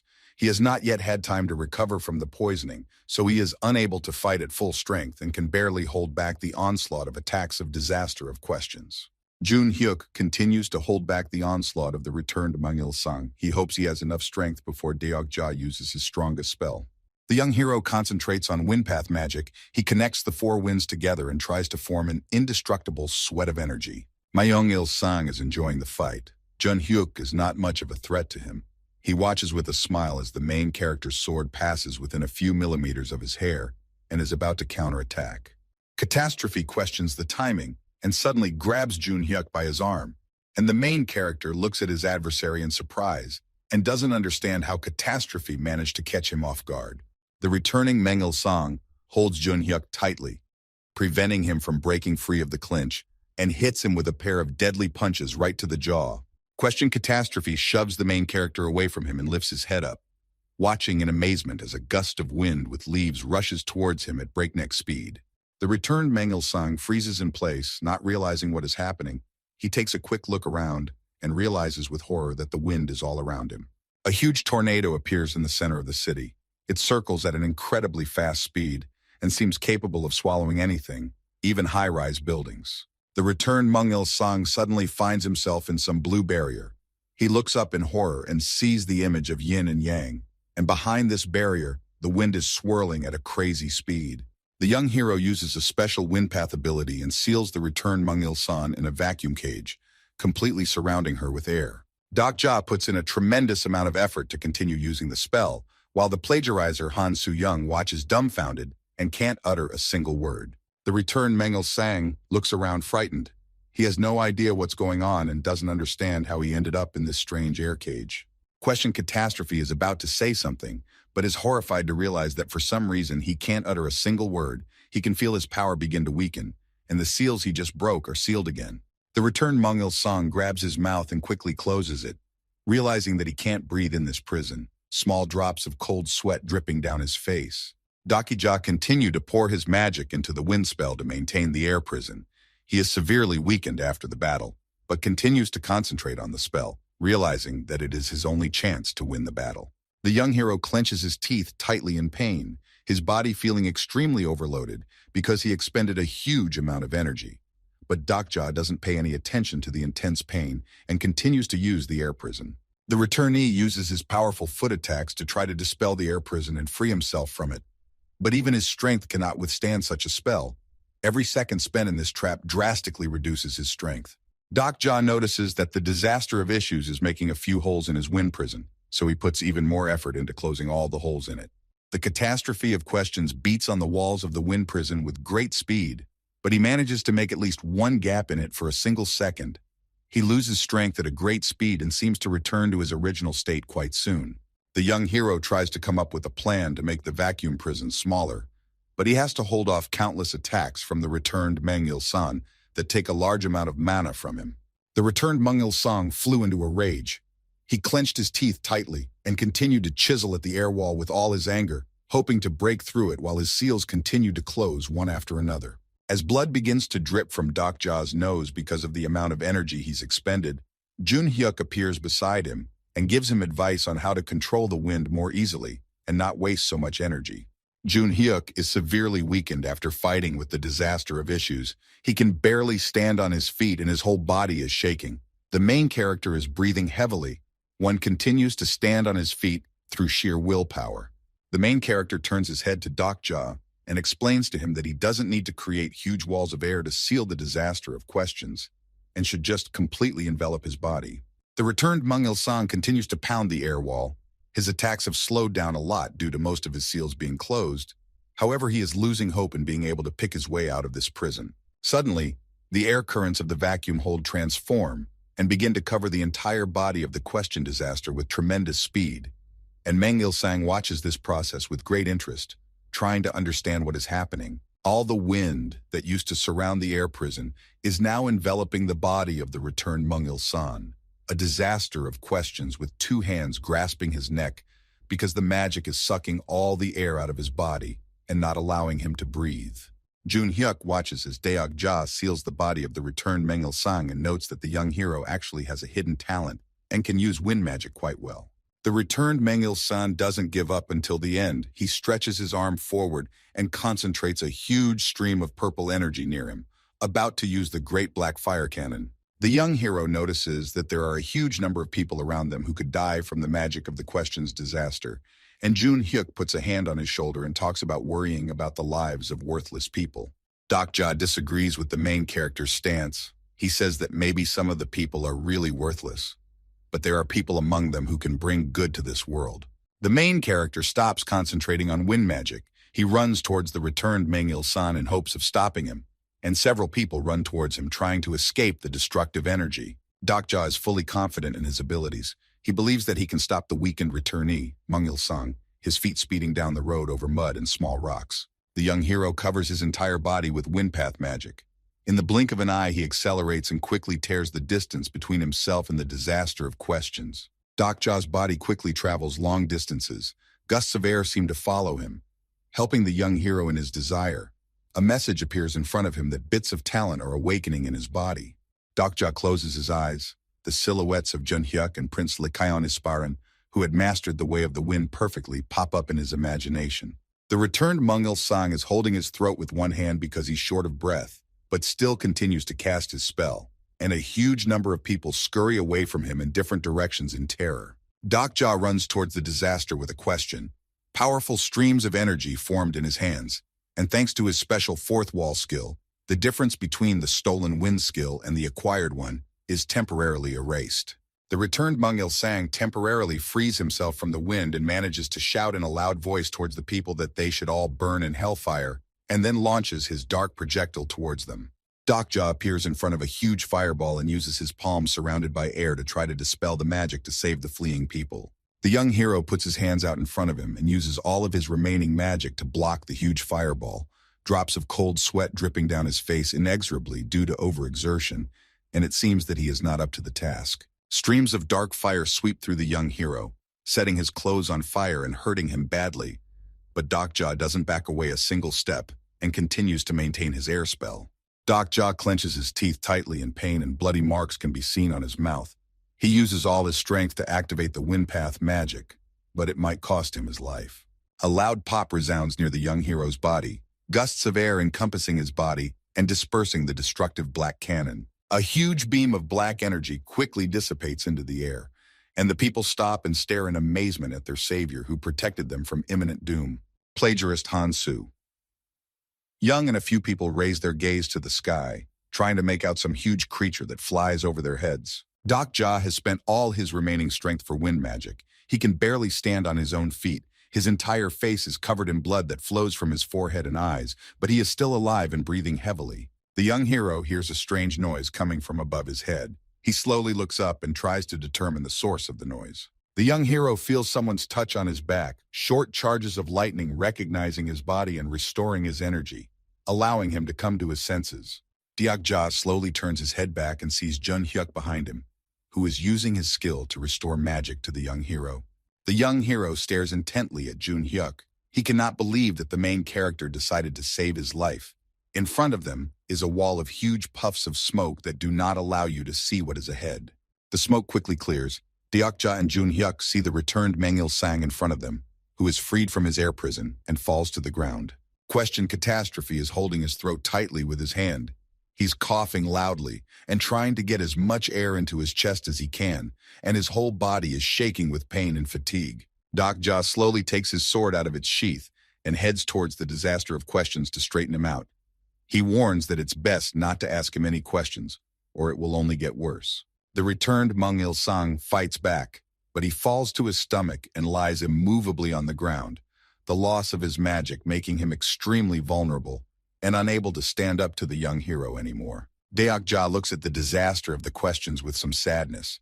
He knows the story that Mangil-sang was supposed to be a hero but turned into a horrible monster, so he becomes terribly sorry for the man in front of him. The young hero thinks about it for a while, but still decides to finish what he started. He dismisses all extraneous thoughts from his head and heads to Mangil-san to get it over with. Jun-hyuk stabs the body of the returned Mangil-san with his sharp blade. The disaster of questions cries out loudly in pain and then slowly falls to the ground. The returned Mangil-sang tries to reach forward to his hand for something and freezes in that pose, while Jun-hyuk stares emotionlessly at this one and quickly pulls his long sword out of his body. Deok-ja stares at the body of the disaster of questions that lies before him. A sepulchral silence ensues, and only the ringing sound of a notification shatters it, announcing that the returned Mangil-sang has left this world forever. Jun-hyuk stares emotionlessly at the returned Mangil-san lying before him and wipes his blade, while Deok-ja wipes his face, cleaning up the blood and trying to catch his breath. The returned Mangil-sang lies on the ground in a pool of his own blood when he wanted to be a hero who would save the world, but fate was too cruel to him and turned him into a villain who fell at the hands of the protagonist. Shards of the meteorite, which contain the catastrophe of questions, are scattered all over the city. The young hero lazily examines them and notices that in front of him appeared a golden window, an information that he received a new story. Deok-ja stands immovably in the middle of the road and stares blankly off into the distance. Plagiarizer Han-soo. Young runs toward him to inquire about his well-being, and Jun-hyuk tucks his hands into his pockets and blithely strides away. Long trails of smoke appear over the city, coming from where the returned Mangil-sang used his hellfire. An infernal silence hangs over the city because another scenario has come to an end and the disaster has been destroyed. Deok-ja raises his hand and scrutinizes his injured palm, and a great number of constellations marvel at the young hero's victory. The young hero's hand has a huge amount of red spots that were formed because he used wind magic, and Deok-ja moves his fingers slightly and feels the light gusts of wind enveloping them. The young hero is distracted from his thoughts and looks worriedly at Jun-hyuk, who is standing with his back to him and examining the survivors. A man and a woman gently lift the child to drag him to a safer place and treat the myriad burns on his body. All the people look very shabby. With the help of improvised means, they create bandages for themselves and try to apply them to their wound, and some of them do not understand at all what is happening. On Jun-hyuk's face, for the first time in a long time, there is an emotion of concern and regret. He feels extremely sorry for those people who are in a difficult situation and are unable to defend themselves. Deok-ja watches Jun-hyuk with little interest, while the people around him hug their loved ones tightly and try to mourn their fallen comrades. Jun-hyuk senses Deok-ja's gaze directed at him and quickly turns in his direction, trying to figure out what the latter is up to, while the young hero ponders how much he understands the feelings of the people in the short story about survival methods. The main character looks menacingly at the young hero and demands that he stop staring at him so intently, but the young hero grudgingly turns away and continues to think about his own. A small information panel appears in front of the young hero's face. He is distracted from his thoughts and is greatly surprised by the information that is written on it. Deok-ja lifts his head up and sees several tokebi flying in the air. He realizes that one of them sent him a private message. A red tokebi tokak with a huge horn on his head smiles and looks at the young hero. He sends him a message inviting him to join his channel. Tokebi tokak's face bears an evil smile, as if he's up to no good. He looks at the young hero intently and waits for him to give him an answer. Tokebi Bi-hyun flies behind the others and sighs heavily as if he's worried about something. The monster looks at the young hero hopefully and hopes that Deok-ja will help him in his predicament. The young hero is well aware that the red Tokebi with the horn on his head is trying to lure him to his channel. He looks closely in his direction and tries to pretend to be completely unaware of what is going on. Tokebi Tokak looks extremely dumbfounded at the young hero when he demands a reward from him in a loud voice and completely ignores the message he sent him. Red Tokebi starts frantically flying through the air and apologizes for forgetting about the award. He tells Deok-ja that he has nothing to worry about and everything will be provided in the best way soon. In front of the young hero, a huge number of information panel appears with award notification. The young hero scrutinizes them and assumes that Tokebi Tokak must have greatly influenced this scenario. Deok-ja stomps his foot nervously and remarks that he still hasn't gotten the extra bonus for going through the script, while the red Tokebi with the horn on his head smiles nervously and says that he'll fix that misunderstanding soon. Tokei Bihyun looks dumbfounded at the red-haired Tokebi, as he asks him to immediately prepare an additional reward for the completion of this scenario. The Tokebi Tokgak with the red horn on his head grows fierce with anger, and in a loud voice once again tells Bihyun to provide the reward immediately. The young hero looks expectantly towards the arguing Tokebi, and tries to figure out what they are arguing about. Dokja is very tired after the battle, and wants the turmoil to end quickly. Tokebi Tokgak with a red horn on his head warns Bihyun not to get cocky just because his channel has become several times more popular, and reminds him that the sixth script will be a joint script for Korea and Japan. Dokja watches the Tokebi arguing with interest. He didn't know that the hierarchy among these monsters would be so serious. He's a little worried about it, but he tries not to think about it too much. The Tokebi finish their discussions, and before the young hero finally gets the rare items he gets for completing the scenario, he can only choose one item, but he does it first. Bihyun Tokebi flies up to Dokja and asks him to pick a reward. He seems very polite after getting a serious beating, and Dokja looks at him with a tired look and kind of empathizes with him. Bihyun offers to take Dokja's infinite dimension subspace cape because it has many hidden options. The white monster wants to say something else, but is distracted by the red Tokebi who calls him over in a commanding voice. The Tokebi Tokgak with the red horn on his head continues to fly high in the air, and demands that Tokebi tell the properties of the magic items to all the constellations. Tokebi Bihyun quickly flies away, obeying the older man's orders, and the young hero, along with plagiarist Han Soo-young, scrutinizes the rare items and asks Jun-hyuk what he wants to choose. The young protagonist raises his eyes up and sees Jun-hyuk in front of him who stares menacingly in his direction. Dokja uses his skill and realizes that the main character is not hostile at all and is in hibernation. Dokja waves his hand in front of Jun-hyuk's face, but he quickly realizes that it has no effect on the protagonist and decides to leave him alone, giving him a chance to rest and recover from his severe injuries. The plagiarist Han Soo-young pops up from behind the young hero with a smile on his face and points to himself to offer his candidacy in choosing the artifact, and the young hero waves his head negatively. The first apostle puffs up his cheeks and walks away from the young hero in frustration, and Dokja tells the red Tokebi that he will choose the cloak of the infinite dimension of subspace. Tokebi Tokgak with a red horn on his head looks at the hero with a snide smile and informs him that he can't give out an extra reward right now, and Dokja is not happy with this statement and clarifies where he needs to go. Red Tokebi offers to come into his private waiting room so he can give the young hero a prize, and Dokja looks questioningly at Tokgak and doesn't understand why the red monster can't give him the prize right now. The young hero recalls a folk tale. It spoke of the post Tokebi, which referred to the headdress of a government official. Dokja imagines in his head a huge room with all the amenities where one of the Tokebi is sitting. He guesses that this is the place the red monster wants to call him to. The young hero fears that if he poisons himself in the break room with Tokebi, something unforeseen might happen, so he demands to give the red monster his reward right here and now. The Tokebi Tokgak with the red horn on his head looks at Dokja with a smile. It seems that the young hero's words did not embarrass him at all, and he continues to insist on his proposal, while the other Tokebi stand behind his back and do not interfere in the conversation. Red Tokebi stares intently at the young hero, his eyes lighting up with a bright red light and a wide grin painted on his face. He seems to be up to some trickery. The young hero's eyes widen in surprise when the red Tokebi contacts him via a mental link and warns him that if Dokja refuses his offer, it will only get worse for him. Red Tokebi spreads his arms out in different directions and notes that Dokja is very much popular among the vast number of constellations, and the young hero gingerly looks at Tokebi Tokgak and listens to his speech. Tokgak really wants Dokja to join his channel and become part of it. He contacts him with a mental link and says that he is ready to give Dokja the best conditions, so he is ready to consider offers from his side. Red Tokebi looks at the young hero with a wide smile on his face and eagerly awaits his response. He is confident that Dokja will definitely agree to his tempting offer. Tokgak's eyes widen in surprise when the young hero refuses his tempting offer and continues to demand that he hand over the legendary artifact. The young hero looks confidently at the red monster.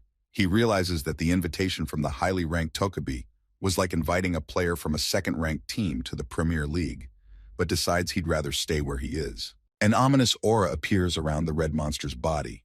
It looks menacingly at Dokja and disappointedly says that it won't insist on its offer and prepares to demonstrate something with its magic.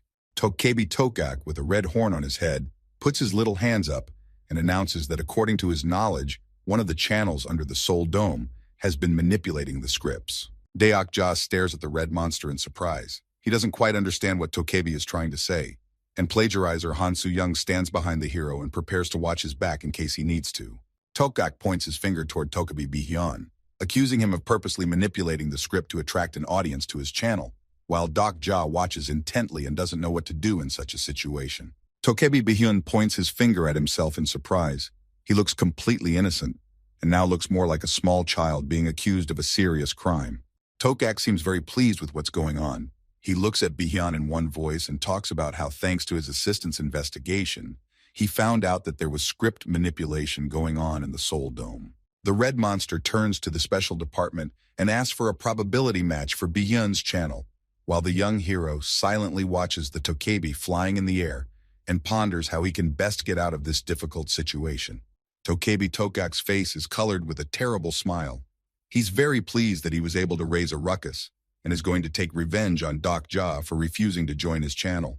Huge plants continue to entangle high-rise buildings. Very few of them left after Deokja's battle and the question's disaster, but they still pose a deadly threat to humans. Deokja realizes that Tokebi has decided to make a fuss to mess with him, so he looks in his direction and considers how best to get out of the situation, while the plagiarist, Han Soo-young, stands behind him and doesn't seem to understand what's going on. Tokebi Bihyun looks at the young hero in panic. Hoping for his support, cold sweat runs down his face and he contacts Deokja with the hope that the latter has already come up with a plan of action and will get him out of this difficult situation. Lee Seol-hwa has already come to her senses. She is standing among the crowd of people and watching the Tokebi in the air with interest. She is very confused by what is happening, but she tries not to show it. The young hero assumes that the red Tokebi lacks any evidence to prove his connection to Bihyun, so he sighs with relief and remains confident that he won't be affected by the scenario's probability investigation. Deokja uses the mental link to tell Bihyun that he has nothing to worry about, and then turns to the red monster with a loud shout and demands that he give him the promised reward so the constellations won't get bored. The young hero is greatly surprised when Red Tokebi points out that his investigation is directly related to him at the moment, and says that Deokja shouldn't be thinking about getting the reward right now. Tokebi Tokak, with a red horn on his head, uses his magic to create a huge screen on which he shows the moments that took place while going through an optional scenario. Deokja stares intently at the monitor screen, which shows a segment where he stands in front of Miss Lee Seol-hwa and decides to keep her alive, despite her body being controlled by a parasite. Red Tokebi shows another snippet where Prince Lycaon Isparan fights the Vermin Queen alone, with Deokja standing behind him and not interfering in the fight. Tokebi's monitor screen shows the following snippet where Deokja is lying on the floor and cradling his wound with his hand, while plagiarist Han Soo-young and his girlfriend Yu Sang are battling a disaster of questions. The young protagonist goes over in his head the characters Tokebi Tokak is showing and tries to figure out what the monster is putting on this strange show for. Cold sweat drops quickly run down Deokja's face as he finally realizes what the red monster is up to. The young hero opens his mouth slightly in surprise and waits for Tokak to finish his long speech. Tokebi Tokak, with a red horn on his head, shows a huge amount of footage, showing the constellations that Deokja was mostly inactive or acting very strange. Deokja slowly walks towards the monitor screen and is about to say something, but his words are drowned out by the loud voice of the red monster, who continues to make accusations towards him. Red Tokebi Tokak snaps his fingers, and then the face of Deokja and Tokebi Bihyun appears on his screen. He points in their direction with his right hand and accuses them of special script complication. Tokebi Tokak continues to throw around accusations and says that Tokebi Bihyun used Deokja for his own personal gain to maximize the benefits of the script. A huge number of constellations are watching the current situation with interest, and Bihyun is looking around incomprehensibly because he doesn't fully understand the whole situation and the reason for the accusations directed towards him. Many of the constellations believe the red Tokebi, so they disapprove of Bihyun and leave his channel, while the white Tokebi waves his hands and asks them to stay and think it over carefully. Most of the constellations have left the Bihyun channel, and because of this, the white Tokebi begins to lose its power and shrink in size at a tremendous rate, becoming many times smaller than its brethren. The other Tokebi point their fingers at Bihyun and laugh loudly at him, and the young hero looks dumbfounded at this because he didn't expect this turn of events. Little Tokebi Bihyun looks at Dokja with his tearful eyes, hoping that the young hero will protect him, while behind him a huge number of Tokebi continue to laugh hysterically. Dokja is fed up with this circus. He puts his hands on his sides and asks for the reward to be given to him as soon as possible, and then he will accept Tokgak's offer, while the red Tokebi looks at him with a smile and prepares to move him to his chambers. Little Tokebi Bihyun looks at the young hero with tears in his eyes. He seems very disappointed by Dokja's actions, but he just shrugs and says that there's nothing he can do to help Bihyun at this moment. Little Bihyun twirls nervously in the air and continues to cry, while the red monster looks at his fellow monster with a smile and prepares to carry Dokja to his place.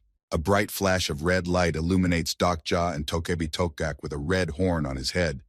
The red monster folds his arms in place and prepares to carry them both to his abode. The young hero disappears instantly, leaving behind a red light, and plagiarizer Han Soo-yeon stares in amazement at the spot where Deokja used to stand, unable to believe that the young hero disappeared from her sight so quickly. Dokja opens his eyes and finds himself about a very cozy room. Across from him is a small round mirror, and underneath it are several small cabinets. The young hero's body is completely enveloped in red electricity that gradually transports him to Tokebi's room, and as soon as the spell ends, Dokja begins to look around with interest at the place he's gotten to.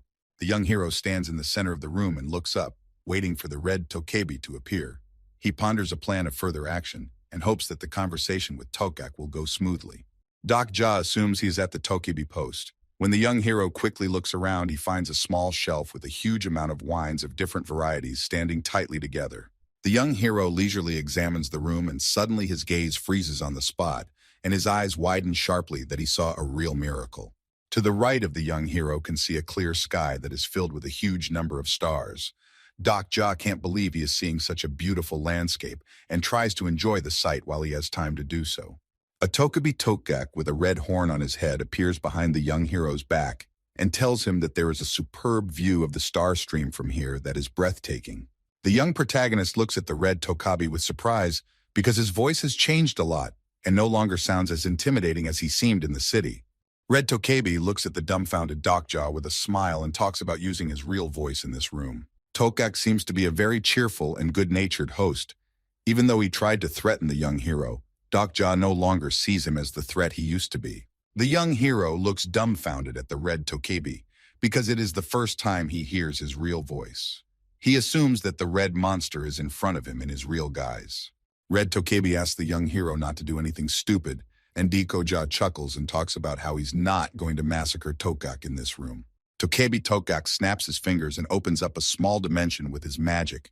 He offers the young hero a small contract of cooperation. Suddenly, little Tokgak Tokebi Bihyun appears out of the Tokgak portal, law by magic and unable to move, and the red Tokebi points a finger at his kin and says that the latter will serve as an excellent witness to create a new contract. The young hero realizes that the red monster is well aware of his contract with Bihyun, so he decides to play along with Tokebi Tokgak and agrees to his terms.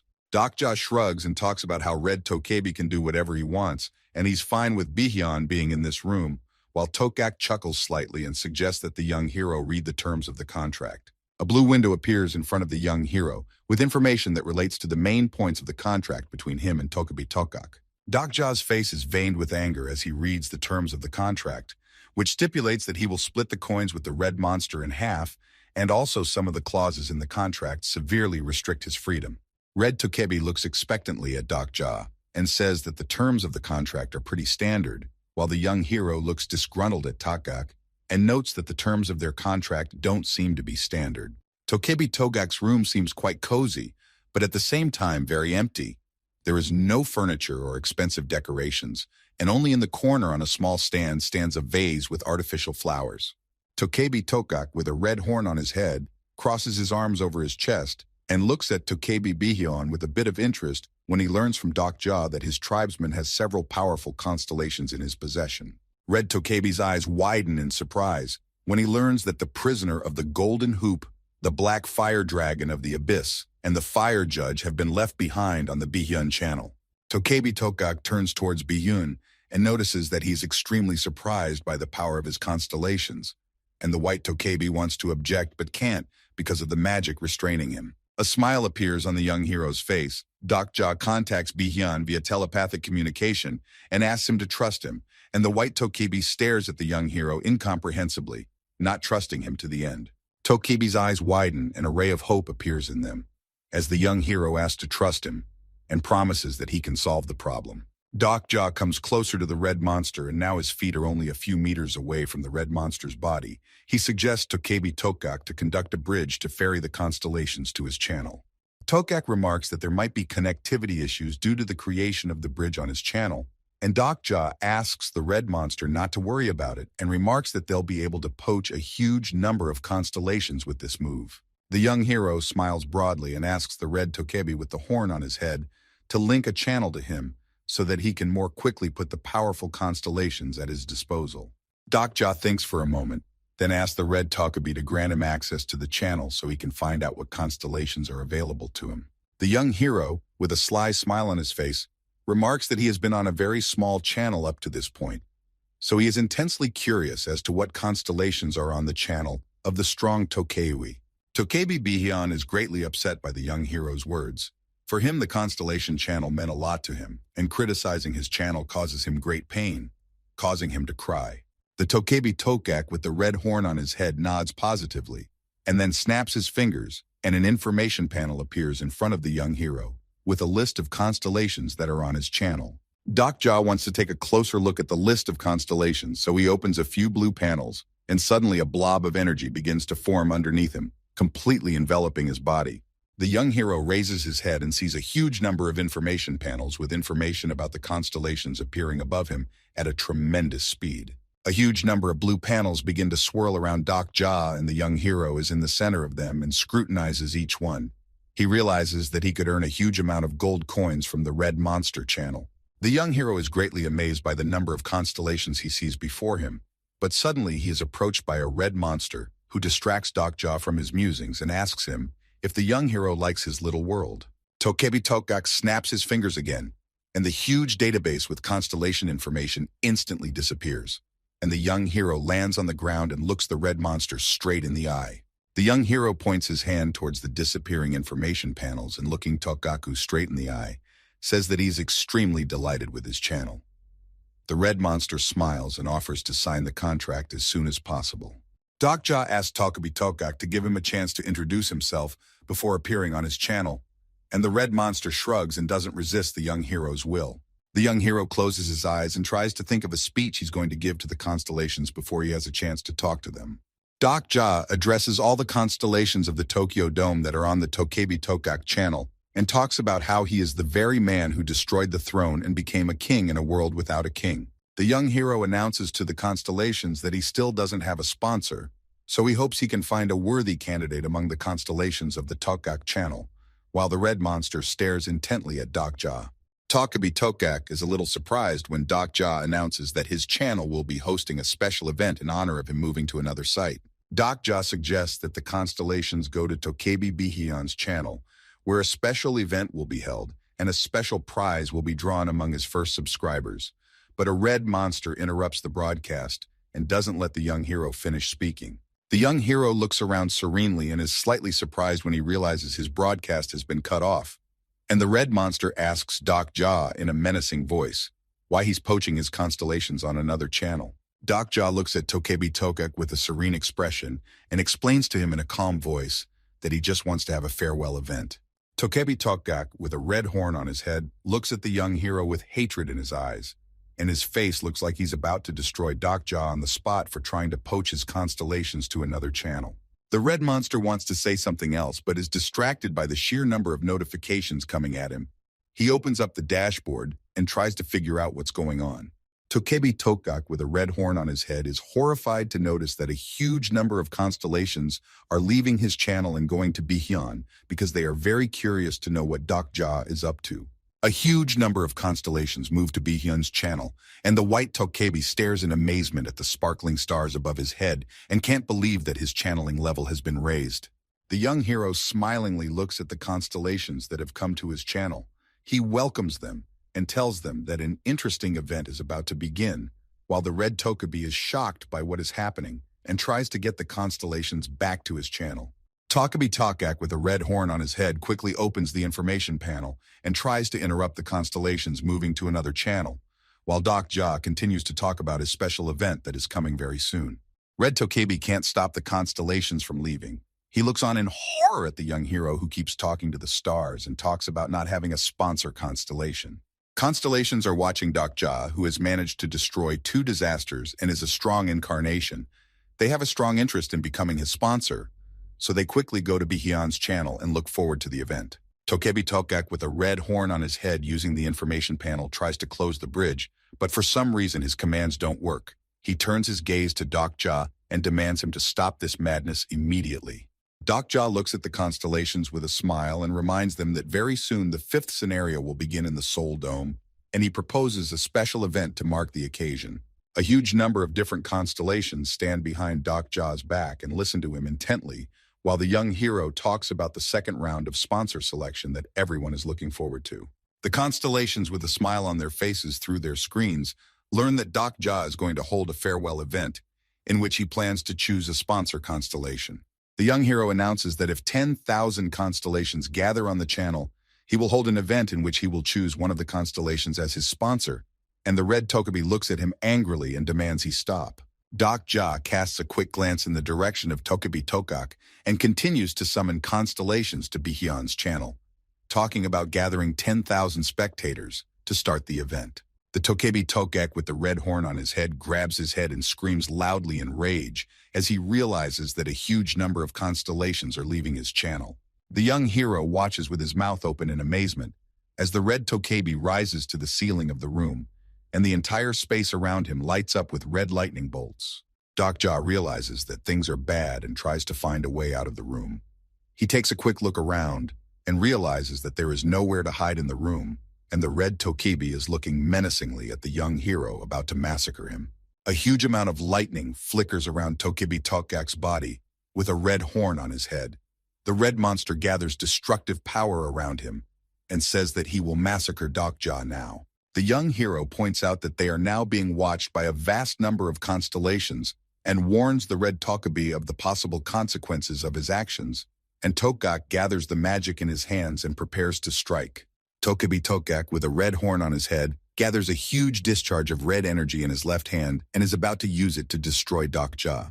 The young hero covers his face with his hands due to the bright light coming from Tokebi's side and prepares to dodge Tokak's punch. A bolt of lightning pierces the young hero's body, but doesn't do much damage because the red Tokebi is severely weakened after losing the constellation's support.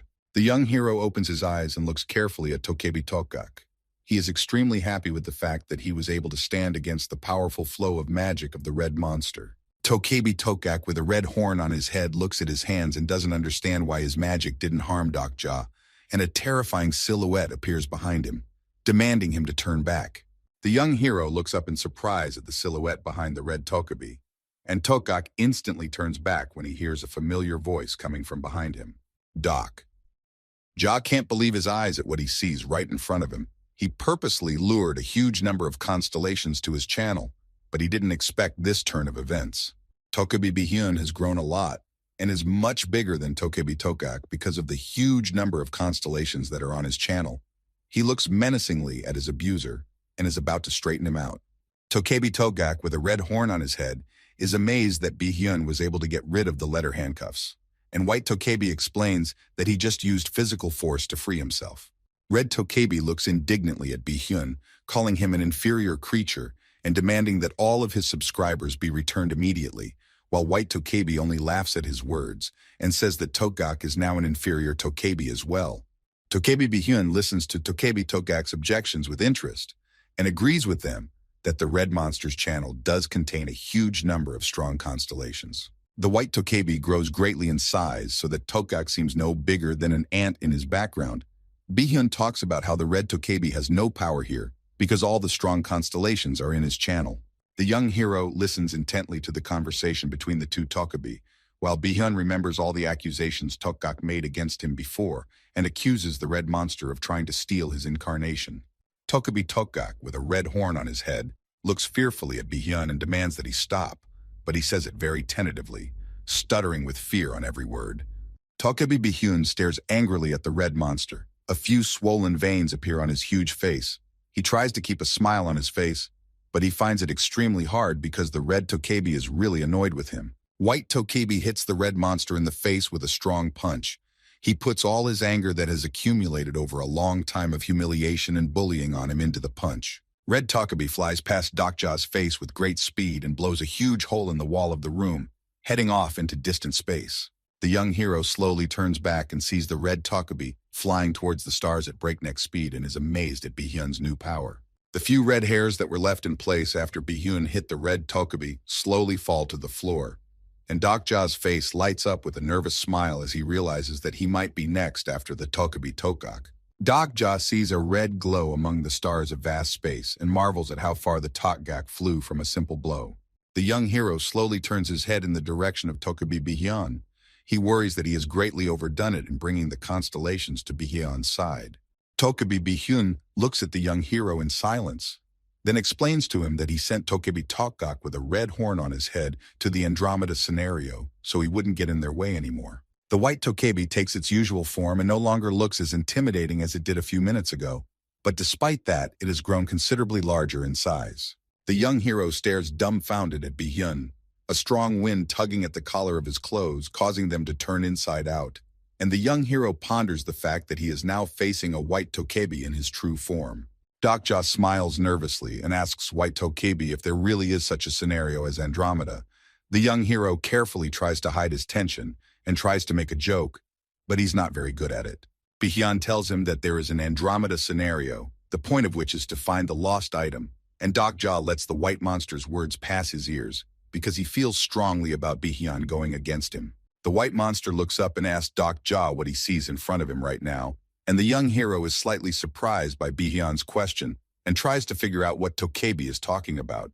There are messages from different constellations around Dokja now and then, but he ignores them and tries to see what Bi-hyun is telling him. The young hero notices that there are a huge number of blue information placards on top, announcing that the Bi-hyun channel is getting a new level. Blue panels surround Dokja and Tokebi Bi-hyun on all sides, seeming to take up the entire space of the room and covering it so much that you can barely see the walls of the room.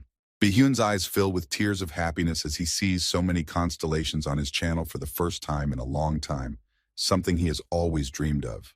The young hero finally notices Tokebi Bi-hyun looking at the constellations above their heads and smiles involuntarily, despite the fact that he considers all Tokebi to be his enemies.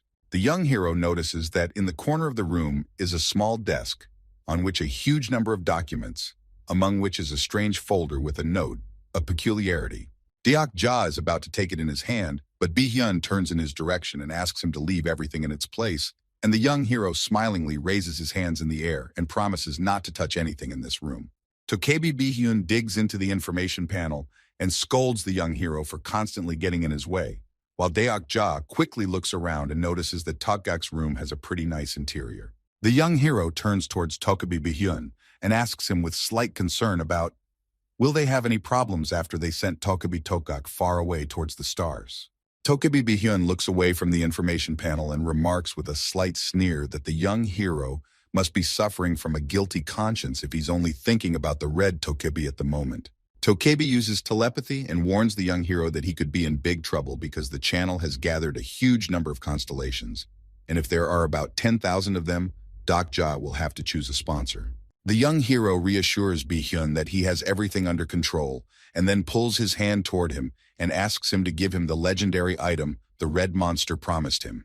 Concrete blocks and bricks are falling from the roof of high-rise buildings because the huge plants that braid high-rise buildings are destroying its facade with their huge vines. Plagiarist Hansu. Young hears the sound of electricity going off behind her back. She turns back and sees a small portal appear in the space not far from her. Dokja suddenly appears out of the open portal, wearing a new white coat, and because of his new clothes he looks nothing like his old self, which confuses the first apostle a little. The electrical energy pierces the entire space around the young hero, but he pays no attention to it and walks out of the portal created by Tokebi as if nothing had happened. Plagiarizer Han Soo-young finally recognizes Dokja and asks him in a loud voice where he's been all this time, and the young hero turns his head at her and slowly lands on the ground. Dokja says with a smile that he was busy with important matters, And the plagiarizer, Han Soo-young, folds his arms across his chest in displeasure, expressing his displeasure at his response. The young hero has completely changed. Although he only has a white coat out of his new clothes, he looks very cool, which is picked up by the first prophet. Plagiarist Han Soo-young points his finger in the direction of a standing Jun-hyuk and notes that the main character's coat is very similar to Deok-ja's new clothes, but different in color. The young hero looks frustratedly at Jun-hyuk, who is still recovering and hasn't come to his senses. He really wanted a black coat too, but Tokebi Bihyun didn't have that coloring. Deok-ja recalls Tokebi Bihyun handing him the legendary cape and talking about how only the white color was left, as all the other items were quickly dismantled.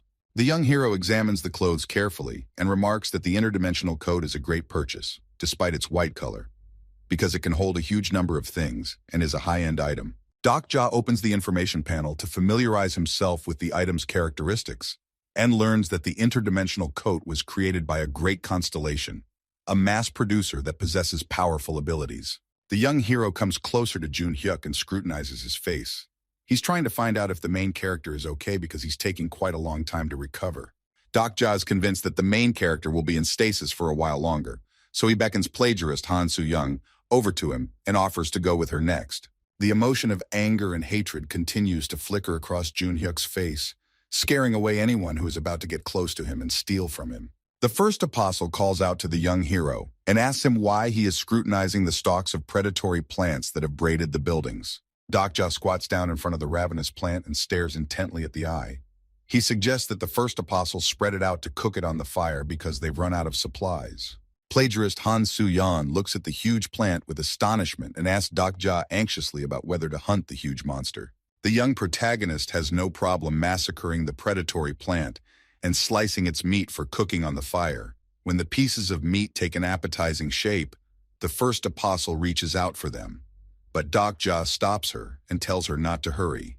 Deok-ja holds out a mug of juice from the boiled stalks to Han Soo-young and offers to drink this before he starts eating chunks of meat from the ravenous plant. Plagiarist Han Soo-yeon quickly drinks the juice from the leaves and then throws herself on a huge piece of meat and eats it greedily because she is very tired after the battle and wants to replenish her strength faster. The first apostle munches on the meat and enjoys its unrivaled flavor, while Deok-ja looks at her angrily, narrowing her eyes and asking her to chew the meat more slowly and not to rush. Deok-ja is distracted from eating his piece of meat when he is approached by plagiarist Han Soo-yeon, who asks the young hero if Jun-hyuk should have been left in the care of Lee Seol-hwa, who is known as the leader of the poison group. The young hero recalls how he approached Lee Seol-hwa a few minutes ago and asked her to keep a close eye on Jun-hyuk's body while he was in stasis. Lee Seol-hwa looks at Deok-ja carefully and listens to his request to escort Jun-hyuk to the war zone where they'll be waiting for him. Deok-ja and Han Soo-yeon are sitting by the fire enjoying the cooked meat. Not far from them on a soft cushion lies Yu-sang, who is unconscious after a hard battle. The young hero takes another bite from the monster's meat and occasionally glances at the sleeping Yu-sang. He is very worried about the girl's health because she used too much skill in the last battle. Yu-sang lies peacefully on a small pillow, her face illuminated by the moonlight and the flames that come from the fire nearby. Deok-ja notices that the girl is slowly coming to her senses. He beckons Yu-sang over to him and offers her to eat with him, and the first apostle greedily eats the meat as if it were the last meal of her life. Yu-sang doesn't say anything back to the young hero, and he decides that the girl is still asleep and hasn't come to her senses. He turns back to the fire and continues to enjoy the meat. The young protagonist begins to talk aloud about how he has prepared a very juicy and delicious meat that he will have to eat himself. After Yu-sang's words, he quickly comes to his senses and asks to share at least one piece with her. Yu-sang looks towards the huge piece of meat and stares intently in its direction, and her stomach makes a treacherous sound, letting everyone around her know that its owner is very hungry. Deok-ja turns to plagiarist Han Soo-yeon and asks the girl to make room if she's done eating, and the first apostle looks at him questioningly, pretending not to understand what's going on, and asks the young hero why she has to leave. Plagiarist Han Soo-young recalls that her last encounter with Yu-sang was not very friendly and realizes why the young hero's friend doesn't want to be around her. The first apostle clucked involuntarily, but still rose from his seat, holding a large piece of meat in his hands, and gave himself away unhappily, saying something to himself under his nose. Plagiarizer Han Soo proudly announces that she's going for a walk and demands that Deok-ja not touch her food, thin lines of smoke emanating from the blue bonfire that goes somewhere in the sky and spreading the smells of delicious meat all around. As soon as Han Soo-young moves a few meters away from the camp, Yu-sang quickly takes her place and starts eating meat at a breakneck speed, while Deok-ja chuckles at her puzzled look and asks the girl to take her time. Yu-sang listens to the young hero and leisurely chews a piece of meat. She talks about how delicious it was, and Deok-ja looks at her carefully, thinking that at this moment she looks like the Yu-sang he used to know. The young hero remembers the first time he saw Yu-san in a new costume and 2 blades in his hands. He is a little upset by the fact that even the girl who was anti-violence has drastically changed her views. Deok-ja is distracted from his musings and turns toward Yu-sang, who sadly asks the young hero if they can ever go back to normal life. The girl continues to tear off pieces of meat and looks at her feet with tears in her eyes, afraid to look into Deok-ja's eyes. She realizes that in order to survive in this new measure, she will have to take the lives of many more people, but she doesn't want that. Deok-ja stares at the girl and doesn't answer her question. It's a mystery to him whether this world can become the same again, or whether it will forever be mired in this chaos. The young hero breaks the silence and tells Yu-san that it's not her fault for what she did. But Yu-san ignores the young hero's words and continues eating. After a while, Yu-sang realizes the young hero's words, and tears begin to flow from her eyes with the bitterness and pain of how many people she had to destroy on her way. Somewhere far away from the young hero's camp, people continue to argue among themselves and fight over any object. A girl with a sword approaches a man and demands to give her food, but the man removes her hand and threatens to kill her. Explosions are heard now and then in the city, and the fire quickly takes over high-rise buildings, and as if feeling its complete impunity, spreads with great speed. Yu-sang can't hold back her tears and doesn't stop crying, bowing her head over the huge piece of meat. The young hero can't stop telling the girl that it's not her fault. The girl continues to cry, bent over a huge piece of meat, while the young hero looks at the blue flames and ponders what soon awaits him. Huge vapors of smoke fly out of the fire and rise high into the sky, and the young hero watches them mesmerized, as if expecting something. The young hero remembers how he fought a huge dragon catastrophe of blazing hell and was able to defeat it. He realizes that other catastrophes are about to arise, and exactly 1 week later he will have to face them. In Deok-ja's mind, an image of a disaster of questions arises, which he managed to stop with the help of strong wind path magic and a vacuum prison. Lee Seol-hwa gently wipes the floor from Jun-hyuk's face with her white handkerchief. Together, they will head out west where they will have to face disaster. The Wanderer Queen leads her troop north. She stands proudly ahead of her warriors and surveys the surrounding area, where she's about to battle a disaster that will soon awaken from its slumber. An image of a map of the city of Seoul appears in the young hero's mind, and he realizes that he has to deal with a disaster that is right in the middle of the city. Yu-san suddenly falls unconscious, a piece of huge meat lying beside her, and the young hero stares intently in her direction as if expecting something. Deok-ja looks at Yu-sang's crying face and hopes that the girl will finally show her true self. He realized long ago that there is something wrong with Yu-sang. The young hero continues to stare at the burning fire and waits for Yu-sang to fall asleep completely. He is thinking over a plan of action and is not sure until the end that everything will work out as it should. Deok-ja realizes that Yu-sang is actually faking in front of him and has been following him for a long time, but he has absolutely no idea why he caught her attention and wants to find out. The young hero points his blade towards the girl's face. He has deliberately fed her the meat of the plant to make the girl fall into a deep sleep. He himself is only standing on his feet because he drank a special decoction of the roots beforehand. Deok-ja brings his blade as close to the girl's neck as possible and says in an ordered tone that it's better for the constellations to talk to him personally because he's willing to do anything to achieve his goal. The young hero warns that he will straighten out the incarnation if the constellations don't show themselves in front and explain why they are watching him. After the young hero's words, huge gusts of cold wind headed in his direction, lifting his white coat high, while Deok-ja clutched his sword tightly in his hand and prepared for the worst. Yu-sang suddenly opens his eyes, which glow with a golden light, and stare intently at the young hero, and Deok-ja realizes that constellations are now looking at him. A bright flash of light illuminates Yu-san's body, and the young hero covers his eyes with his hand to avoid going blind and tries to keep the girl's body in his field of vision. A few electric lightning bolts rush towards his body, and thanks to Deok-ja's special skill, the damage from the electrocution was greatly reduced. The energy that pierced through his body was so monstrous that it damaged his internal organs and made Deok-ja cough up blood. Yu-sang's body stands in front of the young hero on her feet, It's surrounded by a huge amount of electric lightning that protects her, and Doc JS jumps away from the girl a few meters away so that another lightning charge doesn't hit his body. A formidable voice resounded from Yusan's mouth, but it was not at all like her normal voice, but rather like several voices that intertwined with each other in a single rush. Yusang's body moves very unnaturally and is constantly lit up with electrical charges, and the creepy voice that comes from the girl's body calls Doc Ja a pathetic human being. The young hero looks at Yusan with a smile because he has achieved what he wanted, namely the appearance of the constellations that had been following him for a long time. Several silhouettes of the constellations of Olympus appear behind Yusan's back. They watch the young hero carefully and prepare to give him a fight. The phone screen brightly illuminates the space around him. A novelization of survival techniques open on it, describing the parameters into which certain constellations were divided. Planet Earth is moving at its usual speed. It doesn't seem to have changed a bit since the apocalypse began on the planet. The young hero imagines in his head a huge picture of some places that belong to the mythology of Asgard. Doc Ja imagines in his mind a small picture of Adam and Eve standing near a large tree, welcoming the dawn, and a huge number of different animals gathered near them. Behind Yusang's back, the huge building of Olympus can be seen, and a voice from the girl's body loudly asks Doc Ja about how a pathetic person dares to go against the higher constellations. The young hero looks at the constellation that is hiding inside Yusan's body and says with a smile that it is not the real God in front of him right now. Doc Ja tells the constellation that in such early scenarios of the supreme god of Olympus cannot descend to Earth, so he has an ordinary representative of Olympus in front of him.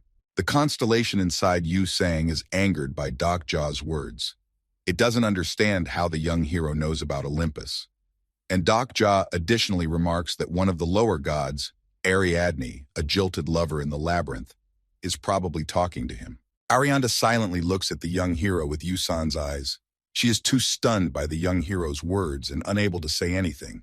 As Arianda continues to be in shock at what she's heard, the young hero talks about how he didn't expect to see the constellation here, considering she was sent on a fairly uncomplicated mission.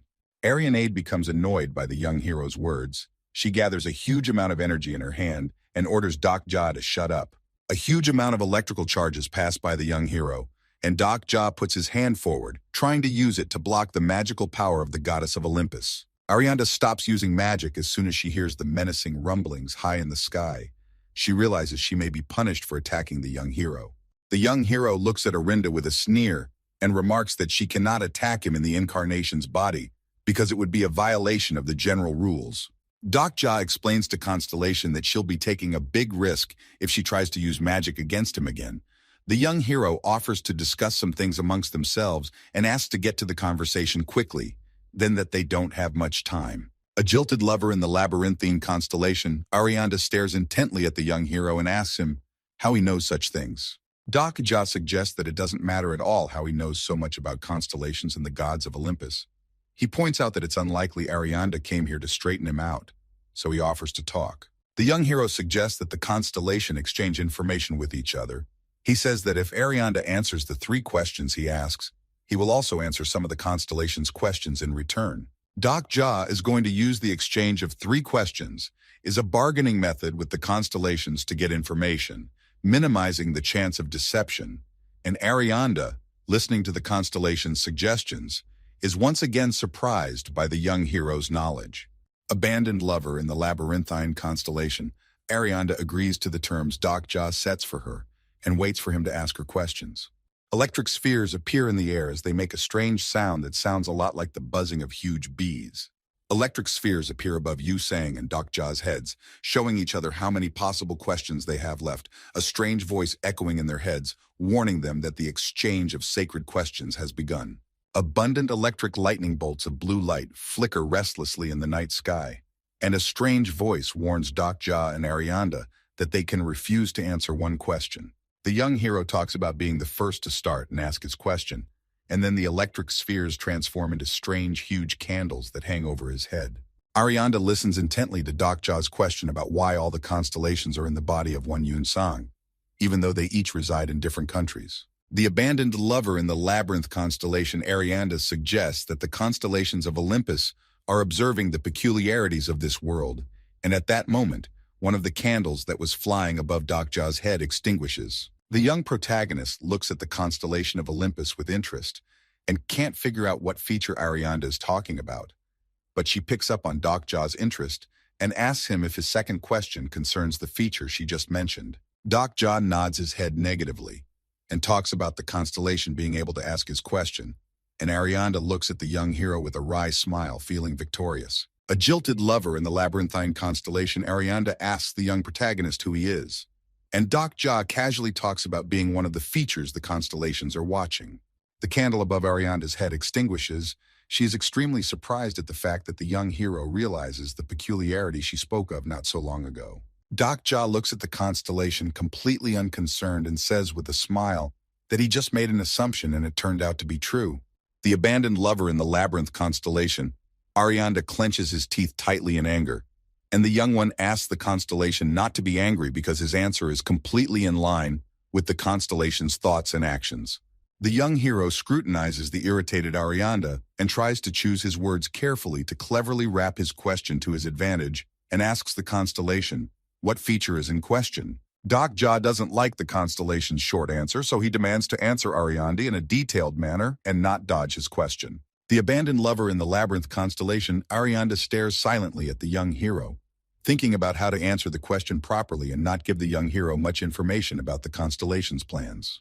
Arianda says that the constellations of Olympus watch over the beings that are mentioned in the sacred tale, and this is their specialty. Dokja is surprised to learn that the constellations had not originally planned to observe him, and their meeting was an absolute coincidence. A huge amount of old gears cover Junhyuk's silhouette. His ability allows him to greatly influence probability and change the course of events in a new rebirth, something the constellations are strongly interested in. The young protagonist realizes that the constellations of Olympus originally wanted to observe Junhyuk, but because of his active actions, which greatly affected the course of the scenario, he became a victim of their attention.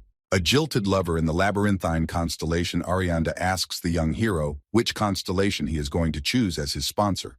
Dokja is extremely surprised by the constellation question and was caught off guard by it. He is bound by his contract with Tokebi Bihyun, so he's not going to choose a constellation sponsor, but he doesn't know what answer to give now. Arianda watches the young hero carefully and waits for his honest answer, and a great number of constellations are watching Dokja because they are extremely interested in the answer to this question. The young hero declares with a smile that he wants to refrain from answering so as not to spoil the surprise for the other constellations, and exercises his right of refusal. The abandoned lover in the labyrinthine constellation of Arianda dials more air into his chest and is about to ask his final question. Arianda asks the young hero in a loud voice how he knew that the constellations of Olympus had been watching him closely all this time. Dokja moves his lips unhappily because this question caught him off guard. Now he realized that Arianda's original purpose in this contest was to find out how the young hero knew about the spying on him. The young hero, nervously tapping his shoes, trying to think of a way out of a tricky situation. Suddenly a slight smirk lights up his face because he's come up with a great plan. Dokja stares intently at Arianda. He chooses his words carefully so that the constellation can't pick on his answer and get behind him.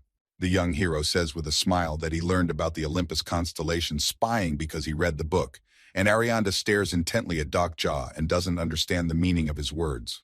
The abandoned lover in the labyrinth constellation, Arianda stares menacingly at the young hero, and Dokja tries to think of how he can answer the constellation's question in a more detailed way, because in his opinion, such an answer will not satisfy the goddess. The young hero tells us that many people on the plane know a great number of stories from the life of the gods, thanks to myths or fairy tales.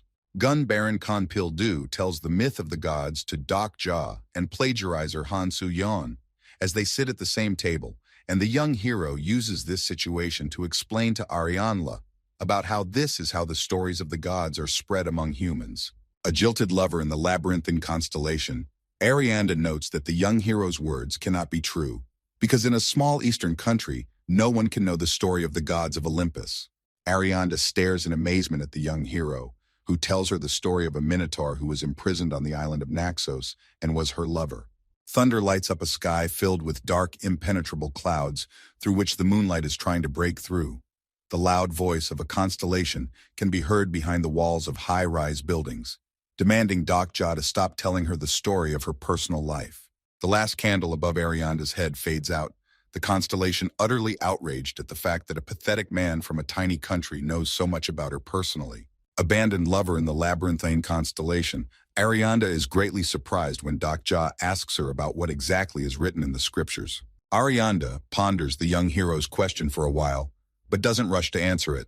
Her eyes focus strictly on Dokja's face, as if she's trying to read his true intentions. Constellation exercises his right not to answer the question, and the last candle above the young hero's head fades out. Dokja gets very upset about not getting an answer to the question that was most important to him. An unfamiliar voice says that the conversation between Dokja and the constellation has come to an end, and the three candles above their heads are lit again.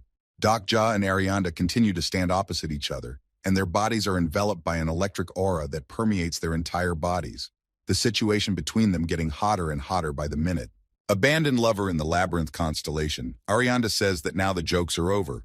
She warns the young hero that she has tolerated his impertinence all this time, only because her husband was extremely curious to see what Dokja is all about. A huge number of lightning charges completely envelop the night sky and sweep over the roofs of high-rise buildings with tremendous speed. Arianda speaks on behalf of Olympus and warns the young hero that he must not meddle in their affairs. She explains that the constellations are going to stop the destruction of the world, and Yu-san will be the key to achieving this goal. The young hero asks the constellation in a loud voice why the gods of Olympus chose Yu-san as their vessel, and Arianda says only that there is no point in looking for a reason for their actions, because even fate will not shed light on this truth. Dokja gets really annoyed about the constellations using fate as an excuse for their actions, and Arianda talks about how the course of the riverbed of fate is always changing its direction. The sun slowly rises from the horizon and with its bright rays illuminates the hazy sky. It looks like a huge ball of incredible energy.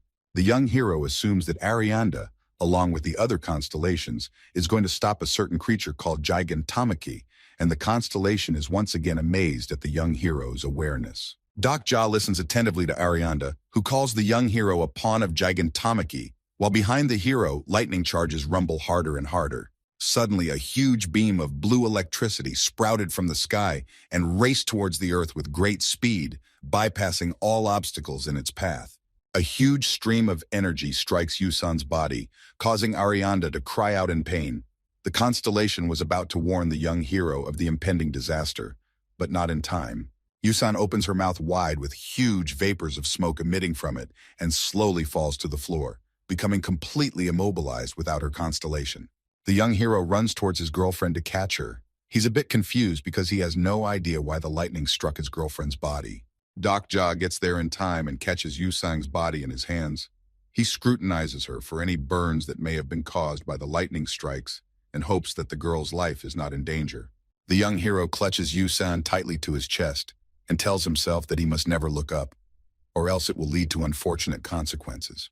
Ja can't contain his curiosity. He lifts his head up and a huge hail of cold sweat runs down his face, his fourth wall skill helping to neutralize the effects of the mental shock from what he just saw.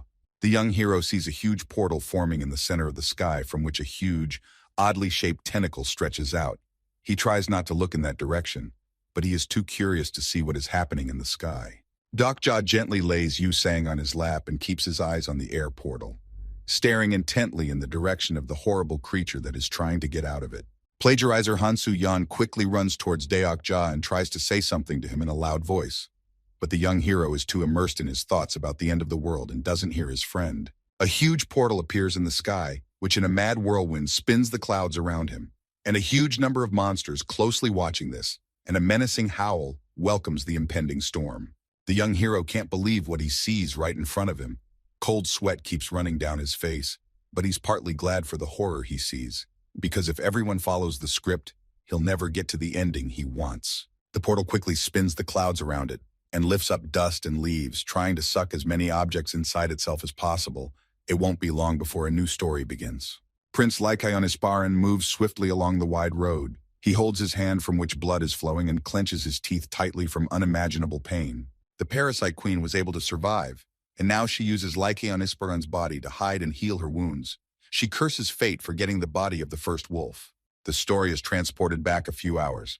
Even though the insect queen lost her head during the battle, she was able to survive with her magic and chose Princess Sparan's body as her temporary shelter. Prince Isparana's body is running fast down the wide road, leaving behind a huge number of bloody footprints. The queen hopes she has the strength to find temporary shelter and heal her wounds. A huge amount of blood is constantly pouring out of the first wolf's body, and the parasite queen realizes that she urgently needs to change hosts, or the powers will leave her body forever. The insect queen stops and looks up at the dark sky. He swears to himself that he will do his best to destroy this world and avenge Kronos. The insect queen senses a strange source of power that only the strongest members of the insects of Kronos possess. She assumes that if she harnesses this energy, she can easily exact her revenge. Lycaon Isparan's body is at the peak of its capabilities, but the parasite queen senses that the energy she needs is only a few meters away. The parasite looks around carefully and notices a man carefully scoping out something in the bushes. She approaches him with the desire to take possession of his body. Gil-young carefully holds the bug in his hands and turns around when he notices a huge wolf with red eyes staring intently in his direction. The first wolf's head has sprouted the tall insect tendrils that the parasite uses to control Lycaon's body, and his face expresses great surprise when he sees the small boy in front of him. A creepy smile paints on Gil-young's face as he gently holds the little insect in his hands and remarks that he's never met such an interesting bug as the queen of vermin. Dark clouds gather ominously in a single center and hover over the vast city. Soon a great storm is about to begin that will spawn a new story. The young hero comes to his senses and rises abruptly, trying to figure out what's going on. And not far away from him sits plagiarizer Han Soo-young, who has been rummaging through her phone and is now looking in surprise at Deokja, who has come to his senses. The plagiarist Han Soo-young asks the young hero if he's all right and notices that he has a strange expression on his face, as if he's been having nightmares all night, and Deokja can't find the strength to answer her. The young hero was able to look a little farther than he wanted to, and saw Gil-young meet the queen of the vermin. He hopes the boy will be okay. Deokja quickly gets out of bed and pulls on his clothes. He asks plagiarist Han Soo-young where Yusang is now, and the first apostle tells the young hero that Yusang is currently on patrol. The young hero fixes the collar of his clothes and says that now they need to wait for the next script to start, and the plagiarizer, Han Soo-young, is surprised by this suggestion from the young hero. Plagiarizer Han Soo-young remarks that Deokja always has a clear plan that he acts on. She doesn't believe that the character will wait a few days for the script to start and do nothing. In Deokja's mind, images of Jun-hyuk and the Wandering Queen, who split off in different directions to confront disasters, pop up.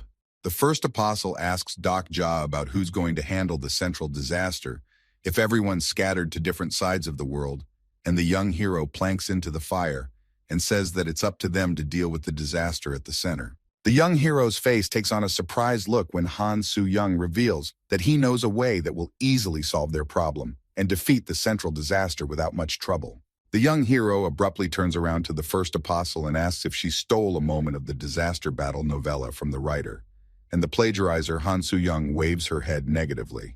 Han Soo-young doesn't understand why Deokja doesn't react to her suggestions. She asks the young hero, why don't they defeat the central disaster in the simplest way possible? And Deokja looks at the girl judgmentally. Yusang returns from her rounds, interrupting the conversation between Deokja and Han Soo-young, and shows the guys some of the food and water she managed to find in the buildings. Plagiarizer Han Soo-young snorts unhappily and notes that as soon as Yusang appeared in the aisle, Deokja's mood immediately improved. Deokja smilingly waves his hand at Yusang as she walks away and says that he'll think about the plan, while the first apostle grudgingly crosses her arms over her chest and says enviously that it's a shame she's not considered a person she can trust. Yusang holds a bottle of water in her hands and talks about what she was able to find around the city.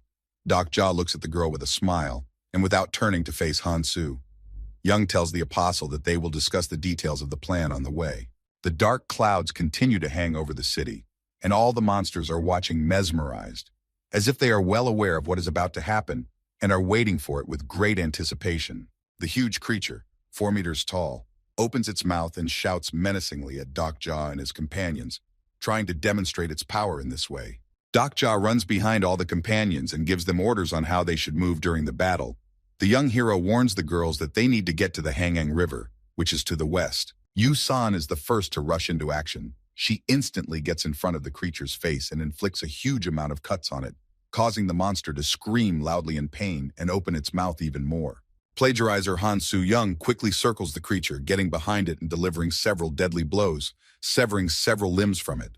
Dokja runs up close to the monster and effortlessly delivers a finishing blow, leaving the monster no chance to escape, while the blood from his sword splashes in different directions and falls in huge drops onto the asphalt road.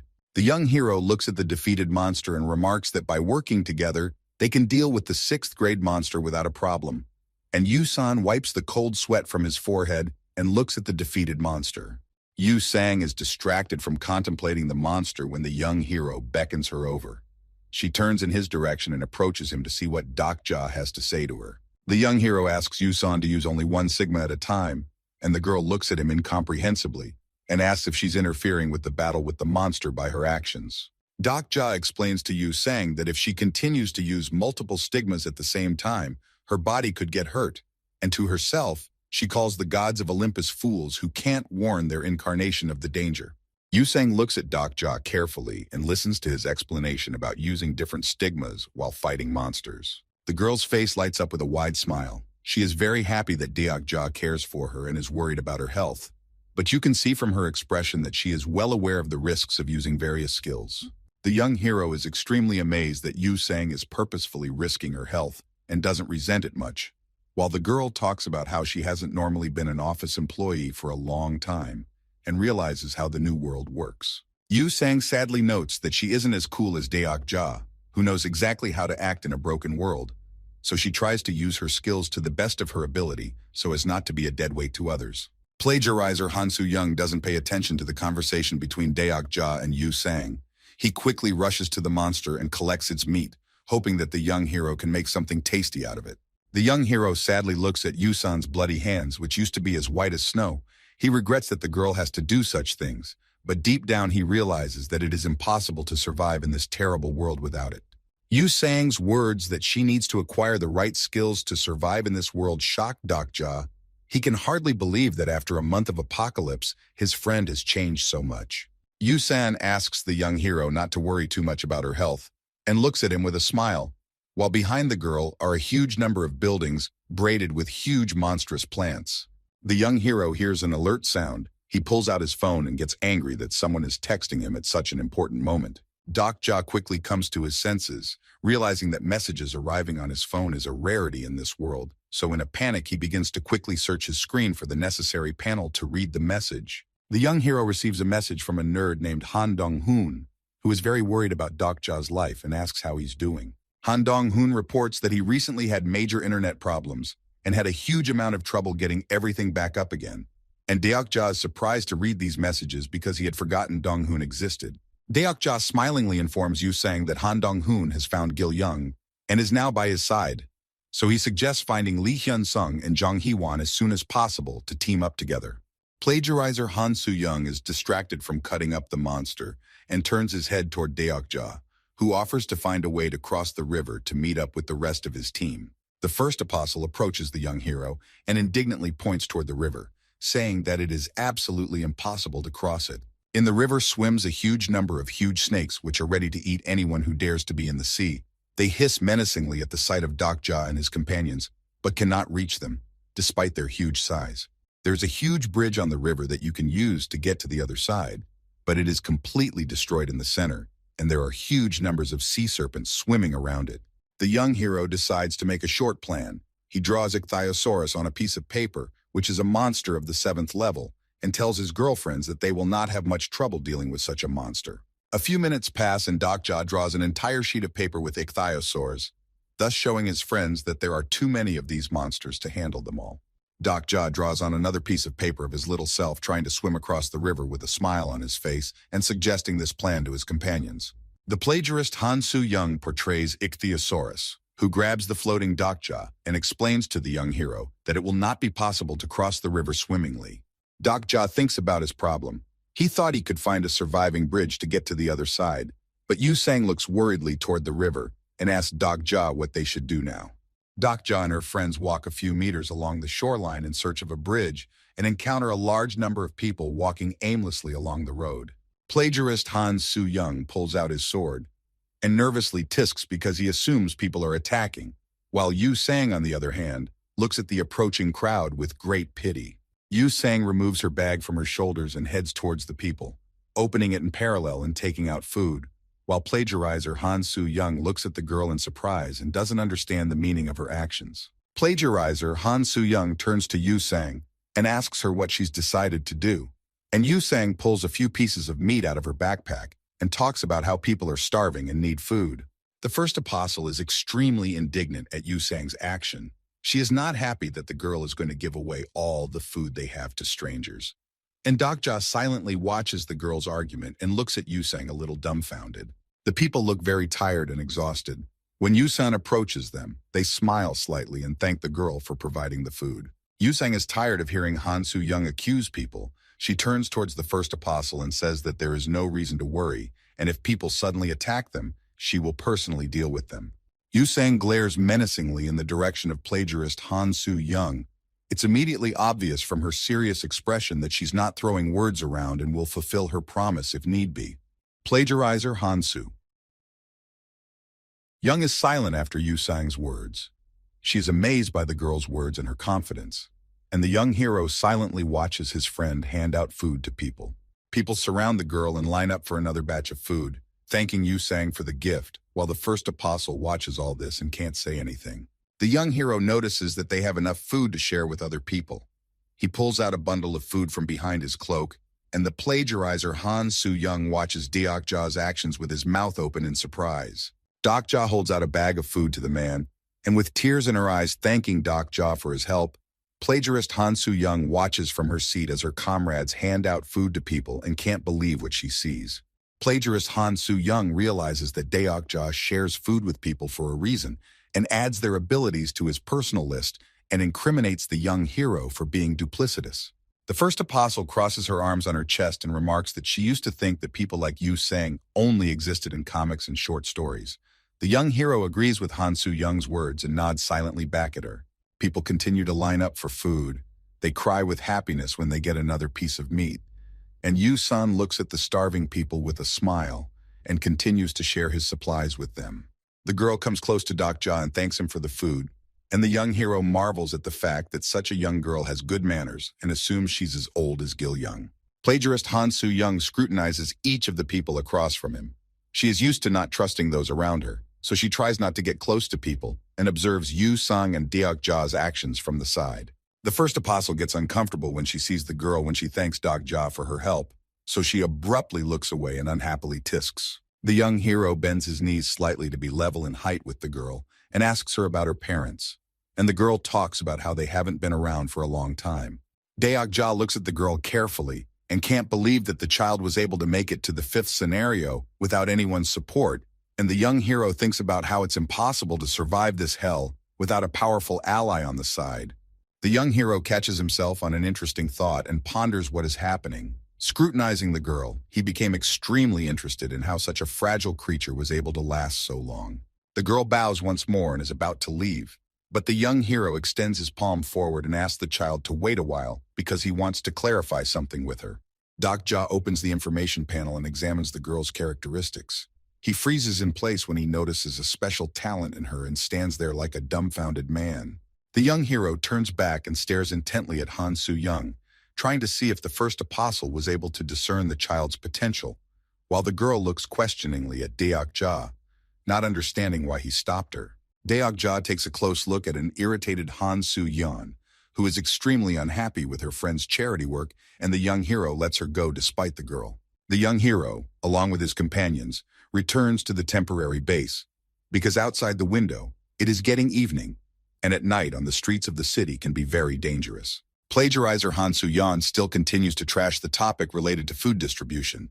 The girl remarks that Dokja and Yu Sang will still regret deciding to help those people, because those people will definitely come begging. Dokja starts a fire and is about to cook meat with Yu Sang, while the plagiarizer Han Soo-young remarks that people have been looking very closely at their weapons and are sure to repay evil for their good. The first apostle starts roasting meat with anger in his eyes without stopping to tell people off. And the young hero sighs heavily and tells Han Soo-young that she can think what she wants. The guys decide to rest for a while. Dokja sits next to Yu Sang and tells her an interesting moment from the short story about survival techniques, And plagiarizer Han Soo-young decides to go on watch because she strongly believes that people are bound to attack them. The plagiarist Han Soo-young looks out of the window and eagerly looks around for people lurking. And the young hero chuckles that the girl has scared away all the people in the neighborhood. Night falls. The whole sky is dotted with a huge number of stars that illuminate the ruined streets of the city. Due to the fact that there is not a single cloud in the sky, you can easily see the incomplete moon, which lurks among the huge number of stars. There is a low rumble near the entrance to the buildings, which was heard by Deok-ja and the plagiarist Han Soo-young, who decided to sit around the campfire and make a plan of action. A big smile appears on the face of the first apostle. Her eyes widen with joy, because now she has a living confirmation of her words. And the young hero looks at her unhappily and does not understand why the girl is so happy about the night invasion. Plagiarist Han Soo-young quickly jumps up from his seat at the sight of the man and turns to face Deok-ja, saying that she was right in her remarks. Near the entrance of the building stands a little girl who clutches the soft pillows tightly to her chest. She asks in a timid voice to take a little time for her. The girl presses the pillows even harder against her chest and tries to say something, but she's a bit startled by Han Soo-young's reaction and can't squeeze out a single word. Plagiarizer Han Soo-young points his finger at the girl and can't utter a single word because she's very surprised by his appearance, while Deok-ja sits not far from her and doesn't understand why the child came to their camp at night. The girl lowers her gaze down because she's becoming extremely uncomfortable with what is happening and continues to stand in the doorway with the hope that she will be allowed to go inside. Yu-san walks over to the little girl and thanks her for bringing them warm blankets, but the child looks at Yu-san carefully and continues to remain silent. Yu-san takes the warm blankets from the girl and smilingly points out that it's very dangerous to walk alone at a time like this. And the child gives Yu-san the blanket and says that it's dangerous to walk alone at any time of day in this world. The girl wants to invite the child to stay overnight, but the girl bows low and talks about how she doesn't want to make their team uncomfortable. Plagiarizer Han Soo Young interferes in the conversation between Yu-sang and a small child. She asks the girl to take her time to leave their camp and stay put. The first apostle, with a sharp movement of his hand, throws his dagger right in front of the little girl's face and orders her to stand in her place with a loud voice. The girl was greatly frightened by the dagger that appeared right in front of her and falls to the ground. And Yu-sang watches this picture with horror and can't believe that the first apostle is going to harm the child. The plagiarist Han Soo-young turns to the little girl in an orderly tone and tells her that she's not going anywhere. And the young hero quickly rises from his seat, realizing that the situation is very dire. The first apostle looks at the girl carefully and prepares to throw another dagger if the girl moves from her position, while Deok-ja looks at her confused and realizes that Han Soo-young has figured out the girl's secret. Yu-sang's face contorts into a grimace of hatred as she glares menacingly at the plagiarizing Han Soo-young and tells her that she's lost her mind, and the girl sits on the ground, afraid to move in any way. Plagiarizer Han Soo-young turns to Deok-ja and asks him to explain to Yu-sang what's going on here, or else she'll deal with the girl herself. A short blade is stuck in front of the girl, which without much pierced the concrete floor and stuck tightly in it. The child is greatly frightened by what is happening and is afraid to move. Yu-sang doesn't clutch the warm blankets tightly and stares dumbfoundedly towards the blade that Han Soo-young had thrown towards the little girl. Yu-sang grabs her weapon and glares menacingly at the plagiarizing Han Soo-young, demanding him to explain why she threw her weapon towards the child. Plagiarizer Han Soo-young stares at the girl without paying attention to Yu-sang and says that Deok-ja understands the situation perfectly, and he came here just for this girl. Deok-ja looks confused at the first apostle, and plagiarizer Han Soo-young smiles and talks about the young hero looking dejected at the battle with the child. Yu-sang stands in front of the first apostle and blocks her way, and Han Soo-young tells her in a loud voice that it's time for her to stop being a saint, and if she doesn't stop, she'll have to act like a real villain. Han Soo-young's facial expression takes on a creepy look as she stares intently at Yu-sang and demands her to get out of her way or deal with the girl herself. Yu-sang can't believe that Han Soo-young is going to massacre an ordinary child and asks the first apostle to back off, and the plagiarist smiles creepily and talks about how it's not just a child next to them. Plagiarizer Han Soo-young yells at the whole building about how Deok-ja finally explained to Yu-sang what's going on here, or else she'll blow the whole place to smithereens. Deok-ja sighs heavily and closes his eyes, trying to find the right words.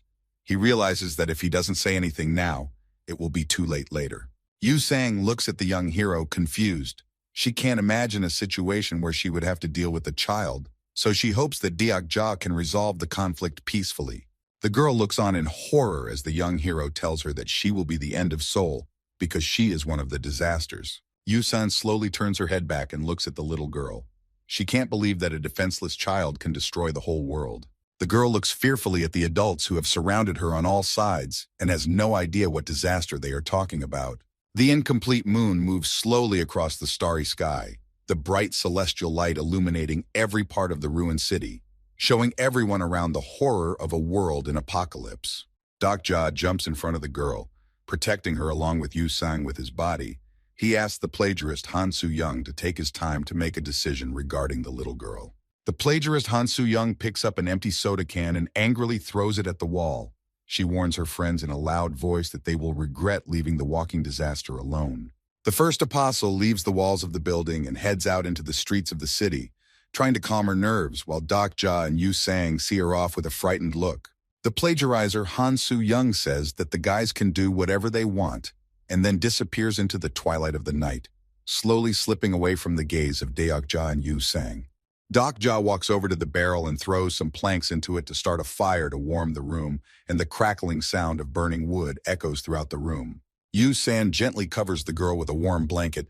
Thanks to the meat of the huge plant, she fell asleep very quickly and stopped shivering in fear. Yu-sang strokes the girl's head and can't believe that a future disaster lies in front of her, while Deok-ja sits nearby warming his hands by the fire and says that the child looks a lot like a disaster, but he's not exactly sure. The girl slowly removes her hand from the child's head and turns toward Deok-ja with a question about how long it will take for the girl to change and turn into a ghastly disaster. Yu-sang assumed that disasters come from meteorites and doesn't understand why the girl doesn't fit that criteria, and Deok-ja only nods silently towards the girl, confirming her words. The young hero pulls out a few pieces of meat about to cook them and tells Yu-sang that this little girl was born on Earth and will remain exactly the same in a few days, but the disaster is not about her, but about her future. The girl sleeps peacefully because of the action of the monster's meat and is completely unaware of the terrible fate that awaits her, while tongues of flame rise from a barrel of planks and catch a glimpse of her face. The young hero closes his eyes and recalls the short and short stories about ways to survive, where Jun-hyuk clutches the bleeding wound on his chest tightly with his hand. The incurable wound continues to bleed, and no healing spell helps to close it. Jun-hyuk holds on tightly to the hilt of his sword and uses it to try to get to his feet. Jun-hyuk raises his eyes up and looks at the girl right in front of him. He asks her why she completely changed her mind and did that to him. Shin Yu-seung looks the main character straight in the eye and explains to the main character that she hasn't changed her mind and has always held the same stance. The girl explains that unlike the main character, she was born on this planet and is a disaster just like the ones Jun-hyuk has met before. The main character realizes that he has no choice. He clutches the hilt of his sword tightly and tries to get to his feet to continue fighting. And the girl tells him that she gave him a chance to change this world and will not rely on his words anymore. Shin Yu-seung talks in a loud voice about how Jun-hyuk was constantly failing, despite the massive amount of information he had. The girl clenches her fist tightly and talks about how the main character will still lose next time because he can't fix anything. Behind the catastrophe girl is a huge number of monsters who are ready to pounce on her enemy at the first call, and she tells Jun-hyuk that he won't be able to change the world. The young protagonist rereads a short story about survival methods on his phone screen. He is interested in the moment when Shin Yu-seung decided to end the existence of this world. The plagiarist Han Soo-young approaches the young hero from the back, which scares him a bit, and he turns towards her with a satisfied expression on his face to find out what the first apostle wants from him.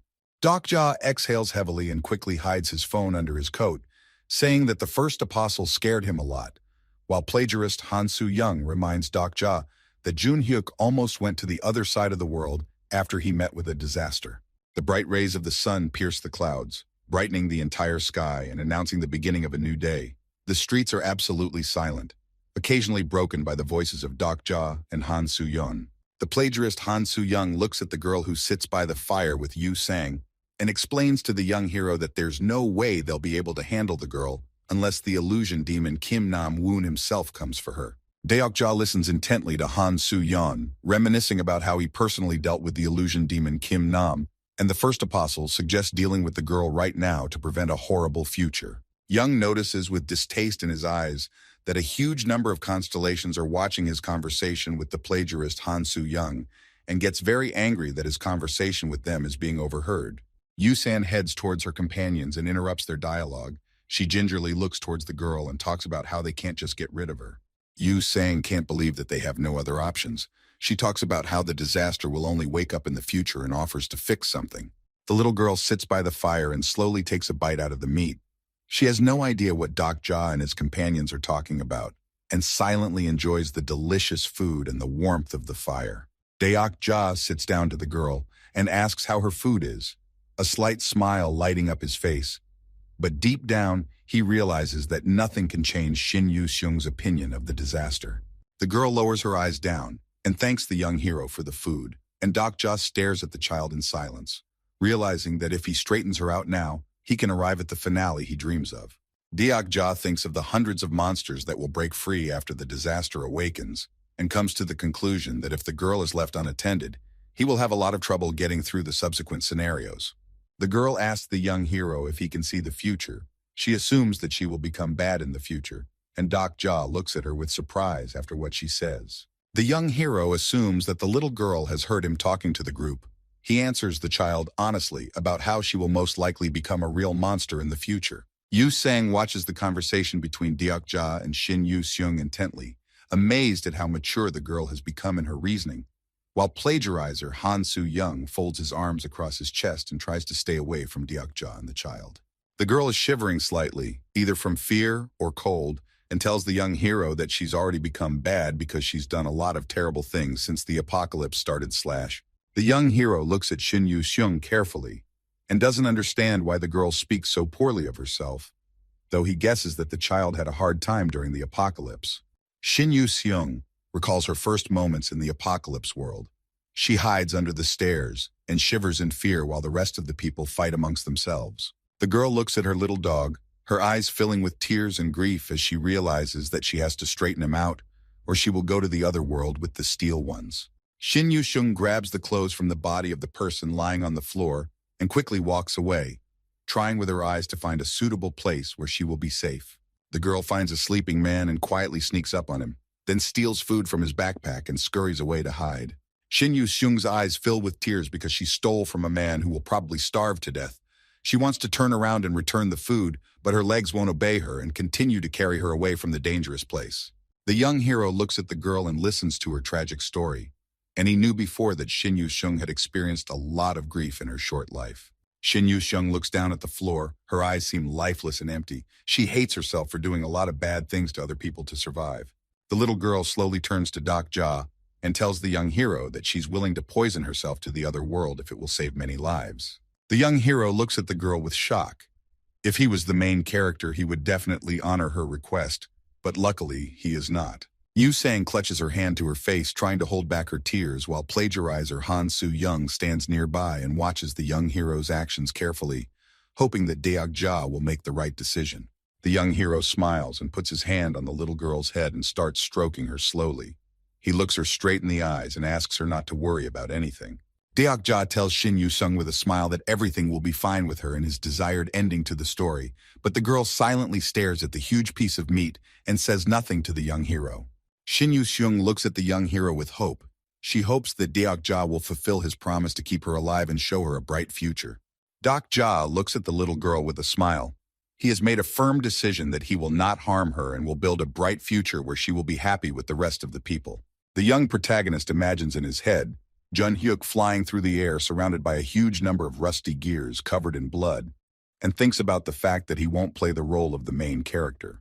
Shin Yu-seung looks at the young hero a little apprehensively as she continues to hold the piece of meat in her hand and talks about how it would be better for her to leave this world forever, while Deok Ja slowly rises to his feet with a firm belief that he will change the future. Doc Ja looks at the little girl with a wide smile and informs her that he knows exactly how to stop the impending disaster, and that is enough to not sacrifice the girl. Yu Sang looks at Doc Ja and the little girl with a smile on her face. She's glad that Doc Ja decided to leave her alone, while the plagiarist grabs his head with his hand and shakes his head irritably.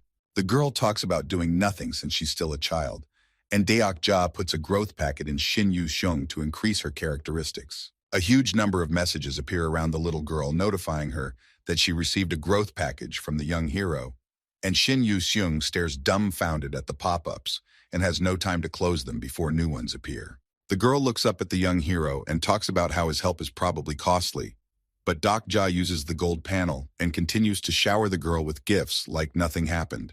The young hero asks the girl not to worry about small things. He tells her that he has quite a lot of gold coins, so such spending is not a problem for him. Deokja looks at Shin Yu-seung with hope in his eyes. Behind the little girl's back, he sees a monster catastrophe that could destroy this world. The young hero looks at the defenseless girl and realizes very well that one day she will be one of the strongest people in this world. Shin Yu-seung rises to his feet and asks who Dokja is and why he knows so much about the future. The young hero looks at the girl with a smile and tells her that he is a reader named Kim Dokja, but Shin Yu-seung doesn't fully understand the meaning of his words and continues to stare at him silently. Dokja is well aware that a defenseless child in front of him could be a terrible disaster in the future, and breaking the silence hanging over them, he says that in 5 days the little girl will be the strongest among them. Shin Yu-seung looks at the young hero with eyes wide with surprise.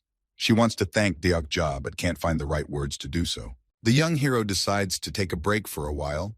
He settles down near a concrete wall not far from the fire and falls asleep to the sound of crackling wood. Dokja wakes up to the sound of a notification.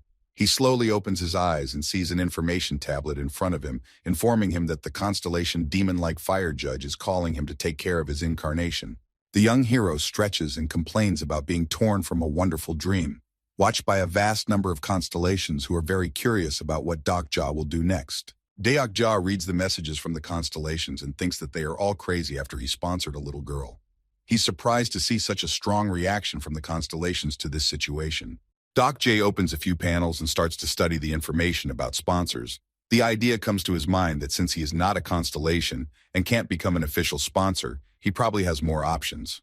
Dokja notices that the constellation of Hidden Schemer has been showing him a lot of attention lately. He used to believe that the top-class constellation was in front of him, but now his opinion has changed. The young protagonist presents in his head an image of the constellation of the Hidden Schemer. He has an assumption that this constellation is legendary, but is not sure if he is completely right in his assumption. Dokja decides to check on the little girl. He heads in her direction and sees Shin Yu-seung surrounded by strange orange balls and a small bear standing across from her. On the head of the little bear is a broken horn, and he himself growls menacingly in the direction of the little girl, showing with all his appearance that it is best not to come close to him. Shin Yu-seung stretches out his arms towards the bear and uses his unique skill of diverse communication and tries to tame the little monster. Dokja walks up to the girl and asks her if she had time to get some sleep. Shin Yu-seung negatively waves his head and says that he wants to practice some more. Shin Yu-seung continues to concertize her magical aura. A huge orange hand appears near her and she uses her tamer skill. The little bear glares menacingly at the approaching hand and hisses menacingly at it, while the young hero tucks his hands into his coat pockets and watches Shin Yu-seung practice. Suddenly, the monster went into a wild rage and let out a loud roar, and Shin Yu-seung's magic hand instantly disappeared, and her skill ceased its effect. At the speed of sound, a dagger flies into the little bear's head, and it stops screaming and quickly falls to the ground, while Shin Yu-seung and Deokja look around trying to figure out where the dagger came from. Plagiarizer Han Soo-yeon rises slightly from her mattress and throws her small dagger at the bear, saying that its roar is preventing her from getting a good night's sleep. Shin Yu-seung stares at the bear's body that lies under her feet for a while. She feels a little resentful because hours of training went to waste, and she didn't learn anything. The young hero looks at the little girl and opens the information panel to see her characteristics.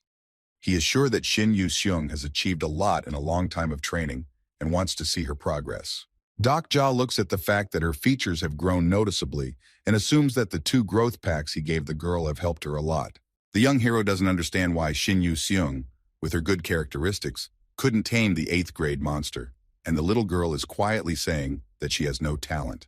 Dokja strokes Shin Yu-seung's head with a smile and reassures her that the girl definitely has talent. The young hero is sure that there is a definite reason why the girl's abilities can't be fully revealed. The young protagonist recalls a moment from a short story about survival techniques. In one of its chapters, Shin Yu-seung had a small pet that the girl had to sacrifice in order to survive in this world. Shin Yu-seung talks about being very scared to use her abilities and interact with monsters when the young hero asks her what exactly is troubling the girl. The young hero squats down in front of the little girl and tells her that monsters are completely different from pets, so you shouldn't be afraid to use abilities on them. Dokja tries to cheer the girl up and tells her about how he tried to use the skills himself, but failed. But Shin Yu-seung cuts him off halfway through and tells him that the young hero is lying when one nostril inflates. The little girl looks at Deokja with a bit of surprise when the young hero tells her that he decided to choose her over an entire city and asks Shin Yu-seung not to make him regret his choice. Shin Yu-seung wants to ask the young hero about what will happen when she becomes stronger, but for some reason she stops talking and cuts off her sentence midway through.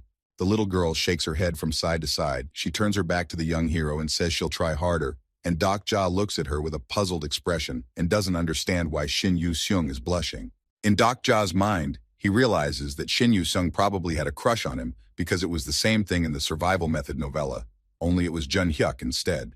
The young hero recalls a page from a short story about survival techniques. Shin Yu-seung looks at Jun-hyuk with a smile and admiration and talks about how he is the best and most beautiful in the whole world.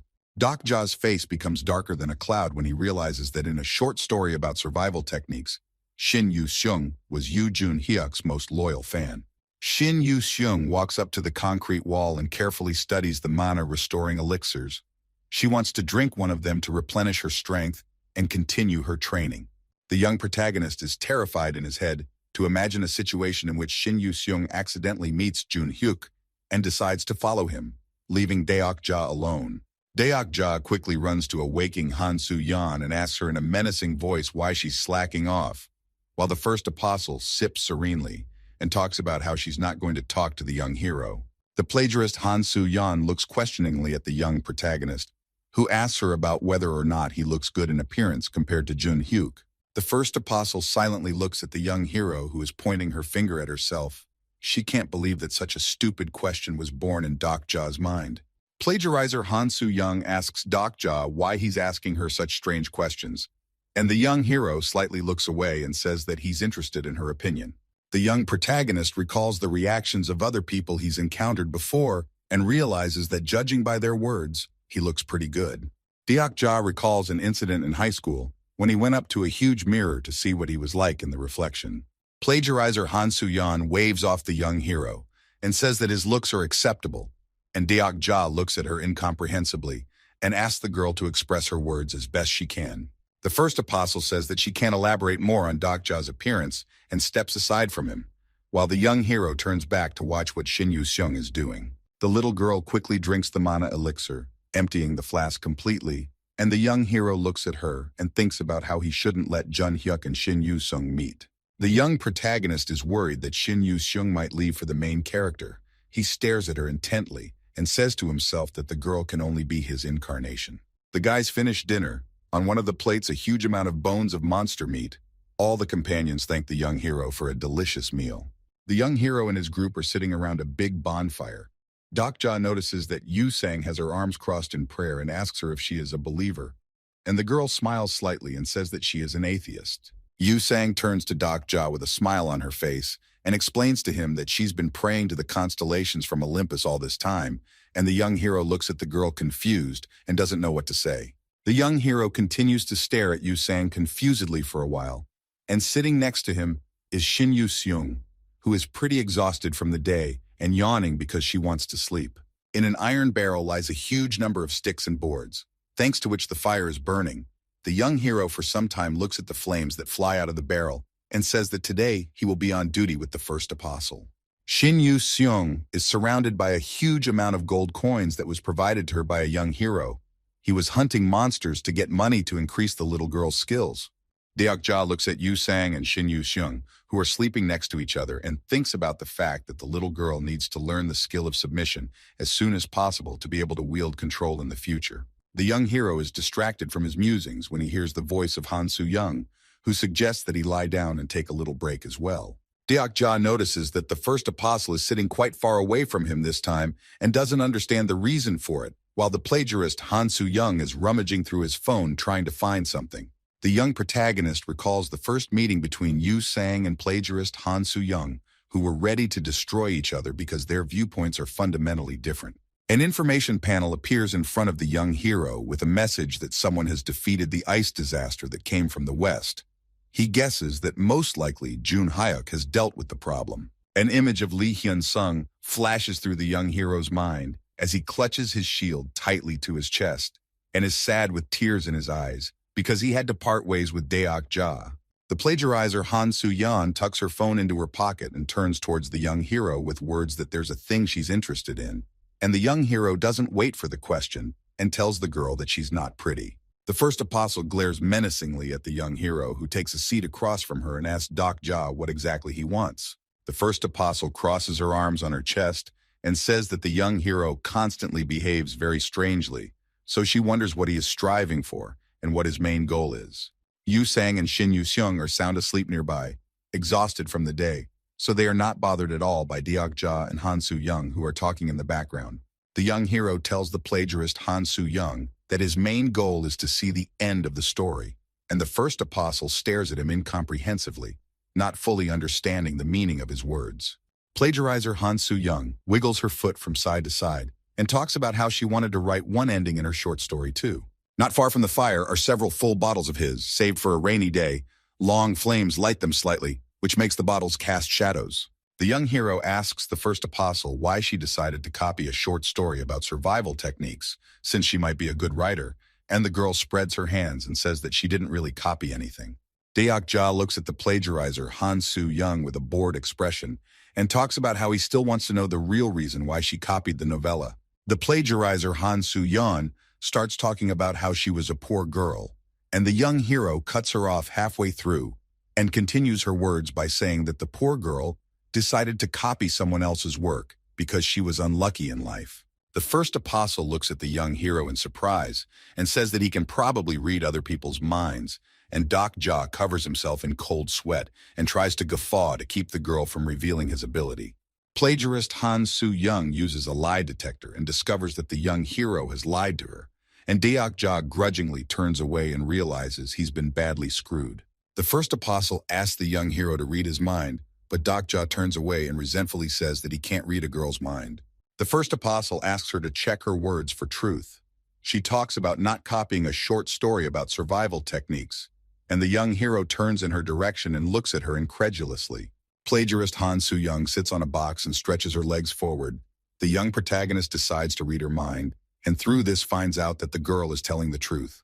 Han Soo-yeon fixes her hair and turns her gaze aside. She talks about how she really read the short story about survival methods, but she didn't copy it. The plagiarizer Han Soo-young tells the young hero that she dreamed the whole story of the novella in a dream, and the young hero opens his mouth in surprise as he listens to the girl's explanation and can't believe it's true. The young hero turns his gaze toward the campfire. He ponders the words of the first apostle and assumes that the girl is using some kind of barrier or something similar to bypass the lie detector. Plagiarizer Han Soo-young asks Deok-ja to believe her words. She lifts her head up and leans on her hands, and then reasons that if this work is the original, it means that her existence here is just plagiarism. The young protagonist stares intently in the direction of the first apostle and talks about how he'll pretend like he didn't hear it. And Han Soo-yeon's defense is that she was just speaking her thoughts out loud. Deok-ja looks at his ghost of the past and ponders how a short story about ways of survival became a new reality. He suggests that perhaps people used to live in a delusion, and ways of surviving everything was a reality. The young hero sits down on the floor and, grabbing his face with his hand, asks plagiarizer Han Soo-young to be the first to go to become. Deok-ja notes that if she thinks a lot of nonsense, there will be many times fewer constellations on the channel. Plagiarizer Han Soo-young shows Deok-ja his tongue and asks him to shut up when the young hero rebukes the girl for losing the constellation's attention because of her rash actions. The young hero, with a smile on his face, looks in the direction of the first prophet. Despite the harmfulness of the girl, he really likes to communicate with her because she is one of the few people who can understand his feelings. The young hero's eyes slowly close from the resulting fatigue that has accumulated throughout the day. He can no longer resist it and falls asleep. The young hero abruptly opens his eyes and begins to breathe rapidly from fright. He lies on the cold floor because he himself did not notice how he fell asleep. Deok-ja quickly jumps up from his seat and swivels his head around, looking around the room. Not turning to plagiarist Han Soo-young, he tells her that it's his turn to be on duty. The young hero turns his head toward the first apostle and notices with horror in his eyes that the plagiarist Han Soo-young is lying on the floor and does not react to his words. Deok-ja wipes his eyes, trying to recover from his brief sweet dream, and once again calls Han Soo-yeon over to him. But the girl continues to lie on the concrete floor and doesn't respond to the young hero's words in any way. The young hero slowly walks towards the plagiarist Han Soo-young. He hopes that the girl is very tired and therefore fell asleep soundly and does not hear his words. Deok-ja hangs around over the body of the first apostle. Pretty soon he realizes that the plagiarist Han Soo-young will never open her eyes again. He starts to cursorily examine the girl's body for wounds but finds nothing. The young hero puts 2 fingers on the wrist of the girl's hand and tries to measure her pulse, still counting on a miracle. But his last hope quickly evaporated. Deok-ja continues to stare at the first apostle in silence for a while, puzzled as he doesn't understand how the plagiarist Han Soo-yeon went to the next world. Yu Sang slowly opens her eyes and lazily looks around the room, trying to find where Deok-ja and Han Soo-young are with her eyes. The girl notices that for some reason, Deok-ja is leaning over the body of plagiarist Han Soo-young and tries to figure out why the first apostle is lying so strangely on the concrete floor. Yu Sang quickly runs up to Deok-ja and asks him what happened, while the young hero doesn't turn his head and informs his girlfriend that Han Soo-young isn't breathing. Young can't understand why he is in shock. He stares intently at Han Soo-young's cold body and tries to make sense of his feelings. Deok-ja seems confused that the man he had just recently spoken to is now lying immovably on the floor, guilt creeping into his mind for falling asleep during his watch and leaving the first apostle alone. Yu Sang quickly examines Han Soo-young. She informs the young hero that she didn't find any wounds on her body, while Deok-ja stares silently at the first apostle and assumes that the reason she lost her life was poison. Yu Sang looks at the young hero confusedly and blames herself for sleeping for a long time, while Deok-ja listens to her intently and realizes that for a short time, everyone has fallen asleep except for the first apostle. Deok-ja looks towards the little girl who slowly wakes up and wipes her sleepy eyes. He notices that for some reason, his whole team, including him, have suddenly fallen asleep.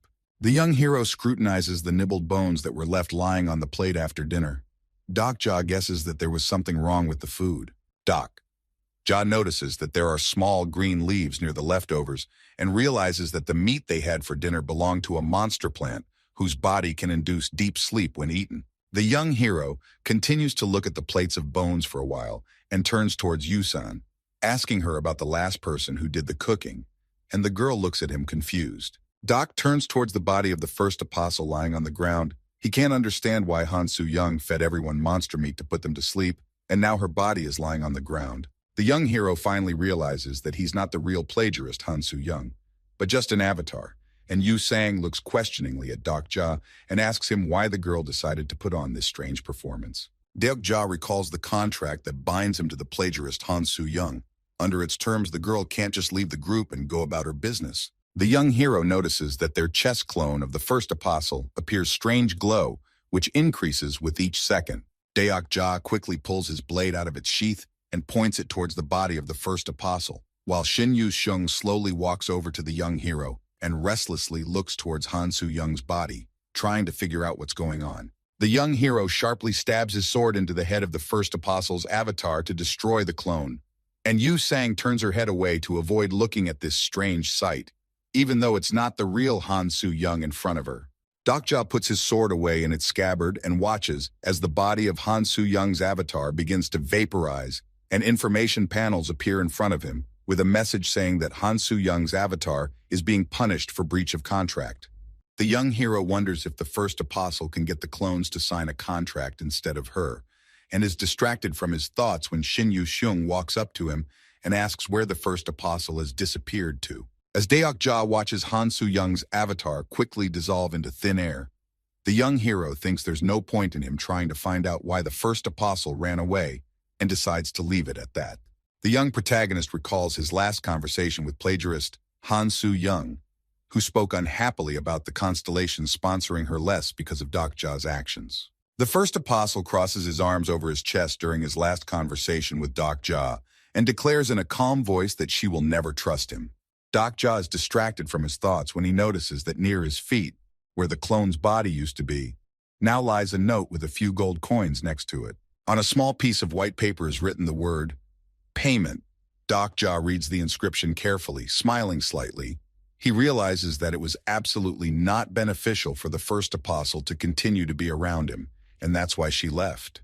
The young hero picks up the note from the floor and brings it up to his eyes. In his mind, he wonders why the plagiarist Han Soo-young decided to run away now, even though she always had the opportunity to do so.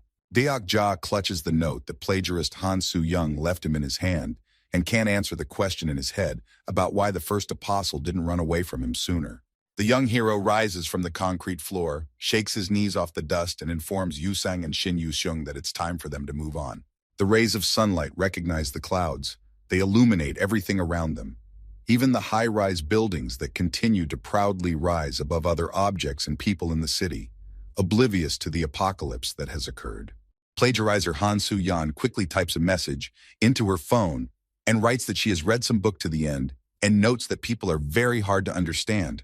The first apostle notices the young hero and his company leaving the building where their temporary shelter was located. She silently escorts him with her eyes and calls him an inconsiderate person. Plagiarizer Han Soo-young watches from the roof of a building as the young hero and his companions slowly disappear over the horizon. She's upset that Deok-ja didn't even pretend to try to find her. The first apostle holds his phone in his hands, looking either at its screen or at the young hero, who, along with his companions, strolls carefree through the deserted streets of the city. The plagiarist Han Soo-yeon looks at the young hero's face and sighs heavily, noting that sooner or later they will meet again, and then she will confront him about his transgression. The first apostle watches silently for a while as the young hero walks along the wide road before moving away from the edge of the rooftop and heading off on his own, stopped watching Deok-ja. Shin Yu-seung takes a seat on a large rock and looks guiltily at the young hero, while Deok-ja opens the golden information panel and learns that the little girl's main characteristics have reached the 60th level. The young hero kneels down on his knees in front of the girl so that their gazes are on the same level, and tells her that he cannot share power with her like the other constellations do, but he can help her with gold coins. Deok-ja offers to sign Shin Yu-seung to a sponsorship contract with her. He notes that he won't insist on the little girl's choice, but assures her that if she agrees to the young hero's proposal, she definitely won't regret her decision. Shin Yu-seung studies the gold panel that has the main points of the contract on it. The girl asks Deok-ja if she can contract with other constellations if she signs the contract, and Deok-ja silently shakes her head negatively. Shin Yu-seung looks a little upset when she learns that she won't be able to make contracts with the constellations, and continues to familiarize herself with the terms of the contract, while Deok-ja asks the girl not to worry about anything. The little girl nods silently to Deok-ja, showing that she understands everything perfectly, and tells the young hero that she believes him. A bright light flashes in the place where Deok-ja and Shin Yu-seung are, which imbues their bodies with the magic of the contract, and now there is officially a sponsorship contract between them. Shin Yu-seung looks at the young hero with her big worried eyes. Now her life will change a lot because Deok-ja has become her official sponsor. The young hero gently rubs the little girl's head and at the same time, with the help of information panels, familiarizes himself with the opportunities he has gained by becoming a sponsor. Deok-ja scrutinizes the specifics of sponsorship. He does not have all the rights of a sponsor because he is not a constellation, but he officially possesses his incarnation. The young hero closely examines the main clause of the contract. Tokebi Bihun is carefully watching the script pass through the blue panel. He hears a strange sound and turns his gaze upward with surprise, seeing that there are many new constellations on his channel.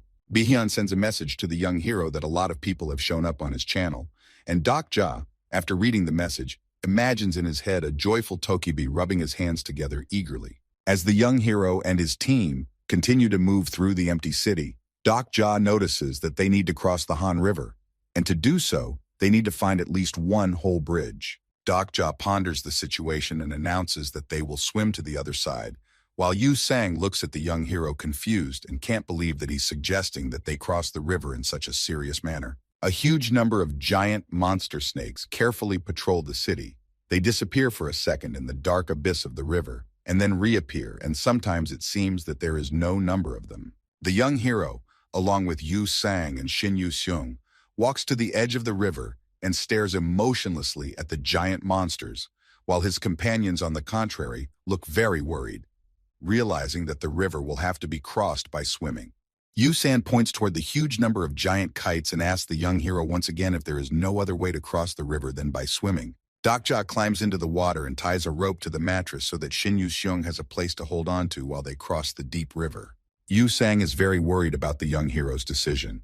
She asks if they're going to be okay, and Dokja remarks that if it gets dangerous, they'll quickly leave the river and come up with another plan. The young hero asks his girlfriend to act very quickly before it gets too dangerous, and Yu Sang looks at Dokja questioningly because she doesn't understand the meaning of his words. As Dokja clutches the rope he attached to the mattress tightly in his hand, and Shin Yu-seung scrambles onto the mattress and wraps both arms around it with his hands to keep from falling into the water. The young hero explains to Yu Sang that they need to move quickly. The young hero turns his gaze towards Shin Yu-seung, who is holding onto the mattress as if it's some kind of small raft. He realizes that he is definitely an unusual child in front of him because she was able to live up to the fifth scenario. Dokja continues onward and notices that giant snakes are beginning to surround his group. The young hero assumes that the little girl has been calculating for a very long time how to most advantageously deal with any given situation. The young hero stops for a second and turns towards the little girl, asking her not to try to run away. And Shin Yu-seung silently looks at the young hero and nods back at him. Ja asks the little girl not to try to escape from him, because otherwise she will definitely not be able to go back because of the huge number of monsters that patrol the river. The young hero urges Shin Yu-seung not to take rash actions and listen to what he says, even if it seems completely crazy to her. Shin Yu-seung looks at the young hero confusedly, absorbing his every word like a sponge, and then nods positively and says that she understood everything perfectly. The little girl closes her eyes and, holding tightly to her little raft tied to a rope, activates her advanced interdimensional communication skill. Yu Sang points towards the monster and warns the young hero of the danger. Dokja turns his head in the direction of his girlfriend's gaze and sees a huge monster in front of him, which is hurtling towards him with great speed. A huge monstrous serpent emerges from the water and opens its maw wide to swallow the men who dare to enter its domain, and the young hero quickly grasps the hilt of his sword and prepares for battle. The young hero pulls his sword from its sheath and activates the sacred blade. His sword immediately begins to encompass a huge number of electrical charges that are ready to pierce any enemy. Dokja quickly jerks near the monster's neck and then swings his sword wide and strikes the monster with several crushing blows, causing the monster to wail in pain. A huge kite falls into the river, causing its waters to start rising high up and throwing Dokja and his comrades into the air. Yu Sang uses his golden thread to catch the little girl in midair and prevent her from falling into the water. Yu Sang quickly wraps his golden thread around his hand with quick hand movements. And then with the same ability, he grabs the little girl's body, and Shin Yu-seung closes his eyes in fear and prays for this nightmare to end as quickly as possible. The young hero stands on the body of a huge monster snake and looks towards Yu Sang and Shin Yu-seung, who were thrown into the air. He thinks about how he could get to the other side of the bridge by using the path of the wind. Dokja clutches his sword tightly and urges the monsters to attack him at the same time. The young hero sees a great number of large mouths around him that are going to eat him and reflects that he doesn't want to use the way of the wind. Yu Sang holds the little girl tightly in his arms and dangles her golden thread in the air, while Shin Yu-seung looks fearfully toward Dokja, who is surrounded by monsters, and asks him to be more careful. The young hero grasps his sword with both hands and delivers a devastating blow to the monstrous creatures, leaving behind only bloody footprints. Dokja moves very fast thanks to his high stats, but even he can't dodge all the attacks. He fails to react in time, and the monster snake's huge teeth sink into his leg. The little girl is very frightened by what is happening. She really wants to help the young hero, but she can't because she is completely unsure of her abilities. An image of Dokja appears in Shin Yu-seung's mind, looking at her with a smile and telling her that she'll be okay in his world. The little girl recalls the moment when the young hero praises her for her efforts and gently strokes her head. Shin Yu-seung is very grateful to Dokja for his help and faith in her. Shin Yu-seung looks at Dokja with tears in her eyes. The little girl is very afraid that the monsters might defeat the young hero, and she will never see him again. The bright light that emanates from Shin Yu-seung permeates the entire space around, alerting everyone to the fact that the girl's attribute is developing.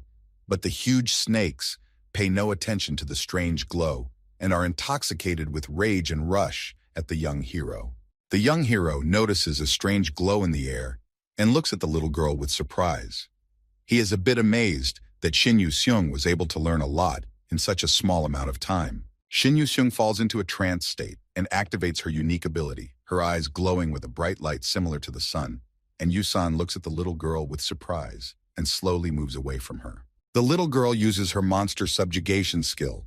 A huge glowing hand is created behind her back and heads towards the huge monsters. And Yusan realizes that it's better not to interfere with Shin Yu-seung right now and jumps away from her. The huge snakes lick greedily and look in the direction of the glowing hand, staying on one together, and suddenly another monster snake appears from under the water, very different from its brethren. A memory flashes through Shin Yu-seung's mind as she hugs her puppy for the last time. The little girl vows to herself that next time she will definitely save her pet. The young hero looks carefully towards the huge snake that appeared from under the water and realizes that Shin Yu-seung has summoned the main monster from under the water. Shin Yu-seung looks at the monster lord with her golden eyes, and using her power she's going to subjugate him to her will. She spends a huge amount of mana and strength on it, so blood starts dripping from her nose. The Ichthyosaur king looks intently in the direction of the little girl and agrees to the request to escort her with her companions to the other side of the shore. Yu Sang sits on the monster's back with Doc Ja, marveling that a little girl was able to tame a huge monster, while Doc Ja looks around. The young hero looks towards the little girl with a smile on his face and notes that Shin Yu-seung is a very talented child. But even for him, it was a surprise that she had tamed a monster lord. The little girl sits on the monster's top and concentrates on her spells, while Deokja and Yu Sang sit nearby and marvel at Shin Yu-seung's abilities together. Shin Yu-seung presses her hands against the scales of the monster lord and with her eyes closed speaks some strange language through which she communicates with the huge monster.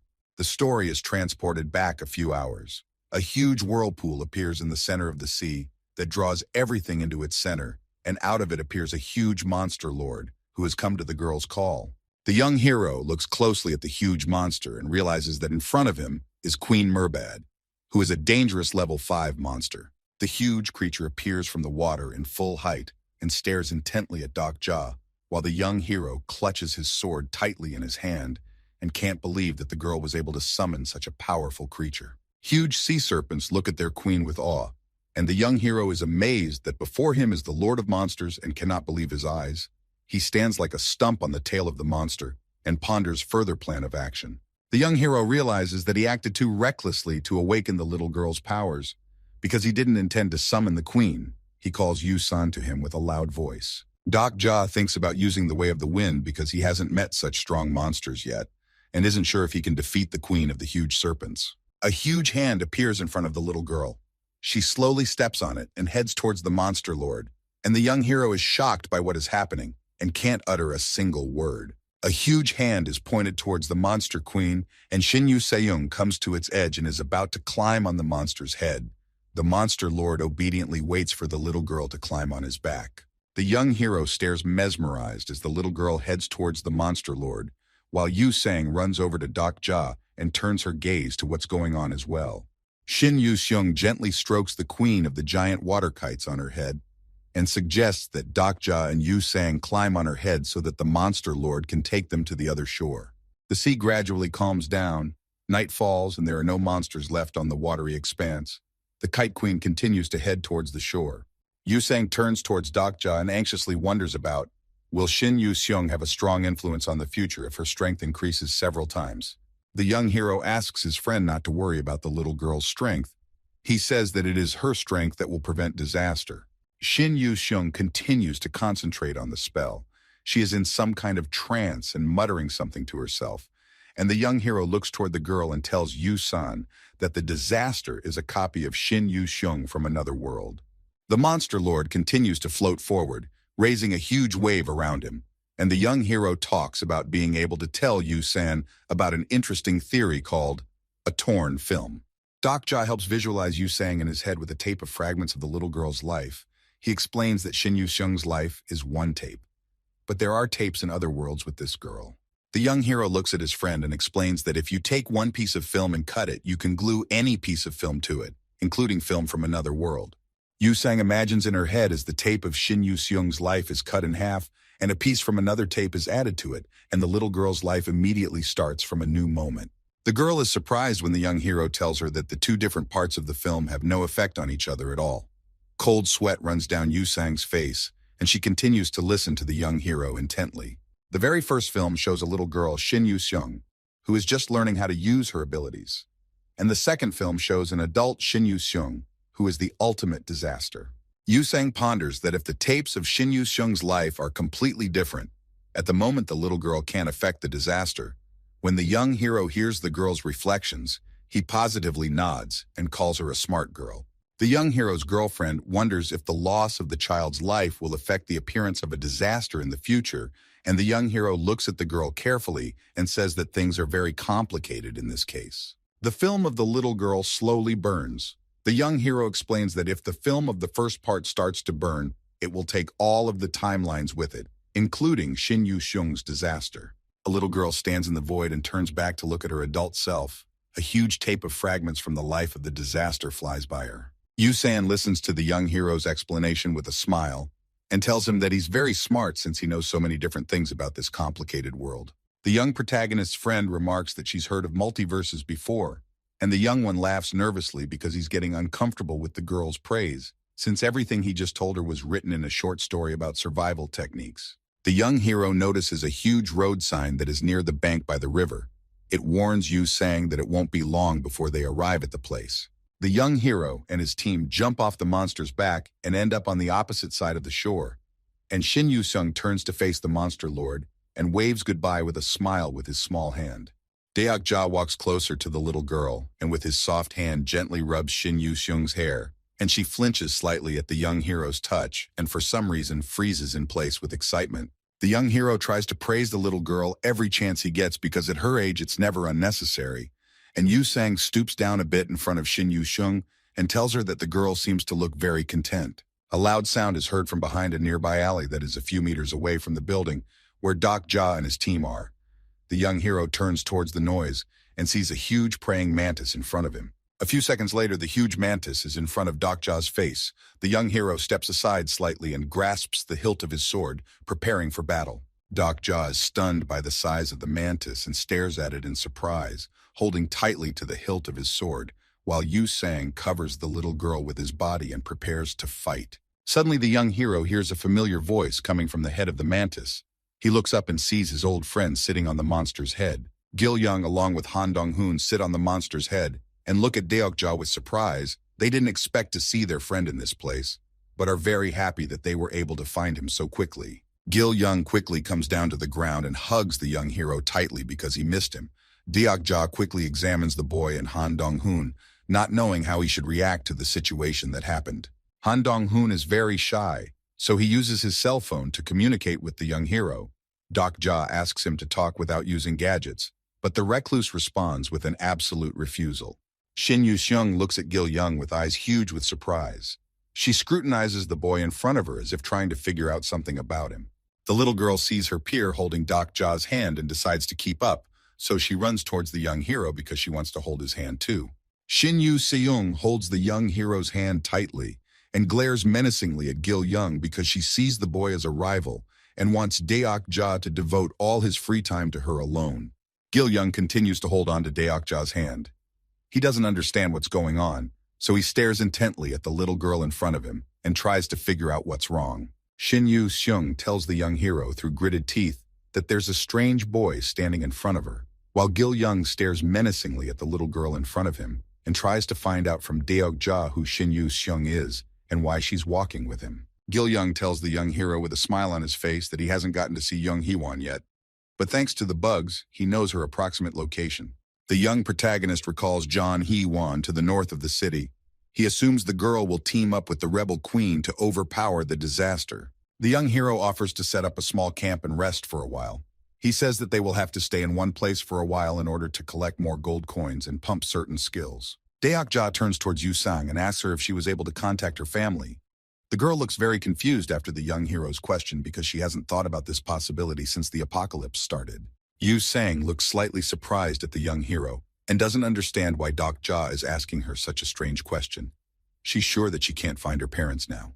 The young hero places a phone in the girl's hand, and in the same instant, a huge amount of electrical energy charges envelop the device, allowing the phone to access the internet due to Han Do-hoon's special reclusive skill. Yu-sang can't believe that she will be able to contact her parents. She dials her mom's phone number with trembling fingers and hopes that she can hear her warm voice again. The young hero suggests that Yu Sang write to her parents that she will be okay. He warns his girlfriend that when this scenario comes to an end, there will be no more safe places outside of Seoul. Deok-ja asks Yu Sang to tell her parents to be careful because that's the most important thing right now, and the girl looks at the young hero puzzled and asks him if he'll write to his parents. The reclusive Han Dong-hoon puts his big headphones on his head and takes a seat near the concrete wall. He uses his laptop to find out as much information as he can about what's going on around the city. Deok-ja's face becomes darker than a cloud when he talks about his family. The young hero assures Yu Sang that he has no reason to worry about his family because they are in Seoul and will be fine. Yu Sang is a little alarmed when she notices the worried look on Deok-ja's face.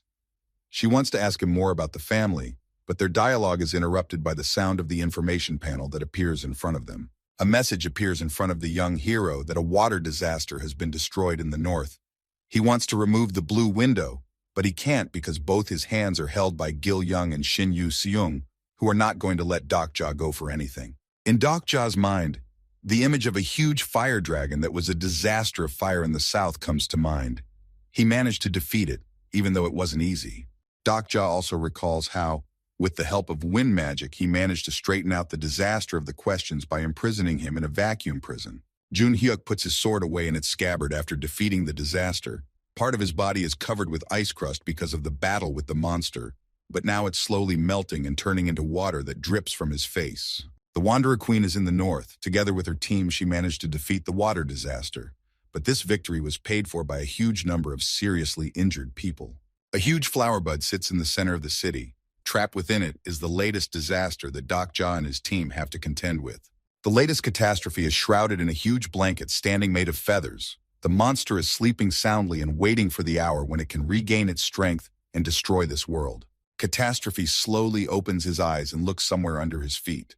His face completely covered by leaves, so it's hard to tell what emotions are flickering on his face at this moment. The latest flood disaster is on a lonely island. It is trapped in a huge red meteorite that from a bird's eye view resembles a scarlet rosebud. With the loud sound of swords clashing across the northern part of the city, Jung Hee-won and the Wanderer Queen's assistant decided to clash in a duel. Jung Hee-won is not inferior to her opponent. She holds her sword firmly in her hands and is ready to repel any attack. Jung Hee-won has managed to find new clothes that fit her perfectly and do not interfere with the fight. The deputy queen of the Wanderers swings her pole and prepares to make a sharp lunge. Even though she has exceptional skills, it is very difficult for her to fight Jung Hee-won. Jung Hee-won decides that she's had enough training for today. She puts her sword back in its sheath and tells the deputy queen of Wanderers that she's in great shape. The deputy queen is breathing heavily after the battle and talks about how she'll soon no longer be a worthy opponent for Jung Hee-won because she'll have a sponsor, and Jung Hee-won smiles widely and asks the deputy not to joke around like that. A huge number of people are seated near the destroyed hangar and discussing the latest events. They look very cheerful because not so long ago they managed to overcome the disaster. The deputy queen suggests her friend join Nuvelwag. Jung Hee-won wipes the sweat off her face and talks about how she has Deok-ja waiting for her, so she can't join anything. Jung Hee-won says with a smile that she has some kind of feeling that tells her that the young hero is well aware of what she's going through because he's always there for her. The young protagonist uses a ghostly form to observe Jung Hee-won. He is amazed that his friend has such a strong sense and thinks the title of omniscient reader is better given to her. Deok-ja looks at Jung Hee-won with a smile. He's very happy that his friend is safe and sound surrounded by trustworthy people. The young protagonist continues to watch Jung Hee-won and the deputy queen of the Wanderers chatting amongst themselves about distracting topics for a while. Deok-ja is in meditation. He is neatly covered with his white coat and flies in ghost form to watch his friends. Gil Young and Shin Yu-seung are tucked in beside the young hero from different sides and preparing for sleep. The young hero accidentally finds himself near his body in a ghostly form. He is a bit startled because it is the first time he sees himself from the outside in this guise. Deok-ja looks very rested. Despite his recent adventures, he has decided to rest for a few days to build up his strength to battle the next disaster. Gil Young and Shin Yu-seung argue loudly with each other, with the boy talking about getting the little girl off Deok-ja's back immediately, because she's only getting in the way, and Shin Yu-seung talking about how he won't listen to Gil Young's stupid advice. Gil Young becomes furious after the little girl's words. He glares menacingly in her direction and doesn't understand why the young hero took her along. Shin Yu-seung looks at Gil Young unhappily and demands him to get away from her and stop talking to her and calls him a bug. Shin Yu-seung and Gil Young continue to argue loudly with each other and glare at each other. They look at each other contemptuously and don't want to share Dak Ja between them. Gil Young points out to the girl that Dak Ja doesn't like people like her, and Shin Yu-seung loudly pounds his fist on the floor and asks about who Dak Ja likes according to the silly boy. The young hero doesn't understand what the children are talking about. He watches the argument carefully and tries to understand the reason for it, but the meaning of the children's conversation remains an unavailable knowledge for Dak Ja. Dak Ja opens his eyes because of the morning sun rays that illuminate his face. Gil Young and Shin Yu-seung are sleeping peacefully on his body, and the young hero is feeling a little wrecked after a rough night. The young protagonist recalls with horror the argument of the children he saw in ghostly form and hopes very much that it was only a creepy nightmare. Dak Ja pulls on his white coat and prepares to head out with his team. When he hears another argument between Gil Young and Shin Yu-seung, he realizes that his nightmare was unfortunately real. After the young hero and his companions complete an additional scenario, a red energy sphere appears in the center of the city and makes an unpleasant sound. A few minutes later, a business-suited Tokebi appears in the center of the scarlet sphere, having previously been suspended from the scripts for his wayward actions. The young hero adjusts his clothes and looks up to see Tokebi in a business suit talking about how the latest scenario will go. Tokebi in a business suit announces the start of the 5th scenario. From his bird's eye view, he scrutinizes the people crowded below him and tries to find someone with his gaze. Tokebi in a business suit apologizes for the delay in the script, saying that there were some complications, and then stares intently in Dak Ja's direction and continues his story. The young hero and his team are rushing quickly through the streets of the city. He wants to get as close as possible to Tokebi in a business suit to hear the details of the new script. Dak Ja looks at the business-like Tokebi with a smile. He realizes that the monster has been badly hurt for his previous transgression, so the young hero feels victorious. Tokebi, in a business suit, notes with amazement that humans have managed to wipe out most of the disasters and calls it a real achievement, and at that moment the young hero communicates with Bi-hyun using telepathy. Among the people standing in the square are some former kings, including beauty queen Min Ji-won, who looks at Tokebi a little confused and listens to his speech on the new disaster that is about to awaken very soon. The people look fearfully at the flying monster, who informs them that the latest disaster is several times stronger than the previous ones, and it will soon appear in front of them. A huge number of people continue to gather in the main square, all very interested in what Tokebi is saying because the final stage of the scenario is nearing. A Tokebi in a business suit spreads his arms in different directions, and a large number of different Tokebi appear around him, even including Bi-hyun. Tokebi Bi-hyun stands behind the backs of his co-workers and looks towards the highly ranked Tokebi. He is eagerly waiting for the monster in the business suit to move on to the most interesting event. The eyes of the monster in the business suit light up brightly. He snaps his fingers and announces a new round of sponsor selections, giving people the opportunity to sign new contracts with the constellations. Tokebi in a business suit raises his hand up, and behind him, a huge number of stars appear, brightly illuminating the entire sky. A huge number of constellations are heading towards the city to choose new incarnations. Because of their huge flow, it seems as if small meteorites are landing on the city. The man opens the information panel and rejoices in the fact that he was able to contract the constellation, while his comrade looks away for some reason. The man in the hoodie points his friend in the direction of the young hero and asks for his attention, and his friend obediently turns around and shuts up in surprise. Other people's gazes are also fixed on Dak Ja. They are very curious about what exactly the young hero is going to do with the constellations that have surrounded him on all sides. Gil Young and Shin Yu-seung look at Dak Ja, their faces illuminated by the bright light that radiates from the vast number of constellations that swirl around the young hero. The young hero, surrounded by so many constellations, looks like a Christmas tree.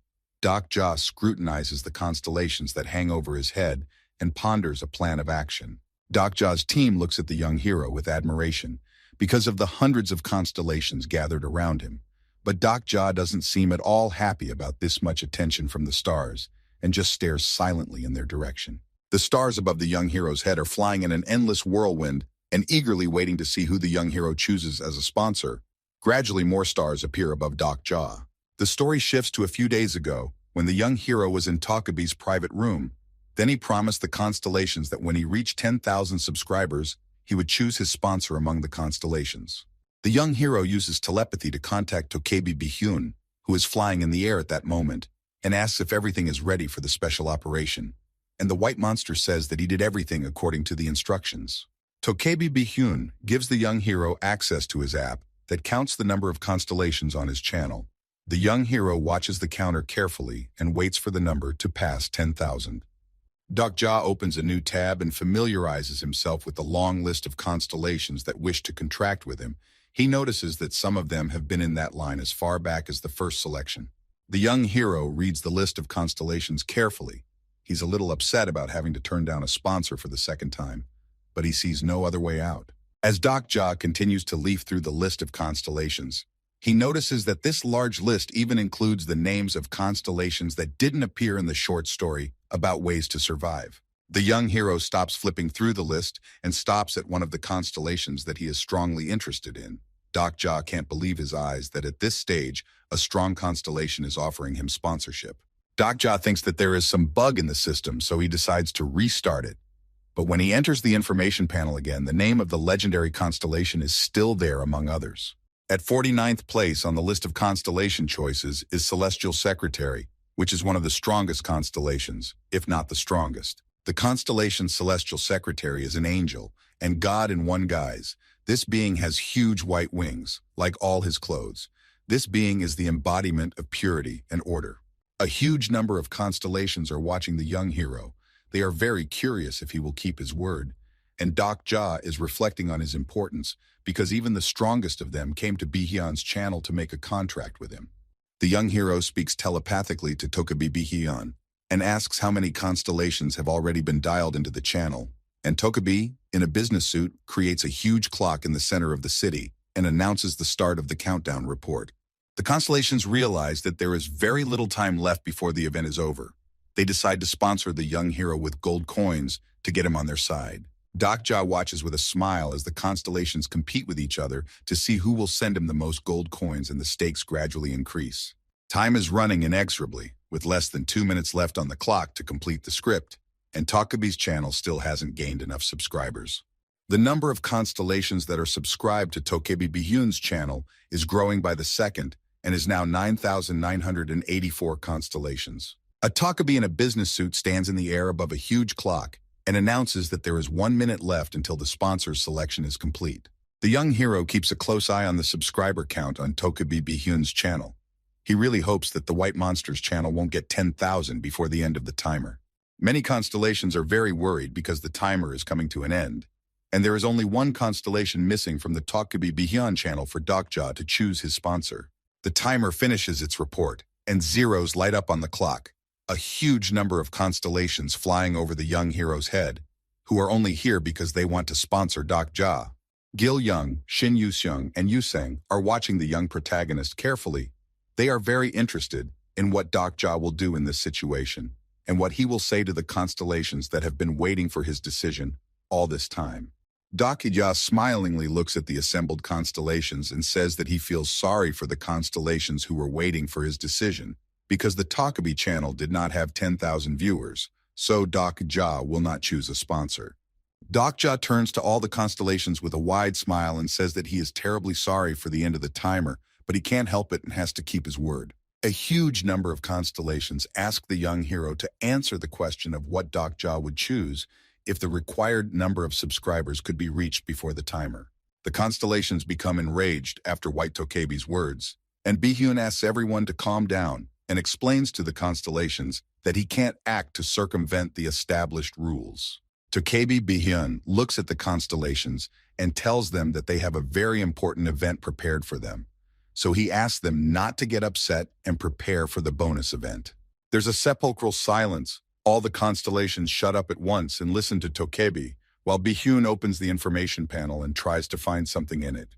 The young hero looks towards the flying Bihyun with a smile.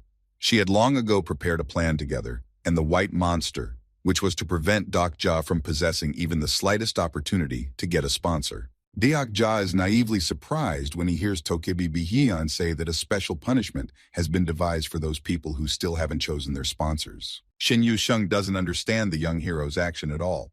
She asks him with a frustrated look on her face why he can't just choose a sponsor for himself. and the young hero looks towards Tokebi with a smile on his face. The young hero turns toward his team and asks Yusan to hide in a place with the others, saying that he has a special plan in mind. Dokja asks his friends to stay in hiding and explains that when he needs their help, he will give them a special sign. Yusang, along with the rest of the group, silently look at the young hero.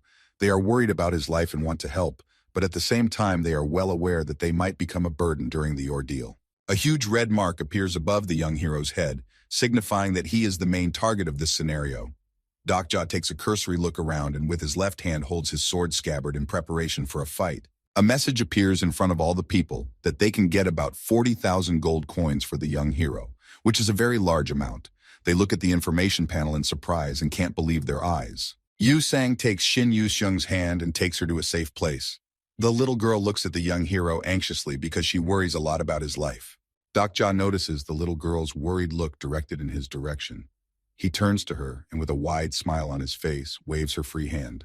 A huge crowd of people are rushing towards the young hero, all of them wanting money for his head and not going to stop, despite the strength of the young hero, and Dokja grabs the hilt of his sword and prepares to fight. People with smiles on their faces rush towards the young hero. They anticipate the taste of easy profit and do not think about the consequences, sincerely believing in their early victory.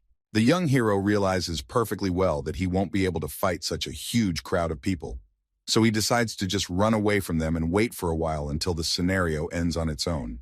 Tokebi Bihyun watches Dokja run away from a huge number of people and addresses the constellations with the suggestion that they can spend gold coins, making Kim Dokja's situation worse. An information plaque appears in front of the young hero with the message that one constellation selfie has paid to reduce his speed. Dokja's speed is drastically reduced so he can't run away from the crowd as effectively. Some people catch up to him and rush towards him with swords. The young hero realizes that he can no longer run away, so Dokja turns around sharply and counterattacks his opponent and delivers a critical blow to the side of his stomach. A few people catch the injured man and try to examine his wide wounds. They realize pretty quickly that it's not a very deep wound, so they immediately calm down and continue the chase. Dokja continues to run away from the crowd of people who shout in his direction that he is actually very weak. After a few minutes of chasing, one of the constellations reduces his attack power. Tokebi Bihyun looks away from his monitor screen and turns toward his tribesmen, who want to check with him about what's going on. Bihyun talks with a smile on his face about how he decided to have a warm-up before the main game, and the other Tokebi look angrily in his direction because they're highly jealous of his channel's success. On the dashboard screen, the Tokebi channel splash screen is coloring, and it has exactly 9,999 subscribers. Tokebi Bihyun feels strongly about the young hero's plan. He telepathically sends him a message that they might get caught up in this strange adventure, and the young hero continues to run forward, trying to dodge arrows. One of the daggers grazes the young hero's arm. He squirms slightly in pain, but keeps running forward, and one of the constellations decides to pay in gold coins to reduce Dokja's defense of him. The young hero turns a corner and sees before him the river across which he not so long ago swam on a monster lord, and behind him, he hears the loud shouts of people calling out to catch up with Dokja as quickly as possible before he disappears from their sight. The men continue to follow Dokja, but are abruptly caught off guard when they see the young hero jump the river and decide to cross it swimming. A great number watch with shock as the young hero swims through a huge pack of enormous, monstrous creatures that eagerly await him, while the constellations look at the young hero with bewilderment and are in shock at his actions. The huge snakes see their prey and look menacingly at the approaching Dokja, but he pays absolutely no attention to them and continues to swim forward. A huge blue book appears behind Dokja's back, with a huge number of pages turning at an insane speed. He uses his special skill, bookmarking, to activate the stolen ability. The young hero falls into a trance and uses Ming Yuseung's ability to summon the queen of the giant serpents to his side. A huge number of orange balls start circling around him, which at a certain point freeze in place. The monstrous snakes stop and stare intently at the young hero, not intending to harm him. Dokja understands the little girl perfectly, so the action time of this ability will be 30 minutes.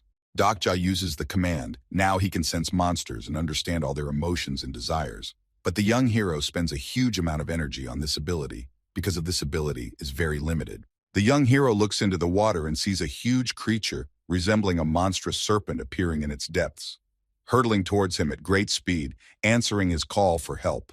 People step aside, and some of them fall to the ground in fear when they see a huge wave rising in the sea, and in place with it a giant monster. They look in his direction with horror and do not know what to do now. Doc Jaw's eyes light up with a golden color, and blood dripping from his nose due to overexertion. He orders the huge monster to go to him and clearly follow his instructions. Queen Merbad stares intently at the young hero. She is much larger than her fellows, and her height reaches about the height of a huge multi-story building. The young hero jumps on the monster's head and tries to control Queen Merbad, but he is much worse at it compared to Shin Yu-seung. Suddenly, Queen Merbad begins to slowly sink into the water, and then sinks into it entirely, while the young hero clings tightly to her scales underwater and curses the monster with open mouth. Queen Merbad is fed up with the young hero, so she climbs out of the water and pushes him towards the ground, and Doc Jaw flies headfirst through the water and then flies a few meters on the ground. The young hero drains himself of the massive amount of water that got into his lungs during his underwater journey and deactivates his unique laying skill, while Queen Merbad is not far behind him, looking proudly toward the moon. Queen Merbad slowly goes underwater, and the young hero rises to his feet and regrets that even given the same skills, he cannot use them in the same way as the true bearer. Doc Jaw wipes his mouth and takes a quick look around. He realizes that he has arrived at the Yongsan area where the last meteorite should be. On the outskirts of a huge island, which is connected to the land only by 2 bridges, there is a huge meteorite, inside which sleeps the last disaster of the scenario. The young hero hears a strange sound coming from behind him. He turns his head back and sees several men with swords appear out of the water and heading in his direction. Several people appear on the island. They quickly look around and try to find the young hero who is just there. The young hero manages to hide behind a tree.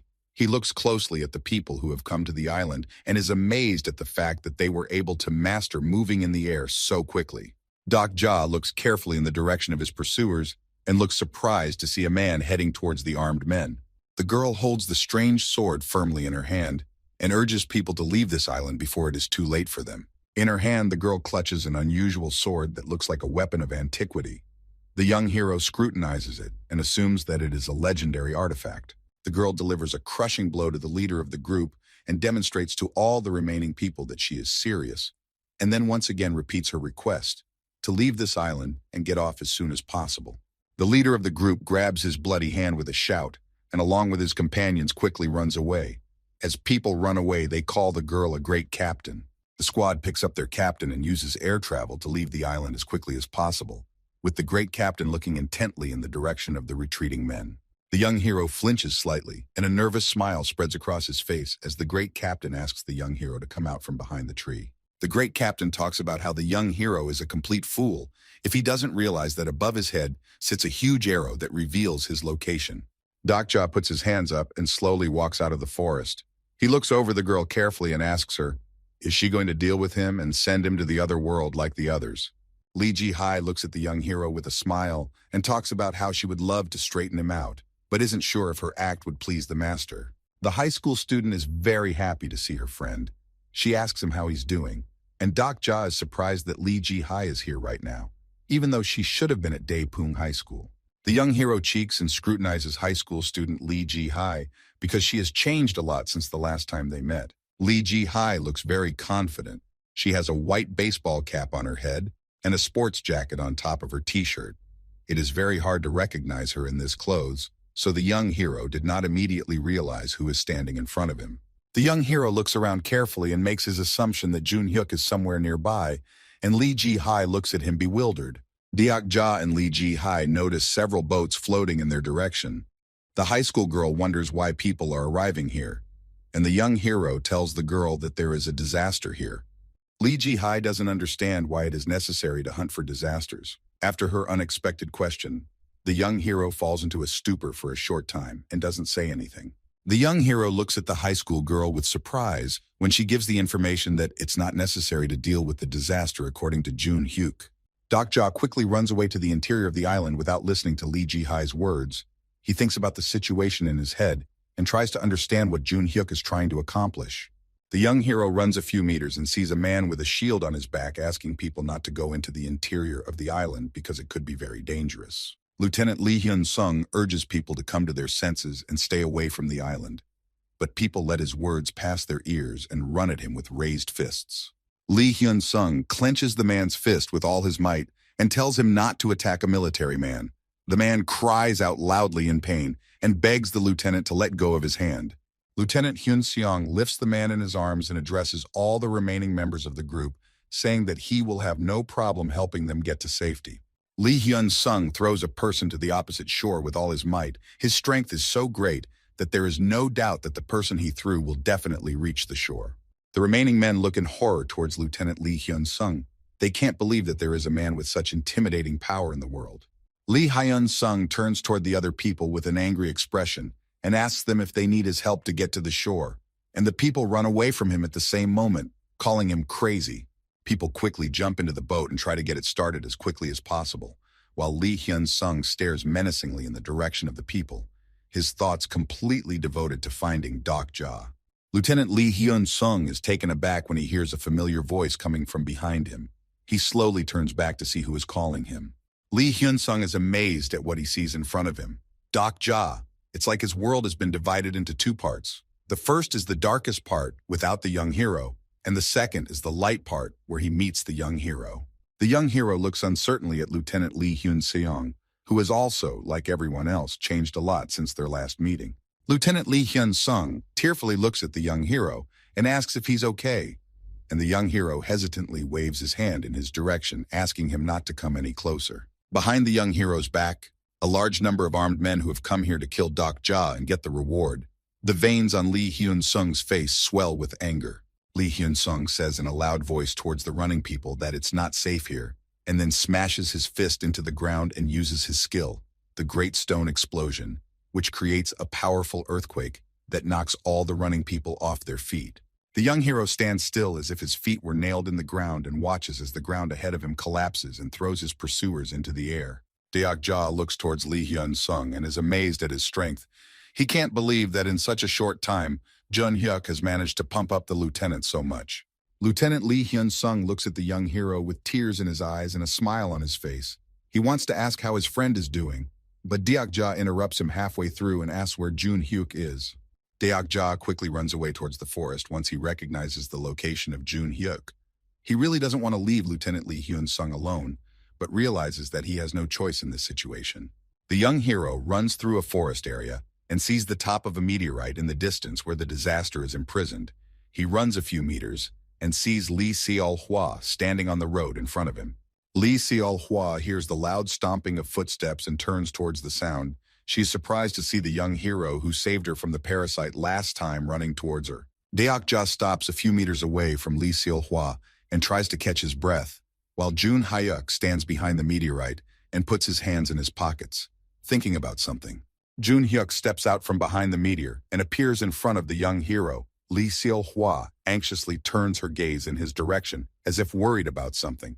The young hero tries to catch his breath and grabs the hilt of his sword with his hand and asks what the main character is up to and why he decided to leave the disaster intact. Jun Hyuk points out that the young hero can see the future, and so he sees no point in answering a question whose answer Dok Ja knows perfectly well. The young protagonist looks back and forth at the disaster, then at Jun Hyuk, who is standing next to the meteorite, and realizes that the main character is going to feed the meteorite to the disaster.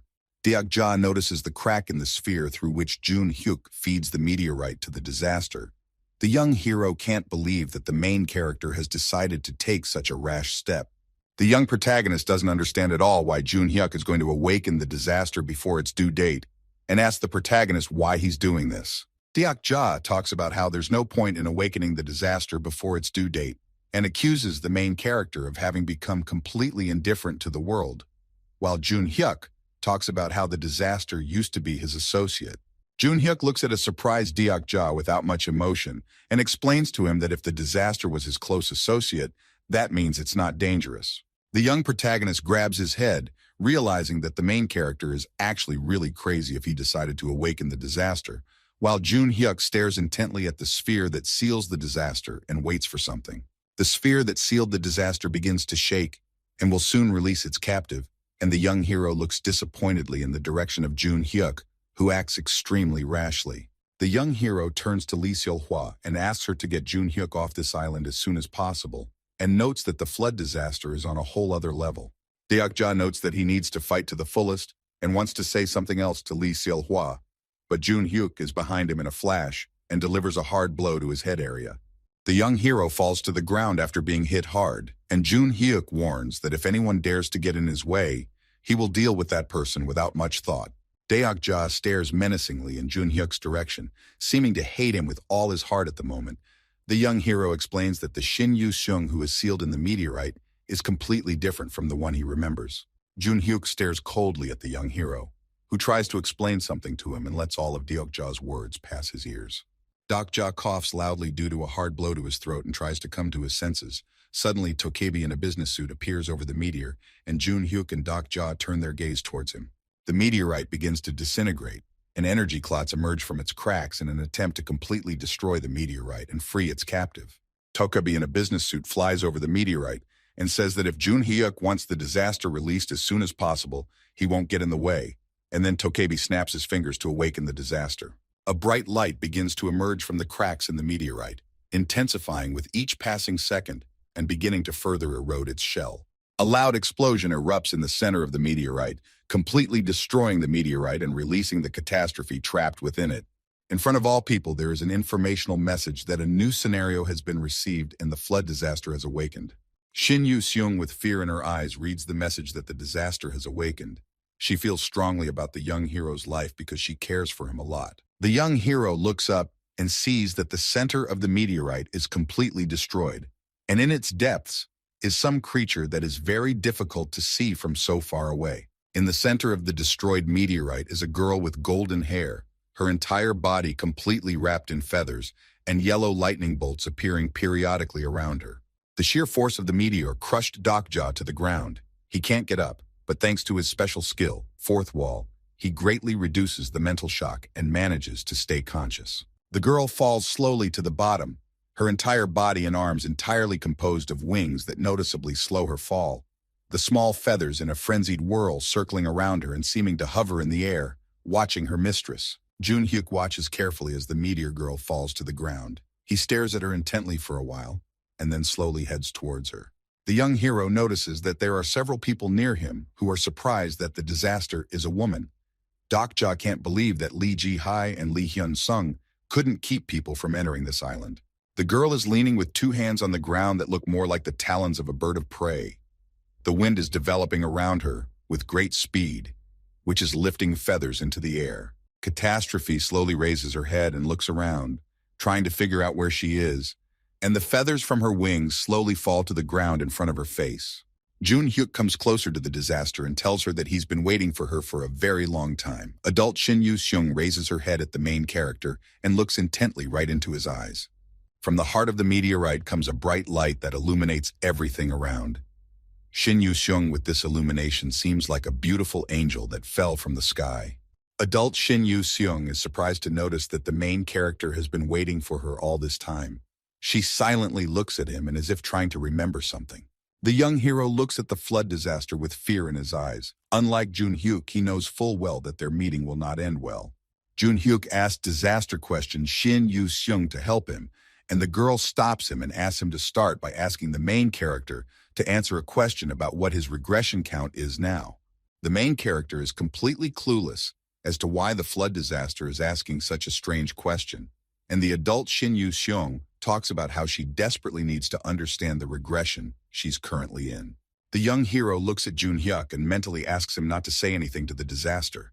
He wants to scream, but he can't, because a hard blow to his throat has blocked his vocal cords. Flood catastrophe. Shin Yu-seung stares intently at Jun Hyuk and waits for his answer. She helped him during the second regression and shared valuable knowledge with him. Jun Hyuk ponders the situation for a bit and then tells flood disaster Shin Yu-seung that he is now in his third regression. Deok-ja continues to hold onto his neck and cold sweat runs down his face. He stares intently in the direction of the flood disaster and realizes that Jun Hyuk has made a monstrous mistake. Flood catastrophe. Shin Yu-seung clenches her fist tightly and says that Jun Hyuk's words completely confirm what she said about the main character not being able to accomplish anything. Adult Shin Yu-seung talks about how there's no point in her helping the main character because even though she helps him, he's not capable of accomplishing anything. Jun Hyuk silently listens to Shin Yu-seung and then tells the disaster that he needs as much information as possible, that in this regression to achieve what he wants, and that's why he released her. Flood catastrophe. Shin Yu-seung silently looks at Jun Hyuk. Last time she performed an act of self-sacrifice to help the main character achieve his goal. Adult Shin Yu-seung glares menacingly at the main character and talks about how it's been 1,000 years since she wandered through the endless maze. Jun Hyuk silently looks at her and doesn't know what to say. He looks surprised after her words, but realizes why the flood disaster says it's been so long. Shin Yu-seung made the decision to wander through the endless maze for 1,000 years to help him in the past. It was a very difficult ordeal for her. Shin Yu-seung goes through an endless maze every day. She hopes that Jun Hyuk realizes how hard this act of self-sacrifice is for her. Only 1,000 years later, it will turn into a disaster for the scripts. Shin Yu-seung grabs her head with both hands because she is slowly going insane in this maze. For the first 200 years, she tries to help humanity and tries to ignore the pain she feels in the emptiness of the maze. After a few hundred more years pass, Shin Yu-seung feels an inordinate loneliness, but continues to travel the labyrinth and tries to help the world. Jun Hyuk, along with his associates, leave Shin Yu-seung in the maze to fate. He believes her sacrifice will get them through all the scenarios to the end. Shin Yu-seung looks at Jun Hyuk with a blank stare. She doesn't understand why she had to go through real hell to help the main character, but nothing has changed. Jun Hyuk tells Flood Disaster that his 41st incarnation sent her here so she could help him, and Deok-ja watches on and slowly creeps toward the main character to try to stop him. The main character stares wide-eyed in surprise at the adult Shin Yu-seung, who asks Jun Hyuk what she really means to him. Shin Yu-seung's Flood Disaster reveals that she put a lot of effort into helping Jun Hyuk and told him everything, but her labors were in vain because nothing changed.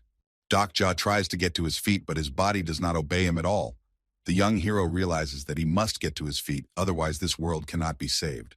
Flood catastrophe. Shin Yu-seung gathers a huge electrical force in her hand. She accuses Jun Hyuk of using it as a tool, which he sends to the maze for being unnecessary. Jun Hyuk can't believe what's happening right now. He didn't think his meeting with Shin Yu-seung would go this way, so he silently watches what's happening. Flood catastrophe. Shin Yu-seung says with a smile on her face that she missed Jun Hyuk a lot. She wants justice and warns the protagonist that she hates people like him, and so destroy him by her own hand. Deok-ja manages to regain control of his body. He quickly runs towards Jun Hyuk and Flood Disaster to stop them. Flood catastrophe. Shin Yu-seung releases a huge beam of energy towards Jun Hyuk and tells him that his third regression will end right here and now. Jun Hyuk stands still and doesn't try to dodge the destructive energy, and the young hero runs up behind him and tries to pull him aside. Flood catastrophe. Shin Yu-seung stares straight ahead in amazement and can't believe that her beam couldn't hit Jun Hyuk's body. The young hero didn't make it in time, and in order to save Jun Hyuk, he decided to put him under the attack of a huge beam. His body is badly damaged, and such a wound can't be healed with magic. Jun Hyuk stares in amazement at the young hero who saved him from a fatal gunshot. He stares incomprehensibly as Deok-ja slowly falls to the ground in front of him. Deok-ja grabs onto the main character's clothes with his hand, but he can't keep his balance and falls to the ground, while Jun Hyuk and Shin Yu-seung stand still and don't move. Blood is flowing profusely from the young hero's body. Jun Hyuk catches him and tries to pick him up in his arms. He tries to call out to him, but the young hero doesn't pay any attention to the main character's voice. Deok-ja continues to expectorate blood, and with a slight smile on his face, he talks about how he's just had a lot of luck up until this day. And Jun Hyuk puts a hand on his back and tries to restore him to mana in hopes that it will help. Jun Hyuk opens his mouth in surprise when the young hero offers to send the main character to the other side of the world, but only asks for a moment of precious time. Deok-ja looks at Jun Hyuk's face and says with a smile that the main character will get quite a few gold coins. His physical pain is reduced thanks to the fourth wall skill, but even that doesn't help take away the pain. Lee Seol-hwa runs to Deok-ja's aid and is about to use healing magic, and Jun Hyuk asks Deok-ja to hold on because it's not too late to save his life. But the young hero shakes his head negatively and says that he can't be saved.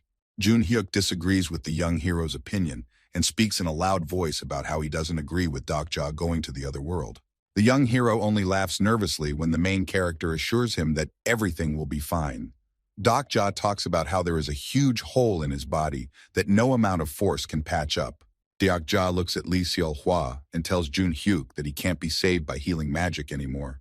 He starts to lose consciousness, and his eyes slowly close. Jun Hyuk turns toward Lee Seol-hwa and shouts something to her, but the young hero can't hear his words, and his mind gradually leaves his body. The young protagonist finds himself in an empty white room, his entire body permeated with electrical energy, and a message appears in front of him that his special ability to viewpoint an omniscient reader has been activated. Doc Ja opens his eyes and looks around carefully. He is in a completely empty room with absolutely nothing in it. The young hero looks carefully at the information panel that informs him about the activation of the skill and thinks about the fact that he is very tired of ending up in the other world. Doc Ja appears at the same place where he passed out. In his mind, he is thinking about how losing his life is a very unpleasant process. The young hero didn't really want to use his ability and sacrifice himself, but he had no choice because he has no idea what will happen to the world if Jun Hyuk is reborn again. Flood catastrophe. Shin Yu-seung points her finger in the direction of the humans and orders her creatures in a menacing voice to massacre anyone who gets in her way. A huge yellow portal appears over adult Shin Yu-seung's head. Electric sparks constantly appear around it, and in a few minutes, something will emerge from it.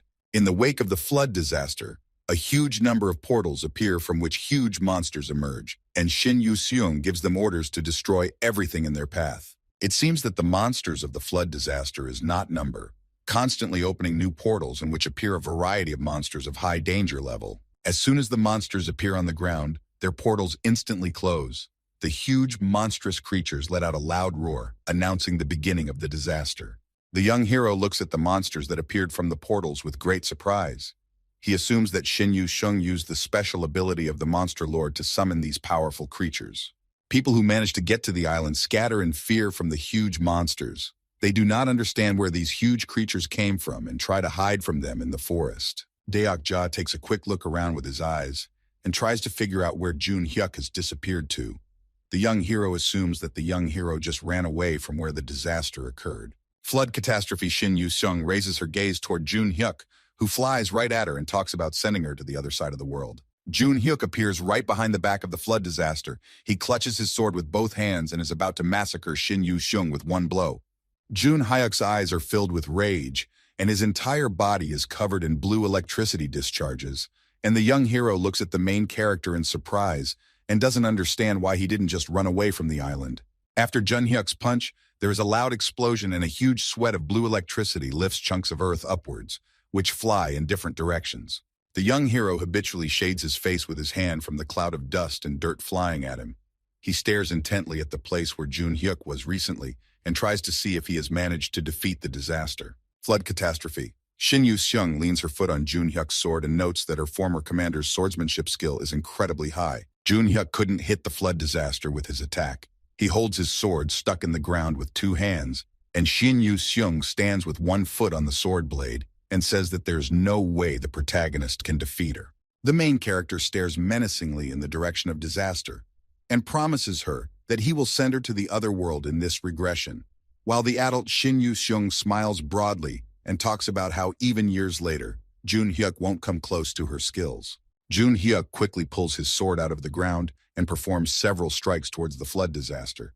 But Shin Yu-seung has no trouble dodging the hero's attacks. The main character is seized by rage. He does not stop for a second and continue to make blow after blow.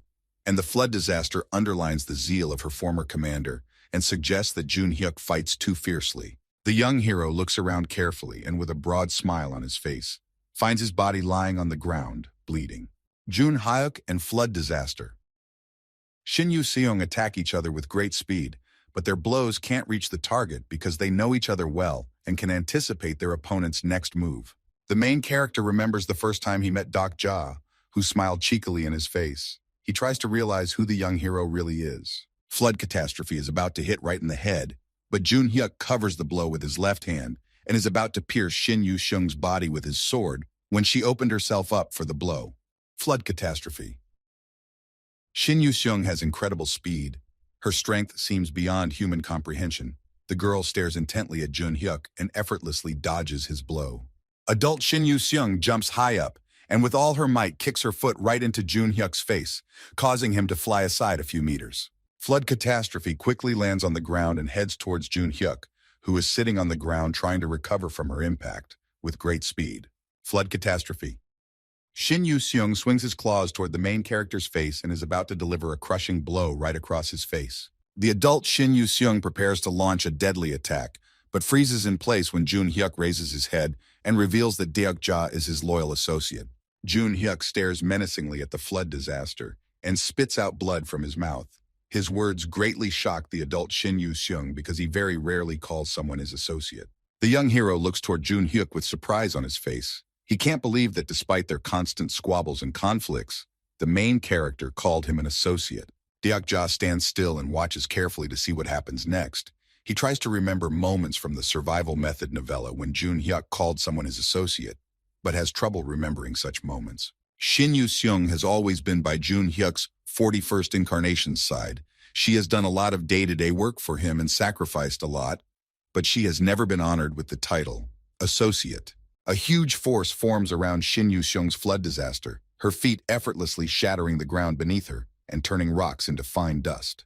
Shin Yu-seung's flood catastrophe asks Jun Hyuk to repeat the words he said about Deok Ja one more time, and the main character silently watches the disaster and doesn't understand what it's for. The people who came to the island to hunt the young hero have become prey themselves and are trying to hide from the vicious monsters that have filled the small island. Jun Hyuk has a huge amount of abrasions on his face, and the blood on his lips has not dried yet. This battle is giving him a lot of difficulty, but he's not going to back down. He raises his eyes to the disaster and once again tells her that Deok Ja is his comrade in arms. A huge number of constellations marvel at the main character's words and sponsor him with gold coins, while Deok Ja watches on in ghostly form and notes that Jun Hyuk always knows how to cash in on any incident. Flood catastrophe Shin Yu-seung recalls her travels with Jun Hyuk. She recalls how he unemotionally reported how his associate went to the other world. Adult Shin Yu-seung is stunned by the main character's words. She can't believe that Jun Hyuk has changed and has come to value other people's lives. Jun Hyuk recoils from the flood disaster a few meters forward when she accuses him in a menacing voice that he has no right to make such speeches. Shin Yu-seung's flood catastrophe hurtles towards the main character with great speed, followed by a huge beam of yellow energy. Jun Hyuk looks at the danger in front of him with horror, but doesn't realize how he can dodge the impact. As Shin Yu-seung brings up her fist to strike, her whole body filled with rage and anger towards Jun Hyuk, she asks her former commander, how dare he behave like this in front of her? Jun Hyuk manages to close with the blade of his sword from the deadly blow of the disaster. His life hung in the balance, but he was able to react in time. Shin Yu-seung's flood catastrophe takes a huge number of hits and asks Jun Hyuk why he only called the associates Deok Ja, while the main character holds his blade with both hands and silently fends off the blows of disaster. With each swing of her fist, Shin Yu-seung's punches become deadlier. From the outside, it looks like her hands are capable of breaking the legendary sword wielded by Jun Hyuk. Jun Hyuk holds out against the flood disaster with his last strength, while the young hero watches the battle closely and is amazed that Shin Yu-seung can fend off the blows of the heavenly sword without much trouble. Flood catastrophe. Shin Yu-seung guesses the moment when Jun Hyuk is left unprotected and is about to deliver powerful leg kicks to his body, and Jun Hyuk can barely keep up with her movements. Jun Hyuk is kicked hard and flies away from the disaster. He tries to think in his head a way out of the situation, but anger has completely clouded his mind. Shin Yu-seung continues to beat up his body and asks who the other people who fought just for him are to Jun Hyuk. Jun Hyuk grasps the wound on his side and grunts in pain, breathing heavily and talking about how he has absolutely no idea what Shin Yu-seung wants to hear from him. The catastrophe of questions stands still and stares at the main character, who continues to say only that Deok Ja is his associate. As Jun Hyuk wipes the blood from his face, he charges his sword with magical energy and tells Shin Yu-seung that he will reprisal her for sending his associate to the other world. The young hero is amazed by the revelation of the main character. He is once again convinced that he has not in vain devoted part of his life to reading a novel about the ways of survival. Deok Ja remembers coming home and lying on his bed reading the novella and admiring Jun Hyuk. Now he's standing right behind the main character's back and directly participating in the action of the novella. Flood catastrophe. Shin Yu-seung becomes indescribably furious after Jun Hyuk's words, and the ground beneath her feet shakes as if a massive earthquake is about to start. Shin Yu-seung clenches her hand tightly into a fist with anger. She hates Jun Hyuk for completely devaluing the suffering of her fallen comrades and herself. A blue aura appears around the flood disaster that gives her even more strength. Shin Yu-seung says in a loud voice that she will never accept Jun Hyuk like this and would rather destroy him right now. The young hero realizes that things are very bad. He concentrates on his energy and wants to use his special skill that go to the reader in first person. An information panel suddenly appears in front of the young protagonist with the message that Doc Ja cannot return to the reader's first-person point of view. Doc Ja scrutinizes the information panel and tries to find the reason why his skill didn't work. In his head, he scrolls through all the conditions he needs to choose to use the skill.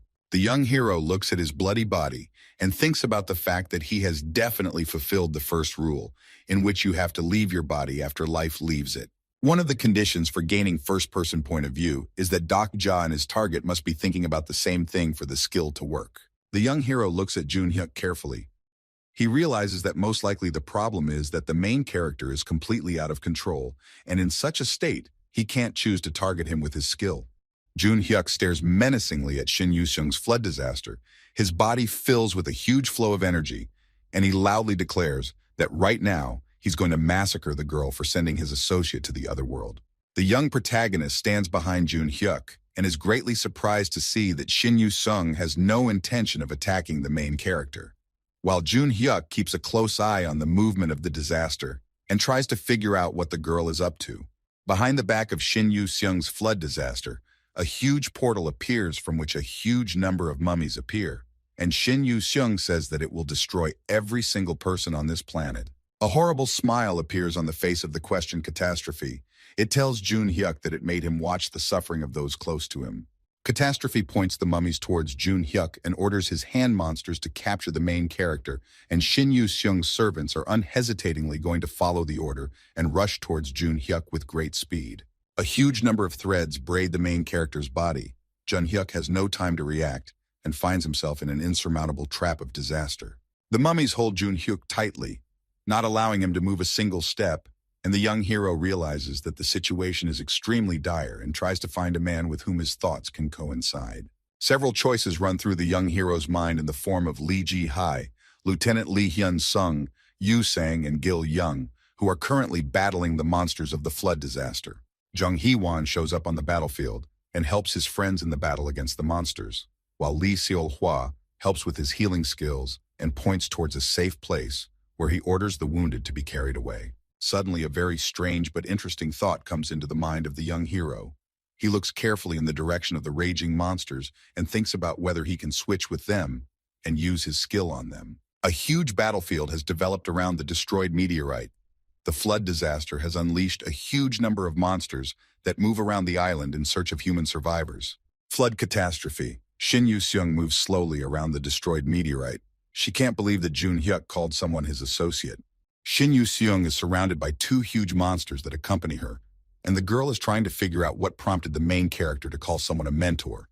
Jun Hyuk stares angrily at the flood disaster. He tries to free himself from the mummy's bonds, but his body is too weakened to resist the monster's power. Shin Yu-seung stares at the main character with a cold stare. With each passing second, she is filled with confidence that Jun Hyuk can really count someone as an associate. Several people appear from the forest thicket with menacing shouts. They head towards Shin Yu-seung and are about to massacre her. Flood catastrophe Shin Yu-seung has no trouble massacring the two men with his claws, which are as sharp as a legendary sword. Shin Yu-seung irritatedly looks at the bodies of the people who lay their legs in front of her. She doesn't understand why such weak creatures challenged her. Shin Yu-seung hears Lee Ji-hai's voice behind him asking the disaster about where she was going to poison herself, and Shin Yu-seung slowly turns around and prepares to take the fight from the stranger. High school student Lee Ji-hai jumps out of the flattering thicket and rushes towards the flood disaster with great speed. The girl holds her blade tightly and prepares to strike a decisive blow. Lee Ji-hai's face takes on a menacing look when she sees Jun Hyuk tied up. She asks the disaster in a menacing voice. How dare she attack her master? High school student Lee Ji-hai quickly finds herself near the flood disaster and about to deliver the fatal blow, and Shin Yu-seung doesn't move from his seat because he doesn't see the girl in front of him as a threat. Shin Yu-seung looks at high school student Lee Ji-hai with a wide smile because she wants to demonstrate to Jun Hyuk how his loved ones are sent to the other side of the world. Minutes into the battle, Lee Ji-hai can barely stand on her feet. She leans on her sword and spits blood on the ground.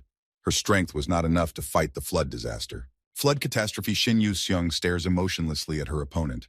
She knows Lee Ji-hai's techniques very well, so she is completely confident in her victory.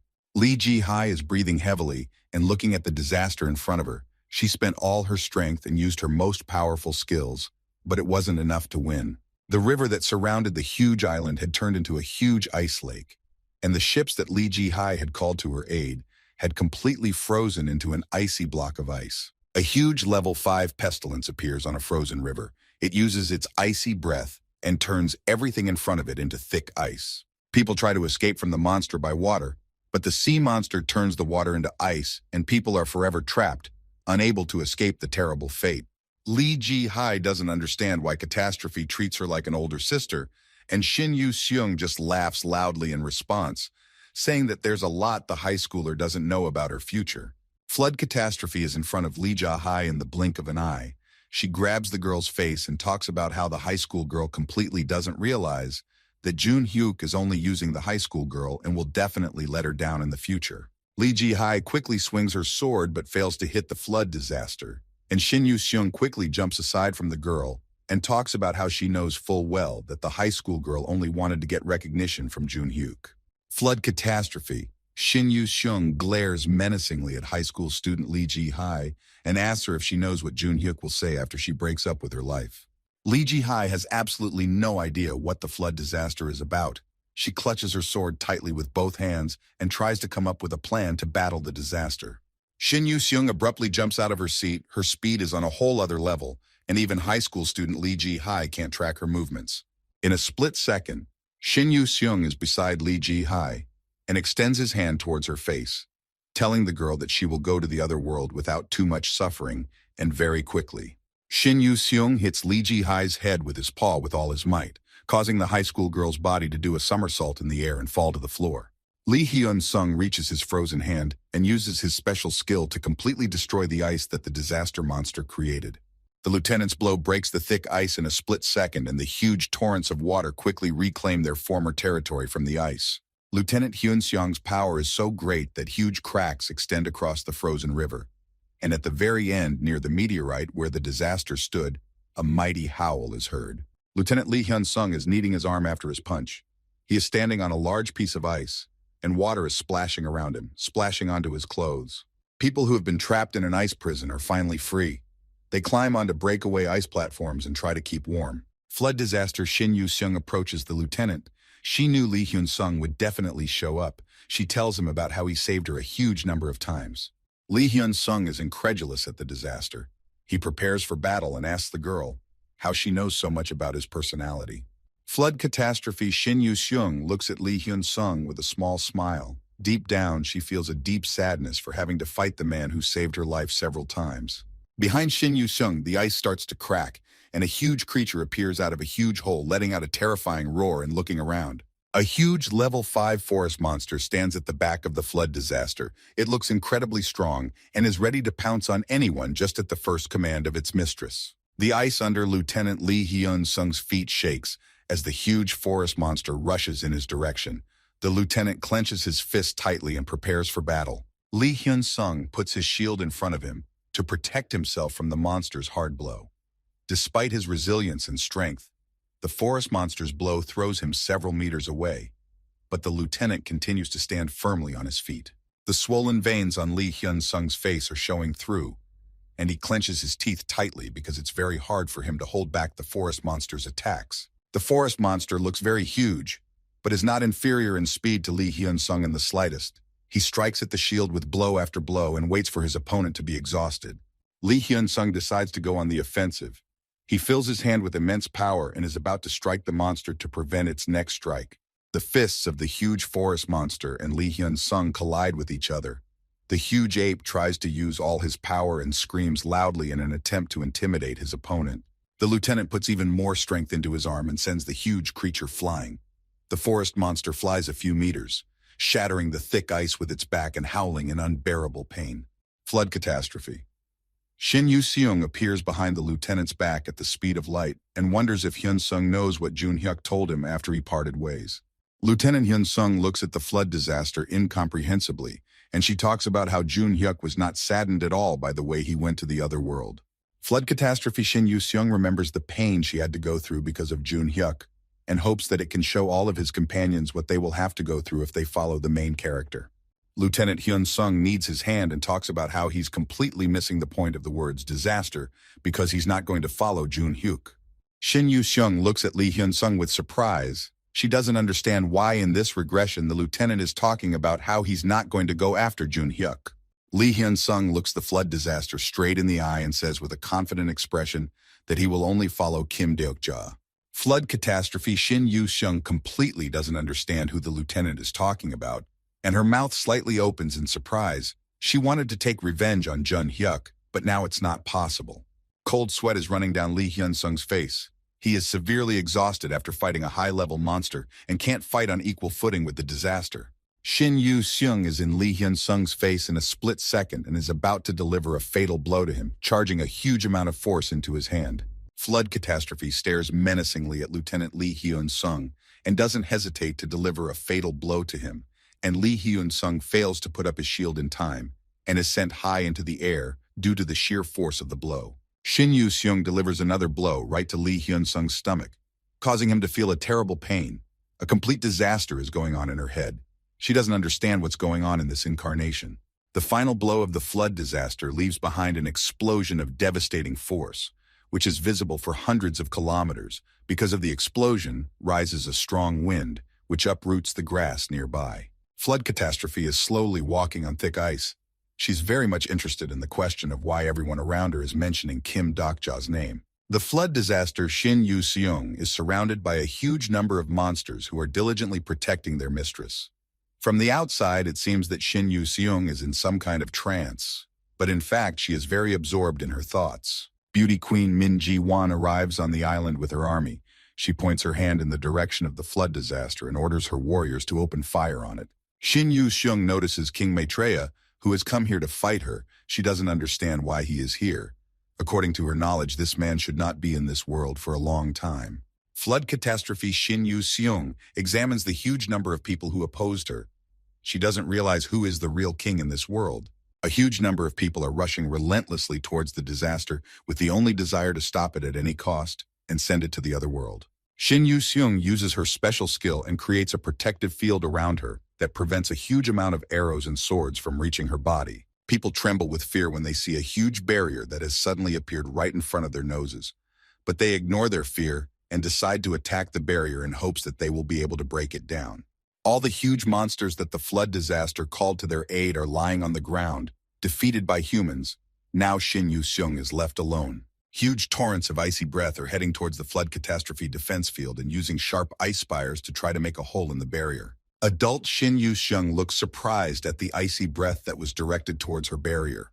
She looks around and tries to figure out who used high-level magic against her. Flood catastrophe Shin Yu-seung sees Queen Mirbad near the barrier, looking menacingly in her direction and preparing to unleash another icy volley on the still protective dome, while a little girl sits on the monster's head. Adult Shin Yu-seung looks at the huge monster and doesn't understand why the creature that recently obeyed her will decided to attack the barrier. Little Shin Yu-seung sits on a huge snake and addresses the flood disaster in a loud voice, trying to figure out if this creature is her future. Flood catastrophe Shin Yu-seung can't believe that she sees herself in the past in front of her.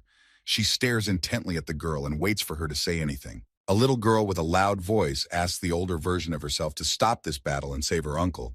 She uses her monster serpent ability and drops ice shards behind the disaster's protective barrier. Flood catastrophe is frozen in place with surprise. She has absolutely no idea what's going on around her and why her version from the past is begging to be saved by some uncle. A huge monstrosity stares menacingly in the direction of the flood disaster and is about to use its icy breath to break down its barrier. The little girl sits on the head of a huge snake and looks menacingly toward her future self. She wants the disaster to help save Deok-ja from imminent doom. Flood disaster Shin Yu-seung looks towards the little girl with a creepy smile on his face.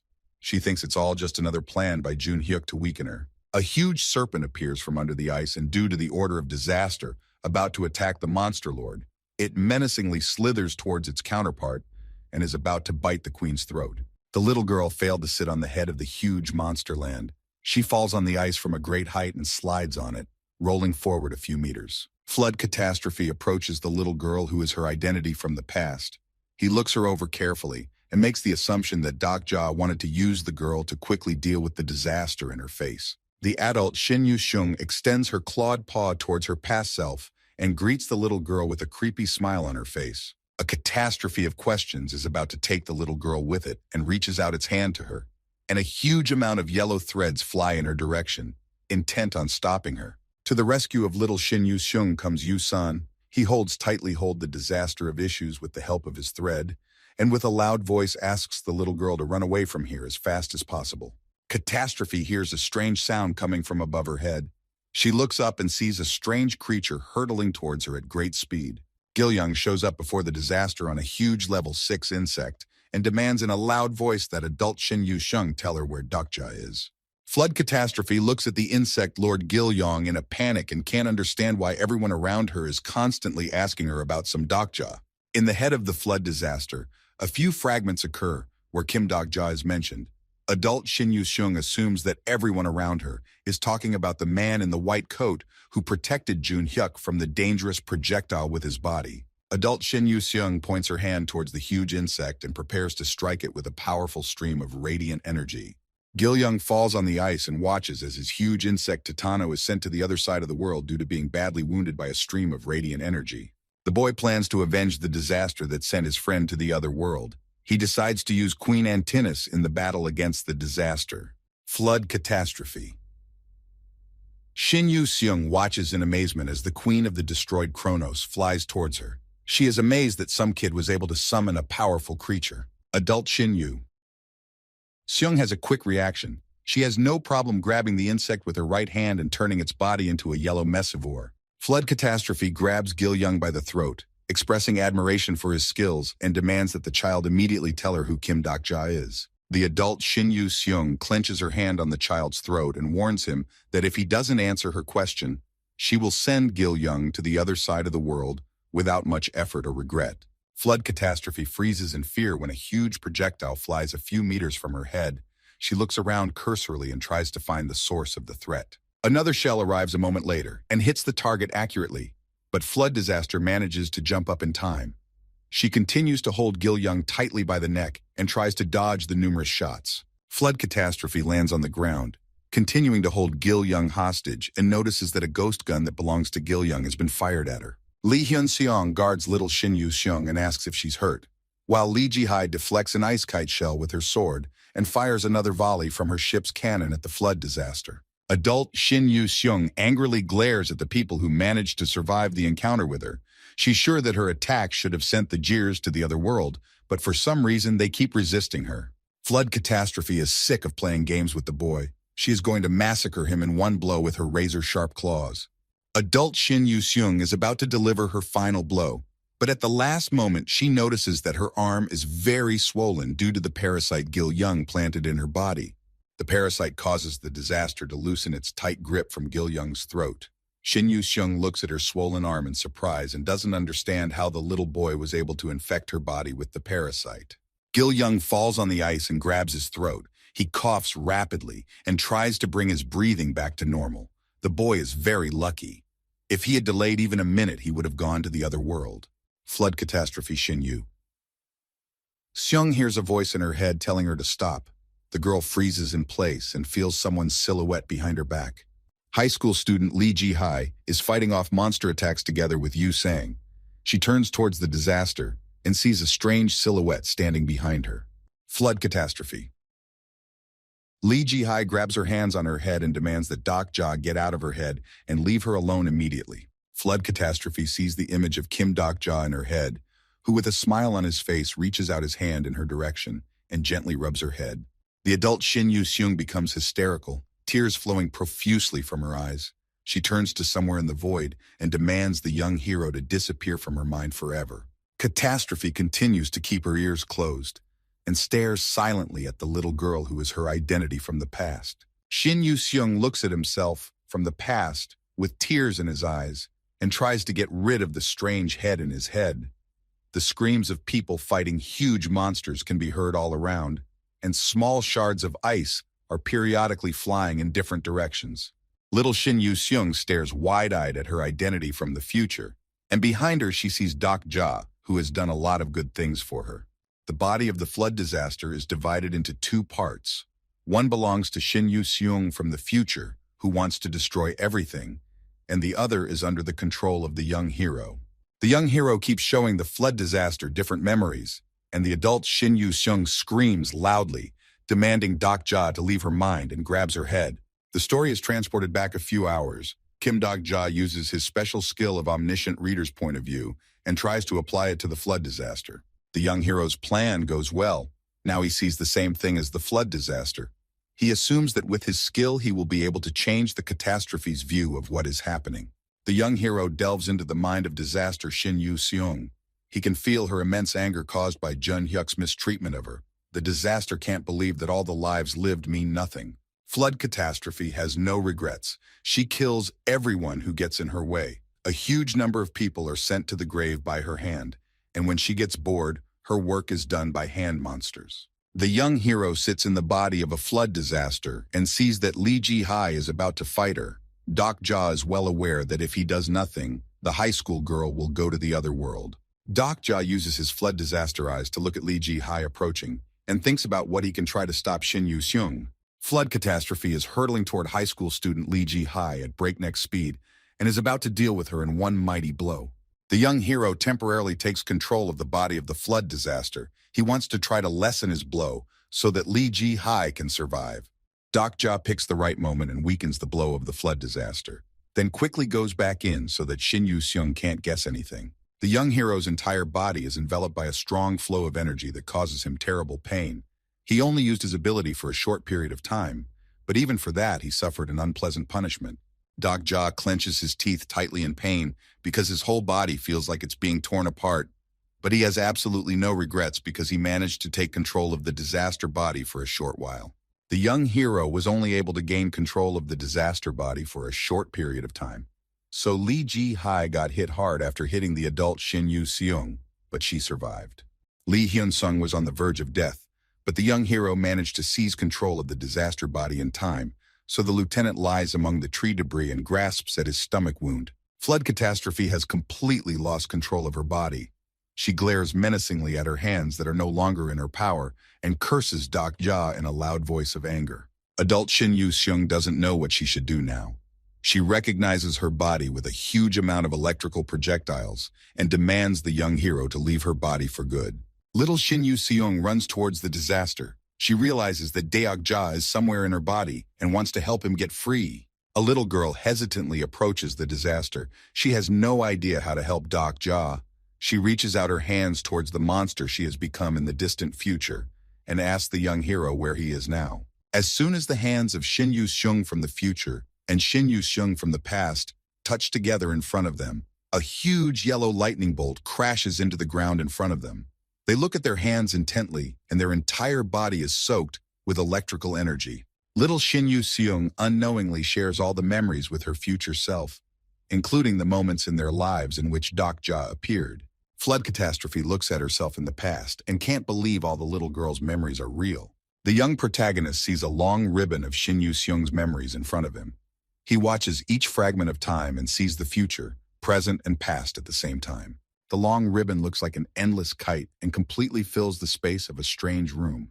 The young hero is holding the flood disaster by his hand on one side and holding little Shin Yu-seung on the other side. Suddenly, ribbons of memories begin to emerge from the young hero's body. Dok-ja watches with his mouth open in surprise and realizes that he is the center where Shin Yu-seung's memories are intermingled with each other. The different versions of Shin Yu-seung look at each other and are shocked at what's happening, and a huge sweep of memories keeps swirling around them, giving them more and more information about each other with each passing second. A huge flow of blue energy covers the body of flood disaster and Shin Yu-seung girl. They hold each other's hand and exchange memories with each other. The young protagonist is standing with a phone in his hands holding a novel about survival techniques. Behind him are two individuals, Shin Yu-seung, who are exchanging memories with each other thanks to the presence of Dok-ja. Flood catastrophe clenches her teeth tightly in anger and pain, her mind no longer able to handle the new memories that little Shin Yu-seung presents to her. The little girl is amazed at the large amount of energy her copy from the future can utilize. She stands in one place and stares intently at the hand from which a powerful stream of energy is emanating. Flood catastrophe can no longer stand the presence of Dok-ja in her head. She decides to separate her arm from the case, with the hope that the young hero will leave along with that limb. The little girl covers her face with her hands, protecting herself from the strong gusts of wind that emanate from the body of her future self. The catastrophes of the floods falls into complete madness. She throws out her hand with words for everyone to get away from her. The young hero asks Shin Yu-sung to stop, but his voice instantly disappears into the void. He grabs his face with his hand, trying to hold back the gusts of nausea, a myriad of different feelings overwhelming the young hero's body.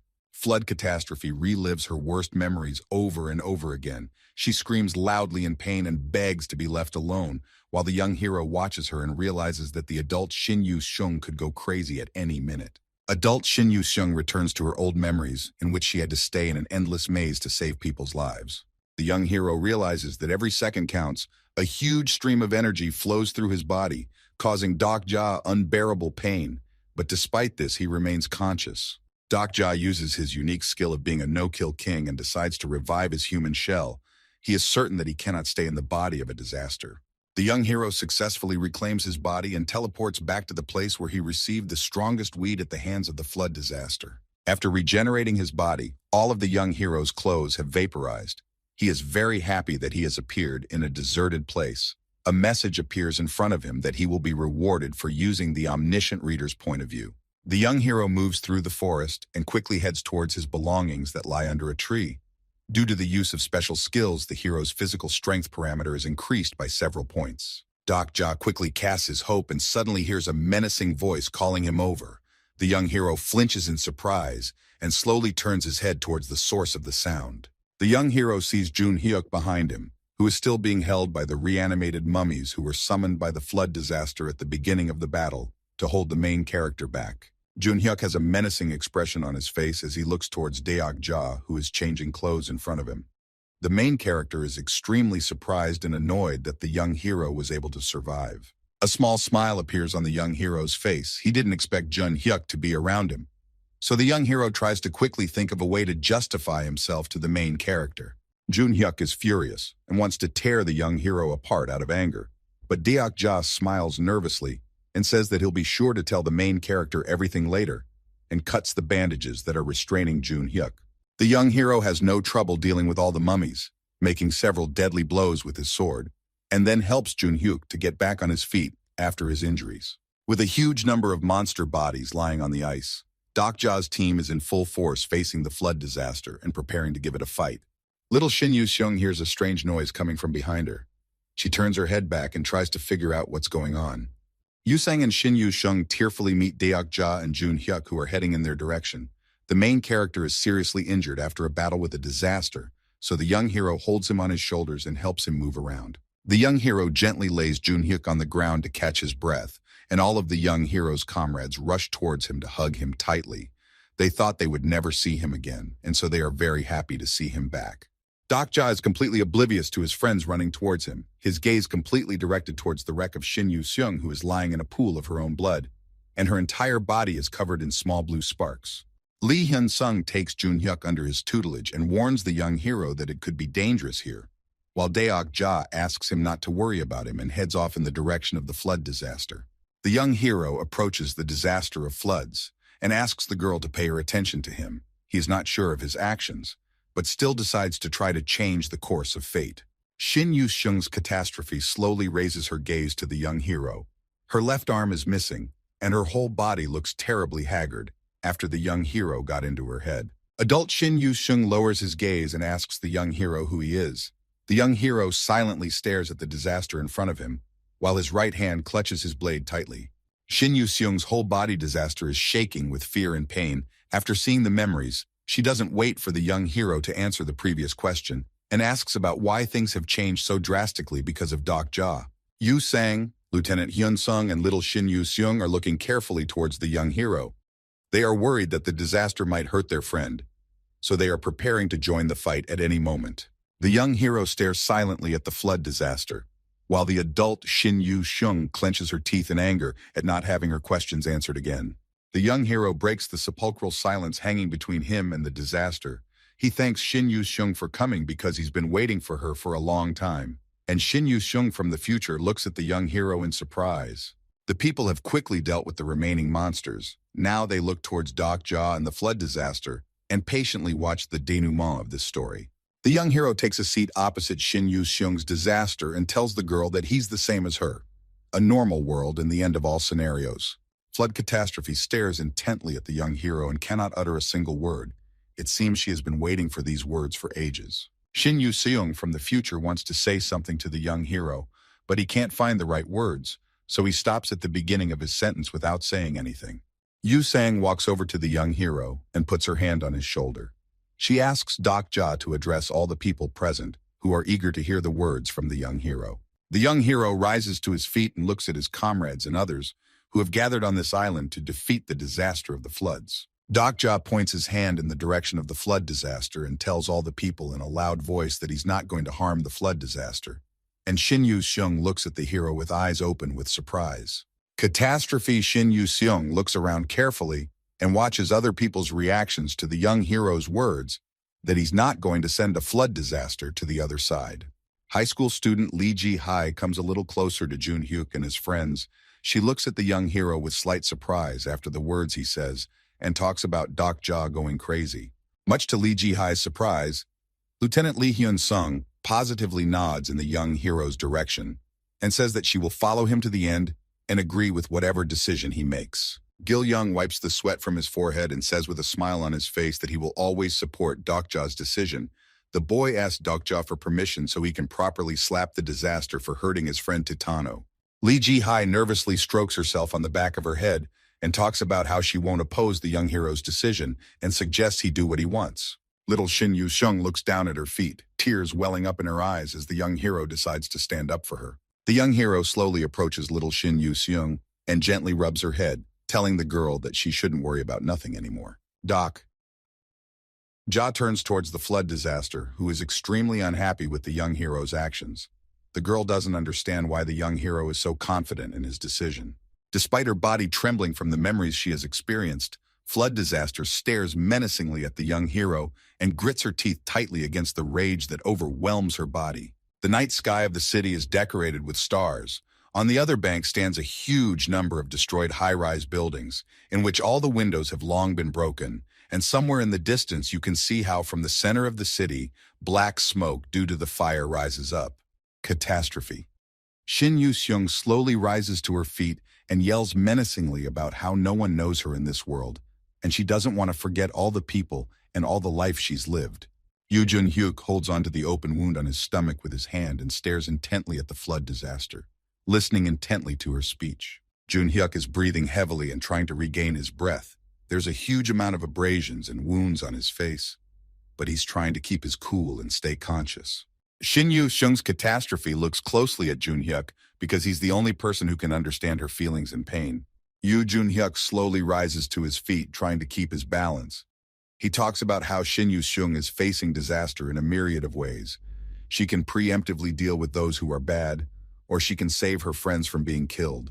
As the young hero silently watches Jun-hyuk explain his thoughts to Shin Yu-seung's disaster, Deok-ja decides not to get involved in the conversation because he realizes that no one can understand Shin Yu-seung's disaster better than the protagonist. Jun-hyuk looks at an adult Shin Yu-seung, who kneels in front of him and explains to her that thanks to his regression, he knows ahead of time what might happen, and some people don't remember him at all. Jun-hyuk explains to the girl that he lives according to his memories and fully believes in them because people never change because of fate. The main character talks about how he wouldn't be able to go on living without his rig, and the flood disaster turns to him in a loud voice and tells him that all her comrades went to the other world long ago, and now she has nothing. Jun-hyuk stands silently for a while in front of a devastated Shin Yu-seung, who doesn't fully understand the meaning of the character's words, and then tells her that he can be the target of her revenge if she wants him to. Flood Catastrophe looks on in surprise at Jun-hyuk, who uttered unusual words about how she must live for the sake of sending the main character to the other world one day.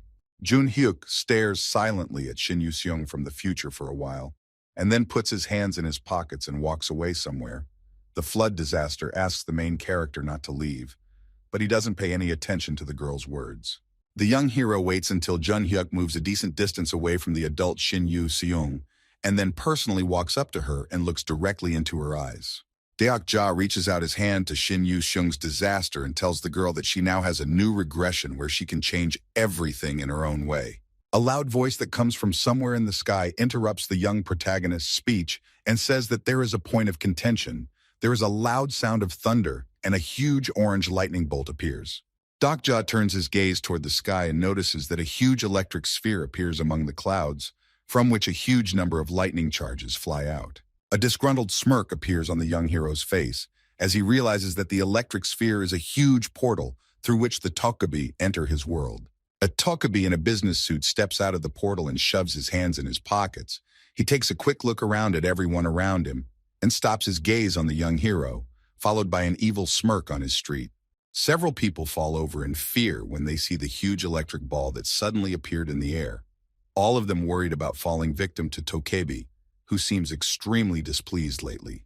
The young protagonist steps forward, covering the body of Shin Yu-seung's wreck, and says that his actions are in no way against the rules of the script. Shin Yu-seung from the future looks at the highly ranked Tokebi in business with incomprehension when he hears him phrase that saving a disaster is in direct violation of the letter of the law. Tokebi in a business suit corrects his glasses and talks about how the content of the script is to destroy the disaster. The monster is about to continue his speech, but the young hero interrupts him. Lee Ji-hai looks questioningly at the young hero, noting that not long ago he said the exact opposite, and the young hero looks at Tokubi with a smile on his face and talks about how he'll deal with the disaster later. Dokja opens the information panel and points out that according to the rules of the current scenario, no time has been set for the task. Tokebi, in a business suit, looks dumbfounded at the young hero, and Dokja talks about how, according to the rules of the script, he can wipe out the disaster when he deems it necessary. The young hero is standing on the ice surrounded by his friends. He looks at Tokubi in a business suit with a smile and asks him not to worry about the script because the constellations enjoy a show like this. Shin Yu-seung's catastrophe looks at the young hero carefully. She tries not to show it with all her looks, but deep down she is grateful to the young hero for trying to help her. Tokebi is in a business suit flying around surrounded by his co-workers and thinking carefully about the situation that has arisen. He doesn't like what Dokja is up to, but he can't just interfere with the main scenario. Tokubi in a business suit adjusts his glasses and stares menacingly at the young hero, as if trying to sizzle the hero with his gaze, and then tells Dokja that he won't just leave this situation alone. The young hero looks at the Tokubi in the business suit with complete confidence in his chest. He is confident that the monster in glasses can't do anything to him because his abilities are severely limited. Bi-hyun puffs up with anger and uses telepathy to tell the young hero that he's playing with fire, while Dokja asks the white monster to trust him. Tokebi, in a business suit, puts his hands behind his back and looks intently in Dokja's direction. The young protagonist is surprised when an information window appears in front of him with the message that a new script is now available to him, and Tokebi, in a business suit, remarks that things will not be as Dokja imagined. Dokja scrutinizes the conditions of the additional scenario and notices that Tokubi has created a special additional scenario in which he has promised a huge reward for the head of the flood disaster. An informative message appears in front of a huge number of people that the reward for the previous scenario will be doubled. The young hero stands in front of the flood disaster, covering the girl's body with his chest, and thinking that this time defending the disaster will be very difficult because the bounty on her head is too big. Dokja hears a loud voice commanding all people to stand in their seats. The young hero turns his head in surprise towards the source of the noise and tries to figure out what is going on. King Maitreya Cha Sang-kyung taps his stick a few times and then spreads his hands apart, saying that every life is important. So he urges the rest of the people to stop shedding blood, while the beauty queen stands behind him. Even the neutral king Jong Il-do decides to side with the young hero and orders his men to attack anyone who dares to approach the flood disaster. The remaining men realize that there is no way they can handle the armies of the other kings, so they continue to stand their ground, looking back menacingly in the direction of their opponents. Dokja, along with his faithful companions, surround the flood disaster from all sides to protect it from attack. Over their heads comes the menacing voice of Tokebi in a business suit, much to their disappointment. In the mind of the flood disaster, a huge amount of emotions are swirling. She cannot believe that such a huge number of people are going to defend her to the victorious end. Tokebi, in a business suit, taps his head nervously and smilingly asks the young hero not to talk about the fact that he has thought about and planned everything beforehand. As the young hero pulls out his sword and prepares to fight, a huge whirlwind appears above his head and raises leaves with great speed, while the adult Shin Yu-seung stares intently at the young hero as if expecting something from him. Dokja raises his head and stares intently at the constellations who are watching the situation closely. He purposely reveals the details of Shin Yu-seung's disaster so that as many constellations as possible are interested in this scenario. The young hero polls the constellations for their opinions on the current scenario. He receives a large number of text messages saying that a huge number of constellations support him. Ja turns toward Tokubi with a business suit and remarks that everyone could be in trouble if the fifth scenario happens to overlap with the sixth scenario. Tokubi looks at the young hero and notes that Kim Dokja is one of the smartest people he's ever met on his journey. The young hero's eyes widen in surprise as Tokubi in a business suit tells him that his plan won't work this time. Tokubi opens the information panel and addresses all the constellations, and his body is surrounded by a strange purple energy that completely covers his body. Tokubi looks at the young hero with a wide smile on his face and decides to interfere with the conduct of the main scenario to thwart Dokja's plans. A strange energy emanating from the Tokubi in the business suit is directed towards the flood disaster and completely envelops her body, and a message appears in front of the young hero that the mid-level Tokubi now determines the fate of the disaster. Adult Shin Yu-seung is about to say something, but her body is restrained by a huge number of chains that suddenly appeared from under the ground. The young hero finally realizes what's going on. He turns towards the middle-level Tokubi and tells him that the latter has absolutely no right to do such a thing. Tokubi looks at the young hero with a piercing gaze and tells him that unlike him, he has rights and calls Dokja a mere cog in the machinery of the system. Huge red chains restrain the body of the flood disaster and prevent her from moving. Tokubi is going to use her magic to change the nature of the disaster. A vortex of energy rises in the place where the flood disaster used to be, and transforms the adult Shin Yu-seung's body into something else. The young hero covers his hand from the small rocks flying towards him and tries to keep his eyes on the huge whirlwind. He realizes that Tokubi did a very sneaky thing and changed the character instead of changing the whole scenario. The vortex gradually dissipates, and the young hero along with his comrades see in front of them a named Shin Yu-seung, whose body is still shackled in red chains. Purple smoke begins to fly around the changed flood disaster. It stares intently in the direction of the young hero and prepares to attack him. Shin Yu-seung's character changes towards evil, and the golden chains that used to shackle her body break and fall to the ground. The young hero turns toward Tokubi Bihyun and asks his friend why the constellations were so quick to side with Tokubi in a business suit.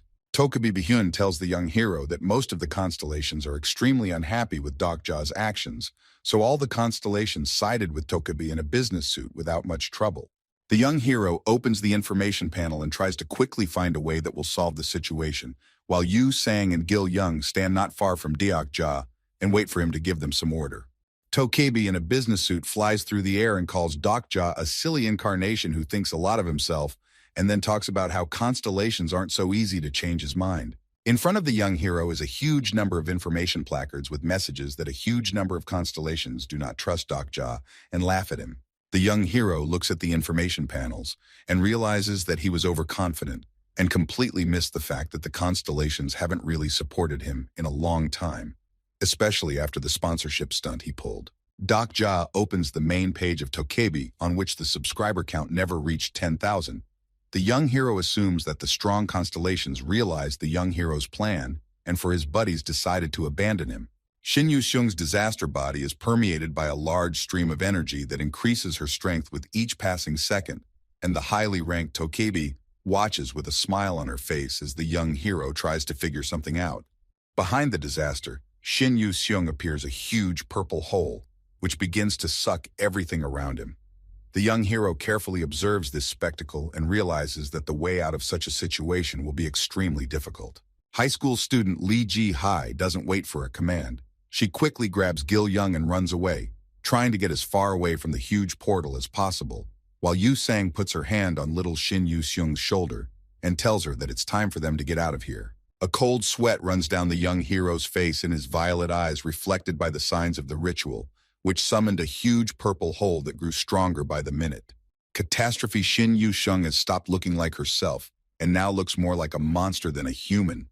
She wide-mouths her mouth and lets out a loud roar that can be heard for several kilometers. The young hero ponders his next plan of action, but is quickly distracted from his musings when he sees Jun Hyuk pull out his blade and head toward disaster. The dark hole is gaining more and more destructive aid and will destroy everything around it very soon.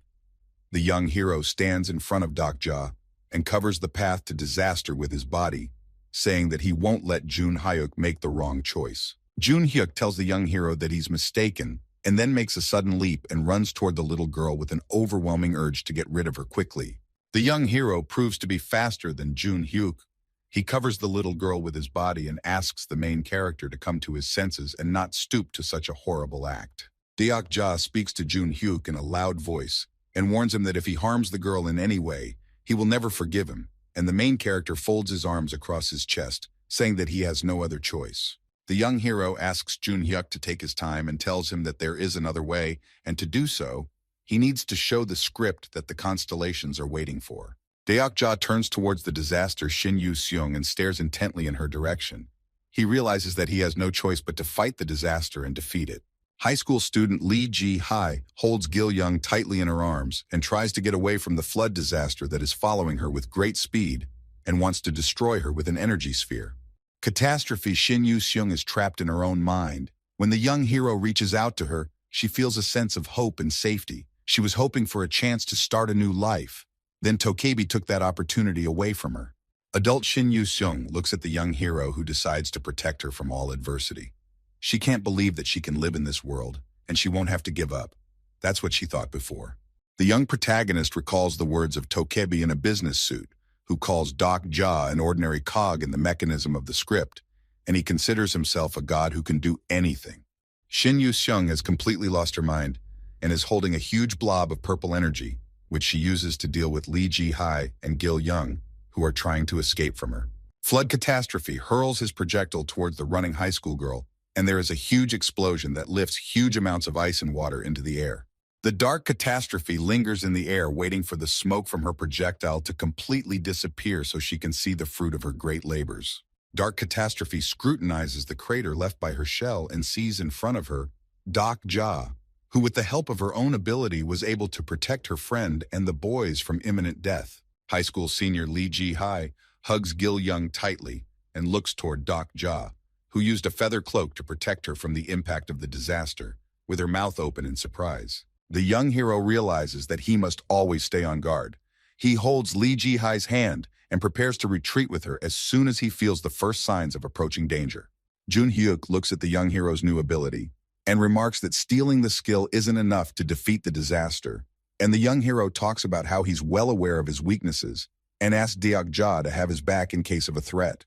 Young grips his blade with both hands and heads towards the dark disaster to stop it, a tier of feathers forming behind him as he uses his wings for faster movement and defense. Dokja is hurtling towards the flood disaster at breakneck speed. He uses his special ability to bookmark, and a huge book appears behind him that gives him access to some of the other characters' skills. The young hero opens the tabbed information panel and leaves it next to him so he can switch between abilities at any time. Dokja looks at the dark disaster. He doesn't harbor any anger towards it, but wants to save it, so he tries not to use his power to its fullest extent. The Dark Catastrophe bares its sharp fangs and snarls loudly at the young hero, then moves in quick jerks towards him with the intention of tearing his body to shreds. The young hero comes face to face with the flood disaster. For a split second, he thinks he hears the voice of Shin Yu-seung from the future, who asks Dokja to send her to the other world. Dokja looks at the dark disaster that intends to cut his life short. He doesn't know what he should do in this situation because he really wants to save Shin Yu-seung's life. The young hero uses his wings to fend off several attacks from a dark catastrophe. He decides to remove the Mad Demons tab to use another ability and change the scenario. A panel appears in front of the young hero with a list of bookmarks he's already using. Dokja removes one of them and adds Jung Hee-won, the Judge of Destruction. The young hero engages in a fierce battle with a dark catastrophe. The creature indiscriminately attacks Dokja with its claws, and the young hero has no choice but to constantly defend himself and wait for the right moment to counterattack. The young hero's eyes are colored red, and he's going to use Jung Hee-won's ability to tip the scales in his favor and defeat the dark catastrophe. The great scales of justice appear behind the young hero, and the dark catastrophe only grows even more ferocious when he sees the use of this skill and throws himself back into the battle. Dark Catastrophe realizes that the young hero is about to use a powerful ability, so he decides to jump away from the young hero a few meters away and keep a small distance between them for a short time. The young hero didn't hesitate to use the scales of justice. He was sure the constellations would answer his call because he had to fight absolute evil in the form of a dark catastrophe. The huge scales behind the young hero's back begin to glow scarlet, and an information panel appears in front of the young hero's face with the message that he can use the constellation's ability of absolute goodness. Suddenly, there's a quiet chime in the young hero's head. He closes his eyes and sees before him an inscription that he must destroy all evil. The young hero feels very strange, and him awakens a strange tag to destruction and violence, and his thoughts begin to confuse with each other, which greatly interferes with his sanity. Behind Doc Ja appears the silhouette of Jung Hee-won, and in his head the young hero constantly hears a voice that tells him that he must destroy evil. The young hero grasps his sword with both hands, his blade ignites and is covered in flames that exist only to destroy evil. Deok Ja now understands how Jung Hee-won feels when he uses his skill. The young hero tries to concentrate only on his thoughts and tries to distribute energy evenly between his body. The young hero quickly becomes familiar with the basic features of Jung Hee-won's skills. Doc Ja clutches his sword tightly and rushes towards the dark disaster at a frantic speed. Dark Catastrophe realizes that the young hero is now very strong, so he uses the dark barrier to escape Doc Ja's deadly strike. The sword of justice effortlessly pierces the protective dome. The young hero takes a few swings of his sword and delivers a crushing blow to the Dark Catastrophe. Doc Ja recalls that in the short story about survival techniques, there was a mural depicting a battle between angels and demons, and Jung Hee-won's ability to time the trial is directly related to this country mural. Dark Catastrophe strikes the young hero several times and his wings vaporize, leaving him completely open to further attacks. The power of justice fills the young one's body. His sword is once again lit with a fire that can destroy anything with its power, and the catastrophe sees the immense power of the young hero and tries not to shorten his distance with him and looks menacingly in his direction. The young hero manages to catch up with the Dark Catastrophe. He makes several swings of his sword, but the Dark Catastrophe reflects all of Doc Ja's blows with his sharp claws. Doc Ja puts even more power into his sword and makes a circular attack, and Dark Disaster barely manages to dodge Doc Ja's attack and jumps high into the air in an attempt to retreat.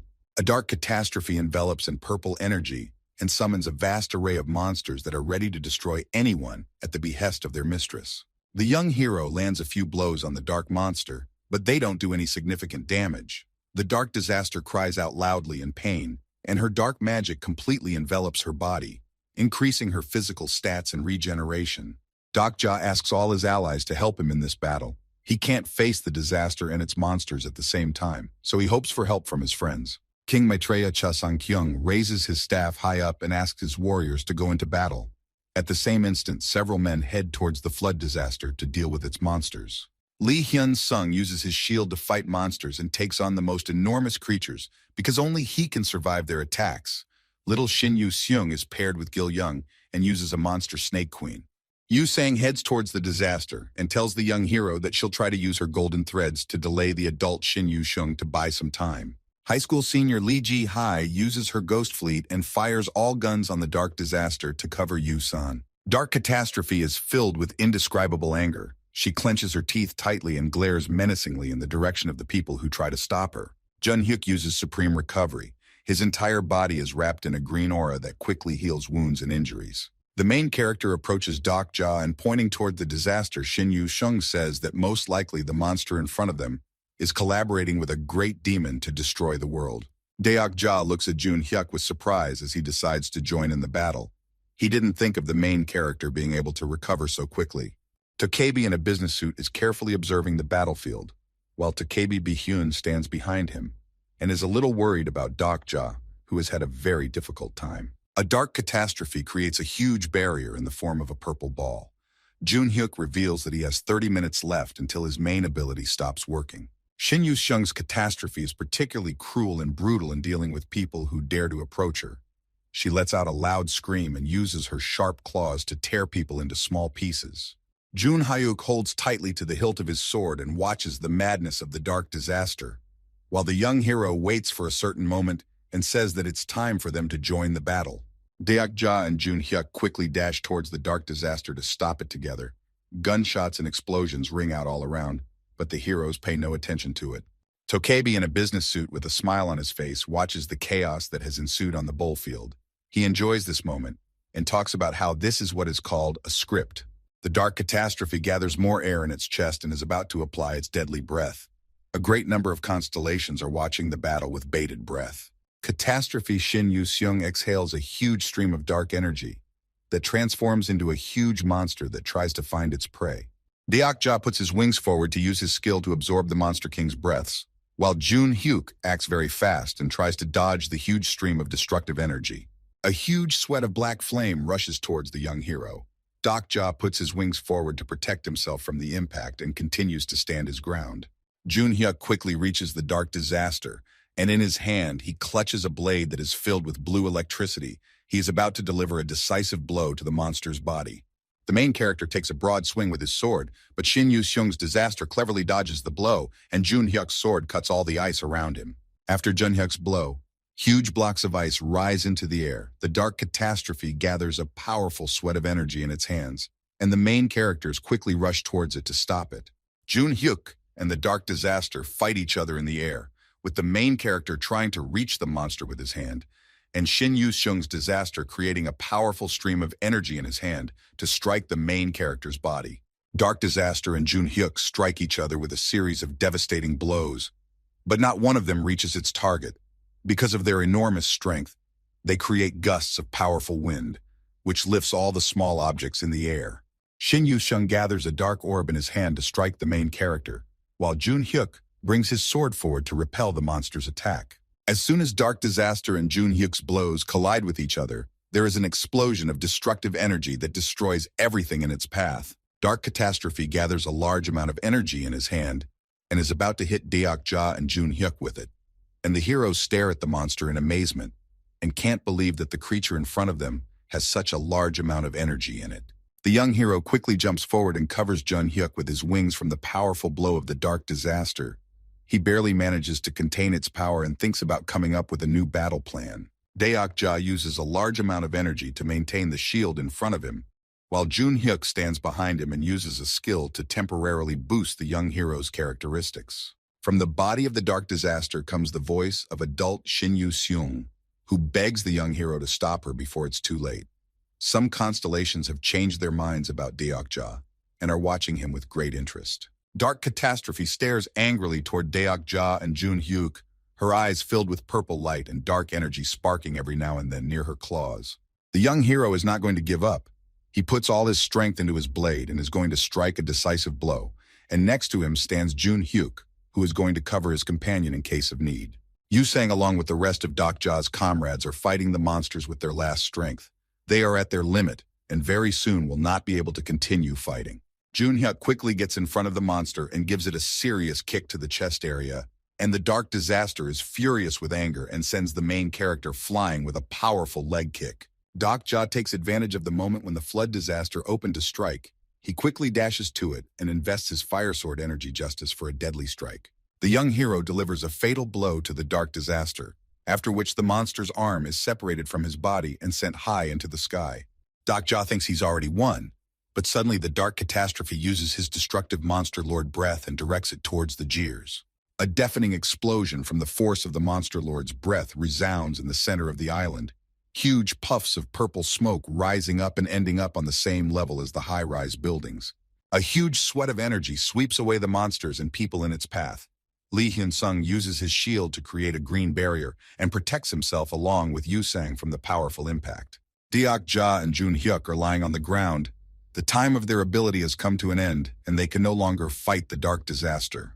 Dark Catastrophe watches Jun Hyuk and Deokja squirming in pain with a wide smile on her face. She calls them weak people who can't stand up to her. Shin Yu-seung looks menacingly toward Deokja and Jun Hyuk and asks them how they're going to stand up to her if they're now lying on the floor in front of her and can't even move. The young hero clenches his teeth in pain and turns his head in the direction of the Dark Disaster. It tells the monster that she shouldn't worry about not having a worthy opponent because she will be fought by more than just them. After the young hero's words, a devastating explosion erupts behind the Dark Catastrophe. The monster feels the huge flow of energy that comes from the creature behind her and can't believe that there is an opponent equal to her in strength. Dark Catastrophe abruptly turns around and looks toward the source of the power, and the young hero seizes the moment and quickly leaves the battlefield. Someone's foot hits the stone in front of him with tremendous force so that a powerful wave of energy passes through the entire earth. An unknown person examines the battlefield and turns his gaze to the disaster. Young Hee-won climbs onto the monster's back and scrutinizes the battle scene, apologizing to everyone for his late appearance. The scales of justice appear behind Young Hee-won's back, and the girl complains that her sponsor has been bugging her about what's going on here. Behind Jung Hee-won, a group of wanderers appear holding weapons and preparing to help the humans deal with the remaining monsters. Behind Jung Hee-won's back are huge scales, one bowl of them that tips heavily to the right side, the girl pointing her wedge in the direction of dark disaster and saying that she will end this scenario right now. Jung Hee-won's body is completely covered with red aura, and her eyes are glowing with scarlet light. The girl is ready to give her best to defeat the dark disaster.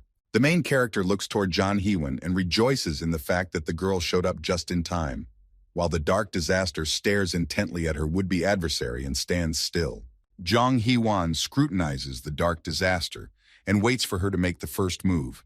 She is more confident than ever and hopes that the Judge of Destruction will be of great help to her in this battle. Jung Hee-won breaks the sepulchral silence and talks about not making a fuss, and then runs her palm over the blade of her sword, causing her blade to ignite with a bright flame. The girl's blade flares up like a match and is completely covered in scarlet flames. Jung Hee-won is serious and will not hold back her strength in this battle. Dokja can't believe that Jung Hee-won has gained a rare ability that allows her to cover her sword with scarlet angel flames that defeat any evil. Jung Hee-won's blade exudes a bright flame that tries to escape, but along with that, it does not leave the blade of the blade and continues to gently wrap around it. Small fires of scarlet flames light up around Jung Hee-won, and the girl uses her rare ability, the purifying fire of angels. Dark Catastrophe looks at the bright flames coming from the girl's sword and realizes that all this time, Deok-ja and Jun Hyuk have just been stalling for time until her real opponent arrives. Jung Hee-won's entire body is covered in scarlet flames that don't affect her clothes. The girl turns to the Archangel Uriel and talks about how she won't succumb to his power. Dark Catastrophe uses her deadly dark breath and directs it towards her opponent, and Jung Hee-won swings her sword and a huge beam of fire energy is directed towards her opponent. The two opposing energies collide with each other and are reflected in different directions. The dark energy explodes into the side of the high-rise buildings, and the fiery flames fly towards the frozen river and return it to its previous state. The whole battlefield turns into absolute chaos, where destructive magic has left no stone unturned. The whole island is covered with different flames that cannot be extinguished by anything. Catastrophe Shin Yu-seung and Jung Hee-won exchange menacing glances at each other and gather energy for the next deadly attack. Dark Catastrophe can no longer use her hands, so she gathers a stream of negative energy in her leg and prepares to deliver a deadly blow, while Jung Hee-won uses the flames of her blade to strike down the evil. The young hero picks up the injured Jun Hyuk and tries to find a safe place to stay out of the hot seat. He's very satisfied that he was able to buy enough time for Jung Hee-won to show up. Deok-ja and Jun Hyuk walk a few meters forward. They hold on to each other's shoulders to keep from falling and watch the loud explosion that erupts in front of their faces due to the collision of two different forces. The smoke gradually clears, and people look carefully towards the huge explosion to see who won the battle. Lee Hyun-sung is beside his friends and preparing to use his shield if an attack is directed towards them. Jung Hee-won pierces the dark disaster's body with her sword. She falls to her knees, and a huge amount of scarlet blood pours out of her body. She has no more strength left to fight and falls to the floor. Jung Hee-won clutches her sword tightly and looks towards her opponent, who is kneeling in front of her. She is breathing heavily due to the immense fatigue from using the abilities, but continues to stand on her feet.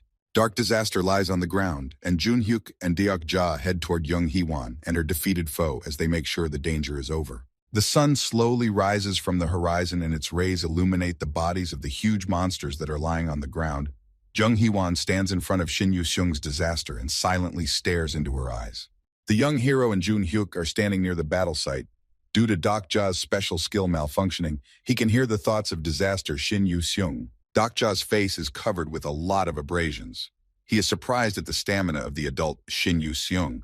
Until this moment, he thought that Uriel's Sigma destroys everything in its path. Deok-ja comes close to Shin Yu-seung's disaster to say goodbye properly.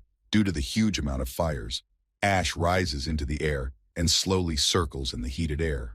Catastrophe Shin Yu-seung raises her eyes and looks at Deok-ja with a smile.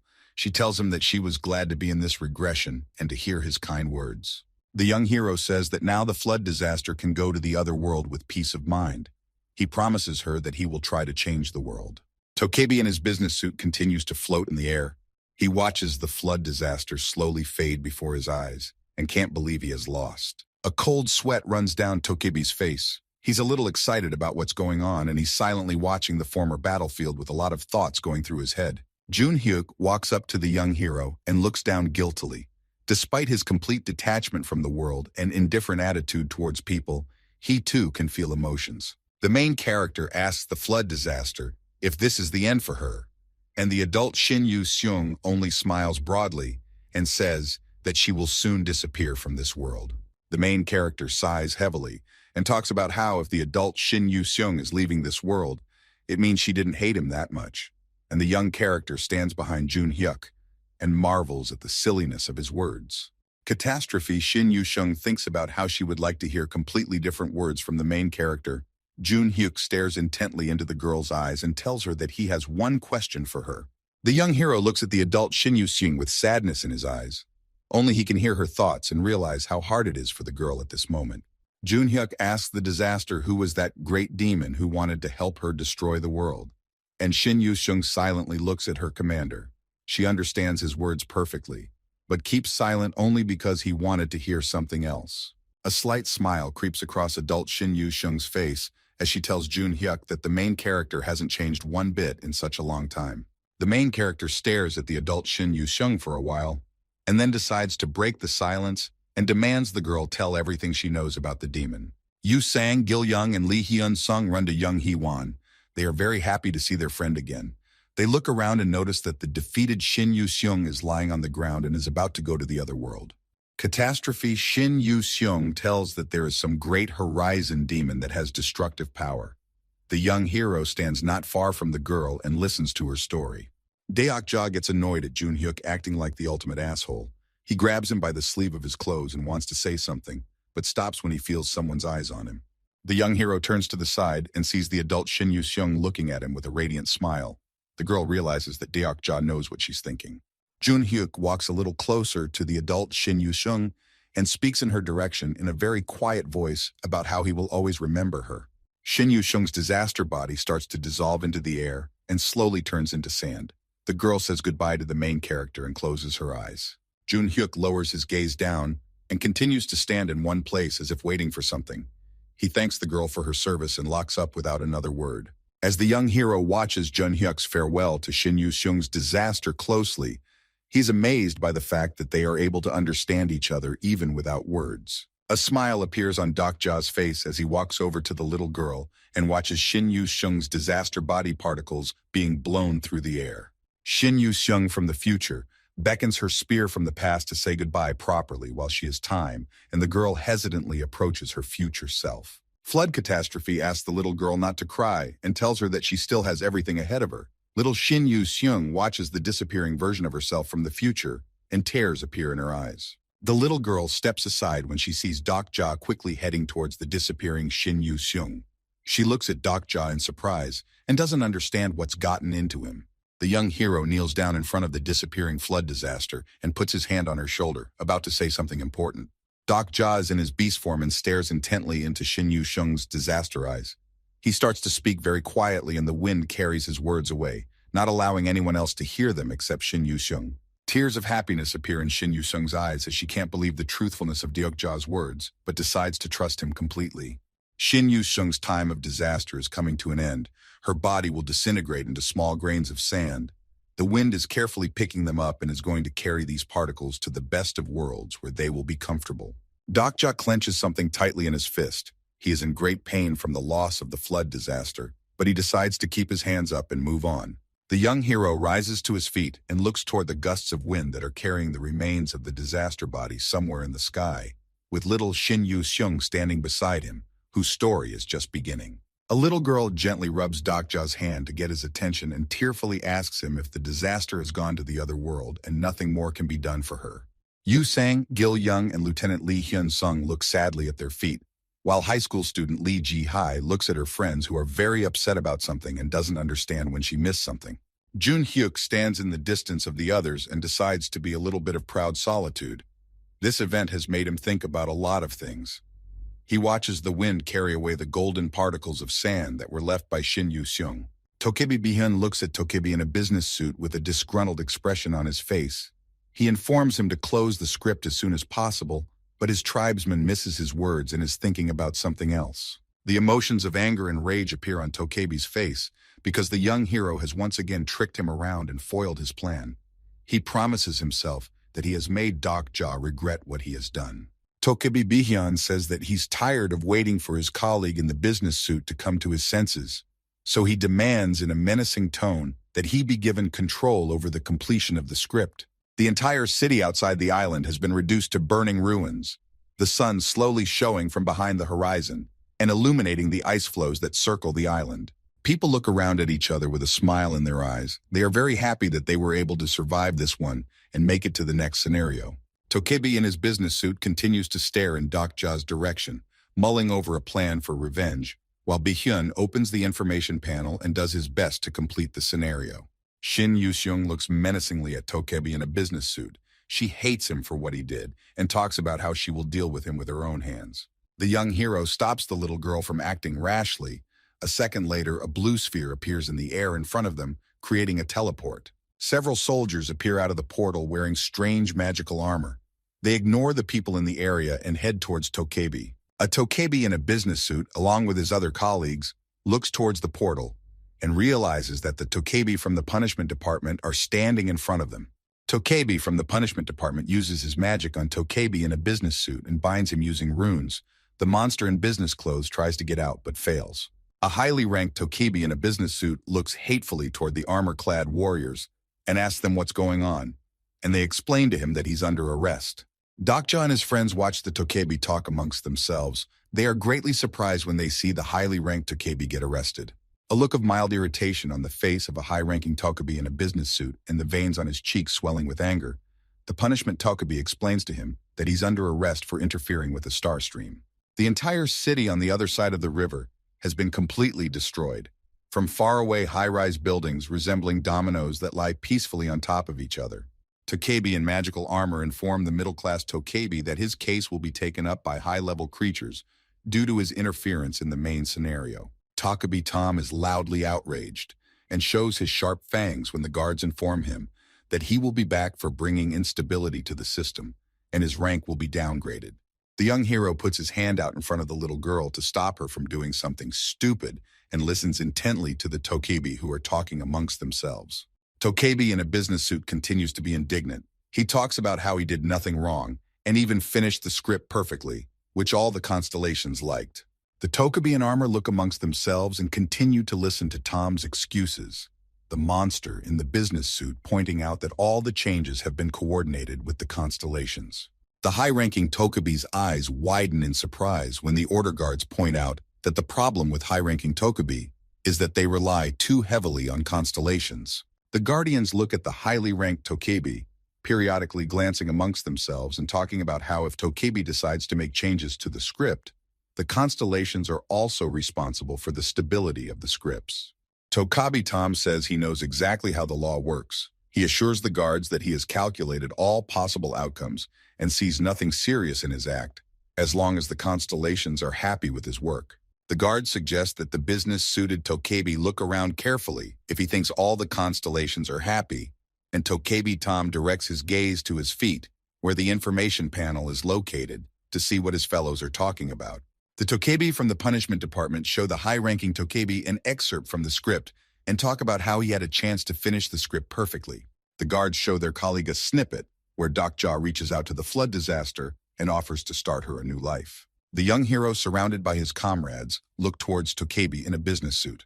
They are very happy that Tokebi Tom will receive the punishment he deserves for his deed. Tokebi Tom studies the dashboard and doesn't understand where to divide all the constellations that previously supported him. He doesn't understand why the constellations didn't like his script, even though she always followed their wishes. Constellations are watching Tokebi with their blue screens. They are unhappy with the way the scenario ended and blame it on Tokebi in the business suit. Tokebi Tom looks at the information panel with eyes wide with surprise and realizes that all the constellations that literally recently supported him are now gone. Tokebi Bi-hyun is sorting out his information panel. Without taking a break from it, he explains to the highly ranked Tokebi that many of the constellations that supported Tom left as soon as the scenario became too dramatic. Tokebi Tom doesn't know what to do now. He starts screaming that everything was set up and he was framed and asks the police to look into the matter. The highly ranked Tokebi becomes enraged and speaks in a loud voice about how it's all a hoax, while the guards of the order stare at him emotionlessly and wait for him to finish his horrible performance. Tokebi Tom decides to put the blame on Tokebi Bi-hyun and talks about how Bi-hyun was the one who broke the rules of the Star Stream and needs to be captured. The guards pat the business-suited Tokebi on the shoulder, trying to calm him down and tell him that Bi-hyun is going with them anyway.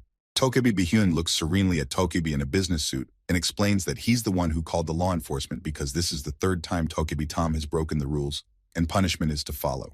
Tokebi Tom continues to resent the current state of affairs. He rants about how when his boss shows up, there will be no stone left unturned, and Tokebi Bi-hyun looks at the high-ranking Tokebi like he's sick. The young hero calls out to the guards in a loud voice. A sepulchral silence ensues, and the guards look intently in the direction of the men, trying to figure out who is calling them. The guards look at the young hero and ask him what he has come to them for, and the young hero asks Bi-hyun to use telepathy to make him a platinum member of the Tokebi's pouch. Tokebi is surprised by the young hero's decision, but decides to honor his request and opens the information panel, and the guards of the order require Doc Ja to tell them what he called them for.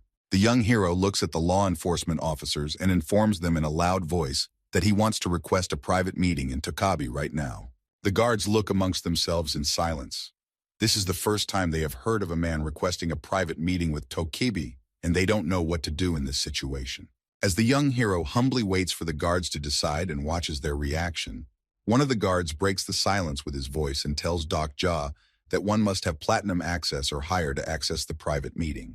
Doc Ja shows the guards his platinum Tokebi bag and says that he has fulfilled the necessary condition. And the guards look at the young hero in amazement and marvel at the fact that an ordinary incarnation was able to achieve such status. Jun-hyuk looks closely in Doc Ja's direction and tries to figure out what the young hero is up to, while the guards ask the young hero which Tokebi he wants to meet and warn him that all the top-level Tokebi are busy right now. The guards hold the business-suited Tokebi in their hands and look intently in Doc Ja's direction, waiting for him to respond. Tokebi Tom slowly turns around and looks towards the young hero. He has no idea why Doc Ja needed a private meeting, so he tries to find out the reason for such an act. Doc Ja breaks the silence and says he only needs one high-ranking Tokebi, who is just a short distance from here. The young hero points his finger at the Tokebi in the business suit and tells them that he wants to have a private meeting with the creature. Tokebi in a business suit looks questioningly towards Doc Ja. He doesn't understand why the young hero chose him as his target and opens his mouth slightly in surprise. The guards quickly glance amongst themselves and then smile widely. They seem to be one of the few who understand what the young hero wants to meet Tokebi Tom for. The Tokebi guards simultaneously snap their fingers and say that they are giving permission to Doc Ja for a mid-level Tokebi. After their words, Doc Ja and Tokebi Tong start to teleport and disappear from sight. A huge blue sphere is created over the city, in which Tokebi in a business suit and Doc Ja will meet. The guards warn that the meeting will last only 20 minutes. The young hero, along with Tokebi in a business suit, find themselves in a huge balloon. Tokebi Tom is still shackled in magical chains, so he won't be able to use his abilities. Lee Hyun-sung and Jun-hyuk are watching a huge sphere from below with Doc Ja and Tokebi in a business suit talking to each other. Tokebi, in a business suit, resents the young hero's actions and points out that the young hero only called him here to taunt him, and the young hero demands that Tokebi bite his tongue and grabs the hilt of his sword with his free hand. The monster in the business suit smiles broadly and tells the young hero that he's fully prepared for his bullying and asks Doc Ja to hurry up because he still has a lot of work to do. Tokebi's glasses reflect the young hero's fist. The monster in the business suit opens his mouth in surprise when he realizes that Doc Ja is about to punch him right in the face. The young hero punches the middle-ranked Tokebi in the face with all his might, causing the creature to fly several meters away from him in the opposite direction due to the force of the blow. People are watching the huge ball closely and pointing their fingers in its direction. They can't believe that an ordinary person dared to hit Tokebi. A dent from the blow is painted on the face of a Tokebi in a business suit. He hisses menacingly in the direction of the young hero and indicates that he too can hit the protagonist without even using magic. Doc Ja watches the broken face of the monster in the business suit and tells him that he's completely unaware of what real pain is because the Tokebi don't face physical pain. Tokebi isn't afraid of the young hero at all. He points out that Doc Ja made a big mistake when he attacked him because punishment follows. The young hero stares emotionlessly at Tokebi in front of him. He hates him with all his heart for causing the disaster Shin Yu-seung went to the other world, and the monster in the business suit calls Deko Ja a fool who definitely doesn't have enough coins. Doc Ja silently heads towards Tokebi with a broken face, fear appearing on the monster's face for the first time ever. The young hero walks right up to Tokebi and tells him that he has a huge amount of gold coins just for such an occasion. A big smile appears on the young hero's face. Doc Ja says that he has enough money to continue beating Tokebi and shows him his account, which contains about 200,000 gold coins. The story is transported back a few minutes, the young hero squatting in front of the flood disaster that will soon vanish them from this world. Doc Ja promises that he will avenge Tokebi for her. The young hero looks disaster Shin Yu-seung straight in the eye. He is completely confident and is going to backtrack on his words, while the girl stares at him silently, faintly believing that this is actually happening to her. Doc Ja quickly approaches Tokebi and kicks him right in the face with his foot, and a few coins are deducted from the young hero's account balance for causing physical harm to Tokebi. All of the young hero's friends are watching him beat Tokebi in a huge sphere. They shout loudly in his direction trying to support him, but their voices barely reach the young hero's ears. A beaten Tokebi in a business suit lies on the floor and expectorates blood from his eyes. He doesn't understand why the young hero keeps beating him, and tells him that Doc Ja won't get any gold coins for beating him. Doc Ja talks about how he's not beating Tokebi for gold coins and doesn't care about the benefits, and the monster in the business suit looks at the young hero with incomprehension in his eyes and begs for it to end. Constellation sponsors the young hero for his actions, but Doc Ja takes that money back to Constellation and says that this time it's a matter of principle. Doc Ja grabs Tokebi in a business suit by the collar of his clothes and brings him close to him, and the monster's face has a huge amount of bruises on it, which came from the young hero's numerous blows. Tokebi in a business suit looks at Doc Ja and begs for mercy. Doc Ja continues to hold the monster by the collar of his clothes and ponders, and the constellations watch intently and eagerly await the denouement. The young hero demands that Tokebi in a business suit answer his questions, or else he'll make the high-ranking Tokebi have to be picked to pieces. Doc Ja looks at a battered Tokebi in a business suit and demands that he tell him where the soul of the disaster, Shin Yu-seung, is at the moment. A huge sphere starts to spin at a great speed and disappears from people's sight. Time has run out, so the private meeting between Doc Ja and Tokebi in a business suit has come to an end. The guards look at the beaten Tokebi and note with smiles on their faces that the highly ranked Tokebi had been badly beaten before his punishment. The young hero goes back and looks towards the Tokebi guards who are escorting their prisoner, and Shin Yu-seung runs to Doc Ja to find out what happened inside the sphere. Doc Ja contacts Tokebi Bihyun via telepathy. He asks for all the sponsorship money back to the constellations, and Bihyun points out that the young hero shouldn't throw money around. The young hero watches as the guards of order escort their captive into the portal where her punishment will await her, and Tokebi Bihyun flies after them to act as a witness. The story is transported back a few minutes, with the young hero holding Tokebi in a business suit by the scruff of his clothes and trying to figure out where the soul of the disaster Shin Yu-seung is. Tokebi in a business suit is smiling widely, with a few teeth missing and blood splattered all over his face. He talks about how there's no way the young hero will ever find Shin Yu-seung's soul. The guards, along with their prisoner, are sent into the portal. An informational alert appears in front of all people stating that due to a script error, an additional reward will be credited later. Tokebi Bihyun looks towards Doc Ja before going into the portal. He uses telepathic communication and warns the young hero that while he will be in the bureau, he won't be able to contact him. Tokebi Bihyun looks angrily at the young hero and asks him to watch the channel for a while Doc Ja sighs heavily and is glad to himself that Tokebi doesn't know about his plans for the channel yet. The young hero is surrounded by his comrades looking towards a huge portal in which the Tokebi disappear, all of them terribly tired after a hard-fought battle, and now that the scenario has come to an end, they have a chance to take a little break. The young hero notices Yu-sang's sad gaze pointing to the sky. He heads in her direction and tries to find out what happened. Doc Ja turns his head to Yu-sang and asks her if the girl can contact her jilted lover from the labyrinth that is the constellation. The story is transported back a few hours, with the young hero placing his hand on Shin Yu-seung's disaster shoulder and promising her that she won't end up in oblivion. Catastrophe Shin Yu-seung looks at the young hero with bewilderment, and Deok-ja explains to her that he can rebirth her after she goes to the other world. The young hero asks Shin Yu-seung for her to wait for him. He doesn't know how long his journey will take, but assures the girl that he will do his best to help her. Deok-ja holds his head with his hand and is deep in thought. He's a little frightened by the fact that Shin Yu-seung's soul is wandering in the maze of worlds. It seems to him that it will be very difficult to find it there. The young hero raises his eyes and looks expectantly at Yu-san. He is sure that right in front of him is the only chance through which he can get his hands on the disaster soul, and it lies in Yu-san's constellation. Yu-san contacts her abandoned lover from the labyrinth to summon her to this world. A golden lightning bolt appears in the sky and flies towards the girl's body with great speed and completely envelops her body with electrical discharges. The constellation of the abandoned lover from the labyrinth slowly opens her eyes and scrutinizes the sides in search of the one who called her. The young hero approaches the constellation with the suggestion that he wants to make a deal with Olympus right now. Deok-ja appeals to the constellation to meet the Lord of the Underworld. The constellation of Olympus listens to the young hero's request and carefully considers his proposal, while Deok-ja folds his hands in front of him and waits for an answer. After talking to the constellations, Yu-sang's face darkens, and the hero notices this and asks if the girl is okay. Yu-sang tells the young hero that meeting the father of the great knight will be very difficult, and not far away from them, Lee Hyun-sung and Lee Seol-hwa are talking about something.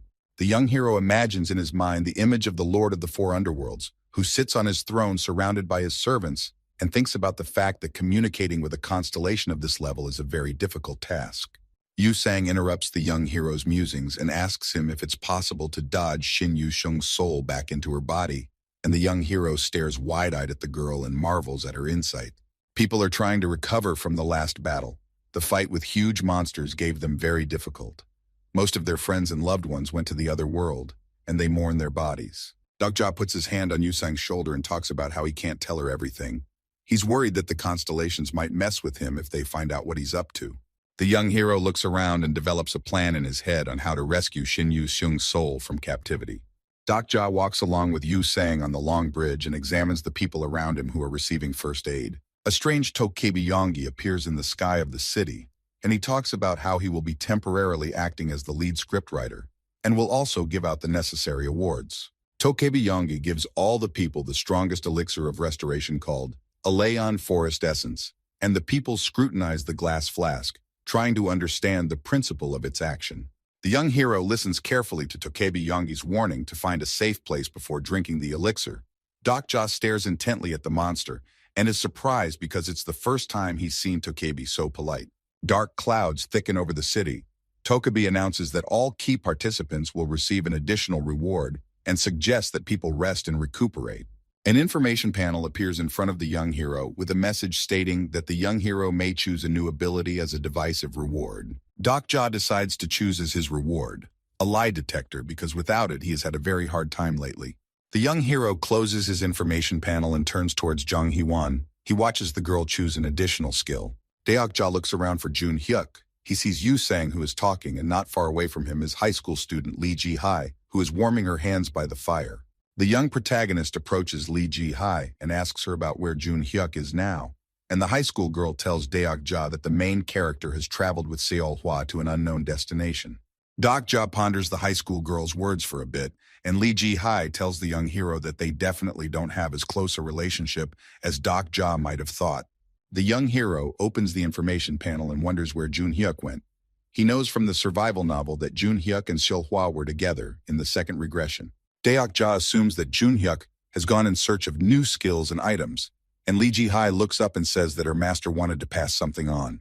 The young hero turns towards Lee Ji-hai with a surprised expression on his face. He's very curious about what Jun Hyuk wanted to tell him before he left. High school student Lee Ji-hai tries to copy Jun Hyuk's fighting stance. She thrusts her sword forward and repeats her master's words that the time of their vow has come to an end.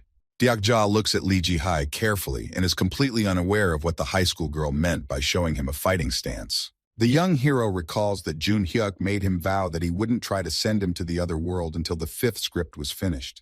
Goosebumps of fear run down Dokja's skin as he realizes that now Jun Hyuk can do whatever he wants to him because he's no longer bound by his oath. Dokja sits down on a rock and ponders the situation, looking gloomier than a cloud, while Lee Ji-hai observes the young hero's strange behavior and asks him what the meaning of the oath is. Jung Hee-won heads towards Dokja with a smile on his face and beckons him over, while the young hero continues to sit on the concrete block, completely immersed in his gloomy thoughts. Jung Hee-won brought a huge amount of water and alcoholic beverages she found in town and wants to share her loot with her friends. The young hero and his companions look at Jung Hee-won's loot and marvel at the fact that the girl was able to find so much alcohol.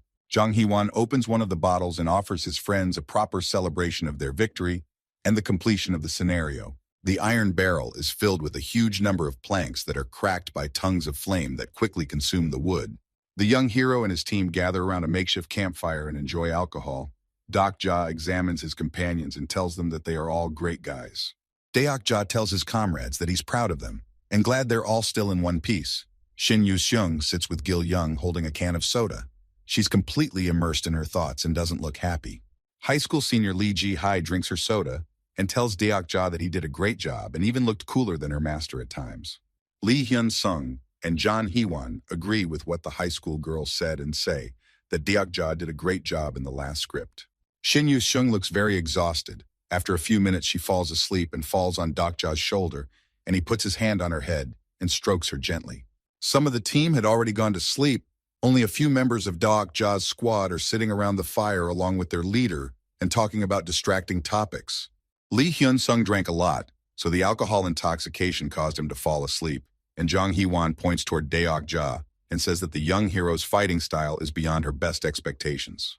Lee Ji-hai is lying on the floor near the sleeping children. She drank very little alcohol, but it was enough to make the high school student intoxicated. Dokja looks at the high school girl in surprise and can't believe that people can get drunk so quickly from ordinary liquor. The young hero turns toward Yu-san and watches the girl drink another glass of alcohol. Yu-san stares into the empty glass and thinks about something. She has long been weaned from ordinary life, and it is very unusual for her that she can rest in peace now. The young hero notices that Yu-sang has already drunk 4 bottles of alcohol. He did not realize that his friend is very hardy. Deokja watches as Yu-sang once again pours alcohol into her mug. He's never seen his girlfriend drink before. The girl notices Dokja's gaze on her and tells him that she's drank before, but didn't always allow herself that luxury. Yu-sang looks at the young hero with a smile and talks about how she can afford such a luxury today, so she drinks heartily. Yu-san looks at the young hero with a satisfied smirk, as if expecting something from him, while flames brightly illuminate her golden hair. Deokja gets a little uncomfortable at his girlfriend's strange stare.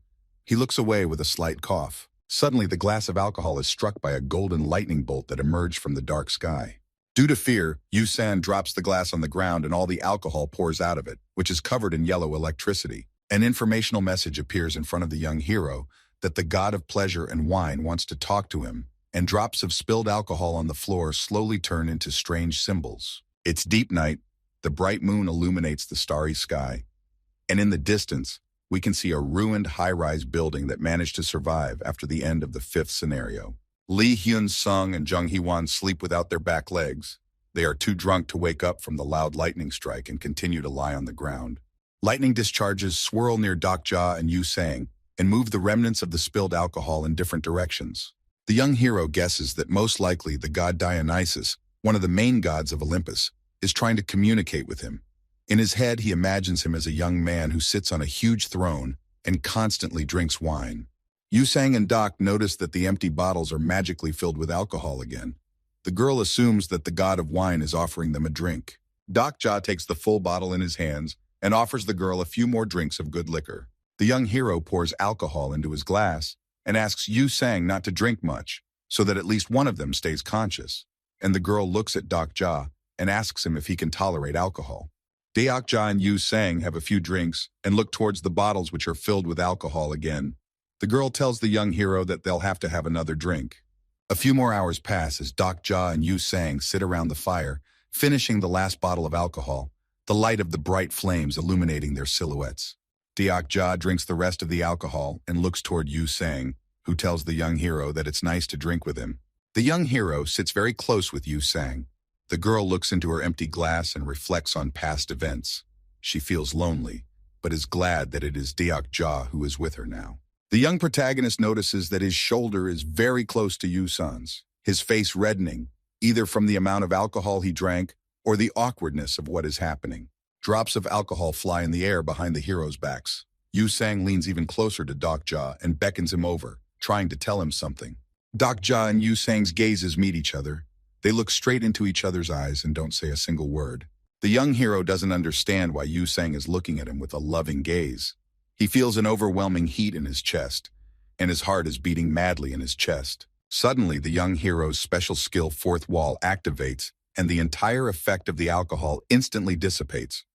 Deok Ja comes to his senses and instantly moves away from Yu San. Deok Ja notices that Yu Sang is reaching for him with her lips and tries to move away from her as quickly as possible. The young hero grabs the girl by her shoulders with both hands and starts rocking her in different directions. He asks Yu Sang to come to her senses, and the girl looks at him with a hazy gaze. Yu Sang slowly comes to her senses and slowly looks around trying to figure out what's going on. She looks questioningly at the young hero trying to figure out why he's shaking her. Deok Ja and Yu Sang look at each other and momentarily freeze in one place without saying anything to each other, while the cracking of boards is heard in their background. Yu Sang quickly rises to her feet and grabs her face red with shame with both hands, while Deok Ja looks at the dazed girl and asks her to come to her senses. Clots of alcohol appear in front of the characters' faces, which begin to gather into strange symbols and freeze in a certain shape. The young hero watches in amazement as the alcoholic liquid transforms into words, while Yu Sang stands behind him and scrutinizes the strange symbols on the floor. Deok Ja uses his special skill to understand another language and reads the inscription that appeared in front of him on the floor. A huge hole appears in the sky from which blue lightning discharges appear, which give out loud rumbles that pierce the entire sky. The young hero looks up at the raging skies and notes that the gods of Olympus are watching him intently, then turns his gaze toward the earth and waits for the god of wine to tell him something else. As Deok Ja watches the water transform into turbulent sweat and erase previous symbols behind him to create new ones, the young hero suggests that the god of wine uses a special way of transmitting messages that is not available to ordinary constellations. The young hero asks the god of wine to speak to him personally, and Yu Sang takes a seat next to Deok Ja and looks at the strange symbols in surprise, but doesn't understand their meaning. A message from the god Dionysus appears on Earth saying that he hates tentacles, and the young hero looks at this with surprise and doesn't understand what the words were said to. The Olympus god Dionysus uses Yu Sang's body to talk to Deok Ja and tells him that he can't come down to Earth or soul will be destroyed in the blink of an eye. Several symbols consisting only of water appear on the floor. With them, Dionysus tells that his mother went to the other world because of his father. Yu Sang doesn't understand why Dionysus is talking about his family, and the young protagonist remarks that Dionysus most likely meant to mention the legend that Dionysus is the son of Zeus and his mother is Semele. Zeus's wife watches Zeus cheat on her with an earthly woman. Hera is terribly angry about this, so she decides to take on the guise of an old nanny to talk to Semele. Hera in the guise of a nanny suggests that Zeus may not be real. She suggests Semele ask Zeus to show himself his true form. Without a shadow of a doubt, Semele demanded Zeus to appear in divine form, and in the same instant, Semele flashes like a tuft of grass due to the dazzling radiance of the celestial. Yu Sang listens to Deok Ja's story about the legend of Dionysus with great interest. She talks about hearing a slightly different version of the legend of Dionysus. The young hero looks at Yu San in surprise and is amazed that his friend knows so much about legends, and the girl talks about how she heard a legend that said Semele was not the mother of Dionysus. Several symbols are formed on the ground that express the deep thoughtfulness of the god Dionysus, and Yu Sang tells his version of the legend of the god of wine. The god Dionysus, by means of symbols on the ground, expresses his gratitude that people remember so many legends about him. The image of Persephone, the wife of Hades, who is the mother of Dionysus according to one legend, pops into Deok Ja's mind. People use empty boxes to make a primitive bed out of them and cover themselves with plaids to stay warm at night, their silhouettes illuminated by the fire showing its tongues of flame from the barrel. The young hero expresses his curiosity about the legends of Dionysus and asks him which legend is true, and the god of wine uses symbols on earth and asks Deok Ja why the hero wants to know about it. Deok Ja tells Dionysus that he wants to know for sure which of the legends is the real one, because it's very important to his plan. The young hero watches carefully as new symbols from the water appear in front of him. He hopes that Dionysus will confirm the information that Persephone is his mother. The water is carried swiftly across the land and creates new symbols, and the young hero watches this process closely, hoping that he can get close to Hades. Only a few characters are formed on the Zella, in which the god Dionysus calls Dokja a brute who doesn't watch his language. The god Dionysus tells Dokja that he once met a man who played the lyre well, but fate treated him too cruelly. Dokja tells the wine god that he's not going to repeat the mistakes of his predecessor and will be prepared for what awaits him. The god Dionysus informs the young hero that he can open the gates of the underworld for him so that Dokja can talk to Hades.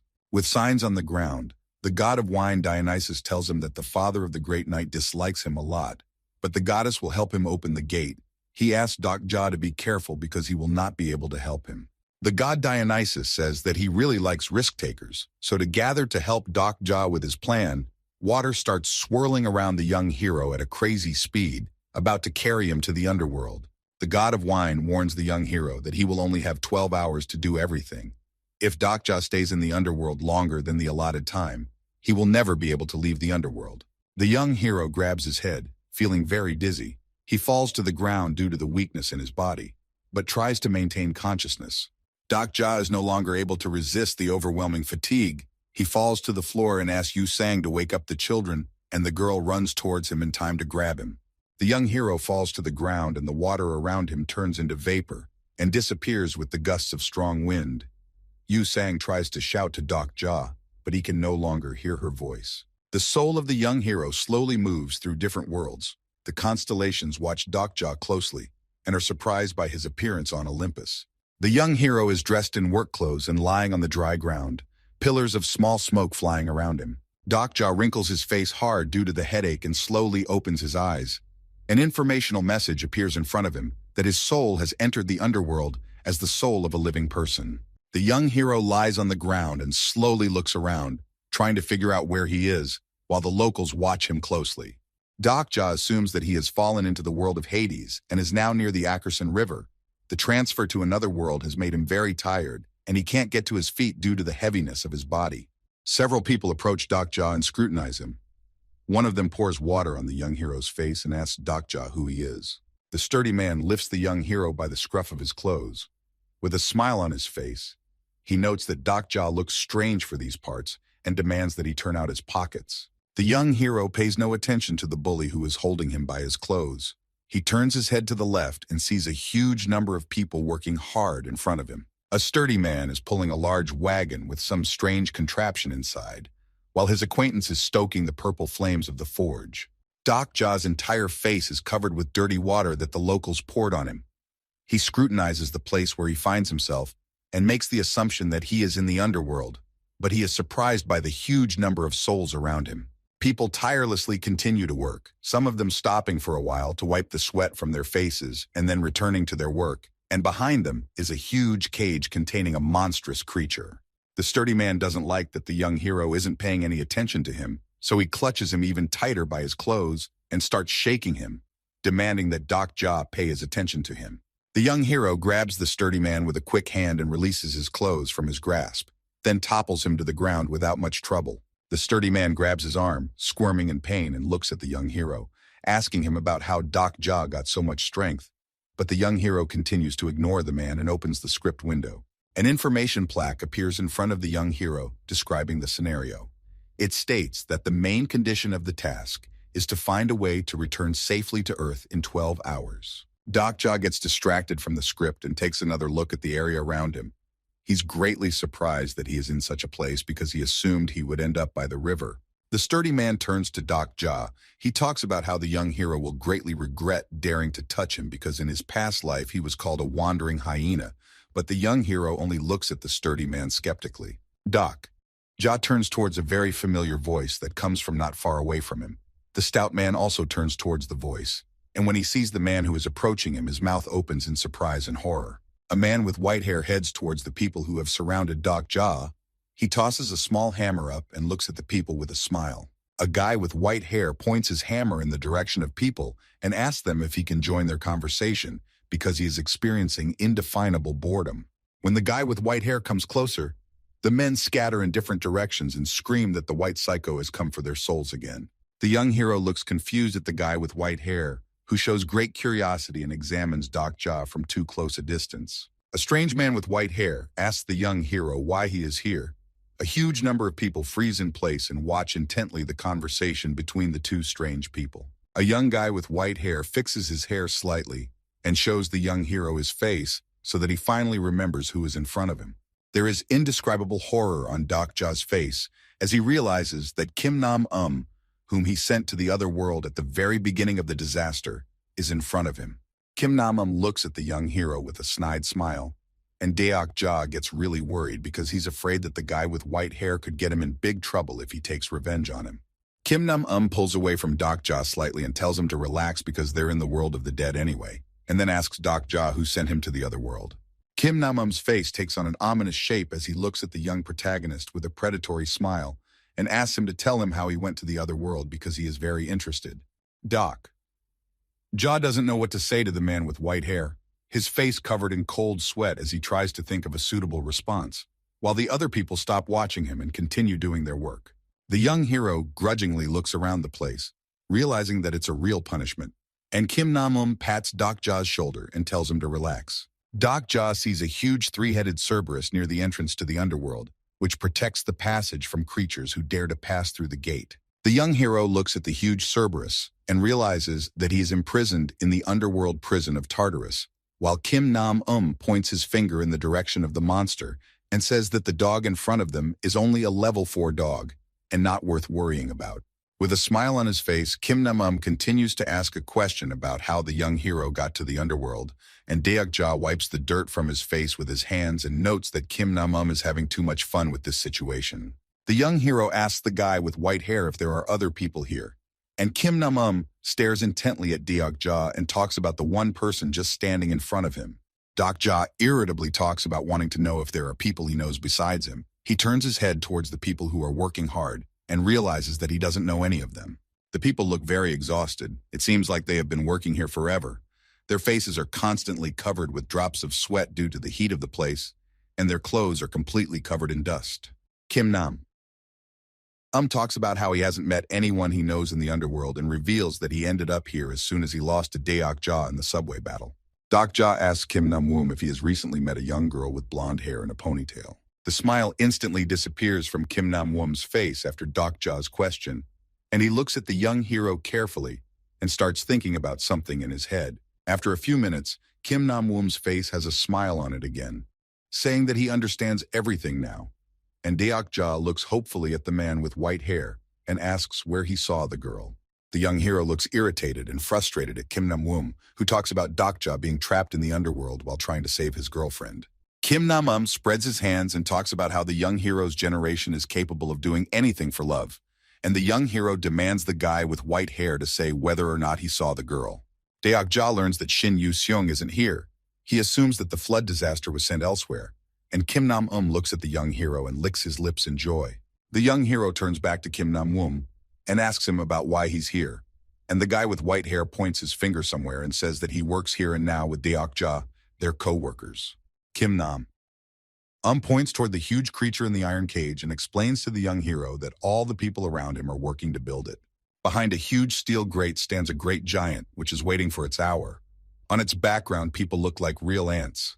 It is difficult to imagine what power this creature has.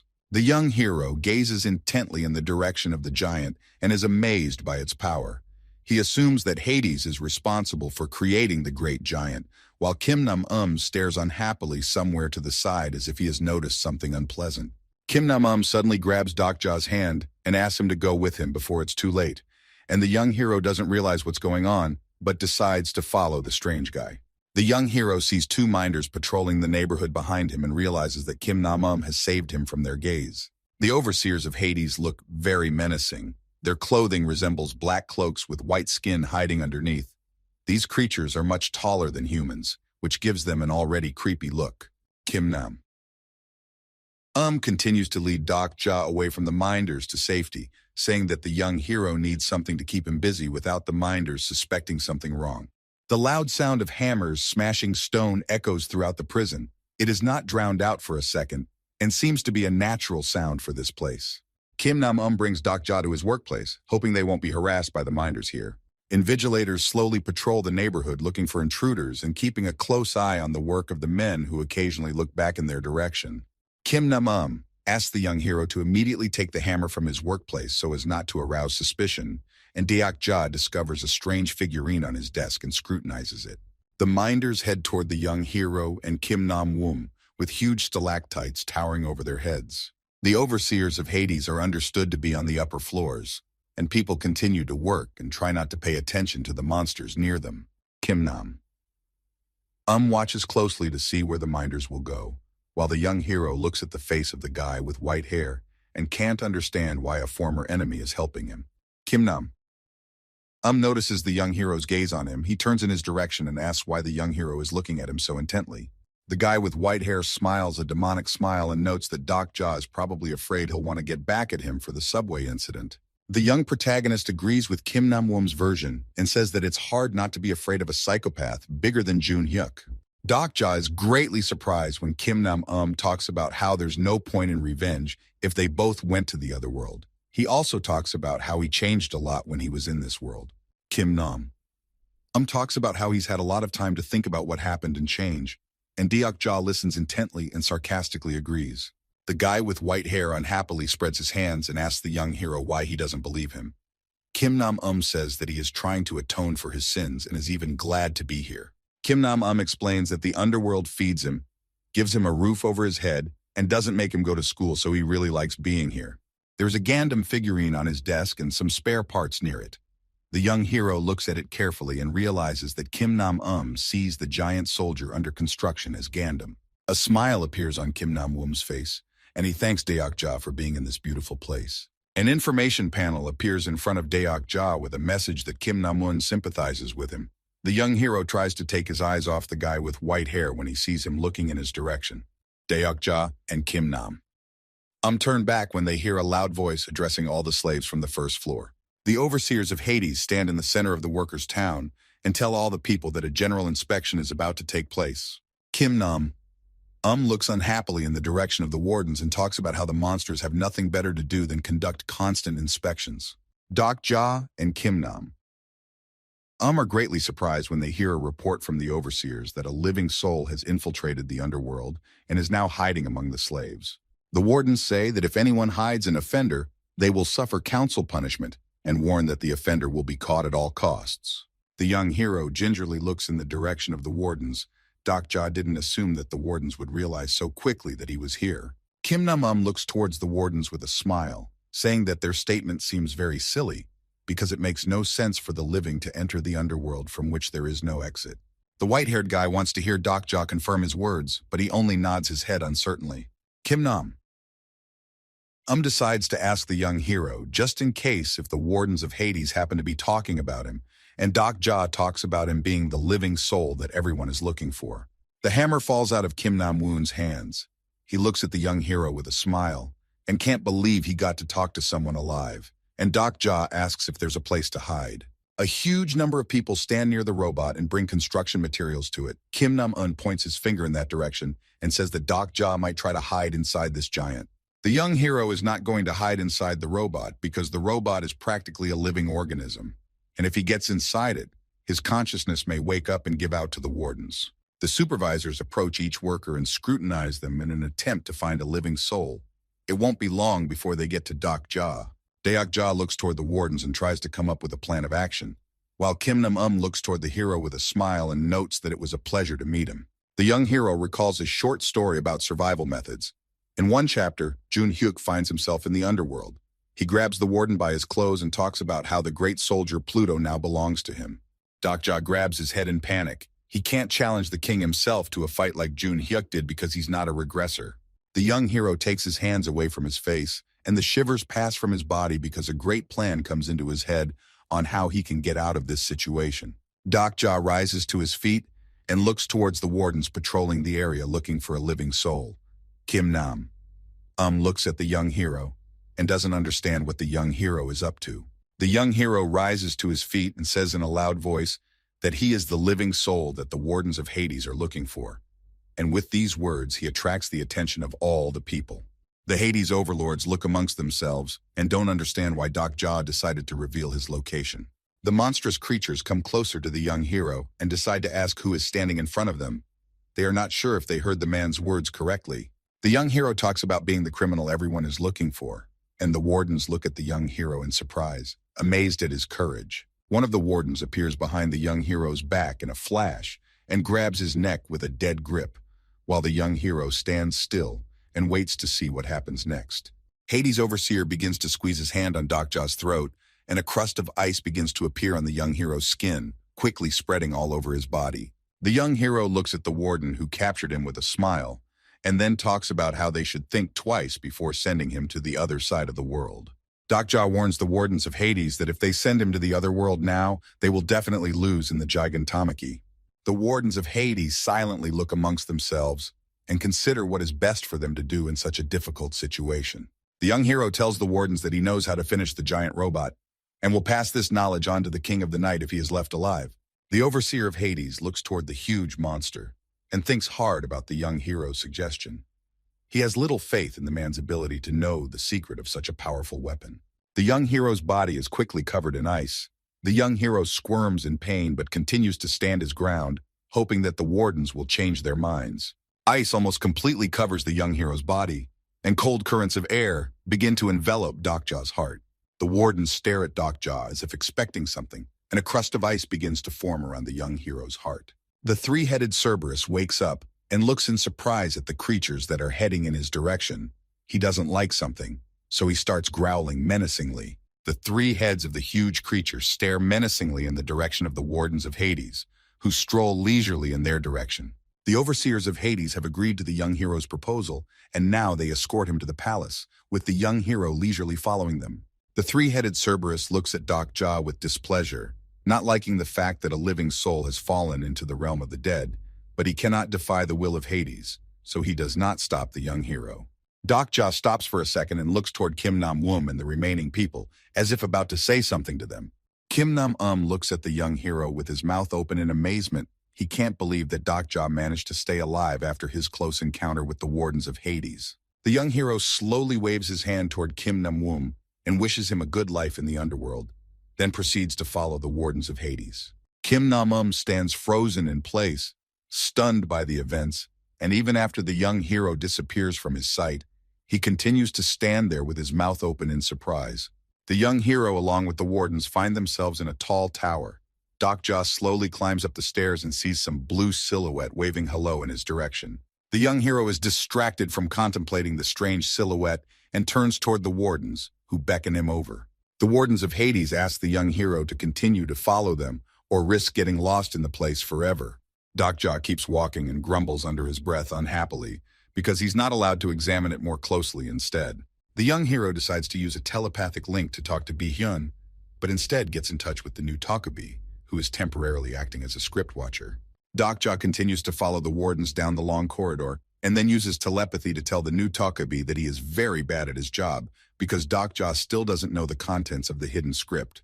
The young hero is amazed and stops in a stupor when the new Tokebi asks him about, "How can you even look up information about the quest?"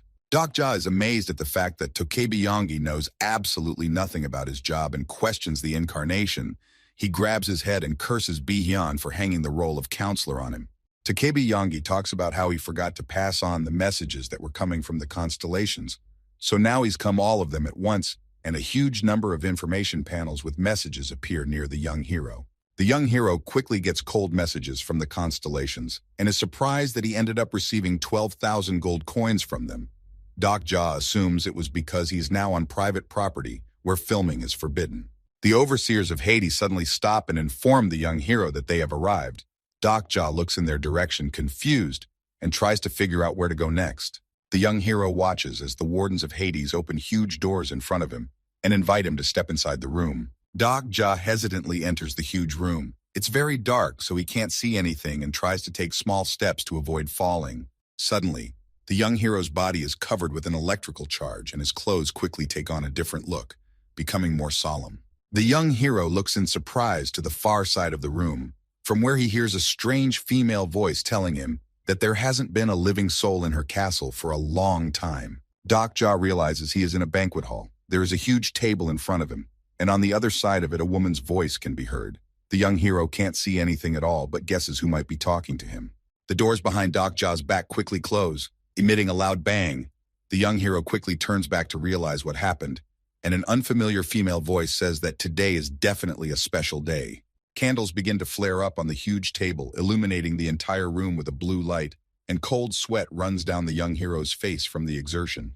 Dokja realizes that the Queen of the Darkest Spring, who is Hades' wife, is most likely sitting in front of him. The young hero imagines her in his head as a beautiful goddess surrounded by flower petals. Persephone, Queen of the Darkest Spring, is amazed at the fact that the young hero knows so much about her and has good manners, and Dokja thanks the goddess for the compliment. Hades' wife notes that the young hero's soul didn't tremble when she heard her real voice, and Dokja puts his hand to his chest and marvels that he feels quite comfortable in the presence of the goddess. An informational message appears in front of the young hero that his exclusive fourth wall skill has activated at full power. Dokja assumes that because of this he can communicate with the goddess so calmly. The young hero takes a seat against Persephone, the Queen of the Darkest Spring, and asks her permission to ask her one question. The Queen of Darkest Spring looks toward the young hero with a smile on her face, and Dokja asks her if she is in front of him in her true form. Dokja tells Hades' wife that she has chosen the worst look possible and glares menacingly in her direction. The young hero recalls the beginning of the disaster. He tried to save an elderly woman and carried her in his arms out of the subway car. The Queen of the Darkest Spring, Persephone, has taken on the guise of the same elderly woman he failed to save in the beginning, and it makes Dokja uncomfortable. Persephone has her hands folded in front of her and is looking attentively at the young hero. In front of her, there is a glass of wine and a juicy piece of meat on a plate. Queen Persephone and Dokja are in a huge hall. They are separated by a huge table on which there is a huge amount of different dishes. The goddess says that she can change her appearance if the young hero is dissatisfied with something. Darkest Spring Queen. Persephone snaps boy's electric shocks start running all over her body, which completely change her appearance. The young hero, with his mouth open in amazement, watches what is happening and cannot believe that Queen Persephone has decided to take on the guise of one of his companions. The Queen of the Darkest Spring, Persephone, now looks like Yusan. She is wearing a beautiful dress and scarlet rose leaves are flying near her. Persephone appears to the young hero in the form of Yusan. The young hero looks in surprise at the goddess and cannot believe that she has taken on such a frank appearance. The young hero is a bit confused by Yusan's image, and he looks away and talks about how it would be better if Persephone stayed as his grandmother. But the goddess refuses and says they have too little time. Dokja looks very embarrassed, but still turns towards the goddess and asks her if the king of the underworld will come to this meeting. Darkest Spring Queen Persephone says that Dokja's unexpected visit is inconvenient to his majesty, so she will speak to him personally. The young hero looks carefully at the goddess and realizes that it is strange of him to ask the supreme god for a personal meeting, because none of Zeus's brothers would bother to meet the incarnation. Persephone scrutinizes Dokja and asks him to get to the point, and the young hero tells him that he needs to get the woman's soul back. The Queen of the Underworld listens silently to the young hero's suggestion that he is willing to make a deal to get her soul. Persephone, Queen of the Darkest Spring, picks up the instruments and talks about how she hasn't heard a word like soul in a long time. Persephone meditatively begins cutting a piece of meat, separating it into small pieces, while the young hero watches her intently and waits for her to explain. The Queen of the Underworld raises her gaze to the young hero and says that her world has no such thing as a soul, and the young hero flinches slightly after the goddess's words. Persephone slowly brings a piece of meat to her lips, and the young hero carefully observes the goddess and cannot understand how the Queen of the Underworld can speak of souls in such a way. Dokja can't stand it and loudly tells Persephone that he doesn't have time to play games with the queen, and the goddess smiles contentedly and says that she's completely serious. On a huge table, among other plates of food, there's a huge number of filled wine glasses, as if this room was originally designed for more guests. The young hero doesn't understand why the Queen of the Underworld says that souls don't exist, and asks her why she doesn't take into account the people who live in the underworld. Darkest Spring Queen Persephone raises a small piece of meat in front of her and tells Dokja that it is a soul, then happily puts the piece of meat in her mouth. Persephone enjoys a delicious piece of meat and offers Dokja to take something from the table, but the young one responds to the goddess with an emphatic refusal. The young hero talks about how he is forced to be squeamish about the goddess's hospitality because he knows that if he tries this food even once, there is no going back. On the huge table is a huge number of dishes of all kinds and colors, which are so clear with their appetizing look and smell. But the young hero restrains himself because he does not want to repeat the fate of Jun Hyuk in the novel about survival methods. Persephone, the queen of the darkest spring, understands why Dokja doesn't want to taste her food. She looks in his direction with a smile and tells him that life in the underworld is not as bad as it seems to the young hero at first glance. Persephone suggests that the king of the underworld might allow the young hero to leave his domain, even if the young hero tastes food from the table, and Dokja suggests that he doesn't want to get into a situation analogous to military service. The queen apologizes for her suggestion, saying that she didn't think the young hero's memories of the army would be so painful, and Dokja stares at the goddess, not understanding how she knows so much about the men of the small state. Persephone points to one of the pieces of meat on the plate in front of the young hero and says that if Dokja eats it, he will instantly master swordsmanship. The young hero thinks about the queen's proposal because it is very difficult to reach the status of swordmaster, and the queen points to a plate with pasta, which stands not far from the hero, and says that if he tastes this dish, he will become an archmage. In the center of the table is a plate of soup, and Persephone, queen of the darkest spring, tells us that if the young hero tastes this dish, he will become a great hunter. The young hero stabs his fork into a piece of meat. He thinks that one bite eaten is enough to become stronger than Jun Hyuk in all his regressions. As the young hero cuts into a piece of meat, a vast number of memory fragments of the man who became a great swordsman begin to flow into his head. Ja sees a fragment of a memory of a great swordsman standing on a mountain of corpses and talking about becoming the greatest warrior. The young hero abruptly drops the utensils beside his plate and stands up from the table in surprise, and his heart begins to beat frantically with excitement. Persephone, queen of the darkest spring, threads another piece of meat on her fork and points toward the young hero's plate, saying with a smile that all food is what humans call soul. The young hero talks about seeing the swordmaster's memories, and the queen shakes her head negatively and says that they weren't memories at all. Persephone licks her lips slowly after eating a piece of meat. Talking to the young hero gives her inexpressible pleasure. Persephone, queen of the darkest spring, says with a smile that there is a story embedded in every soul on the table. Persephone explains to the young hero that human souls are the favorite food of all the constellations because they enjoy their stories so much, and Dokja looks contemptuously in the queen's direction as he is displeased with her words. Kim Namum sits at the communal table with the rest of the workers and enjoys his lunch, unaware of what's going on at Dokja's place. The guy with white hair lifts his head up for a moment, thinking about his former life, and then banishes the thought from his head and continues eating. Persephone tells the young hero that when a person goes to the other world, it is the end of their story, and nothing can go on from there. But the young hero disagrees with this point of view. Dokja demands that Persephone bow to the river Styx if she speaks the truth, but the goddess only sneers and stares silently at the young hero. Persephone continues her speech and says that the soul is just an unnecessary piece of history, and the young hero agrees, but says that he needs this piece of history. Persephone, queen of the darkest spring, says that he who lives in the past only knows regret in the underworld, and asks the young hero to come to terms with his loss. Dokja continues to push his point and talks about how he's not going to give up after all he's been through. Persephone is impressed by the young hero's persistence.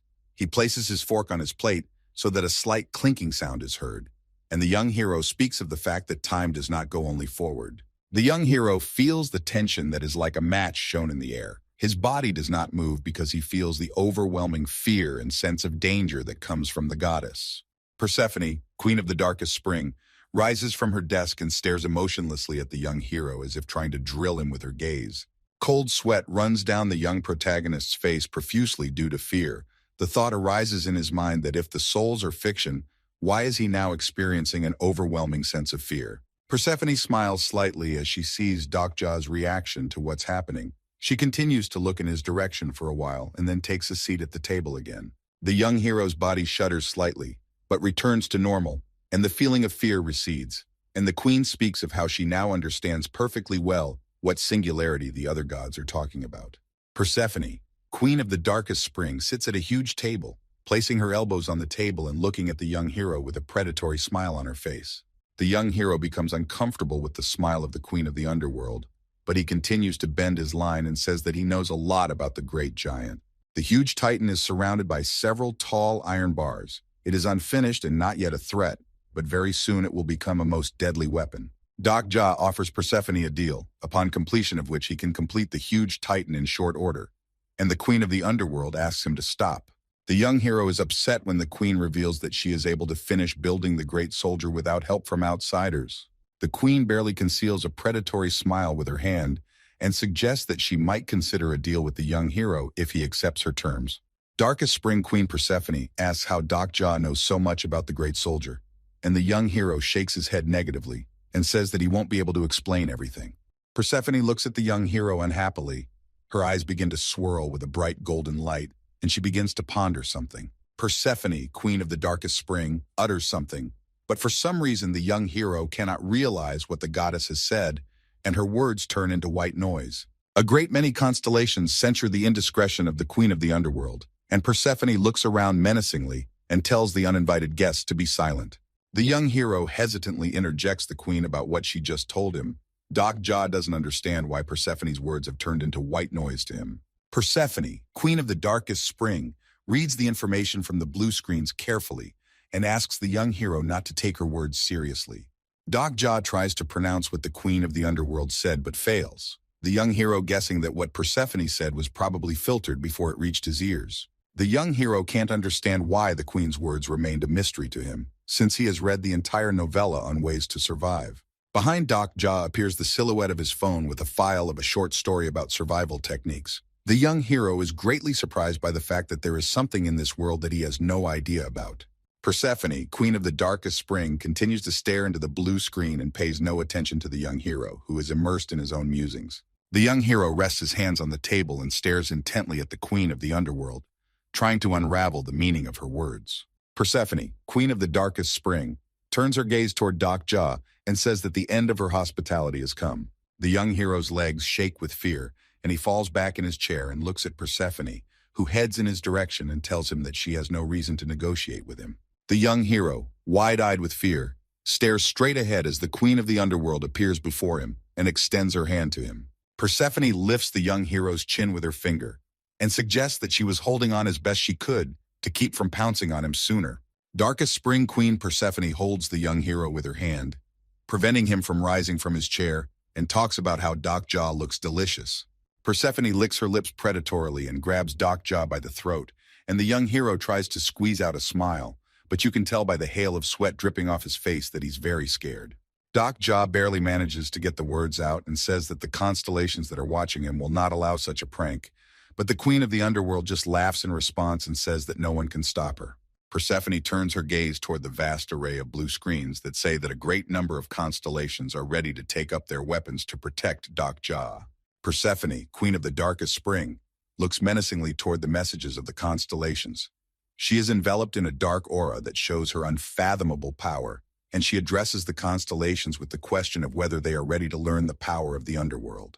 A huge whirlwind rises in the room, and a vortex of clouds and electrical discharges forms on the ceiling, indicating that the constellations are ready to engage Persephone. The young hero can't believe that he might witness a skirmish between the Queen of the Underworld and the constellations. Doc Ja turns to Persephone in a loud voice and offers to make history the subject of their bargain. Persephone, Queen of the Darkest Spring, slowly turns her gaze toward the young hero and prepares to listen to his proposal. The young hero talks about showing the Queen of the Underworld the best story in this world if he agrees to fulfill his soul-searching request. Persephone smiles evasively and asks the young hero about his offer for her to taste him in a trick to help. The young protagonist talks about not offering himself as food and notes that thanks to such exquisite dishes on the Queen's table, she has long since had enough. Persephone, the Queen of the Darkest Spring, smiles broadly and stares intently at the young hero. She doesn't understand how the young hero is going to fulfill her condition if she doesn't let her taste a bite. Doc Ja talks about how the Queen of the Underworld could eat him right now, but then she would spend the rest of her days in agony, never knowing the most amazing story of her life.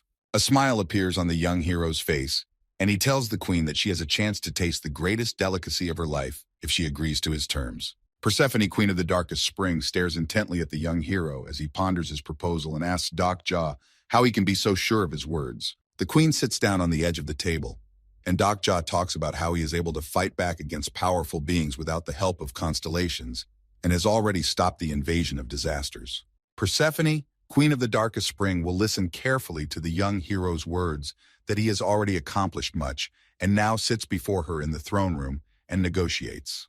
Dokja tells Persephone that he could accomplish a lot of things that would catch the goddess's attention, and the Queen of the Posum world chuckles slightly and asks the young hero why he thinks his offer is a bargain. Persephone opens her eyes wide with surprise when the young hero tells her that his proposal is a courtship. The young hero looks down on the Queen of the Underworld and talks about how he can create a story for her that she has never tried before. The Queen of the Darkest Spring, Persephone, is in a bit of a state of confusion. She didn't think an ordinary mortal would speak so confidently to a goddess. The young hero sits on a chair and looks at the goddess in silence, while Persephone continues to think about the young hero's proposal. Persephone rests her head on her hands and talks about how all men are the same, and Dokja squeezes out a smile and talks about flirting with everyone. Persephone, Queen of the Darkest Spring, opens her eyes wide with surprise when the young hero asks her for a private meeting with the King of the Night. Persephone starts laughing out loud after hearing a proposal from the young hero about meeting the King of the Night. The Queen of the Underworld sits down on the edge of the table and says that she will honor the young hero's request if he performs a feat for her. Dokja listens intently to the goddess's words that she wants to see him create a wonderful story for her, and then she will find him the soul he so desires. An information window appears in front of the young hero with the message that a new hidden scenario has been activated. Dokja ponders the feat he needs to accomplish. He worries that there may be many because in mythology there was Hercules who had to accomplish a whole 12 feats. Behind the Queen of the Underworld appears an image of a huge snake with a sword stuck in its head. Persephone points her finger in the direction of the image and asks Dokja to bring her the head of the snake. The young hero assumes that the queen is referring to the Hydra, which is a second-class monster, but Persephone shakes her head negatively and says that she is not interested in the Hydra's head. Persephone, Queen of the Darkest Spring, says that she wants the head of another serpent because she does not want the young hero to become a faded shadow of Hercules. Persephone snaps her fingers, and an image of the place where he is to find the snake and take its head appears near the young hero. Dokja carefully looks towards the image and realizes that this is the location of the sixth scenario. The place shown by the goddess of the underworld has a huge amount of vegetation and huge trees that reach out their roots in different directions. The young protagonist notices two people on the screen looking at each other and discussing a place to set up a temporary camp. Dokja realizes that the plagiarist in front of him is Han Soo-young and Kan Pil-do, who argue fiercely with each other. The young hero is extremely surprised by this turn of events.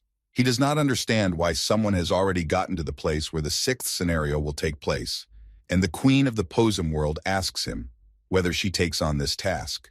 Persephone turns her head toward the screen and says that the task will not be easy, and the young hero looks at the goddess and finally realizes which snake we are talking about. The young hero goes over all the knowledge he has and mulls over a plan of action in his head.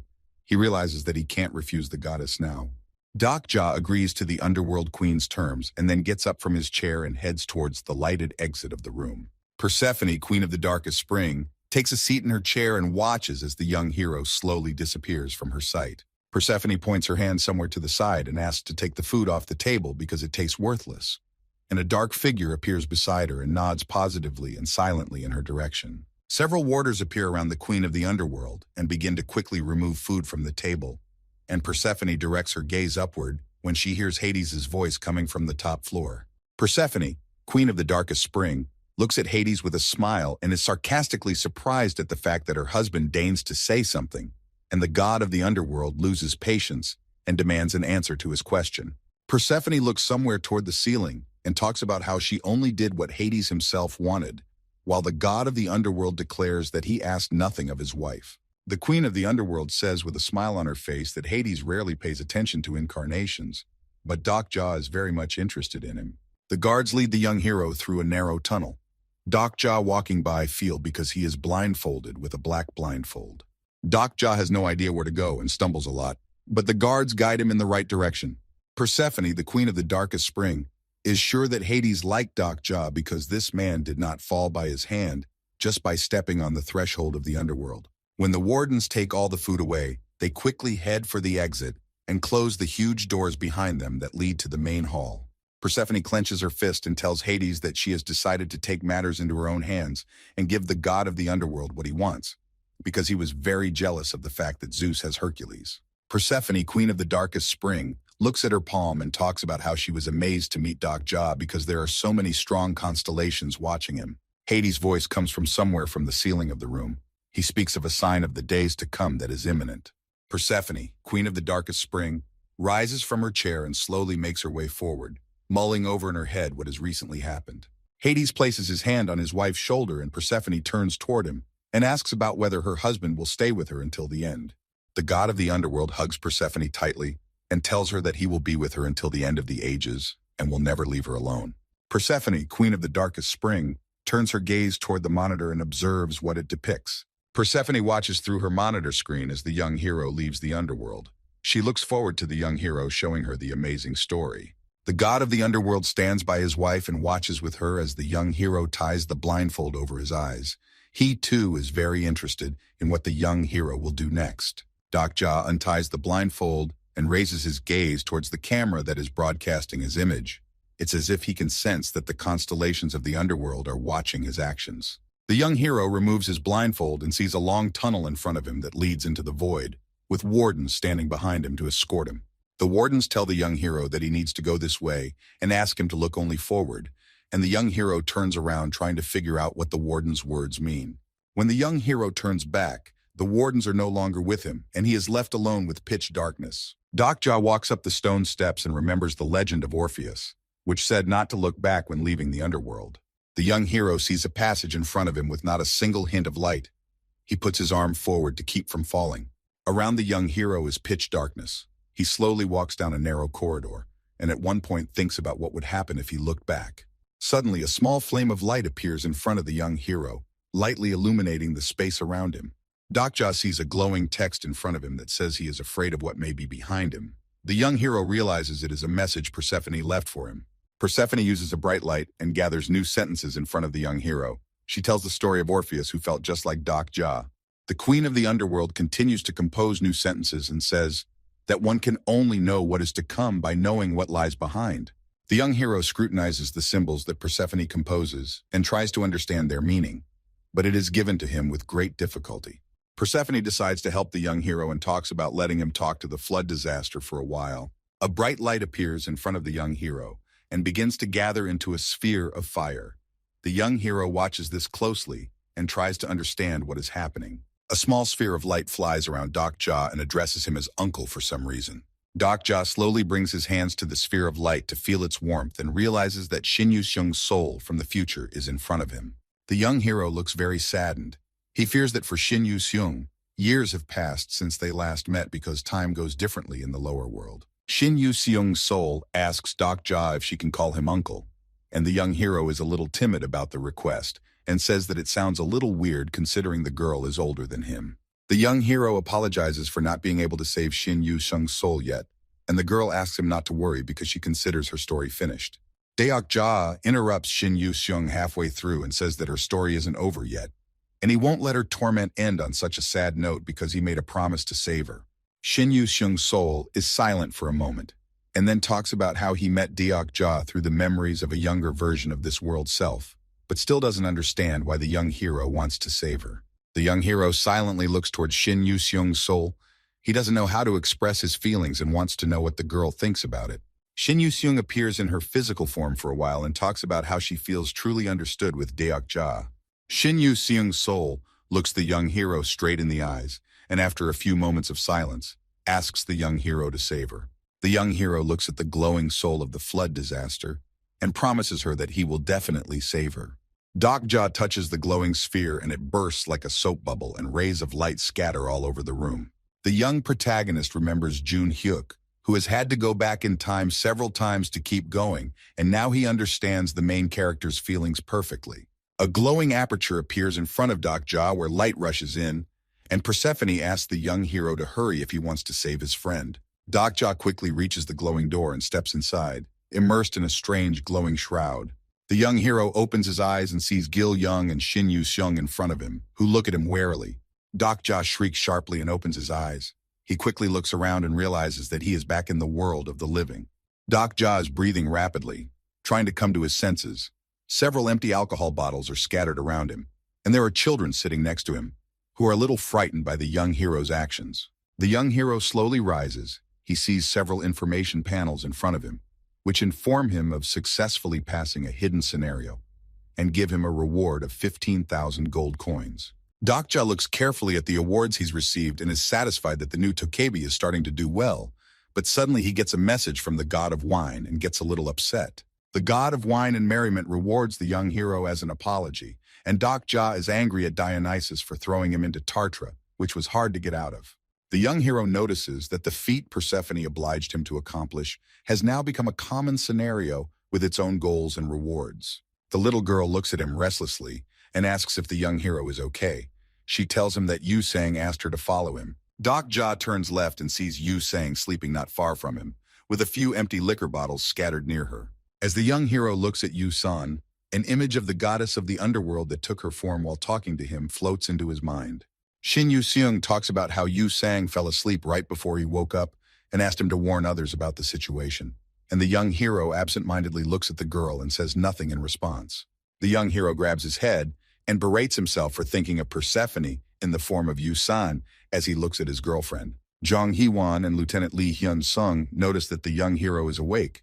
They approach him and ask him what happened. The young protagonist notices that Jung Hee-won and Lee Hyun-sung have just returned from sparring and silently envies them because they woke up without a hangover. Dokja looks around and notices that there's no one else left in the camp, and Jung Hee-won explains that everyone else is long gone.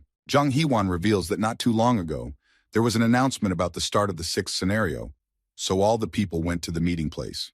A huge number of survivors have gathered near the huge Yongsan station, all of them stationed around its building and waiting for Tokebi to talk about the new scenario. The young hero and his companions reach the station. On his back, he carries Yu-san, who is still asleep. The station is very noisy, and everyone is talking about something among themselves. Jung Hee-won looks around at the people and remarks that she didn't realize there were so many people still left in Seoul. A huge monitor screen appears in front of people on which the zone for passing the 6th scenario is broadcast. One man with a long spear in his hand is in a forest thicket fighting several monsters at once. The man defeats the monsters without much trouble and shows off the head of one of them on camera with a smile on his face.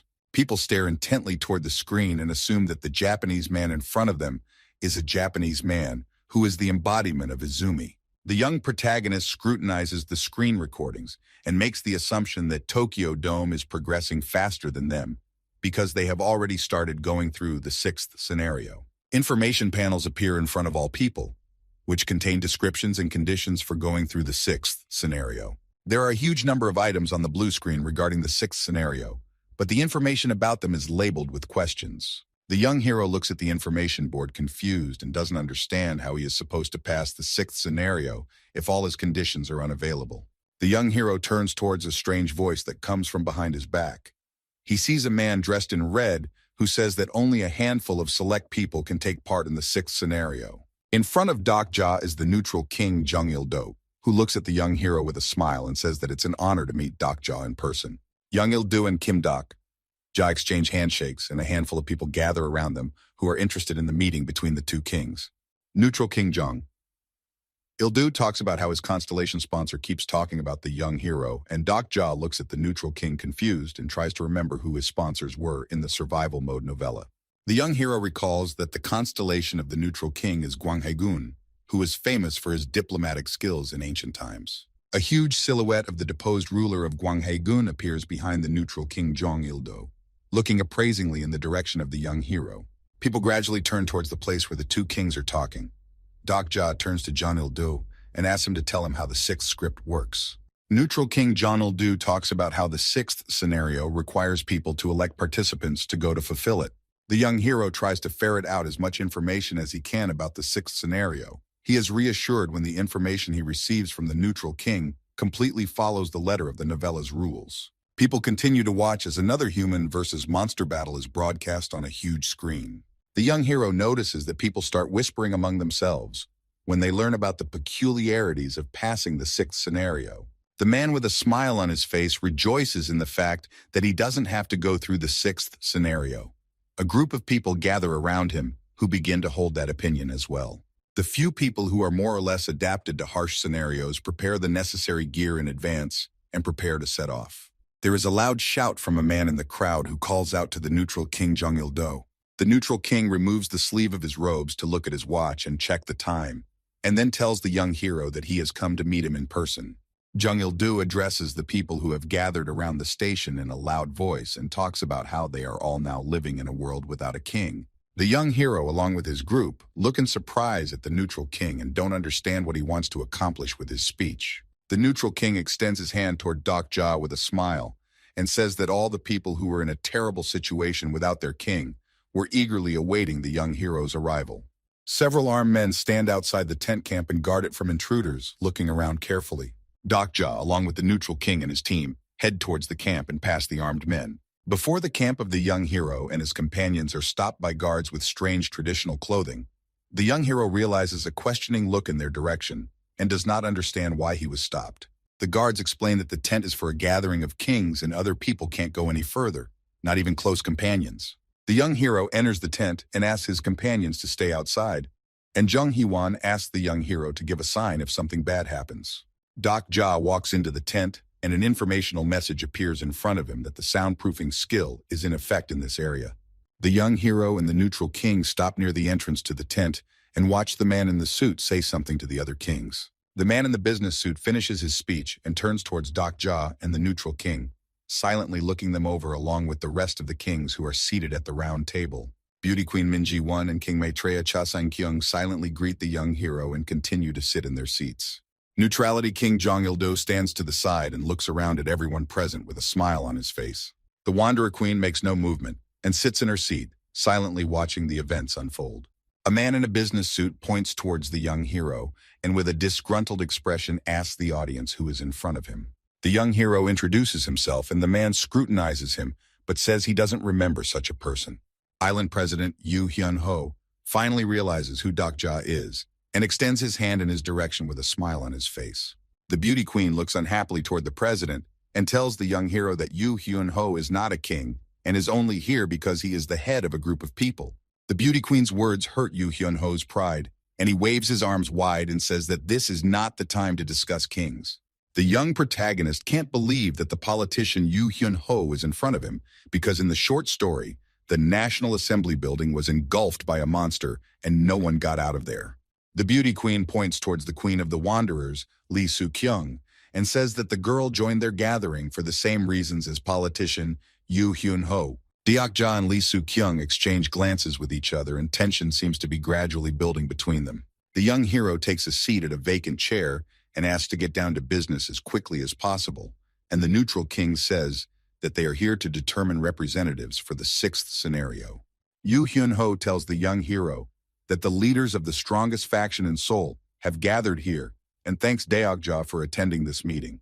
The politician talks about how he insisted that the young hero be present, and Deok Ja looks at the politician with an annoyed expression on his face and thinks about how Yoo Hyuk-ho's words are too loud for someone who hasn't shown in any scripts. Yoo Hyuk-ho says that it's time to break free from the shackles of barbarism and come to a common decision, and then continues his speech using words that no one understands.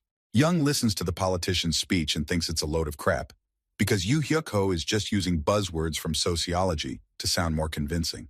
Yoo Hyuk-ho suggests distributing the seats in proportion to the size of the faction, but the neutral king says that it wouldn't be fair to the other kings since the politician's group has a significant numerical advantage. Yoo Hyuk talks about how it doesn't matter how many people from a certain group will be involved in the scenario, and asks the neutral king not to cause strife in the face of an obvious enemy in the form of foreigners. The neutral king, with a smile on his face, says that it doesn't make sense to give the largest group of politicians more seats. The politician Yoo Hyuk and the neutral king continue to argue with each other, and the young hero gets bored with the idle chatter and asks to get to the heart of the problem. Doc Ja talks about how he sees no reason to elect anyone in particular, and suggests sending those who want it themselves to the script. The beauty queen informs the young hero that circumstances have changed, and now the number of contestants for the 6th scenario is severely limited. The young hero opens the information panel and reads a message that the starting lineup for the Seoul Dome is 10. Doc Ja studies the terms of the scenario and begins to realize why all the kings and heads of large groups have gathered in this place. Each king believes that if he sends as many of his men as possible in the beginning, he can use it to tip the scales in favor of his faction. The Beauty Queen and King Maytair argue amongst themselves about whose people will be more useful in the next scenario. Politician Yu Hyuk gets into the conversation between the two kings and says that there's no better group than his to participate in the script. The neutral king realizes that the conversation has reached an impasse and in a calm voice asks all those gathered to calm down.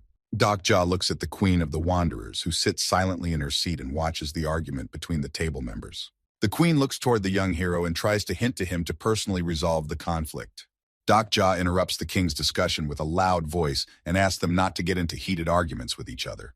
The young hero takes a cookie from the table and, looking around at all the table members, asks them to wait for the appearance of the last king. A massive explosion erupts from the side of the tent entrance, scattering all the small objects in different directions. The kings quickly rise from their seats and look in the direction where the massive explosion occurred. Jun Hyuk appears in the tent and steps his foot on the politician Yu Hyuk lying in front of him. Deok-ja eats a cookie with a smile on his face, and Jun Hyuk turns in his direction and looks at him unhappily. Jun Hyuk continues to look at the young hero and announces to everyone present that he will personally choose the participants of the next scenario. Politician Yu Hyuk is outraged by what happened and demands that Jun Hyuk get off of him immediately. Jun Hyuk starts pressing his foot even harder on the politician's back, and Yu Hyuk starts yelling loudly to call security. All of the politician's personal guards are lying on the ground outside the tent because Jun Hyuk massacred them before he entered the meeting room. Jun Hyuk tucks his hands in his pockets and is about to announce the script participants. The beauty queen looks at Dokja unhappily, amazed at his calm demeanor while the young hero continues to eat his cookies and doesn't worry about anything. The young hero believes that Jun Hyuk finds him useful, so he has full confidence that the main character will choose him to be a part of the script. Jun Hyuk announces to everyone present that he is the first person on the script list. The young character looks at Jun Hyuk a little confused. He assumed the main character would call him the first member of the script, and at that moment, Deok-ja's comrades enter the tent, who came to the loud noise. High school senior Lee Ji-hai points her finger questioningly at herself when Jun Hyuk announces her as a participant in the next scenario. Lee Ji-hai is looking at the young hero with quite a smile, and Deok-ja is starting to get pissed off that he still hasn't been chosen to be part of the script. Jun Hyuk turns toward Lee Seol-hwa and tells her that she'll be the third member of the script, and the girl only nods silently. The kings think they have a good chance of being chosen by Jun Hyuk to be in the script because they think they are the strongest in the room. The young hero looks at the kings with a wide smile and thinks about the fact that the next member of the scenario will be him. Deok-ja's face freezes in one state when he hears Jun Hyuk say that the fourth member of the script will be Lee Hyun-sung. Lieutenant Lee Hyun-sung can't believe his ears and asks the main character one more time about his candidacy, but Jun Hyuk ignores him and continues to announce the contestants. Shin Yu-seung and John Hee-won look at Lee Gil-young, whom Jun Hyuk has chosen to be the next member of the script, with a bit of surprise. Jun Hyuk notices Shin Yu-seung standing next to Gil-young and scrutinizes her, and the girl flinches at the main character's scary stare. Gil-young blocks Shin Yu-seung with his body, showing the main character that he is going to protect the girl in case she is threatened. Deok-ja continues eating cookies off the table and assumes that Jun Hyuk will call his candidacy the very last one to hype things up. Jun Hyuk stops talking for a moment and looks at the young hero with disdain. The main character heads towards the exit of the tent and talks about the kings choosing the rest of the contestants themselves, and Jun Hyuk almost chokes after Jun Hyuk's words and spits the cookie pieces out of his mouth. The young protagonist stares back at Jun Hyuk and is amazed at the fact that the main character didn't choose him to be a part of the script. Jung Hee-won looks puzzled at the young hero and asks why Jun Hyuk didn't choose him to be part of the expedition. Lee Ji-hai is also surprised by the fact that Deok-ja wasn't chosen as a member of the group and asks him if he met with Master in the morning. The young hero wipes the cold sweat from his face, and the high school girl tells him that the Master wanted to talk to him at dawn. Deok-ja tries to remember what he was doing at dawn and remembers the awkward situation with Yu-sang, causing drops of cold sweat to start running down his face again. Lieutenant Lee Hyun-sung holds Yu-sang on his shoulders and occasionally glances in her direction, checking on how the girl is feeling. Deok-ja tells Jung Hee-won about the situation that happened between him and Yu-sang, but the girl doesn't believe that the gods were involved and blames the young hero for what happened. Jung Hee-won stares intently into Deok-ja's eyes and doesn't believe a word he says. Jung Hee-won suggests that Jun Hyuk might have seen the awkward situation between Deok-ja and Yu-sang, but doesn't understand why the main character would be angry about it. High school student Lee Ji-hai chuckles at the awkwardness of it all and says that Deok-ja and Jun-hyuk have probably become comrades, and that may be the reason for her master's displeasure. Lieutenant Lee Hyun-sung talks about how he completely understands Jun-hyuk's offense, because if he were in his shoes, he wouldn't enjoy watching his comrade kiss either. Everyone in the room silently turns their gaze towards Lieutenant Lee Hyun-sung and tries to understand the meaning of his words. Lee Hyun-sung looks at his friends with a serious look, and Lee Ji-hai tries to clarify why the lieutenant wouldn't like what Deok-ja would do, as if he were in Jun-hyuk's shoes. Lieutenant Lee Hyun-sung explains that comrades should rely on each other, but it's hard to rely on someone who is distracted by romantic relationships. Lee Hyun-sung explains that it's likely that Jun-hyuk felt betrayed when he saw Deok-ja together with Yu-sang. Jun-hyuk walks along with Lee Seol-hwa through the city and contemplates a plan to go through the next scenario. In a short story about Jun-hyuk's survival methods, the main character speaks unhappily of a man who is willing to give himself wholeheartedly to a woman.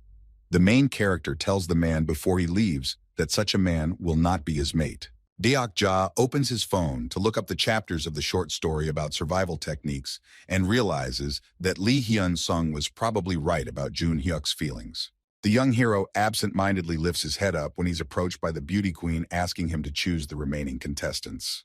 The neutral king looks at the politician who is lying unconscious on the ground and talks about how there are only 4 spots left to participate in the scenario.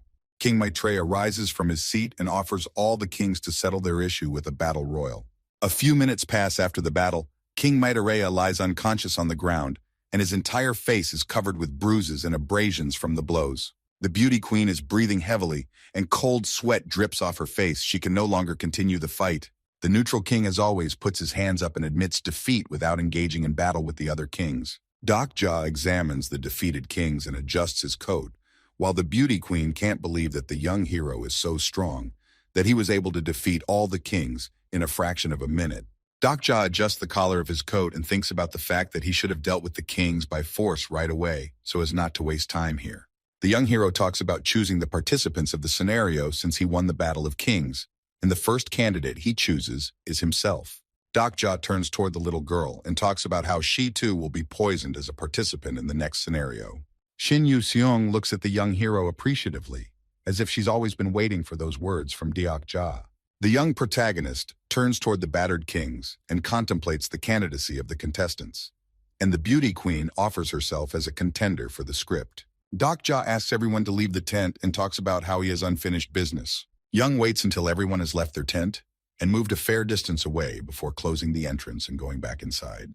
Deok-ja is left alone with the Queen of the Wanderers because he wants to discuss something with her. The young hero stares silently toward the table where the meeting was held, and the Queen of the Wanderers breaks the silence and says that Deok-ja has made a lot of friends. Deok-ja looks towards the Wanderer Queen, who has folded her arms in front of her and says that it's been a long time since they've seen each other. A moment from the past pops up in Deok-ja's mind, in which he sees his mom standing over his father's body. The young hero calls the Wanderer Queen his mother and asks her not to hide her face under an iron mask. The girl smiles slightly and then grabs her iron mask with her free hand to remove it from her face. The Wanderer Queen removes the mask from her face and tells the young hero that they saw each other not long ago near the werewolf meteorite. Deok-ja talks about how they crossed paths with each other for literally a few minutes, and it can't be called a meeting. A wide smile appears on the Queen's face as he looks into the eyes of his son, whom he hasn't seen in a very long time. The young protagonist talks to his mother and asks her about how he ended up in Seoul. Deok-ja doesn't believe that his mom is going to atone for her sins, and the Queen of the Wanderers talks about how she's changed a lot since being in prison. The young hero looks irritated at the Wanderer Queen as he hears her haughty tone. He notices that she hasn't changed one bit since their last meeting. Deok-ja realizes that he owes his mother because she was able to destroy the disaster of the North, along with her faction. The Wanderer Queen notes that she doesn't see an ounce of joy in her son's face, even though they haven't seen each other in a while. When the Queen of the Wanderers says that she would like to see joy on her son's face, Deok-ja uses a lie detector and discovers that the Queen has deceived him. The Queen leans back in her chair and talks with a smile on her face about how she was able to survive all the scenarios because of the stories that Deok-ja told her when he visited her in prison.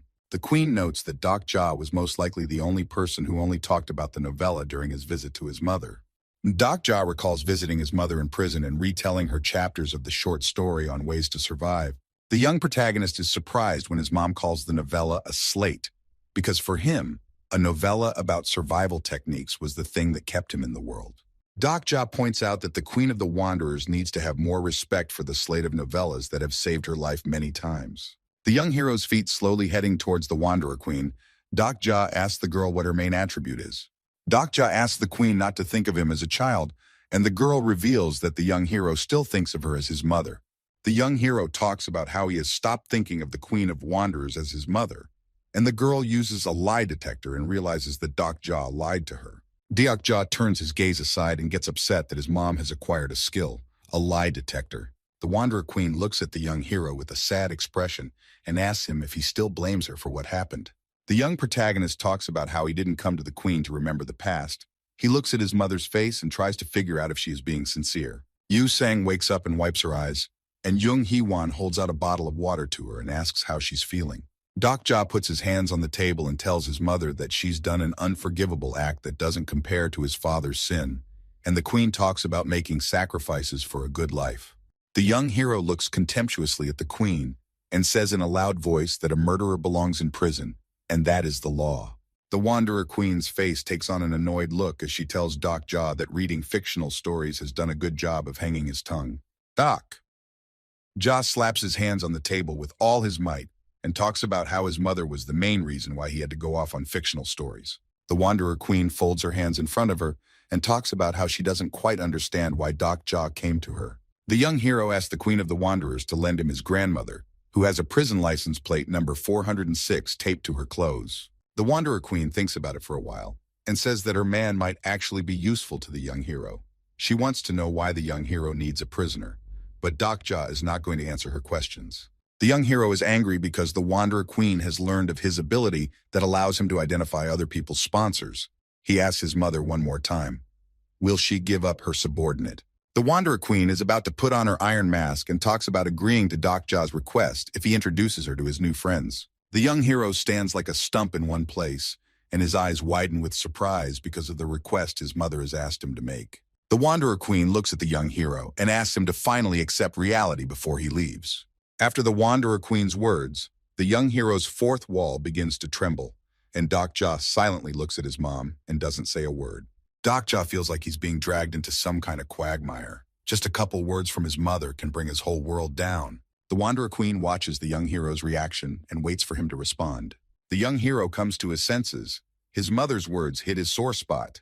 Dokja becomes furious and tells the queen that at least he didn't create a fiction out of reality to sell to the public. Dokja decides to finish talking to his mother and quickly walks out of the tent, closing his eyes. Yu Sang, who has been waiting for the young hero's return all this time, suddenly appears in front of Dokja's face. Yu Sang apologizes for being near the tent. She talks about how she was worried about Dokja because he was gone for a long time. There is a sepulchral silence between Dokja and Yu Sang. They look at each other silently and don't know what to say in such a situation.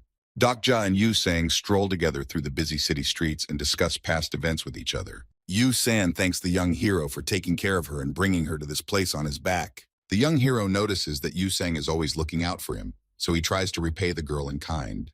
Dokja decides to check with Yu Sang to see if she heard their conversation with her mother. Yu Sang nods awkwardly in response to the young hero's words. Dokja looks away because of the awkwardness of what's happening and curses Jun Hyuk and his thoughts for breaking the insulation that was in the tent. The young hero worries that his conversation with his mother might have seemed abnormal to the girl, but Yu Sang says that everything is fine and asks Dokja not to worry. Dokja offers Yu Sang to listen to his story, and the girl readily agrees and hopes that the young hero is willing to tell her about his mother. The young protagonist tells Yu Sang that his mother sent his father to the other world with her own hands. Dokja continues walking forward through the streets of the city and talks about how his father deserved to play in the box because he was a disgusting man. The young protagonist recalls being beaten by his father with a bottle in his hands. Dokja cries and calls for help, but no one hears his pleas. Dokja's mom tearfully looks in the direction of her husband, who is beating the child. The girl rises to her feet and picks up a kitchen knife, then heads toward her husband, who beats up Dokja. The young protagonist is surprised that Yu Sang has never heard of his family's history because he thought there were rumors about it at work a long time ago. Dokja talks about how, from a legal standpoint, his mother committed a crime, but he hates her for another act. The young hero stops and looks up at the sky. He asks Yu Sang if she has ever heard of a book called Memoirs of an Underground Assassin. Yu Sang hopes that the young hero decided to change the subject. The girl smilingly says that the book about the memoirs of a murderer became a bestseller on the first day of sales. Dokja listens intently to Yu Sung's words and casts his gaze downward. A forced smile painted on his face because the author of the Underground Killer's memoirs is his mother. The Wanderer Queen is left in proud solitude inside the tent. She sits in her chair and ponders her conversation with her son. A huge number of reporters are standing outside the door of the house waiting for someone to come out of it to ask a few questions about the book. As soon as Dokja leaves the house, a few reporters run up to him and ask him about the book his mom wrote. The young protagonist is approached and bullied by his classmates, showing the book to his mother, who has decided to cash in on her crime. The young hero's relatives say that Deokja's mother has no conscience at all since she decided to put her murder on the covers of the newspapers. The young protagonist talks about how he's been having a hard time for a while because of his mom's book, and Yu Sang looks at Deokja empathetically and tries to cheer him up. Dokja imagines him walking through his mother's big book that has turned his life into profit, with money bills constantly flying around him. The young hero lifts his gaze upward and looks up at the sky, reflecting on his past. Dokja watches as the clouds lazily float across the sky, and right above him some huge hole appears with all the clouds circling around it. The young hero asks Yu Sang if he should forgive his mother for what she has done, and the girl looks at him confused and doesn't know what to say. Dokja decides to turn the whole thing into a joke, and says that he made the whole story up and tells Yu Sang that he and his mother have the most normal relationship. Yu Sang realizes that the young hero has been through a lot of bad things in life. She decides to support him and silently takes his hand. Deokja and Yu Sang quickly let go of each other's hands when they hear a loud voice coming from behind them. Jung Hee-won heads toward Dokja and Gil Young with his friends and asks the young hero what he was doing with Yu Sang. Jung Hee-won points out Yu Sang's red face and suggests that Deokja and Yu Sang kissed together, and the young hero asks the girl to stop bullying and talks about how he didn't do anything sneaky. Jung Hee-won talks about some strange grandmother coming to them and asks the young hero if he had anything to do with it.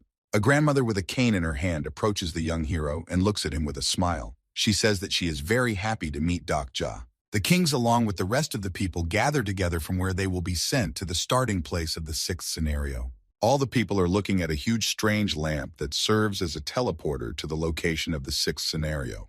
Jun Hyuk and Lee Seol-hwa approach the huge lantern and prepare to teleport. Dokja squeezes through the people and heads towards the lantern. Jun Hyuk notices the young hero among the crowd of people and stares at him intently. The young protagonist approaches the huge lantern and notices Jun Hyuk's disgruntled look on him. He asks the main character if he is not happy to see him. Jun Hyuk tells the young hero that he may not participate in going through the script this time. Deokja's eyes widen greatly in surprise when Jun Hyuk talks about how the young hero has a sweetheart, so he shouldn't take any chances.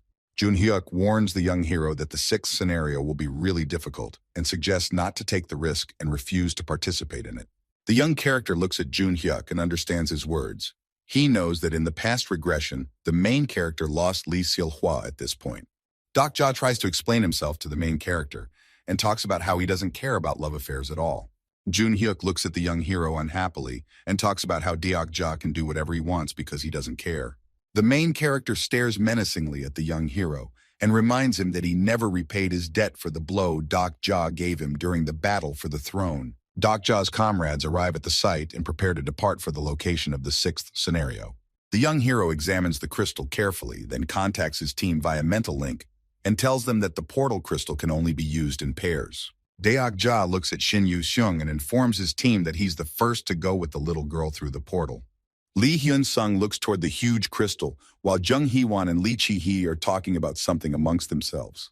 Yu-san looks toward the grandmother nicknamed Prisoner 406 and doesn't understand why the young hero decided to take the elderly woman along. Lee Ji-hai agrees to go with Gil Young through the portal crystal because the boy doesn't have a date. The young protagonist feels awkward when standing next to Jun Hyuk, so he tries to avoid looking at the main character unnecessarily. Dokja wants to tell his group about what they will need to do after teleporting, but he's interrupted by Tokebi's loud voice coming from the crystal. Tokebi creates a small portal for himself above the crystal and tells the humans that he has an urgent announcement for them. Sweat is rapidly running down the new Tokiwi's face from excitement. He talks about how he forgot to warn people about the number of participants in the Soul Dome. Tokebi announces that the number of participants for the Soul Dome has been reduced to 8, and the young hero looks toward the new Tokebi and doesn't understand the reason for this restriction. The kings and their men begin to resent this turn of events, and Tokebi doesn't know what to say to the people's outrage. New Tokebi explains that the dimensions intertwined, and the sixth scenario happened to include two people from Seoul Dome by chance. The young hero listens to the monster's speech with surprise and realizes what kind of people Tokebi is trying to tell him about. Deok-ja recalls seeing plagiarist Han Soo-young and weapons baron Kan Pil-do in a strange place when he was in the underworld. The young hero is thinking about what he should do in this situation, and the people behind him start to loudly resent and call the situation unfair. A huge crowd of people surrounded the huge teleportation crystal. The sixth scenario was about to begin. The young hero pulls several artifacts from his pocket and examines them closely. Deok-ja walks over to the teleportation crystal and is about to insert his talismans into it to activate the teleport. The Wanderer Queen and Jun-hyuk also head towards the crystal and bring their amulets up to activate it. When all the amulets are in their places, the teleportation crystal begins to emit a bright light, and the people around them watch with interest. The teleportation crystal rises up and creates a huge teleporter that leads to the location of the sixth scenario. Yu-san raises her hand to get the young hero's attention and talks about staying on Earth. John Hee-won also decides to stay and says that she, along with Yu-sang, will be in the sixth scenario during the second pre-recruitment. The young hero gets a little tense about the girls having to stay on Earth, but after a few minutes he calms down. Deok-ja is confident in the strength of Yu-sang and Jung Hee-won, so he's not worried about the girls staying on Earth for a while. Lee Hyun-sung teams up with his grandmother. They talk animatedly amongst themselves, and the lieutenant seems uncomfortable talking to his elders. The young hero gets close to Yu-sang and speaks in her ear about the girl to tell the rebel queen his request to follow up on John Il-do. Jung Hee-won looks toward Deok-ja and Yu-sang with a wide smile on her face and says that she is deeply touched by the lovers' goodbye. The young hero says goodbye to his friends and then walks over to a little girl and takes her hand to head towards the portal crystal. Deok-ja, along with Shin Yu-seung, jump into the portal and move to the location of the sixth scenario. A young hero and a little girl lie on the ground, shadows from the leaves of huge trees running down their backs. Deok-ja and Shin Yu-seung come to their senses. The girl feels very sick after the portal travel and starts to vomit. The young hero decides to patrol the area while the little girl comes to her senses and looks around.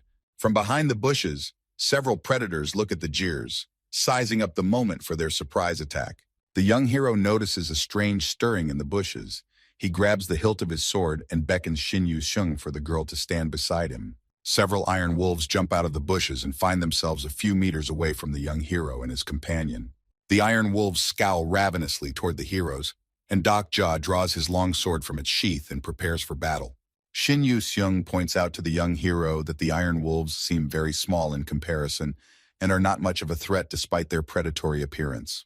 The little girl notices that nothing of value has fallen from the iron wolves, and Deok-ja explains that nothing of value can be gained when fighting low-rank monsters.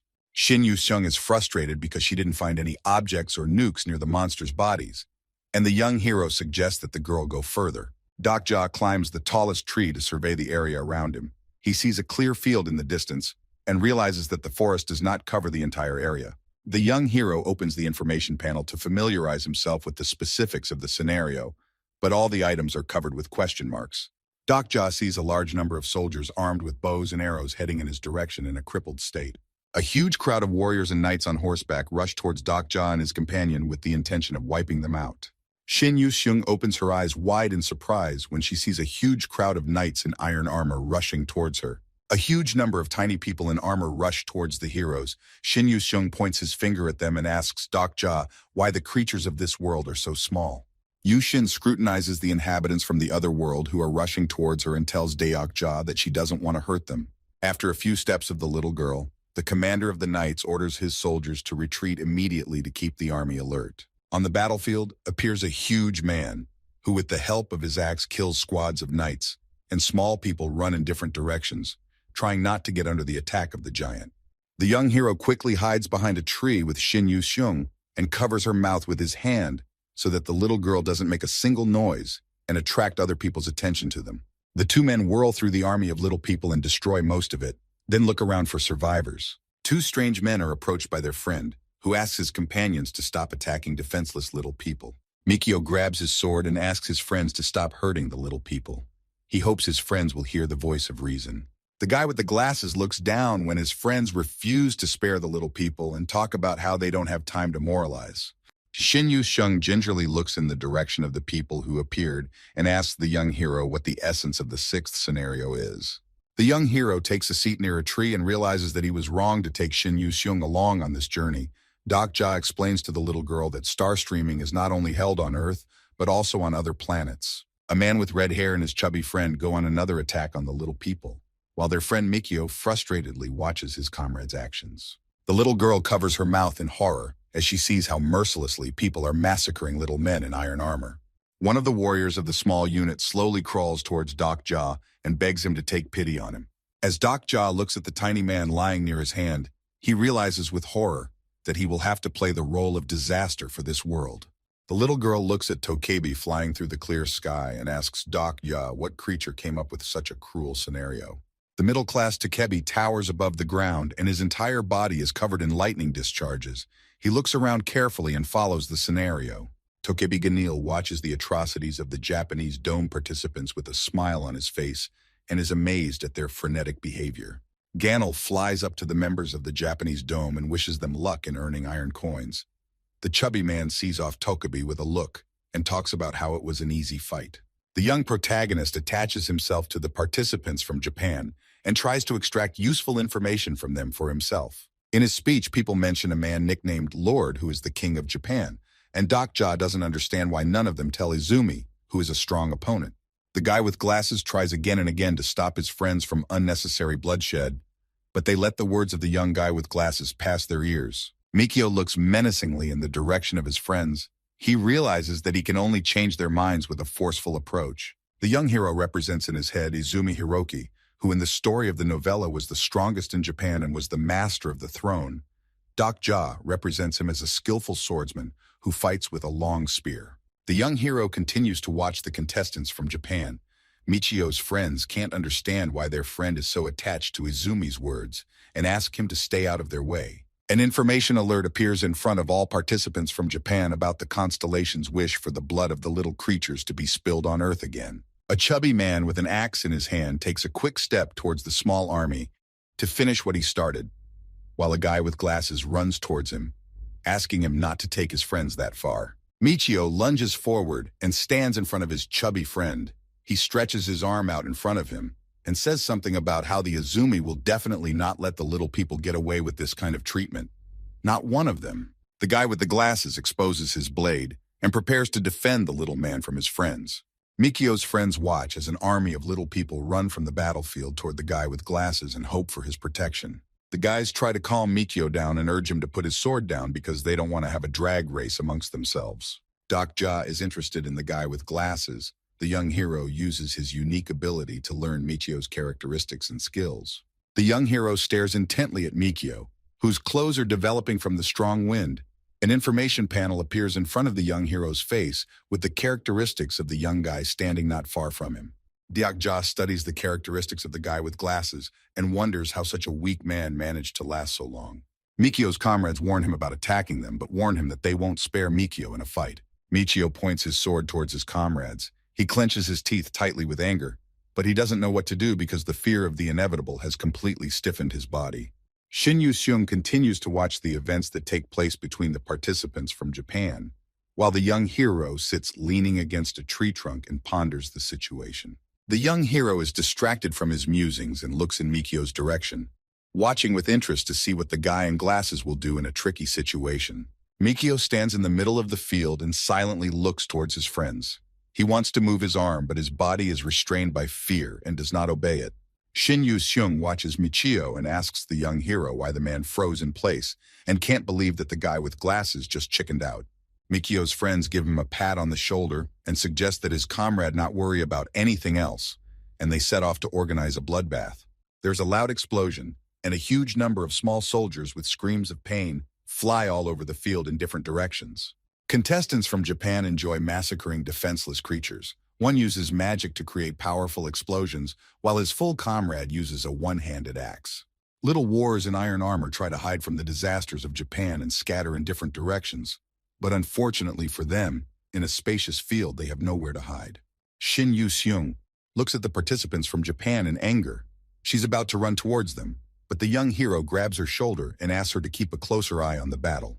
Among the small soldiers appears a knight in golden armor who holds a two-handed sword. All the soldiers at the sight of him smile widely and begin to cheer. The little girl notices that the warrior in golden armor is noticeably different from the others, and the young hero notes that despite the tiny size of these people, they are not as weak as everyone thinks. A small warrior in golden armor rushes towards the disasters from Japan, and in a matter of jumps is at their feet. The little warrior lands on the chubby man's axe blade and points his sword in his direction. The dwarven warrior throws a few punches to the arm, and he manages to punch through the chubby man's wristbands and slash his arm, leaving several scars on it. The full man cries out in pain and then pummels the dwarven warrior with all his might with his fist, leaving him no chance of winning. The full man looks at his wounded arm and does not understand what is happening. The small soldiers who have hidden in the bushes are watching and see the disaster bleeding. All the little soldiers in iron armor throw themselves into a desperate attack, hoping that they too can wound disasters like their commander did. A huge number of arrows fly toward the participants from Japan, a few small warriors climbing over the bodies of the disasters in hopes of finding their vulnerable spot. Shin Yu-seung watches the actions of the little people, and his heart is filled with hope that the little people can defeat disasters. Several soldiers run up to their commanding officer, Gia Myung, and lift him to his feet as their comrades head toward the disasters. Tokebi Ganel keeps an eye on the situation and talks about how the more the darkness of despair surrounds the thin ray of hope, the more beautiful the story becomes. And the contestants from Japan raise their gaze to the monster and don't understand the meaning of his words. The bodies of the contestants from Japan are enveloped by a dark aura that gives them even more strength, and Tokebi speaks of removing some of the penalties imposed by the disasters.